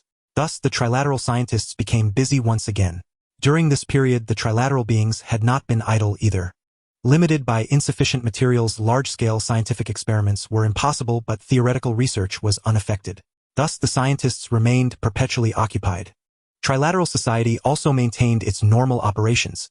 Now the tasks assigned by Chen Yue merely made their already busy lives a little busier. As for Chen Yue himself, he was certainly not idle. In fact, without the previous construction tasks, he had become even busier. His vast computational power had been continuously engaged in the calculation and research of physical theories and certain mathematical models, yielding numerous results. Furthermore, Chen Yue had accumulated thousands of experimental requirements. Once material supply conditions improved and the prerequisites were met, corresponding experiments would be conducted immediately to advance technological development. In the past, they didn't even know where the problems lay. Now, regardless of whether the problems were solved, at least the questions had been raised. Subsequent work would involve researching these issues. This could not be considered a waste of time. It was equally meaningful. Time passed slowly under these circumstances. In the blink of an eye, another 2 years went by. On this day, the human fleet's velocity reached 68,000 kilometers per second, or 22.67 of the speed of light. The distance between the fleet and the sun also reached 10.9 trillion kilometers, approximately 1.14 light-years. Here Chen Yue observed another macroscopic celestial body. It was equally small, only about 50 meters in length, utterly unremarkable, with no need for further observation. However, its orbit was very strange. After precise measurement, Chen Yue discovered that this asteroid was not currently orbiting the sun. It was fleeing from the sun at a speed of about 160 meters per second, heading towards the direction of the Alpha Centauri triple star system. Alpha Centauri is a triple star system, one of which, the smallest star, is the famous Proxima Centauri, the closest star to the sun. The direction of this asteroid's movement was towards Proxima Centauri. Chen Yue observed this asteroid with great interest, and a term spontaneously surfaced in his mind: gravitational perturbation. Celestial bodies in this region have highly unstable orbital states. They might orbit the sun for a period, but at any time due to a collision or the gravitational influence of a distant star, they could lose their current orbit and alter their motion. They could either approach the sun entering the inner solar system or move away from the sun, escaping the solar system to become a member of another star system. Currently, if not subjected to other influences, the ultimate fate of this asteroid would be to be captured by the gravity of the Alpha Centauri system in approximately 10 million years. The creations of the universe are truly wondrous. It's possible that different star systems can exchange matter through such mechanisms. Through elemental analysis, Chen Yue determined that this asteroid originated in the solar system. Its journey to such a great distance from the sun was likely due to the gravitational influence of Jupiter and Saturn. At the dawn of the solar system's formation, internal matter was chaotic, collisions were frequent, and the major planets were in developmental states with unstable orbits, their gravitational interactions entangled like a tangled mess. Under such circumstances, some asteroids might have gained extremely high velocities via mechanisms similar to gravitational slingshots, escaping the inner solar system to reach the Oort cloud region. It would most likely eventually become a celestial body of the Alpha Centauri system.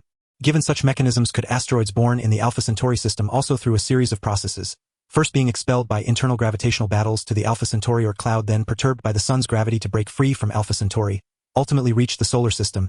Could they have even impacted the primordial Earth billions of years ago? This is also possible. Then could the formation of life on Earth be related to such matter from an alien star system? Chen Yue could not verify this, but at least he could not deny this possibility either. One thing he could be certain of was that even though the Oort cloud was so far from the sun and Earth and other stars were equally distant, they exerted a tremendous influence on the evolution of life on Earth. Chen Yue even suspected that the extinction of the dinosaurs which dominated Earth 70 million years ago was related to the Oort cloud and another star that passed near the solar system in that era.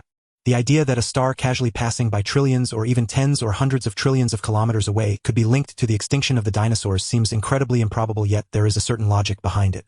It is widely known that the dinosaurs went extinct approximately 70 million years ago, with the primary suspect being the impact of an asteroid roughly 10 kilometers in diameter. This asteroid struck Earth at the Yucatan Peninsula in Mexico, forming the renowned Chicxulub crater. It is hypothesized that the asteroid's impact ejected vast amounts of dust into the atmosphere, blocking sunlight for up to a year. Large quantities of sulfuric acid also entered the stratosphere as aerosols, reducing the solar energy, reaching the Earth's surface by about 20, leading to the mass die-off of plants and marine plankton. Consequently, species at the top of the food chain also faced extinction. Thus ended the era of the dinosaurs. Scientists strongly suspect this asteroid originated from the asteroid belt, though some theories suggest it came from the Oort cloud.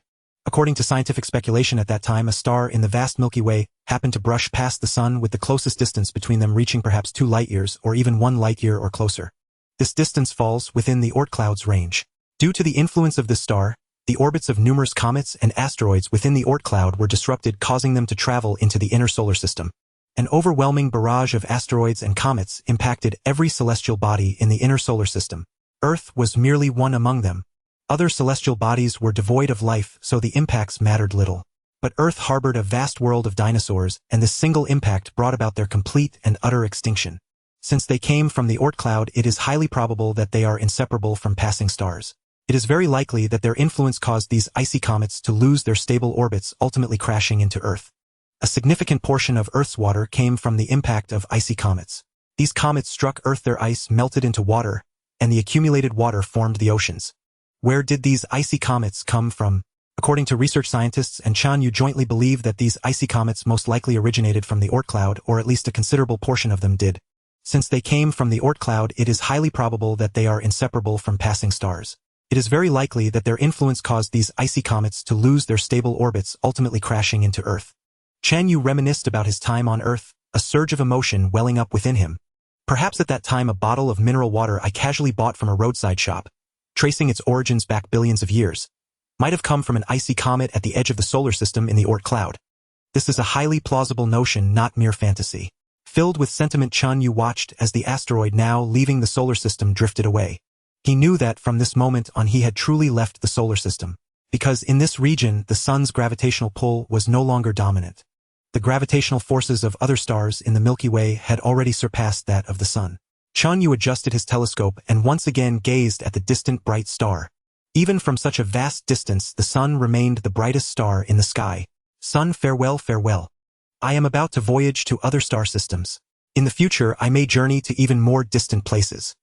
In those places I may witness more magnificent vistas, encounter more wondrous phenomena, come into contact with more bizarre celestial bodies, and see more and larger stars.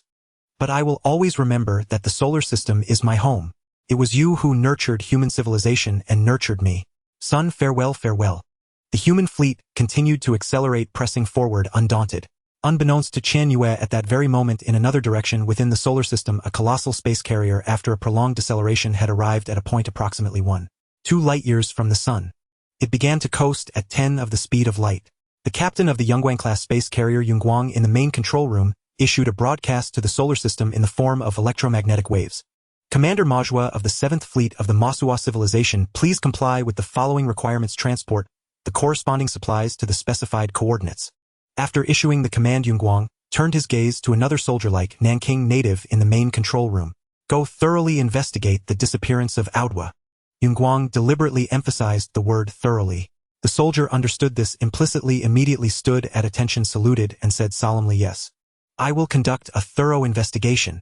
Yongguang knew that from this moment on the 7th Fleet of the Masua civilization had been sentenced to death.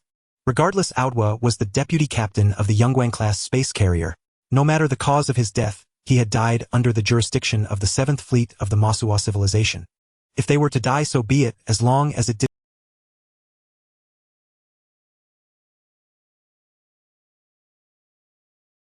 and departed from the space carrier heading for the solar system. Thinking of Majua, a flicker of pity crossed Yongguang's mind. You had over 100 years to maneuver and adapt, yet you did nothing, ultimately leading to this situation. Alas, perhaps you did try, but your civilization's leader was unwilling to pay a heavy price and decided to abandon you. Yongguang shook his head, slightly ceasing such thoughts. If they were to die, so be it, as long as it didn't delay the material transport. At this moment, that soldier, also the leader of this armed investigation team, had already gathered his fleet and departed from the space carrier heading for the solar system. 50 warships of Tier 3 civilization level were more than sufficient to deal with the 7th Fleet of the Masua civilization. After several years of deceleration, the armed investigation team finally reached the solar system. But contrary to the team leader's expectations, the solar system was now completely empty. No way did that Majua flee out of guilt. You're a mere Tier 2 civilization. Even if you run, where can you possibly go? Report. Report. A soldier burst in with slight panic. The observation team has discovered extensive ruins on many planets within the solar system. Preliminary observations suggest the pattern of destruction, first subjected to heavy energy cannon bombardment, then completely obliterated by a hydrogen bomb. What? Energy cannons? The investigation team leader's face also changed color. Weapons of a Tier 3 civilization. How is this possible? Could it be? Could the Blue Moon civilization have discovered this supply depot of ours? The Blue Moon civilization was the only one with both motive and capability to invade the solar system. After a moment of deliberation, the team leader finally made a decision. Investigation team, halt. Do not advance further to avoid an ambush by the Blue Moon civilization. Send one investigation ship to verify the situation. If the situation is confirmed, we will evacuate immediately. Yes. As for Majua, the team leader had completely dismissed him from his thoughts. Upon further detailed investigation and verification, more traces of Tier 3 civilization weaponry were revealed before the members of the investigation team. Energy weapons, they were truly energy weapons. Without mastering the system of gauge field equations and that advanced mathematical tool, it would be impossible to master the technology that places electromagnetic projectiles in that excited state, transforming them from simple electromagnetic cannons into electromagnetic energy cannons. And this was something only a solid Tier 3 civilization could achieve. At this moment, no doubt remained in the hearts of the investigation team members. Retreat, withdraw from the star system immediately. The leader of the investigation team, who had always remained at the edge of the solar system, without entering its interior, immediately issued the command. At this moment, this ordinary stellar system appeared as perilous as a den of wolves and a tiger's lair in his eyes. He promptly contacted the captain of the Yongguang-class aerospace carrier Yongguang and reported the matter. What? The 7th Fleet is completely gone. Yongguang's expression shifted between light and shadow. The situation had developed to this extent, something he had never anticipated. But since it had come to this, there was no choice but to report it to higher authorities. As an established Tier 3 civilization, the Nanqing civilization's superluminal communication range could reach 1 trillion kilometers, equivalent to approximately 0.1 light-years. At this moment, the Yongguang-class aerospace carrier was tens of light-years away from both the Wangliang Tristar system and its home star system.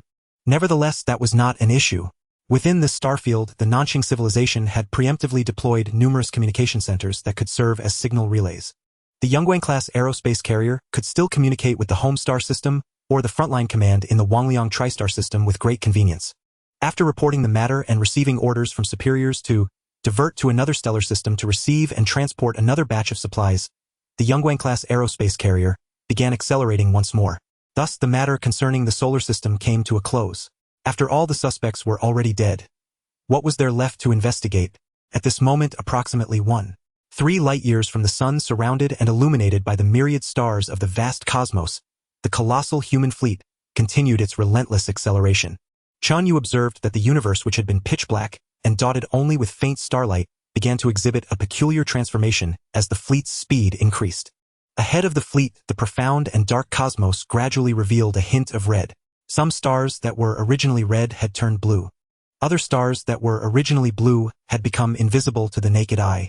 Behind the fleet, there was no significant change. However, some stars that had previously appeared red had now vanished, no longer visible to the unaided eye. Some stars that had originally appeared blue had now turned red. One blue, one red, adorning the similarly blue or red myriad stars, made the boundless cosmos appear vibrant and colorful in that moment. At this moment, the human fleet seemed not to be sailing through the cosmos, but rather navigating through a fairy tale world. How beautiful! Chen Yue sighed inwardly in admiration. He did not feel alarmed by this change, for he understood in his heart that these were merely natural phenomena fully explicable by established scientific theories. In fact, as early as the Earth-era people had already predicted this phenomenon. Chen Yue was merely witnessing it with his own eyes now. Chen Yue knew that those lights were in essence the color of the universe. Its formal name was the cosmic microwave background radiation. It was the oldest light in the universe. Current theories hold that the universe originated from a Big Bang. Our universe is in a constant state of expansion. On a cosmic scale, the distance between any 2 points increases over time. Moreover, the greater the distance between 2 points, the faster the rate at which that distance expands. This is the theory of cosmic expansion, a theory that has been confirmed by actual observations. Some even believe that in regions extremely far from Earth, celestial bodies might be receding from Earth at speeds exceeding the speed of light. To understand cosmic expansion, one can draw a simple analogy. Imagine the universe as a small balloon. Place 2 arbitrary dots on its surface, then inflate the balloon. You would observe that the 2 originally close dots move farther apart as the balloon expands.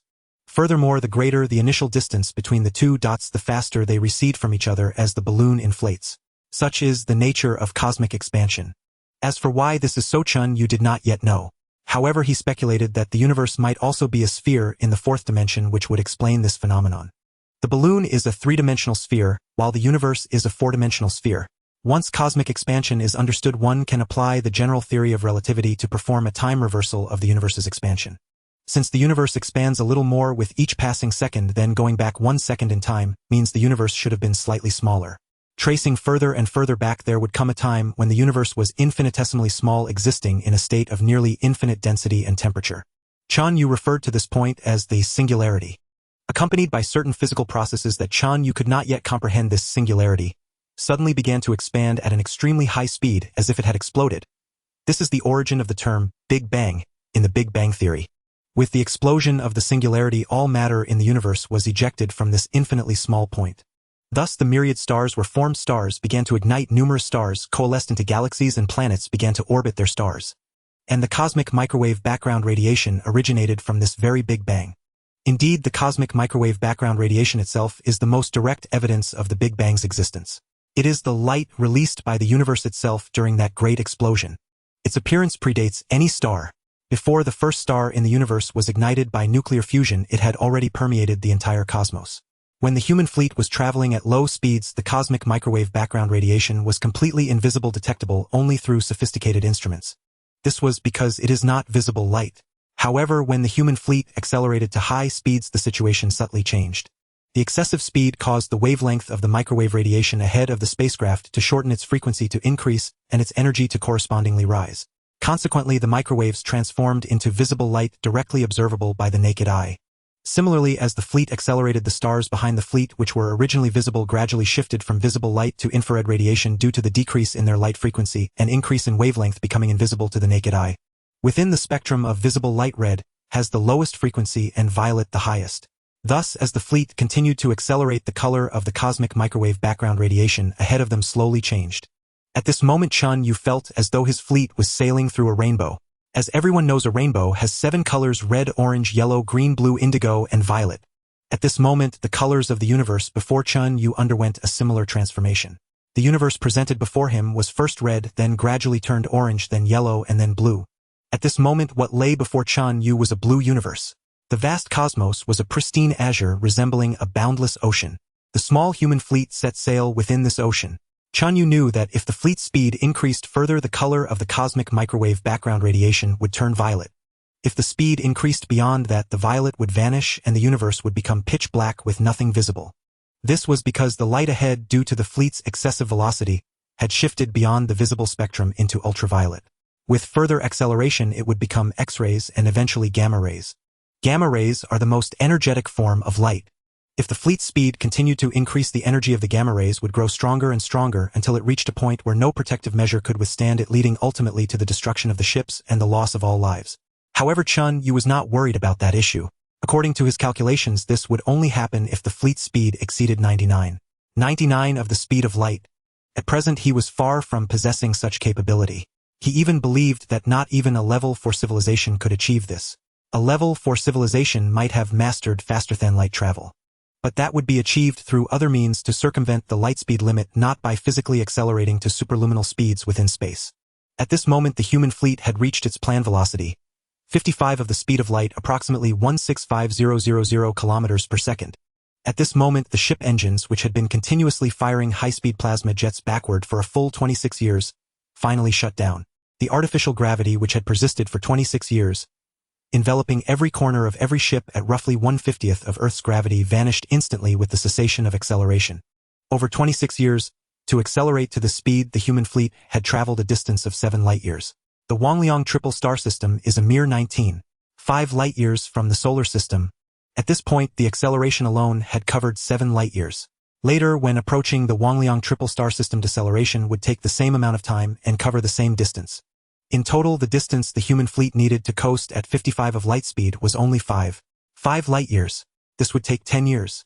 26 years of acceleration, 10 years of coasting, and 26 years of deceleration to cover this 19.5 light-year journey. The human fleet would spend a total of 62 years in transit. There was no helping it. Interstellar travel was this troublesome. It was too vast and too empty. The distances between stars were simply too immense. After ceasing acceleration and entering coasting mode, Chen Yue immediately deployed countless robots to conduct a comprehensive inspection of every engine. This was Chen Yue's first voyage of such an extended distance. The engines he had built were also operating continuously for the first time over such a long period. No matter how many simulations had been conducted beforehand, facing this actual voyage, Chen Yue's heart was still filled with some apprehension. The final inspection results left Chen Yue sighing deeply. He saw that after 26 years of continuous operation, over 80 of the engines had developed relatively serious malfunctions. A full 30 of the engines were completely scrapped, not even worth overhauling. While in stable operation, they had barely managed to keep functioning. Now that they had stopped, they could never be restarted. Material science is still somewhat inadequate. Manufacturing precision is also insufficient, where exceeded expectations. Under high radiation, high temperature conditions, the engine materials had undergone brittle deformation, making them impossible to repair. 26 years of continuous operation had exposed all the problems that had previously lurked beneath the surface, problems Chen Yue had been unable to detect. Fortunately, I came well prepared, stockpiling relevant components and even bringing a casting factory. So I'll use these 10 years to build a new batch of engines. Aside from the most critical engines, other parts of the large vessels, heavy transports, aerospace carriers, dwarf planet-class combat ships, had also revealed issues due to the prolonged voyage. Chen Yue did not overlook these either. He gathered all the problems, compiled a detailed list, and immediately launched efforts to tackle the total of over 100,000 issues on that list, attempting to resolve them, then either repair the affected parts or apply the solutions to the manufacturing of new engines. This precious decade would be spent in a flurry of activity for Chen Yue. Amidst the busyness, he also did not forget to take advantage of the unique environment to conduct some relevant experiments. Such a high-velocity environment was rare. Aside from interstellar voyages like this, it could not be replicated under normal circumstances. Even if forcibly replicated, it would be extremely troublesome. One such experiment was the study of the effects of cosmic rays on ship materials during high-speed travel. At this moment, all 446 large ships had their energy shields raised for protection. Numerous smaller vessels such as warships and shuttles were also sheltered under the energy shields of the aerospace carriers. Chen Yue maneuvered a small shuttle, disengaging it from its mother carrier's energy shield, exposing it directly to the space environment, and then left it alone. The fleet was now in coasting mode. Although this small shuttle had no propulsion, it could still follow alongside the fleet without drifting away. It drifted by inertia, following the fleet for a full year.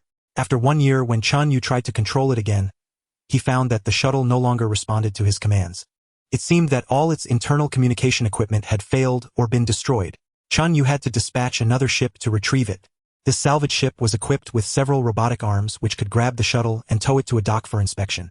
However, to Chen Yue's surprise, the moment the robotic arm clamped onto a protrusion on the shuttle, intending to secure it, the metal protrusion shattered directly.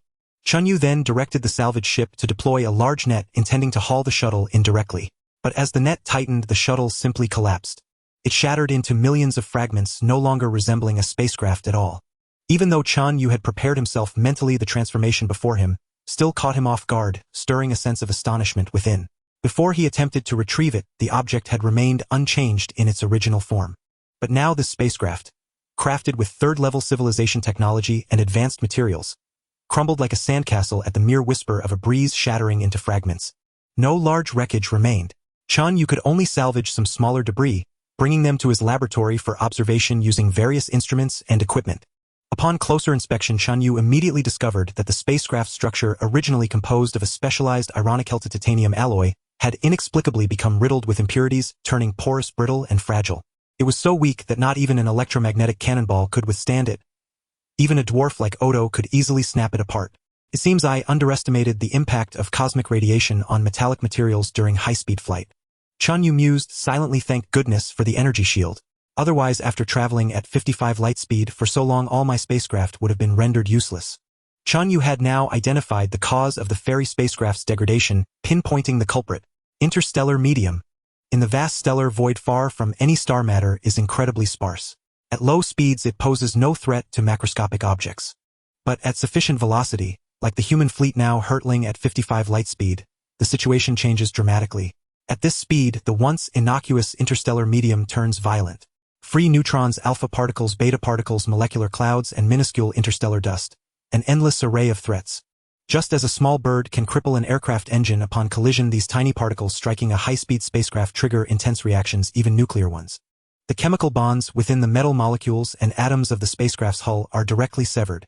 Protons and neutrons within atomic nuclei are ejected, undergoing fission, or gaining extra particles through fusion, transforming one element into another. This is the origin of the mysterious impurities in the spacecraft's hull. The fission or fusion of metallic elements alters elemental composition, changing material properties. High-energy impacts strip materials of their original properties. The influx of various impurities renders the material porous and brittle, snapping with the slightest pressure. Had the fleet attempted sublight travel without energy shield technology, the ferry spacecraft would have met the same fate as those earlier vessels. But with the energy shield, everything changed. Except for electromagnetic waves, most radiation and particles are deflected by the energy shield, preventing them from striking the spacecraft and compromising its hull material. Through this experiment, Chen Yue felt his expertise in applied physics, engineering, and material science had deepened. He gained new insights into the future direction of technological development. Subsequently, Chen Yue began conducting more experiments of varying types and frequencies. He started tossing various materials outside the energy shield, letting high-energy cosmic rays and interstellar medium bombard them.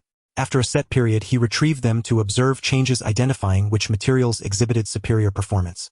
This was an interstellar voyage, but also a journey of scientific research and experimentation. Chen Yue never missed an opportunity to advance his technological prowess. Time slipped by and several years passed. During this period, the latest high-speed ion engine was finally developed. Chen Yue immediately activated the production line to manufacture it. The latest improved high-speed ion engine underwent numerous adjustments, with a particular focus on enhancing heat and radiation resistance. Out of over 100,000 issues, Chen Yue resolved approximately 80,000 through structural adjustments and targeted optimizations. The remaining 20,000 or so issues proved temporarily unsolvable. The unsolvable issues stemmed partly from current technological limitations and partly from material constraints that prevented large-scale research. Nevertheless, Chen Yue mitigated these problems through careful structural design. The latest engine model was far from mature, stable, or reliable, pale in comparison to the Nanxing civilization's engines, which could run steadily for millennia. Still, it was a marked improvement over the previous models which failed after just 20 years, barely acceptable for use. Further enhancements could wait until the environment stabilized. At this point, only 2 years remained before the scheduled deceleration. This meant that within those 2 years all engine replacements and installations had to be completed. Thus, amidst the resplendent cosmos, half azure and half pitch black, the human fleet, seemingly suspended in stillness, buzzed with activity once more. Numerous ferry spacecraft shuttled between aerial motherships and heavy transport vessels delivering engines to their installation points. Hundreds of thousands of robots and tens of thousands of three-eyed engineers worked together installing these newly built engines. When everything was complete, the scheduled deceleration time arrived. At this moment, the human fleet, which had coasted inertially for 10 years, crossing 5 light-years, finally made a major move. Under Chen Yue's command, over 400 large spacecraft simultaneously activated their attitude control engines, turning from facing the Wanglianson star system to facing away from it. Deceleration. Initiate. Chen Yue issued the order. In the next instant, nearly 10 million newly replaced, overhauled, or serviced high-speed ion engines erupted with light. The long-absent gravity equivalent to 1/50th of Earth's reappeared in every spacecraft. Ahead of human civilization lay a distant journey of nearly 7 light-years spanning 26 grueling years. The human fleet began its deceleration. However, during deceleration, the fleet's exhaust was not aimed directly at the Wanglianson system, but at a slight angle. This minute angular deviation, amplified over the vast distance of nearly 7 light-years, would ultimately steer the human fleet to a different star system, not Wanglianson. That system was named Wells 03505658. Time sped by and several more years passed. In the Wangliang TriStar system, at the frontline battle command headquarters of the Nanqing Civilization Fleet, Admiral Liu Went stared at the battle report displayed on the screen before him, his brows deeply furrowed. It was a colossal ring-shaped vessel. The ring measured 2 kilometers in diameter with a thickness of 200 meters. It bristled with an array of weapons, laser cannons, electromagnetic energy cannons, missile launchers, and more. A faint energy shield completely enveloped the ship, leaving no part exposed. Any object that lacked authorization, be it interstellar dust, an electromagnetic projectile, or another vessel, would have its trajectory forcibly deflected by the powerful energy of the shield upon approach, unable to advance further. Even those that could not be deflected would be inundated with such immense energy that their stable form could not be maintained, reducing them to nothing more than plasma gas. Its immense size, countless advanced weapons, and formidable energy shield imbued any intelligent being who laid eyes upon it with a chilling, murderous aura. This was the Nanqing III, a flagship vessel designed solely for destruction and annihilation, embodying the pinnacle of technology from the veteran third-tier civilization, the Nanqing civilization. Throughout the entire Nanqing civilization, there were only a handful of such flagship vessels. Numerous small spacecraft darted back and forth around the gargantuan flagship, while countless elite soldiers of the Nanqing civilization carried out various duties aboard the vessel. Further away, the warships were indistinct, appearing only as points of light. They were scattered across the void, densely packed, seemingly infinite in number. Their radiance dimmed the myriad stars that adorned the cosmos. The War of Wangliang TriStar was the only war the Nanqing civilization had waged in centuries. To some extent, the outcome of this war was tied to the very fate of their civilization. For this reason, the Nanqing civilization had dispatched nearly half of its entire military fleet to this location, and had appointed Marshal Liu Went, a decorated veteran of countless interstellar conflicts, as the frontline commander. At that moment, the colossal fleet representing half of the Nanqing civilization's military might was stationed in orbit around a rocky planet roughly 15000 kilometers in diameter. Yet even with such a vast and powerful fleet at his disposal, Marshal Liu Went's expression remained deeply solemn. The war had dragged on for centuries. Over these hundreds of years, his side had exhausted every conceivable method to counter the enemy, but honestly, the Nanqing civilization had not gained a significant advantage in this war. The reason was clear: just as the Nanqing civilization valued the Wangliang TriStar system, and this war their adversary, the Blue Moon civilization, held the same regard for the system and the conflict. Liu Went knew that this centuries-long war was now nearing its end. The speaker of the Nanqing civilization had recently spoken directly with the high leader of the Blue Moon civilization. Although the conversation had not delved deeply into the war itself, it was a fairly clear signal of intent to negotiate peace. Both evenly matched civilizations had realized that neither could annihilate the other's forces to dominate the system and its resources alone. Peace talks followed by joint development were the only option that served the interests of both sides. Logically, with peace talks on the horizon, military pressure should have eased. But Marshal Liu Went, in his high position, knew the truth was the opposite. The closer they got to negotiations, the harder they had to fight. Otherwise, making concessions on the battlefield and showing weakness would put them at a disadvantage at the negotiating table, leading to significant losses in the distribution of benefits. So they had to fight to muster their momentum and wage a great battle. They did not expect to destroy the enemy, but they had to at least gain the upper hand and demonstrate their strength. Then, at the negotiating table, they could secure more benefits. Marshal Lu Went was also well aware that the enemy commander undoubtedly harbored the same thoughts. This meant the upcoming battle would be unprecedented in its ferocity. Its brutality would surpass any engagement the two sides had fought over the past centuries. How ironic! This battle on the eve of peace talks is destined to be the most intense and brutal of these hundreds of years. I cannot retreat and neither can they. So be it. We shall fight and settle this with strength. Lu Went made up his mind. Report, Marshal.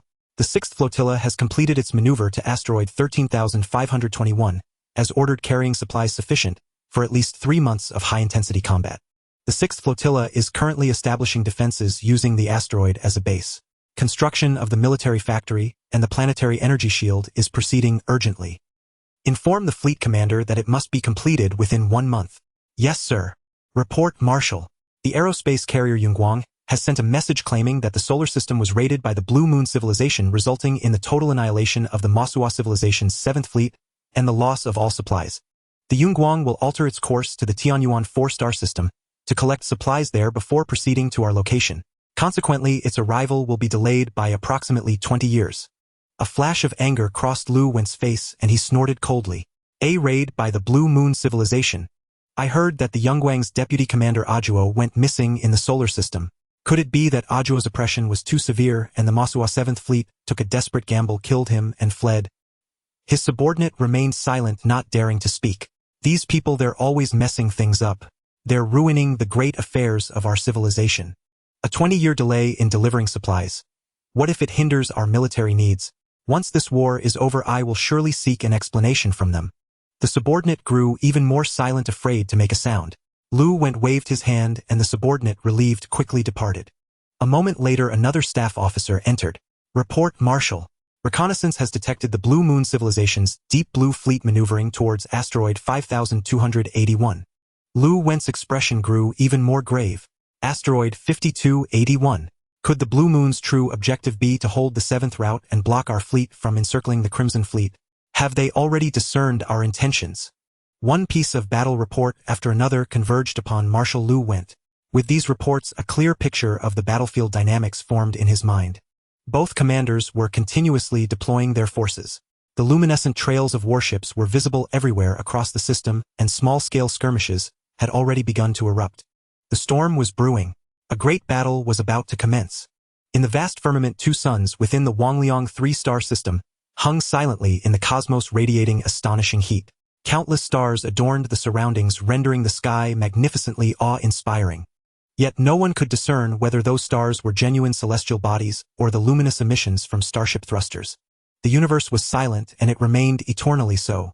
On a sufficiently grand scale, it could conceal all activities of intelligent life. Even as 2 Tier 3 civilizations waged an all-out relentless war, deploying every conceivable means without restraint, the universe remained silent. Amidst this profound silence, the most intense and brutal battle in the history of the Nanxing and Lanyue civilizations had erupted.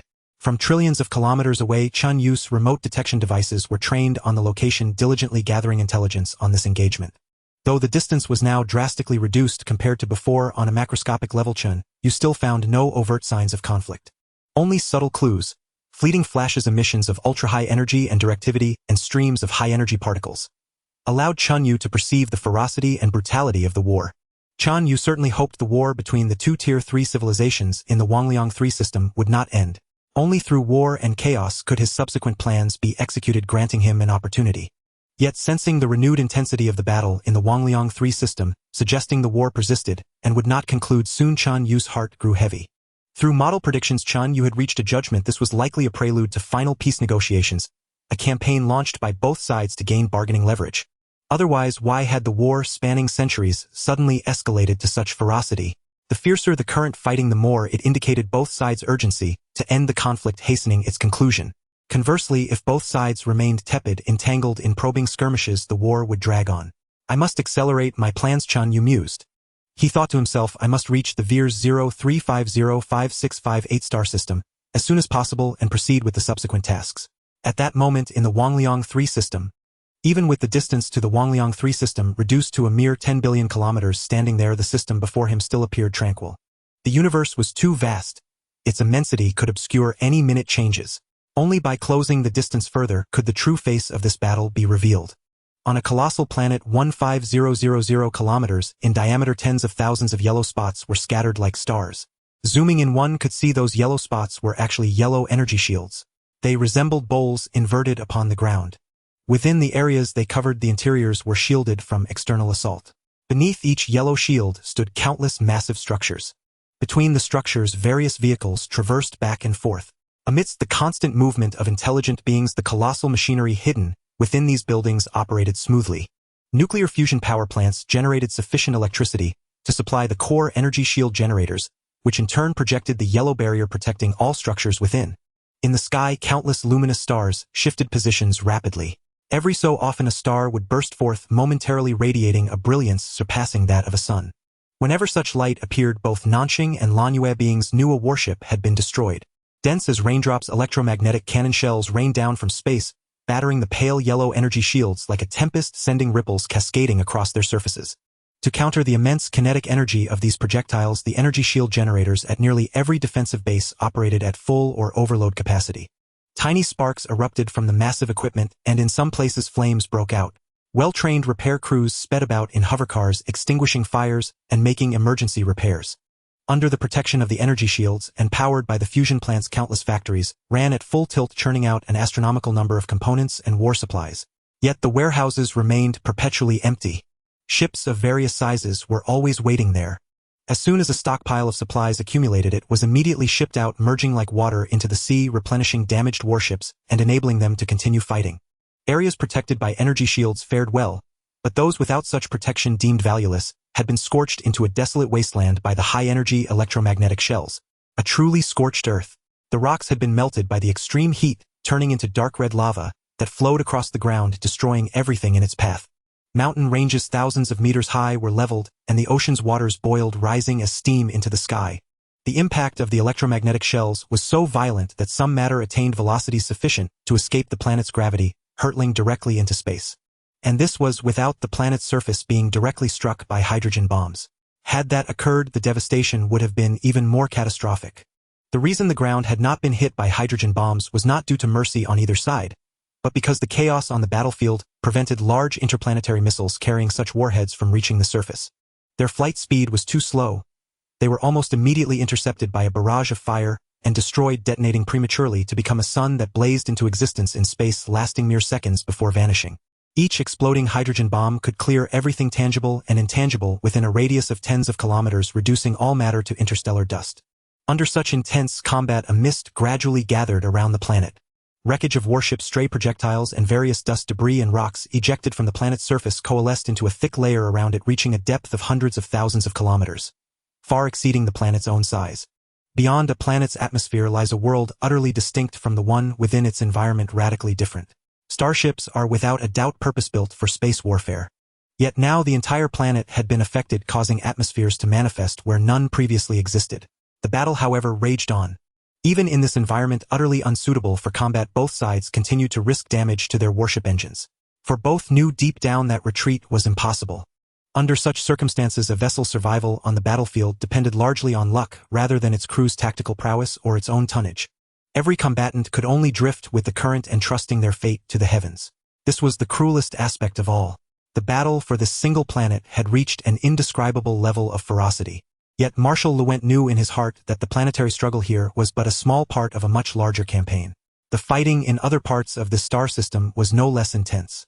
Marshal Luent clearly saw that the vast lake on the sixth planet, covering 1,000 square kilometers and nearly 100 meters deep, had completely dried up, its waters vanished to an unknown fate.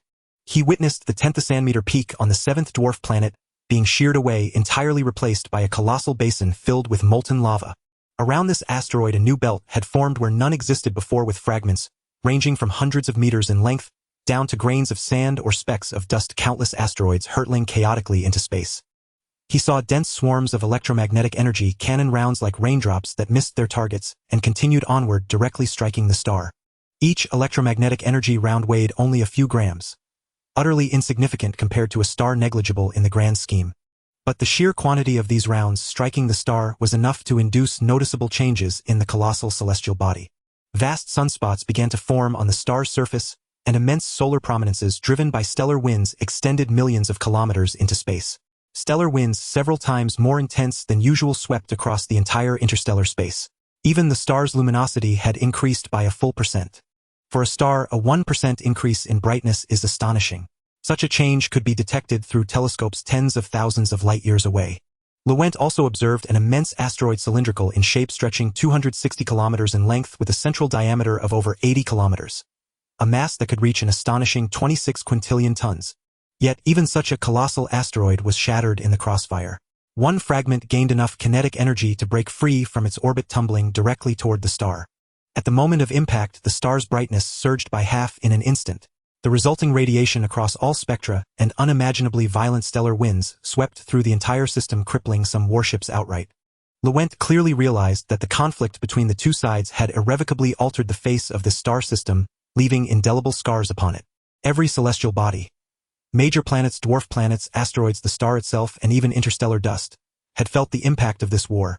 The topography of major planets was reshaped, their crusts directly damaged, triggering frequent volcanic and seismic activity. Dwarf planets had their outer shells stripped away, requiring hundreds of thousands of years to regain their spherical form. Asteroids were shattered outright. The war between the two civilizations had even created several new asteroid belts within the system.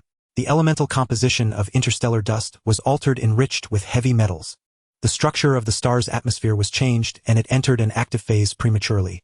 Even tens of millions of years later, any civilization arriving in this system would detect the marks left by this war. Such was the power of the fleet under Marshal Lewent's command. Yet even with this might, Marshal Lewent had not won the war, nor had he even gained an advantage. For his adversary, the Blue Moon civilization's fleet possessed equal strength. Days of painstaking strategy planning, and the combined efforts of tens of thousands of staff officers and hundreds of massive supercomputing centers had only secured a stalemate for Marshal Lewent's fleet. Neither side had lost, nor had either won. It seemed that, in this campaign, the only true loser was the star system itself. This battle led Marshal Lewent to a profound realization. One, he was certain the opposing commander shared the Blue Moon civilization, and the Nanqing civilization were truly evenly matched. For either side to defeat the other seemed almost impossible. Continuing the struggle held little promise beyond mutual destruction and annihilation. Thus, resolving the ownership of the Huoying tri-star system through negotiation with both civilizations, developing it jointly, and sharing the benefits appeared to be the only viable option. The two civilizations ceased hostilities to recuperate and await further developments, while secretly conserving their strength, ready to resume the conflict at any moment. For neither could be certain of any unforeseen shifts in the situation. Meanwhile, trillions of kilometers away, the human fleet continued its slow deceleration. During this time, Chen Yue had been closely monitoring the changes unfolding in the Huoying tri-star system. Though the distance was too vast to truly perceive the intensity of that war, Chen Yue could still grasp its enormity through subtle clues. Matter from the major planets has been blasted into space. Has the crust itself been destroyed? That planet's future stability is surely compromised. 3 new asteroid belts. That must mean a dwarf planet or a large asteroid was completely obliterated. Hiss. Even the star's brightness has increased. After such a battle, the environment in the Huoying tri-star system must be akin to a purgatory. Is this the true power of 2 established third-tier civilizations? Is this the extent of the destruction a third-tier civilization can wreak upon a star system's natural environment? In that moment, Chen Yue truly grasped the might of these 2 advanced civilizations. Indeed, they were established third-tier civilizations, their technological and military prowess far beyond what he could currently match. Yet Chen Yue's heart remained filled with unwavering confidence in victory. At this moment, the human fleet was nearing the VELS 03505658 star system. Though his ultimate destination was the Huoying triple star system, he had no intention of heading directly there. Instead, he planned to use the system as a transit point. The VELS 03505658 system and Chen Yue's final target, the Huoying triple star system, were separated by merely about 0.6 light-years. Such a close distance led some researchers to propose that the Huoying triple star system might not be a binary system at all, but rather a triple system that includes the star VELS 03505658. For context, within the renowned Alpha Centauri triple star system, its most famous star, and the closest to the Sun, Proxima Centauri, is roughly 0.21 light-years from the other 2 stars. 0.21 light-years and 0.6 light-years are on the same order of magnitude. Although Proxima Centauri is 0.21 light-years away from its companions, all 3 stars still orbit one another through gravitational bonds, which is why they are regarded as a single entity, the Alpha Centauri system.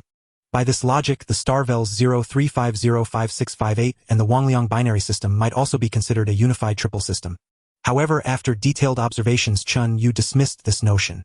He believed that VELS 03505658 and the two stars of the Huoying system shared no gravitational relationship. They were merely passing by each other by coincidence. Over the eons, the distance between them would only grow until they ultimately drifted apart forever. The two were independent entities with no gravitational ties and could not be considered one. VELS 03505658 was a brown dwarf. A brown dwarf can be seen as a failed star. Its mass is too small to sustain hydrogen fusion in its core, allowing only deuterium or lithium fusion. This results in an extremely low surface temperature, perhaps only a few hundred degrees Celsius. Compared to the Sun's searing 6000 degrees, this is utterly negligible. Jupiter, the most massive planet in the solar system, boasts 318 times Earth's mass. A true giant among planets. Yet, compared to stars, it is completely insignificant. Even a brown dwarf considered a stellar reject has a mass roughly 13 to 80 times that of Jupiter. Meanwhile, the Sun's mass is 1047 times that of Jupiter. VELS 03505658 was precisely such a brown dwarf. Chen Yue's measurements confirmed its mass as 46 times that of Jupiter, 14600 times that of Earth, and 4 of the Sun's mass. Despite being far more massive than Jupiter, its volume was only slightly larger, almost comparable in size. This meant its density was many times greater than Jupiter's. Orbiting this brown dwarf was an ice giant with a mass roughly equivalent to Neptune's.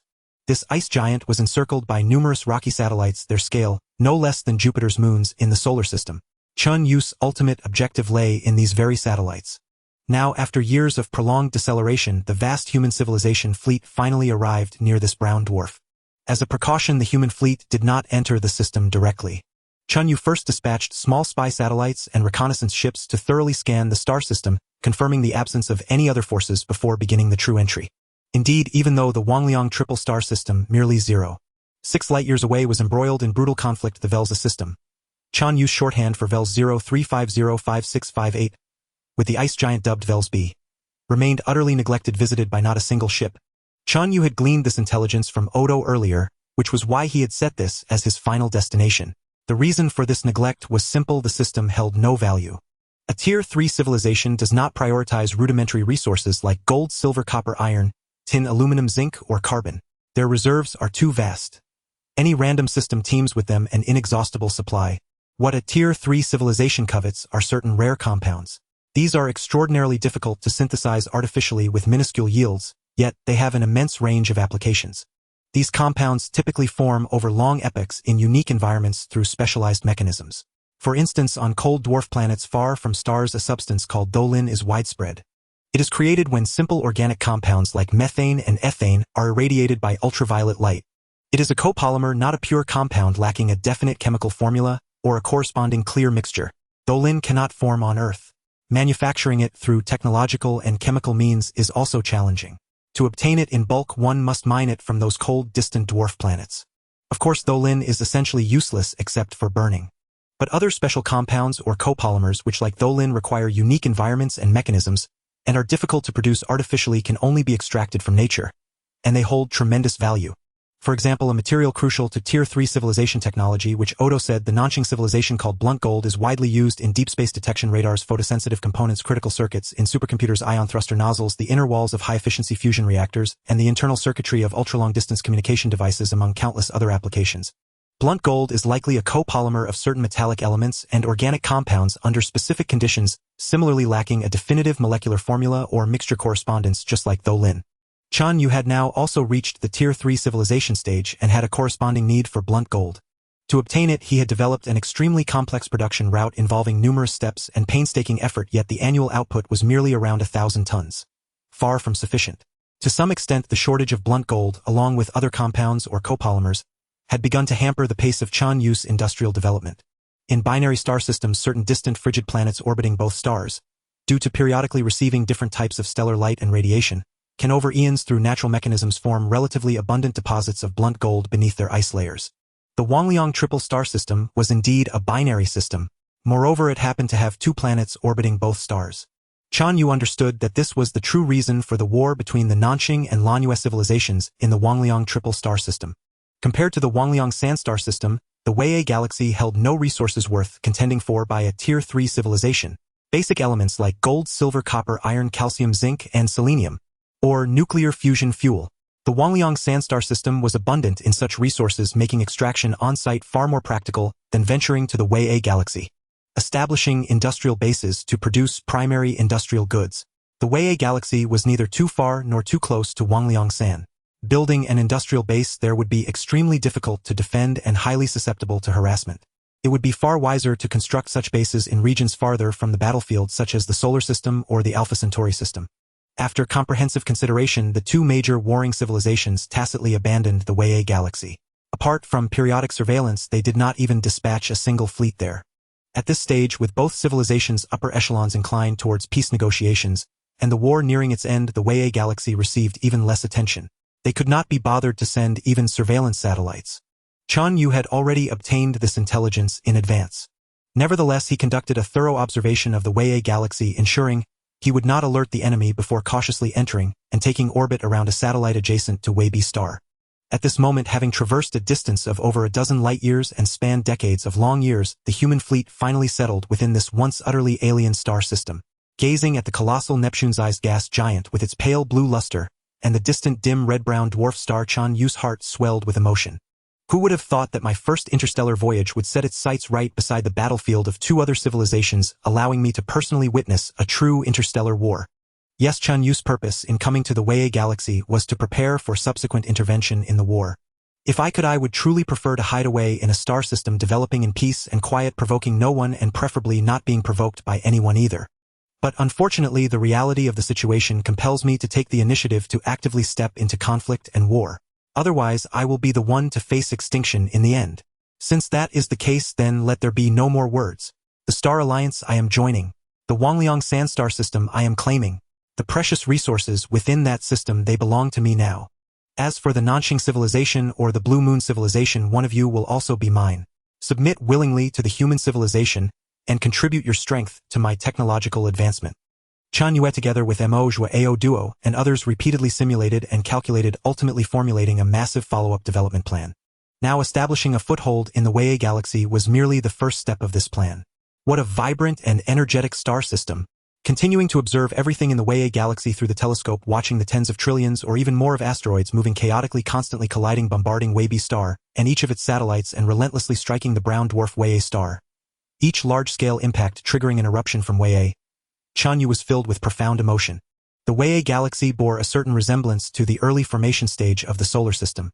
Back then, the solar system was also a scene of chaos, with tens of trillions or even quadrillions of asteroids moving erratically, colliding endlessly with no stable orbits whatsoever. It was only when the 8 planets formed, each clearing its orbital neighborhood, expelling some asteroids from the solar system, while others formed the asteroid belt and the Kuiper belt with roughly stable orbits, and yet others were absorbed and merged, that the solar system finally achieved a state of relative stability. In that era, asteroid impacts on the scale of the one that wiped out the dinosaurs or even larger occurred on Earth every single day. In fact, some scientists even suspect that the Moon originated from Earth. They theorize that an immensely massive planet once collided directly with Earth, gouging out a massive crater that is now the Pacific Ocean. The debris from Earth that was blasted into space later coalesced under gravity to form the Moon. The sheer power of that impact is almost unimaginable. The chaotic period of the solar system has long passed, but the Huoying galaxy still has a very long way to go before reaching that stage. Amidst this very chaos, Chen Yue began to act quietly and covertly. This stealth was once again a matter of caution to mitigate the risk of detection by the Nanxing and Blue Moon civilizations. Millions of triocular beings were already assembled and ready, awaiting Chen Yue's summons to plunge into the grand undertaking of construction. Under these circumstances, billions of robots and millions of triocular beings under Chen Yue's unified command deployed to various satellites of Huoying star, commencing construction simultaneously. Tens of thousands of Stardust-class, Nebula-class, and Comet-class starships were all transformed into transport vessels, linking together dozens of different satellites. A vast quantity of construction machinery and resources were invested across a total of hundreds of thousands of construction sites, and the monumental work of building began. In just 1 year, these dozens of satellites had been transformed. Hundreds of thousands of basic factories had all been completed. These factories included mines, energy plants, metal smelters, metal processing plants, foundries, robot factories, and so on and so forth. Of course, this transformation was only apparent when viewed from the ground or from a close distance. Viewed from afar, the terrain topography, temperature, and color of these satellites still maintained their pristine natural state, showing no signs of surface activity. This was because Chen Yue had established a strict concealment plan from the very beginning of construction. Factories were built underground whenever possible. Those that had to be on the surface were equipped with specialized camouflage shelters on their roofs. Even waste heat was dissipated into the planet's interior through cooling systems, rather than being released on the surface. Over the long term, this would also cause the planet's temperature to rise, leading to changes in its topography. However, that was a matter for hundreds or thousands of years in the future, so it was set aside for now. Even the exhaust fumes that had to be released were frozen into solids at low temperatures by Chen Yue, and then buried deep within the planet's crust, leaving no visible trace on the surface and not altering their spectral signature or atmospheric structure. This was an extremely troublesome and tedious process, implying a colossal engineering cost. It would be virtually impossible for an ordinary civilization, but for Chen Yue it was merely a matter of allocating a bit more computational power. Under these circumstances, the basic industrial infrastructure was completed. Chen Yue immediately commenced the second phase of construction, the building of spy satellite factories. Chen Yue planned to produce a fixed model of spy reconnaissance satellite. In his blueprint, this spy satellite was roughly spherical with a diameter of merely 10 centimeters, about the size of a large apple, from which extended 4 antennae as slender as toothpicks. Each of these tiny contraptions weighed no more than about 10 kilograms. Moreover, these spy reconnaissance satellites were simple in structure and singular in function, such that even a second-tier civilization could manufacture them. Now that human civilization had truly become a third-tier civilization, producing them posed no challenge whatsoever. In particular, leveraging the technology of a third-tier civilization, Chen Yue had spared no effort in optimizing the structure and streamlining the manufacturing process of these spy satellites, drastically reducing their production difficulty and nearly eliminating the need for special materials. They could be produced using only common elements and compounds, bringing both production cost and difficulty to an absolute minimum.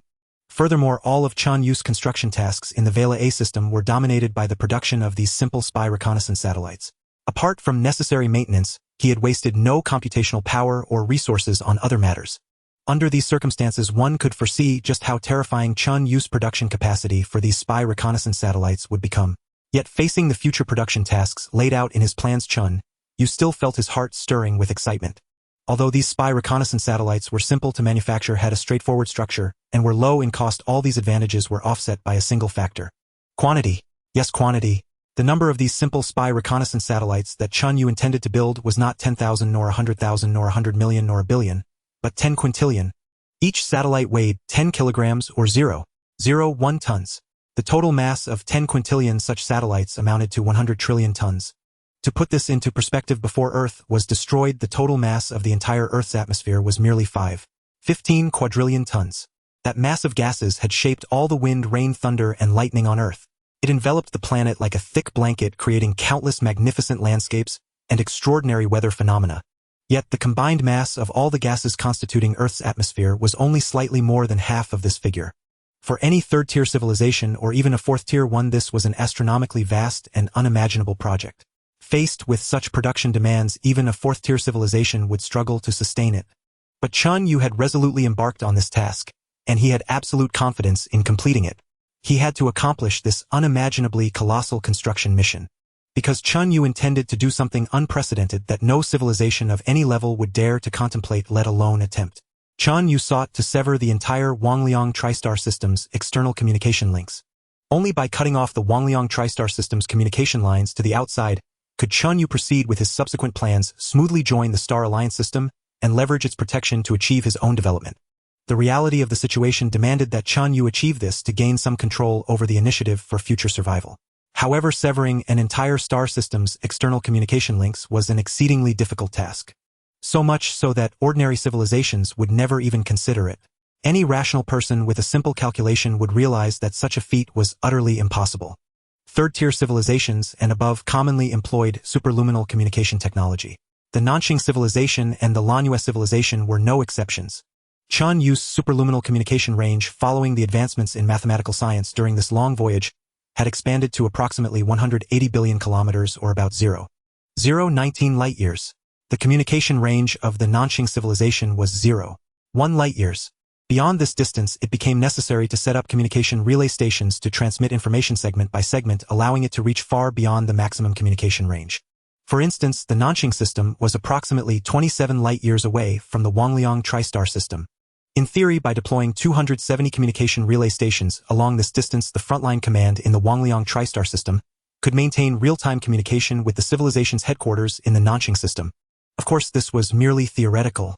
In reality, the number of relay stations would be far greater, possibly thousands or tens of thousands times more. These relay stations would be located in different places, camouflaged in various ways, and backed up by one another according to communication needs and the interstellar environment, ensuring the security and stability of the entire communication chain. Communication was a critical component in interstellar warfare. To some extent, cutting off the front line's communication with the rear was tantamount to winning the war. So why didn't warring parties in interstellar conflicts attempt to sever their enemies' communication links to secure victory? With such immense potential gains left unexplored, there could be only one reason: it was impossible. Yes, the real reason was that it simply could not be done. The reason was straightforward: the universe was too vast and too empty. So why didn't warring parties in interstellar conflicts attempt to sever their enemies' communication links to secure victory? With such immense potential gains left unexplored, there could be only one reason: it was impossible. For instance, at this moment, the superluminal communication technologies of the Nanxing and Lanyue civilizations were roughly equal, both with a range of 0.1 light-years. To completely sever an enemy civilization's communication link with its rear one would need to find and destroy all relay stations within at least 0.1 light-year. Every single one had to be eliminated, leaving none behind. Because even if you destroyed 10,000, if just one remained, that single relay station could still perform its relay function, rendering the entire operation meaningless. Since the communication limit for both the Nanxing and Lanyue civilizations was 0.1 light-years, if all relay stations within that range were destroyed, the communication link would be severed. No matter how many relay stations existed elsewhere, they would be useless. It was like a 10,000-kilometer railway with just 1 meter of track broken. That single break was enough to paralyze the entire line. So how difficult was it to search out and destroy all communication relay stations within a 0.1 light-year range? The practical answer was so difficult that it was utterly impossible. So impossible that ordinary third-tier civilizations and even more advanced ones would never even think about it, let alone consider it. If anyone proposed such a goal and attempted to achieve it, they would be deemed a madman by all. But now Chen Yue intended to accomplish just that. The universe is too vast, too empty. With the 2 stars of the Huoying triple star system as the core, a sphere with a radius of 0.1 light-years is constructed, which can be considered the core zone of the battlefield. The 2 warring sides engaged in a back and forth here, making it fundamentally impossible to carry out communication relay station search and destruction missions. To accomplish this task, a more realistic plan is to extend outward 0.2 light-years from the 2 stars of the Huoying triple star system as the core, thereby constructing a sphere, then subtracting the core sphere of 0.1 light-years to form a spherical shell region.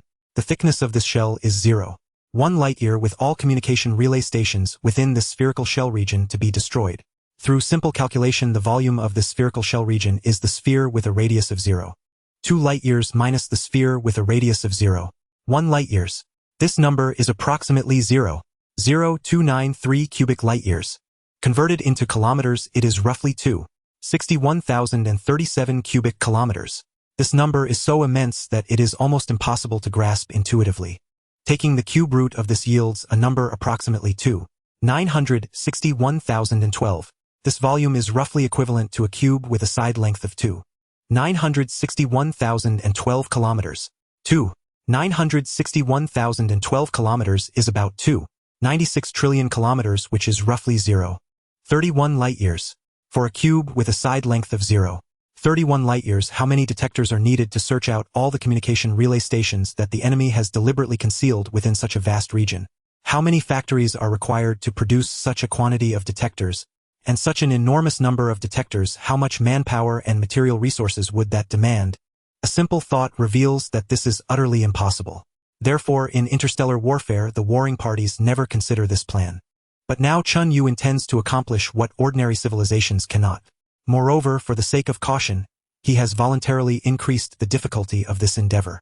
What Chen Yue aims to do is to designate the region with a radius of 0.2 light-years around the 2 stars of the Huoying triple star system as a danger zone, and then similarly using these stars as the core extend outward 0.4 light-years to search out and destroy all communication relay stations within the spherical shell region with a thickness of up to 0.2 light-years. Your superluminal communication limit is 0.1 light-years, so I will destroy all your communication relay stations within a 0.2 light-year radius. This should be more secure, right? Even if you have countless means, you won't be able to reopen communication channels in a short time, will you? However, this means the volume Chen Yue needs to search reaches approximately 0.2346 cubic light-years, which is more than 8 times the volume of the simpler plan's 0.0293 cubic light-years. But it doesn't matter. Chen Yue is fully prepared mentally. With his all-out effort, the basic industrial facilities have now been constructed. Countless raw minerals were extracted, and then sent to metal foundries, where they were transformed into one component after another on assembly lines. The components produced by hundreds of thousands of large factories provided sufficient raw materials for the spy probe satellite assembly plants.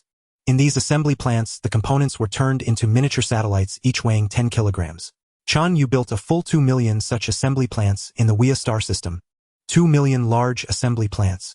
Hundreds of thousands of mines, metallurgical plants, foundries, component factories, and fusion power plants.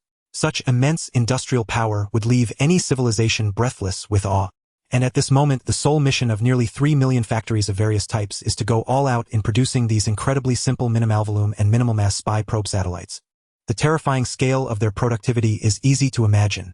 Each of these large assembly plants boasts up to 2,000 assembly lines.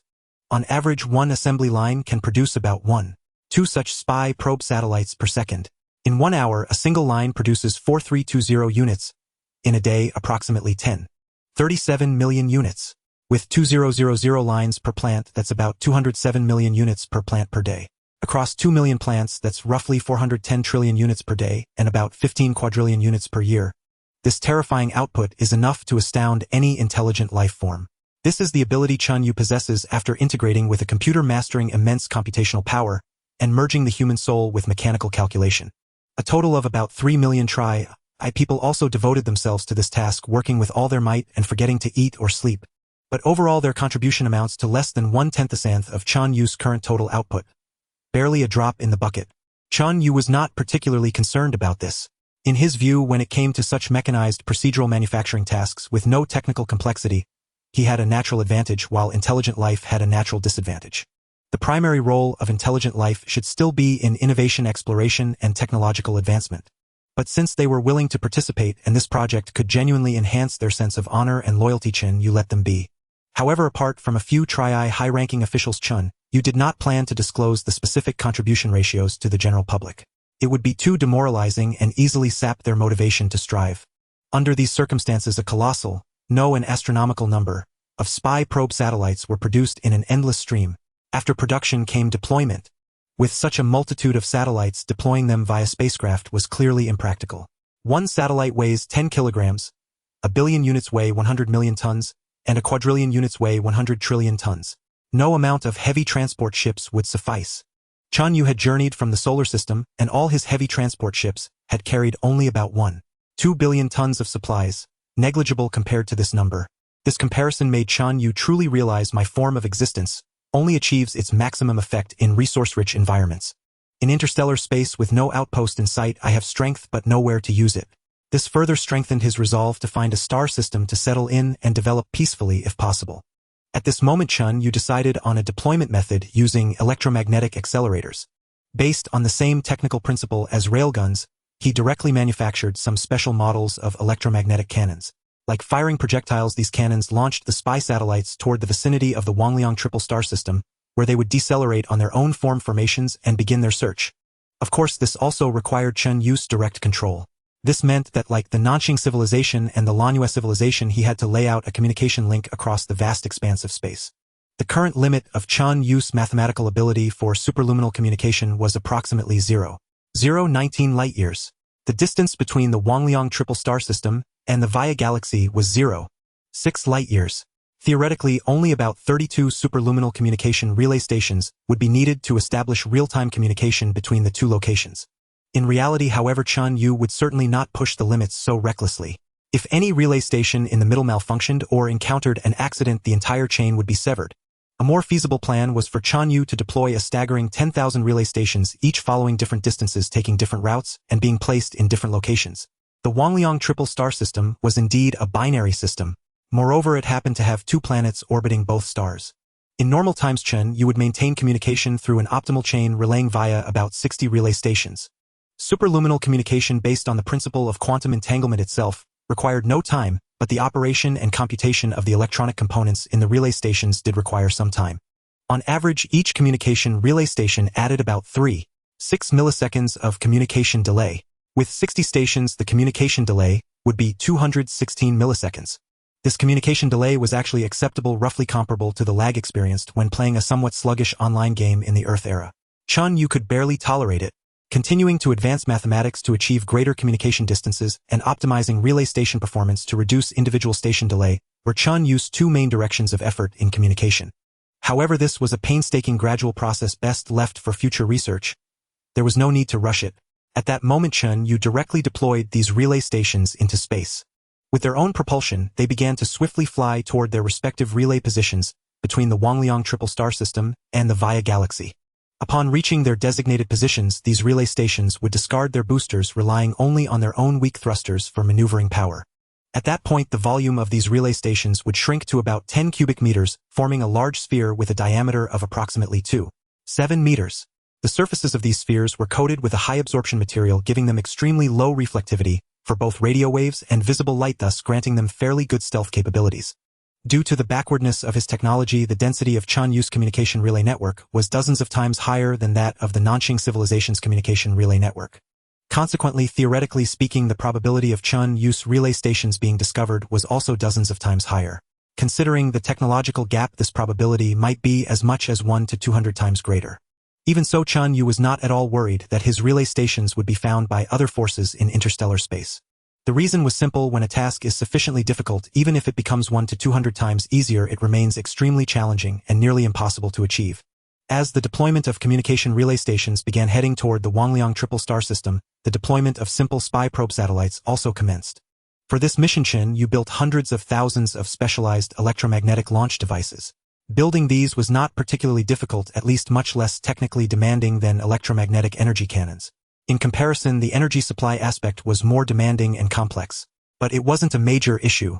Next to Chen Yue was an ice giant. Although the elemental composition of an ice giant differed from planets like Jupiter or Saturn, it was still predominantly hydrogen. This meant an almost inexhaustible supply of fusion fuel capable of supporting any level of consumption. On average, each such electromagnetic launch device could launch 3 simple spy probe satellites per second, accelerating them to a high speed of 10,000 kilometers per second, then launching them toward the Huoying triple star system. Their volume was so small that aside from weak attitude and orbit adjustments, they had no way to decelerate themselves. But Chen Yue didn't need them to decelerate. Maintaining this speed, they would sweep past the Huoying triple star system while simultaneously conducting a search of it. Why decelerate? At this speed, the first batch of spy probe satellites would reach the designated location and begin their search in about 15 years. Each such spy probe satellite could search an interstellar space volume with a radius of 500,000 kilometers. The volume of a sphere with a radius of 500,000 kilometers is approximately 5.236.1018 cubic kilometers. Such a vast expanse of interstellar space was to be searched by such an insignificant little object. This might seem utterly incredible, but it was not that difficult, because the interstellar space at a distance of 0.2 to 0 for light years from a star was exceptionally empty, almost devoid of anything. The search target Chen Yue had defined was not something specific, but rather macroscopic objects. He only searched for objects with a volume of 1 cubic meter or more, and the empty interstellar space almost had no such things. This meant that if such an object truly existed in a certain region of space, once a probe approached it within a certain distance, detecting it would be a simple matter. Distance was the most critical factor. The main difficulty of this task lay in the extreme emptiness of interstellar space. Without a sufficient number of probes, it would be impossible to search every region and bring all potential macroscopic objects within a distance of 500,000 kilometers. But Chen Yue, through his terrifying engineering capabilities, amassed an unimaginably vast quantity and achieved this. Then subsequent matters became very simple. At that moment, over 1 million simple probe satellites were flying toward the Huoying triple star system every second. Through precise control of the launch angles of the electromagnetic launch devices combined with the weak propulsion of the probe satellites themselves, Chen Yue meticulously adjusted their layout, ensuring they formed a vast net that would sieve the entire vast interstellar space, leaving no fish to slip through. In the vast Via galaxy, millions of factories operated day and night, producing an astronomical number of spy satellites. These spy satellites were then transported to the electromagnetic launch base and launched into space via the launch devices. Although Chen Yue's efficiency and engineering capabilities were unimaginably high, he knew that even for himself completing this task would take about 10 years. But at this point, the engineering tasks in the Via galaxy were mostly complete. The remaining work had no technical difficulty or challenge, and could simply run automatically. It was time to set off. Gazing at the Via galaxy, which appeared calm on the surface, but had almost been transformed into an ocean of machinery, within Chen Yue felt a slight surge of emotion. After a silent sigh, the vast yet minuscule human fleet set sail, embarking on the journey toward the Huoying triple star system. As the human fleet set sail dozens of light-years away in the southern star system, a small yet exceptionally elite fleet also embarked on its voyage. This fleet consisted of merely 100 warships, with 99 being the relatively small Nebula-class vessels. The flagship was no more than a Comet-class warship. The dwarf planet-class warships, the largest in tonnage with the fiercest firepower and the most formidable defense capable of influencing the entire battlefield, were not deployed at all. However, Bing Yuntian, the speaker of the Southern Star Civilization, was well aware that despite the fleet's modest size, every vessel was the most advanced model drawn from various fleets. The soldiers manning these ships were all battle-hardened elites, each one's value rivaling that of a warship. Bing Yuntian was even confident that under equal technological conditions this fleet of 100 ships could defeat an enemy 3 or even 4 times its size. The entire Southern Star Civilization could not assemble a second fleet like this. In the distant shipyard, the Sea of Fire aerospace carrier, the most advanced and powerful model, lay quietly moored. Compared to second-line carriers like Cloudlight or Thundercloud, the Sea of Fire boasted far superior comprehensive performance. Having served only 50 years, its equipment was at its peak. The soldiers on board were also an elite force. The fleet's 100 ships were being systematically secured onto the aerospace carrier. On the shipyard observation deck, Bing Yuntian, speaker of the Southern Star Civilization, silently gazed at He Zhan, the military leader, standing tall and solemn before him. Rest assured, speaker, He Zhan declared solemnly. In this negotiation with the Blue Moon Civilization, I will secure the greatest benefits for our civilization. Bing Yuntian nodded slightly. We both understand the importance of the resources in the Huoying triple star system to our civilization. The civilization that once occupied Huoying triple star system has fallen, leaving it unclaimed. This is the perfect opportunity for our civilization to seize resources. If we miss this historical chance, we will be the sinners of our civilization. He Zhan's resolve to secure benefits for the Southern Star Civilization at any cost grew even stronger. He knew that missing this opportunity might mean the Southern Star Civilization would never ascend to a 4th-tier civilization. Our bottom line is 60 of the total resources in the Huoying triple star system. You may adjust the specific planetary shares based on the negotiation situation. Understood. The Southern Star Civilization's home system was slightly closer to Huoying triple star.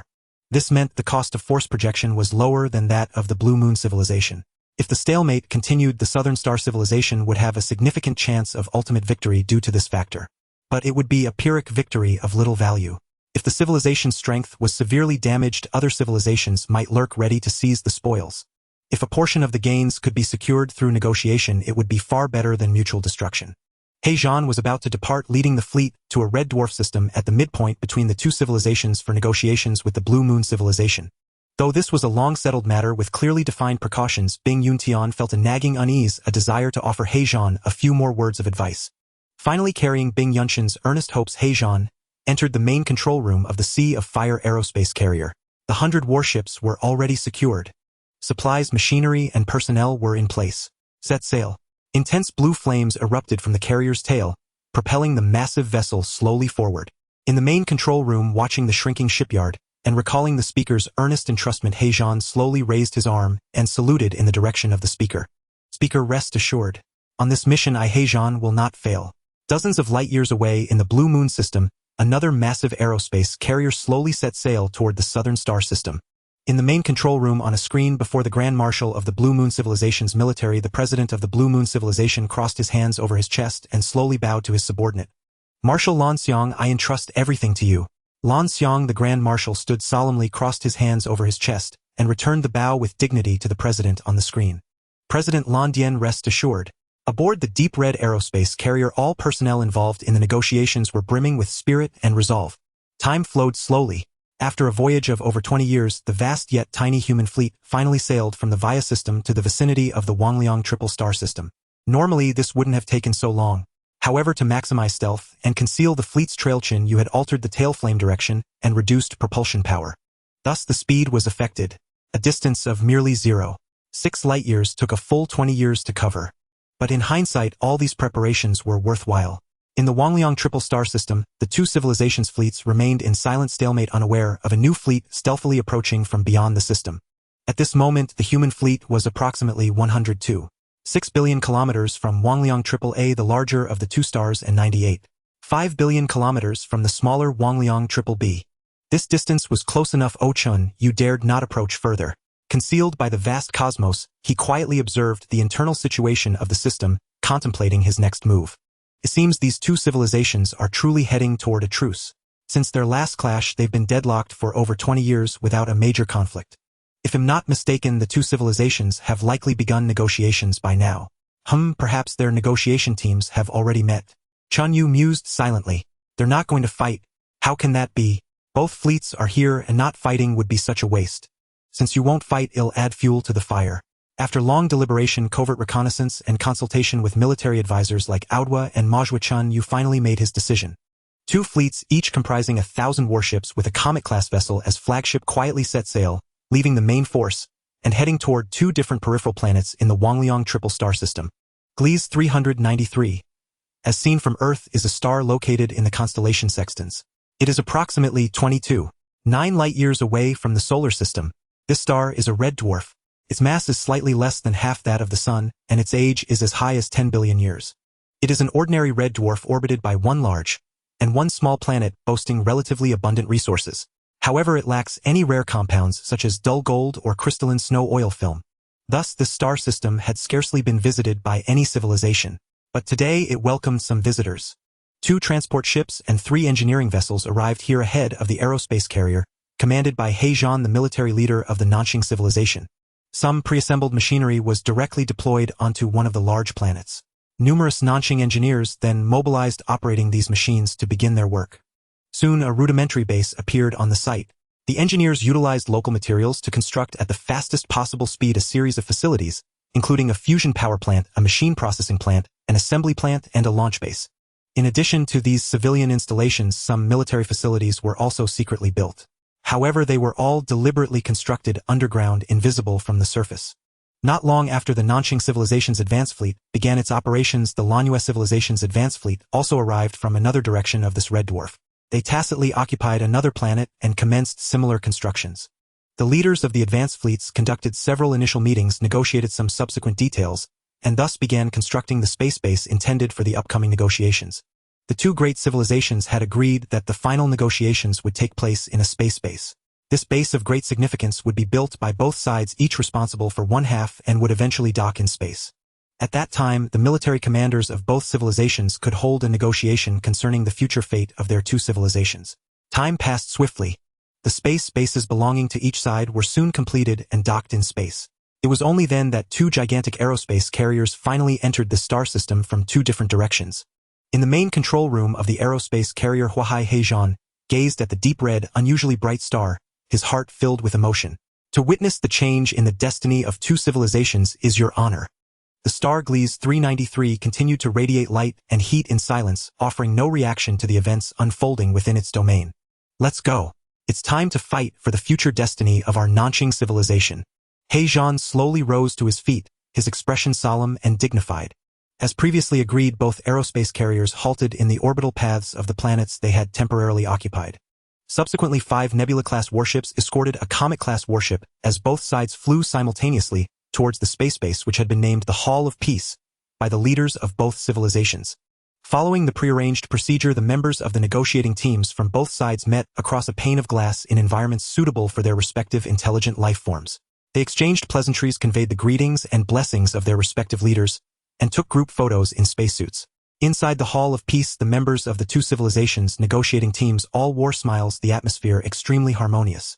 After a series of formalities, the negotiations officially began, and the deliberately fostered harmonious atmosphere immediately dissipated. Both sides were at daggers drawn, each arguing vehemently for their own positions, yielding not an inch. Countless streams of information crisscrossed, and various strategies and tactics were deployed in turn. Communication relay stations deployed across the vast starry sky operated, continuously transmitting the latest news back to their home star systems, and relaying external information back to the negotiating teams. The negotiations lasted a full 3 months, but made no progress whatsoever. The disparity between the demands of the two sides was too great to reach any agreement. However, He Zhan was not the least bit anxious. He understood that for negotiations of such grave importance, reaching a conclusion within a year would already be considered efficient. A slightly slower pace spanning 2 or 3 years would not be unusual.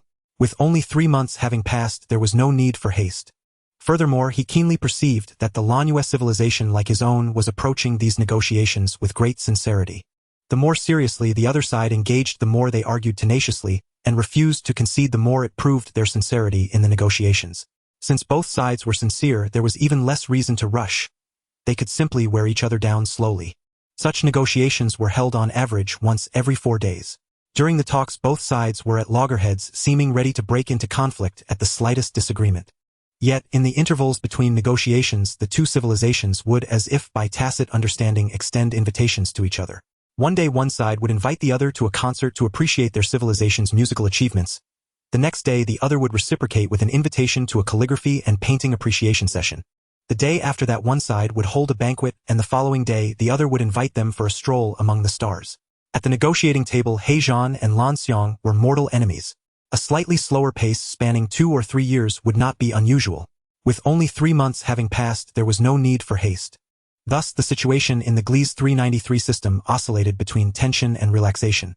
In the Wangliang-san system, the fleets of both sides remained in silent confrontation.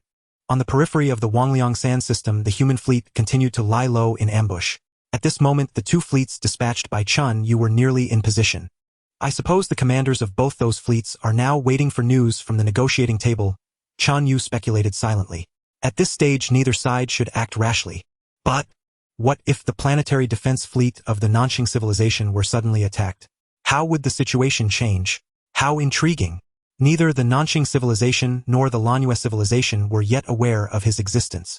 Once they suffered an attack, they would inevitably suspect the other side. And this would surely trigger changes that Chen Yue would be pleased to see. But a piece of information relayed by the spy satellite network made Chen Yue, who had already decided to launch a surprise attack, abruptly change his mind. At this moment, the vast network of hundreds of billions of spy satellites had been successfully established and was screening for hidden communication relay stations, having already made some discoveries. However, Chen Yue did not destroy them immediately, but secretly noted their positions, reserving them for a simultaneous strike later. Now the spy satellite network had made yet another unexpected discovery. Is this the aerospace carrier Yunguang? As he looked at the colossal vessel, Chen Yue recognized it instantly. The Yunguang has finally arrived. In that case, I might as well just ambush you. Chen Yue made his decision in an instant. In the vast expanse of space, a colossal space carrier hovered silently. Upon it, thousands of massive heavy warehouses were suspended and secured on those brackets, making it appear extraordinarily bloated. At that moment, it had its back to the 2 stars in the Wangliang-san star system, while tens of thousands of thrusters simultaneously emitted extremely bright light. On its outer layer, a luminous shield completely enveloped it, both warding off interference from interstellar dust and high-energy particles, and ready to respond to any potential attack at a moment's notice. This was a necessary procedure each time they approached a battlefield. Captain Yunguang was well aware that their current location was the boundless void of space. This space carrier in the cosmos was like a speck of dust adrift on a vast ocean, virtually impossible for hostile forces to detect. Not to mention the additional stealth measures they had implemented. For instance, the direction of the space carrier's exhaust was deliberately misaligned from the galactic core, pointing instead toward the empty periphery of the system. This drastically reduced the probability that by sheer chance the exhaust plume would happen to align with enemy detection equipment and thus be discovered. Furthermore, the exhaust of their space carrier had been adjusted for high directivity. Their ship's exhaust resembled a laser beam with minimal divergence, unlike ordinary light sources that would expand into a massive luminous patch over distance, unnecessarily increasing its visual signature. Yet even so, Yunguang followed battlefield protocols with utmost caution, setting the energy shield to maximum power and the detectors to peak sensitivity. Additionally, the 86 escort warships had already left their temporary docks and entered combat readiness. He himself had long since awakened from hibernation, prepared to handle any contingency at a moment's notice. Better safe than sorry. What if his luck truly ran out and by some coincidence they encountered the enemy? In that case, all his preparations would prove their worth. One could get away with such things 1,000 times, but a single misfortune could destroy everything. Yunguang was always exceedingly cautious in this regard. Becoming the captain of a space carrier at such a young age was no hollow achievement. At this moment, its distance from the galactic core still stood at approximately 0.36 light-years. Accounting for deceleration, it would still take several years to truly reach its destination. Time slipped away under such circumstances. Around the Wangliang-san star system, after discussions with Aodhua and Majua, Chen Yue roughly finalized the subsequent ambush plan. The Nanxing civilization's technology undoubtedly surpasses ours. Their warships are also more powerful than ours. Aboard the Yunguang space carrier, there are 84 ships comparable to our Nebula class and 2 comparable to our Comet class. Based on a 1-to-5 combat ratio, we would need to deploy at least 420 Nebula-class warships and 10 Comet-class warships to ensure victory.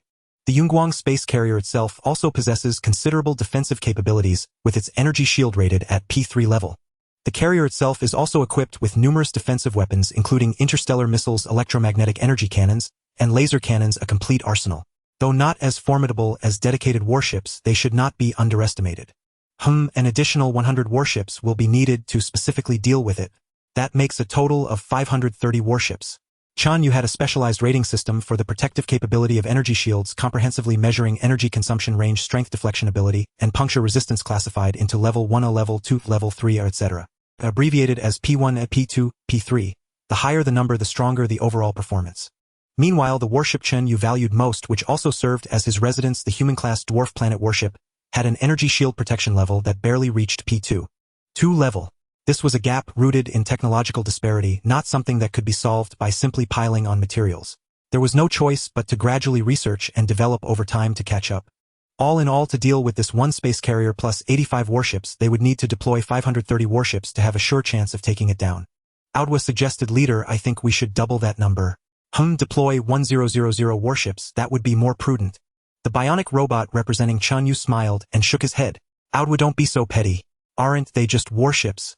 Our human civilization lacks nothing, but we never lack warships.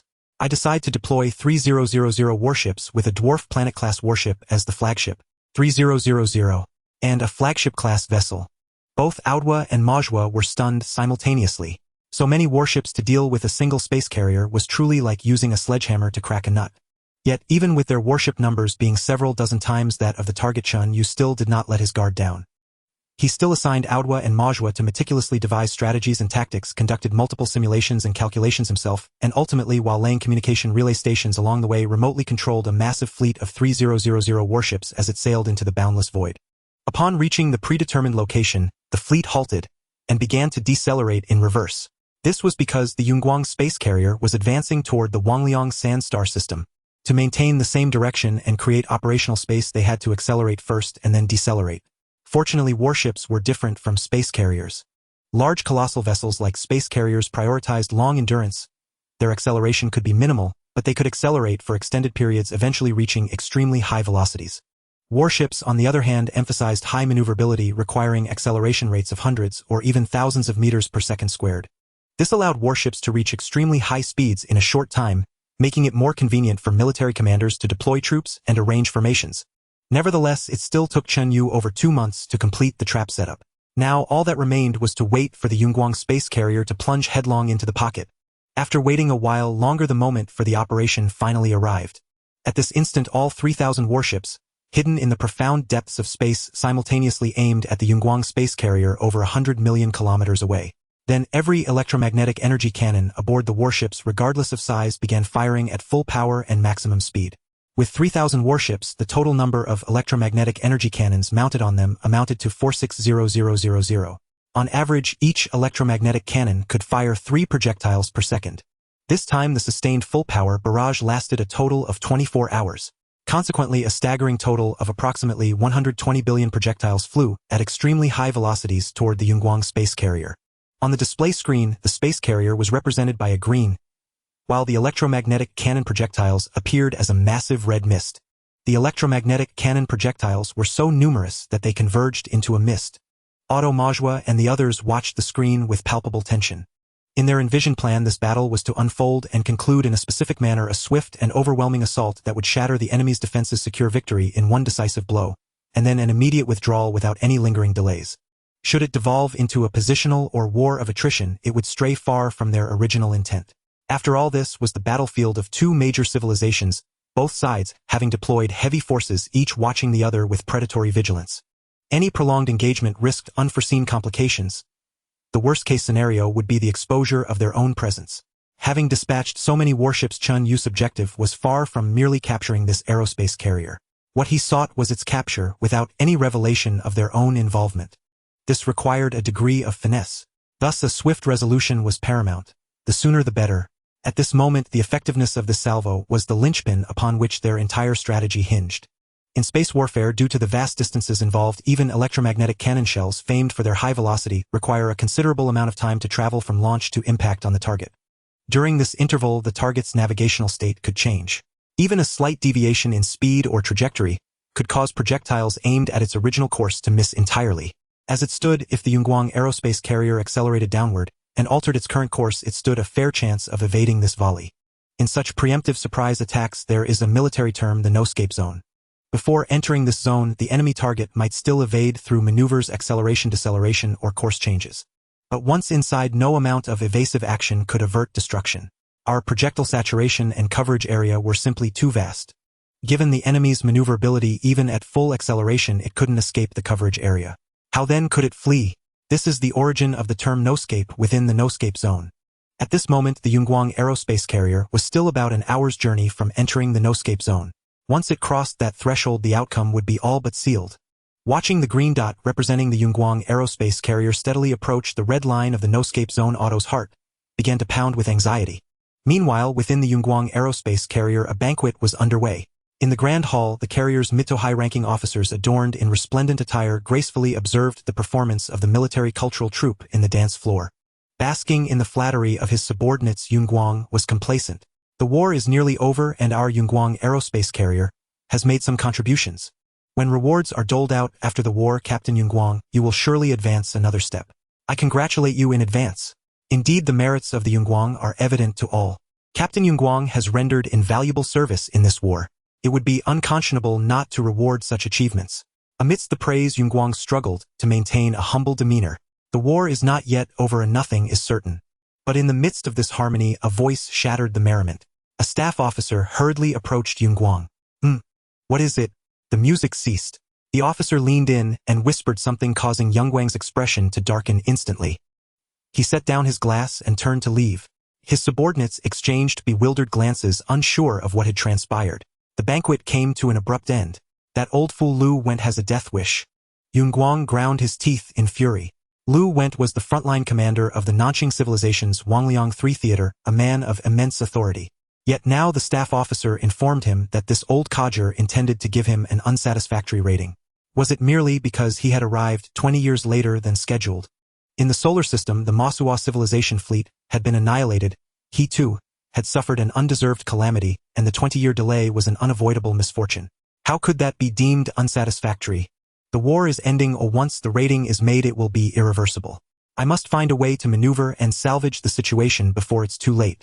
Having made up his mind, Huoying summoned a few trusted staff officers and sequestered himself with them in a room for secret deliberations, leaving guards outside to ensure no unauthorized personnel approached. Another less favored staff officer hesitated as he approached, only to be blocked as expected. Nothing major. The officer stammered, I just received a report from the observer at the 6th communication station. They spotted some faint flashes in the Wangliang 3 star system, uncertain if it's military activity or interstellar dust. I thought to report it to the captain. The captain is busy. No time. The guard dismissed him impatiently. After a moment's thought, the officer turned and left. Such incidents have occurred before, and each time it was a misobservation. This time must be the same. Yes, it must be. The war is over. How could the Blue Moon civilization possibly attack us now? Besides, the carrier's route and itinerary are top secret. How could they know? 10 minutes after the officer left, consoling himself with these thoughts, in another part of the Wangliang 3 system, aboard the human-class dwarf planet Warship Otto and Majua both breathed a sigh of relief. The screen clearly showed that the Huoying aerospace carrier had crossed that red line and truly entered the no-escape zone. Otto, who knew the Huoying aerospace carrier's performance inside out, understood that from this moment on, no matter how it maneuvered, it could not escape the relentless barrage of electromagnetic cannon shells. Time slowly passed. The cluster of electromagnetic energy cannon shells drew ever closer to the Huoying aerospace carrier. When the distance shrank to about 15 million kilometers, the advanced radar early warning system finally detected them. Even for a radar early warning system of an established Tier 3 civilization, such long-range detection was typically impossible. However, the environment here was the void of space, utterly silent and free of interference, enabling such an extended warning distance. At that instant, a piercing alarm blared, echoing throughout the entire aerospace carrier, and every ship on combat alert. Warning! Warning! Radar early warning system detects a massive cluster of electromagnetic energy cannon shells approximately 15 million kilometers ahead on the course. Warning! Warning! In the midst of his secret meeting, Yunguang first looked up in confusion, his mind still entangled in political scheming. The next moment he was seized by terror. A cluster of electromagnetic cannon shells. An ambush. Evasive action now. Immediate evasive maneuvers. A staff officer stumbled into the room, his face etched with despair. Captain, we can't escape. We've already entered the no-escape zone. Impossible. How could we be in the no-escape zone? Yunguang roared in fury. The radar detection range indicated that the electromagnetic projectile cluster was still a staggering 15 million kilometers away. At such a distance, even the electromagnetic projectiles renowned for their speed would require at least 10 to 20 minutes to arrive. With such ample time, how could their maneuverability possibly trap them in a no-escape zone? Captain, preliminary observations show the number of electromagnetic projectiles ranges from 100 to 200 billion. The coverage area is immense. Given our mothership's maneuverability, even full evasion efforts cannot escape the strike zone. What? Yunguang was struck speechless in that instant, his face a mask of utter shock. 100 to 200 billion electromagnetic energy projectiles. A rapid mental calculation led Yunguang to an immediate conclusion. This means the enemy must have deployed at least 1,000 warships to ambush us. But 1,000 ships just to target a single aerospace carrier. When did I become so important? For so many ships to come after me, they must think highly of me, don't they? At that moment, Yunguang even suspected there was something aboard the carrier of immense value that he was unaware of. With only a dozen or so minutes left before the strike, Yunguang had no time for deep thought and decisively ordered, sound the alarm. All hands to battle stations. Maximize energy shield output. Activate interception systems immediately. Observation teams scan for weak points in the projectile swarm and minimize damage. Following a flurry of commands amidst the piercing wail of alarms, every crew member aboard the colossal Yunguang aerospace carrier sprang into frantic action. Countless soldiers rushed to their posts. Yunguang, along with the carrier's senior officers, hurried to the main control room to take command. Report. Radar mapping complete. On the display screen, a vast net, composed of over 100 billion electromagnetic energy projectiles, materialized before everyone's eyes. Within this net, some areas appeared lighter. Yunguang knew this indicated a lower density of projectiles there. Other areas were darker, signifying higher density. After a comprehensive assessment of distance, speed, and their own maneuverability, Yunguang decisively commanded, maneuver toward this point. He had identified a region with the lowest projectile density. As the carrier maneuvered at full speed, Yunguang's body swayed, but his eyes never left the screen. The first wave is incoming. Countdown 30, 29. Intercept. In the vastness of space, countless electromagnetic projectiles, each weighing mere fractions of a gram, no more than 20 grams, glowing brightly in an excited state, swarmed like a hive of bees hurtling toward the immense Yunguang aerospace carrier. Yunguang glanced at the real-time battlefield image. Without needing instruments, he could now see the electromagnetic projectiles with his naked eye. They converged into a curtain of light, completely obscuring the boundless void ahead. Aboard the Yunguang, hundreds of high-powered deep space precision radars operated at full capacity using electromagnetic echoes to precisely measure the trajectory and velocity of each incoming projectile, transmitting data in real time to the central computer. The central computer processed this data at maximum speed, generating interception plans and relaying specific parameters to the interceptor electromagnetic cannons. The fusion reactors also ran at full throttle, extracting vast energy from atomic nuclei and channeling it through the electromagnetic cannons into the interceptor projectiles. Under the central computer's control, tens of thousands of small electromagnetic cannons dedicated to launching interceptors precisely adjusted their aim and rapidly fired projectiles. Within seconds, hundreds of thousands of interceptor projectiles were launched. They passed unhindered through their own energy shield and streaked into deep space. Both the interceptors and the incoming electromagnetic energy projectiles were minuscule. The largest was no bigger than a peanut, the smallest akin to a sesame seed. Furthermore, both sides traveled at extraordinarily high speeds, reaching tens of thousands of kilometers per second. Despite these conditions, the interceptors could still accurately collide with the incoming projectiles. Using their own kinetic energy, they prematurely detonated the immense energy stored in the excited state of the enemy rounds, forcing them to deviate from their course. Even a minuscule deflection amplified over distance was enough to prevent them from striking the carrier. In just a few seconds, up to 100,000 electromagnetic projectiles were intercepted, and the stream of interceptors continued unabated. The Yunguang could fire approximately 40,000 rounds per second on average. At this moment, the escort vessels also retreated within the Yunguang's energy shield, After a brief preparation, they activated their own interceptor electromagnetic cannons, firing in concert with the carrier. Every ship, every electromagnetic cannon, the direction and number of interceptors to fire, was unified under the control of the carrier's central computer. The tens of thousands of cannons operated in seamless coordination, avoiding any mutual interference or targeting the same projectile twice. The 85 warships could fire approximately 30,000 interceptors per second on average. Combined with the carrier's 40,000, the total reached 70,000. Now trillions of kilometers away, Chen Yue, who was observing the battle in real time via superluminal communication, immediately received a critical piece of data as the interception commenced. Interception success rate, 52.6. That high. Hiss. This Nanxing civilization is truly something. By this rate, roughly every 2 interceptors neutralized one of his electromagnetic projectiles. This efficiency was terrifyingly high. In contrast, against electromagnetic projectiles of this caliber, Chen Yue's best interception rate was only 22.6. Moreover, the Nanxing civilization's offensive electromagnetic cannons were also more advanced than his own. All things considered, against the electromagnetic cannons of Nanxing warships, an interception rate of 10 would be a good outcome for him.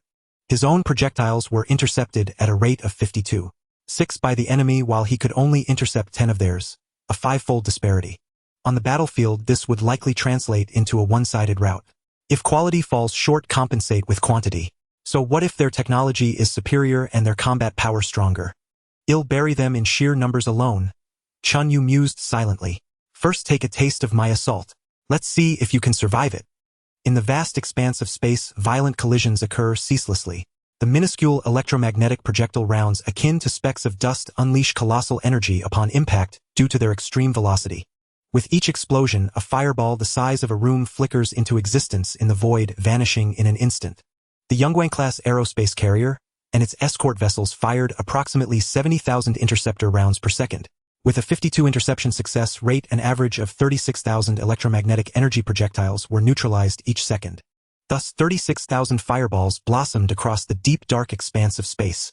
In an instant, within this once pitch-black void, colossal fireballs surged one after another like a grand fireworks display of breathtaking beauty, eclipsing even the radiance of countless stars in the cosmos. Yet this was merely a small-scale skirmish. Chen Yue understood well that if a large-scale battle erupted, such as the final confrontation between the Nanxing and Lanyue civilizations in the Wangliang triple star system, the spectacle would be far more magnificent, profoundly altering the very face of the entire galaxy. Even the stars themselves would be affected, turning volatile. Such was the power of technology. From the moment the Huoying carrier began its interception, a mere dozen or so minutes had elapsed, yet approximately 35 million of their own electromagnetic energy projectiles had already been neutralized. Undoubtedly, this number was immense. But it mattered not, for the electromagnetic rounds they had fired were far more numerous. Even though the Huoying carrier had deliberately chosen a low-density zone to avoid denser clusters of projectiles, they still faced billions of rounds in this area alone. The interception of a mere 35 million rounds was insufficient to alter the overall situation. After the desperate interception, the electromagnetic projectile swarm finally reached its target.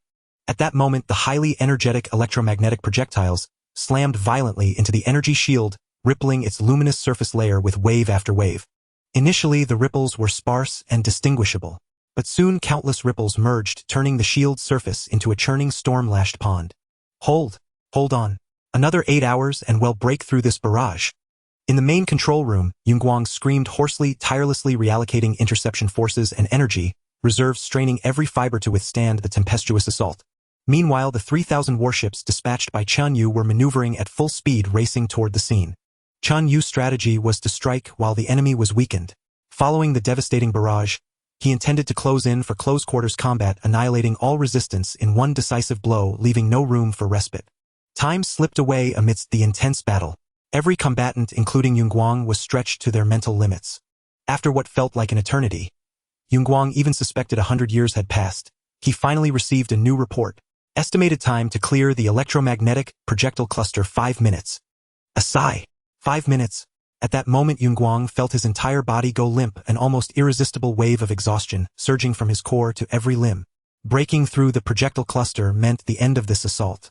Though subsequent attacks might follow, Huoying believed that with full vigilance they could execute an evasive maneuver before entering the no-escape zone.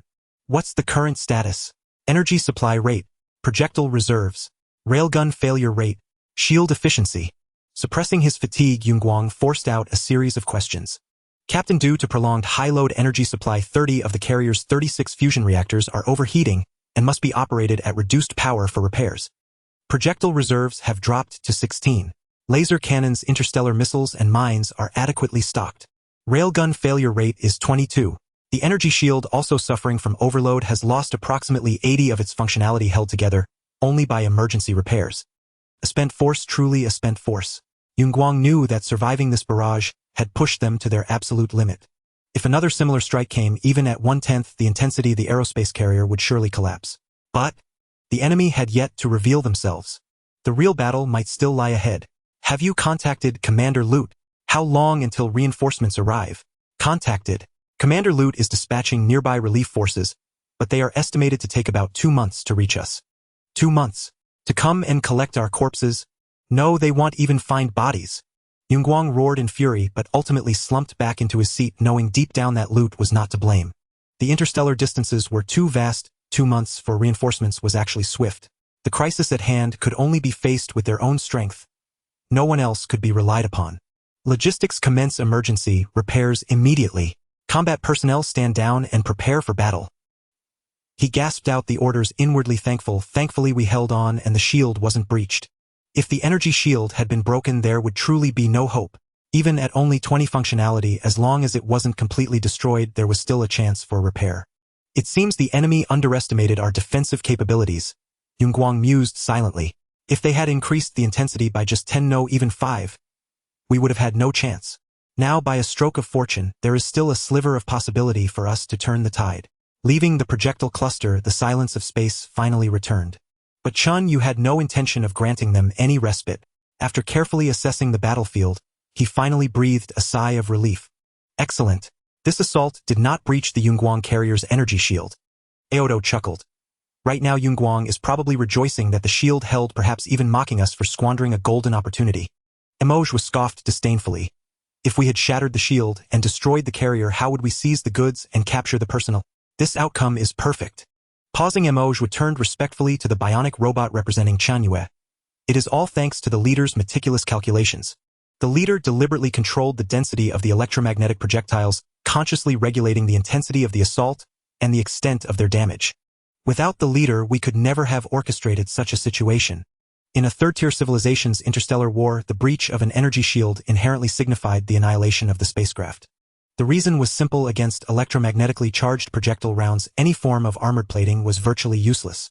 Moreover, to meet the lightweight demands following the advent of energy shield technology, third-tier civilizations had long abandoned thick armor for their warships and aerospace carriers, opting instead for thin plating. A description of thin skin and plump filling was hardly an exaggeration. Under such circumstances, without energy shields, even stray projectiles could destroy a warship. Thus, the principle that a breached energy shield equated to a ship's destruction became a universally upheld doctrine among all third-tier civilizations. At this moment, the precarious state of the Yunguang aerospace carrier, teetering on the brink of destruction, was precisely the scenario Chen Yue had deliberately orchestrated. With his astonishing computational power and control, he maneuvered tens of thousands of electromagnetic cannons across thousands of warships, meticulously arranging a low-density corridor within the swarm of electromagnetic projectiles. To minimize damage to the aerospace carrier, Chen Yue calculated precisely that Yunguang would steer the vessel along this low-density path.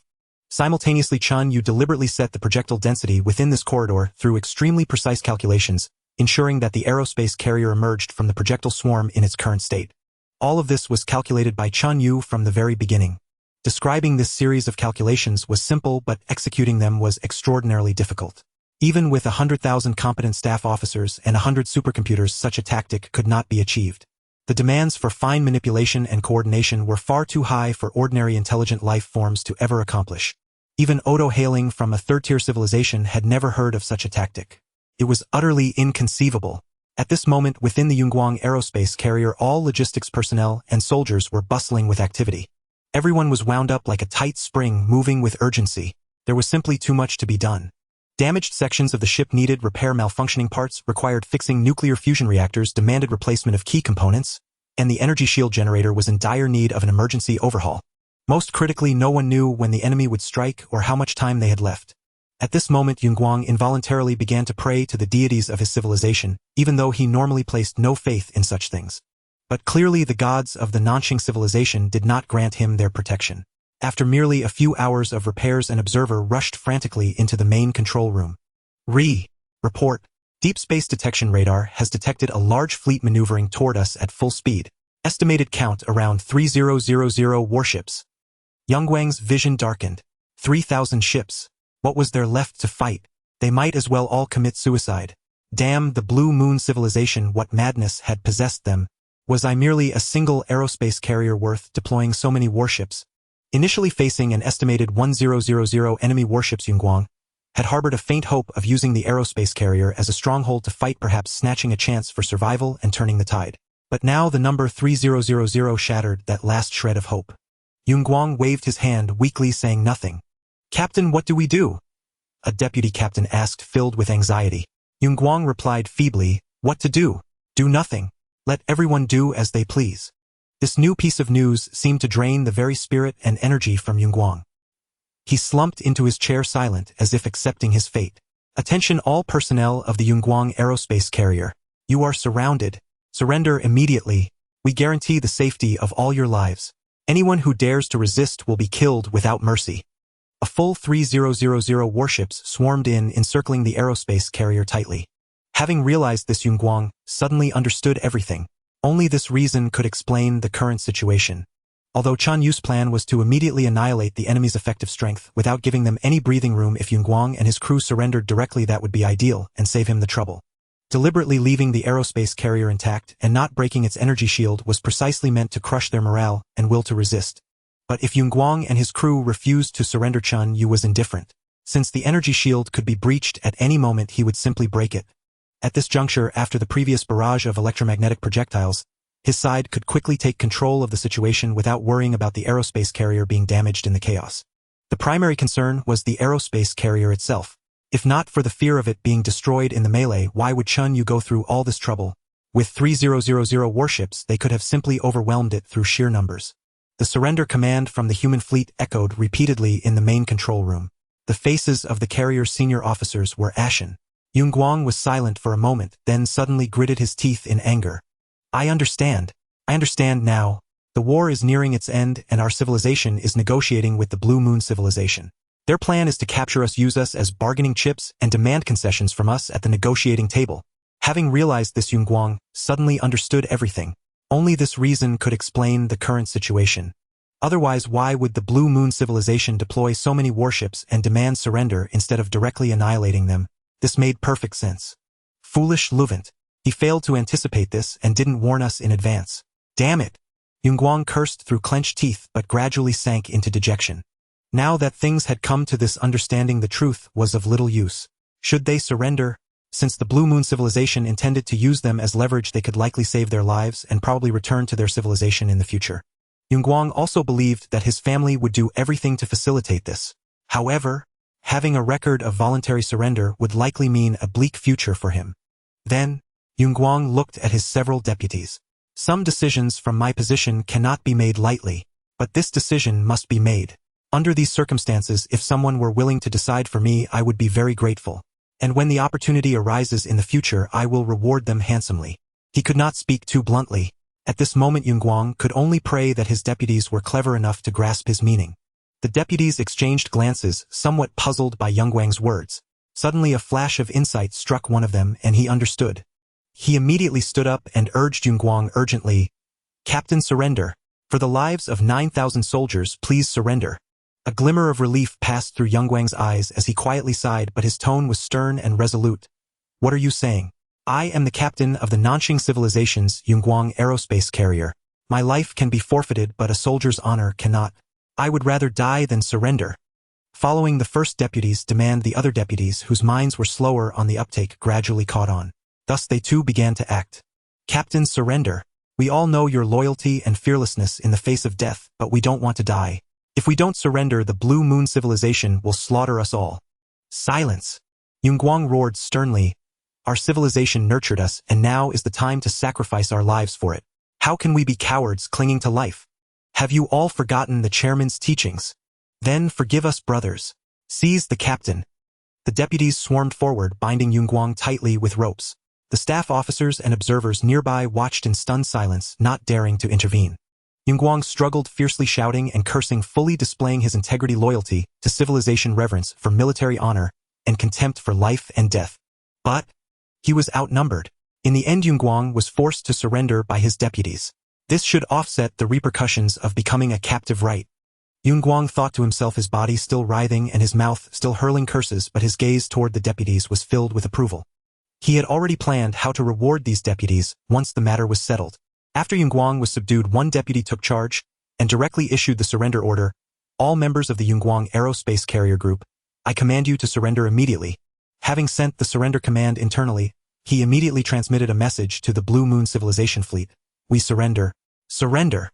Under the watchful gaze of 3000 warships, Chen Yue responded promptly. Shut down all energy shields on every vessel and await our takeover. All personnel assemble immediately and enter our life support ships. Once they left their own ships, their fate was truly beyond their control. Yet, under these circumstances, there was no other choice. Inside the aerospace carrier, the soldiers of the Nanqing civilization gathered in the hall with sorrowful faces, awaiting further orders. Yunguang was also escorted to the hall by the deputies. Thus the soldiers once again witnessed Captain Yunguang's loyalty and courage. Let me go. I want surrender. Kill me if you dare. The chairman taught us that as soldiers we must always be ready to sacrifice our lives for civilization. Let me die. I want surrender. Watching the valiant and fearless Captain Yunguang, countless soldiers lowered their heads in shame, utterly mortified. At that moment, the energy shields of the aerospace carrier and all other warships were deactivated. They were like crabs stripped of their shells, exposing soft, vulnerable flesh to be dealt with at will. Chen Yue showed no mercy. Under his command, hundreds of warships approached, docking directly with the Yunguang aerospace carrier and the other vessels. They released a swarm of robots while the Nanqing civilization soldiers were herded into their own ships. Nearly 10,000 soldiers, heads bowed and hands raised, accepted their fate as captives with grim faces. Yunguang and some high-ranking officers received special treatment. They were not mixed with the others but were confined separately in a single ship. Once inside, watching the hatch close, assured that no one else could see, Yunguang immediately breathed a sigh of relief. The deputies hastily untied his ropes. Thanks, Yunguang said, sincerely, making a solemn promise. When I return to civilization, I will repay you. Thank you, Captain. Afterward, they fell into silence. Regardless, being a captive was never a pleasant experience. Now they awaited further arrangements from the Blue Moon civilization. While receiving and imprisoning the captives, Chen Yue had already initiated the second phase.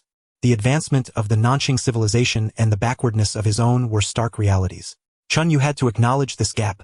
So, with a Nanqing aerospace carrier at hand, what should he do? Of course, he would strip it bare. Remove everything movable from this colossal carrier spanning thousands of meters.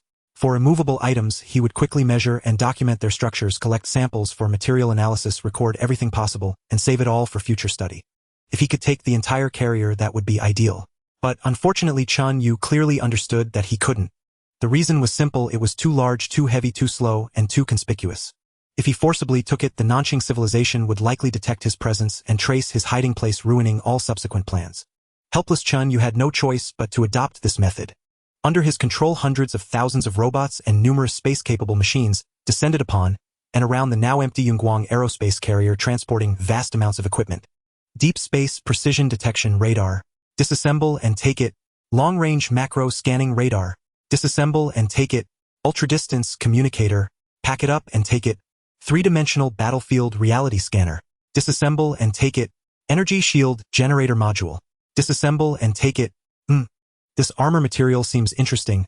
High reflectivity, effective against laser attacks, and seemingly from a different technological path. Cut a piece and take it. Like a beggar starved for 10 days before a lavish feast, Chen Yue voraciously dismantled everything he could see and carry, stuffing it all into his own ships.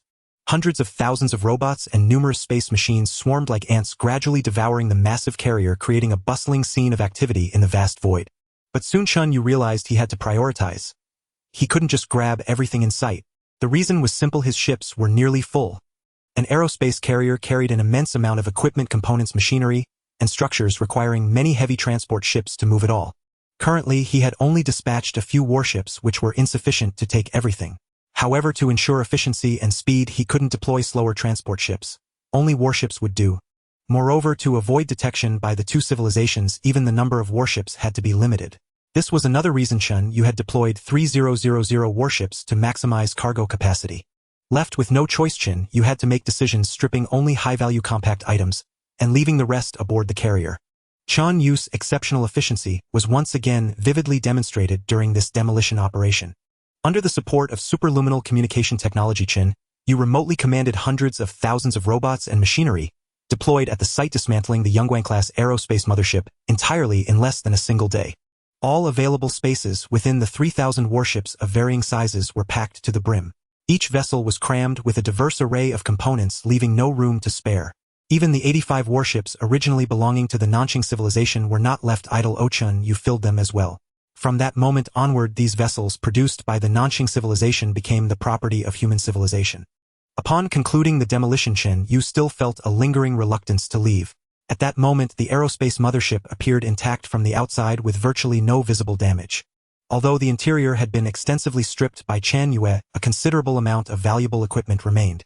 Furthermore, the Huoying-class aerospace mothership carried over 1.2 billion tons of various primary industrial products and rare resources akin to what the Masua civilization had once provided to the Nanqing civilization. For Chen Yue, this stockpile was immensely valuable. Unfortunately, whether it was these materials or anything else, he could not take them away. If I can't take it, then destroy it. Suppressing his greed with rationality, Chen Yue launched an interstellar missile armed with a large-yield hydrogen bomb. The interstellar missile drifted slowly, and just before it struck the aerospace mothership, it received the detonation command from Chen Yue. In the next instant, a blaze more dazzling than a star erupted, and a fireball materialized out of nowhere, engulfing the entire aerospace mothership.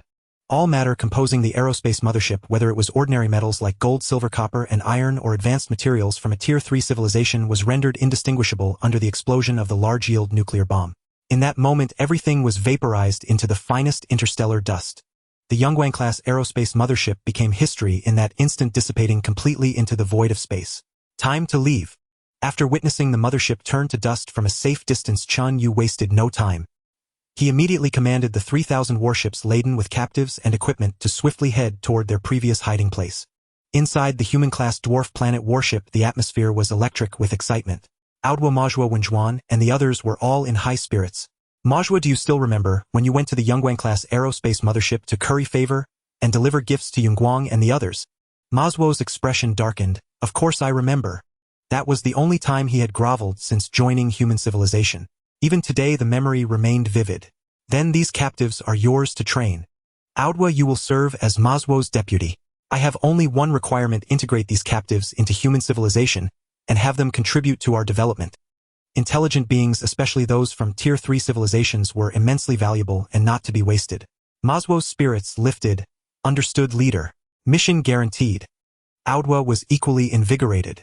He knew that once Yunguang and his people joined human civilization, the dwarf race could finally live up to its name. Otherwise, with the numerous Trisolaran beings within human civilization, his dwarf race had only a handful of members, lacking a fixed settlement and forced to share offices with the Trisolarans. A truly awkward situation. Moreover, he would inevitably become the chieftain of the dwarf race. By then, he would wield considerable power and influence. Imagining his former superior Yunguang bowing before him and his former colleagues treating him with utmost respect, the mere thought was exhilarating. Having dealt with the intelligent captives at his discretion, Chen Yue once again went into hiding, quietly observing the reactions of the two major civilizations to this incident and began plotting his next moves. At that moment, in the Wangliang Tristar system, within the frontline command center of the Nanqing civilization, Marshal Luenti's face was shrouded in gloom. He had just received the latest battle report. A little over 10 minutes ago, the Huoying-class aerospace mothership, which had claimed to be ambushed, completely lost contact with their side. Moreover, their observers had detected a violent flash at that location. Based on the explosion's characteristics, the flash was unmistakably from a large-yield hydrogen bomb. By now, that aerospace mothership must have been utterly annihilated. However, Marshal Luent was not overly concerned about the destruction of a single aerospace mothership. As valuable as it was, it paled in comparison to other pressing matters. That matter was, how did the Blue Moon civilization learn the route and coordinates of the Huoying-class aerospace mothership? Such information was classified as top secret. Given its involvement in replenishing their war supplies, frequent enemy interceptions could lead to the collapse of the entire campaign. Even within the frontline command center, fewer than 100 individuals had access to this classified information. Could it be that the Blue Moon civilization had infiltrated their command center, reaching someone among that 100 and thus stolen the information regarding the Huoying-class aerospace mothership? This seemed the only plausible explanation. Luent dismissed the other two possibilities outright. The first possibility was that the Blue Moon civilization had developed some super technology capable of actively detecting the route and coordinates of aerospace motherships. But that was impossible. A Tier 3 civilization could not achieve such a feat. If they could, why wouldn't they target communication relay stations to sever their communications? The results would be far more devastating, leaving their side at a greater disadvantage.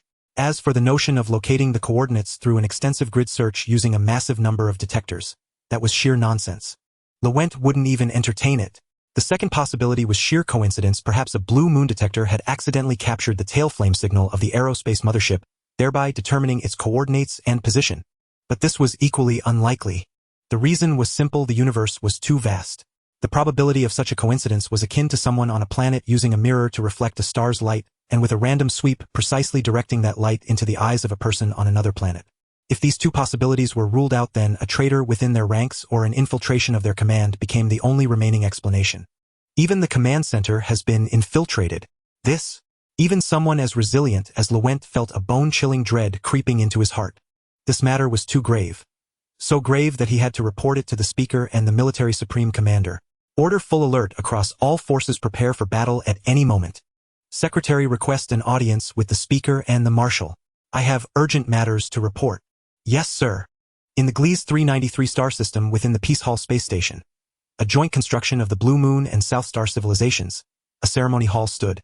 On stage, a group of tall, stout Blue Moon individuals clad in intricate and chaotic garments adorned with countless sequins and inexplicable strips were playing bizarre musical instruments.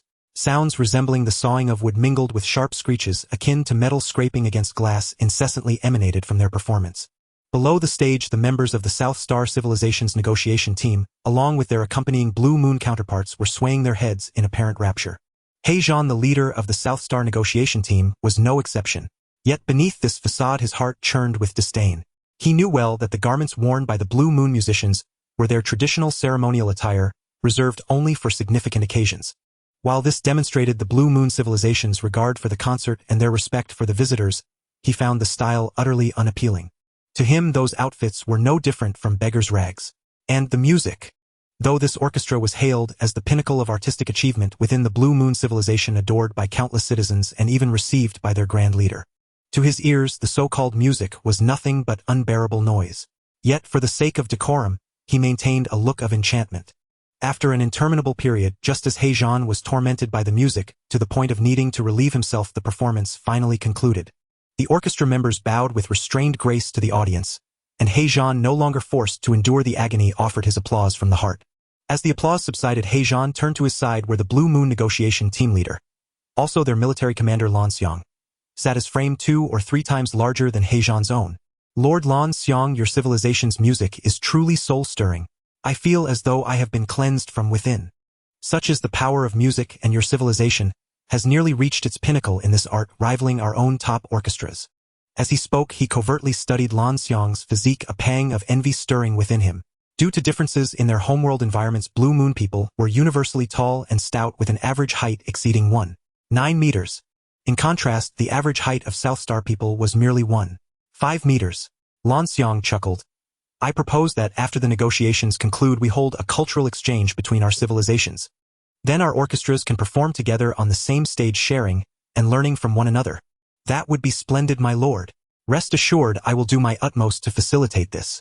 The two negotiation leaders agreed on subsequent matters in an atmosphere of amity, and eventually parted ways with reluctant farewells like old friends bound by deep affection, forgetting that just that morning their teams had been locked in fierce confrontation at the negotiating table, nearly coming to blows.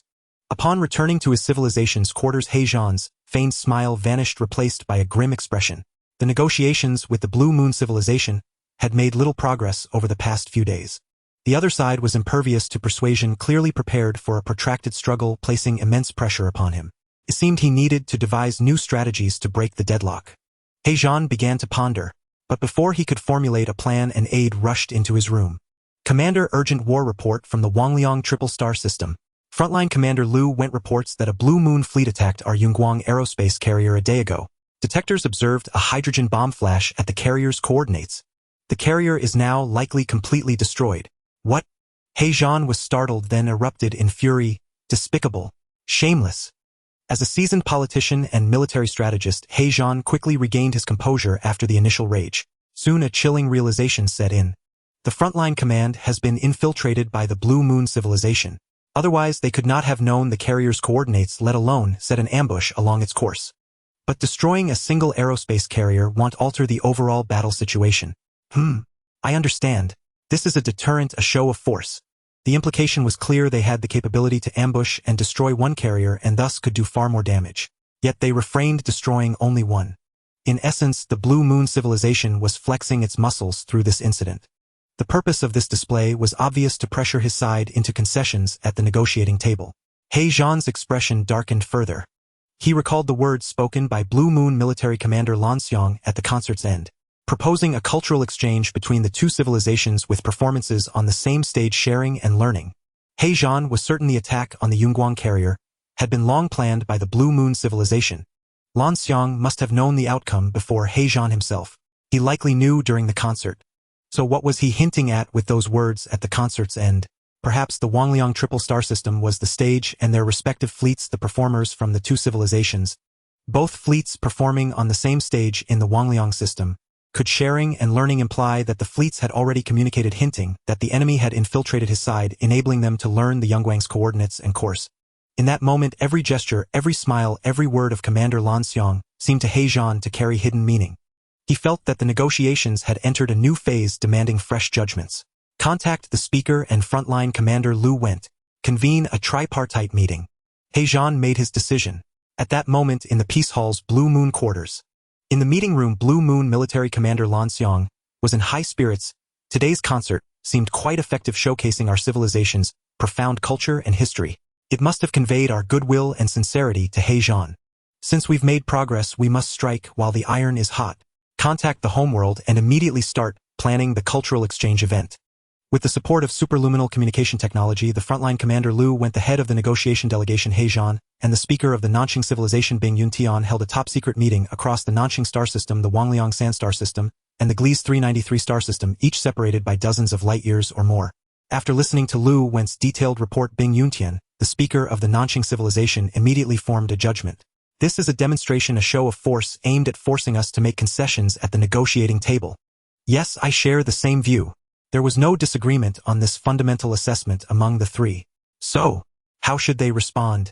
Lu Went said in a deep voice, I believe we should launch a reciprocal retaliation. During this period, we have also uncovered some secret strongholds of the Blue Moon civilization. We can plan and execute a similar surprise attack. Reciprocal retaliation was a straightforward and seemingly justified approach. If they could flex their muscles, so could we. Faced with Lu Went's proposal, He Zhan and Bing Yuntian both remained silent. After a moment of contemplation, Bing Yuntian and He Zhan both slowly shook their heads. Do not retaliate, it is meaningless. Moreover, it risks losing control of the situation and reigniting the war. This statement seemed somewhat weak. The frontline commander Lu Went expressed dissatisfaction. When the Blue Moon civilization launched their surprise attack, did they not consider the risk of losing control and restarting the conflict? Why must we now consider the bigger picture? Bing Yuntian said gravely, Lu Went, war is merely a continuation of politics. If you cannot elevate your thinking to a political level, you will forever remain a military commander, never becoming a statesman. He Zhan added, Lu Went the speaker, and I have high expectations for you. You must learn to view issues from a higher perspective. Let me ask you one question, Lu Went. Based on your judgment, does the Blue Moon civilization possess genuine sincerity for peace negotiations? After careful consideration, Lu Went replied, I believe they are very sincere. In that case, the fundamental situation remains unchanged. Bing Yuntian made the final decision, setting the tone. We must still consider resolving this incident from the overall perspective of bilateral peace negotiations. Since the Blue Moon civilization has shown sincerity for peace talks, yet launched a surprise attack on us, it is almost certain that this is a military gamble on their part. So what does a military gamble imply? It means they are more eager than us to achieve results in the negotiations. They must be under immense internal pressure, greater than we previously estimated. Otherwise, such a military gamble would not occur. As Bing Yuntian's meticulous analysis unfolded, He Zhan gradually gained clarity. This is something we can exploit. First, we are the ones who were attacked, giving us a natural moral advantage. If we retaliate in kind, it may feel satisfying, but we would lose this moral high ground. This advantage instead can help us pressure the other side at the negotiating table and secure greater benefits. Perhaps this incident could even become a breakthrough in the talks. Bing Yuntian nodded approvingly. Exactly. That is correct. Lu Went, in the coming days you must take certain actions, such as frequently redeploying the fleet, to demonstrate your anger and exert pressure on the other side. But be careful not to provoke actual conflict or accidental escalation, lest the situation spiral out of control. Hey Jean, you need to formulate a plan to leverage this incident, occupy the moral high ground, and force the Blue Moon negotiation delegation to make concessions. Lu Went, the frontline commander of the Wangliang Sandstar system, watched Bing Yuntian and He Zhan, as Bing Yuntian made the final decision with a few words. The fire of anger within him grew increasingly fierce. He stood up, his tone mournful. Speaker Marshal, the Yunguang aerospace carrier was a vital logistical asset for our military. It carried nearly 10,000 elite soldiers, affecting nearly 10,000 families. They perished in space due to the despicable surprise attack by the Blue Moon civilization. Yet we cannot avenge them. Instead, we must use their deaths to trade benefits with the enemy. I cannot accept this. Bing Yuntian frowned while He Zhan sternly reprimanded. A soldier's duty is to protect the interests of civilization. The soldiers who died on the Yunguang aerospace carrier can secure benefits for our civilization. They died a worthy death. Their deaths are valuable, even necessary. Lu Went, I have told you before, do not consider issues solely from a military perspective. The military is merely an extension of politics. If you cannot grasp this principle, I seriously doubt your ability to hold the position of frontline commander. This reprimand was undeniably severe. Lu Went suppressed the rage within him and bowed his head heavily, saying, Yes, I understand. Comfort the soldiers. The civilization will provide compensation for the fallen warriors of the Yunguang aerospace carrier. Remember your mission. If any chaos arises, I will hold you accountable. Yes. The meeting thus concluded. Lu Went let out a long sigh and began planning his next moves. Previously, he had had the opportunity to transition from a military general to a government official. But it was precisely because he could not tolerate the myriad rules within the government system that he had given up that chance. He had originally believed that serving solely as a commander would allow him to realize his aspirations free from constraints. But now it seemed that was not the case either. I am merely a pure soldier. I do not wish to become a politician. Within the Hall of Peace, a new round of negotiations commenced. As soon as the members of both negotiation delegations took their seats, Lan Xiang, the head of the Blue Moon Civilization's delegation, immediately sensed that the atmosphere seemed somewhat off. In the past, at the start of negotiations, the two sides would exchange polite pleasantries before entering the tense phase of bargaining. Never before had they begun with such grim expressions. What was the matter? May I ask? Head He Zhan, you and your colleagues seem to be in rather low spirits today. Lan Xiang could not help but inquire. Yet behind their lightweight space helmets, the members of the Nanqing Civilization's negotiation delegation all stared at him, their eyes filled with sorrow and hatred, leaving him even more perplexed. Playing dumb. He Zhan cursed inwardly but said aloud, We have just received news. Some of our loyal comrades have left us forever. He did not directly mention the Yunguang aerospace carrier incident. In negotiations between two civilizations, some matters could not be brought to the table. Once raised, it would leave no room for maneuver, and the scope for our own interests would shrink. Besides, since both sides were well aware of the situation, what difference did it make to state it explicitly? It was enough to convey their stance and make the other side understand their resolve and demands. In response to He Zhan's words, Lan Xiang grew increasingly bewildered. What does the death of your people have to do with me? Why bring it up here and show us such a grim face? How unprofessional is this? Oh, is that so? How unfortunate. May their souls find peace in the celestial realm. Despite his inner discontent, Lan Xiang still offered a courteous consolation. Yet He Zhan and his companions seemed even more enraged. What was happening? In the subsequent negotiations, the Nanqing civilization grew increasingly aggressive, proposing demands in many areas that Lan Xiang simply could not accept. Ultimately, the talks ended amidst a tense atmosphere, leaving both sides deeply dissatisfied. Back in their meeting room, Lan Xiang vented his frustration. What's going on here? Has He Zhan lost his mind? Using the deaths in his civilization as an excuse, he adopts a mournful yet invincible stance to pressure us. But what right does he have? Those deaths weren't caused by us. Why should we care? I suspect they have more tricks up their sleeves. We must be cautious. The Lanyue civilization's negotiation team conducted extensive research and discussions on this new variable, yet remained utterly perplexed, unable to grasp the truth of the matter. At that moment in the Wangliang Sandstar system, Chen Yue, who had been observing the situation from the shadows, noticed some promising changes in the Nanqing civilization's fleet. The Nanqing fleet had been frequently repositioning, and the previously idle military factories had resumed operations, bustling with activity. Numerous transport shuttles darted between bases, creating a scene of intense preparation, as if planning a major operation. This sudden activity heightened tensions within the star system. In response, the Lan Yue fleet also began preliminary defensive measures such as repositioning their fleet and restarting their military factories. Meanwhile, after a long journey, the fleet that had been sent to ambush the Yunguang aerospace carrier finally returned to its hiding spot and rejoined the main force. Yunguang and others were transported to this location. Inside a life support vessel, Yunguang and several high-ranking officers of the carrier sensed they had reached their destination. They could no longer feel the ship accelerating or decelerating. The cessation of movement meant they had arrived. Anxiety weighed heavily on their minds. They speculated that their capture was merely a means to exchange for certain benefits, and their personal safety should not be at risk. The hatch slid open. Yunguang saw a group of figures. Some were short and dark-skinned, resembling the Nanxing people. Others, though in spacesuits, appeared tall and slender, similar to the intelligent life of the Mozodi civilization, a vassal of the Nanxing. Our civilization has an old saying: a wise man does not resist when the odds are clearly against him. Temporary compromise with the Lan Yue people is necessary. We may even selectively disclose less critical military secrets. But one thing is crucial: we must keep our stories consistent. After returning to our civilization, we must never admit to having leaked any secrets. Yunguang anxiously instructed his deputies, who immediately agreed. One deputy said, "Perhaps we are just scaring ourselves. Under normal circumstances, high-ranking officers like us wouldn't be held together. Yet the Lan Yue civilization seems unconcerned about this. Maybe they won't interrogate us at all, just detain us until the negotiations conclude, then release us. That would be ideal." Yunguang's expression relaxed slightly, but unease lingered in his heart. Moments later, a faint noise came from outside the cabin, as if a ship was docking. Then came the sound of the outer hatch opening. They all sat up straight, eyes fixed on the door. Soon someone would surely come to meet them. The hatch slid open. Yunguang saw a group of figures. Some were short and dark-skinned, resembling the Nanxing people. Others, though in spacesuits, appeared tall and slender, similar to the intelligent life of the Mozodi civilization, a vassal of the Nanxing. Yunguang's heart raced with doubt. He looked up and saw a Nanxing man smiling at him.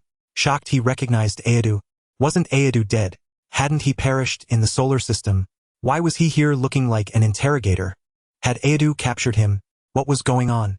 Aedu, you? Yunguang and his deputy commanders were stunned, speechless. Aedu's face beamed with a radiant smile. "Let me introduce myself. I am Aedu, the chieftain of the dwarf clan of the human civilization. And this is Majua, the chieftain of the three-eyed clan. Majua will also be handling your case." Majua stepped forward. Behind his helmet, his elongated face and three eyes sparkled with amusement. "Captain Yunguang and deputy commanders, join us in contributing to the human civilization." To Chen Yue, the handling of Yunguang and the others was a trivial matter. Even if they chose death over surrender, it would merely mean executing them. Utterly insignificant. He delegated the matter to Aedu and Majua, not bothering to oversee it himself. His focus remained on the movements of the two great fleets in the Wangliang San star system. At that moment, the combined fleets were estimated to have approximately 85000 warships. Undoubtedly, this was a formidable force. Even with Chen Yue's fleet of over 10,000 ships, the technological gap meant he could not match these 85000 vessels. Though he could build more ships, the number he could simultaneously command was limited, restricting the forces he could deploy in battle. Thus, reducing the military strength of both civilizations became essential. He needed to provoke another conflict between them, forcing them to wear each other down. Only when the total number of their warships fell below 50000 could Chen Yue be confident in defeating both. Yes, his plan was to annihilate both fleets in one decisive move. Only then could he proceed with his subsequent plan to join the Star Alliance and gain protection, securing the greatest benefits for the human civilization. The situation in the Wangliang San star system was now extremely tense. Yet, after observing for a while, Chen Yue noticed that both sides were mostly bluffing, showing no real intent to engage. No choice. I'll have to stoke the flames myself, he thought, silently making up his mind. In the Wangliang Tristar system, at a point hundreds of billions of kilometers away from its two suns, a colossal base floated within the vast expanse of space. This base boasted an irregular shape vaguely resembling a spindle. Dense shipyards were constructed upon its surface, with hundreds of vessels of varying sizes constantly entering and exiting. Some ships as enormous as space carriers could each bring hundreds of combat vessels, further intensifying the bustling activity. This was a logistic support base for the expeditionary fleet of the Blue Moon civilization. It not only stockpiled vast quantities of energy and supplies transferred from the civilization's homeworld and resource systems, but also bore responsibilities such as treating the wounded and repairing warships. The Blue Moon civilization possessed over 20 such logistics support bases. Each was under extremely tight protection, and constantly maneuvered through space, altering its position. Their routes and coordinates were among the most classified secrets known to only a handful within the entire expeditionary fleet. Originally, it was nearly impossible for them to be discovered. For the same reason, the universe was too vast. Finding a single fallen leaf in a boundless ocean was a formidable challenge. Moreover, compared to the analogy of an ocean and a leaf, the contrast between the infinite cosmos and a single logistics base was several orders of magnitude greater. But now, facing Chen Yue's spy satellite detection network numbering in the hundreds of billions, these once deeply hidden logistics bases were forced to reveal their positions. Chen Yue chose this base as his next target for a surprise attack.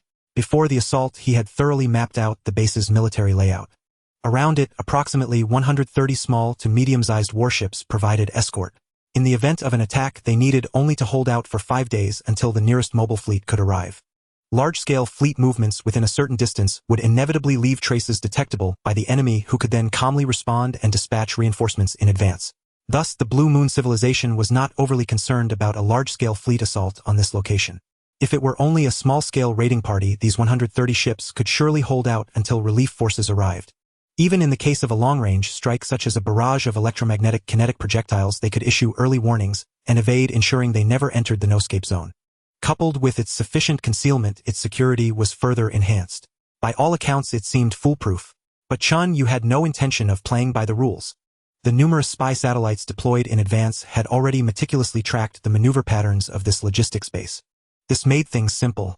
Chen Yue did not need to mobilize a large fleet to approach it. He only needed to find the pattern, calculate its future position at a specific time, and have his fleet lie in ambush there. An ordinary Tier 3 civilization could not achieve this, lacking the spatial search capability to launch hundreds of billions of probes and continuously lock onto the base's location. But for Chen Yue, accomplishing this was, if not trivial, certainly not a great effort. Thus, the 3000 warships previously dispatched lay in silent ambush like a pack of wolves stalking their prey. All vessels maintained radio silence and emitted no visible light. Their hulls were coated with special materials, giving them an extremely low visible light albedo. After a waiting period, just as Chen Yue predicted, the logistics base maneuvered to a point roughly 20 million kilometers from the fleet, ceased acceleration, and began to coast under inertia. Even with the Blue Moon civilization's vastly superior technology, detecting Chen Yue's concealed fleet at a distance of 20 million kilometers was impossible. The time to strike had come. At Chen Yue's command, all 3000 warships simultaneously initiated maximum acceleration. 450 ms superscript 2. In an instant, a gravitational force roughly 46 times that of Earth bore down upon every ship. Had any human dwarf or three-eyed being been inside such immense gravity, would have instantly crushed their bones, ruptured their organs, and killed them outright.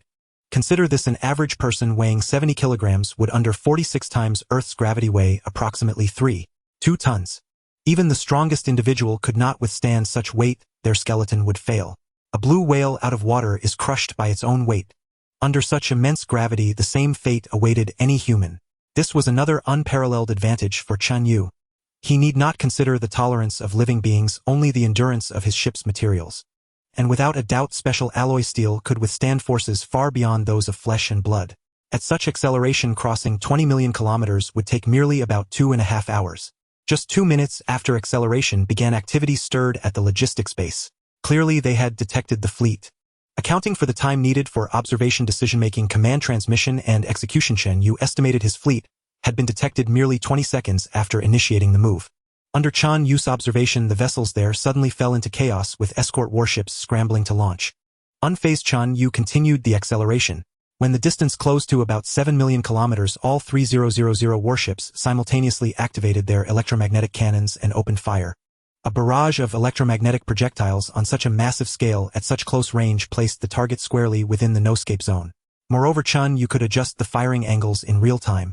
This was precisely Chen Yue's strategy: strike decisively, then withdraw swiftly, avoiding any entanglement or delay. It would be disastrous if the Blue Moon civilization discovered that the attacker was not the Nanxing fleet but an unknown force. Naturally, with this tactic, the logistics base and its escort ships would be utterly destroyed. Capturing prisoners was out of the question. But Chen Yue cared little. If he could capture some, he would. If not, annihilating them all was equally acceptable. Under these circumstances, before any direct contact, the massive volley of electromagnetic projectiles arrived, shattering the energy shield of the logistics base and destroying the base itself. The remaining combat ships, despite their superior performance, offered no resistance and were cleanly obliterated. Chen Yue's strike was a direct hit. Thereafter, the fleet did not decelerate, maintaining its immense speed as it withdrew from the battlefield. The entire ambush concluded so swiftly that the relief fleet had not even begun to depart before everything was over.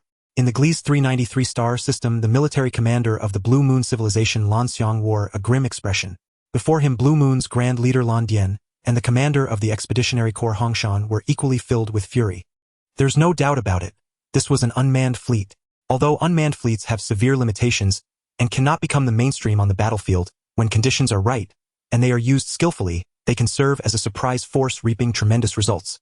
With such acceleration, it could only be an unmanned fleet. If it were a manned fleet, no one could withstand the pressure. But, as Lan Xiang spoke, his anger grew. The crux lies in when conditions are right. The Nanxing civilization crafted an ideal application scenario for their unmanned fleet, creating the perfect conditions to deploy it. How did they manage to create such favorable conditions?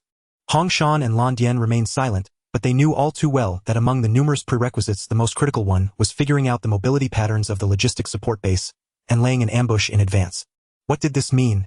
It meant that unless the Nanxing civilization had developed some super technology, they must have infiltrated their ranks and obtained information from within. There was a traitor in their midst. This is a show of force, to gain more leverage at the negotiating table and to force us to concede. Soon they reached a consensus and made a judgment on the current situation. Lan Xiang also recalled the peculiar behavior of the Nanxing negotiation team members over the past period. They had been overly aggressive, suddenly hardening their stance and making more demands.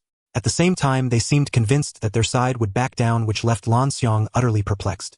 No matter how he thought about it, Lan Xiang could not find a reason for his side to yield. As a result, the negotiations had grown increasingly tense and stagnant. Lan Xiang had long been puzzled, but now it suddenly dawned on him. So this was the trap they had set. So the detestable Nanxing people had prepared such a gift for them. He suspected that from the moment their attitude shifted, this scheme had already been set in motion. Lord Heijun, let me warn you here and now, we have the resolve and the capability to protect our interests, and not a single one of our fallen warriors will have died in vain. No wonder their attitude had suddenly hardened. I propose a proportional retaliation. We cannot let our warriors die in vain. After deep deliberation, Blue Moon's grand leader Lan Dian shook his head indifferently. No, that would be meaningless and would only drive the situation in an uncontrollable direction. Although this military adventure by Nanxing is a show of strength, it also reveals their internal urgency for negotiations. After a thorough analysis, Lan Dian's judgment won the unanimous approval of the other two. The three finally decided to seize the moral high ground from this incident and recoup their losses at the negotiation table. Of course, there was one more thing to do first. A purge must be carried out within their ranks to root out the traitor or traitors and ensure such incidents never happen again. At the Hall of Peace, a new round of negotiations began. We have a different opinion on the ownership of the seventh dwarf planet. The originally agreed-upon mining rights ratio should be adjusted to 7-3. As for the reason, you know it well yourselves. Lord Heijun, let me warn you here and now, we have the resolve and the capability to protect our interests, and not a single one of our fallen warriors will have died in vain. We have only held back for the sake of the broader negotiations. Do not mistake the Blue Moon civilization for weak and pushover. Heijun was enraged by this. We fully respect the sovereignty and capabilities of the Blue Moon civilization, as well as your determination to defend your interests. But the Nanxing civilization possesses the same resolve and capability, and the blood of our warriors will not be shed for nothing. Both sides were at a standoff, the atmosphere extremely tense. After a moment of confrontation, this round of negotiations ended once again in discord. Following the talks, countless streams of data were transmitted across the vast depths of space via superluminal communication technology. Grand leader, the other side is impervious to reason, clearly thinking we are weak and easy to bully.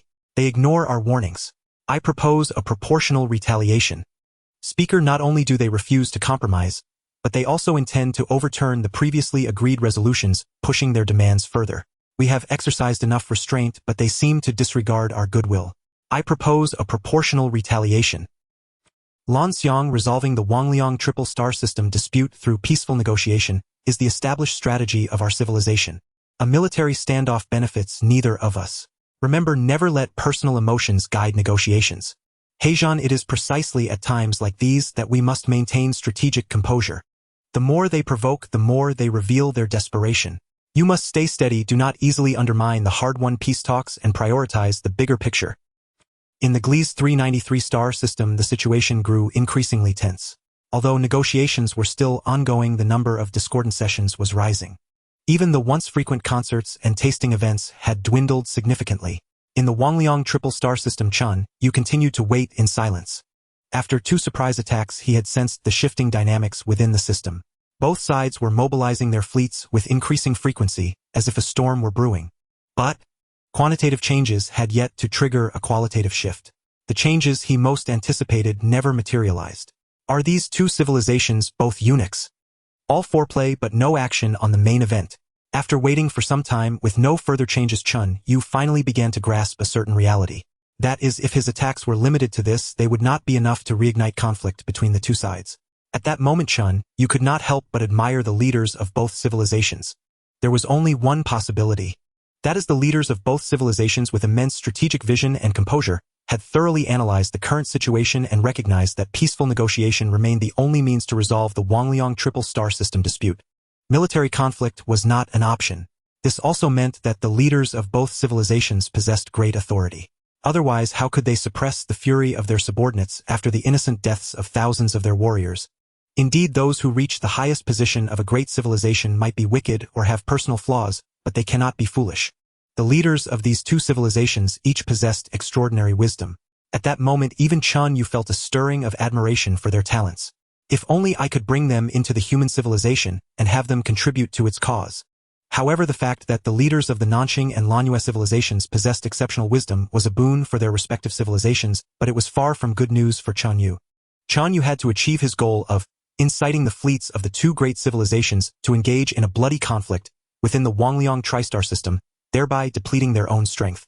Only by doing so could Chen Yue execute his subsequent plans and secure a sliver of hope for the survival of human civilization. This was Chen Yue's bottom line, an imperative he must fulfill with no room for compromise. Now Chen Yue's situation seemed rather precarious. This truly caught me off guard. I calculated every possibility, accounted for almost every aspect, yet I never anticipated that the leaders of their civilizations would possess such strategic vision and composure. If only one civilization's leader possessed such wisdom, it would not matter. If the leader of the other civilization lacked wisdom and insisted on waging war, the wiser leader would have no choice but to be dragged into the conflict. After all, one could not simply absorb blows without retaliation, could one? The internal dissent alone would be enough to oust such a leader, rendering even the highest prestige useless. The real fear was that both leaders were equally astute. That made things truly difficult. At this moment Chen Yue even harbored a faint worry that the leaders of the 2 great civilizations might, through subtle clues, deduce the existence of a third force within the Huoying tri-star system, and that all recent disturbances were the machinations of this hidden power. If that happened, he might well face a joint assault from both civilizations. For Chen Yue, while it wouldn't be a catastrophic blow, it would completely derail his subsequent plans, plunging the fate of all human civilization into turmoil. Given the current circumstances, such a scenario was possible. After all, the 2 civilizations had yet to discover him solely due to their lack of mutual trust and adequate communication. This was the only opportunity Chen Yue could exploit. Once the leaders of the 2 great civilizations, wielding their supreme strategic vision, suppressed internal dissent, overcame this obstacle, engaged in even the slightest communication, and chose to trust each other with their keen strategic judgment, the truth would be laid bare. While constructing models to simulate and calculate various strategies, Chen Yue also summoned Amalthea and others for another urgent high-level meeting. This is my last chance. I must seize it. I have to plunge them into full-scale conflict before they figure things out. I can no longer engage in petty skirmishes. I need a major move. Chen Yue keenly felt the crisis looming over him. While constructing models to simulate and calculate various strategies, Chen Yue also summoned Amalthea and others for another urgent high-level meeting. After our respective surprise attacks on the Nanxing and Lanyue civilizations, we can almost confirm that both fleets have entered a state of high alert. Attempting another such raid would be difficult, and we might even walk into an ambush. This was the predicament facing human civilization. Should they fall into an ambush, there was a risk that their own warships might be captured. Even if no ships were captured, the enemy could easily retrieve wreckage and discover these were unmanned vessels with a technological system different from their own, exposing them instantly. Regardless, we cannot be exposed at this stage. Chen Yue established this fundamental premise. Once the leaders of the 2 great civilizations, wielding their supreme strategic vision, suppressed internal dissent, overcame this obstacle, engaged in even the slightest communication, and chose to trust each other with their keen strategic judgment, the truth would be laid bare. Deploying these ships could prevent our exposure. But with so few vessels, achieving any tactical objective is difficult. Ajuo's words sparked an idea in Chen Yue. Chen Yue pondered deeply, a new plan gradually crystallizing in his mind. From the Yunguang aerospace carrier, we have 9365 prisoners. Among them, 8229 have pledged allegiance. The remaining 1136 refuse to submit. Chen Yue said slowly, those who refuse. Since they reject surrender, let them die. We have neither the energy nor the time to waste on them. Chen Yue knew well that even those who chose to submit could hardly be considered loyal. Faced with a completely alien civilization, how could there be genuine loyalty? Loyalty was something to be cultivated over time. For now, their preliminary attitude was enough to earn them the right to live. As for those Nanqing warriors who didn't even offer that much and chose to refuse submission, Chen, you had no choice but to condemn them to death. Are we to execute them all? No, Chen Yue said coldly. Their deaths should serve a greater purpose. With the aid of his intelligent beings, Chen Yue's plan was finally refined. Thus, under his command, robots took away all 1136 Nanqing warriors who had refused to submit. Yunguang, who had already chosen submission, watched as the cold mechanical robots led away his subordinates, one by one, a chill settling in his heart. Glancing at Aodhua, once his own subordinate, and Majua, whose fate he could have decided with a single word, Yunguang's face instantly contorted into a fawning smile. President Aodhua, President Majua, what are they? Do not ask about matters that do not concern you. Majua immediately rebuked him. Yunguang's smile grew even more ingratiating. Yes. Watching Yunguang's anxious and sycophantic demeanor, Aodhua and Majua felt immense satisfaction. Truly, fortunes change. The once lofty Captain Yunguang was now nothing but a yes-man. Amidst their satisfaction, Aodhua and Majua came to a stark realization. In terms of ability, we are not particularly outstanding. To secure our positions within human civilization, the only thing we can boast of is our loyalty. Loyalty is our foundation. Both of them were acutely aware that their own interests and those of their entire race were now deeply intertwined with human civilization. Even if human civilization were to be defeated in the future, and they had a chance to return to their original civilizations, there would be no turning back. Once aboard this ship, there was no getting off. Their only fate from now on was to see this path through to the end, sailing alongside the great vessel of human civilization into the unknown. In their hearts, they silently reaffirmed their resolve to be loyal to human civilization. At this moment, the robots once again led the 1136 prisoners who had refused to submit back to their original ships. These ships had now been modified by Chen Yue, allowing for remote control. Although they were not as convenient as the ships he built himself and their combat effectiveness could not be fully unleashed, they were more than sufficient for Chen Yue's purposes. Returning to the spaceship where he had fought and lived for decades, the Nanqing warriors felt a mix of emotions. At the same time, there was a hint of fear in their hearts, unsure of what their enemies intended by bringing them back here. Faced with these die-hard factions, Chen Yue showed no mercy. He released some anesthetic gas, and the Nanqing warriors immediately fell into a deep slumber. Afterward, Chen Yue operated the robots to place them back into their original combat positions, such as observation posts, electromagnetic energy cannon observation points, shooting positions, and repair rooms. Once everything was completed, the small fleet composed of 84 warships, one of which was intercepted by Chen Yue for future reverse engineering, quietly set off, entering the vastness of space. On the way, this small fleet split into 12 smaller fleets, each consisting of only 7 warships. The 12 microfleets headed in different directions. Each fleet's navigation target was a heavy transport ship from the Blue Moon civilization. Through prior covert observations, Chen Yue had confirmed the navigational trajectories of these 12 transport ships. After a certain period, they would set sail fully loaded with various supplies from resource planet No. 6, heading towards several logistical support bases. The cargo they carried would be unloaded there, providing for the personnel's rest and treatment, repairs for warships, and replenishment of combat supplies. In the most covert manner, at the lowest power, the 12 microfleets quietly concealed themselves at the edges of the transport ships' routes, beginning their silent wait. Before long, the 12 heavy transport ships set sail, as scheduled, each accompanied by 3 escort warships. Their routes were originally classified, making it nearly impossible for outsiders to discover. However, before Chen Yue's extensive network of billions of spy satellites, they were thoroughly detected. With precise calculations and prearrangements, the 12 heavy transport ships simultaneously entered the attack range of the 12 microfleets. At that moment, Chen Yue showed no hesitation and immediately remotely commanded the 84 warships to launch an attack.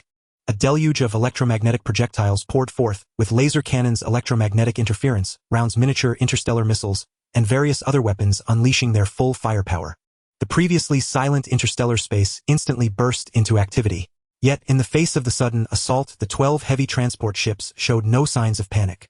Chen Yue noticed that even before his attack reached them, those heavy transport ships had already activated their energy shields, while the 3 escort warships immediately counterattacked, seemingly having prepared in advance. A trap. This is a trap. Chen Yue's mind immediately flashed with this thought.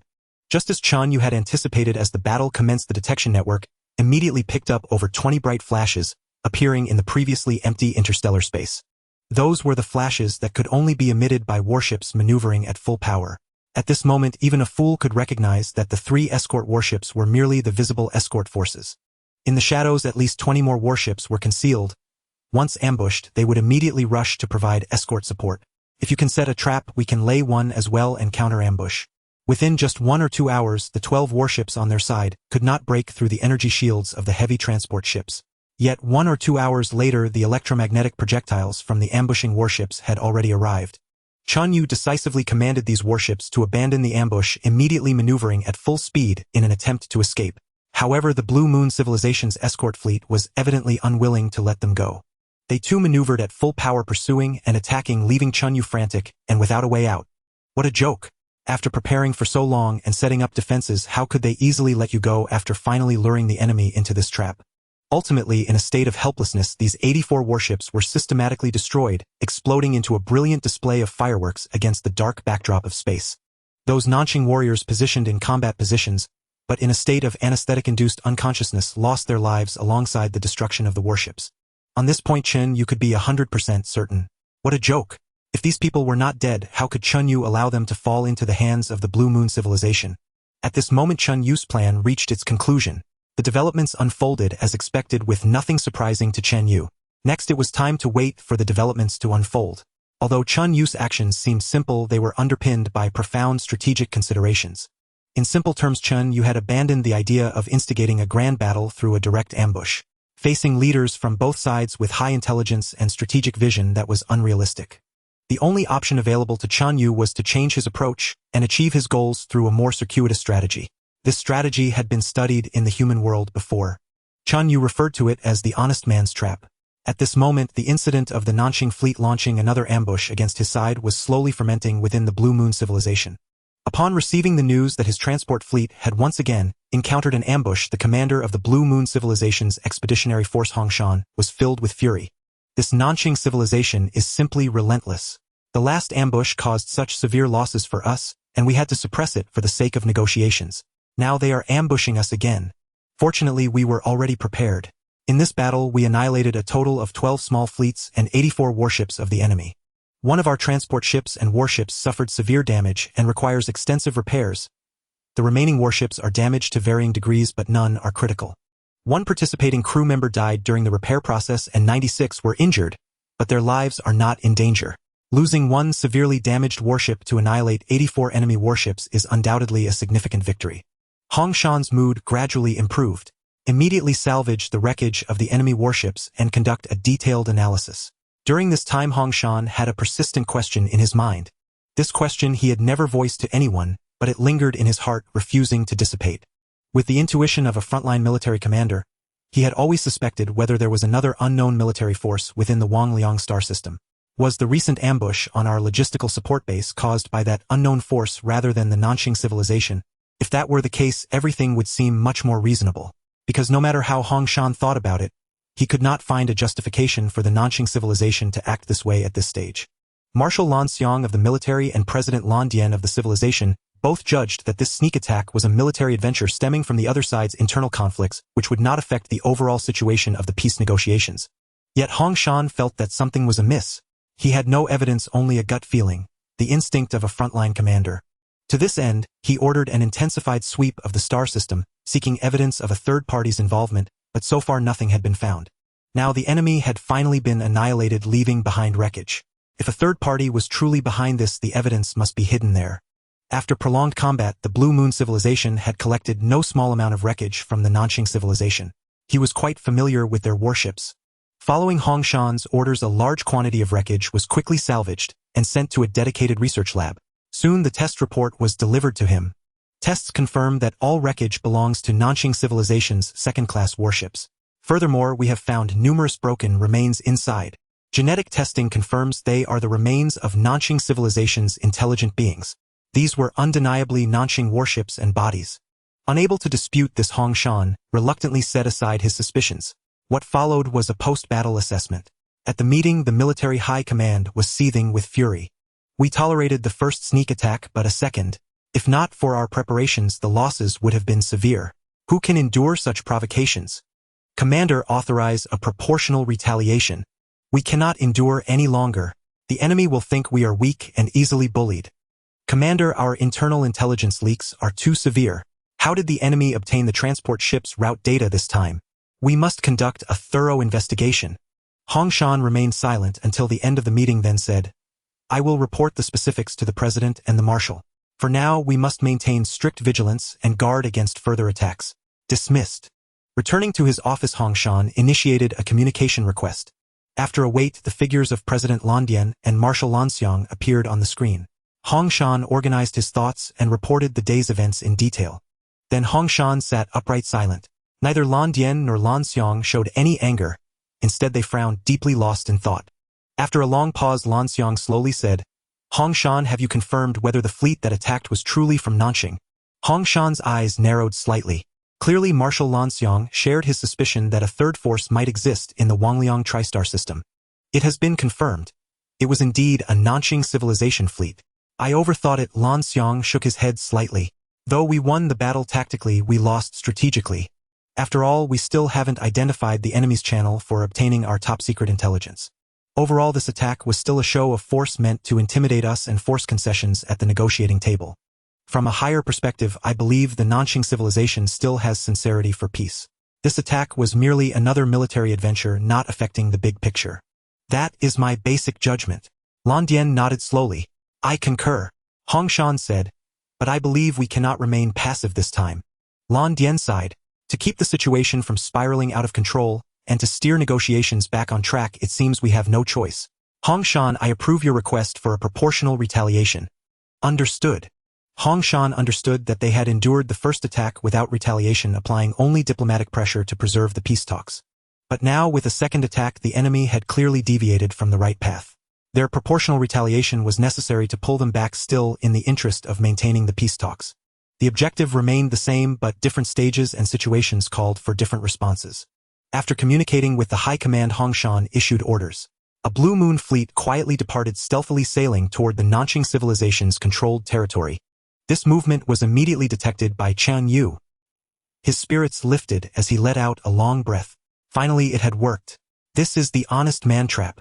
The robot representing Chen Yue spoke slowly to Otamazuo and the others.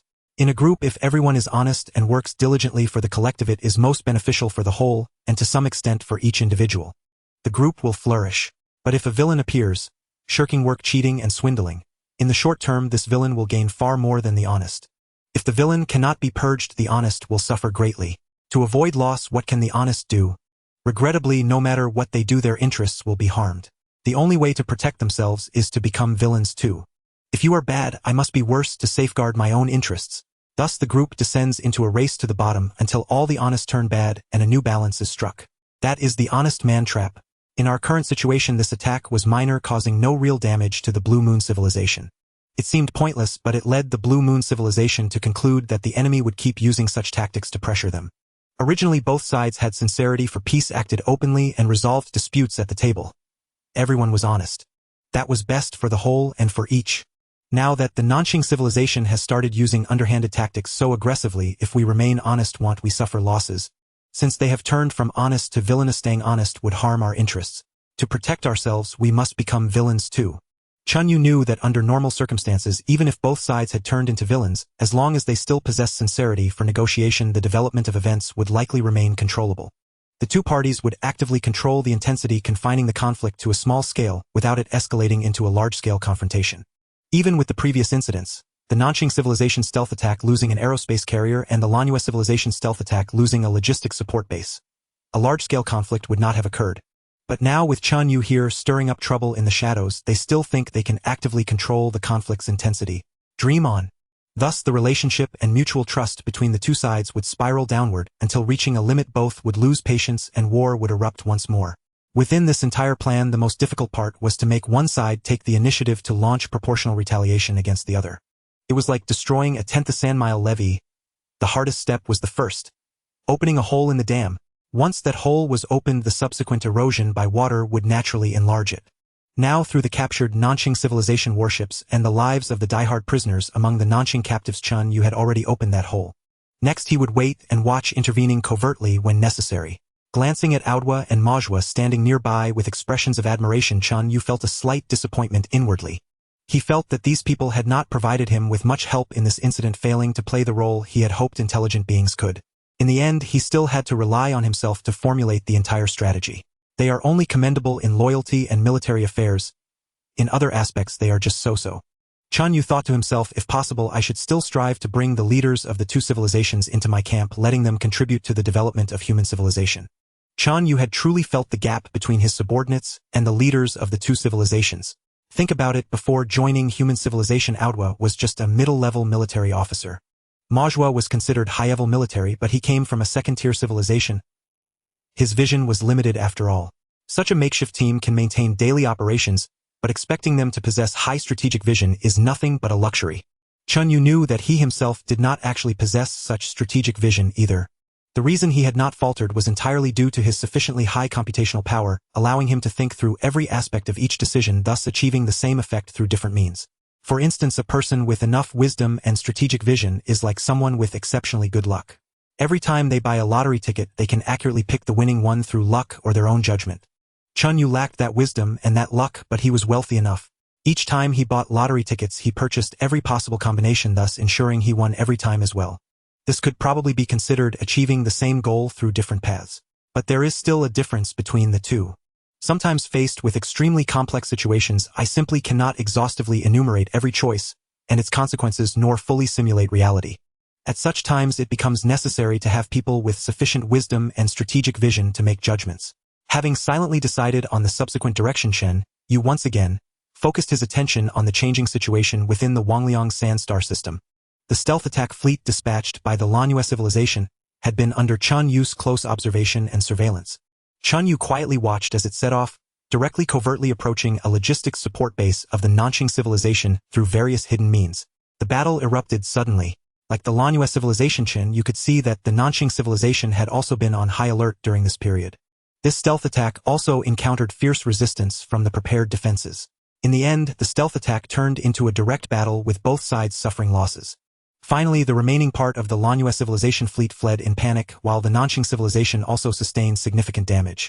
In the Gliese 393 star system at the Peace Hall, upon receiving the latest frontline report, Heizhan, the military leader of the Nanqing civilization, felt a surge of rage within him. Initially, Heizhan had also suspected whether a hidden force existed within the Huoying Sand Star System, stirring up internal conflict between the two sides to reap the benefits. But now solid evidence lay before him.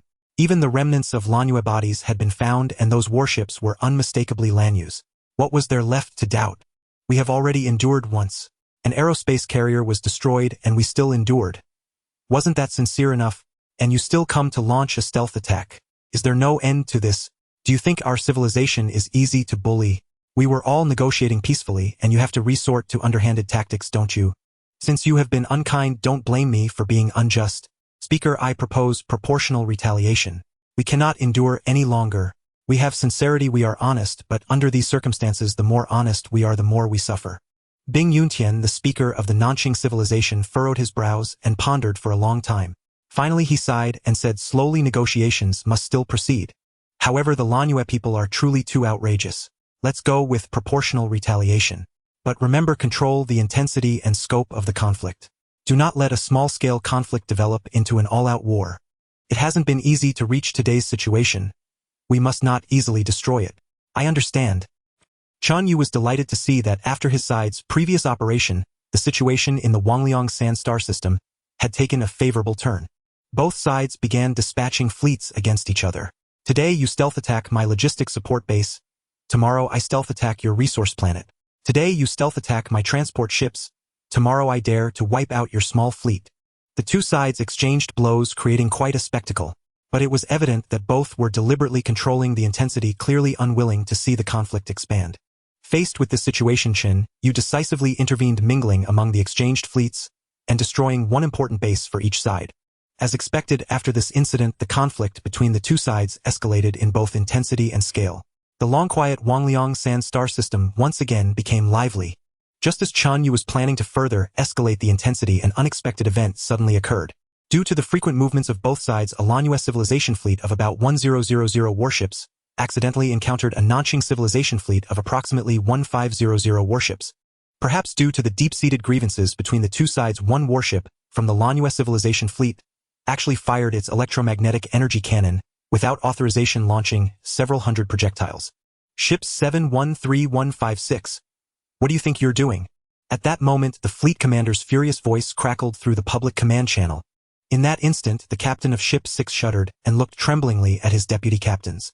They exchanged bewildered glances, only then realizing what had just occurred. We. Stop. Do not attack. Do not attack. The captain of Ship 6 hastily issued new orders, his voice fraught with panic. His heart was in his throat, almost leaping out of his chest.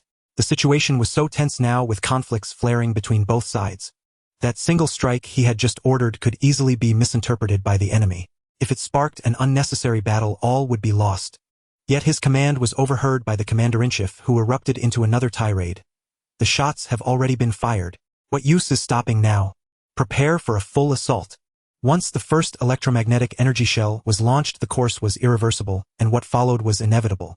Thus their side had to seize the initiative, launching a full offensive before the enemy could ready themselves. They hoped to end the battle before reinforcements arrived. As the commander had anticipated, the moment the Nanxing civilization fleet struck, the Blue Moon civilization fleet millions of kilometers away began their assault in the shortest possible time. Countless military reconnaissance satellites were deployed, and swarms of interstellar mines drifted away from the warships, dissolving into the vast pitch-black void of space. Brilliant flashes of light began to appear. Among them some trailed long or short plumes of fire. These were interstellar missiles of various sizes. Others left no trail at all. These were electromagnetic energy shells of different models. A space battle involving over 2,000 warships was entirely different from one with merely dozens or a few dozen vessels. Such a large-scale engagement demanded intelligence acquisition and coordination. Hence, military reconnaissance satellites were indispensable. Tens of thousands of these satellites would be launched into the battlefield, autonomously gathering intelligence and relaying it to the command center to aid commanders in decision-making. Every warship had to abandon the mentality of fighting alone, submitting to the collective and integrating into the whole. A scattered force could never win any battle. Facing the Blue Moon civilization's full counterattack, the Nanxing civilization was forced to adopt a posture of total commitment. They too began deploying vast numbers of military satellites and interstellar mines, preparing for close combat. This once silent and frozen stars cape instantly erupted into chaos. They're fighting! They're fighting! The scene was immediately captured by Chen Yue's observation equipment, and the data was relayed to the human ark. The intelligent beings aboard erupted in jubilation, and Chen Yue breathed a sigh of relief. After so much scheming, so many covert plans, and countless efforts, they had finally reaped a bountiful harvest. Chen Yue had long foreseen this outcome. As the saying goes, accidental discharges lead to war. When small-scale conflicts accumulate, even with both sides striving for restraint, accidents are inevitable. Once an accident occurs, the conflict escalates uncontrollably, dragging both parties into the fray. Such events had occurred countless times in human history. Chen Yue knew that just as humanity could not avoid accidental discharges, triggering major wars, neither could the Nanxing and Blue Moon civilizations. A new full-scale war engulfing the entire Wangliang tri-star system had become unavoidable. And war. People can decide when it begins, but its end is beyond control. Once hostilities commenced, they would not cease unless one side surrendered or both were locked in stalemate with no strength to continue. In this battle, the Nanxing civilization fields 1500 warships, while the Blue Moon has only 1000. Moreover, this Blue Moon fleet has been on an extended mission and is low on supplies. Let me see. This should be the 6th subfleet under the Crimson Fleet of the Blue Moon civilization. The average age of their warships exceeds 200 years, and their soldiers have only received standard training, barely qualifying as a second-line fleet. A standard fleet against an elite one, outmatched in weaponry, logistics, and personnel quality. How can they possibly fight? In my view, annihilation is inevitable. Odo said confidently. There will surely be surprises. The Blue Moon civilization cannot allow the 6th subfleet to be wiped out.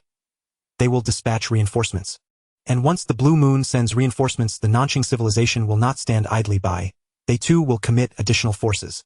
Both sides will keep escalating, pouring in all available military strength. Chen Yue said calmly, from now on we no longer need to interfere.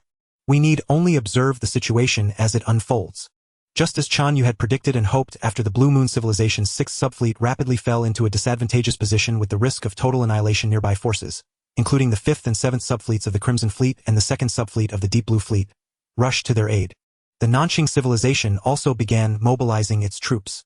The entire Wangliang tri-star system was detonated by those first few hundred electromagnetic energy shells. Flashes the size of houses erupted simultaneously in the millions, even tens of millions across the system, continuing unabated day and night. Countless warships were torn apart, their wreckage careening wildly through the star system. Countless severed limbs and broken bodies were blasted out of the ships, freezing instantly into stone-like hardness. Millions, even tens of millions of military reconnaissance satellites engaged in a deadly struggle on the intelligence front, with at least 60% destroyed each day, only to be replaced by even more. Swarms of interstellar mines like piranhas roamed freely through space, swarming any target they detected, willing to shatter themselves to tear the enemy apart.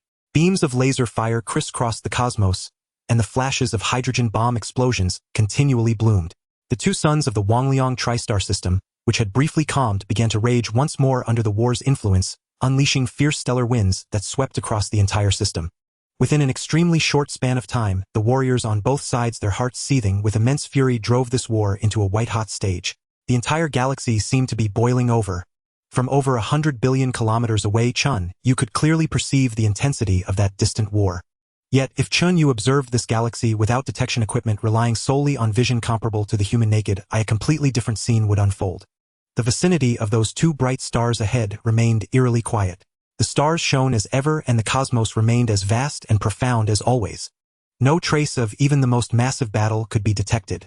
The immensity of the universe could conceal any colossal disturbance created by any advanced civilization. At times Chen Yue would even sigh with emotion. The vast, profound, and tranquil universe I see with my own eyes. I wonder how many things are happening within it that I know nothing about. Perhaps at this very moment some super civilizations too advanced for me to even imagine are locked in a great war, yet due to my insufficient technological level, I cannot even sense such a conflict. This instilled a greater sense of urgency within him. After a moment of contemplation, his attention returned to the war before him, observing quietly, awaiting the opportune moment. At this moment in the Gliese 393 system, dozens of light-years away, within the Hall of Peace, Grand Marshal Lan Xiong of the Blue Moon Civilization and military leader He Zhan of the Southern Star Civilization simultaneously received a piece of news that shocked them profoundly. In the Huoying tri-star system, war had erupted once again between the two sides. After understanding the details of the matter, both could only sigh inwardly. Once a war begins, ending it is never something that can be accomplished in a short time. Moreover, fighting a battle doesn't seem to be such a bad thing, does it? During this period, He Zhan had grown weary of the opposing delegation's arrogance and rudeness. As a military leader, he was also fed up with their constant minor provocations. Teaching them a lesson before starting negotiations doesn't seem like a bad idea.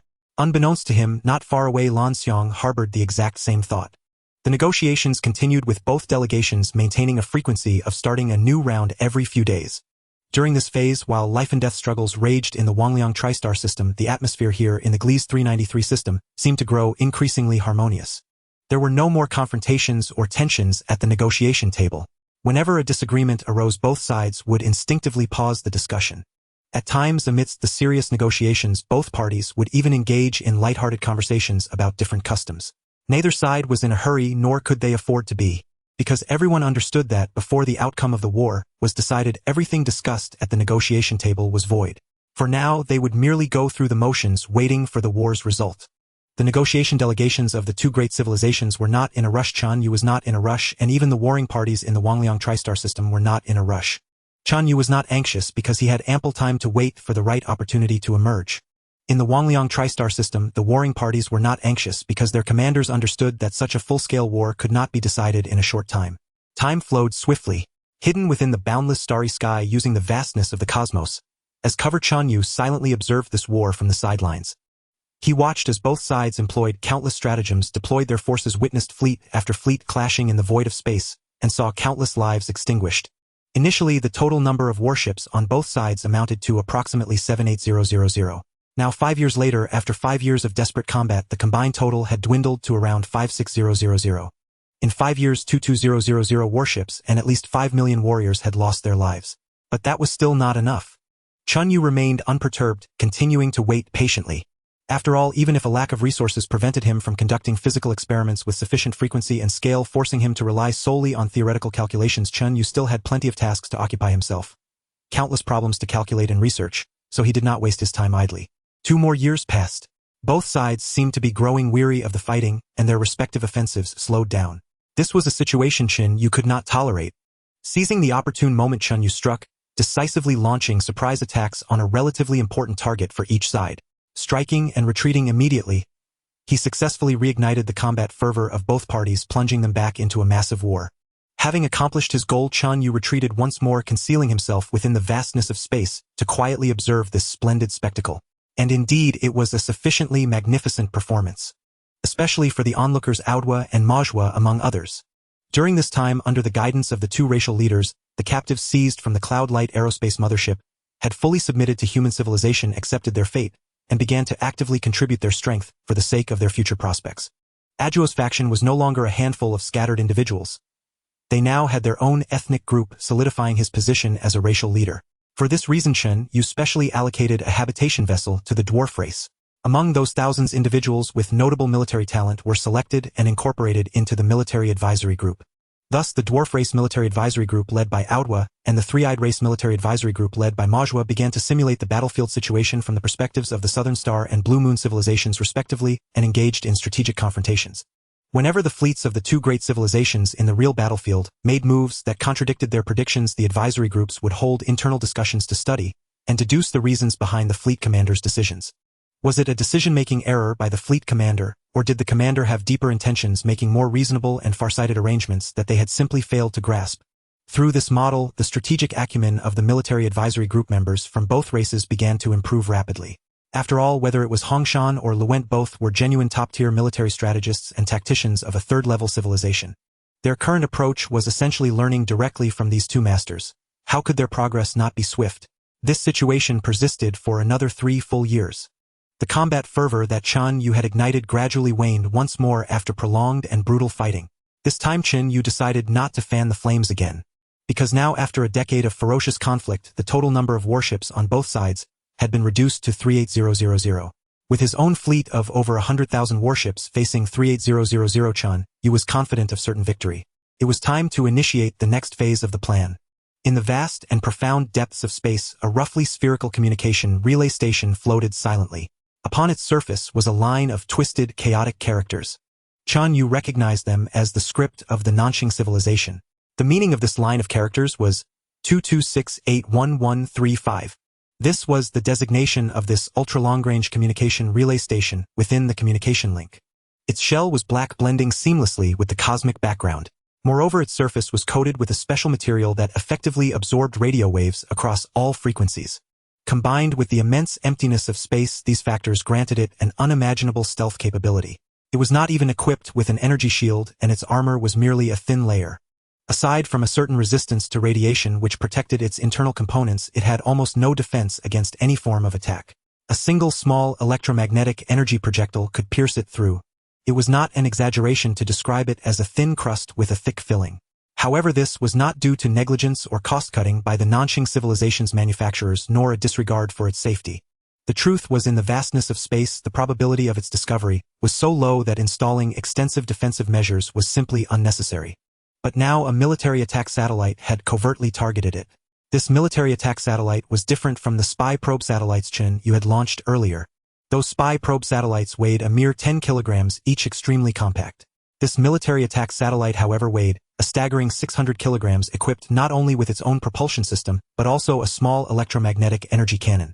Chen Yue had constructed hundreds of thousands of such military attack satellites and decades ago, scattered them across the vastness of space, setting them in motion towards predetermined coordinates. Over the past few decades, the countless trillions of spy probe satellites had conducted 2 exhaustive net-like sweeps of the spherical shell region of space spanning 2 to 0. For light-years from the 2 stars of Wangliang 3, Chen Yue was certain that all the ultra-long-range communication relay stations belonging to the 2 civilizations, hidden within the vastness of space, had been located by him. This was an unprecedented and astonishing feat. Before Chen Yue, no civilization had ever conceived of such a thing. Now, silently and without the knowledge of the 2 civilizations, Chen Yue had accomplished it. The final search result revealed that within this spherical shell of space, the 2 civilizations had deployed a total of 368536 such ultra-long-range communication relay stations. Now, an equal number of military attack satellites had maneuvered into position, each lying in ambush near its corresponding relay station, maintaining the aerial-time communication with Chen Yue through his own ultra-long-range communication link. At this moment, the time to intervene in the war between the 2 civilizations had matured. At this moment, amidst the cheers of countless intelligent beings, Chen Yue decisively issued his commands. After decades of waiting, these intelligent beings were also growing impatient. With Chen Yue's command, the hidden military attack satellites instantly bared their fangs. The barrels of the electromagnetic energy cannons emerged effortlessly, locking onto the communication relay stations hundreds of thousands of kilometers away, then opening fire simultaneously. Faced with the ferocious electromagnetic energy projectiles, these thinly armored communication relay stations had no means of resistance. The moment the electromagnetic energy projectiles made contact, they released energy comparable to high explosives, and a massive searing blaze instantly engulfed them. These military attack satellites were mere expendables on a true battlefield. For the intensity of the conflict within the Huoying 3 system, hundreds of thousands of units might be depleted in a single day. But for these communication relay stations, they were the absolute reapers of death. The explosive energy of an electromagnetic energy projectile could not match a hydrogen bomb, preventing the vaporization of the relay station's materials. However, shattering them into fragments and rendering them completely inoperable was a trivial task. In an instant, over 300,000 communication relay stations vanished in a flash of over 300,000 brilliant lights. Due to the sheer vastness of space, these flashes were perfectly concealed, unnoticed by any entity except Chen Yue. From this moment onward, the entire Huoying 3 system was isolated, becoming a black domain for the two civilizations. Simultaneously, apart from civilian vessels like habitat ships and research ships, over 100,000 ships of Chen Yue's vast fleet initiated maximum acceleration. Over 100,000 brilliant plumes of exhaust appeared simultaneously in the vastness of space. Yet due to their high directivity, these flashes also went unnoticed by the two civilizations' fleets at the system's core. However, Chen Yue knew in his heart that no matter how high the directivity, detection by the two civilizations' fleets was only a matter of time. After all, the distance between them was now merely over 100 billion kilometers. If they remained well hidden and made no moves, they could continue to stay concealed. But once they acted, discovery was inevitable. At this point, however, Chen Yue no longer cared about revealing their presence. At that moment, at the Nanxing Civilization Fleet's headquarters, Fleet Commander Luent was in another meeting with military leader Heizhan and Council Speaker Bin Jianchen, discussing recent war developments and future strategic assessments and deployments. Recently, our forces have suffered significant casualties and material supplies are slightly insufficient, requiring increased support from the rear. Detailed reserves and consumption rates are as follows. First, Luent reported with clear articulation, methodically, and without error. Finishing a segment of his report, he fell silent, awaiting responses from his two superiors. But both superiors seemed to be silent. Somewhat puzzled, Luent looked up at the screen, and was even more astonished to see that their images had frozen, still maintaining the same posture from minutes ago. A lag. Luent was filled with disbelief. Such things might occur in areas with poor communication, but they were currently using military-grade lines. Could it lag too? Someone? What's wrong with the network? Where is the fault? Investigate and resolve it immediately. The communications officer took the order and left. But within minutes, he rushed back in a panic. Commander, our communication with the homeworld has been severed and cannot be restored. After investigation, the communications technical department has ruled out all other possibilities. The only explanation is that our communication relay stations have been eliminated. All of them. Luent was stunned, then enraged. How is this possible? This is utterly absurd. This war has raged for centuries already. Both sides have exhausted every conceivable means to defeat the other, employing every trick imaginable. Yet even so, neither side ever contemplated destroying the other's communication links. Why? Precisely because it was deemed impossible. Now you're telling me our communication link has been severed? Facing the enraged Luent, the communications officer trembled uncontrollably, yet cried out in utter despair. Commander, this is the only possibility. Yes, our communications have been cut. Luent still found it hard to believe. He personally went to the headquarters communication management base to inspect the situation. Though not a technician himself, as commander he possessed a certain understanding of communication technology. Now staring at the undeniable data error codes and failure types, he slowly froze in place, feeling an icy chill pierce to his very bones. How could this be? Why did it have to be this way? At this moment, even someone with his iron will could not help but feel a touch of despair. Once the communication link is severed, internal and external communication becomes impossible. How can external forces deliver the supplies we need? How can we learn of changes in the external situation? How can we obtain intelligence?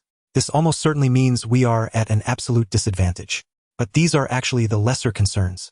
The greater issue is this: if the enemy can achieve this, even severing our communication link, then how many hidden capabilities do they still possess? How many terrifying schemes have they yet to unveil? Can we withstand them? Suddenly Luent shuddered and roared. Contract defenses. Immediately contract our defenses. All fleets not currently engaged in combat are to return to the nearest base, immediately assume full alert, and await further orders. Those currently engaged must find a way to disengage at once. If disengagement is truly impossible, report to me immediately and await orders. Hurry, hurry. Relay the orders now. In that instant, the entire command center of the Nanxing Civilization Expeditionary Fleet erupted into chaos and frantic activity. A series of urgent orders were transmitted, and all fleets began emergency maneuvers. A grim and oppressive atmosphere settling over everything. The 5th subfleet of the 8th Expeditionary Fleet was currently locked in fierce combat with an enemy fleet. Upon receiving the sudden order to return, the commander was first stunned, then filled with a bitter resignation. The sheer urgency of the command immediately made him realize that some momentous event must have occurred. If they could not disengage and return to base swiftly, something truly dreadful was likely to happen. But at this very moment, the battle was at its peak. The warships of both sides were interlocked in a chaotic melee, and they could barely hold their own by giving their all. Once they attempted a retreat, their formation would collapse, coordination would break down, and annihilation would be almost certain. Under these circumstances, how could they possibly disengage? Is this the day the heavens have chosen to claim me? The commander murmured, his face ashen. It was a long while before he slowly mustered his spirits. No matter how difficult the task must be done. Given the situation, the only option was to slowly, painstakingly consolidate their formation, gathering together first before anything else. But to his surprise, as they contracted their formation, attempting to disengage, the enemy did not seize the opportunity to press their advantage. Instead, they too began contracting their formation. Overjoyed, the commander even risked accelerating the contraction slightly. True enough, the enemy matched his pace, making no use of the opportunity whatsoever. It seems the heavens have decided to spare me today. Filled with immense relief, the commander finally managed to pull his fleet together and hastily retreated en masse toward the rear.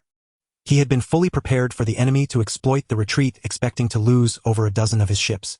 But to his astonishment, the enemy was also withdrawing at full speed, fleeing even faster than his own fleet, showing no intention of attacking whatsoever. Brimming with confusion, the 5th subfleet returned to its base and immediately went into full alert mode.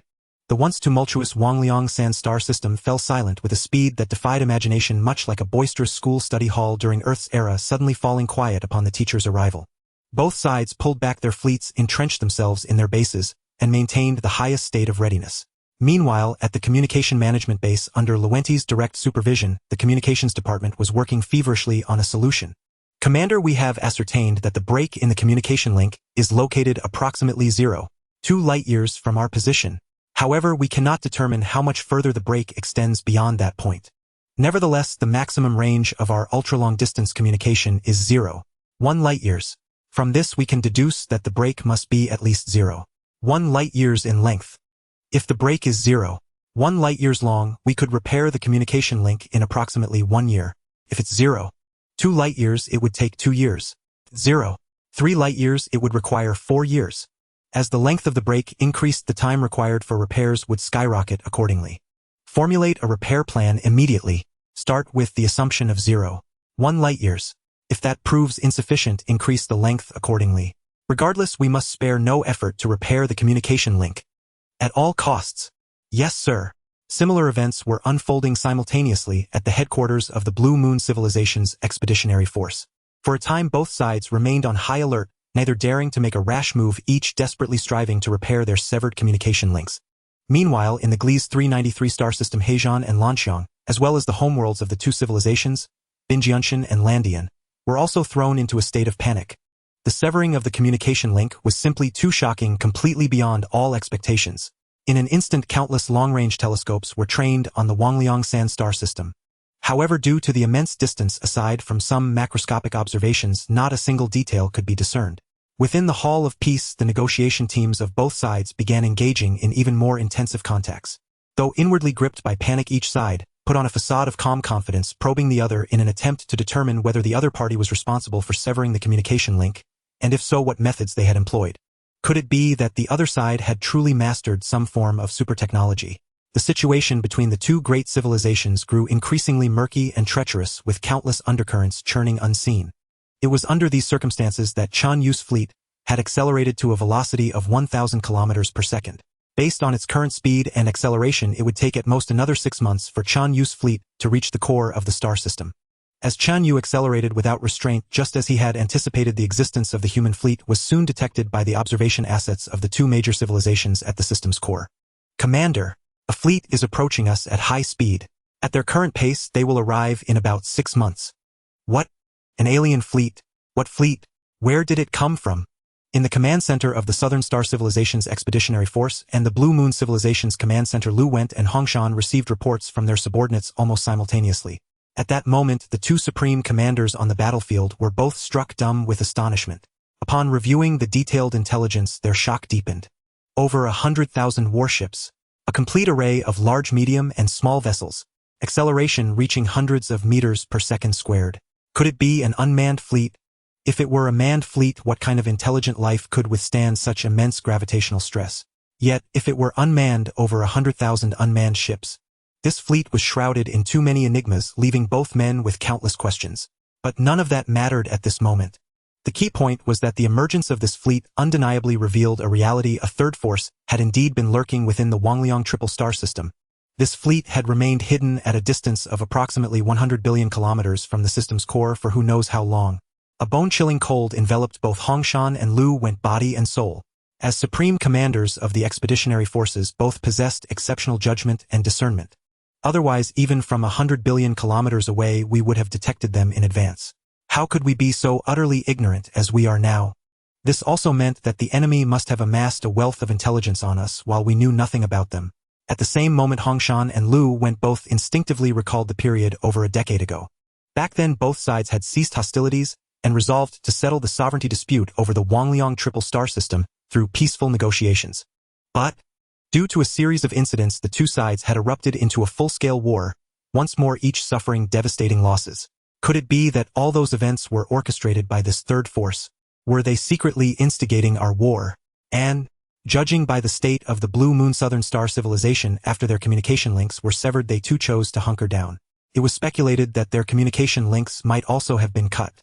If this was not the doing of either side, could it be that the severing of communication links was also the work of this fleet? What were they plotting? What were they planning? After lurking and spying for so long, what did they intend to do? A bone-chilling cold enveloped both Hongshan and Lu Went body and soul. As supreme commanders of the expeditionary forces, both possessed exceptional judgment and discernment. At that moment, they simultaneously realized that they and their old adversary needed to have a serious conversation. To the secure room. Lu Went made the decisive call. The secure room housed a direct hotline to the opposing commander. Of course, that hotline had lain dormant for over a decade. Now Lu Went decided to reactivate it. Just as he arrived at the secure room, before he could order the communications officer to initiate a contact request to the Blue Moon Civilization, a request from the Blue Moon Civilization arrived first, as if they knew Lu Went was already there. Lu Went remained silent, directly taking his seat at the communication station and pressing the connect button. On the screen appeared his old rival Hongshan, commander of the Blue Moon Civilization. He too sat in a communications room, his tall, lean frame and elongated face etched with a gravity that was palpable even to himself. Without any pleasantries or idle chatter, Hongshan said directly, "A large number of flashes have appeared at a distance of about 100 billion kilometers. It should be a third-party fleet numbering over 100,000 warships. Your Southern Star Civilization must know about this too." His voice was automatically translated into Southern Star language and reached Lu Went's ears. Lu Went snorted, "Our two civilizations are on par technologically. If you detected it, of course we did too." His voice was also automatically translated into Blue Moon language. "I suspect this fleet is instigating conflict between us. Let's verify it." Agreed. After a moment of contemplation, each quickly identified the root of all events for their side. 10 years ago was our Cloud Light aerospace carrier attacked by you. A flicker of surprise crossed Hongshan's face. "How could we possibly know your secrets? At that time we were about to enter peace negotiations and we were acting in good faith. Why would we attack your carrier? That had nothing to do with us. I want to ask, 10 years ago was our 2512 logistics support base attacked by you?" A similar look of surprise appeared on Lu Went's face. "Your logistics base was so deeply hidden that we couldn't detect it despite all our efforts. How could we have attacked it? That's not our doing. Regarding the annihilation of our Cloud Light carrier in that attack, our assessment at the time was that it was a military gamble on your part to gain an advantage at the negotiating table." Hongshan said solemnly, "As for the destruction of our logistics base in that attack, our assessment was identical to yours."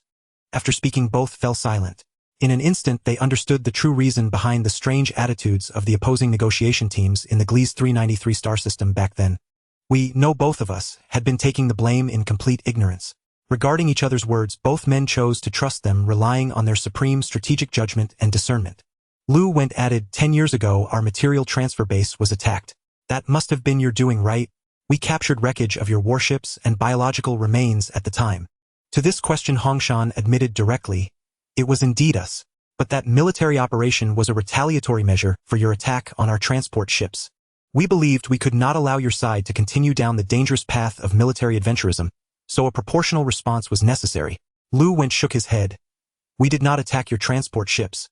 Hongshan snorted coldly. Denying it at this point is pointless. We captured your warship wreckage and biological remains. How could it be fake? That was precisely why we dismissed our own speculation about a third force existing in the Wangliang triple star system. Lu Went's expression froze, then gradually grew serious. Could you show me your captured evidence? The wreckage and biological remains, preferably with genetic data. Wait. Hongshan gave an order, and the relevant data was immediately transmitted. Hongshan sent it directly to Lu Went. Lu Went summoned his staff and secretaries to meticulously examine the wreckage. After a moment Lu Went ground his teeth. These wreckage, biological remains, and genetic data are indeed ours. But these warships and soldiers were all originally part of the Cloud Light aerospace carrier fleet. 2 commanders of the highest caliber, who had long mastered the art of concealing their emotions and held immense power within their respective civilizations, simultaneously erupted into the most venomous curses their cultures could muster. The Yongguang-class aerospace carrier fleet was ambushed and annihilated, and now their warships and warriors had gone so far as to attack the Blue Moon civilization's transport vessels. What else was there to guess? It must have been that third-party fleet. How infuriating to have been deceived for so long, played for fools. The peace talks were already a foregone conclusion, yet we two sides were sabotaged by this fleet that came from nowhere, squandering all the hard-won progress. In that moment, the 2 commanders who had both chosen to trust each other and thus uncovered the truth felt their fury and hatred surge nearly to the heavens. How infuriating that we were both trapped in mutual suspicion, unable to communicate honestly, and fell for this grand deception. What did this decade of ferocious struggle, of employing every means to destroy each other, bring us? 10 years ago, when peace negotiations were being prepared, our combined fleets totaled 78000 vessels. After 10 years of war, our combined fleets amount to only 38000 vessels. 40,000 warships were destroyed in this decade of war. Lu Went did not know the Blue Moon civilization's exact casualties, but he knew his own fleet had lost 56 million elite warriors. At that moment, Lu Went's heart was bleeding. On the screen, the Blue Moon commander Hongshan was also gnashing his teeth, his eyes turning blue. The Blue Moon people's eyes were normally black, turning blue only in extreme rage. Lu Went knew this well. 20,000 ships of all types, fully 56 million elite warriors. Lu Went said, trembling. On the screen Hongshan murmured in turn, 18000 ships of all types, a staggering 902 million elite warriors. They all had parents, families, and friends. They should have had fulfilling lives, but now they lie buried in this distant Wangliang triple star system. Recalling the countless heroes who emerged during the decade of war, the epic tales of courage, the countless times they turned the tide, the relentless battles. All of this would have been excellent propaganda, boosting the cohesion of our civilizations. But now Lu Went and Hongshan felt only the bitter irony of it all. In the secure communications room, the high-ranking officers of both fleets were somber, filled with unvented anger and grief. After several minutes of silence, the 2 commanders, with their formidable emotional control, managed to compose themselves. No matter what happened in the past, it was the past. As supreme fleet commanders, they could only look forward. Lu Went said coldly, I have ample reason to suspect that the other side planned and endured this to make us destroy each other, weakening our strength. Hongshan's tone was equally icy. I share your view. Since they waited until our forces were reduced to this point to reveal themselves, it seems their strength is not as formidable as we imagined. We are not without a fighting chance. Of course, that comes with one crucial condition. After deducing that the enemy's strength might not be as overwhelming as feared, the pressure from the severed communication links eased somewhat. The severing of communication links was too shocking to bear, weighing heavily on their minds. But now it seemed the enemy had likely used some trick, though they knew not what, to achieve this, probably not involving super technology. Thus they were not invincible. In response to Hongshan's words, Lu Went's mind raced, calculating the expected risks and benefits, assessing feasibility. He also knew exactly what that crucial condition was. Alliance. Only through joint action could they stand a chance against the unknown force. But, after years of bloody conflict, could they simply join forces now? Regardless of the reasons for fighting, be it interests or manipulation, the losses were enormous and the hatred was real. Some things, even when known to be right, cannot be done due to circumstances or internal pressures. Perhaps announcing an alliance would get him shot by his own enraged warriors. Moreover, could the other side truly be trusted? What if this was another trap? What if they turned on them at a critical moment? The entire fleet could be wiped out in the Huoying triple star system, affecting the strategic posture of their civilization, plunging it into decline and relegating it to second-rate status. The stakes were too high, the considerations too many. Making a decision was extremely difficult, but Liu Went, a commander of exceptional strategic vision, rose to the occasion. After weighing all factors confirming that alliance was the only option, and that he had sufficient control over his fleet to suppress dissent, Liu Went looked at the equally grave face of Hong Shan on the screen and nodded firmly. Then we unite. Our grievances can wait until after we repel this unknown force. And while we fight together, we must do our utmost to restore communication with our home civilizations. That is only right. There is no time to lose. We must begin negotiations immediately. Agreed. A full alliance between two fleets required more than a verbal agreement between commanders. The mode of cooperation, defense zones, command structure, logistics, and countless other details needed to be worked out by numerous staff officers with clear delineation of responsibilities. It would likely take 2 months to finalize, and the enemy would arrive in at most half a year. Time was critical, planning had to begin at once. Thereafter, in the Huoying triple star system, the fleets of the two civilizations began to mobilize frequently once more. Chen Yue observed all of this. After careful calculation and reflection, Chen Yue confirmed a fact: the Blue Moon civilization and the Nanxing civilization had set aside their differences and allied. That the two fleets had reached an agreement and formed an alliance so quickly even surprised Chen Yue. This was not good news for him. Chen Yue had originally assumed that after centuries of relentless warfare, with both sides suffering heavy casualties and their enmity so profound that it could only be described as a blood feud, the two civilizations would only unite when he himself entered the galactic core, crushed them into submission, and forced them to feel the sting of defeat before they finally joined forces. Who could have imagined they would unite so swiftly? Judging by the progression of events, the opposing side had finalized their alliance less than 2 days after his own forces were exposed, and immediately began deploying subsequent strategies with remarkable efficiency. Is this even possible? Chen Yue muttered in disbelief. It's one thing for the supreme leaders of both civilizations to be formidable, but even now, with communications to their homeworlds severed, these two fleet commanders are just as exceptional. They recognized the correct strategic direction so quickly and wield such strong control over their own fleets, suppressing internal dissent as if it were nothing. And that blood feud, they set it aside just like that. If Ao Duo and Mo Zhua, the two most brilliant military minds within human civilization, second only to Chen Yue himself with strategic vision, judgment, and decisiveness at their peak, were the commanders of these two fleets, Chen Yue was certain they could never achieve this feat. Even if he were in their place, though he would likely follow the same path in the end, his decision-making would never be this swift. The gap between individuals was truly immense. They're both exceptional talents. Chen Yue sighed in admiration.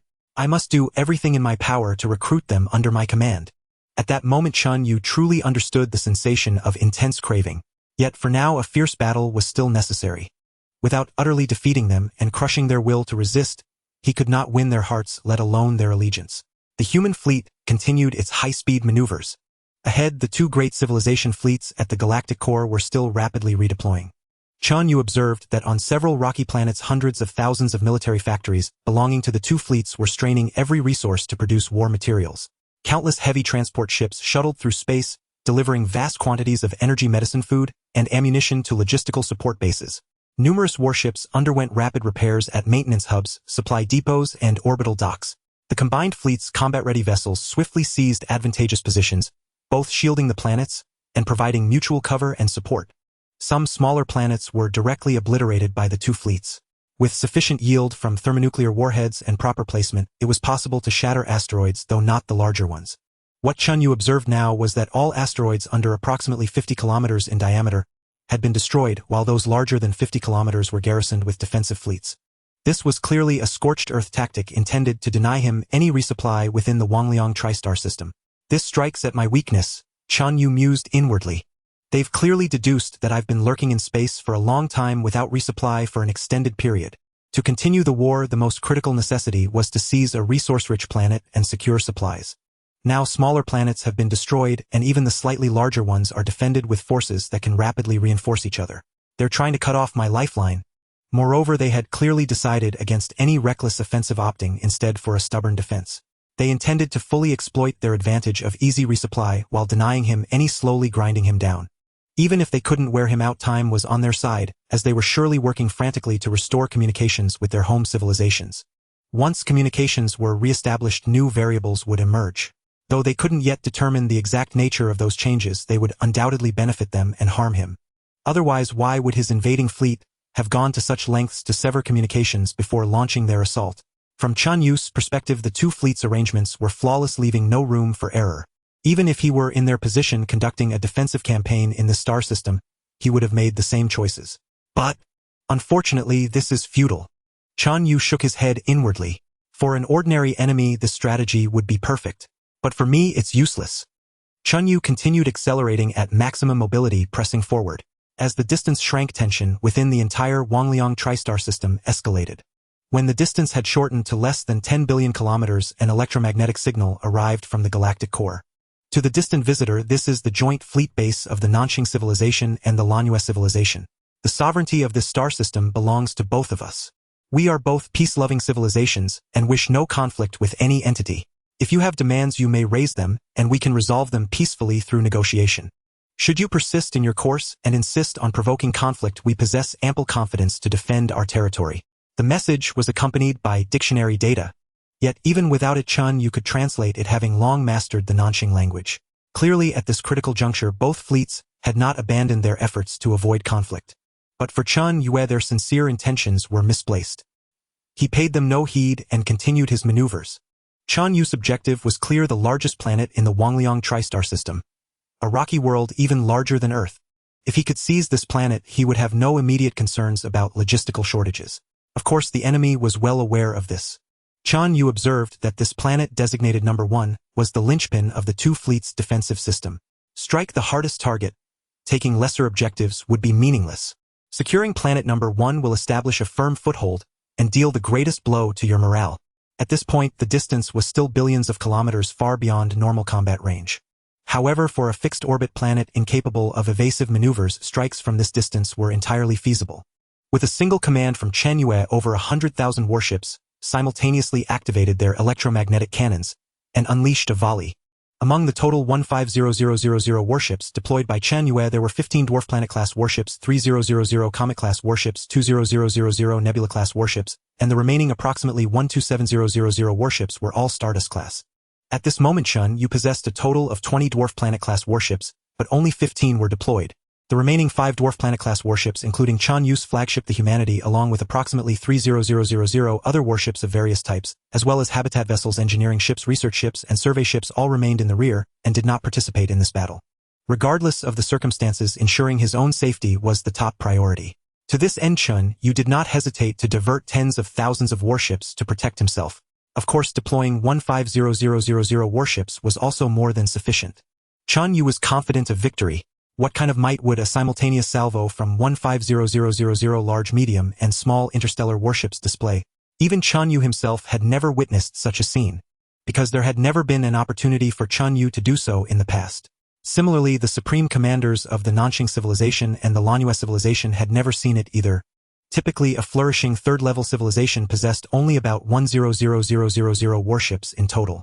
In the Huoying 3 battlefield, both sides had committed roughly half of their total military strength. At its peak, the Huoying 3 star system had only about 100,000 warships. Now this scene was vividly unfolding before the eyes of Chen Yue, as well as the commanders and soldiers of both civilizations. The 150000 warships mounted a total of approximately 22.5 million electromagnetic energy cannons of various types. These cannons had different rates of fire. On average, each cannon could fire about 3 projectiles per second. With 22.5 million cannons, that meant 67.5 million electromagnetic energy projectiles per second, 243 billion per hour, and approximately 6 trillion projectiles per day. A volley of such magnitude instantly filled the sky, surging toward Planet 1 at tremendous speed. At that moment, Hongshan and Lu Went, who had been closely monitoring the approaching threat, both widened their eyes in shock. Neither of them had ever witnessed an attack of such terrifying force. At this moment, the electromagnetic projectiles had not yet reached Planet 1. If these were warships, they would be far outside the no-escape zone and could easily evade.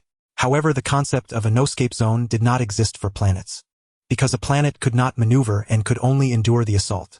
Yet on Planet 1 there were countless logistical support facilities and factories belonging to the Nanxing civilization. If these factories were destroyed, the Nanxing civilization fleet would be rendered helpless. Alone, they could not withstand such an onslaught. No matter how powerful the energy shields, they could not endure so many electromagnetic projectiles. In a flash of thought, Lu Went made a decision and resolutely sought help from Hongshan. The enemy's main target appears to be Planet 1. We cannot hold out alone. I request reinforcements. Planet 1 was of paramount importance to the Nanxing civilization fleet, the very core of their operations. In the past, even a slight approach by the Lanyue civilization fleet would make Lu Went extremely anxious, fearing any mishap. But now he had laid bare his own heart to this old adversary. If the old rival harbored any ulterior motives, it would be like a dagger thrust into his chest, potentially crippling the entire fleet. Yet, in this critical and perilous moment, Lu Went still made this decision. Hongshan replied decisively, "Rest assured."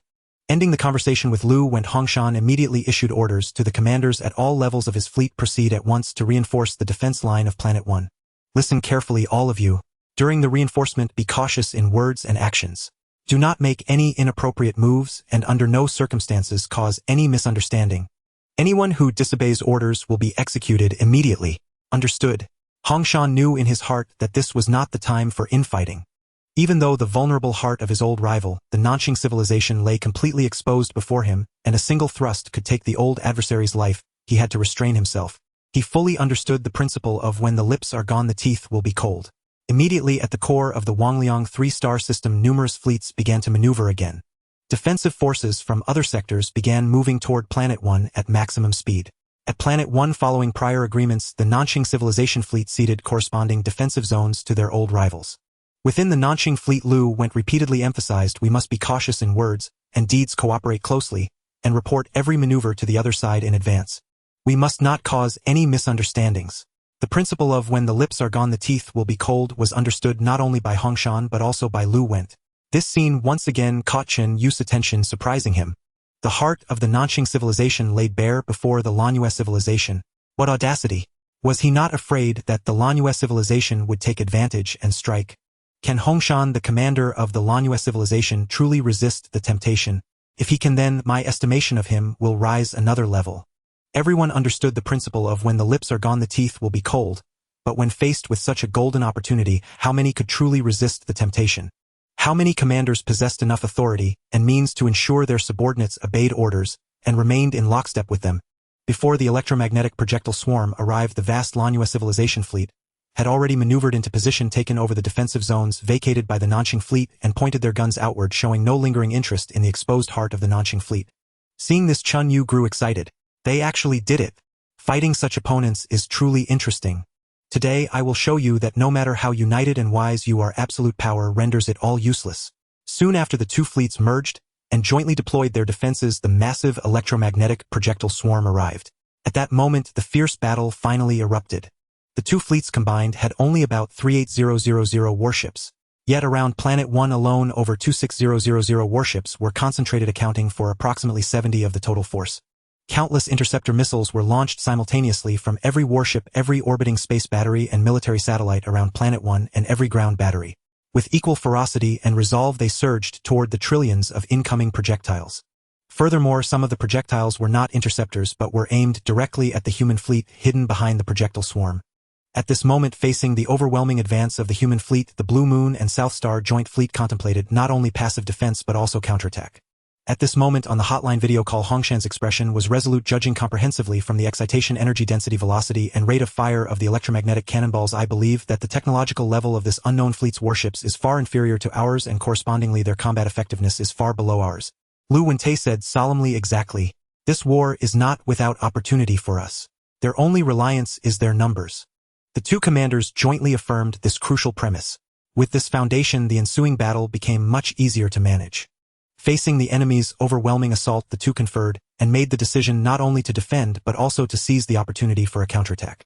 At that moment, countless electromagnetic cannonballs, in an excited state with immense energy, collided violently in the vastness of space under the watch of this giant rocky planet and the even more colossal twin stars.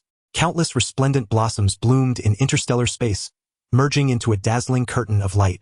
Through an optical telescope, Chen Yue could no longer see the first planet. Instead, he saw only a field of radiance that even obscured the deep cosmos. Yet this was merely the prelude to the full-scale battle.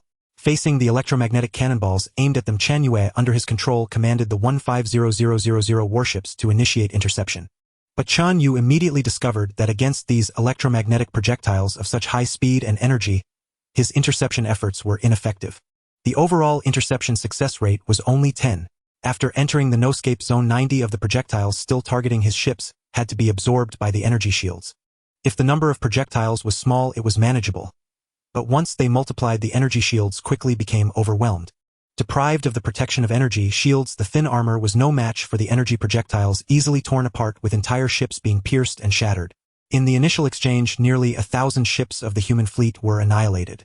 In contrast, their own formidable volley of electromagnetic projectiles had destroyed fewer than 500 enemy vessels.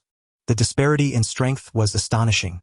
A loss ratio of 2-to-1 was enough to dishearten any commander, even crushing their will to continue resistance. But this 2-to-1 loss ratio did not anger Chen Yue. Instead, it filled him with excitement. My original expectation was that a loss ratio of 5-to-1 would be acceptable. Now achieving a 2-to-1 ratio is a huge gain.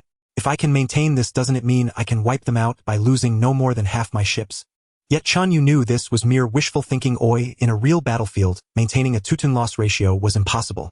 This success was due solely to the sheer scale of his electromagnetic projectile swarm.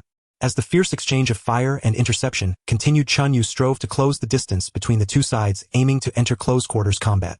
Close-quarters combat was most advantageous for Chen Yue. In such engagements, more tactics and weapons were available, such as micromissiles, laser cannons, interstellar mines, military satellites, electromagnetic bombs, and graphite bombs, all of which could be dumped into the fray. Moreover, close-quarters combat meant greater chaos on the battlefield. For Chen Yue, who was integrated with a computer, the more chaotic the situation, the better his performance. Choosing the first planet as the primary target was partly for this reason. Since the planet could not evacuate, the enemy had no choice but to hold their ground and be forced into close combat. Through this sustained long-range engagement, Chen Yue paid a price of 10000 ships lost, inflicting about 3000 enemy casualties, and finally arrived near the first planet. Close-quarters combat began. What scene unfolded when a total of 17000 to 18000 warships collided violently around a planet. Chen Yue had never seen such a spectacle before, nor had Hongshan and Lu Wentei, though mentally prepared. The reality still sent a shiver down their spines. From the surface of the first planet, looking at the sky, there was no longer any distinction between day and night.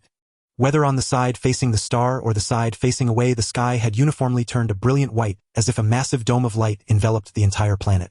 In this white sky, blazing meteors constantly streaked down, crashing into the ground. Whether the surface was soil dust or hard rock, the result was the same, easily gouging out huge craters and triggering violent explosions. These meteors were not only falling from the sky but also rising from the ground. The South Star Civilization's fleet had deployed defensive forces on the planet's surface. Rows of ground-based electromagnetic cannons arranged in neat formations. Each formation contained dozens to thousands of cannons, and across the entire planet, there were tens of thousands of such formations totaling millions of cannons. With each salvo, dozens or thousands of bright meteors soared from the surface into space, fiercely attacking enemy ships. When incoming projectiles arrived, interceptor rounds were also launched. If interception failed, it didn't matter. Each electromagnetic cannon formation was shielded by a bright yellow energy barrier blocking all attacks. Such energy shields were ubiquitous on the first planet's surface. Not only the cannon formations but also other buildings and facilities, such as fusion power plants, mines, vacuum track transport systems, forges, metal processing plants, parts factories, assembly plants, and countless others numbering over 1 million. Each was protected by a thick energy shield. With the first planet at its core, the entire battlefield had descended into chaos, resembling a vibrant, abstract painting.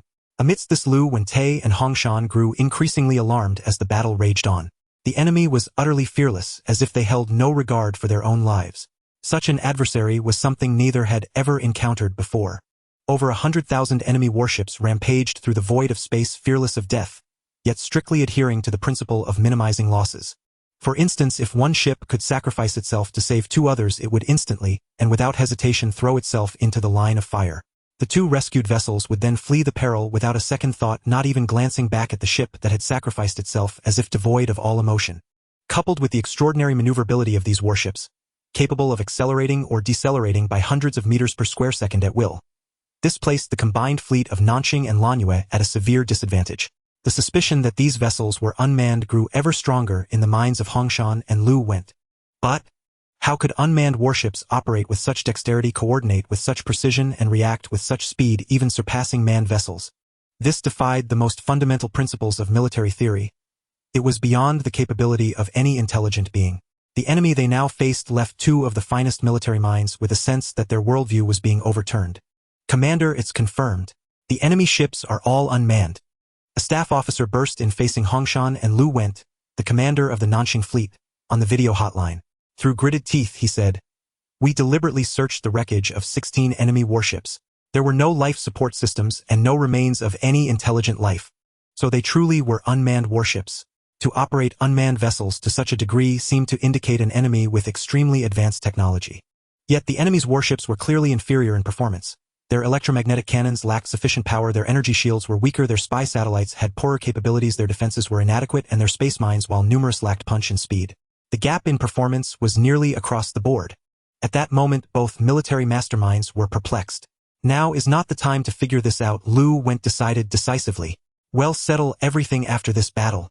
Agreed. The two set aside all their doubts, refocusing their minds on the current battlefield situation, discussing subsequent arrangements and tactics. Behind each of them stood a massive staff of over 10,000 controlling countless information channels, diligently gathering every piece of data from the battlefield and presenting it to the two master tacticians for their decisions. On the side of the human fleet, Chen Yue had only a few hundred military advisors behind him. At that moment, Majua Outwa Yunguang and the others were also intently studying the battlefield situation, analyzing the enemy's intentions, and constantly offering suggestions to Chen Yue. Every suggestion was thrown into a battlefield simulation by Chen Yue. Effective tactics were immediately implemented, while ineffective ones were discarded with feedback on why they were rejected provided for the intelligent advisors to refine further. Beyond the suggestions from his intelligent advisors, Chen Yue also generated and simulated a vast number of tactics through his own calculations. On average, over 100,000 ideas surged through Chen Yue's mind every second, all of which he simulated simultaneously. At the same time, Chen Yue had to control over 100,000 warships, every electromagnetic cannon, every engine, every nuclear fusion reactor, every detector and monitor on those ships, as well as every military satellite turret and space mine in the battlefield, while collecting and analyzing tens of thousands of new pieces of intelligence. At this moment, Chen Yue was not just multitasking a billionfold but trillionsfold. Inside the humanity-class battleship, his brain had entered a state of full computational power.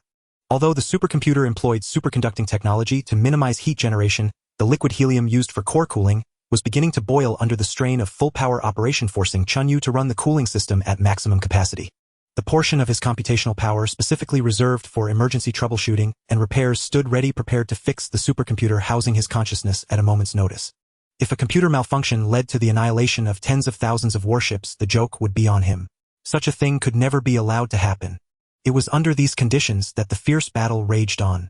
Chen Yue dispersed the 15 dwarf planet-class warships. He had committed to the battle, positioning them at 15 key coordinates in the space around Planet 1. He then adopted a strategy of using these dwarf planet-class ships as the core of his offense and defense, leaving the tough nuts for them to crack, while the smaller and medium-sized vessels focused on eliminating minor targets. This strategy was essentially a steady, methodical approach. Despite the ferocity of the opening phase of the battle, Chen Yue was playing it relatively safe. Though he had long observed the battles between the other two sides, this was his first time directly engaging. He needed a thorough understanding of his opponent before planning his next move. However, even with this conservative approach, Chen Yue's warships were being consumed at an alarming rate. In just 2 days since the battle entered close quarters combat, Chen Yue's fleet of 140000 ships had been reduced to approximately 120000, a loss of about 20000. In contrast, the enemy had lost only around 4500 ships, yielding a barely acceptable loss ratio of just under 5 to 1. Any normal fleet would have buckled under such pressure. Only Chen Yue could withstand it. The rate of attrition was worthy of being called a warship meat grinder. Yet he knew this was merely a skirmish. Having now grasped the enemy's combat style, Chen Yue had decided to execute his next tactical plan. This next phase was destined to be even more brutal, with increased combat intensity and an even higher rate of warship attrition. Chen Yue had decided to forcibly penetrate the enemy's defensive line, land directly on the planet, and secure it. This required him to concentrate his forces and strike at a single point. The enemy would almost certainly counter. He would fight tooth and nail to break in, and they would fight just as desperately to stop him. Come on, let's begin. Let's see if your flesh and blood can stop my steel behemoth. Chen Yue roared inwardly as he decisively issued orders, maneuvering the 15 dwarf planet-class warships, the core of his battlefield strategy, to converge on one side of Planet 1. Sensing the shift in the battlefield and discerning Chen Yue's intentions, the two master tacticians Hongshan and Lu Went felt not anxiety or fear but a surge of joy. With their military acumen, both Hongshan and Liu went almost instantly discerned their opponent's strategic intent. Clearly the enemy, unsatisfied with the current stalemate of steady advances, was about to embark on a military gamble attempting to seize the first planet at all costs. Although during the previous deadlock their own side had the advantage of ample logistical supplies, while the enemy, having traveled from afar, could obtain no such resupply. Their side could have simply protracted the war, slowly depleting the enemy's war reserves to secure an easy victory. However, every matter has its dual nature. Both commanders had already concluded that, under the previous warfare model, while their side held a significant chance of victory, the casualties were too great. Although the enemy's military gamble would inevitably lead to even more ferocious assaults and heavier short-term losses for their side, from an overall perspective the total number of casualties would actually decrease. And more importantly, the fiercer the enemy's offensive, the faster they would consume their war materials, exposing the glaring vulnerability of their insufficient logistical support. Thus, from a holistic view, the situation would become more favorable for their side. Of course, achieving this advantage hinged on one crucial prerequisite. That prerequisite was that their side must withstand the enemy's frenzied assault and absolutely prevent them from breaching the defensive line. Even if the line was broken, the enemy must not be allowed to actually occupy the planet and obtain supplies from it. If that were to happen, the balance of advantage might just be reversed. However, the two commanders, having gained sufficient understanding of their adversary, were now brimming with confidence.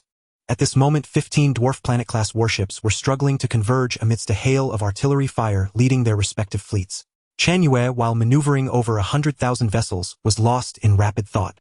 Although Chen Yue had long decided, after gathering sufficient intelligence during the initial stalemate, to change tactics, concentrating forces to strike a single point, breaking the enemy's line to seize the planet, and was confident in this almost certain strategy, he still had his reasons. The very reason for devising this tactic was partly due to their own inability to secure logistical supplies. Ultimately unable to resupply, he had to find ways to circumvent this disadvantage, avoiding a war of attrition whenever possible and striving for a swift, decisive victory. This was to some extent a reluctant compromise with the harsh reality. Chen Yue observed that amidst the intense battle, enemy vessels, either damaged or suspected of having exhausted their ammunition, were hastily withdrawing from the fray to receive supplies. Across the starry expanse, resupplied ships continuously rejoined the melee. In contrast, his own forces could only fight to the death with single-minded focus, with no place to replenish. The combined fleet of Nanxing and Lanyue is also maneuvering. They've already discerned my strategic intent. Observing the battlefield, Chen Yue quickly deduced, it seems they are eager for me to take this military gamble. Is it the unbearable casualties of attrition that drive them? They'd rather temporarily forego their supply advantage to try and cripple me and relieve the pressure. They probably also believe that if I launch this gamble, my consumption might be even greater, further amplifying their advantage in supplies. From this perspective, they are equally confident in their own defensive lines. Chen Yue could understand their reasoning. Standing in their shoes, he would likely have made a similar judgment. But you are mistaken, for my fleet is not an ordinary fleet of a sapient civilization. Now, after a prolonged maneuver, and at the cost of several thousand more vessels, the human fleet had finally completed its assembly. They converged at a point on the first planet side facing the star Wangliang San'e, approximately 9 million kilometers away, carving out a space several 100,000 kilometers wide. All enemy warships within this space had been eliminated, leaving only the vessels of the human fleet. Conversely, their own ships that had yet to join the main force were now surrounded by the enemy and annihilated by the combined forces of the two civilizations. At this moment, beyond their formation, the enemy attacked with frenzied fury, unleashing a torrent of firepower. Bracing against this onslaught, Chen Yue resolutely ordered the fleet to advance, pressing closer to the first planet. A mere 9 million kilometers. Under normal circumstances, at full acceleration, Chen Yue could have covered the distance in less than 2 hours. But now, facing such a ferocious enemy assault, every step forward was fraught with immense difficulty. At this moment, the vast majority of the enemy's available forces had also converged on this side of the first planet. Furthermore, a massive number of interstellar gun platforms and military satellites had gathered here. On the planet's surface, mobile arrays of anti-air electromagnetic energy cannons were also converging on this location. Under such circumstances, forcing a forward movement was sheer suicide. Only by engaging in fierce combat to clear some of the forward gun platform satellites' automated defenses and enemy fleet elements, thereby creating a sufficient opening, could they painstakingly advance a short distance. But after advancing that short distance, a new defensive line would immediately materialize ahead. Chen Yue would then have to repeat the previous tactic, finding a way to clear that line before he could advance once more. Now the battlefield had shrunk, but the intensity of the fighting had escalated by several orders of magnitude. Ships on the outer perimeter of the formation were being lost every second. Against the enemy's overwhelming onslaught, any grade of energy shield was rendered useless. Furthermore, enemy fleet units were forming into spears attempting to pierce their formation and disrupt it from within. Once an enemy force broke inside, the destructive potential would be immense.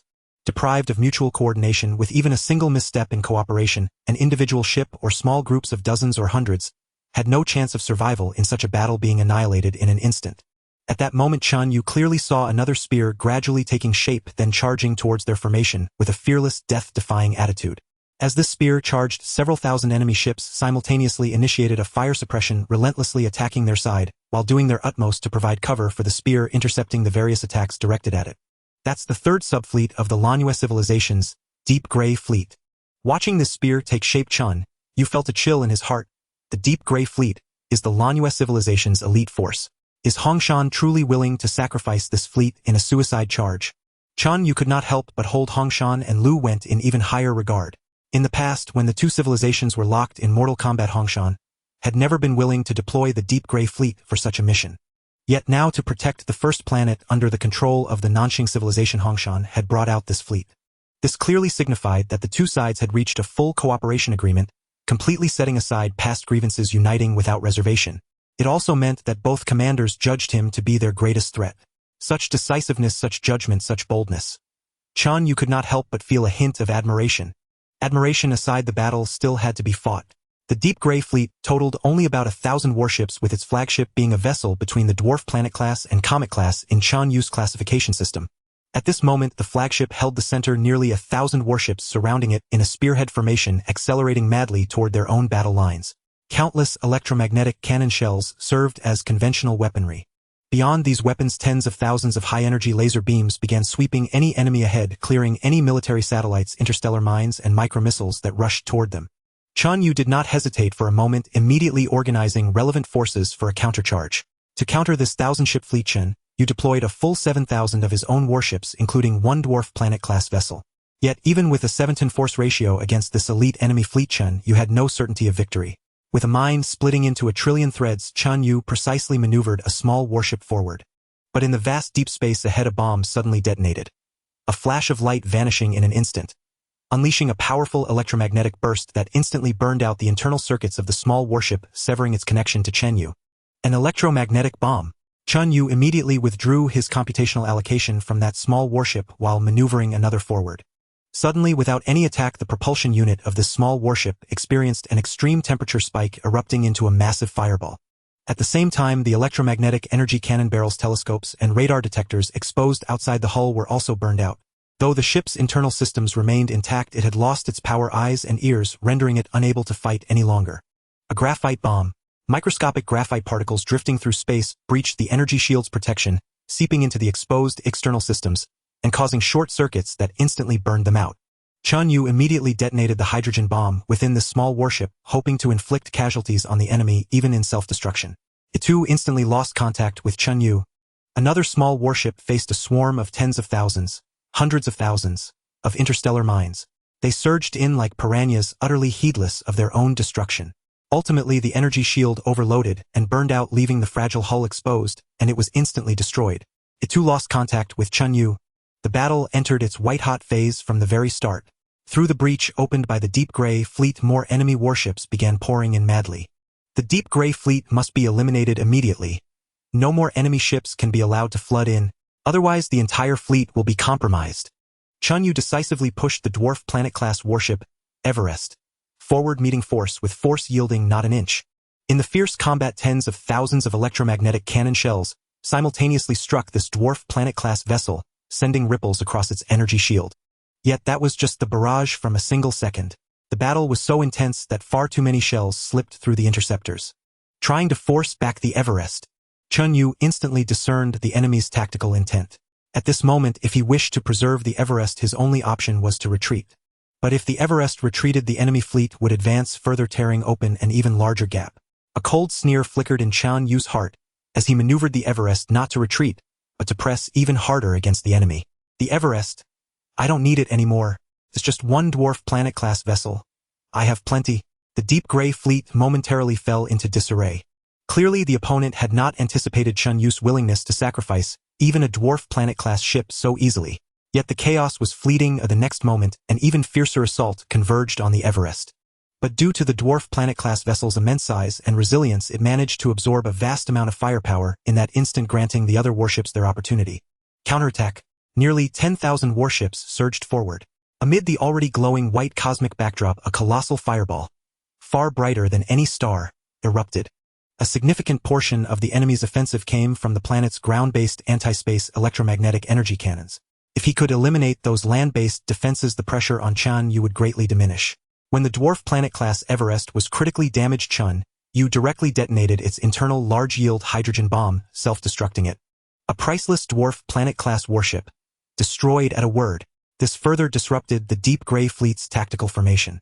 In the end, only a little over 400 of the nearly 1,000 elite warships fled in panic, while over 700 were destroyed. This wave of assault was repelled at the cost of one dwarf planet-class vessel, and a total of 8,000 other warships from Chen Yue's side, while leaving behind roughly 1,200 enemy ships. Fighting an elite fleet to a 1-to-7 exchange ratio, that's acceptable. Chen Yue had no complaints about this outcome. The human fleet continued its unwavering advance. The distance to the first planet had now shrunk to 6 million kilometers. At this range, the enemy's assault grew fiercer, their interception more resolute. The battle became so intense that Chen Yue was forced to temporarily fall back, widening the distance to 7 million kilometers. How infuriating! Chen Yue glared at the distant small Acryello planet, at the energy shields dotting its surface like tiny specks, his heart seething with rage. A significant portion of the enemy's offensive came from the planet's ground-based anti-space electromagnetic energy cannons. If he could eliminate those land-based defenses, the pressure on Chen Yue would greatly diminish. If only I could drop a few large-yield hydrogen bombs over there, Chen Yue mused. Energy shields could defend against electromagnetic cannon shells, interstellar mines, and micromissiles, but they were utterly helpless against hydrogen bombs. In truth, if just a few hydrogen bombs with a yield of over 10 billion tons of standard explosive were dropped, the entire planet's crust would be affected, triggering global-scale violent earthquakes and volcanic eruptions, destroying all defensive forces and factories on its surface. But unfortunately, Chen Yue could only think about it this way. This tactic was entirely unfeasible. The hydrogen bomb possesses many incomparable advantages, yet it has but one glaring flaw. Its mass is too great, its size too large, making it impossible to deploy quickly. And deployment is the most critical performance indicator in interstellar warfare. No matter how powerful it is, if it cannot be delivered, what use is it? The fastest large interstellar missile is still as slow as a snail compared to an electromagnetic cannon shell.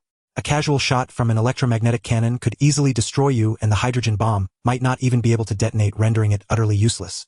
Faced with a planet merely millions of kilometers away, Chen Yue could only sigh in despair, ultimately having to earnestly execute the previous tactic and continue advancing steadily. This time Chen Yue was resolute. He began to disregard the consumption of the warships and the casualties inflicted by the enemy, focusing entirely on advancing. Under this tactic, the rate of warship annihilation immediately surged to a level that any commander would find unbearable. Yet Chen Yue remained unfazed, continuing his advance. This change was quickly noticed by Hongshan and Lu Went. Such reckless advancement, it cannot be denied, has indeed placed tremendous pressure on us and resulted in unimaginable casualties. However, I do not understand, given this rate of damage, even if the enemy fleet ultimately breaks through our defense line and occupies Planet No. 1, their total number of warships will still be reduced to less than 50,000, and they will have no supplies. At that time, our coalition fleet will also be reduced to about 7,000 ships. However, in other parts of the galaxy, we still have about 10,000 warships not yet engaged in combat. And our supplies are sufficient. 17,000 of our supply-rich warships against their approximately 48,000 supply-deprived warships, the advantage is clear without needing further thought. Hongshan did not believe that the enemy fleet's commander could be unaware of this situation. But evidently they still chose to proceed this way, which further baffled him. Lu Went was similarly perplexed, having reached the same conclusion. Perhaps the enemy intends to occupy Planet No. 1 and then obtain supplies from there. As he said this, he shook his head, dismissing the thought. That's impossible. Faced with our all-out attack lacking supplies, and with many warships unable to recover, they cannot possibly build enough factories on Planet No. 1. Even if they exceeded our expectations and built enough supply factories to obtain sufficient supplies, what would be the use? In comparison, our side still holds the advantage. Could it be that they have hidden forces in space? That is also impossible. If they had hidden forces, why wouldn't they use them from the start? That would put us in a more passive position, and they could have lost Planet No. 1 long ago without needing to pay such a heavy price. The unexpected actions of the enemy left both top military strategists in a state of confusion. The fierce battle continued unabated. Every moment both sides suffered massive casualties. The two commanders could not help but feel a pang of sorrow over this loss. After all, before the war began, each side controlled about half of the civilization's military strength, around 50,000 warships. But after this war concludes, being able to retain 8 or 9,000 warships would be considered good. The entire civilization has suffered approximately 40 military losses in this galaxy, which is a significant blow. However, both excellent commanders managed to maintain control over their emotions. When losses are unavoidable, minimizing them can be considered fulfilling one's duty. A commander should not be swayed by negative emotions. Both commanders continued to dutifully direct the battle while subconsciously pondering this question. What on earth does the enemy intend to do? After several days, the two once again began their routine communication. I have thought for 3 days and nights, and I still cannot fathom why the enemy would act this way. Me too. I have considered every aspect of the situation, every angle, and I still cannot understand. Does the enemy commander have a screw loose? At this moment, Lu finally lost his composure and cursed. I think they have lost their minds. Let's just assume they have lost their minds. The enemy's strategic blunder gives us no reason not to exploit it. Thus, we shall proceed accordingly. Both understood that once the enemy adopted this reckless attitude toward casualties, it would be impossible for them to continue holding Planet No. 1. The fall of Planet No. 1 into enemy hands was inevitable. However, even if you occupy Planet No. 1, you must be able to hold it.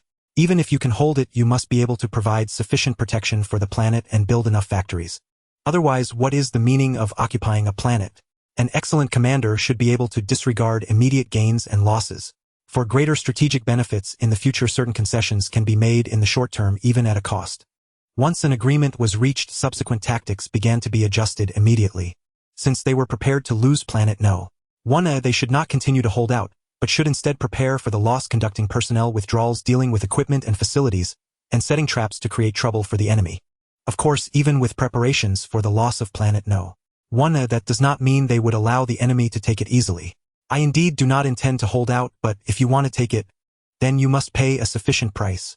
From this moment on, our strategic goal has changed to inflicting maximum damage on the enemy while ensuring our own survival. At this stage, the more damage inflicted on the enemy, the greater the initiative we will have later. In this situation, Chen Yue noticed that his opponent's tactics were becoming more flexible.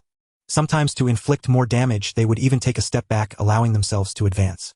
Chen Yue immediately grasped his opponent's strategic intentions. They realized that Planet No. 1 is about to be lost and are preparing for the future. He chuckled to himself. Then let's give you a surprise later. In this context, from the moment Chen Yue changed tactics until now, nearly 20 days had passed, and the human fleet finally advanced to a position merely 200,000 kilometers away from Planet No. 1. At this moment, before the human fleet, aside from the ground-based air defense weapons that were still fiercely attacking, there were no enemy warships left. This journey, which would normally take less than 2 hours, was finally crossed by Chen Yue.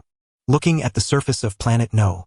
1, the energy shields resembling yellow spots, and feeling the furious electromagnetic energy projectiles fired from beneath those shields, Chen Yue was filled with emotion. After paying such a hefty price, the strategic objective of this moment was finally achieved. At this moment, aside from the severely damaged battleships that he could still control but had significantly reduced combat effectiveness, Chen Yue had about 4,000 battleships capable of performing above the baseline combat level.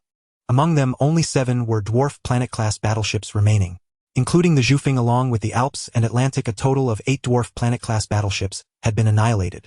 This loss was undeniably significant, exceeding Chen Yue's initial estimates to a considerable extent.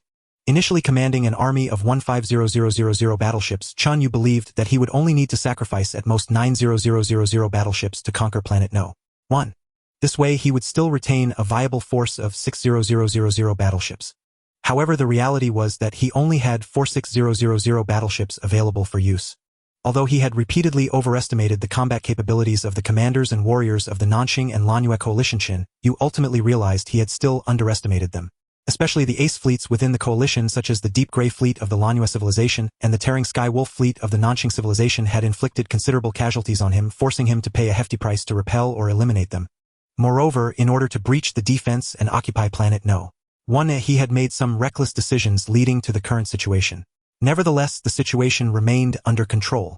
At this moment in the video call, Hongshan and Lu both wore complex expressions. Their hearts were filled with both sorrow and exhilaration. The sorrow stemmed from the fact that their side had suffered excessive losses in this battle. So many elite battleships and warriors had perished in this star system. And all of this was due to the sudden emergence of the enemy before them, which was entirely unanticipated in the original plan. The exhilaration came from the fact that it was originally anticipated that after the enemy breached the defenses they would still have about 48000 battleships remaining. However, the reality was that due to their side's sincere cooperation and the excellent performance of the warriors after the enemy broke through the defenses, they had only 46000 battleships left, which was 2000 fewer than initially planned. Furthermore, it was originally estimated that after reaching this critical juncture their side would have about 7000 battleships remaining in the battlefield area of planet No. 1, with a total of approximately 170000 battleships, including those in other areas that had not yet joined the battlefield. Yet the reality was that their side had 1800 battleships remaining, which was an increase of 1000. Additionally, about 500 battleships that had undergone emergency repairs were expected to return to the battlefield. The original plan was 170000 against the enemy's 48000. Now it was 185000 against 46000.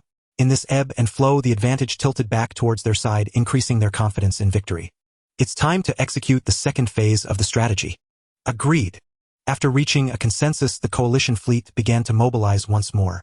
From this moment on, the tides of offense and defense had completely reversed. Previously, it was the enemy attacking their defenses. But after willingly relinquishing planet No. 1, it immediately transformed into their side attacking the enemy's defenses. At this moment, a large number of previously uninvolved battleships were summoned by the two converging towards planet No. 1. The defenses in other areas were irrelevant as the enemy had no additional mobile forces to launch an attack. Even if there was hardly any chance of a surprise attack in the core area of this star system. As soon as the enemy fleet moved, it would be immediately detected by their side. When that time came, they could simply mobilize their fleet to intercept. Thus, the outer coalition fleet, aside from approximately 2000 battleships serving as reserves, launched a fierce assault with 160000 battleships against Chen Yue's fleet. Simultaneously, the land-based air defense forces on planet No. 1 were also unleashing a barrage of fire. At this moment, Chen Yue could entirely afford to drop several high-yield hydrogen bombs to clear all the land-based air defense forces on planet No. 1. However, he did not do so. Why would I joke? This planet is mine now. If I damage it, how can I develop it later? Not only can I not drop nuclear bombs, but if the enemy drops nuclear bombs, I must also do my utmost to intercept them. As for taking over these land-based air defense forces, Chen Yue hadn't even considered it. Moreover, he planned to destroy all the other engineering forces left behind by the enemy, such as fusion power stations, mines, and foundries, without a second thought, finding it hardly worth the effort to take over. The reason was simple: how could the enemy possibly be so kind as to leave these things for him? He could be almost certain that the original reserve resources had already been emptied, and those factories that appeared intact on the outside must have been internally destroyed with numerous traps laid out. Trying to take over would only waste time and resources. However, the coalition did not use nuclear bombs to shatter the crust of this planet. It seems they still intend to retake this planet. For a level 3 civilization, destroying the ecology of a large planet, shattering its crust, and plunging it into global seismic and volcanic turmoil is a simple task. In that case, even a level 3 civilization couldn't stably extract resources and supplies from it. With violent earthquakes and rampant lava, factories simply couldn't be built. If that were to happen, Chen Yue would also have no choice but to watch helplessly. Yet the coalition did not do so, but instead left a largely intact planet for him. Not only did they not believe that Chen Yue could build factories under their fierce assault, but they were also clearly planning for their eventual reoccupation of this planet. They simply did not think they could hold onto this planet. While contemplating, Chen Yue mobilized a portion of his offensive forces, sweeping down like autumn winds stripping leaves, as a large number of electromagnetic energy projectiles poured down, quickly clearing away tens of thousands of factories and land-based air defense electromagnetic cannon arrays. Whatever traps and schemes lay within them, let them be carried away by the wind. Witnessing this scene, both Hong Shan and Lu Went felt a pang of disappointment. After all the traps they had laid had consumed a significant amount of their thoughts, yet they never expected the other side to simply destroy everything without even a glance. Alright, this planet truly belongs to me from now on. Next, let me show you what a true industrial titan looks like. Chen Yue was acutely aware that defending a planet was no easy feat, especially when his own forces were at a significant disadvantage. Moreover, defending a planet and securing supplies from it were two entirely different matters. The former merely ensured the planet remained out of enemy hands. The latter, however, required shielding the planet, intercepting most of the enemy's onslaught, and then constructing mines and factories upon its surface. The latter was undoubtedly several times more challenging than the former. Yet at this moment, Chen Yue had no choice but to achieve the latter, or otherwise occupying this planet would be meaningless. The remaining tens of thousands of warships would all be lost here, and the entire grand strategy of human civilization would be thrown into complete disarray. At this moment, the tens of thousands of warships on his side were locked in fierce combat with the coalition's over 10,000 vessels within a three-dimensional space ranging from 100,000 to 3 million kilometers from the planet. At this stage, Chen Yue no longer sought to inflict casualties on the enemy, but instead focused on intercepting their incoming barrage to provide adequate protection for the planet.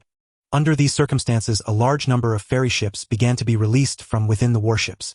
Shielded by the vessels, they carried vast amounts of machinery and robots descending toward the planet. Sensing this, the coalition's artillery fire immediately intensified with renewed frenzy. They absolutely had to prevent the enemy from establishing industrial facilities on this planet. Otherwise, this planet would truly be lost. The battle once again reached a fever pitch. Countless ferry ships were destroyed by artillery fire the moment they left the warships. Yet their numbers were overwhelming. Under the desperate cover of the human fleet, a substantial number of ferry ships still managed to land on the planet's surface. As the hatches opened, a torrent of robots surged forth like a steel tide. Protected by the energy shields of the ferry ships, these robots worked with swift precision and seamless coordination, retrieving another set of energy shield generators and assembling them rapidly. Once connected to a dedicated modular small-scale nuclear fusion power plant, a larger energy shield was erected enveloping an area roughly the size of a football field. This process unfolded simultaneously across every corner of the planet. In that incredibly short span of time, over 30,000 energy shields had been raised. At every moment, numerous energy shields were shattered by attacks from space, and the robots within were instantly annihilated. Yet, at the same time, ferry ships from above delivered new shield generators and robots erecting fresh shields in their place. On one side was destruction, on the other rebirth. And the pace of rebirth far outstripped that of destruction. Brawling the relentless bombardment, in just 2 days the number of raised energy shields skyrocketed to 50,000, and it was still increasing rapidly. Moreover, the locations where these shields were erected appeared to have been deliberately chosen. Through remote sensing, Hongshan and Lu Went were astonished to discover that the enemy seemed to have already pre-planned their industrial system. Some shields covered mineral extraction points for iron, copper, tin, and phosphorus ores, others were situated near mines likely for primary or processing, and larger shields were placed on planes maintaining convenient transportation links with neighboring shields. Were they so confident in building an industrial system? How arrogant and reckless! The two were filled with doubt and unease. As they watched closely, something even more astonishing occurred. Beneath a shield at a copper mine, they witnessed with utter shock that the day before the area had been barren. Nothing but the shield itself. But by the next day, a vast array of machinery had been assembled. On the third day, black smoke rose from the site. Mining operations had already begun. In just 2 days, a full mining setup had been completed. How was that possible? Though using modular units on the battlefield to speed up assembly was common, even with that, it shouldn't be this fast. Lu Went knew well that even the most elite battlefield resource corps in their own fleet, under the complete protection of energy shields, would need at least 10 days to assemble and operationalize a mining setup. How could the enemy start mining in just 2 days? How did they do it? Under the orders of the two commanders, the fleet's intelligence detection systems intensified their observation of the planet's surface. Soon a profoundly stunning scene unfolded before them. Robots. Countless robots. An incalculable number of robots.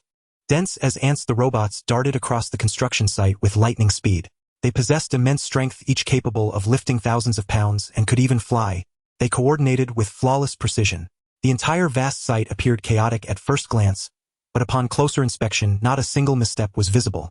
There were no collisions, no delays, no slackers, no fear.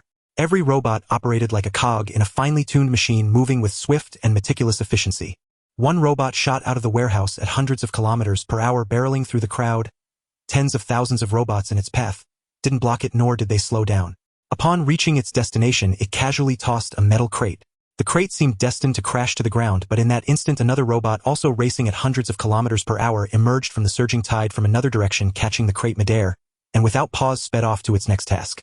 Dozens of robots charged together toward a semi-assembled large machine. The first robot laid down a gasket A0. 1 second later, another arrived, precisely fitting a bearing into place another 0.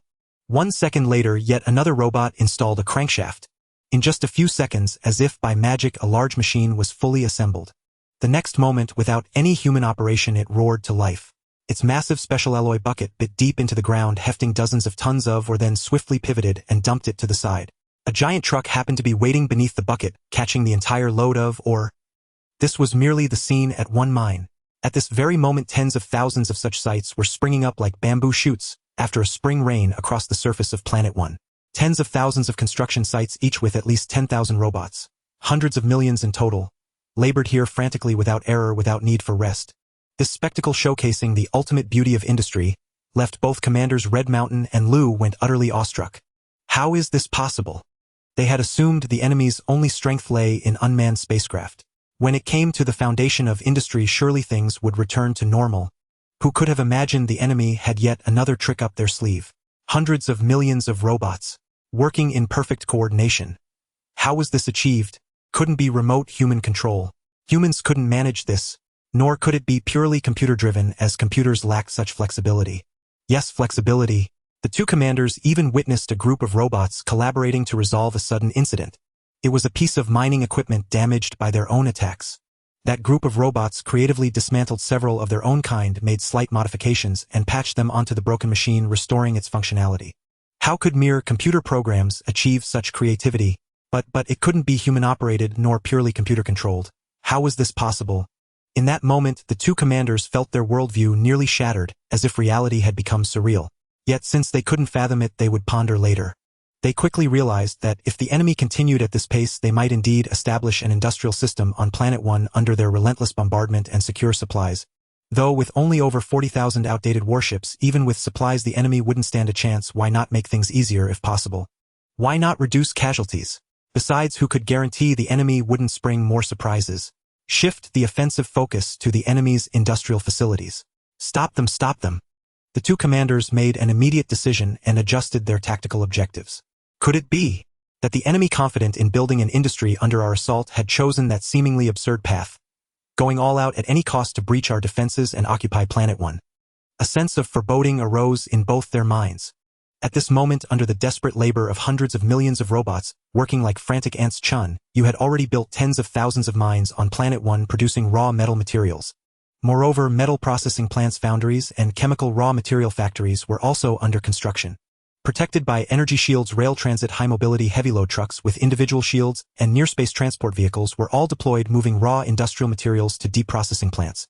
Faced with the rapid progress of ground construction, the Allied fleet finally reacted, decisively adjusting their tactics to focus their main assault on Chen Yue's industrial facilities. This shift was immediately detected by Chen Yue, bringing him some pressure, yet it was only to be expected, well within his predictions.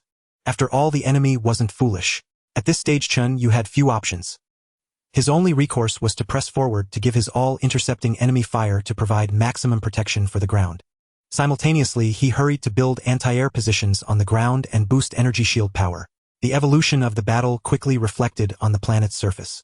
A newly completed primary metal processing plant, despite Chen Yue's efforts to maximize shield power and build an adjacent anti-air position, couldn't withstand the relentless bombardment. The shield generator finally gave out, overloaded, and exploded, reducing the vast factory to rubble. A hydrogen plant, equally new and having just produced a few hundred tons, had its shield breached by heavy fire. The explosion released hundreds of tons of precious fusion material into the atmosphere. Planet 1 was a rocky world with a moderate atmosphere, but the air contained negligible hydrogen. Nor was there liquid water on the surface. Yet the planet was not water-poor. Vast amounts were bound with other minerals as hydrates.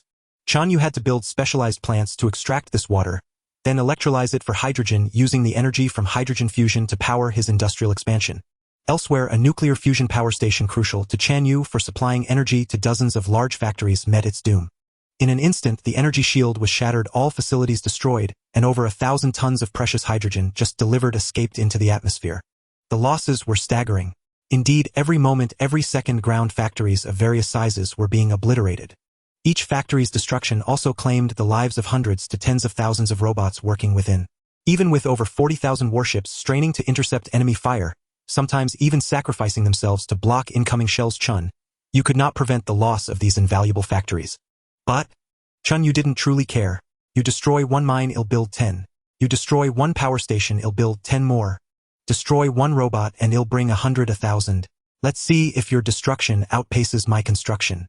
You have a mace, I have a skull. Destroy away, destroy to your heart's content. Far away in the vast depths of space, over 100 billion kilometers distant, aboard the human number 1, the supercomputer housing Chen Yue's consciousness ran at full tilt, unleashing torrents of computational power like endless waves transmitted via superluminal communication to this rocky planet. Amidst this white-hot conflict, amidst the cycle of destruction and rebirth, Before anyone realized it, bright yellow energy shields had become a common sight across Planet 1. The two commanders Hongshan and Luent were at this moment beginning to feel a tinge of despair. Indeed, their offensive had completely suppressed the enemy. With just over 10,000 of their warships attacking, the enemy's 40,000 vessels could barely withstand the assault, forced to passively take the blows with little to no ability to retaliate. Indeed, their assault had inflicted catastrophic damage on the enemy's industrial construction progress. According to incomplete statistics, since the enemy began their industrial construction, despite their desperate defense, their attacks had destroyed over 26,000 factories, power plants, and mines of various sizes. If such destruction were wrought upon their own civilization or the Blue Moon civilization, it would have been sufficient to annihilate the industrial construction core, or at least shatter it. Yet why did the enemy have more factories instead of fewer? We destroyed over 26000 factories, but the enemy built nearly 60000. And they're still building. Damn it, they're still building. Are they insane? Both men felt they were going mad. What kind of enemy was this? Fortunately, there was still one crucial factor that kept the two commanders from completely losing their minds and preserved a sliver of rationality. That was this: even if the enemy had truly built a complete industrial infrastructure and secured ample supplies from Planet 1, the remaining 40,000 or so obsolete warships were still no match for their own forces. The enemy's immense industrial might had indeed caught them off guard. But if the combined war potential of their own forces was considered 100, then at best the enemy had only raised theirs from 40 to 80. They still held the advantage. Victory favored them. 100 against 80. How could they lose? They couldn't lose. The situation was still under control. The two commanders desperately comforted themselves, then issued new orders to intensify attacks on the enemy's industrial facilities. Even if they couldn't halt the enemy's industrial construction, they could at least slow it down and prevent the enemy from completing it with ease. Under Chen Yue's frantic construction and relentless protection, the vast industrial system on Planet 1 gradually took shape, now reaching its final stage. At this point, numerous deep processing factories for various raw materials were complete and already producing goods. The final step was to build the terminal factories, such as assembly plants and parts factories. A terminal factory under Chen Yue's most stringent protection and simultaneously subjected to the enemy's fiercest assault was completed and about to produce its final products. Luent and Hongshan were also closely watching this factory. By knowing what products it ultimately produced, they could deduce the enemy's most critical shortage. For instance, if the factory's final products were components for nuclear fusion power stations, they could infer that the enemy's warship energy supply centers had widespread damage, allowing them to devise targeted tactics. If it was energy shield components, they could adjust their tactics accordingly. After all, having finally produced a finished product, it would surely address the enemy's most urgent needs. That assumption couldn't be wrong, could it? At this moment, components from various deep processing factories were converging into this factory. Fueled by Chen Yue's computational power, the factory he had pinned his hopes on finally began operation, its assembly lines roaring to life. The first batch of products rolled off the line. When the two commanders Luent and Hongshan saw the appearance of the first batch of products through remote observation, they were utterly astonished. What was this? The first batch wasn't energy shield components, nor nuclear fusion power plant parts, nor detectors, military satellites, or interstellar turret components. But robots. Holy crap, after all that effort, this was a robot factory. And the output was enormous. An initial estimate of 20 per second. 20 robots per second meant 72000 per hour, 728 million per day. That output was indeed staggering, but why produce so many robots instead of urgently needed supplies? Bewildered, they also felt a growing unease. They had been thoroughly spooked by this inexplicable opponent's endless stream of surprises.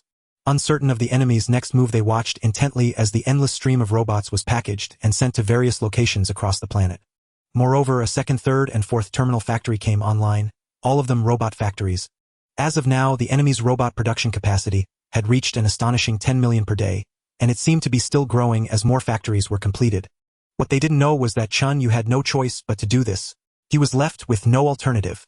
His warships had to reserve enough space and payload for combat supplies, such as shells, missiles, satellites, and fusion fuel, as well as transport basic industrial equipment, leaving little room for carrying many robots. With heavy robot consumption in the early stages, Chen Yue now had few robots left at his disposal. Without a quick replenishment, he might soon face a shortage of manpower. Fortunately, 40 robot factories of various sizes had been completed, achieving a production rate of about 20 million robots per day, barely enough to keep up and avoid a manpower crisis. On the assembly lines, massive quantities of components from across the globe poured into the robot factories, churning out a ceaseless stream of robots. Each newly produced robot, after passing self-checks, immediately established a direct link with Chen Yue, who then directed it to various locations to carry out its tasks. Following the most urgent robot factories, a few supply depots were finally built producing traditional supplies like military satellites and interstellar mines, which were then transported to space via shuttlecraft and deployed into the battlefield. The enemy's successful establishment of an industrial system on Planet 1 and their acquisition of supplies was not good news. Yet Luent and Hongshan both breathed a sigh of relief. While astonishing, this was at least something they could comprehend, unlike before when they didn't even know what the enemy was doing. But in the next moment something even more unexpected occurred. The two were astonished to see that after completing the current industrial foundation, the enemy still hadn't stopped building. They were still constructing. They were still building mines, power plants, and factories. This was somewhat excessive after all. With just over 40,000 warships, weren't these countless factories more than enough to supply their logistics? The total number of these factories was already approaching 100,000. Even if there were more warships, these factories would still be more than sufficient for supplies. Building so many factories. Wasn't it a waste? Both of their hearts tightened simultaneously. They wondered what new trick the enemy was up to, but it certainly wasn't good. We can't let this continue. Whatever the enemy intends to do, we must stop them. We have to stop them.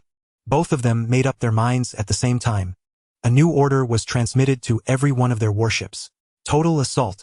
Total assault. Forget about conserving supplies, ignore casualties. Attack, attack. Reserves move in. All other planetary garrison fleets come here, all of them. At this moment, the two were willing to sacrifice everything, even pulling warships stationed on other planets. In the Wangliang 3-star system, after successive deployments aside from the battlefield on the first planet, the garrison warships on other planets were few, barely 1,000 in total, scattered across over 100 target planets. On average, each planet had fewer than 10 defensive warships. This defense was pitifully weak.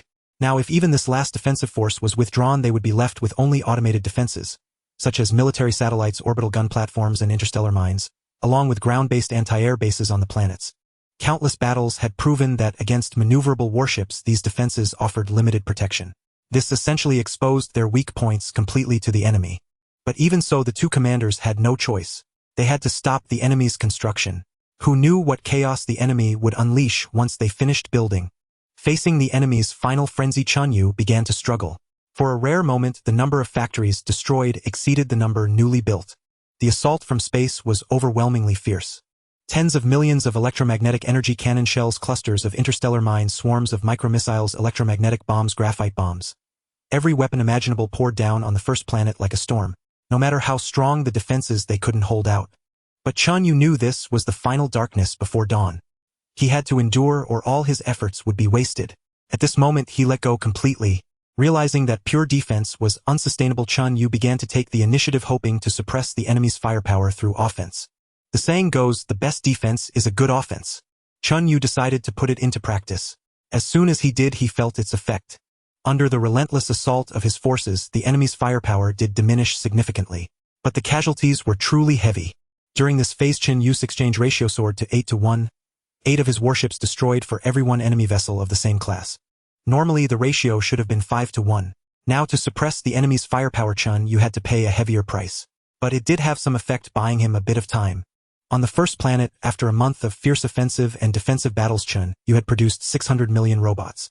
Of these, 420 million had been destroyed by enemy attacks. The remaining 180 million robots worked tirelessly. 180 million robots. 180 million robots, never resting, never making mistakes, combining the precision of computers with the creativity of intelligent beings. Chen Yue felt each one was worth at least 10 sentient workers. Under the frenzied labor of these robots, power plants, mines, chemical factories, foundries, precision machinery factories, chip factories, all were built amid the hail of artillery fire. When the most crucial terminal factory was finally completed, Chen Yue breathed a huge sigh of relief. He knew he had truly and thoroughly secured victory in this war. Yes, Chen Yue could now confirm that he had indeed won this war. Before, he had absolute confidence, but that was just faith, not reality. Now victory had become reality. Aboard the human warship, when Chen Yue announced the completion of Factory 1, the sentient military advisors cheered simultaneously. We've won! We've won! At this very moment, unknown to Chen Yue, in the Coalition Command Center during a video conference, Lute and Red Mountain were also excited and exhilarated. At this stage, we have about 16,000 deployable warships, while the enemy has only around 30,000. The ratio has dropped below 2-1. 2-1. This is a turning point. Initially, the enemy fleet arrived with 150,000 warships, while we had only 30,000. A ratio of nearly 5-1. Now it's less than 2-1. Once we break past 2-1, many of the enemy's tactics will become unusable. we'll be able to harvest them more easily. Soon their tactical system will collapse and they'll be utterly defeated. No matter what tricks they try next, they won't have a chance. Victory belongs to us. Even with all their satellites, ground-based anti-air systems, orbital gun platforms, and interstellar missiles. None of it matters. At this moment, the two commanders had shed all their worries, leaving only exhilaration. It had been so hard. Over 20,000 of their warships had been destroyed, even the first planet was lost, and now finally victory seemed assured. But something seemed off. Wait, what was that? Just moments ago, the two commanders were elated, but upon receiving the latest intelligence, they froze in place. There it was, a large factory the enemy had just finished building. Of course, it had been a key target for them, but due to the enemy's desperate defense, it hadn't been destroyed yet. Now that large factory had produced its first finished product. It was a spaceship, a warship with a total mass of about 3,000 tons and a maximum length of around 36 meters. A warship, born on the battlefield. A vessel of such tonnage and dimensions, whether among the enemy or one's own ranks, belonged to the smallest class of warships. In the vast theater of interstellar warfare, these ships were the most numerous and the most expendable, to the point where they could almost be considered consumables. Yet this single most diminutive warship now left the two seasoned commanders, who had weathered countless storms and witnessed grand spectacles, feeling as if the heavens and earth were spinning, a dizzying sensation washing over them. Impossible! How could this be? Both commanders' eyes widened simultaneously, their muscles twitching uncontrollably. One could never comprehend the sheer terror of producing a warship amidst a battlefield environment without having commanded a large-scale interstellar war. This defied their very imagination. In their understanding, such a feat was tantamount to sorcery, something that should never manifest in the real world. They would never have considered such a possibility. The reason was simple. Even the smallest vessel with a tonnage of merely 3,000 tons encompassed nearly every scientific and industrial discipline under a Tier 3 civilization. Why were Tier 3 civilizations accustomed to using warship performance as a benchmark for comprehensive strength? Because warships integrated applications from virtually every field of science. From fundamental physical theories to material science, electromagnetics, communications, defense, propulsion, and energy, everything was included, nothing was excluded. All these disciplines would ultimately manifest in the final performance of the warship. This was an undeniable truth, impossible to falsify. And since warship manufacturing involved all scientific categories, it necessarily required a sufficiently comprehensive industrial foundation. A sufficiently comprehensive industrial foundation in turn demanded a sufficiently large population. Without enough people, such an industrial base could not be sustained. Without such an industrial base, not even a single small warship could be built. Thus, warship manufacturing could only be conducted on a civilization's homeworld, an ironclad rule upheld by all. For this very reason, the warships on the Wangliang 3 battlefield had to be allocated from the homeworld. Fleet losses were replenished from the homeworld as well. Manufacturing warships directly on the battlefield, that was utterly impossible. The two commanders would never consider it, unless they could relocate their entire civilization's stronghold to the battlefield, transforming it into home territory. But now this ironclad rule was shattered by this inexplicable adversary. Ordinary soldiers saw only the birth of a small, outdated warship, insignificant to the grand scheme. Yet in the eyes of the two commanders, this same outdated vessel was like a great demon crawling forth from the abyss, carrying cataclysmic energy. Especially since the enemy had accomplished this under their nearly flawless all-out assault. How could this be? They had initially thought it astonishing enough that the enemy could establish a logistics system under their relentless bombardment. But now the enemy had directly built a warship. Once an industrial system was established, the assembly line would unleash unimaginable power. If they could build one, they could build 10, 100, 1,000, 10,000. How could this war be fought? The more they fought, the more warships the enemy would have. After the initial shock and terror, Luent looked at Hongshan and saw a glimmer of despair in his eyes. There was truly no way to continue fighting. What should we do? Hongshan, once a master strategist with an iron, will now ask Luent this question, filled with fear and confusion like a little girl caught in a storm. Luent murmured, "We must strike with full force while the enemy's industrial might hasn't fully erupted. Annihilate them completely. It's useless. We had already exerted our full strength before, yet we couldn't halt the enemy's industrial construction. Now with new warship reinforcements, it's even more impossible." Luent whispered, "What kind of monster is this? How can their industrial strength be so formidable?" He had finally realized the truth. Everything about the enemy was premeditated. From the relentless war of attrition at the start to the siege to the occupation of Planet 1. Every step was meticulously planned. How laughable that they had thought ceding Planet 1 temporarily was inconsequential, never imagining the enemy would build warships there. Hongshan said in despair, "Perhaps We should flee. Lu Went replied with equal hopelessness. We can't escape. The enemy ships are unmanned, far more maneuverable than ours. There's no way out. Fight and they couldn't win. Flee and they couldn't escape. At this moment, with their communication links destroyed, they couldn't even call for reinforcements from home. I think I understand why the enemy severed our communication links before launching their attack. Hongshan smiled bitterly. The enemy's mode of existence must be unusual, certainly not that of an ordinary hive-mind civilization. They must have wanted to hide their peculiarity by cutting off communications, fearing that their uniqueness would be exposed and attract the attention of the Star Alliance. The Star Alliance. Lu Went also forced a bitter smile but said nothing more. This involved certain secrets and anomalies. Lu Went believed that Hongshan's Blue Moon civilization must have sensed them too, but since their civilizations were currently hostile, such classified intelligence was difficult to exchange. His thoughts returned to the current battle. He truly realized that this was an extraordinarily vast yet meticulously precise plan. Everything had been sealed the moment the enemy audaciously severed their communication links. How laughable that they had sensed nothing, eventually trapped like insects in a web, slowly and inexorably brought to this point. Regrettably, by the time they understood everything, it was far too late. The situation was irreversible. At this moment, fierce fighting still raged around Planet 1. With the first warship rolling off the assembly line from Factory 1, a second and third soon followed. The moment they were born, Chen Yue took direct control of them. Chen Yue piloted them directly into space, joining the ongoing battle. Constrained by the battlefield environment, Chen Yue could only build warship factories on the planet's surface, not in space. This meant Chen Yue could only manufacture the smallest Stardust-class vessels. The Nebula-class, Comet-class, and Dwarf Planet-class warships were all beyond reach. Because they were too large, building them on a planet's surface would allow gravity to affect their structure. They could only be constructed in zero-gravity space. However, even if only Stardust-class warships could be built at this moment, it was more than sufficient. When quality falls short, quantity makes up for it. And when it came to quantity, Chen Yue had never feared anyone. If 10 of my Stardust-class warships cannot defeat one of your Nebula-class warships, can I deploy 100? Even a swarm of ants can bring down an elephant. Supported by the vast industrial system, the daily production capacity of Spaceship Factory No. 1 quickly peaked, reaching an output of 50 ships per day. 50 Stardust-class warships per day might seem insignificant, barely making a ripple on the current battlefield, but what about a month? A month would yield 1,500 ships. Moreover, Chen Yue's plans for spaceship factories were not limited to just one. From Factory No. 1 to Factory No. 20, there were 20 in total. The theoretical peak production capacity was 1,000 ships per day. Of course, in the chaotic and fiercely contested real battlefield environment with frequent unforeseen incidents, the actual production might not reach such heights. But an average of 700 ships per day was still guaranteed.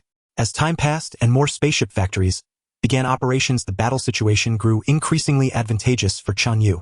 This was precisely why Chen Yue and the members of the Intelligent Life Advisory Council were so certain of victory in this war immediately after the completion of Factory No. 1. The die was cast. The enemy could no longer pull any tricks. In a video call between the Blue Moon civilization and the Nanxing civilization, Lu Went and Hongshan fell silent. After a long pause, Hongshan gritted his teeth. A decision must be made quickly. We can't delay any longer. Lu Went knew precisely what decision Hongshan was referring to. At this moment, they could neither win nor flee. The longer they delayed, the more disadvantageous the situation became for their side. Under these circumstances, what decision could there be? It was nothing more than surrender. And when it came to surrender, the sooner it was done, the better. Surrendering now, while they still retained some capacity to fight, was certainly different from surrendering when the situation had truly reached its worst. Besides, the longer the fighting dragged on, the more of their own people would die. Those were lives too. Making this decision was undeniably difficult. Surrender. As high-ranking officials within their civilizations wielding immense power, surrender had never been an option either of them had ever considered. But now, aside from this choice, there truly seemed to be no other way out. Lu Went's face was filled with grief, his heart heavy as a stone. Marshal Hongshan, it has been an honor to fight alongside you. Since things have come to this, continuing our alliance serves no purpose. Let us disband the coalition. Hongshan said nothing, merely nodding silently. But Lu Went suddenly let out a laugh. To have experienced this in life, to have fought side by side with the one I once thought was my greatest adversary. It has not been a wasted journey. Hongshan, take care. Hongshan sensed something unusual in Lu Went's words. He realized what was coming, his lips moving as if to speak, but in the end he said nothing. He simply stood up and solemnly saluted Lu Went with a Blue Moon military gesture. Take care. Lu Went was a proud man. So proud that he could not bring himself to grovel before the enemy as a defeated commander. Yet he also knew that if he did not surrender, the many soldiers still alive would die in vain. Thus only one choice remained: order his troops to surrender to save them, then take his own life to prove his loyalty to his civilization. Having fought side by side for so long, Hongshan felt a deep admiration for Lu Went. Of course he wished Lu Went would live, but he understood even more that he must respect Lu Went's choice. This single take care conveyed the myriad thoughts within the hearts of both commanders. Ending the call with Hongshan, Lu Went turned to the senior advisors and Fleet High Command in the command hall. By now the commanders had almost ceased directing the front lines. Despair and fear permeated every space. Everyone present was a high-ranking fleet officer, not an ordinary soldier, and they fully understood the utter hopelessness of the situation. Lu Went took a deep breath and stood up. In that moment his short stature seemed to tower like a giant. Everyone understands the state of the battle. We have utterly failed, with no way to turn things around. We cannot win if we fight, and we cannot escape if we flee. We cannot even contact our home civilizations for reinforcements. Apart from surrender, there is no way to save ourselves and our soldiers. Therefore I have decided to surrender. To surrender to the enemy. The command hall was deathly silent. No one argued, no one supported, no one opposed. They just sat there dazed, their expressions complex and heavy. Lu Went said bitterly, "I am the supreme commander of the civilization's expeditionary force. I bear all responsibility for how things have turned out. And if one day in the future we can return to our civilization, let me bear all the blame. Your surrender was merely following my orders. It has nothing to do with anything else." Lu Went took the blame upon himself. He slowly drew his sidearm from his waist. In the age of interstellar warfare, such sidearms were almost purely decorative. But there was no doubt that even a primitive firearm could kill, and he aimed it at his own head. With a single pull of the trigger, Lu Went's life would end. Deputy Fleet Commander Ma Fei suddenly stood up. Beside him, the Chief of Staff, the Captain of the Guard, the Commander of the 3rd Detachment, and other high-ranking officers also rose in unison. Then several of them quickly gathered around Lu Went, grabbing his arm in a frenzy to snatch the gun away, shouting, "Marshal Lu Went, you cannot die." Lu Went's eyes bulged as he roared, "I am the Marshal of the Nanqing Civilization Expeditionary Force. I must take responsibility for what happened today. This is not your fault. The main reason is that the enemy is too strange. We lost, plain and simple, there's nothing more to say. Marshal, you cannot die in vain like this. If I don't die, what will become of you? If one day we ever return to our civilization, you will all face judgment. If I die, I bear all the blame and you will be safe." Faced with his loyal subordinates, Lu Went could not bring himself to commit suicide, and tears streamed down his aged face. But at that moment everyone around him fell into an eerie silence. After a long time, Deputy Commander Ma Fei said in a low voice, "Marshal, if you die and the enemy fleet holds us accountable for stubborn resistance, who will bear that responsibility?" Lu Went stared blankly at his adjutant, unable to believe that such words had escaped his lips. Yet as Ma Fei finally uttered this sentence, it was as if a stopper had been removed, and the other fleet high-ranking officers gathered around began to chime in one after another. "Marshal, you are a dedicated commander, and we have all witnessed and cherished your care and concern. I beg you, please do not take your own life. Protect us one more time. Yes, Marshal, our fleet has inflicted heavy losses on the enemy. If we surrender now, the enemy will surely put war criminals on trial. If you are here, things might be easier as you are the fleet commander. You hold high authority and can bear this responsibility. If you die, none of us can shoulder it.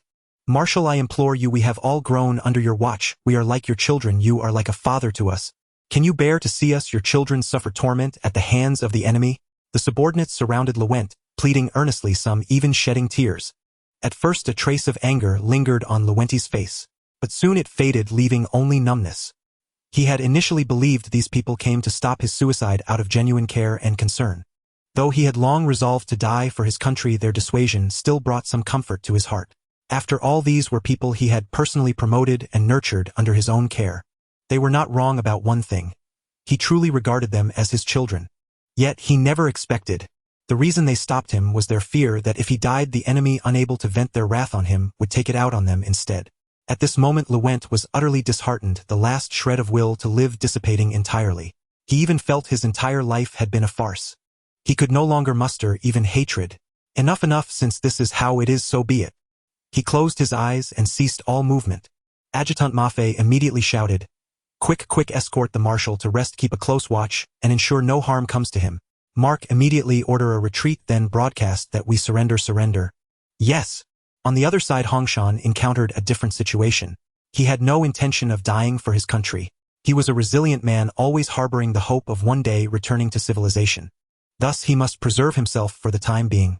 A true man knows when to bend and when to stand. A temporary surrender means nothing. Yet, unexpectedly, his surrender order met fierce opposition from several subordinates, with one even attempting a coup to seize power and continue resisting. He would fight to the last bullet and never surrender. Hongshan deeply admired this subordinate, but regrettably at this moment he had to harden his heart. In the execution chamber, Hongshan personally picked up his sidearm, pressing it against the head of the subordinate, who was blindfolded, gagged, and tightly bound to an iron chair.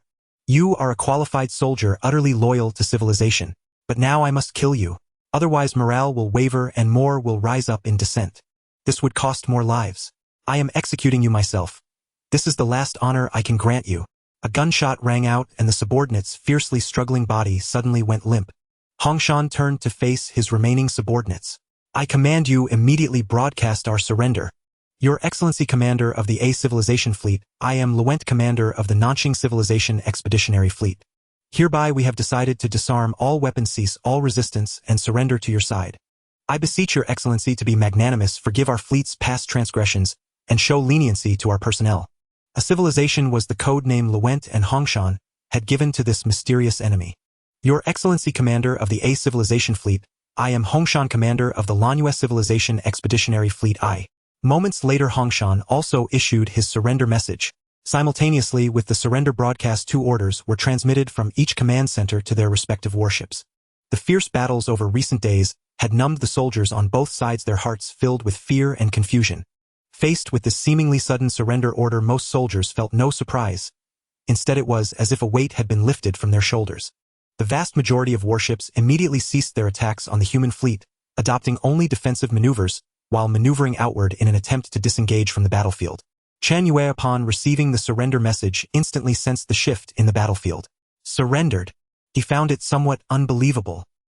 He had expected the coalition fleet to resist a while longer, only surrendering under his persuasion when the situation became utterly hopeless.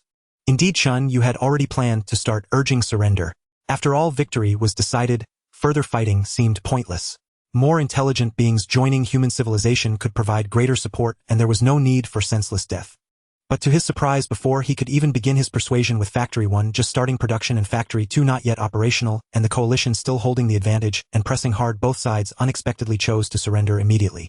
Such decisiveness without any hesitation. Yet this situation made Chen Yue regard both commanders more highly. Having seen many stubborn fools who refuse to turn back until they hit the wall, who won't shed tears until they see the coffin, or even persist after hitting the wall, a commander who chooses to surrender decisively the moment he senses the situation is irreversible without waiting for the worst deserves to be called perceptive. This also prevents more ships from being destroyed and preserves as many soldiers' lives as possible. Are Luent and Hongshan truly so decisive? The situation was so favorable that it exceeded Chen Yue's expectations, even making him suspicious. Could this be a feigned surrender? You surrender to lull me into complacency, then catch me off guard, strike Planet 1, and destroy my industrial system. That would put me in a difficult spot. I no longer have enough strength to rebuild the industrial system. No, I must nip this potential threat in the bud. Though he had to be cautious, Chen Yue was not about to push the enemy into a corner. What if they genuinely intended to surrender? After a moment of thought, Chen Yue made a decisive move. He immediately ceased attacks on the warships, attempting to withdraw, allowing them to leave, and replied via electromagnetic waves. I accept your surrender. From this moment onward, the expeditionary fleets of the Blue Moon Civilization and the Southern Star Civilization shall immediately restrain their respective forces and return to their main bases. Without my consent, no vessel shall depart. Subsequently, our personnel will be dispatched to disarm and assume control of your armed forces. Rest assured, Marshal Red Mountain and Marshal Luent, our civilization is not one of ruthless slaughter. Your personnel shall receive proper arrangements from us. As for those among you who refuse to surrender along with their vessels, we leave the decision of their fate to you. Within 3 days, in response to any attacks from your vessels, we shall adopt only defensive measures. After 3 days, any vessel that continues to launch offensives against us shall be annihilated without exception. You wish to surrender? Then return to your bases and wait. Let me first produce enough warships. With sufficient vessels, I shall have no fear, even if your surrender proves to be a ruse. Regardless, the initiative must always remain in my grasp. This had always been Chen Yue's guiding principle. Faced with Chen Yue's arrangements, the command echelons of both fleets raised no objections. They promptly began orchestrating their fleet's withdrawal, returning to their main bases to await further orders in docile compliance. Yet approximately 200 vessels remained on the battlefield, refusing to retreat. Among them 133 belonged to the Blue Moon civilization and 72 to the Southern Star civilization. These ships launched desperate assaults against the human fleet as if courting death. However, a mere 200 vessels, no matter how ferocious or reckless their attacks, posed no threat to Chen Yue.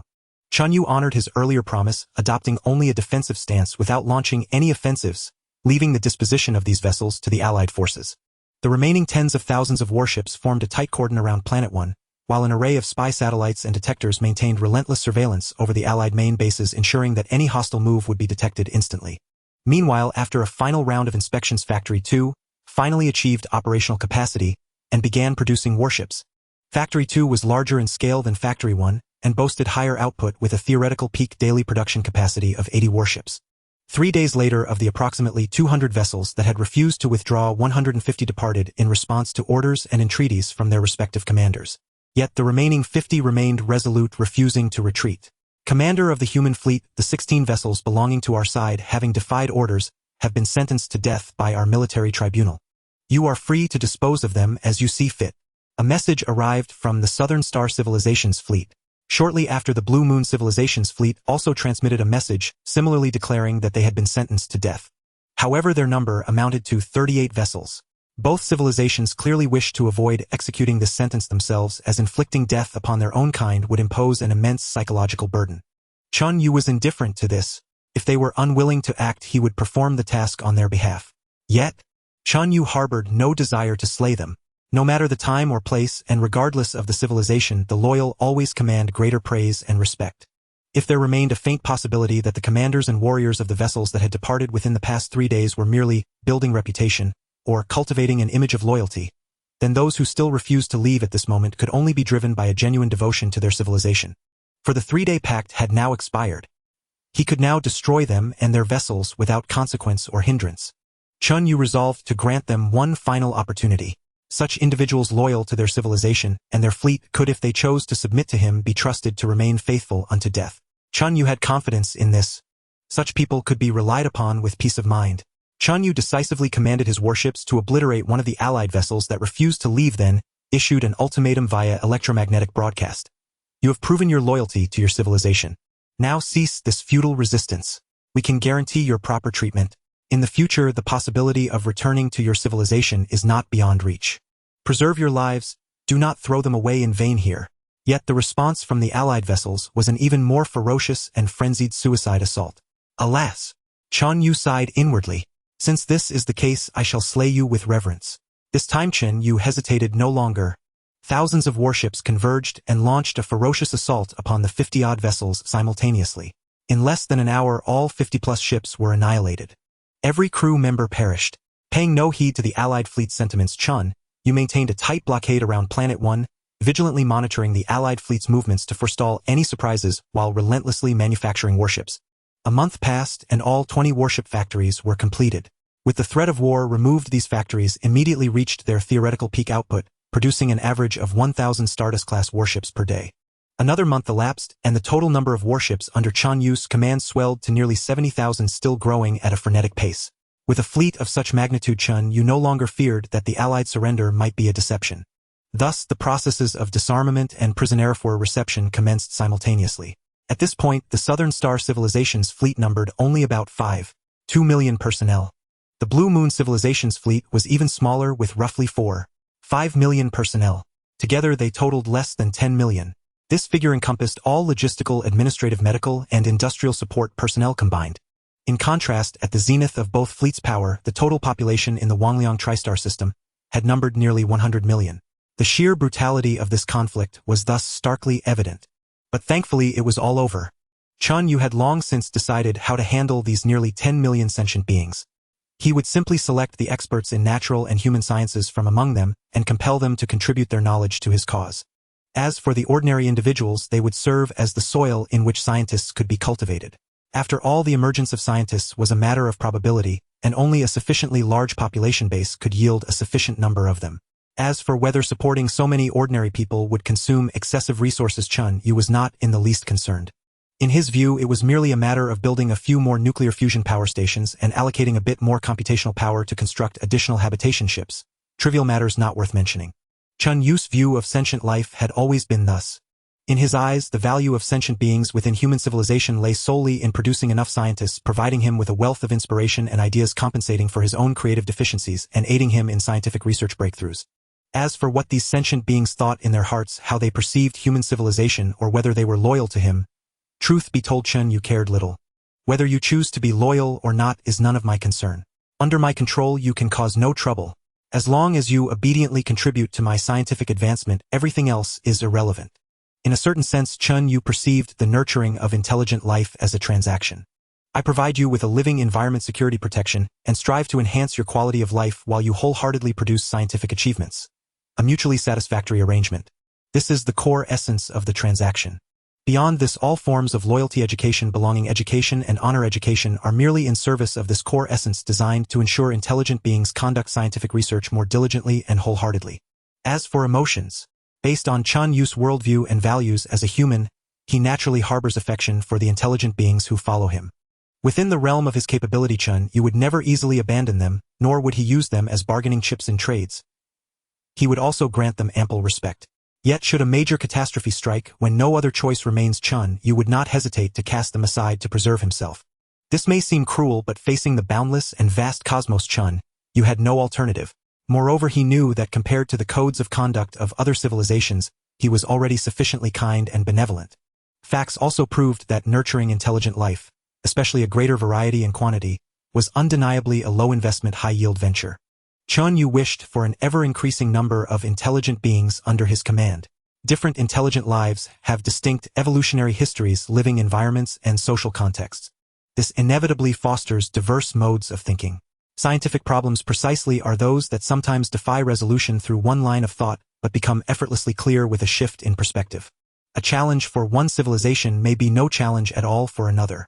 Allowing intelligent beings from varied environments and thinking patterns to engage in intellectual collision greatly benefits the advancement of science. Thus, for Chen Yue, intelligent life should not only be abundant in quantity but also diverse in kind. Compared to their output, the expenditure of resources and computational power is negligible. Just like that scientist who once proposed the normative analysis propelling him into the third-tier civilization. Even if such a genius emerged only once a millennium, Chen Yue would still reap immense gains. Whatever material pleasures you desire, I shall grant you. Fine wine, gourmet food, beautiful companions. Even the top-tier delicacies only accessible to the elite in your homeland. I can make them as cheap as cabbage with just a sliver of computational allocation. If you yearn for the scenery of your homeland, I can build you a city replicating its layout effortlessly. If you wish for interstellar voyages, I can dispatch a fleet to escort you, letting you revel like emperors, indulging in whatever you please. For me, it's merely a bit of computational allocation requiring no effort. I can satisfy all your material and hedonistic needs, just as long as you obediently provide me with research assistance. This was how Chen Yue arranged things with the dwarf and three-eyed races previously. Now these approximately 10 million blue moon and southern star beings are destined for a similar fate amid living conditions and environments they never dared to imagine. They become one of the billions of research engines under Chen Yue's leadership.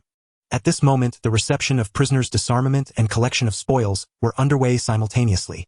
It was only now that Chen Yue truly realized the immense magnitude of his gains from this war. The nearly 10 million third-tier civilization intelligent beings and over 10,000 warships more advanced than his own were already firmly in his grasp.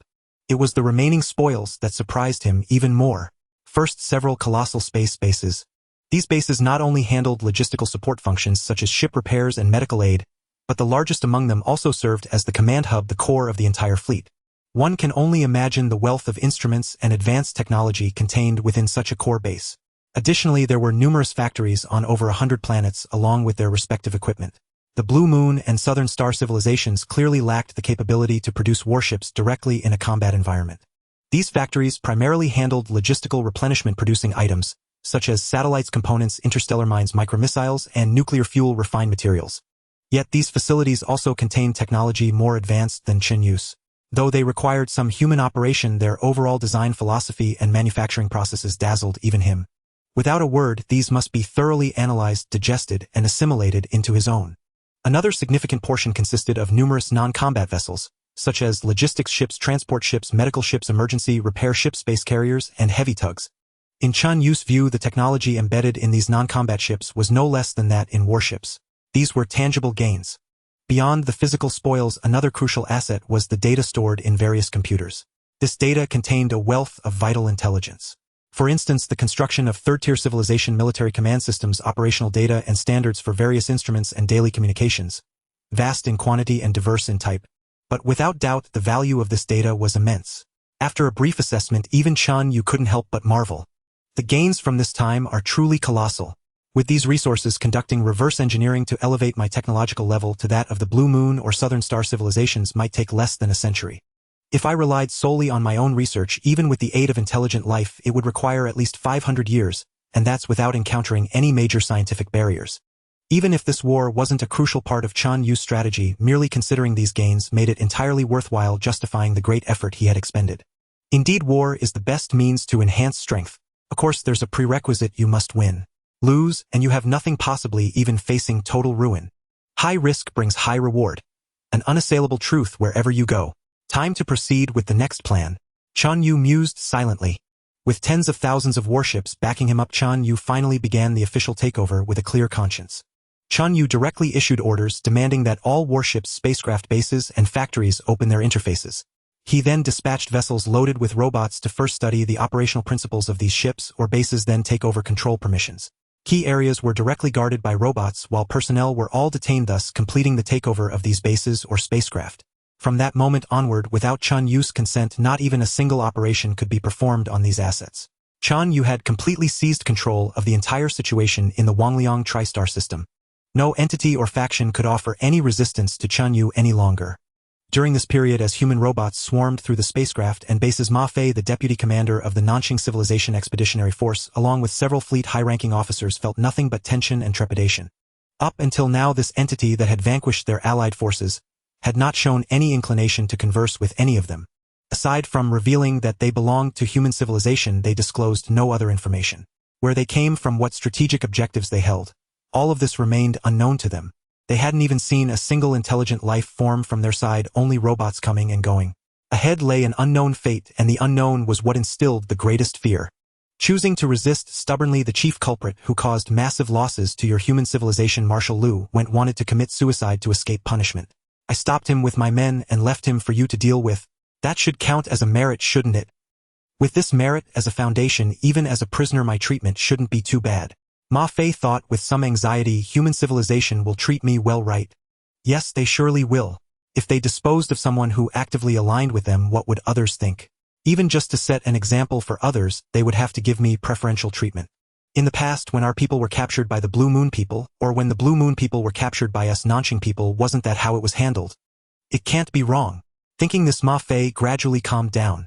Amidst his mixed feelings of anxiety and anticipation, the robots dispatched by human civilization finally completed the takeover of all facilities and began the subsequent personnel review and interrogation.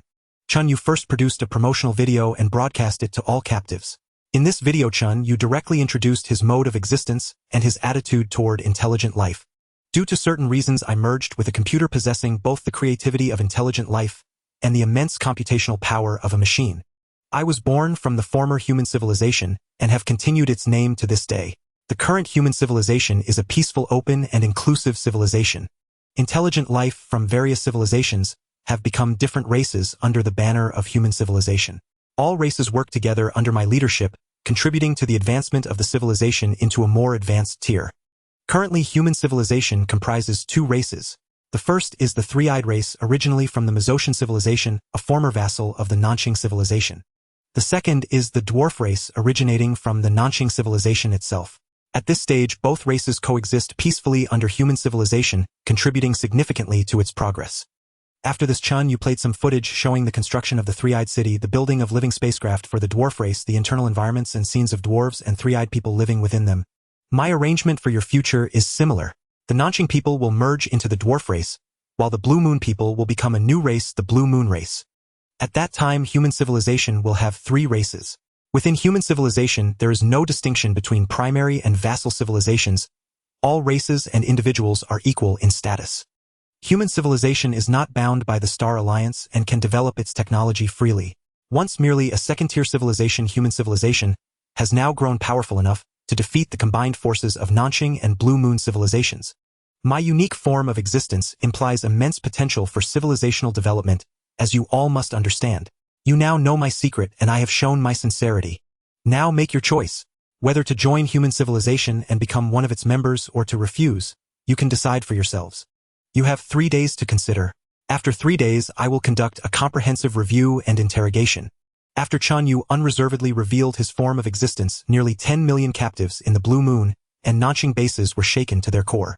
Although they were strictly prohibited from communicating with each other, each person's mind was in turmoil. A fusion of intelligent life and a computer, possessing both the creativity of intelligent life and the immense computational power of a computer. Wouldn't that mean immortality? And as computer technology advanced, could one constantly enhance their own computing power and gain even greater strength? The immense scientific research and war potential of such an existence form was truly incalculable. No wonder human civilization's warships were all unmanned, no wonder their coordination was so precise and seamless, no wonder they possessed such enormous industrial capacity. Able to build a complete industrial system on Planet 1, even under their relentless bombardment, and even produce warships. At that moment, all the questions that had haunted everyone were answered. The ordinary soldiers might not be highly intelligent, but they were certainly not foolish. Combining this with their real-life experiences, they could easily determine that what Chen Yue said was true. Otherwise, so many things would remain inexplicable. Furthermore, the future treatment Chen Yue promised, such as superior living conditions, a free living environment, a comprehensive education system, a well-established social management system, a fair and just social atmosphere, and a science-first development philosophy, were all genuine. Because these conditions so crucial to intelligent life required only a minimal expenditure of computing power from Chen Yue, almost costing nothing. Yet, the scientific achievements produced by intelligent life were tangible. Using something that cost almost nothing to exchange for invaluable scientific results. Unless Chen Yue was insane, he would surely do so and fulfill his promises. Therefore, there was no need to worry about being deceived. Apart from being free from the fear of deception, the captives were also acutely aware that having learned such a critical secret of Chen Yue, refusing to join human civilization would mean he could never let them leave to safeguard that secret. Silencing them was inevitable. Given this, there was no need to consider whether the Star Alliance would one day annihilate them. The Star Alliance's destruction of human civilization leading to their own deaths was a future event, uncertain and distant. But refusing submission meant immediate death. The only obstacles now were their loyalty and sense of belonging to their original civilization, along with the hatred forged in the recent war. In that conflict, countless comrades had perished in the void of space. Should they set aside their hatred and loyalty to join human civilization or cling to both? It was a dilemma of profound difficulty. Fortunately, the captives were not forced to decide immediately. Each had 3 days to ponder, and each was isolated, immune to the sway of group emotion. After viewing the promotional materials and learning about the erstwhile enemy, now the victor, Ma Fei felt not anxiety or conflict but immediate joy. In an instant, he resolved to demonstrate unwavering loyalty and sincerity to human civilization. Leader Chen Yue is truly a benevolent being, he marveled inwardly. Joining human civilization and becoming one of its subject races comes with such generous treatment, he mused. It seemed human civilization would not hold Marshal Lu Wen's past stubborn resistance against him. Thus his own efforts to earn merit and secure a position within human civilization might have been in vain. Yet Ma Fei saw it differently. To him, even a futile gesture was a declaration of loyalty and intent. Among a group of newly subjugated people, someone who openly displayed loyalty and attitude, surely for the sake of governance and morale, he deserved a leadership role within his own race. With Chen Yue's promise of ample supplies and a secure environment, what could stir the soul more? Power. Even if that power was confined to his own race, it was enough. Ma Fei's heart brimmed with anticipation, pondering how to fully exhibit his loyalty when the review came. Thus 3 days passed amid the captives' tangled thoughts. The moment they ended, Chen Yue deployed tens of millions of robots to interrogate and examine each prisoner. Except for Hongshan and Lu Wen. Both had acted strangely lately. Hongshan was merely burdened with worry, sighing constantly, but Lu Wen was far more abnormal. Throughout this period, Lu Wen had remained listless and lifeless, as if utterly broken, his spirit completely extinguished. These two were the ones Chen Yue valued most. He decided to grant them special treatment, allowing them more time to recover. The entire interrogation process was swift and decisive, with no delays. To each person, Chen Yue first posed a single question. Do you choose to join human civilization? If the answer was yes, then they were to honestly divulge all the intelligence they possessed. This information would be cross-verified with others' accounts. With Chen Yue's immense computational power and refined analytical models, the truth of any statement could be discerned instantly. Accidental errors or memory lapses were forgivable, but for those who deliberately concealed the truth or were dishonest, Chen Yue would grant 3 chances. After those 3 chances were exhausted, they were taken away and executed without mercy, regardless of their former status. If the answer to, "Do you choose to join human civilization?" Was no Chen Yue would waste no words. With a faint inner sigh at their loyalty to their original civilization, he would likewise have them taken away and executed without hesitation. Since you choose to prove your loyalty to your original civilization with your lives, I shall grant you that wish. Under these circumstances, vast amounts of secret intelligence regarding the Nanxing and Blue Moon civilizations, including the inner workings of their systems, the stances of political figures, and their interrelations, all flowed into Chen Yue's database meticulously recorded. During this process, when interrogating another key captive Ma Fei, the deputy commander of the Nanxing civilization's expeditionary force, he poured out his own story like beans from a bamboo tube. Finally, with a fawning credit-seeking tone, he mentioned the matter of Lu Wen's attempted suicide out of guilt. And only then did Chen Yue grasp the full picture. He found it somewhat amusing. So he was betrayed by his own subordinates. No wonder he seemed half dead. Through extensive questioning, Chen Yue had come to understand Lu Wen's character. The man could be considered an idealist, a pure military strategist rather than a politician. Only someone like that could be so deceived, failing to see that even his own men were ungrateful wolves. Facing the ingratiating Ma Fei, Chen Yue manipulated the bionic robot, conducting the interrogation to wear a kind smile. You have done well. Now, who was involved in this matter? Ma Fei immediately recalled those who had helped him restrain Lu Wen and those colleagues and subordinates who had actively gravitated toward him during the interval between surrender and human civilization's arrival. Ma Fei knew full well that these people, believing he would be favored as a captive under human civilization's control, had come to invest in him. It suited him perfectly. He needed people to manage the internal affairs and better ingratiate himself with human civilization. So he would repay their kindness. By reporting their names now, they would all receive favorable treatment from humanity in the future. I hope you remember my favor today and will assist me well in the days to come. Ma Fei mused inwardly, then recited a list of names. There's Mark, the captain of the guard, and more than 30 names in total. The smile on the bionic robot's face grew even warmer. Excellent. Now come with me. Ma Fei was led to a separate chamber. Before long, Mark and the others arrived. In the end, more than 30 people had gathered, all those on Ma Fei's list. Why has the leader brought us here? Is he going to assign us to assist with the interrogations? This is a golden opportunity. We must perform well. Commander Ma Fei, I am grateful for your kindness. I will never forget this day. Just as Ma Fei and his ungrateful followers were whispering among themselves in the private cabin flattering him, a robot walked in. However, this robot was not a bionic one. Its entire body, forged from alloy steel, exuded an aura of deadly menace. A stiff synthetic voice rang out. I thank you for helping me spare General Lu Wen's life, but I hold you in contempt. So all of you go die. What? Smiles instantly froze on Ma Fei and the others' faces. After a moment of silence, Ma Fei asked in disbelief, Die? Yes. You are all sentenced to death for war crimes. Ma Fei shot to his feet, his face flushed with agitation. You cannot execute us. We actively align with humanity. We willingly serve them. Our loyalty to human civilization is unmatched. If even the loyal like us are killed, who would dare to side with you in the future? The robot's voice, still mechanically synthesized and stiff now, seemed tinged with mockery. Do I need your allegiance? You think you're worthy? All of you go to hell. At Chen Yue's command, a hatch in the cabin instantly opened, connecting directly to the vacuum of space. All the air rushed out, turning the cabin into a vacuum. Over 30 Nanxing people fell to the floor in agony, struggling silently and painfully in the vacuum. Before long, they lay still. The hatch closed again, and moments later several transport vehicles entered to haul away the bodies. Everything was silent, as if nothing had happened. By now, the interrogation of all prisoners had been ongoing for 3 days. In that time, out of approximately 7 million prisoners, about 390,000 had been executed.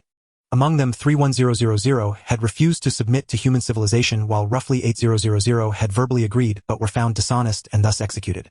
Chen Yue was not surprised by these numbers or ratios. In any civilization, there are those who seek gain through opportunism and those who remain loyal unto death. Regardless of what the intelligent beings thought, Chen Yue still held to his words. I don't care. I only need you to obediently contribute your strength. Those who refuse to comply will be killed. There are plenty of people, a missing 1 or 2 won't matter. Chen Yue estimated that the full review would take about half a month more. In the following 2 weeks, roughly 10,000 more would likely be executed. Thus, the final number of those submitting to human civilization would be around 65 million. At this point, Chen Yue finally began the interrogation of Hongshan and Lu Wen. Looking at the bionic robot before him, crafted to resemble a human, Hongshan's heart churned with complex emotions. Will you submit to human civilization? Most of your subordinates have chosen to do so. The Blue Moon clan has already been established. If you submit, you will become the chieftain of the Blue Moon clan, and join the Human Civilization Military Advisory Group, at least as Deputy Chief Advisor. If you demonstrate the requisite talent in the future, the position of Chief Advisor is not impossible.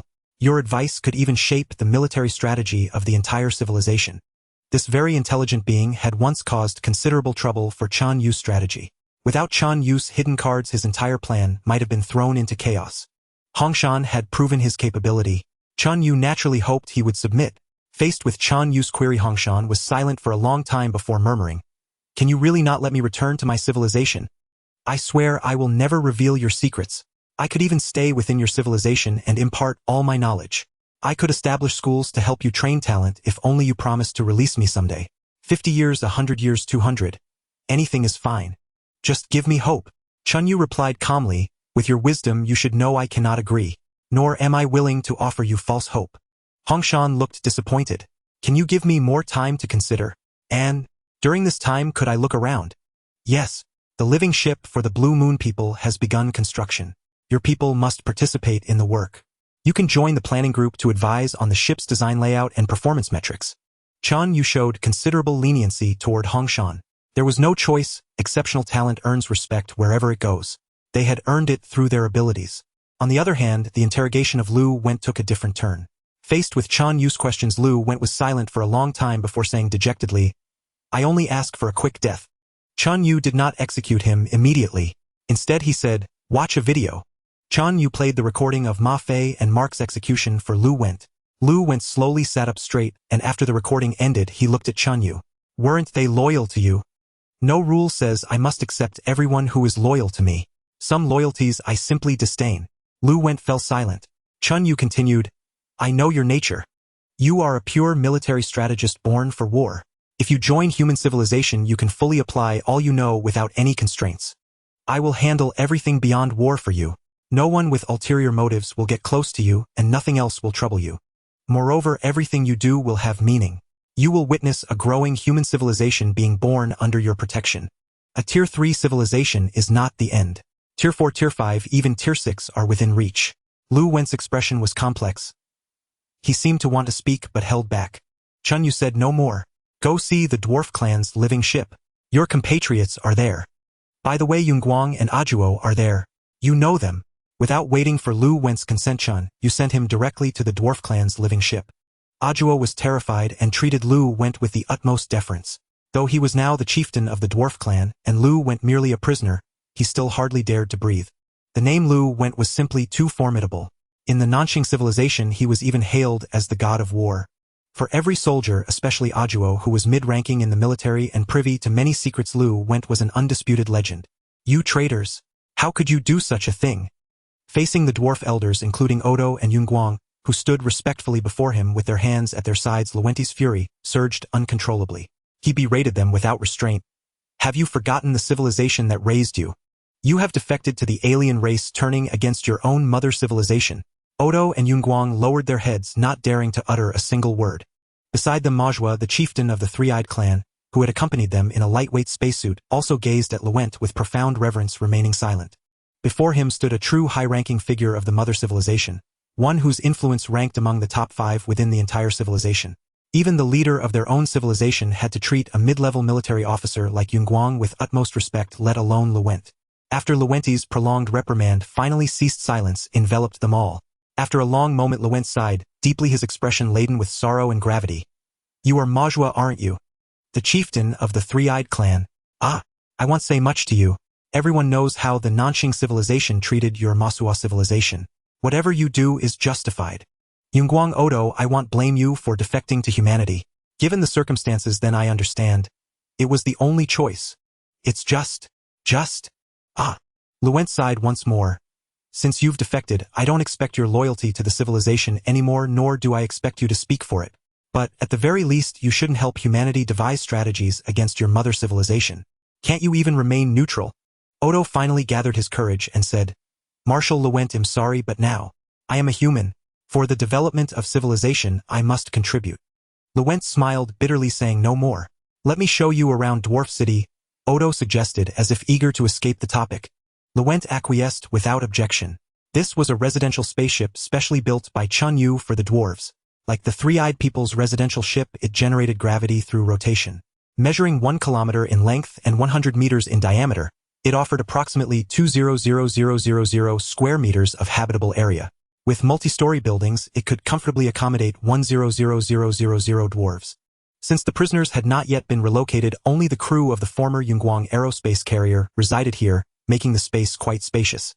Odo and his group led Luent, introducing the ship's layout, functional zones, and scenery along the way. Every dwarf they encountered regarded Luent with a mixture of awe and reverence. After walking for a while, they arrived at a restaurant. It was mealtime, and dwarves who had finished their shift and preferred not to cook flocked here to enjoy the cuisine. Odo said, "Let's rest and grab a bite." The restaurant operated with a hybrid model of robots and human staff. All mundane tasks, processing ingredients, cleaning, sanitation, were handled by a minuscule fraction of Chen Yue's computational power, far less than 100 billionth of his total capacity. The critical step of cooking, which imparted flavor, was managed by dwarf chefs. Business was thriving, with many customers queuing at the counter. As Odo's party entered, numerous dwarves greeted him warmly. Upon seeing Luent, they showed some timidity. Odo responded familiarly, while naturally standing at the back of the line to wait. At this moment, Luent finally spoke. "You have to queue too." He knew Odo was now the dwarf chieftain. Shouldn't someone of his status skip the line? Odo replied matter-of-factly, "Of course. We arrived late, so we queue." Pausing, he added, as if remembering something, "There are no privileges in human society. Everyone has different roles, and earnings vary based on work difficulty and contribution, but all are equal." Luent nodded slightly and fell silent. After the meal, which was indeed delicious, perhaps due to the chef's high enthusiasm, he noted he had never seen a chef so joyful while cooking in the Nanqing civilization. They left the restaurant. "Is this a school?" "Yes." After joining human civilization, many formed families had children and schools were established. For now, there are only young children, no older ones. "Let's take a look." They entered the school and stood outside a classroom, observing a group of Nanqing young children seated, as a teacher lectured at the podium. The teacher attempted to come out, but Odo stopped him. They listened to the lesson. "Look, the small bulb is lit. Do you know why?" "Teacher, I know. It's electricity." "Correct. See, profound physics is hidden in everyday life. With a strong desire to explore and curiosity, we can unravel all the universe's mysteries. Curiosity is the most precious quality of intelligent beings." This scene was peaceful and serene, yet Luenti's face involuntarily showed shock and his heart pounded wildly. In the Nanqing civilization, his education had always preached, "The unknown means danger," and "Never harbor undue curiosity." But here in the classroom, the teacher openly encouraged curiosity and exploration. It took Luent a long time to calm down. Leaving the campus, they toured other facilities. Upon discovering a research institute in a corner of the ship, Luent lingered inside for a long time, observing intently before emerging. Among the prisoners from the Yunguang aerospace carrier, there were no theoretical experts, so fundamental physics research was impossible. Engineers had established this mechanical institute to explore new applications in machinery. This too brought Luent many shocks. After the tour of Dwarf City, standing in the ship's main control room and gazing at this small yet vibrant city brimming with unprecedented vitality and energy, Luenti's expression was complex, his thoughts unfathomable. After a long silence, he finally spoke. "Odo, can you arrange a residence for me? I'd like to live in this city for a while." Odo replied with joy, "Of course." Marshal Hongshan of the Blue Moon Civilization's 3rd Expeditionary Force had now joined the design of the Blue Moon City spaceship. For the Blue Moon people who had already accepted their future fate, it was only natural that they would devote their utmost effort to this vessel, which concerned their future living environment. In this endeavor, the Blue Moon people displayed immense enthusiasm. Under Chen Yue's unified leadership and organization, every task progressed in an orderly manner. In just 1 month, the spaceship's design was finalized and production began. In the Blue Moon civilization, such a task would have taken years to complete. What astonished Hongshan even more was that in less than 3 months, the framework of this colossal spaceship, stretching a full kilometer in length, had already been constructed. All that remained was to fill in the framework, install various instruments and equipment, and carry out interior decoration. This left him almost unable to accept it. Fast. It was simply too fast.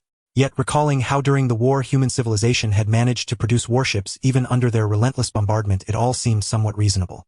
Hongshan had personally experienced Chen Yue's engineering capability and efficiency. Such a terrifying existence, now augmented by the addition of intelligent life to provide inspiration and scientific research support. How immense was its potential, especially during this time, having personally participated in the design and construction of the Blue Moon City spaceship. Hongshan had experienced feelings he could never have known in the Blue Moon civilization. Here everyone was pure-hearted, all working single-mindedly toward the same goal. There was no scheming, no covert strife. Everything was determined solely by contribution and ability with complete fairness and justice. Here one barely needed to think about anything or overcomplicate matters. What was meant to be yours would eventually come to you. What was not meant to be yours was useless to fight or snatch for. This working experience felt both wonderful and relaxing to Hong Shan. Indeed, though physically exhausting and mentally draining from prolonged intense thinking after a good sleep, he always felt revitalized again. This was fundamentally different from that heartfelt weariness. This was the power of purity. Hong Shan's originally steadfast heart began to waver subtly at this moment. "Can I speak with Lu Vint?" Hong Shan asked a random robot, knowing that any robot was an avatar of Chen Yue and could directly contact him. "If Lu Vint agrees, then of course." "I've contacted Lu Vint and he agrees to speak with you." The robot manipulated itself and a screen appeared on its chest and abdomen. The next moment Lu Vint's figure appeared on the screen. In Dwarf City, a similar screen on a robot before Lu Vint showed Hong Shan's figure. "Old friend, how have you been?" "Not bad, and you?" "I'm doing alright too. Tired, yes, but my heart feels light." "Something on your mind?" "Nothing much, just wanted to chat." "How about this? Come to my place for a drink." "Our body structures are different. We can't even be in the same environment. How can we drink?" "Leader of human civilization, can you set up a venue for us? It can be separated by glass in the middle." "It can be done." Chen Yue agreed readily. With hundreds of robots working busily, a specially designed room was soon completed. The room was divided by a glass partition. One side maintained the living environment for the Blue Moon people, the other for the Nanxing people. The glass was transparent, allowing both sides to see each other and communicate directly. Although the intelligent beings of the Nanxing and Blue Moon civilizations had different body structures, both civilizations possessed beverages capable of inducing temporary mental paralysis and confusion. These beverages were extremely popular in both civilizations, even developing into unique cultures. In Chen Yue's view, this was akin to the wine culture of the former human civilization. Thus, although the two beverages were entirely different substances, Chen Yue directly translated them into the same word, wine. In this special room, the two old rivals finally met in reality. Before each stood a table bearing the dishes of their respective civilizations. They took their seats and each drank a cup first. "After fighting you for so long, this is the first time we've met in reality. Haha, do you feel like just beating me to death? You know, I seriously considered a decapitation strike back then. If I could have taken you Lu Vint out directly, the Nanxing fleet would have been no concern. Unfortunately, I never found the opportunity. The feeling is mutual." They drank another cup. Fate is truly strange. Here we are, old rivals sitting together drinking and laughing. Indeed, each side with emotion chatting idly about amusing anecdotes from their civilization's past wars. They had experienced their intentions and thoughts during their clashes, and debating the gains and losses of tactics and strategies. After over 2 hours, both felt slightly tipsy, and a sense of regret for not having met sooner arose in their hearts. When the wine before them was finished, both simultaneously stopped with mutual understanding, not ordering more. At this point, they retained basic rationality. Slightly drunk but not fully inebriated. "What do you think of human civilization?" Finally, they arrived at the most central and critical question. Facing Hong Shan's inquiry, Lu Vint was silent for a long time before sighing, "It's good. Just good. I think I can understand Aadu and Yunguang now." Human civilization, Lu Vint murmured as events he had witnessed and experienced in Dwarf City flowed through his mind one by one. "And you?" Hong Shan was also silent for a moment before speaking with complexity. "It truly is good. I see hope." Lu Vint exclaimed, "Yes, hope. The most precious thing in this universe. We're all in the same boat. Otherwise, how could the conflict here at Wangliang 3 have broken out?" The two exchanged a knowing smile, each understanding the other tacitly. "Let's talk. I want to know his thoughts on the future, his strategies for what lies ahead, and see if he's worth following." Hong Shan said in a low voice, "I imagine your Nanxing civilization has sensed it too. The interstellar situation has undergone such tremendous changes recently. Our choices might even affect the fate of our civilizations. We have indeed sensed it. We're all in the same boat. Otherwise, how could the conflict here at Wangliang 3 have broken out?" The two exchanged a knowing smile, each understanding the other tacitly. Upon seeing Hong Shan and Lu Vint, Chen Yue felt a deep sense of relief. He could tell that both of them were now inclined to pledge their allegiance. At present, they merely wished to gauge his plans and arrangements for the future, as well as assess his capabilities. Chen Yue did not resent this. A tiger can only be led by a mightier beast, never by a sheep. As for the so-called enmity of the past, at the level of Chen Yue and the two marshals, it was nothing but a joke. On the battlefield, both sides stop at nothing. The victor is king, and the loser a bandit. Is it not perfectly normal for people to die? Many people, even entire armies. To be annihilated, being killed on the battlefield simply means one had poor luck or insufficient strength. One cannot blame others. Lu Went and Hongshan, who had fought wars for centuries, each slaughtering millions of soldiers from the opposing side, now sat here drinking and chatting like bosom friends. As long as they were willing to submit, it was good. Otherwise, though, it would be a pity. Chen Yue would have no choice but to eliminate these two military geniuses. Do you have any questions for me? Chen Yue, controlling the bionic robot, asked with a smile. Lu Went said, Leader, what is the full picture of your strategy? You severed the connection between our two fleets and our civilization's homeworld, then defeated us. What is your ultimate goal? Chen Yu's strategy was top secret, but there was no need to hide it from them now. Join the Star Alliance, Chen Yue said directly. Both were taken aback. Join the Star Alliance. Yes, Chen Yue said with a faint smile. You both know where I come from. By a twist of fate, I became what I am now. I cannot be certain of much, but I am sure that my form of existence is extremely unique. Once exposed, countless powerful beings across the galaxy would hunt me down.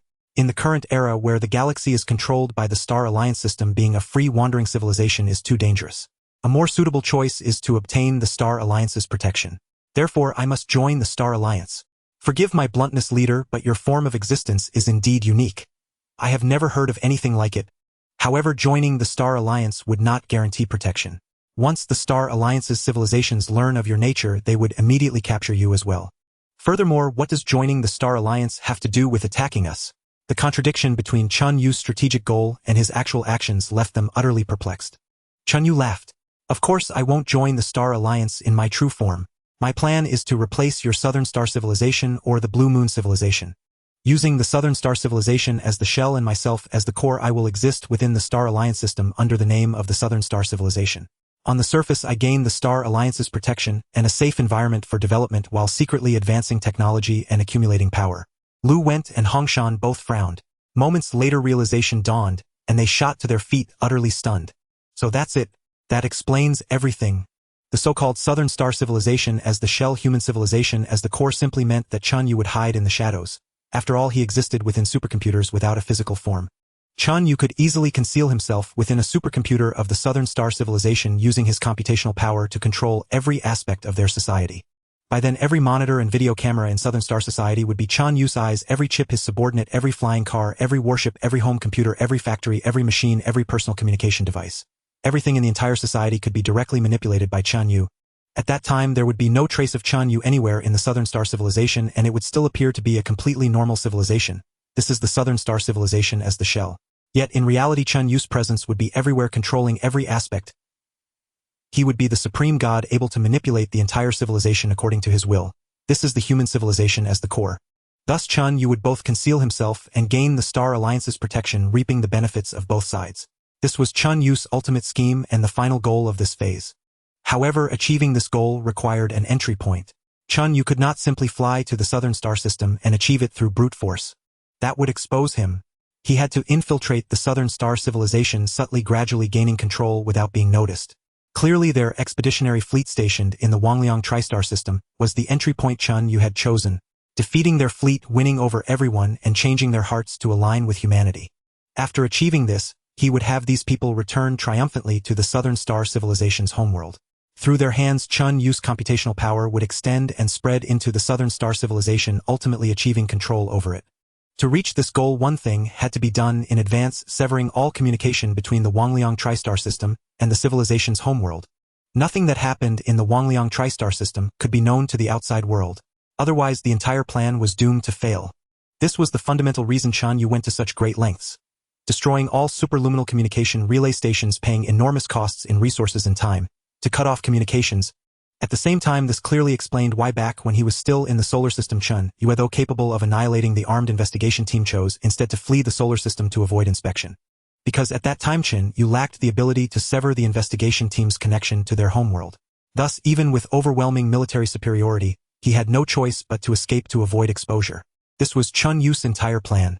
Now the most critical part of this strategy, defeating the combined forces of the two civilizations and winning over most of the survivors, had been accomplished. After a period of time, once communication with the homeworld was restored, Chen Yue would simply have a Southern Star Fleet commander send a message saying something like, communication was cut off due to an accident, and we have completely annihilated the Blue Moon Fleet. The Wangliang Tristar system is now ours. Then they could set sail triumphantly and return to the civilization's homeworld. Everything that happened in the Wangliang Tristar system would thus be concealed. Chen Yue would descend upon the southern star civilization silently and unnoticed. Marshal Luent and Marshal Hongshan were both exceedingly astute individuals. After Chen Yue unveiled his grand scheme, using the Nanqing civilization as a shell and humanity as its core, they quickly grasped his overarching strategy and comprehended all his actions during this period. Such profound foresight. So centuries ago human civilization had already plotted to infiltrate the Nanqing civilization, steadfastly executing the plan until now completing its most arduous phase. The entire scheme was intricately interwoven, colossal yet precise. Luent and Hongshan both gasped for air. After a moment Hongshan asked urgently, "Leader, is your final target the Nanqing civilization?" At this stage Chen Yue had two potential targets. Whether it was Nanqing or Lanyue, he could execute this strategy of swapping the heavens and deceiving the sun. He merely needed to claim that the Lanyue fleet had triumphed, annihilating the Nanqing fleet, and replicate the same approach elsewhere. However, influenced by Aodhua and Yunguang, Chen Yue leaned toward occupying the Nanqing civilization. In response to Hongshan's query, Chen Yue smiled and nodded. For now, the Nanqing civilization. Luent immediately grew agitated, even flustered. "Leader, why choose Nanqing? Our Nanqing civilization is remote, resource-poor, with only a red dwarf as its primary star and few planets. Lanyue is the better choice. The Lanyue star system boasts a subgiant star with over a dozen major planets abundant in resources." At that moment, the two who had been speaking like kindred spirits instantly turned into mortal enemies. Luent was agitated, Hongshan was even more so. "Leader, don't listen to this old fool's nonsense. Our Lanyue star system's sun is indeed large, but you know that a large star brings trouble. Intense stellar activity, frequent flares. We'd prefer a smaller star. Moreover, several stars near the Nanqing system are less than a light year away, making resource acquisition convenient. We Nanqing people are miserable, leader. Don't listen to those traitors Yunguang and Aodhua. Those beasts. Why didn't I eliminate them earlier? You're not miserable, we Lanyue people are." The two erupted into a fierce argument, each describing the harshness of their own star system, hoping Chen Yue would choose the other. Chen Yue smiled, waiting a while before stopping their quarrel. Though their mouths fell silent, they glared at each other with venomous intensity. If not for the glass partition between them, a duel would surely have ensued. Luent, you may not realize it, but human civilization is inclusive and tolerant of its subordinate races. As long as loyalty to human civilization is assured, it's natural to retain affection for one's original civilization. I won't stop it. I'll even encourage it. Aodhua and Yunguang cherish Nanqing civilization no less than you do. Yet, under these circumstances, they still advised me to go to the Nanqing system rather than Lanyue. Have you considered why? Luent, think it over carefully. The fury in Luent's eyes gradually faded as he sank into contemplation. Once Chen Yue descended, the Nanqing civilization would lose its independent identity, becoming part of humanity's ranks. But was this truly a bad thing? The sights and experiences in Dwarf City during this time resurfaced in his mind. Once Chen Yue arrived, Dwarf City's fair and just social environment, simple interpersonal relationships, efficient productivity, abundant resource supply. All of this would also descend. More importantly, the Nanqing civilization would gain the universe's most precious asset, hope. Besides, under the Star Alliance system, were they truly independent? Was their survival genuinely without threat? Not to mention the Star Alliance system's past operations, the immense upheaval currently sweeping the Milky Way. Though unknown to many, Luent, one of the top 5 true power holders within the civilization, was well aware of this. Similarly, Hongshan knew it too. Beside Luent, Hongshan also fell into deep thought. As they reflected, their emotions gradually calmed. "Leader, which civilization you choose to descend upon is your affair. I cannot interfere. I offer no opinion." Luent slowly shook his head. "However, you may not know another matter. It is an absolute secret for our Nanqing civilization. Fewer than 100 people within the entire civilization know of it. I believe Hongshan knows it too. After learning this, will you still choose to occupy a civilization?" Chen Yue grew solemn. "What matter?" Luent said slowly, "All your plans are based on the principle of openly seeking Star Alliance protection while covertly developing technology independently. But what if the Star Alliance no longer exists? Oh, the Star Alliance is gone." Chen Yue was startled. Indeed, all his schemes presupposed the Star Alliance's existence and its control over the Milky Way. If the Star Alliance no longer existed, what point was there in all these machinations? They would be utterly meaningless. Luent's expression grew complex. Our civilization and the Lanyue civilization share a parent civilization, the Ida civilization, which hasn't appeared for over 1,000 years. Luent looked at Hongshan, who also wore a complicated expression. Yes, the Ida civilization was a true level 4 civilization, a super civilization mastering faster-than-light travel. It governed a vast expanse of stars over 1,000 light-years in radius, and all civilizations in this region had to obey its commands and arrangements. But it hasn't appeared for over 1,000 years. Not only that, the Eta civilization vanished, whether destroyed by external enemies or departed. According to our historical records, more advanced civilizations would dispatch another civilization or bestow corresponding technology on a level 3 civilization to elevate it, ensuring another level 4 civilization emerged to control this region. But we waited over 1,000 years and nothing happened. Moreover, since the Eta civilization's disappearance, the Milky Way has rapidly entered a period of tranquility. In the past, even with our level 3 civilization's technology, we could detect many traces of suspected supercivilization wars across the galaxy. But in recent years, all those traces have vanished. The Milky Way is now very calm. Luent and Hongshan unreservedly divulged the most confidential information their civilizations possessed, and Chen Yue's heart grew increasingly heavy. This intelligence was something he could never have grasped before. Over 1,000 years ago, human civilization still existed, but it was merely in the early stages of a Type 2 civilization, so it was only natural that it failed to perceive the transformations occurring within the Milky Way.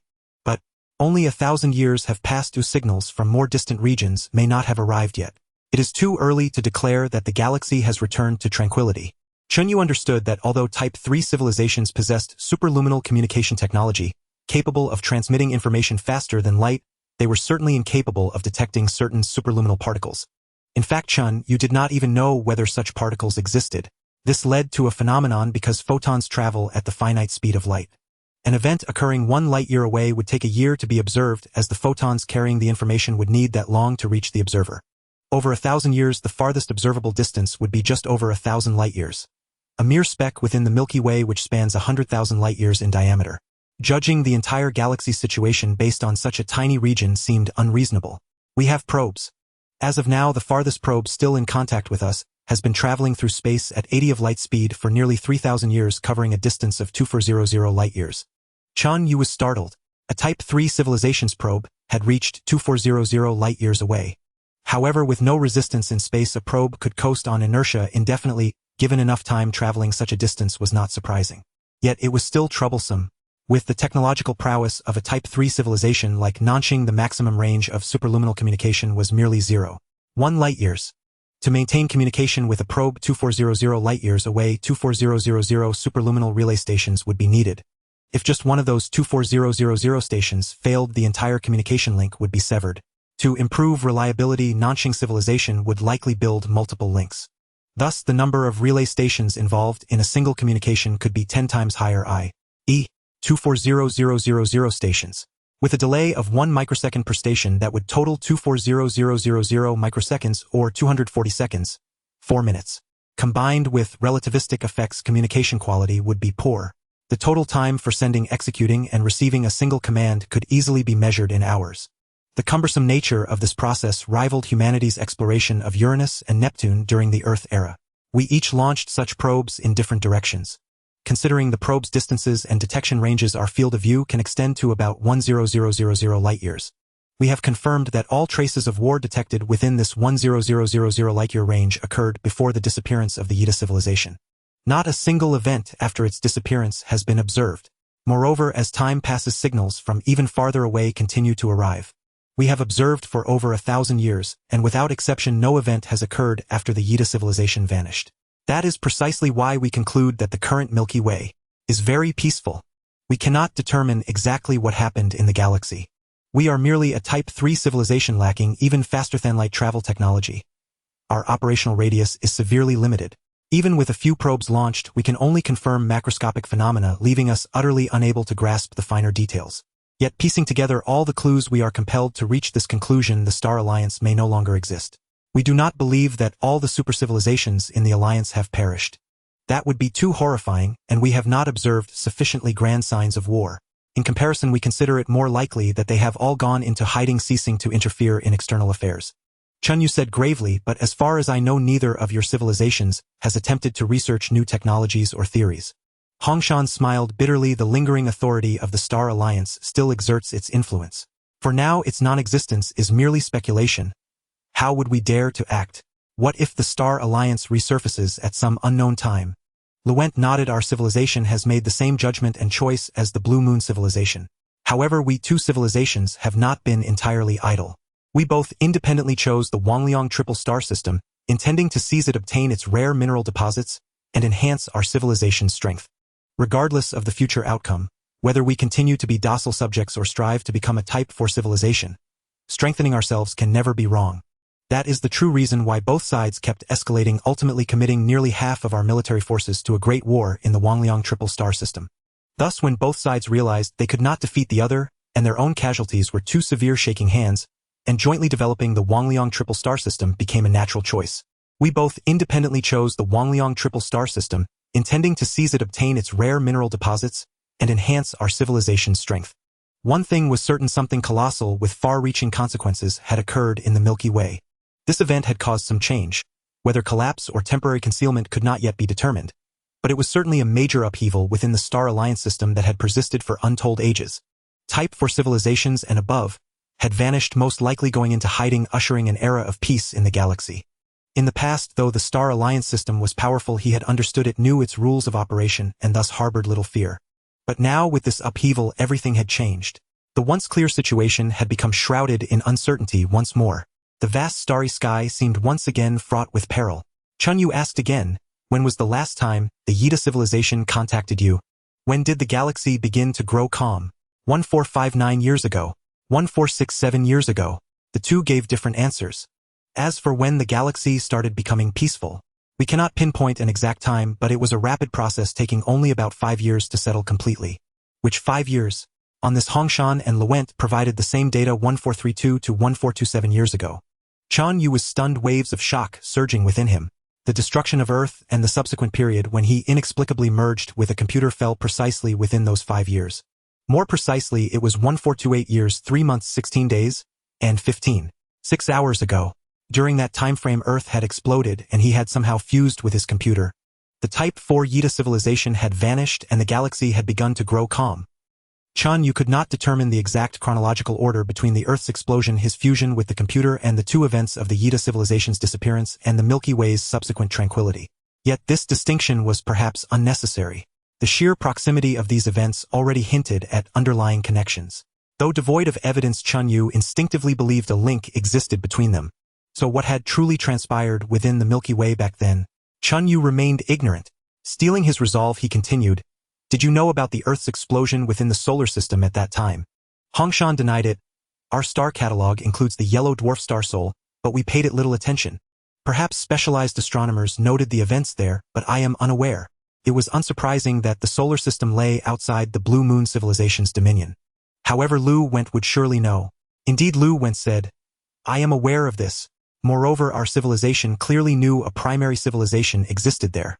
Which specific civilization orchestrated the detonation of Earth and the annihilation of human civilization?" "I do not know." Lu Went shook his head. "Detonating a planet is beyond a Tier 3 civilization. It requires at least Tier 4. After Earth's explosion, we speculated that an advanced civilization within the Star Alliance had eradicated humanity." "What else do you know?" "Nothing more. Frankly, this matter does not concern us. It was merely a Tier 2 civilization, an unregistered one at that. Its destruction was inconsequential." Lu Went's words were blunt. Yet within the Star Alliance system, Chen, you could understand such an occurrence as entirely normal. The Nanxing civilization knew of humanity's existence long ago. Why did it never intervene? Lu Went replied, "A Tier 3 civilization governs a territory with a radius exceeding 100 light-years. In this dense stellar region, a radius of 100 light-years encompasses over 10,000 stars. We lack the energy to monitor each one. Yes, a civilization existed in the solar system. So what? To the Nanxing civilization, it was merely a candidate for a vassal civilization. Just a candidate. Had they developed to a high Tier 2 civilization, we would have intervened and incorporated them into the Star Alliance as our vassal. For us, it would have meant another subservient civilization to exploit, much like the previous Mozodi civilization. If they self-destructed before reaching that stage, it saved us the trouble. Hence, when an unknown advanced civilization directly detonated Earth, leading to the extinction of its civilization, we paid it no heed. As long as we were not the ones destroyed." Chen Yue sensed this was the true attitude of higher civilizations toward lower ones. Your life or death, what concern is it of ours? If you live, we gain a slave. If you die, it matters not. The cold reality of the cosmos was starkly presented before Chen Yue. Yet he felt no anger toward Lu Went's attitude. For all beings and all civilizations were the same. Even the Mozodi civilization, now a Star Alliance member, or even the Nanxing and Blue Moon civilizations themselves, if they ever encountered a higher civilization and suffered a fate similar to humanity's, they would likely deem it reasonable and inevitable. In this vast sea of stars, weakness is the original sin.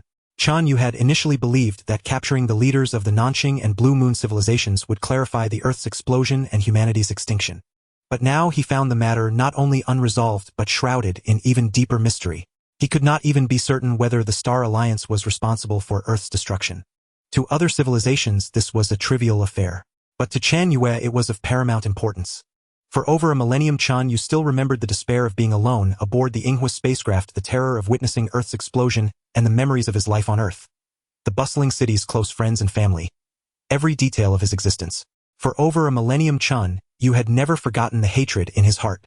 Through 1,000 years of days and nights of relentless effort and total dedication to development, his goal was not only to grow stronger and gain the power to protect himself in this vast cosmos, but also to uncover the truth of that time and avenge his innocent fallen compatriots.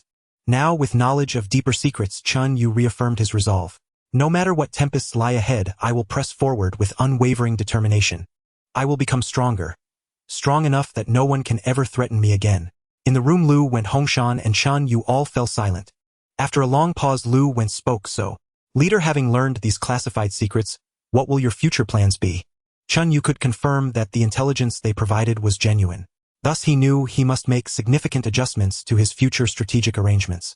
The previous strategy of using the Nanxing civilization as a facade and human civilization as the core was likely no longer viable. The future was even more treacherous. Continuing to take over the Nanxing civilization might not only fail to secure the Star Alliance's protection, but could invite additional risks. Regardless of what had happened, the fact that Tier 4 civilizations and above had all perished, or more likely chosen to hide, was undeniable and had its reasons. As the saying goes, follow the crowd to avoid a beating. If they can hide, so can I.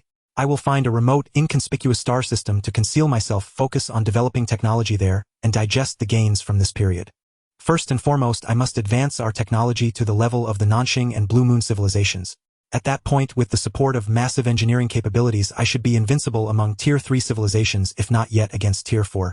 After some calculations, Chen Yue quickly made up his mind. Just then, a signal from the Huoying star system located 0.6 light-years away instantly caught his attention. Startled, Chen Yue immediately redirected numerous telescopes toward a star in the distant deep space. Ik Pegasi, a binary star system, approximately 150 light-years from the Sun. How could this be? Chen Yue was filled with shock. In the vast expanse of space, a colossal blue-white star burned silently. This star was slightly different from the usual spherical stars.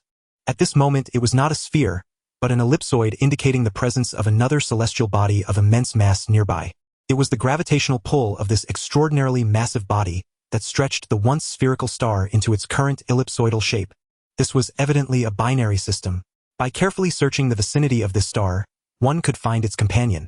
That companion was a tiny, dim celestial body compared to this star. It was roughly the size of Earth with a diameter of only about 1.20000 kilometers. In contrast, the massive star had a diameter of approximately 2 million kilometers. Typically, such a vast difference in volume would imply a huge disparity in mass. Thus, the smaller body would usually orbit the larger one, much like Earth orbits the Sun in our solar system. But that was not the case here. These two celestial bodies, one enormous and one tiny, were actually orbiting each other. Moreover, the larger star was even pulled into an ellipsoid by the smaller one. This meant the smaller body possessed an incredibly high density. Though only the size of Earth, its mass was a staggering 1 times that of the Sun. To put it in perspective, the Sun's mass is about 330,000 times that of Earth and its volume about 1.3 million times. This tiny body had compressed a mass equivalent to 36,300 times that of Earth into a volume comparable to our planet. It was a white dwarf, a fearsome monster lurking in the darkness of the cosmos. It too was once a giant star, but as time passed, its internal nuclear fuel gradually depleted, its volume swelled, and eventually its outer layers were blown away into space by internal energy. The core, subjected to immense pressure, was compressed into this size, thus forming a white dwarf. In a sense, a white dwarf can be considered the corpse or remnant of a star. It is the final destination for stars with less than about 8 times the mass of the Sun. The Sun, which nurtured human civilization, will also follow this path after about 5 billion years of burning. Its outer layers dispersing, its core compressing, eventually becoming a white dwarf. However, the white dwarf the Sun forms would only retain at most half the Sun's mass, far less than this one. In the vastness of space, a blue-white giant star of about twice the Sun's mass and a white dwarf of about 1 times the Sun's mass had been orbiting each other at a distance of roughly 30 million kilometers for hundreds of millions of years. But then, due to some unknown change in an almost instantaneous moment, the surface temperature of this giant blue-white star surged, and its color shifted from blue-white to a brilliant blue. Its volume began to expand rapidly like a balloon being swiftly inflated. An unparalleled violent transformation overtook it. Countless violent sunspots appeared and vanished and reappeared. Fierce solar prominences extended tens of millions of kilometers high, lashing the vast deep space like whips. Intense stellar winds raged around it with enough energy to instantly bake dry a planet covered entirely in oceans. As its volume expanded rapidly, its outer temperature plummeted, and its color eventually turned red. The catastrophe seemed to have ended. After its violent outburst, it appeared to be slowly calming down. Under normal circumstances, it would indeed have calmed down gradually. Driven by its own gravity, the gas that had escaped into space would slowly fall back onto it, and its volume would gradually shrink again, eventually returning to its former state, at least from a macroscopic perspective. But it had a companion star, and they were very close. A mere 30 million kilometers was negligible in the vastness of space. The star had expanded so much that in its outer layers its own gravity was weaker than the gravitational pull of its companion. The consequence was clear: part of the star's material could no longer return to it, but would instead be drawn onto the tiny yet immensely massive white dwarf companion. Thus mass transfer between the two stars was achieved. From an external perspective, it appeared as a colossal star with a long tail extending from its edge. This tail was immense, initially millions of kilometers wide as it left the star, then rapidly narrowing and thinning, eventually spiraling down to connect with a small bright white point. The dead stellar remnant, a white dwarf, was reignited by the nuclear fusion fuel from its companion. Could not revive into a normal star, but this external fuel supply could trigger some peculiar changes. An increase in mass meant an increase in its own gravity, as well as a rise in pressure and temperature within its core. As is well known, hydrogen is the easiest element to undergo fusion. It is the primary fuel of stars. Heavier elements require higher temperatures and pressures to initiate fusion. White dwarfs are typically composed of carbon and oxygen. Although the pressure and temperature inside a white dwarf are unimaginably high, they are still insufficient to fuse these elements. But now the mass from its companion provided an extra boost to its internal temperature and pressure. And so, at a certain moment, nuclear fusion of carbon and oxygen was ignited. Unlike the slow burning of a star, the fusion ignited in the white dwarf's core was uncontrolled. Its nature was akin to a hydrogen bomb, an uncontrolled nuclear fusion, not a controlled one. Uncontrolled meant that in an extremely short time all the fusion fuel would react simultaneously, releasing an unimaginably vast amount of energy, enough to shatter the white dwarf itself. Yes, a celestial body with a mass 1 times that of the Sun, but only the size of Earth, a terrifyingly dense object, was thus blown to pieces, utterly annihilated. Thus occurred one of the most catastrophic explosions in the entire universe. This was a supernova. Now the neutrino telescope that Chen Yue had deployed in the Wee galaxy had detected signs of this impending disaster in advance. Before a supernova ultimately erupts, neutrinos with immense penetrating power can escape from the white dwarf's interior, exhibiting characteristics distinct from their usual state. Thus, by observing these neutrinos, it becomes possible to predict a supernova in advance. Of course, even with such a warning, the lead time would be brief, at most a few hours. At that moment, the neutrino telescope within the Wee galaxy detected signs of a supernova erupting in the vast depths of space.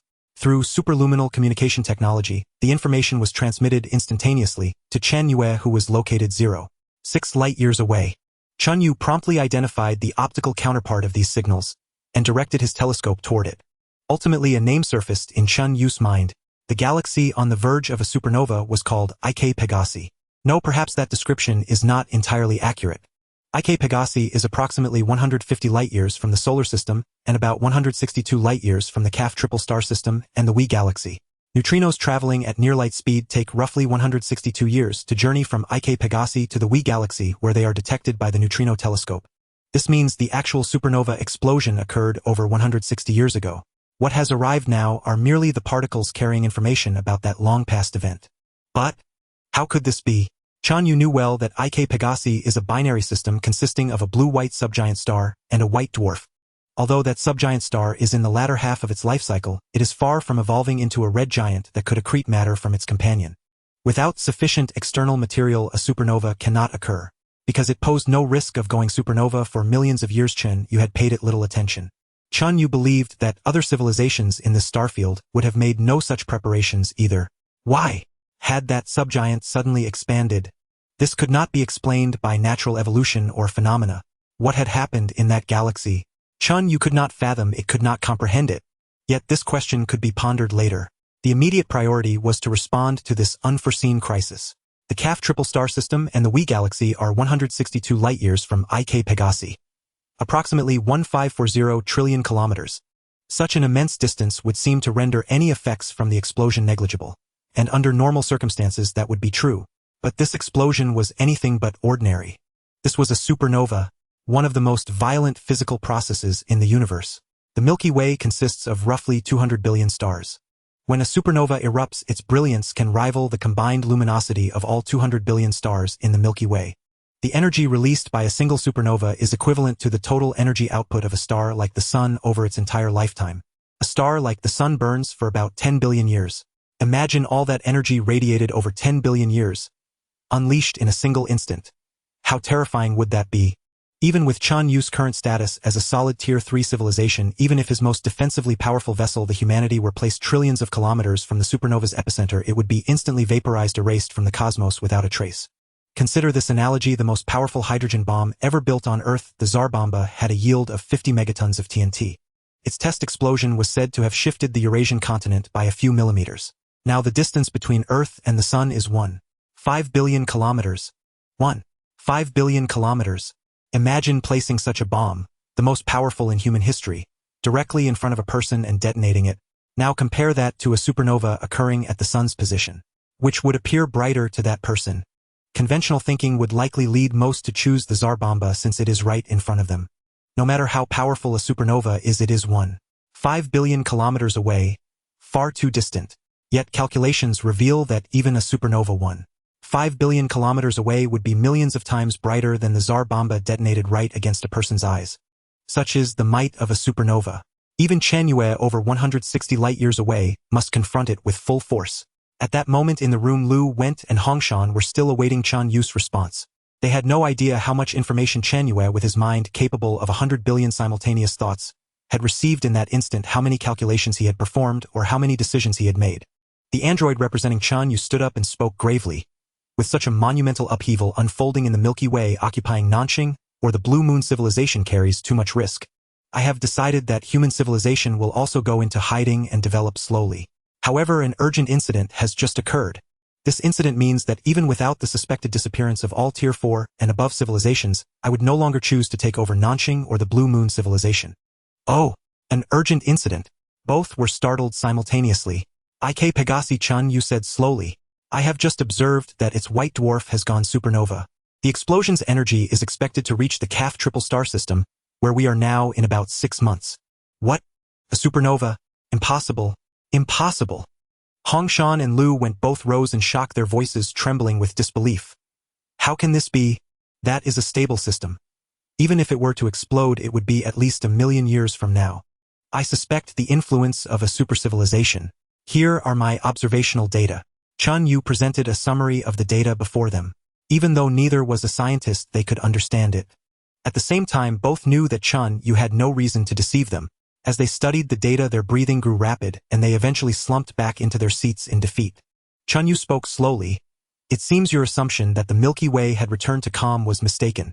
At the very least, this event is almost certainly the result of an advanced civilization's interference. Otherwise, a supernova could not have occurred. Chen Yue did not waver in his decision to go into hiding. Regardless, the conclusion that some colossal unknown upheaval is taking place in the Milky Way remained true. All star systems within a 500 light-year radius of IK Pegasi are no longer habitable for Tier 3 civilizations and below.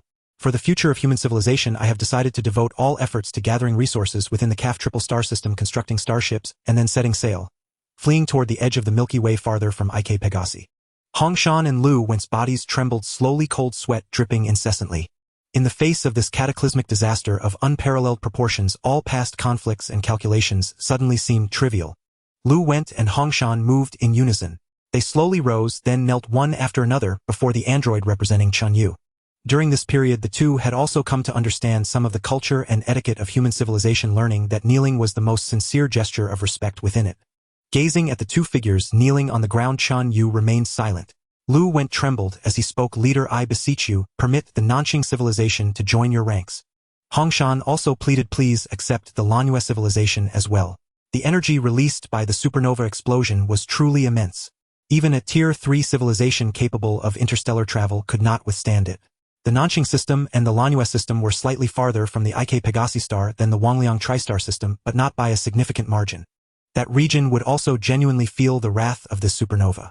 This energy would not obliterate a civilization in an instant. In fact, at the moment the energy arrived to the naked eye, there would be virtually no other effect besides the appearance of a bright star in that region. However, the arrival of such immense energy would drastically deteriorate the interstellar environment. The intensity of electromagnetic radiation across all bands and ionizing radiation would increase dramatically, indirectly affecting the stellar environment, making it more violent, impacting the climate of gas giants, worsening their weather, and vastly increasing the difficulty of resource acquisition. It could even affect the environment of life-bearing planets, disrupting their ecological structure and leading to mass extinctions. Particularly, although the supernova explosion itself is instantaneous, its subsequent effects are continuous and unending. The impact of a supernova explosion on the environment of neighboring star systems can be analogized for Earth to the climatic changes that triggered numerous mass extinctions in its history. The average temperature this year might be merely 1/100th of a degree lower than last year, utterly imperceptible and negligible to living beings. Then next year's average temperature drops another 100th of a degree compared to this year. Year after year the temperature steadily declines. For living beings the environment deteriorates bit by bit. Eventually, when a limit is reached, a particular species can no longer adapt and becomes extinct. This is precisely the situation the Nanxing and Lanyue civilizations now face from this supernova explosion. The space environment grows increasingly hostile, the probability of malfunctions in instruments equipment, and even spacecraft rises, resources become harder to obtain, the incidence of malignant diseases among lifeforms increases, and the constitution of each successive generation weakens. Technology can delay this trend, but it cannot reverse it. Within no more than 1,000 years both civilizations would inevitably decline, potentially even regressing to a Tier 2 civilization. For the quality of the newly born population would no longer be capable of inheriting the vast knowledge of a Tier 3 civilization. By then, if the effects of this supernova explosion have not yet subsided, only eventual annihilation awaits. The only way to avoid decline and extinction is to flee. The farther away from the supernova the better, relying on distance to mitigate its effects. But for an ordinary gregarious intelligent civilization of Tier 3, it is impossible to possess sufficient industrial capacity to manufacture enough vessels to evacuate everyone within the civilization. With a population of nearly 100 billion, how many ships would be enough? Moreover, the effects of the supernova have already arrived. The space environment has turned hostile. To undertake large-scale construction in such an environment, that would be a death wish. This is the true predicament facing the Nanxing and Lanyue civilizations at this moment. Only Chen Yue possessed the capability to escape such a plight, the engineering capacity to bring enough intelligent beings, and thus save the Nanxing and Lanyue civilizations. Faced with their pleas, Chen Yue remained silent. He knew in his heart that with this event centered on Ik Pegasi, virtually all civilizations within several hundred light-years would be annihilated. If human civilization still existed at this moment, it too would surely be destroyed. Chen Yue pondered for a moment, then finally shook his head. I cannot save the Nanxing and Lanyue civilizations. Your civilizations have too many people, requiring too many ships to build, and the resource demands are too great.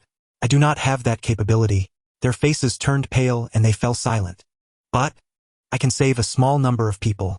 Chen Yue changed his tone. I will allocate a quota of 30 million for the Nanxing civilization and 15 million for the Lanyue civilization. If these 45 million people arrive here before I depart the Wangliang Tristar system, I can incorporate them into human civilization as the Dwarf and Lanyue clans and take them together to a safe place. Your civilizations will be sustained through this means. As for whom to select to come here, I will not interfere. You must set the standards yourselves. My only requirement is that half of them must be scientists. You are both high-ranking figures within your civilizations. How to persuade your leaders to implement this plan is up to you. Hongshan murmured, why do we only get 15 million? Chen Yue said flatly, Otto Yunguang and others have made many contributions to human civilization. Hongshan was silent. Lu Went, however, was somewhat agitated. Although Chen Yue had offered a quota of 45 million, he was well aware that even if this plan were ultimately accepted and executed by both civilizations, he would likely only receive around 30 million people, about half of whom would be scientists meeting the standard. As for the reason, he did not intend to tell them for now. If a total of 30 million people joined, including at least 15 million scientists proficient in the fundamental physics of Tier 3 civilization, it would certainly be a boon for Chen Yue. If the leaders of both civilizations rejected this plan, it would be a loss, but Chen Yue would not be overly concerned. It would merely mean spending a few hundred years researching it himself. Compared to his overall strategy at this moment, spending a few extra 100 years was barely acceptable. I will personally help you repair the severed communication links. I estimate that in 4 months you can re-establish contact with your home civilizations. In 6 months, the energy from the supernova will arrive. By then, all the superluminal communication relay stations in the star region will likely be affected and damaged. In other words, you have only 2 months to persuade your home civilizations. How you manage it is up to you. Now you may leave. The two left the room looking disheartened. The little wine they had drunk earlier had long since been expelled as sweat.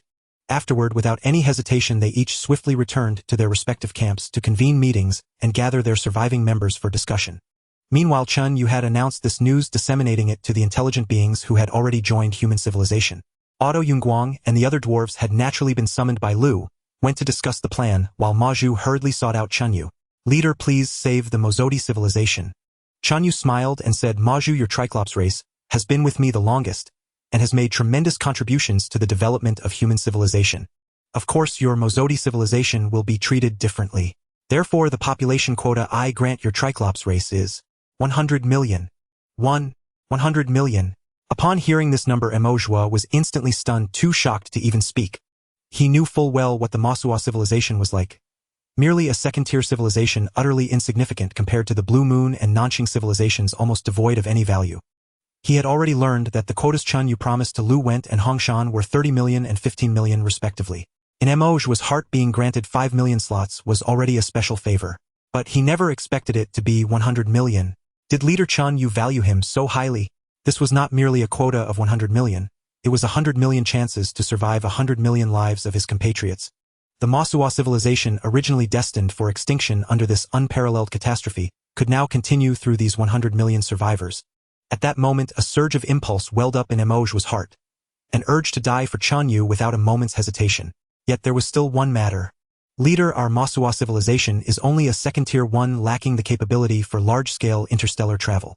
The Blue Moon and Nanqing civilizations could depart from their homeworlds carrying 10 or 20 million people, or even more, to the Wangliang tri-star system. But the Masua civilization could not.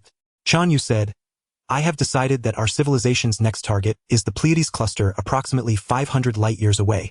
The route to the Pleiades cluster passes quite close to the Masua star system. I will dispatch a fleet to the Masua system to pick up your people, and then we shall depart together. Mo Zhuo bowed deeply to Chen Yue once more. Leader, I thank you. Like Lu Went and Hongshan, Mo Zhuo quickly summoned the high-ranking members of the three-eyed race and held an emergency meeting that lasted through the night. In the meeting room, all the high-ranking officials anxiously awaited Mo Zhuo's response. Though they had now joined the human civilization, the three-eyed people still harbored deep affection for the Masua civilization, like wanderers overseas yearning for their homeland. When their homeland faced a calamity and they possessed some ability to potentially save it from peril, they naturally wished to contribute their strength. Now Mo Zhuo announced the news received from Chen Yue. The leader has granted me permission to allow 100 million Masua people to join the human civilization. Because the Masua civilization lacks the capacity for large-scale interstellar travel, the leader has agreed to dispatch a fleet to the Masua system to welcome them. At that moment in the meeting room, all the three-eyed people erupted in cheers, tears of joy streaming down their faces. Although the total population of the Masua civilization was nearly 10 billion, only 100 million would survive. The vast majority would perish. But what more could they ask for? Originally, everyone was doomed to die. Now, with 100 million survivors, the civilization could be passed down through the three-eyed race. This was the best possible outcome. Lu Went, Aodo Yunguang, and Hongshan felt the same way at this moment. Of course, they wished to secure more slots, but one must not be too greedy. Little did they know at that very moment Chen Yue was also sighing inwardly. If it were possible, Chen Yue would have liked to take every civilization and every intelligent life form along. Whether it was the Nanqing civilization or the Blue Moon civilization, whether it was the Masua civilization or the other second-tier civilizations subservient to the two third-tier ones, totaling 12 with a combined population of about 130 billion plus the Nanqing and Blue Moon civilizations, the total reached roughly 320 billion. Every single one, without exception, would be taken. One could imagine how his research potential would skyrocket with 320 billion intelligent beings joining him. But unfortunately, Chen Yue could not do it. Though Chen Yue's engineering capabilities were vast, they were not without limits.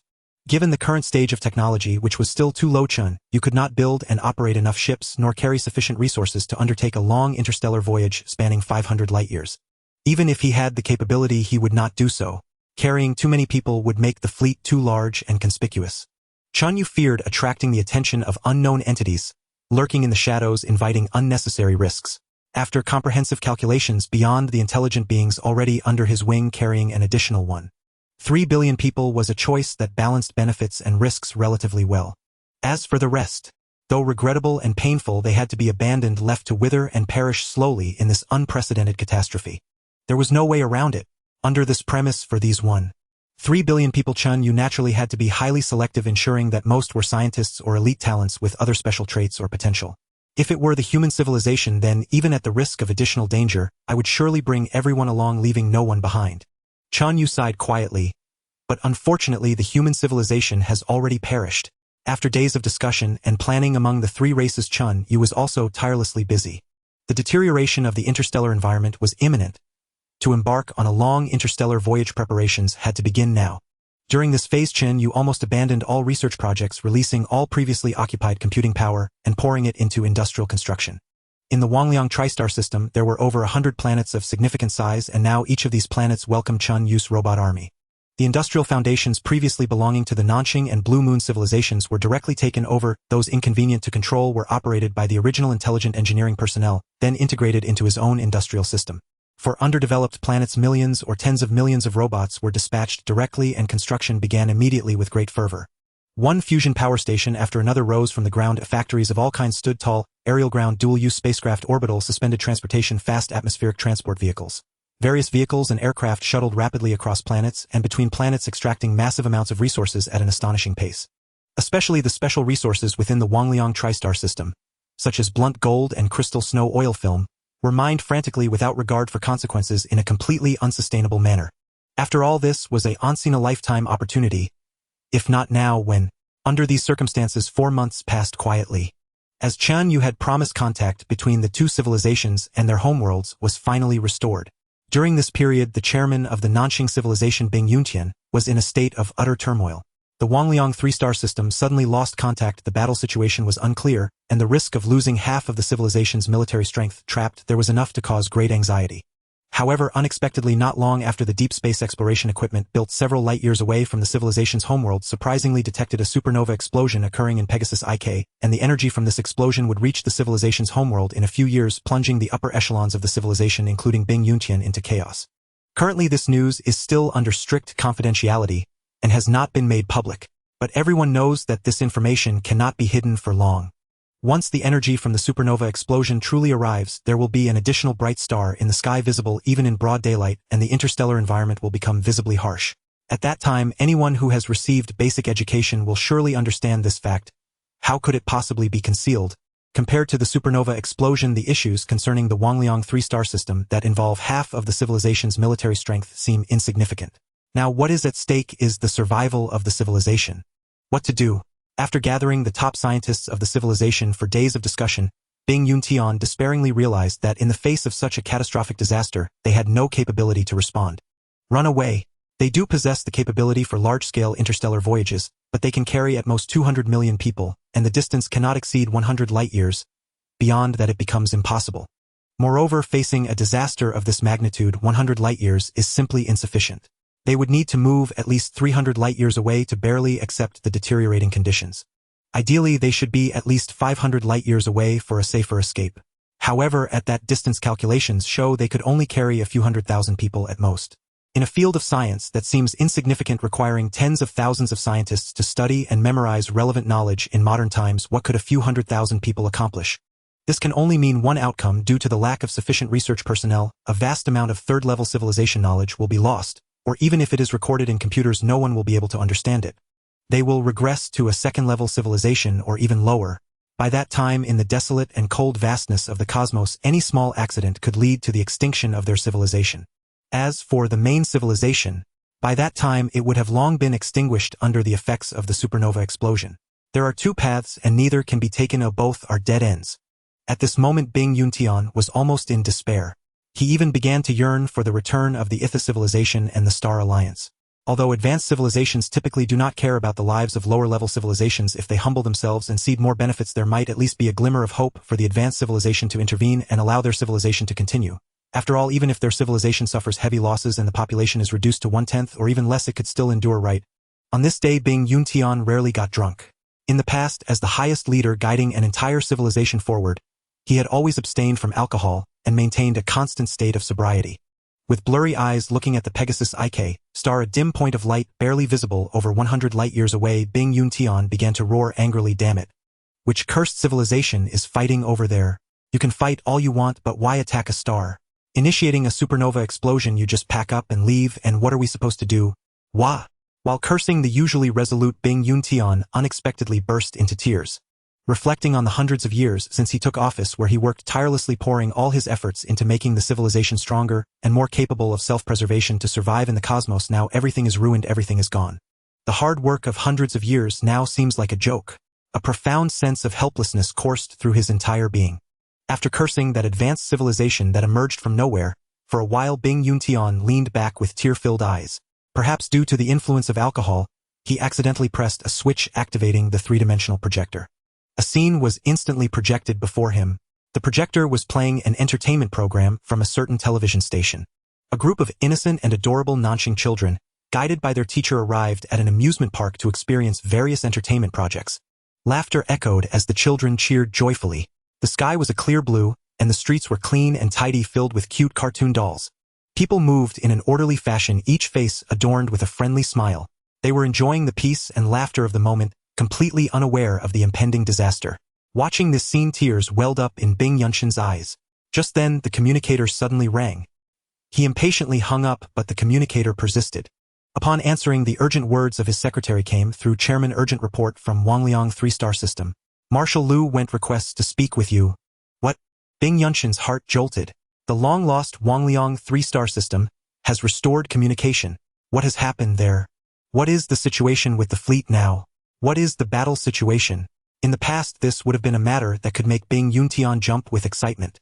But now, apart from the initial shock, Bing Yuntian was suddenly enveloped by an overwhelming sense of indifference. Let Lu Went handle it himself. It doesn't matter anymore, and no matter what the end result is, extinction, so it doesn't matter. He cut off the communication. To his surprise, the communicator rang again. As soon as he connected, his secretary's increasingly urgent voice burst forth. Chairman, Marshal Lu Went said it is related to the supernova explosion. He requests to speak with you immediately. What? Bing Yuntian sobered up significantly. After calming himself, he said he'll be in the communication room in 5 minutes. After washing his face and drinking some water to regain his clarity, Bing Yuntian arrived at the communication room. Lu Went's figure had already been projected before him. Chairman, I have important matters to report to you concerning the survival of our civilization. At this moment, similar situations were unfolding within the Blue Moon civilization. Facing the long-unseen president of the Blue Moon civilization, Landian Hongshan said sternly, what I am about to say concerns the survival of our civilization and must be kept strictly confidential. Gazing at the projection where Hongshan's face was etched with solemnity and gravity, the president of the Blue Moon civilization, Lan Dian, who had been utterly dispirited of late, finally mustered his spirit and said, Speak. You are already aware of the supernova explosion in Pegasus IK. We both clearly understand what this event entails. Frankly speaking, the Blue Moon civilization is essentially doomed. Even if we retreat into the planet's depths and construct countless underground bases to evade the deteriorating interstellar environment, how many people can those bases truly sustain? How much energy can we stockpile? The inevitable outcome of a drastic population decline is the regression of civilization. Facing myriad unpredictable perils, this is virtually equivalent to annihilation. Hongshan continued with gravity. Previously, some extraordinary events unfolded in the Wangliang triple star system. A formidable civilization severed our connection with the outside world and reclaimed the fleets of both the Blue Moon civilization and the Nanxing civilization. That powerful civilization originally intended to settle and develop long-term in the Wangliang triple star system. However, with the supernova eruption, they have no choice but to venture deeper into space and embark on a long voyage. They possess immensely formidable industrial capabilities and are fully capable of undertaking such a voyage under these circumstances. The leader of that powerful civilization, aware of our plight, has graciously granted our civilization a quota of 15 million people. If you can lead these people to the Wangliang triple star system within 200 years, he will take us all on this voyage to a place of safety. Though our civilization will become a vassal, we will at least earn the right to endure. Hongshan then detailed the events of the recent period and elaborated on the plan proposed by Chen Yue. Naturally, anything concerning human civilization or Chen Yue's secrets was vaguely glossed over with terms like that powerful civilization. After Hongshan finished, even Lan Dian, with his formidable willpower, could not help but gape in astonishment. Truly, it was wildly imaginative and utterly beyond expectation. His thoughts raced as he weighed the feasibility of the plan and most crucially its credibility. If what Hongshan said was true then from the perspective of civilizational survival, this was undoubtedly the most advantageous course. Rationally, he ought to adopt this plan. But what if Hongshan was lying? What if he had defected to the enemy and was luring them into a trap, or worse, if the image of Hongshan was a forgery and the real Hongshan was already dead? This risk could not be ignored. On the screen, Hongshan said with remarkable understanding, "Mr. President, I know this is too sudden and the stakes are immense. There is no need for you to decide immediately. You can convene the civilization's high-ranking officials, think tanks, and scientific teams to deliberate together. I will maintain contact with you throughout this period. You can reach me anytime. There are only two things to note. First, the energy from the supernova will soon reach the Wangliang triple star system. I can maintain contact with you for at most 2 months. After 2 months, the communication relay station will be destroyed and cannot be rebuilt. Second, if you decide to execute this plan, scientists must account for at least half of those 15 million people. This is absolutely crucial. No less, no padding. If anyone dares to play tricks on this matter, deceiving this powerful civilization and betraying its goodwill, they will be courting death and will only incur greater losses. Remember this." After repeated exhortations, Hongshan finally terminated the communication with Lan Dian. Then, rubbing his forehead wearily, he turned to look at the other fleet high-ranking officials seated beside and behind him. "Next, the president will likely devise a plan to verify the truth of our words and confirm whether we are under duress or even real." Alas, Hongshan sighed. "This is the only way to save our civilization. I hope President Lan Dian has the courage to make a decision within the given time and bring our civilization's elite here." At that moment, Hongshan and the others could only harbor such hopes. As he had anticipated, immediately after the communication ended, Lan Dian convened the civilization's high-ranking officials, announced the news, and began to formulate a strategy. Some argued emotionally that it was a conspiracy, others urged caution. Still others believed that since doom was certain, why not take a gamble? After rounds of debate, discussion, analysis, and bargaining, the high-ranking officials ultimately decided that they must first ascertain whether Hongshan was real and whether his words were sincere. That is, whether Hongshan genuinely believed this was the best course for the civilization. Since Hongshan could not divulge intelligence about the powerful civilization, they had no basis for judgment other than to trust his assessment. And if Hongshan truly believed this was the right path, that would undoubtedly enhance the plan's credibility. But how could they determine Hongshan's sincerity across a distance of dozens of light years? Accomplishing this was difficult, yet with the immense power of an entire civilization it became remarkably simple. At that moment, over 10,000 specialized teams were formed within the Blue Moon civilization, encompassing information collection and analysis, psychological research, microexpression and micromovement studies, strategic analysis, and logic. Under strict confidentiality, experts first began analyzing every movement, expression, tone, and the logic and emotions in the speech of Hongshan, and all fleet high-ranking officials appearing in the footage attempting to discern truth from falsehood. But this alone was insufficient. Numerous professional intelligence teams set out to collect detailed life histories of all 60 individuals appearing in the footage, from childhood, including who they had secretly admired, conflicts with classmates, unforgettable experiences, and pivotal life moments, leaving no stone unturned. Dedicated databases were established for each person, eventually amassing hundreds of petabytes of data per individual. Finally, after days of deliberation by hundreds of professional negotiation teams, a plan was formulated, and the second communication between Lan Dian and Hongshan commenced under the intense scrutiny of tens of thousands. During a seemingly calm exchange, Lan Dian remarked with feigned casualness, "Hongshan, do you remember the vacant lot where you used to play ball with your friends as a child? It has now been turned into a playground and the children love to go there.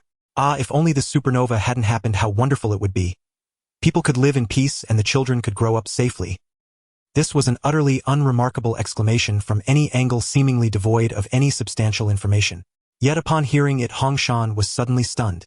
He instantly grasped the true implication behind Blue Lightning President's words. When he was a child, he indeed enjoyed playing on the vacant lot beside his home, but his game of choice was not bounce ball. It was football. Moreover, as far as he knew, that vacant lot had been designated for the construction of a nursing home, not an amusement park. During this period, the civilization must have thoroughly investigated his background, unearthing every detail, making it impossible for them to err on such matters. Since that was the case, Blue Lightning President's deliberate question could only be intentional. What was the purpose? Hongshan's mind raced, and he quickly pieced it together. If I agree, Blue Lightning President would immediately know I am under duress and my previous statements would be false. Moreover, this would not alert the coercer. The reason is simple: no matter how detailed the coercer's interrogation, such minor details could never be uncovered. Thus, I could covertly transmit true intelligence through this subtle, unnoticed method. However, he was not under duress at all. Hong Shan smiled wryly and said directly, "No, Mr. President, you are mistaken. I prefer football, not bounce ball. Also, I recall that location was supposed to be a nursing home, correct?" Blue Lightning's expression remained unchanged as he calmly replied, "Is that so? Then I must have misremembered." Thousands of teams monitoring this exchange immediately began discussions with countless messages surging in the shadows. "By the way, is Hong Shu here? I have some questions for him." Hong Shu was one of the fleet's high-ranking officers. "Hong Shu, come here." Hong Shan summoned him at once. Blue Lightning regarded him calmly and resumed a seemingly casual conversation. This exchange, which appeared superficial, yet conveyed countless hidden messages, continued for over half a month. During this period, at least 100,000 individuals were involved. On the periphery, those verifying and investigating the information numbered in the millions. Under these circumstances, countless pieces of intelligence eventually coalesced into a single conclusion presented before those attending the civilization's high-level meeting. There was no evidence suggesting Hong Shan was coerced or deceiving them. The credibility of his proposal increased significantly. At that moment, Blue Lightning realized that in this cold universe, a benevolent civilization like this might truly exist. Honestly, if it were him, he would never waste his civilization's transport capacity and resources to evacuate people from other civilizations. Such goodwill had never been experienced since the dawn of Blue Moon's recorded history. Even if the condition required half to be scientists, so what? Other civilizations would not even accept scientists. This level of kindness was enough to move Blue Lightning. He felt a surge of emotion. "Though I do not know your name, great leader of the civilization, I sincerely thank you for your aid to Blue Moon. To become a vassal of your civilization is an honor for us." The leadership of Blue Moon finally reached a decisive conclusion. "Select 15 million elites from our civilization to travel to the Wangliang Tristar system, becoming vassals of that powerful civilization to gain protection and ensure our civilization's survival." With the grand strategy set a day before the communication blackout, Blue Lightning informed Hong Shan of the decision, guaranteeing that the number of scientists would be no less than 5 million. Blue Moon civilization would never betray the goodwill of that unnamed civilization. The next day, communications ceased. The covert selection process had already begun. The fleet for this long voyage, capable of withstanding supernova explosions for a short duration and accommodating 15 million elites along with necessary resources, was also being prepared. However, Blue Moon's total population was 92 billion. Out of these, only 15 million would qualify. Those who did not qualify would be left to perish in their home star system. In other words, only one person out of every 6100 would survive. Yet this was still better than none surviving out of 6100. The benevolent civilization had done its part. They could not ask for more. At this moment in the Wangliang Tristar system, following Chen Yue's orders, all spacecraft had returned to port and all interstellar operations had ceased. The system, which had been bustling with activity, fell silent once more. The energy from the supernova explosion was about to arrive. The first wave of energy and impact would be the most intense. To prevent accidents, Chen Yue had to lie low temporarily. Once the initial wave passed, the subsequent effects, though prolonged, would diminish in intensity. Only then could industrial construction resume. As Chen Yue waited in silence, a distant star previously too dim to see with the naked eye suddenly flared to life, outshining all others in an instant. In that moment, violent high-energy gamma rays and X-rays surged forth. The arrival of this energy triggered a cascade of chain reactions. Gamma ray bursts irradiating rocky planets severely impacted their atmospheres, altering their structure. Radiation hitting stars affected their activity, making them more turbulent. Radiation striking gas giants influenced their climates, causing drastic deterioration. Satellites, observation stations, and other facilities left in space that could not be retrieved were instantly destroyed beyond repair. Fortunately, Chen Yue had prepared in advance, adding protections where possible and switching systems to safe modes, preserving most of his industrial strength and facilities. Otherwise, this would have inflicted severe losses. Even so, tens of thousands of large factories suffered heavy damage, with internal circuits destroyed and raging fires spreading everywhere. Even the habitat ship housing the Nanxing people experienced malfunctions. Internal circuits briefly failed, the climate control system was damaged, and the interior temperature soared to 40 degrees Celsius. Had Chen Yue not dispatched tens of thousands of robots for emergency repairs, the tens of thousands of Nanxing people inside would have perished from the heat. Chen Yue also observed that due to the shock wave from the supernova, a large molecular cloud near the Wangliang Tristar system had altered its trajectory, heading toward the system and set to overlap with it in a few hundred years. Compounded by the influence of the two stars, the system's environment deteriorated at least tenfold in that instant. Yet this was merely the beginning of the supernova's impact. Light traveled fastest, so the rays propagating at light speed arrived first. Later, ionizing radiation would pour in continuously. deuterium nuclei, helium nuclei, and various high-energy metal atomic nuclei would all arrive over the next few hundred to thousand years. Eventually, the planetary nebula formed by this supernova explosion would also expand to this region. By then, it would be the true end for all intelligent life and artificial structures in this system. During Earth's era, some scientists likened intelligent life to insects and supernova explosions to insecticides. Chen Yue wholeheartedly agreed. Insecticides can kill a large number of insects, and so can supernovae. A single supernova event could clear all life within a radius of hundreds to thousands of light-years, creating a true vacuum of life. Unless a civilization had reached the level of a supercivilization, facing such a cataclysmic disaster would only leave them trembling, eventually perishing in despair. Sheltered by the planet, Chen Yue lay low in silence, patiently waiting. Only after the initial most intense wave of radiation had passed did Chen Yue slowly resume his construction activities. At this moment, the scene unfolding within the Huoying tri-star system, while not entirely desolate, could be described as having suffered grievous losses. Countless factories, spacecraft, communication, relay station, satellites, and probes were directly rendered inoperative, and even those that survived had sustained varying degrees of damage. Moreover, the intensity of the background radiation in the interstellar environment had increased significantly. Henceforth, Chen Yue would have to continue his work under such conditions. In response, Chen Yue was compelled to drastically increase the quantity of his units and allocate more computational power just to barely maintain his previous level of work efficiency. For an ordinary civilization, such a blow would be sufficient to inflict a devastating wound, perhaps even leaving it crippled and unable to recover.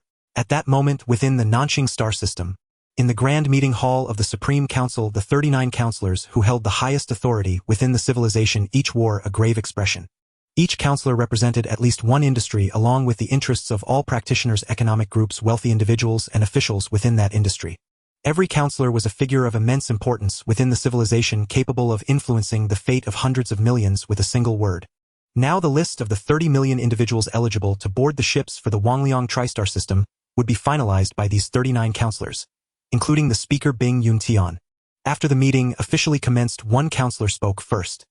He elaborated on the importance of his industry and its contributions to civilization, then put forth a demand: 6 million spots for his constituency. Next, the second counselor demanded 9 million spots. Then came the third, the fourth. After all 39 counselors had spoken, a rough tally revealed that the total number of spots demanded exceeded 60 million. A figure double the quota provided by the mysterious civilization. This was clearly unacceptable. Thus the numbers had to be reduced further. But from which counselors would the cuts be made? And by how much?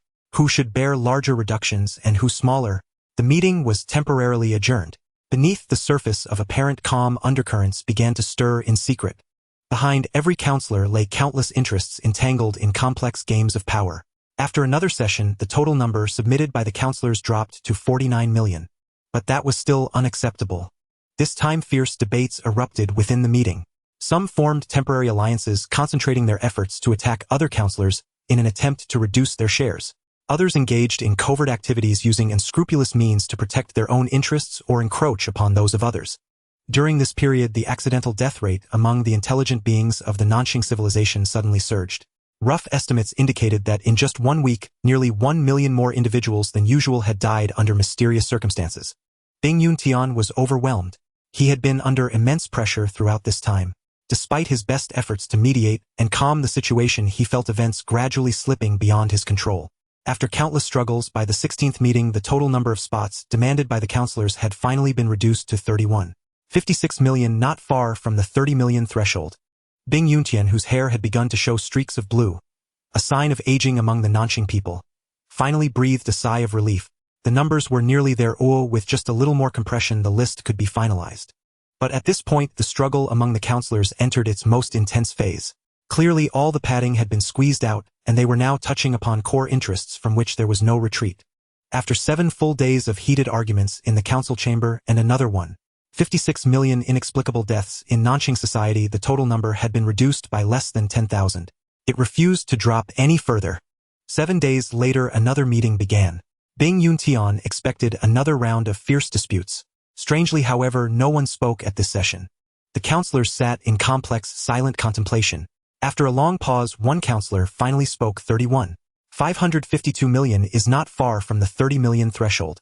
If that civilization is truly benevolent, surely they wouldn't mind such a small excess. Aren't they supposed to be benevolent? They're saving 30 million, what's another 5 million? Would they really turn us away over that? If they can't even save a few more, what kind of benevolent civilization are they? Following the first speaker, the remaining counselors voiced their opinions one after another. Bing Yuntian immediately objected. 30 million is the standard line. It cannot be changed. You are the leader of our civilization. Now is the time for you to stand up and fight for our interests. Don't you want to save more people? If you dare not fight for our civilization, what kind of speaker are you? If you can't handle it, I propose an emergency election to choose a new speaker. Yes, a new election. Bing Yuntian truly felt events spiraling beyond his control. Faced with the united fervent opposition of the counselors, a profound sense of powerlessness filled his heart. He suspected they had secretly formed a coalition to pressure him. Taking a deep breath, Bing Yuntian made a decision. He believed that only he truly considered the future destiny of the civilization. If he were replaced, the new speaker might lead the civilization in an unknown direction. At this moment he had no choice but to compromise. Thus, the Nanxing Civilization Council finally approved the list. To ensure the smooth commencement of the long voyage, the Nanxing civilization had to set sail before the effects of the supernova explosion truly reached the Nanxing star system. Otherwise, once the truth was exposed, the civilization would immediately descend into chaos, and no one would be able to leave. The space carriers, heavy transport ships, and logistic support vessels for this voyage had already been deployed. It was time to organize the boarding operation. A large number of selected individuals, some informed and some not, received notifications and were secretly transported to the long voyage fleet. They were then immediately forced into hibernation, while publicly it was announced they were being sent on secret missions and would temporarily sever contact with others. Unbeknownst to the majority, the long voyage operation proceeded methodically. Everything seemed to be going smoothly, yet the sense of powerlessness in Bing Yuntian's heart only grew heavier. To ensure that everyone who finally boarded the ships possessed the proper qualifications, Bing Yuntian established numerous oversight teams that continuously verified each individual's identity. At that moment, one such inspection team submitted a report to him. The report indicated that a street thug who had no profession and survived by swindling and cheating had somehow inexplicably obtained boarding qualifications. What is the meaning of this?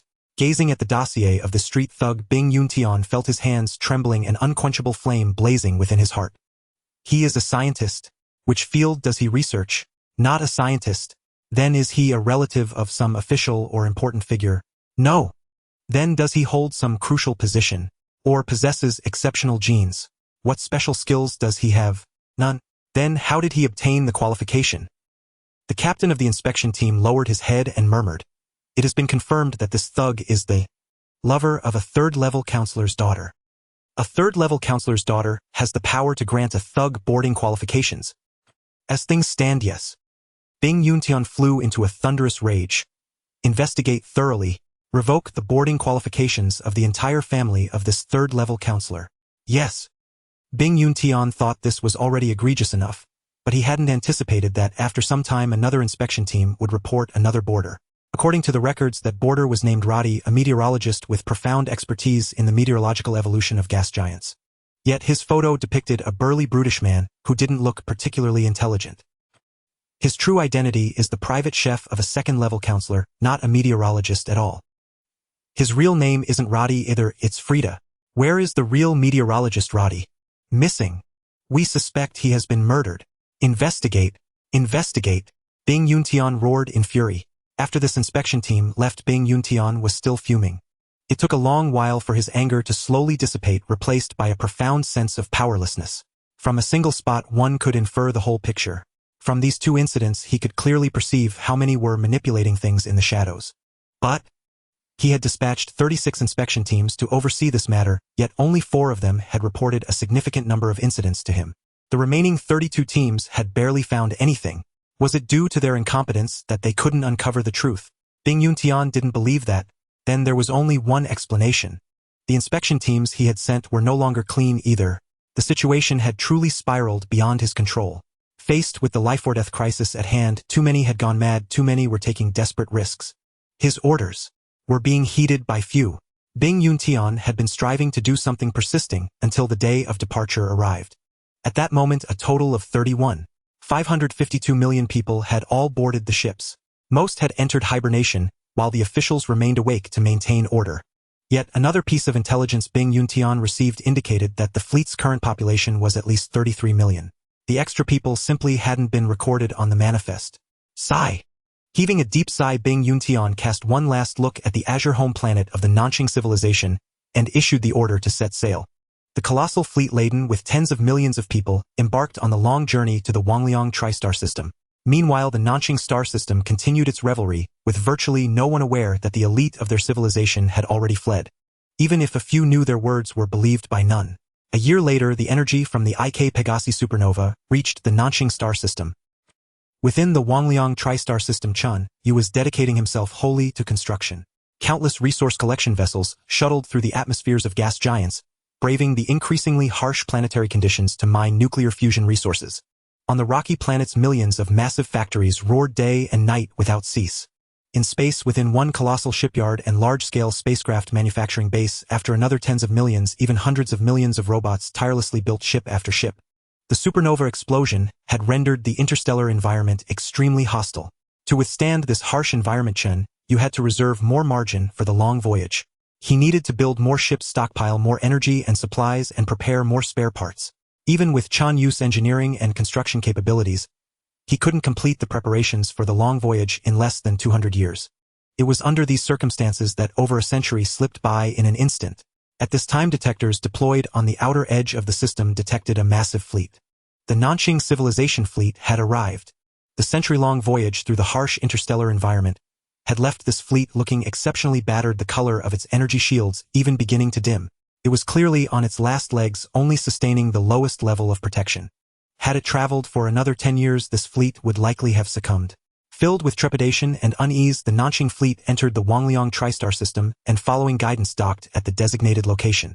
Chen Yue, amidst his myriad tasks, allocated a fraction of his computational power to begin receiving this fleet and its batch of refugees. Lu Went, Yunguang Odo, and others also participated in this reception. Inside the meeting room were only Lu Went and Bing Yuntian. Outside, Odo, Yunguang, and the others were warmly received by the other leaders of the civilization. Chen Yue knew that the leaders of the Nanqing civilization were filled with too many questions at this moment, so he specifically set aside some time for Lu Went and the others to converse privately. Inside the meeting room were only Lu Went and Bing Yuntian.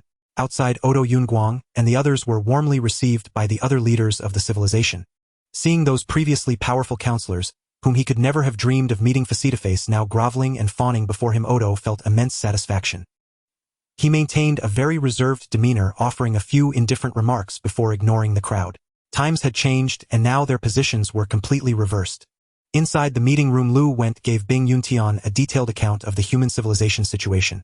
Upon learning that this was not a deception, and that leader Chen Yue was truly a benevolent entity, Bing Yuntian breathed a sigh of relief. I never imagined such a unique being as Leader Chen Yue could exist in the universe, Bing Yuntian marveled. Indeed, only Leader Chen Yue can help us continue our civilization. When will Marshal Heizhan arrive? They departed from the Gliese 393 system, and are expected to need some more time to get here. Leader, was this long voyage smooth? Bing Yuntian sighed. Not very. Upon hearing that the number of people this time was at least 33 million, and that a considerable number of scientist positions had been usurped, Lu Went's face darkened as well. They are fools. Lu Went's tone was filled with bitter disappointment. Do they still think they are the leaders of a civilization? We are refugees now, vassals of human civilization. They must know their place. After his fury subsided, Lu Went eventually fell into silence. Since the deed was done, they had to find a way to face it. Regardless, those people were still his compatriots. He could not simply watch them perish. Lu Went said hoarsely, I will plead with the leader, hoping to spare them and strive for a favorable outcome. Alas! Bing Jianshan smiled bitterly. It is my fault. I failed in my duty as the speaker. You have done your best. Lu Went left the meeting room. As soon as he stepped out, the powerful counselors who had been waiting outside swarmed around him. Marshal Lu Went, long time no see. Are you free this evening? I would like to invite you to a banquet. Marshal, there are some very important matters I need to discuss with you. When would be convenient? Marshal. Lu Went wore a cold expression, ignoring everyone, and strode away. Beside him, Atuo Yunguang and the others also hurried off. The counselors looked at each other in bewilderment. After a long while, a voice filled with rage rang out. A petty man risen to power? Boarding a shuttle spacecraft, Lu Went remained silent for a long time before pressing the communication request button. Leader, you must already know about the Nanqing civilization. What do you intend to do? Chen Yue replied calmly, only those who abide by the rules are qualified to join human civilization. A chill ran through Lu Went's heart, yet he could utter not a single word. After a period of reorganization, Chen Yue began the process of personnel screening. Tens of millions of robots entered the Nanxing fleet, individually interrogating every passenger. Before long, Chen Yue had grasped every Nanxing individual's specialty's level of scientific knowledge and research potential. The final screening results showed that only 10.2 million people met Chen Yue's definition of a scientist, accounting for merely 29.57 of the total 34.5 million. The proportion he had initially stipulated was half. These 10.2 million were taken away by Chen Yue and temporarily settled, while a second screening was conducted among the remaining. All imposters, those who facilitated the imposters, those who did not meet the standards but were forcibly inserted, and those involved in underhanded dealings, totaling 16 million people, were all weeded out. Upon seeing this number, even Chen Yue could not help but marvel. Good heavens, out of 34.5 million people, nearly half do not meet the standards. These Nanxing civilization officials have truly black hearts and audacious courage. After removing these 16 million, approximately 18.5 million people remained. These individuals all met the criteria. Even if they were not scientists, they possessed certain value, such as excellent genes, strong practical skills, innovative abilities, organizational talent, or artistic sensibility, making them worthy of Chen Yue's acceptance. This was precisely why Chen Yue had initially planned to accept only about 20 million people, but had given the Nanxing civilization a quota of 30 million. Chen Yue had long known that there would be underhanded dealings, so he had reserved a margin for himself in advance. Chen Yue also took these 16 million people away, directly transferring them to a city built on a large planet specifically tailored for the Nanxing people. Of course, although it was tailor-made, it was merely a survival camp in nature with an environment and resources barely sufficient to sustain life. It could hardly be described as pleasant. Several powerful counselors from the civilization murmured among themselves, "What place is this? How have the humans arranged for us?" A Nanxing woman dressed in finery and holding a pet like an aristocratic princess covered her respiratory organs with disgust and complained, "It's so small here. The air is foul too. No way. Isn't that human civilization very powerful? They're making us live in a place like this. It's barely better than a kennel. Hey, humans, aren't you a benevolent civilization? Is this your way of treating guests?" After roughly dumping all 16 million people into this survival camp, Chen Yue's voice echoed from every corner of the city, reaching the ears of every Nanxing person. "I am sorry to inform you all that the reason you are here is because you do not meet the acceptance standards of our human civilization. You are not qualified to join human civilization. However, you have already arrived in the Wangliang triple star system and lack the ability to return to your home planet. Out of humanitarian considerations, our human civilization will not abandon you completely. Therefore, I have specially built this city for you to reside in. As you can see, the environment here is not good. Cramped and crowded with polluted air and scarce supplies. This is because I have no obligation to protect you. I am merely providing a survival environment based on humanitarian principles. If you desire a better life, you must strive and build it yourselves." Shock was etched on every Nanxing person's face. At that moment, aside from Chen Yue's voice, there was no other sound in the city.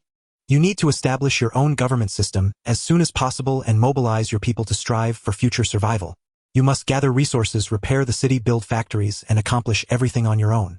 Until a refugee government is formed, I will temporarily take over the city out of humanitarian principles, providing basic functions like public safety and city operations, and offering a certain amount of energy and resource support free of charge, but for a maximum of 5 years.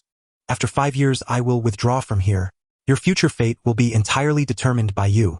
That is all. From now on, everyone may enjoy this city." Chen Yue's voice faded. For a long time, the people scattered throughout the city snapped out of their shock. The Nanxing woman holding her pet like an aristocratic princess shrieked, "Humans, you cannot do this. We came to enjoy ourselves, not to be refugees." A counselor wept bitterly, Leader, I was wrong. Give me another chance. I am still useful, I have value. I have strong organizational and leadership skills. Save me." Bang! A Nanxing man resembling a thug suddenly punched a noble-looking Nanxing woman to the ground. He panted heavily like a demon. "Why did you trick me into coming here? Why?" Endless chaos erupted in the refugee city. The noble princess, powerful counselors, officials, and wealthy individuals were instantly beaten down by the enraged crowd. Bang! The gun of a robotic security officer rang out. Countless rioters fell to the ground in astonishment. "Before the refugee government is established, I am responsible for public order in the refugee city. It would be best for everyone to remain calm." A cold voice emanated from a robot. On the other side, a small fraction of the Nanxing individuals who had been selected by Chen Yue as meeting the standards were gradually relocated into the large-scale habitat spacecraft he had constructed in advance. Compared to the environment of the refugee city, which could barely sustain survival, the conditions within the large habitat spacecraft were akin to paradise. This new type of habitat spacecraft retained a cylindrical shape with a length of 5 kilometers and a diameter of approximately 300 meters. Each such large habitat spacecraft encompassed an internal area of roughly 4.7 square kilometers.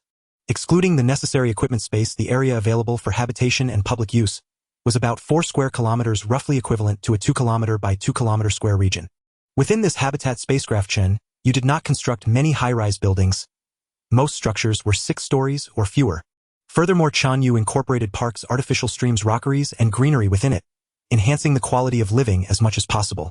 Thus, even though this habitat spacecraft was much larger than the older models, its internal population capacity was significantly reduced, accommodating only about 50,000 people. It rotated at a certain rate, thereby generating gravity on the inner surface of the cylinder akin to that of the Nanxing civilization's home planet. With the support of simulated skies and a simulated weather cycle system, although this habitat spacecraft could not truly match the Nanxing civilization's home planet, it was at least 70 to 80% similar. This was the flagship habitat spacecraft Chen Yue built for the Nanxing people, designated Nanxing 1. Only those who had contributed the most to human civilization possessed the highest potential or held the highest status, such as Yun Guangao Duo Lu Went and the newly recruited Bing Yunqian, whose strategic vision had been confirmed through previous engagements, along with scientists verified by Chen Yue to possess genuine talent and strong research capabilities, as well as their families, were eligible to reside there. Apart from Nanxing 1, there were secondary habitat spacecraft Nanxing 2 through 10, each carrying a population of 100,000. The remaining over 10 million Nanxing people were uniformly settled in another city Chen Yue built on the planet's surface, Nanxing City. Nanxing City covered an area of over 400 square kilometers, housing the remaining total of more than 10 million Nanxing individuals. This population density could be considered extremely crowded, but it was far better than the refugee city. Not only were supplies provided without restriction, but there were also numerous comprehensive infrastructure services, including public safety and leisure activities, all fully available. Chen Yue did not conceal the fact that he had left so many people to fend for themselves in the refugee city. He intended to make it clear to the intelligent beings under his command that under his rule they must obediently follow his regulations. Those who did not abide by the rules, regardless of their former status, would be dealt with accordingly. Chen Yue's iron-fisted methods instilled deep awe in the hearts of the intelligent beings. After another period, the long-range fleet of the Blue Moon civilization also arrived at the Wangliang 3-star system. As Chen Yue had anticipated, the Blue Moon civilization's fleet also exhibited excessive numbers. Originally, the quota for the Blue Moon civilization was 20 million, but the fleet contained over 24 million people. With the precedent of the Nanxing civilization, Hongshan did not plead with Chen Yue this time. He directly allowed Chen Yue to screen out over 9 million individuals who did not meet the standards and cast them into the Blue Moon refugee city. Formerly high-ranking officials of the civilization, pampered and proud young ladies. All were treated equally regardless of their background and were sent to the refugee city without exception. Initially, some attempted to organize protests. Chen Yue did not hesitate. Those who resisted were executed on the spot. After killing roughly over 10,000 people, the rest became docile. Although everyone knew that the so-called refugee city and the plan to form a refugee government for self-rescue were utter nonsense. Facing the disaster of this supernova explosion, even on their home planet with hundreds of billions of resources at their disposal, these privileged classes could only barely survive. Now, in the refugee city, without Chen Yue's aid, they would likely perish before long. They were merely waiting to die there. The remaining Blue Moon people were assigned according to rank to the Blue Moon 1 through 10 habitat spacecraft, while the rest were settled in Blue Moon City. After completing the screening of the population and preliminary skills training, Chen Yue assigned the total of approximately 55 million Blue Moon Nanxing and Tri-I people to various positions, involving them in the voyage preparation project. Although the labor provided by these 55 million people was less than 1,000th of Chen Yue's own capabilities, every bit counted, and he could not let them remain idle. The 5-year period arrived swiftly. At this moment, Chen Yue decisively withdrew the computational resources he had allocated to maintain the 2 refugee cities, and halted all material and energy aid. Chen Yue had initially assumed that with this 5-year buffer the refugee government would at least have been established, and there would be some semblance of organizational capacity. But contrary to his expectations, refugee governments were indeed formed. However, there were 7 in the Nanxing refugee city, and 9 in the Blue Moon refugee city. As for the smaller groups that cobbled together makeshift teams and called themselves refugee governments only to disband within days, Chen Yue did not even bother to count them. At this point, after Chen Yue's computational support was withdrawn, the refugees did not think about organizing for immediate self-rescue. Instead, they immediately engaged in conflicts vying for the dwindling resources. Under Chen Yue's forceful suppression order had barely been maintained with few deaths. Within a week of his withdrawal, the population of the refugee city dropped to half its previous size. Within a month, it dwindled to merely 10% of its original number. Chen Yue observed the entire process coldly without any interference. The refugee government with the toughest measures and the most cunning leaders survived until the end. They finally considered self-rescue and sought ways to sustain their living environment, but the workforce was insufficient. Maintaining the city's operations became impossible. Watching the city gradually decay and eventually cease functioning was already an inevitability. By this time in the struggle, for the scant remaining survival resources, the refugee government fractured once more and different factions initiated another war among themselves. If you die, I can live a little longer. Competition for survival has always been this brutal. In the 9th year after Chen Yue ceased aid, the last Nanxing and Blue Moon individuals in the refugee city died one after another. The 2 refugee cities were completely abandoned. At this moment Chen Yue acted decisively, dismantling the 2 refugee cities without any mercy. After all, so much metal and equipment. Even if scrapped, they could be recycled and repurposed. They were resources, how could they be wasted? I built cities for you, but you couldn't survive on your own. Don't blame me. The vast resources salvaged from the 2 refugee cities, combined with the ceaseless extraction of resources from various planets, finally allowed Chen Yue to construct his colossal fleet. At this moment, the warships under Chen Yue's command had returned to their prime and had even surpassed it. Now he possessed a full 200000 warships of various models, and these were more advanced versions, having absorbed some technology from Nanxing and Lanyue. At this stage, Chen Yue had thoroughly and systematically mastered all the technology of these 2 civilizations by interviewing every research scientist individually. This did not mean Chen Yue had fully comprehended and could freely apply the technology. In fact, he had only barely grasped much of the scientific data and details through a method akin to rote memorization. Because Chen Yue simply had no time or resources to conduct extensive scientific experiments. Without bottles of reagents in a chemistry lab, without repeated collisions in a large particle accelerator, without furnaces blazing in a materials lab, and without repeated experiments and improvements, even Chen Yue could not fully master these technologies or understand the principles behind them. But this did not prevent him from temporarily utilizing these technologies, albeit at a relatively shallow level. Under these circumstances, Chen Yue built larger aerospace carriers. Each aerospace carrier could hold over 6,000 small and medium-sized spacecraft.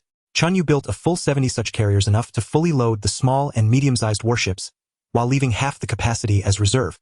He also built about 2,000 heavy transport ships, each capable of carrying 36 million tons of supplies, totaling 72 billion tons of various materials. With such vast amounts of supplies and energy, even a voyage spanning hundreds of light years would be more than sufficient. According to Chen Yue, estimates a normal voyage without any incidents would consume only about 30 billion tons of supplies. The surplus supplies were of course a backup for emergencies. After all, with the supernova explosion, the surrounding star regions had become hazardous. Bringing extra supplies was a precautionary measure. As for the living ships required for intelligent beings, Chen Yue did not build many. For the 3 races under the banner of human civilization, Chen Yue built only 10 living ships, for each barely enough to support 1 million people. The remaining intelligent beings were not to be abandoned. Chen Yue planned to keep them in hibernation, saving energy, resources, and space. A room measuring 10 by 10 by 3 meters, totaling 300 cubic meters, including corridors and common areas, could accommodate at least 30 hibernation pods, allowing 30 intelligent beings to complete the journey. But if the beings were not in hibernation, accounting for activity space, the same room could barely support 1 or 2 people. To this end, Chen Yue developed a brand new type of spacecraft. Its length was comparable to that of an aerospace carrier, reaching the scale of 10 kilometers.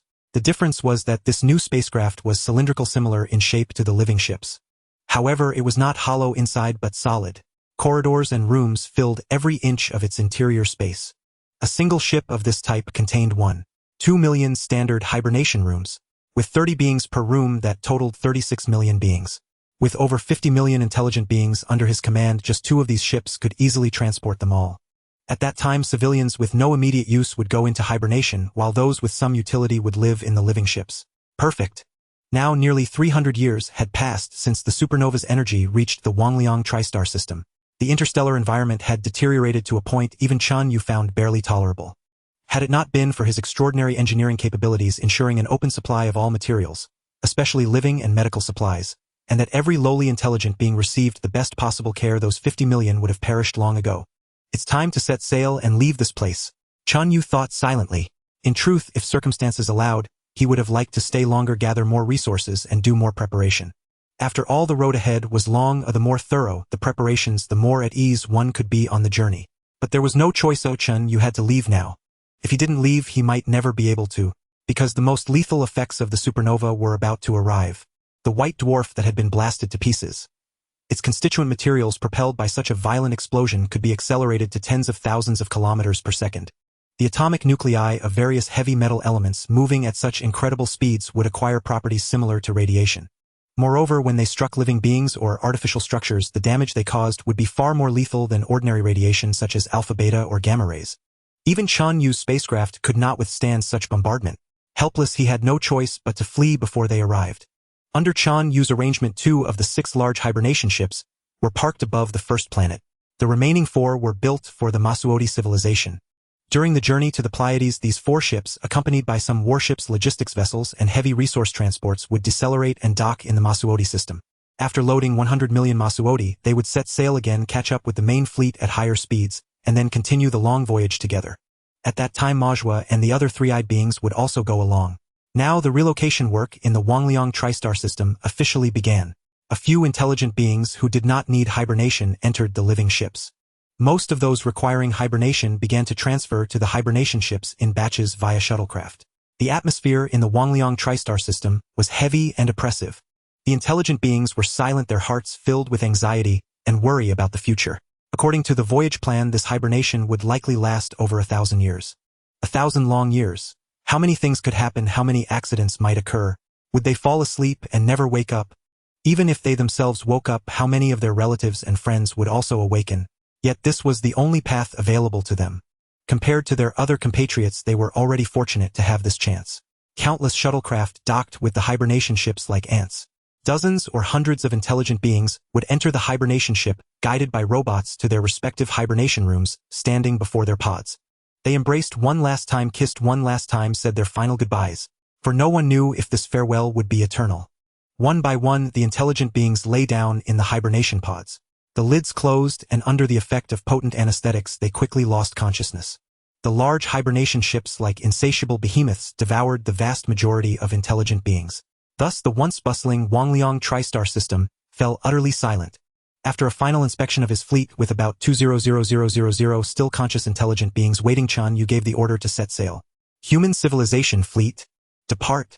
Excluding the warships already fixed to the aerospace carriers, about 3,000 ships assembled and arranged in formation simultaneously ignited bright blue flames from their tails. A tremendous thrust surged forth, propelling these heavy vessels forward at the same acceleration. Gazing at the 2 massive luminous stars, Chen Yue silently sighed, farewell. Unknowingly, he had spent so long in this star system, but he knew all too well that compared to the vast universe, the tiny Huoying tri-star system was nothing. The path he had traveled was merely the equivalent of an ant crawling over a small pebble. The universe held infinite wonders. What he knew and grasped was but a drop in the ocean. Countless mysteries and unknowns awaited his exploration and discovery. Chen Yue firmly believed that as he grew stronger and mastered more of the universe's secrets, he would one day uncover the truth behind Earth's destruction and humanity's extinction. By then, perhaps he could restore everything to its original state. The goal was still distant, but Chen Yue was determined to walk this path unwaveringly. Now the massive fleet had truly departed the Huoying tri-star system. The 2 bright stars gradually dimmed, merging into the myriad stars of the vast cosmos, no longer distinguishable. Chen Yue withdrew his gaze from those 2 stars and looked toward the distance hundreds of light years away, the Pleiades. There he would settle down, fully digest the technology of a 3rd-tier civilization, and begin the assault on the 4th tier. An infinite future awaited Chen Yue. Universe. Coming.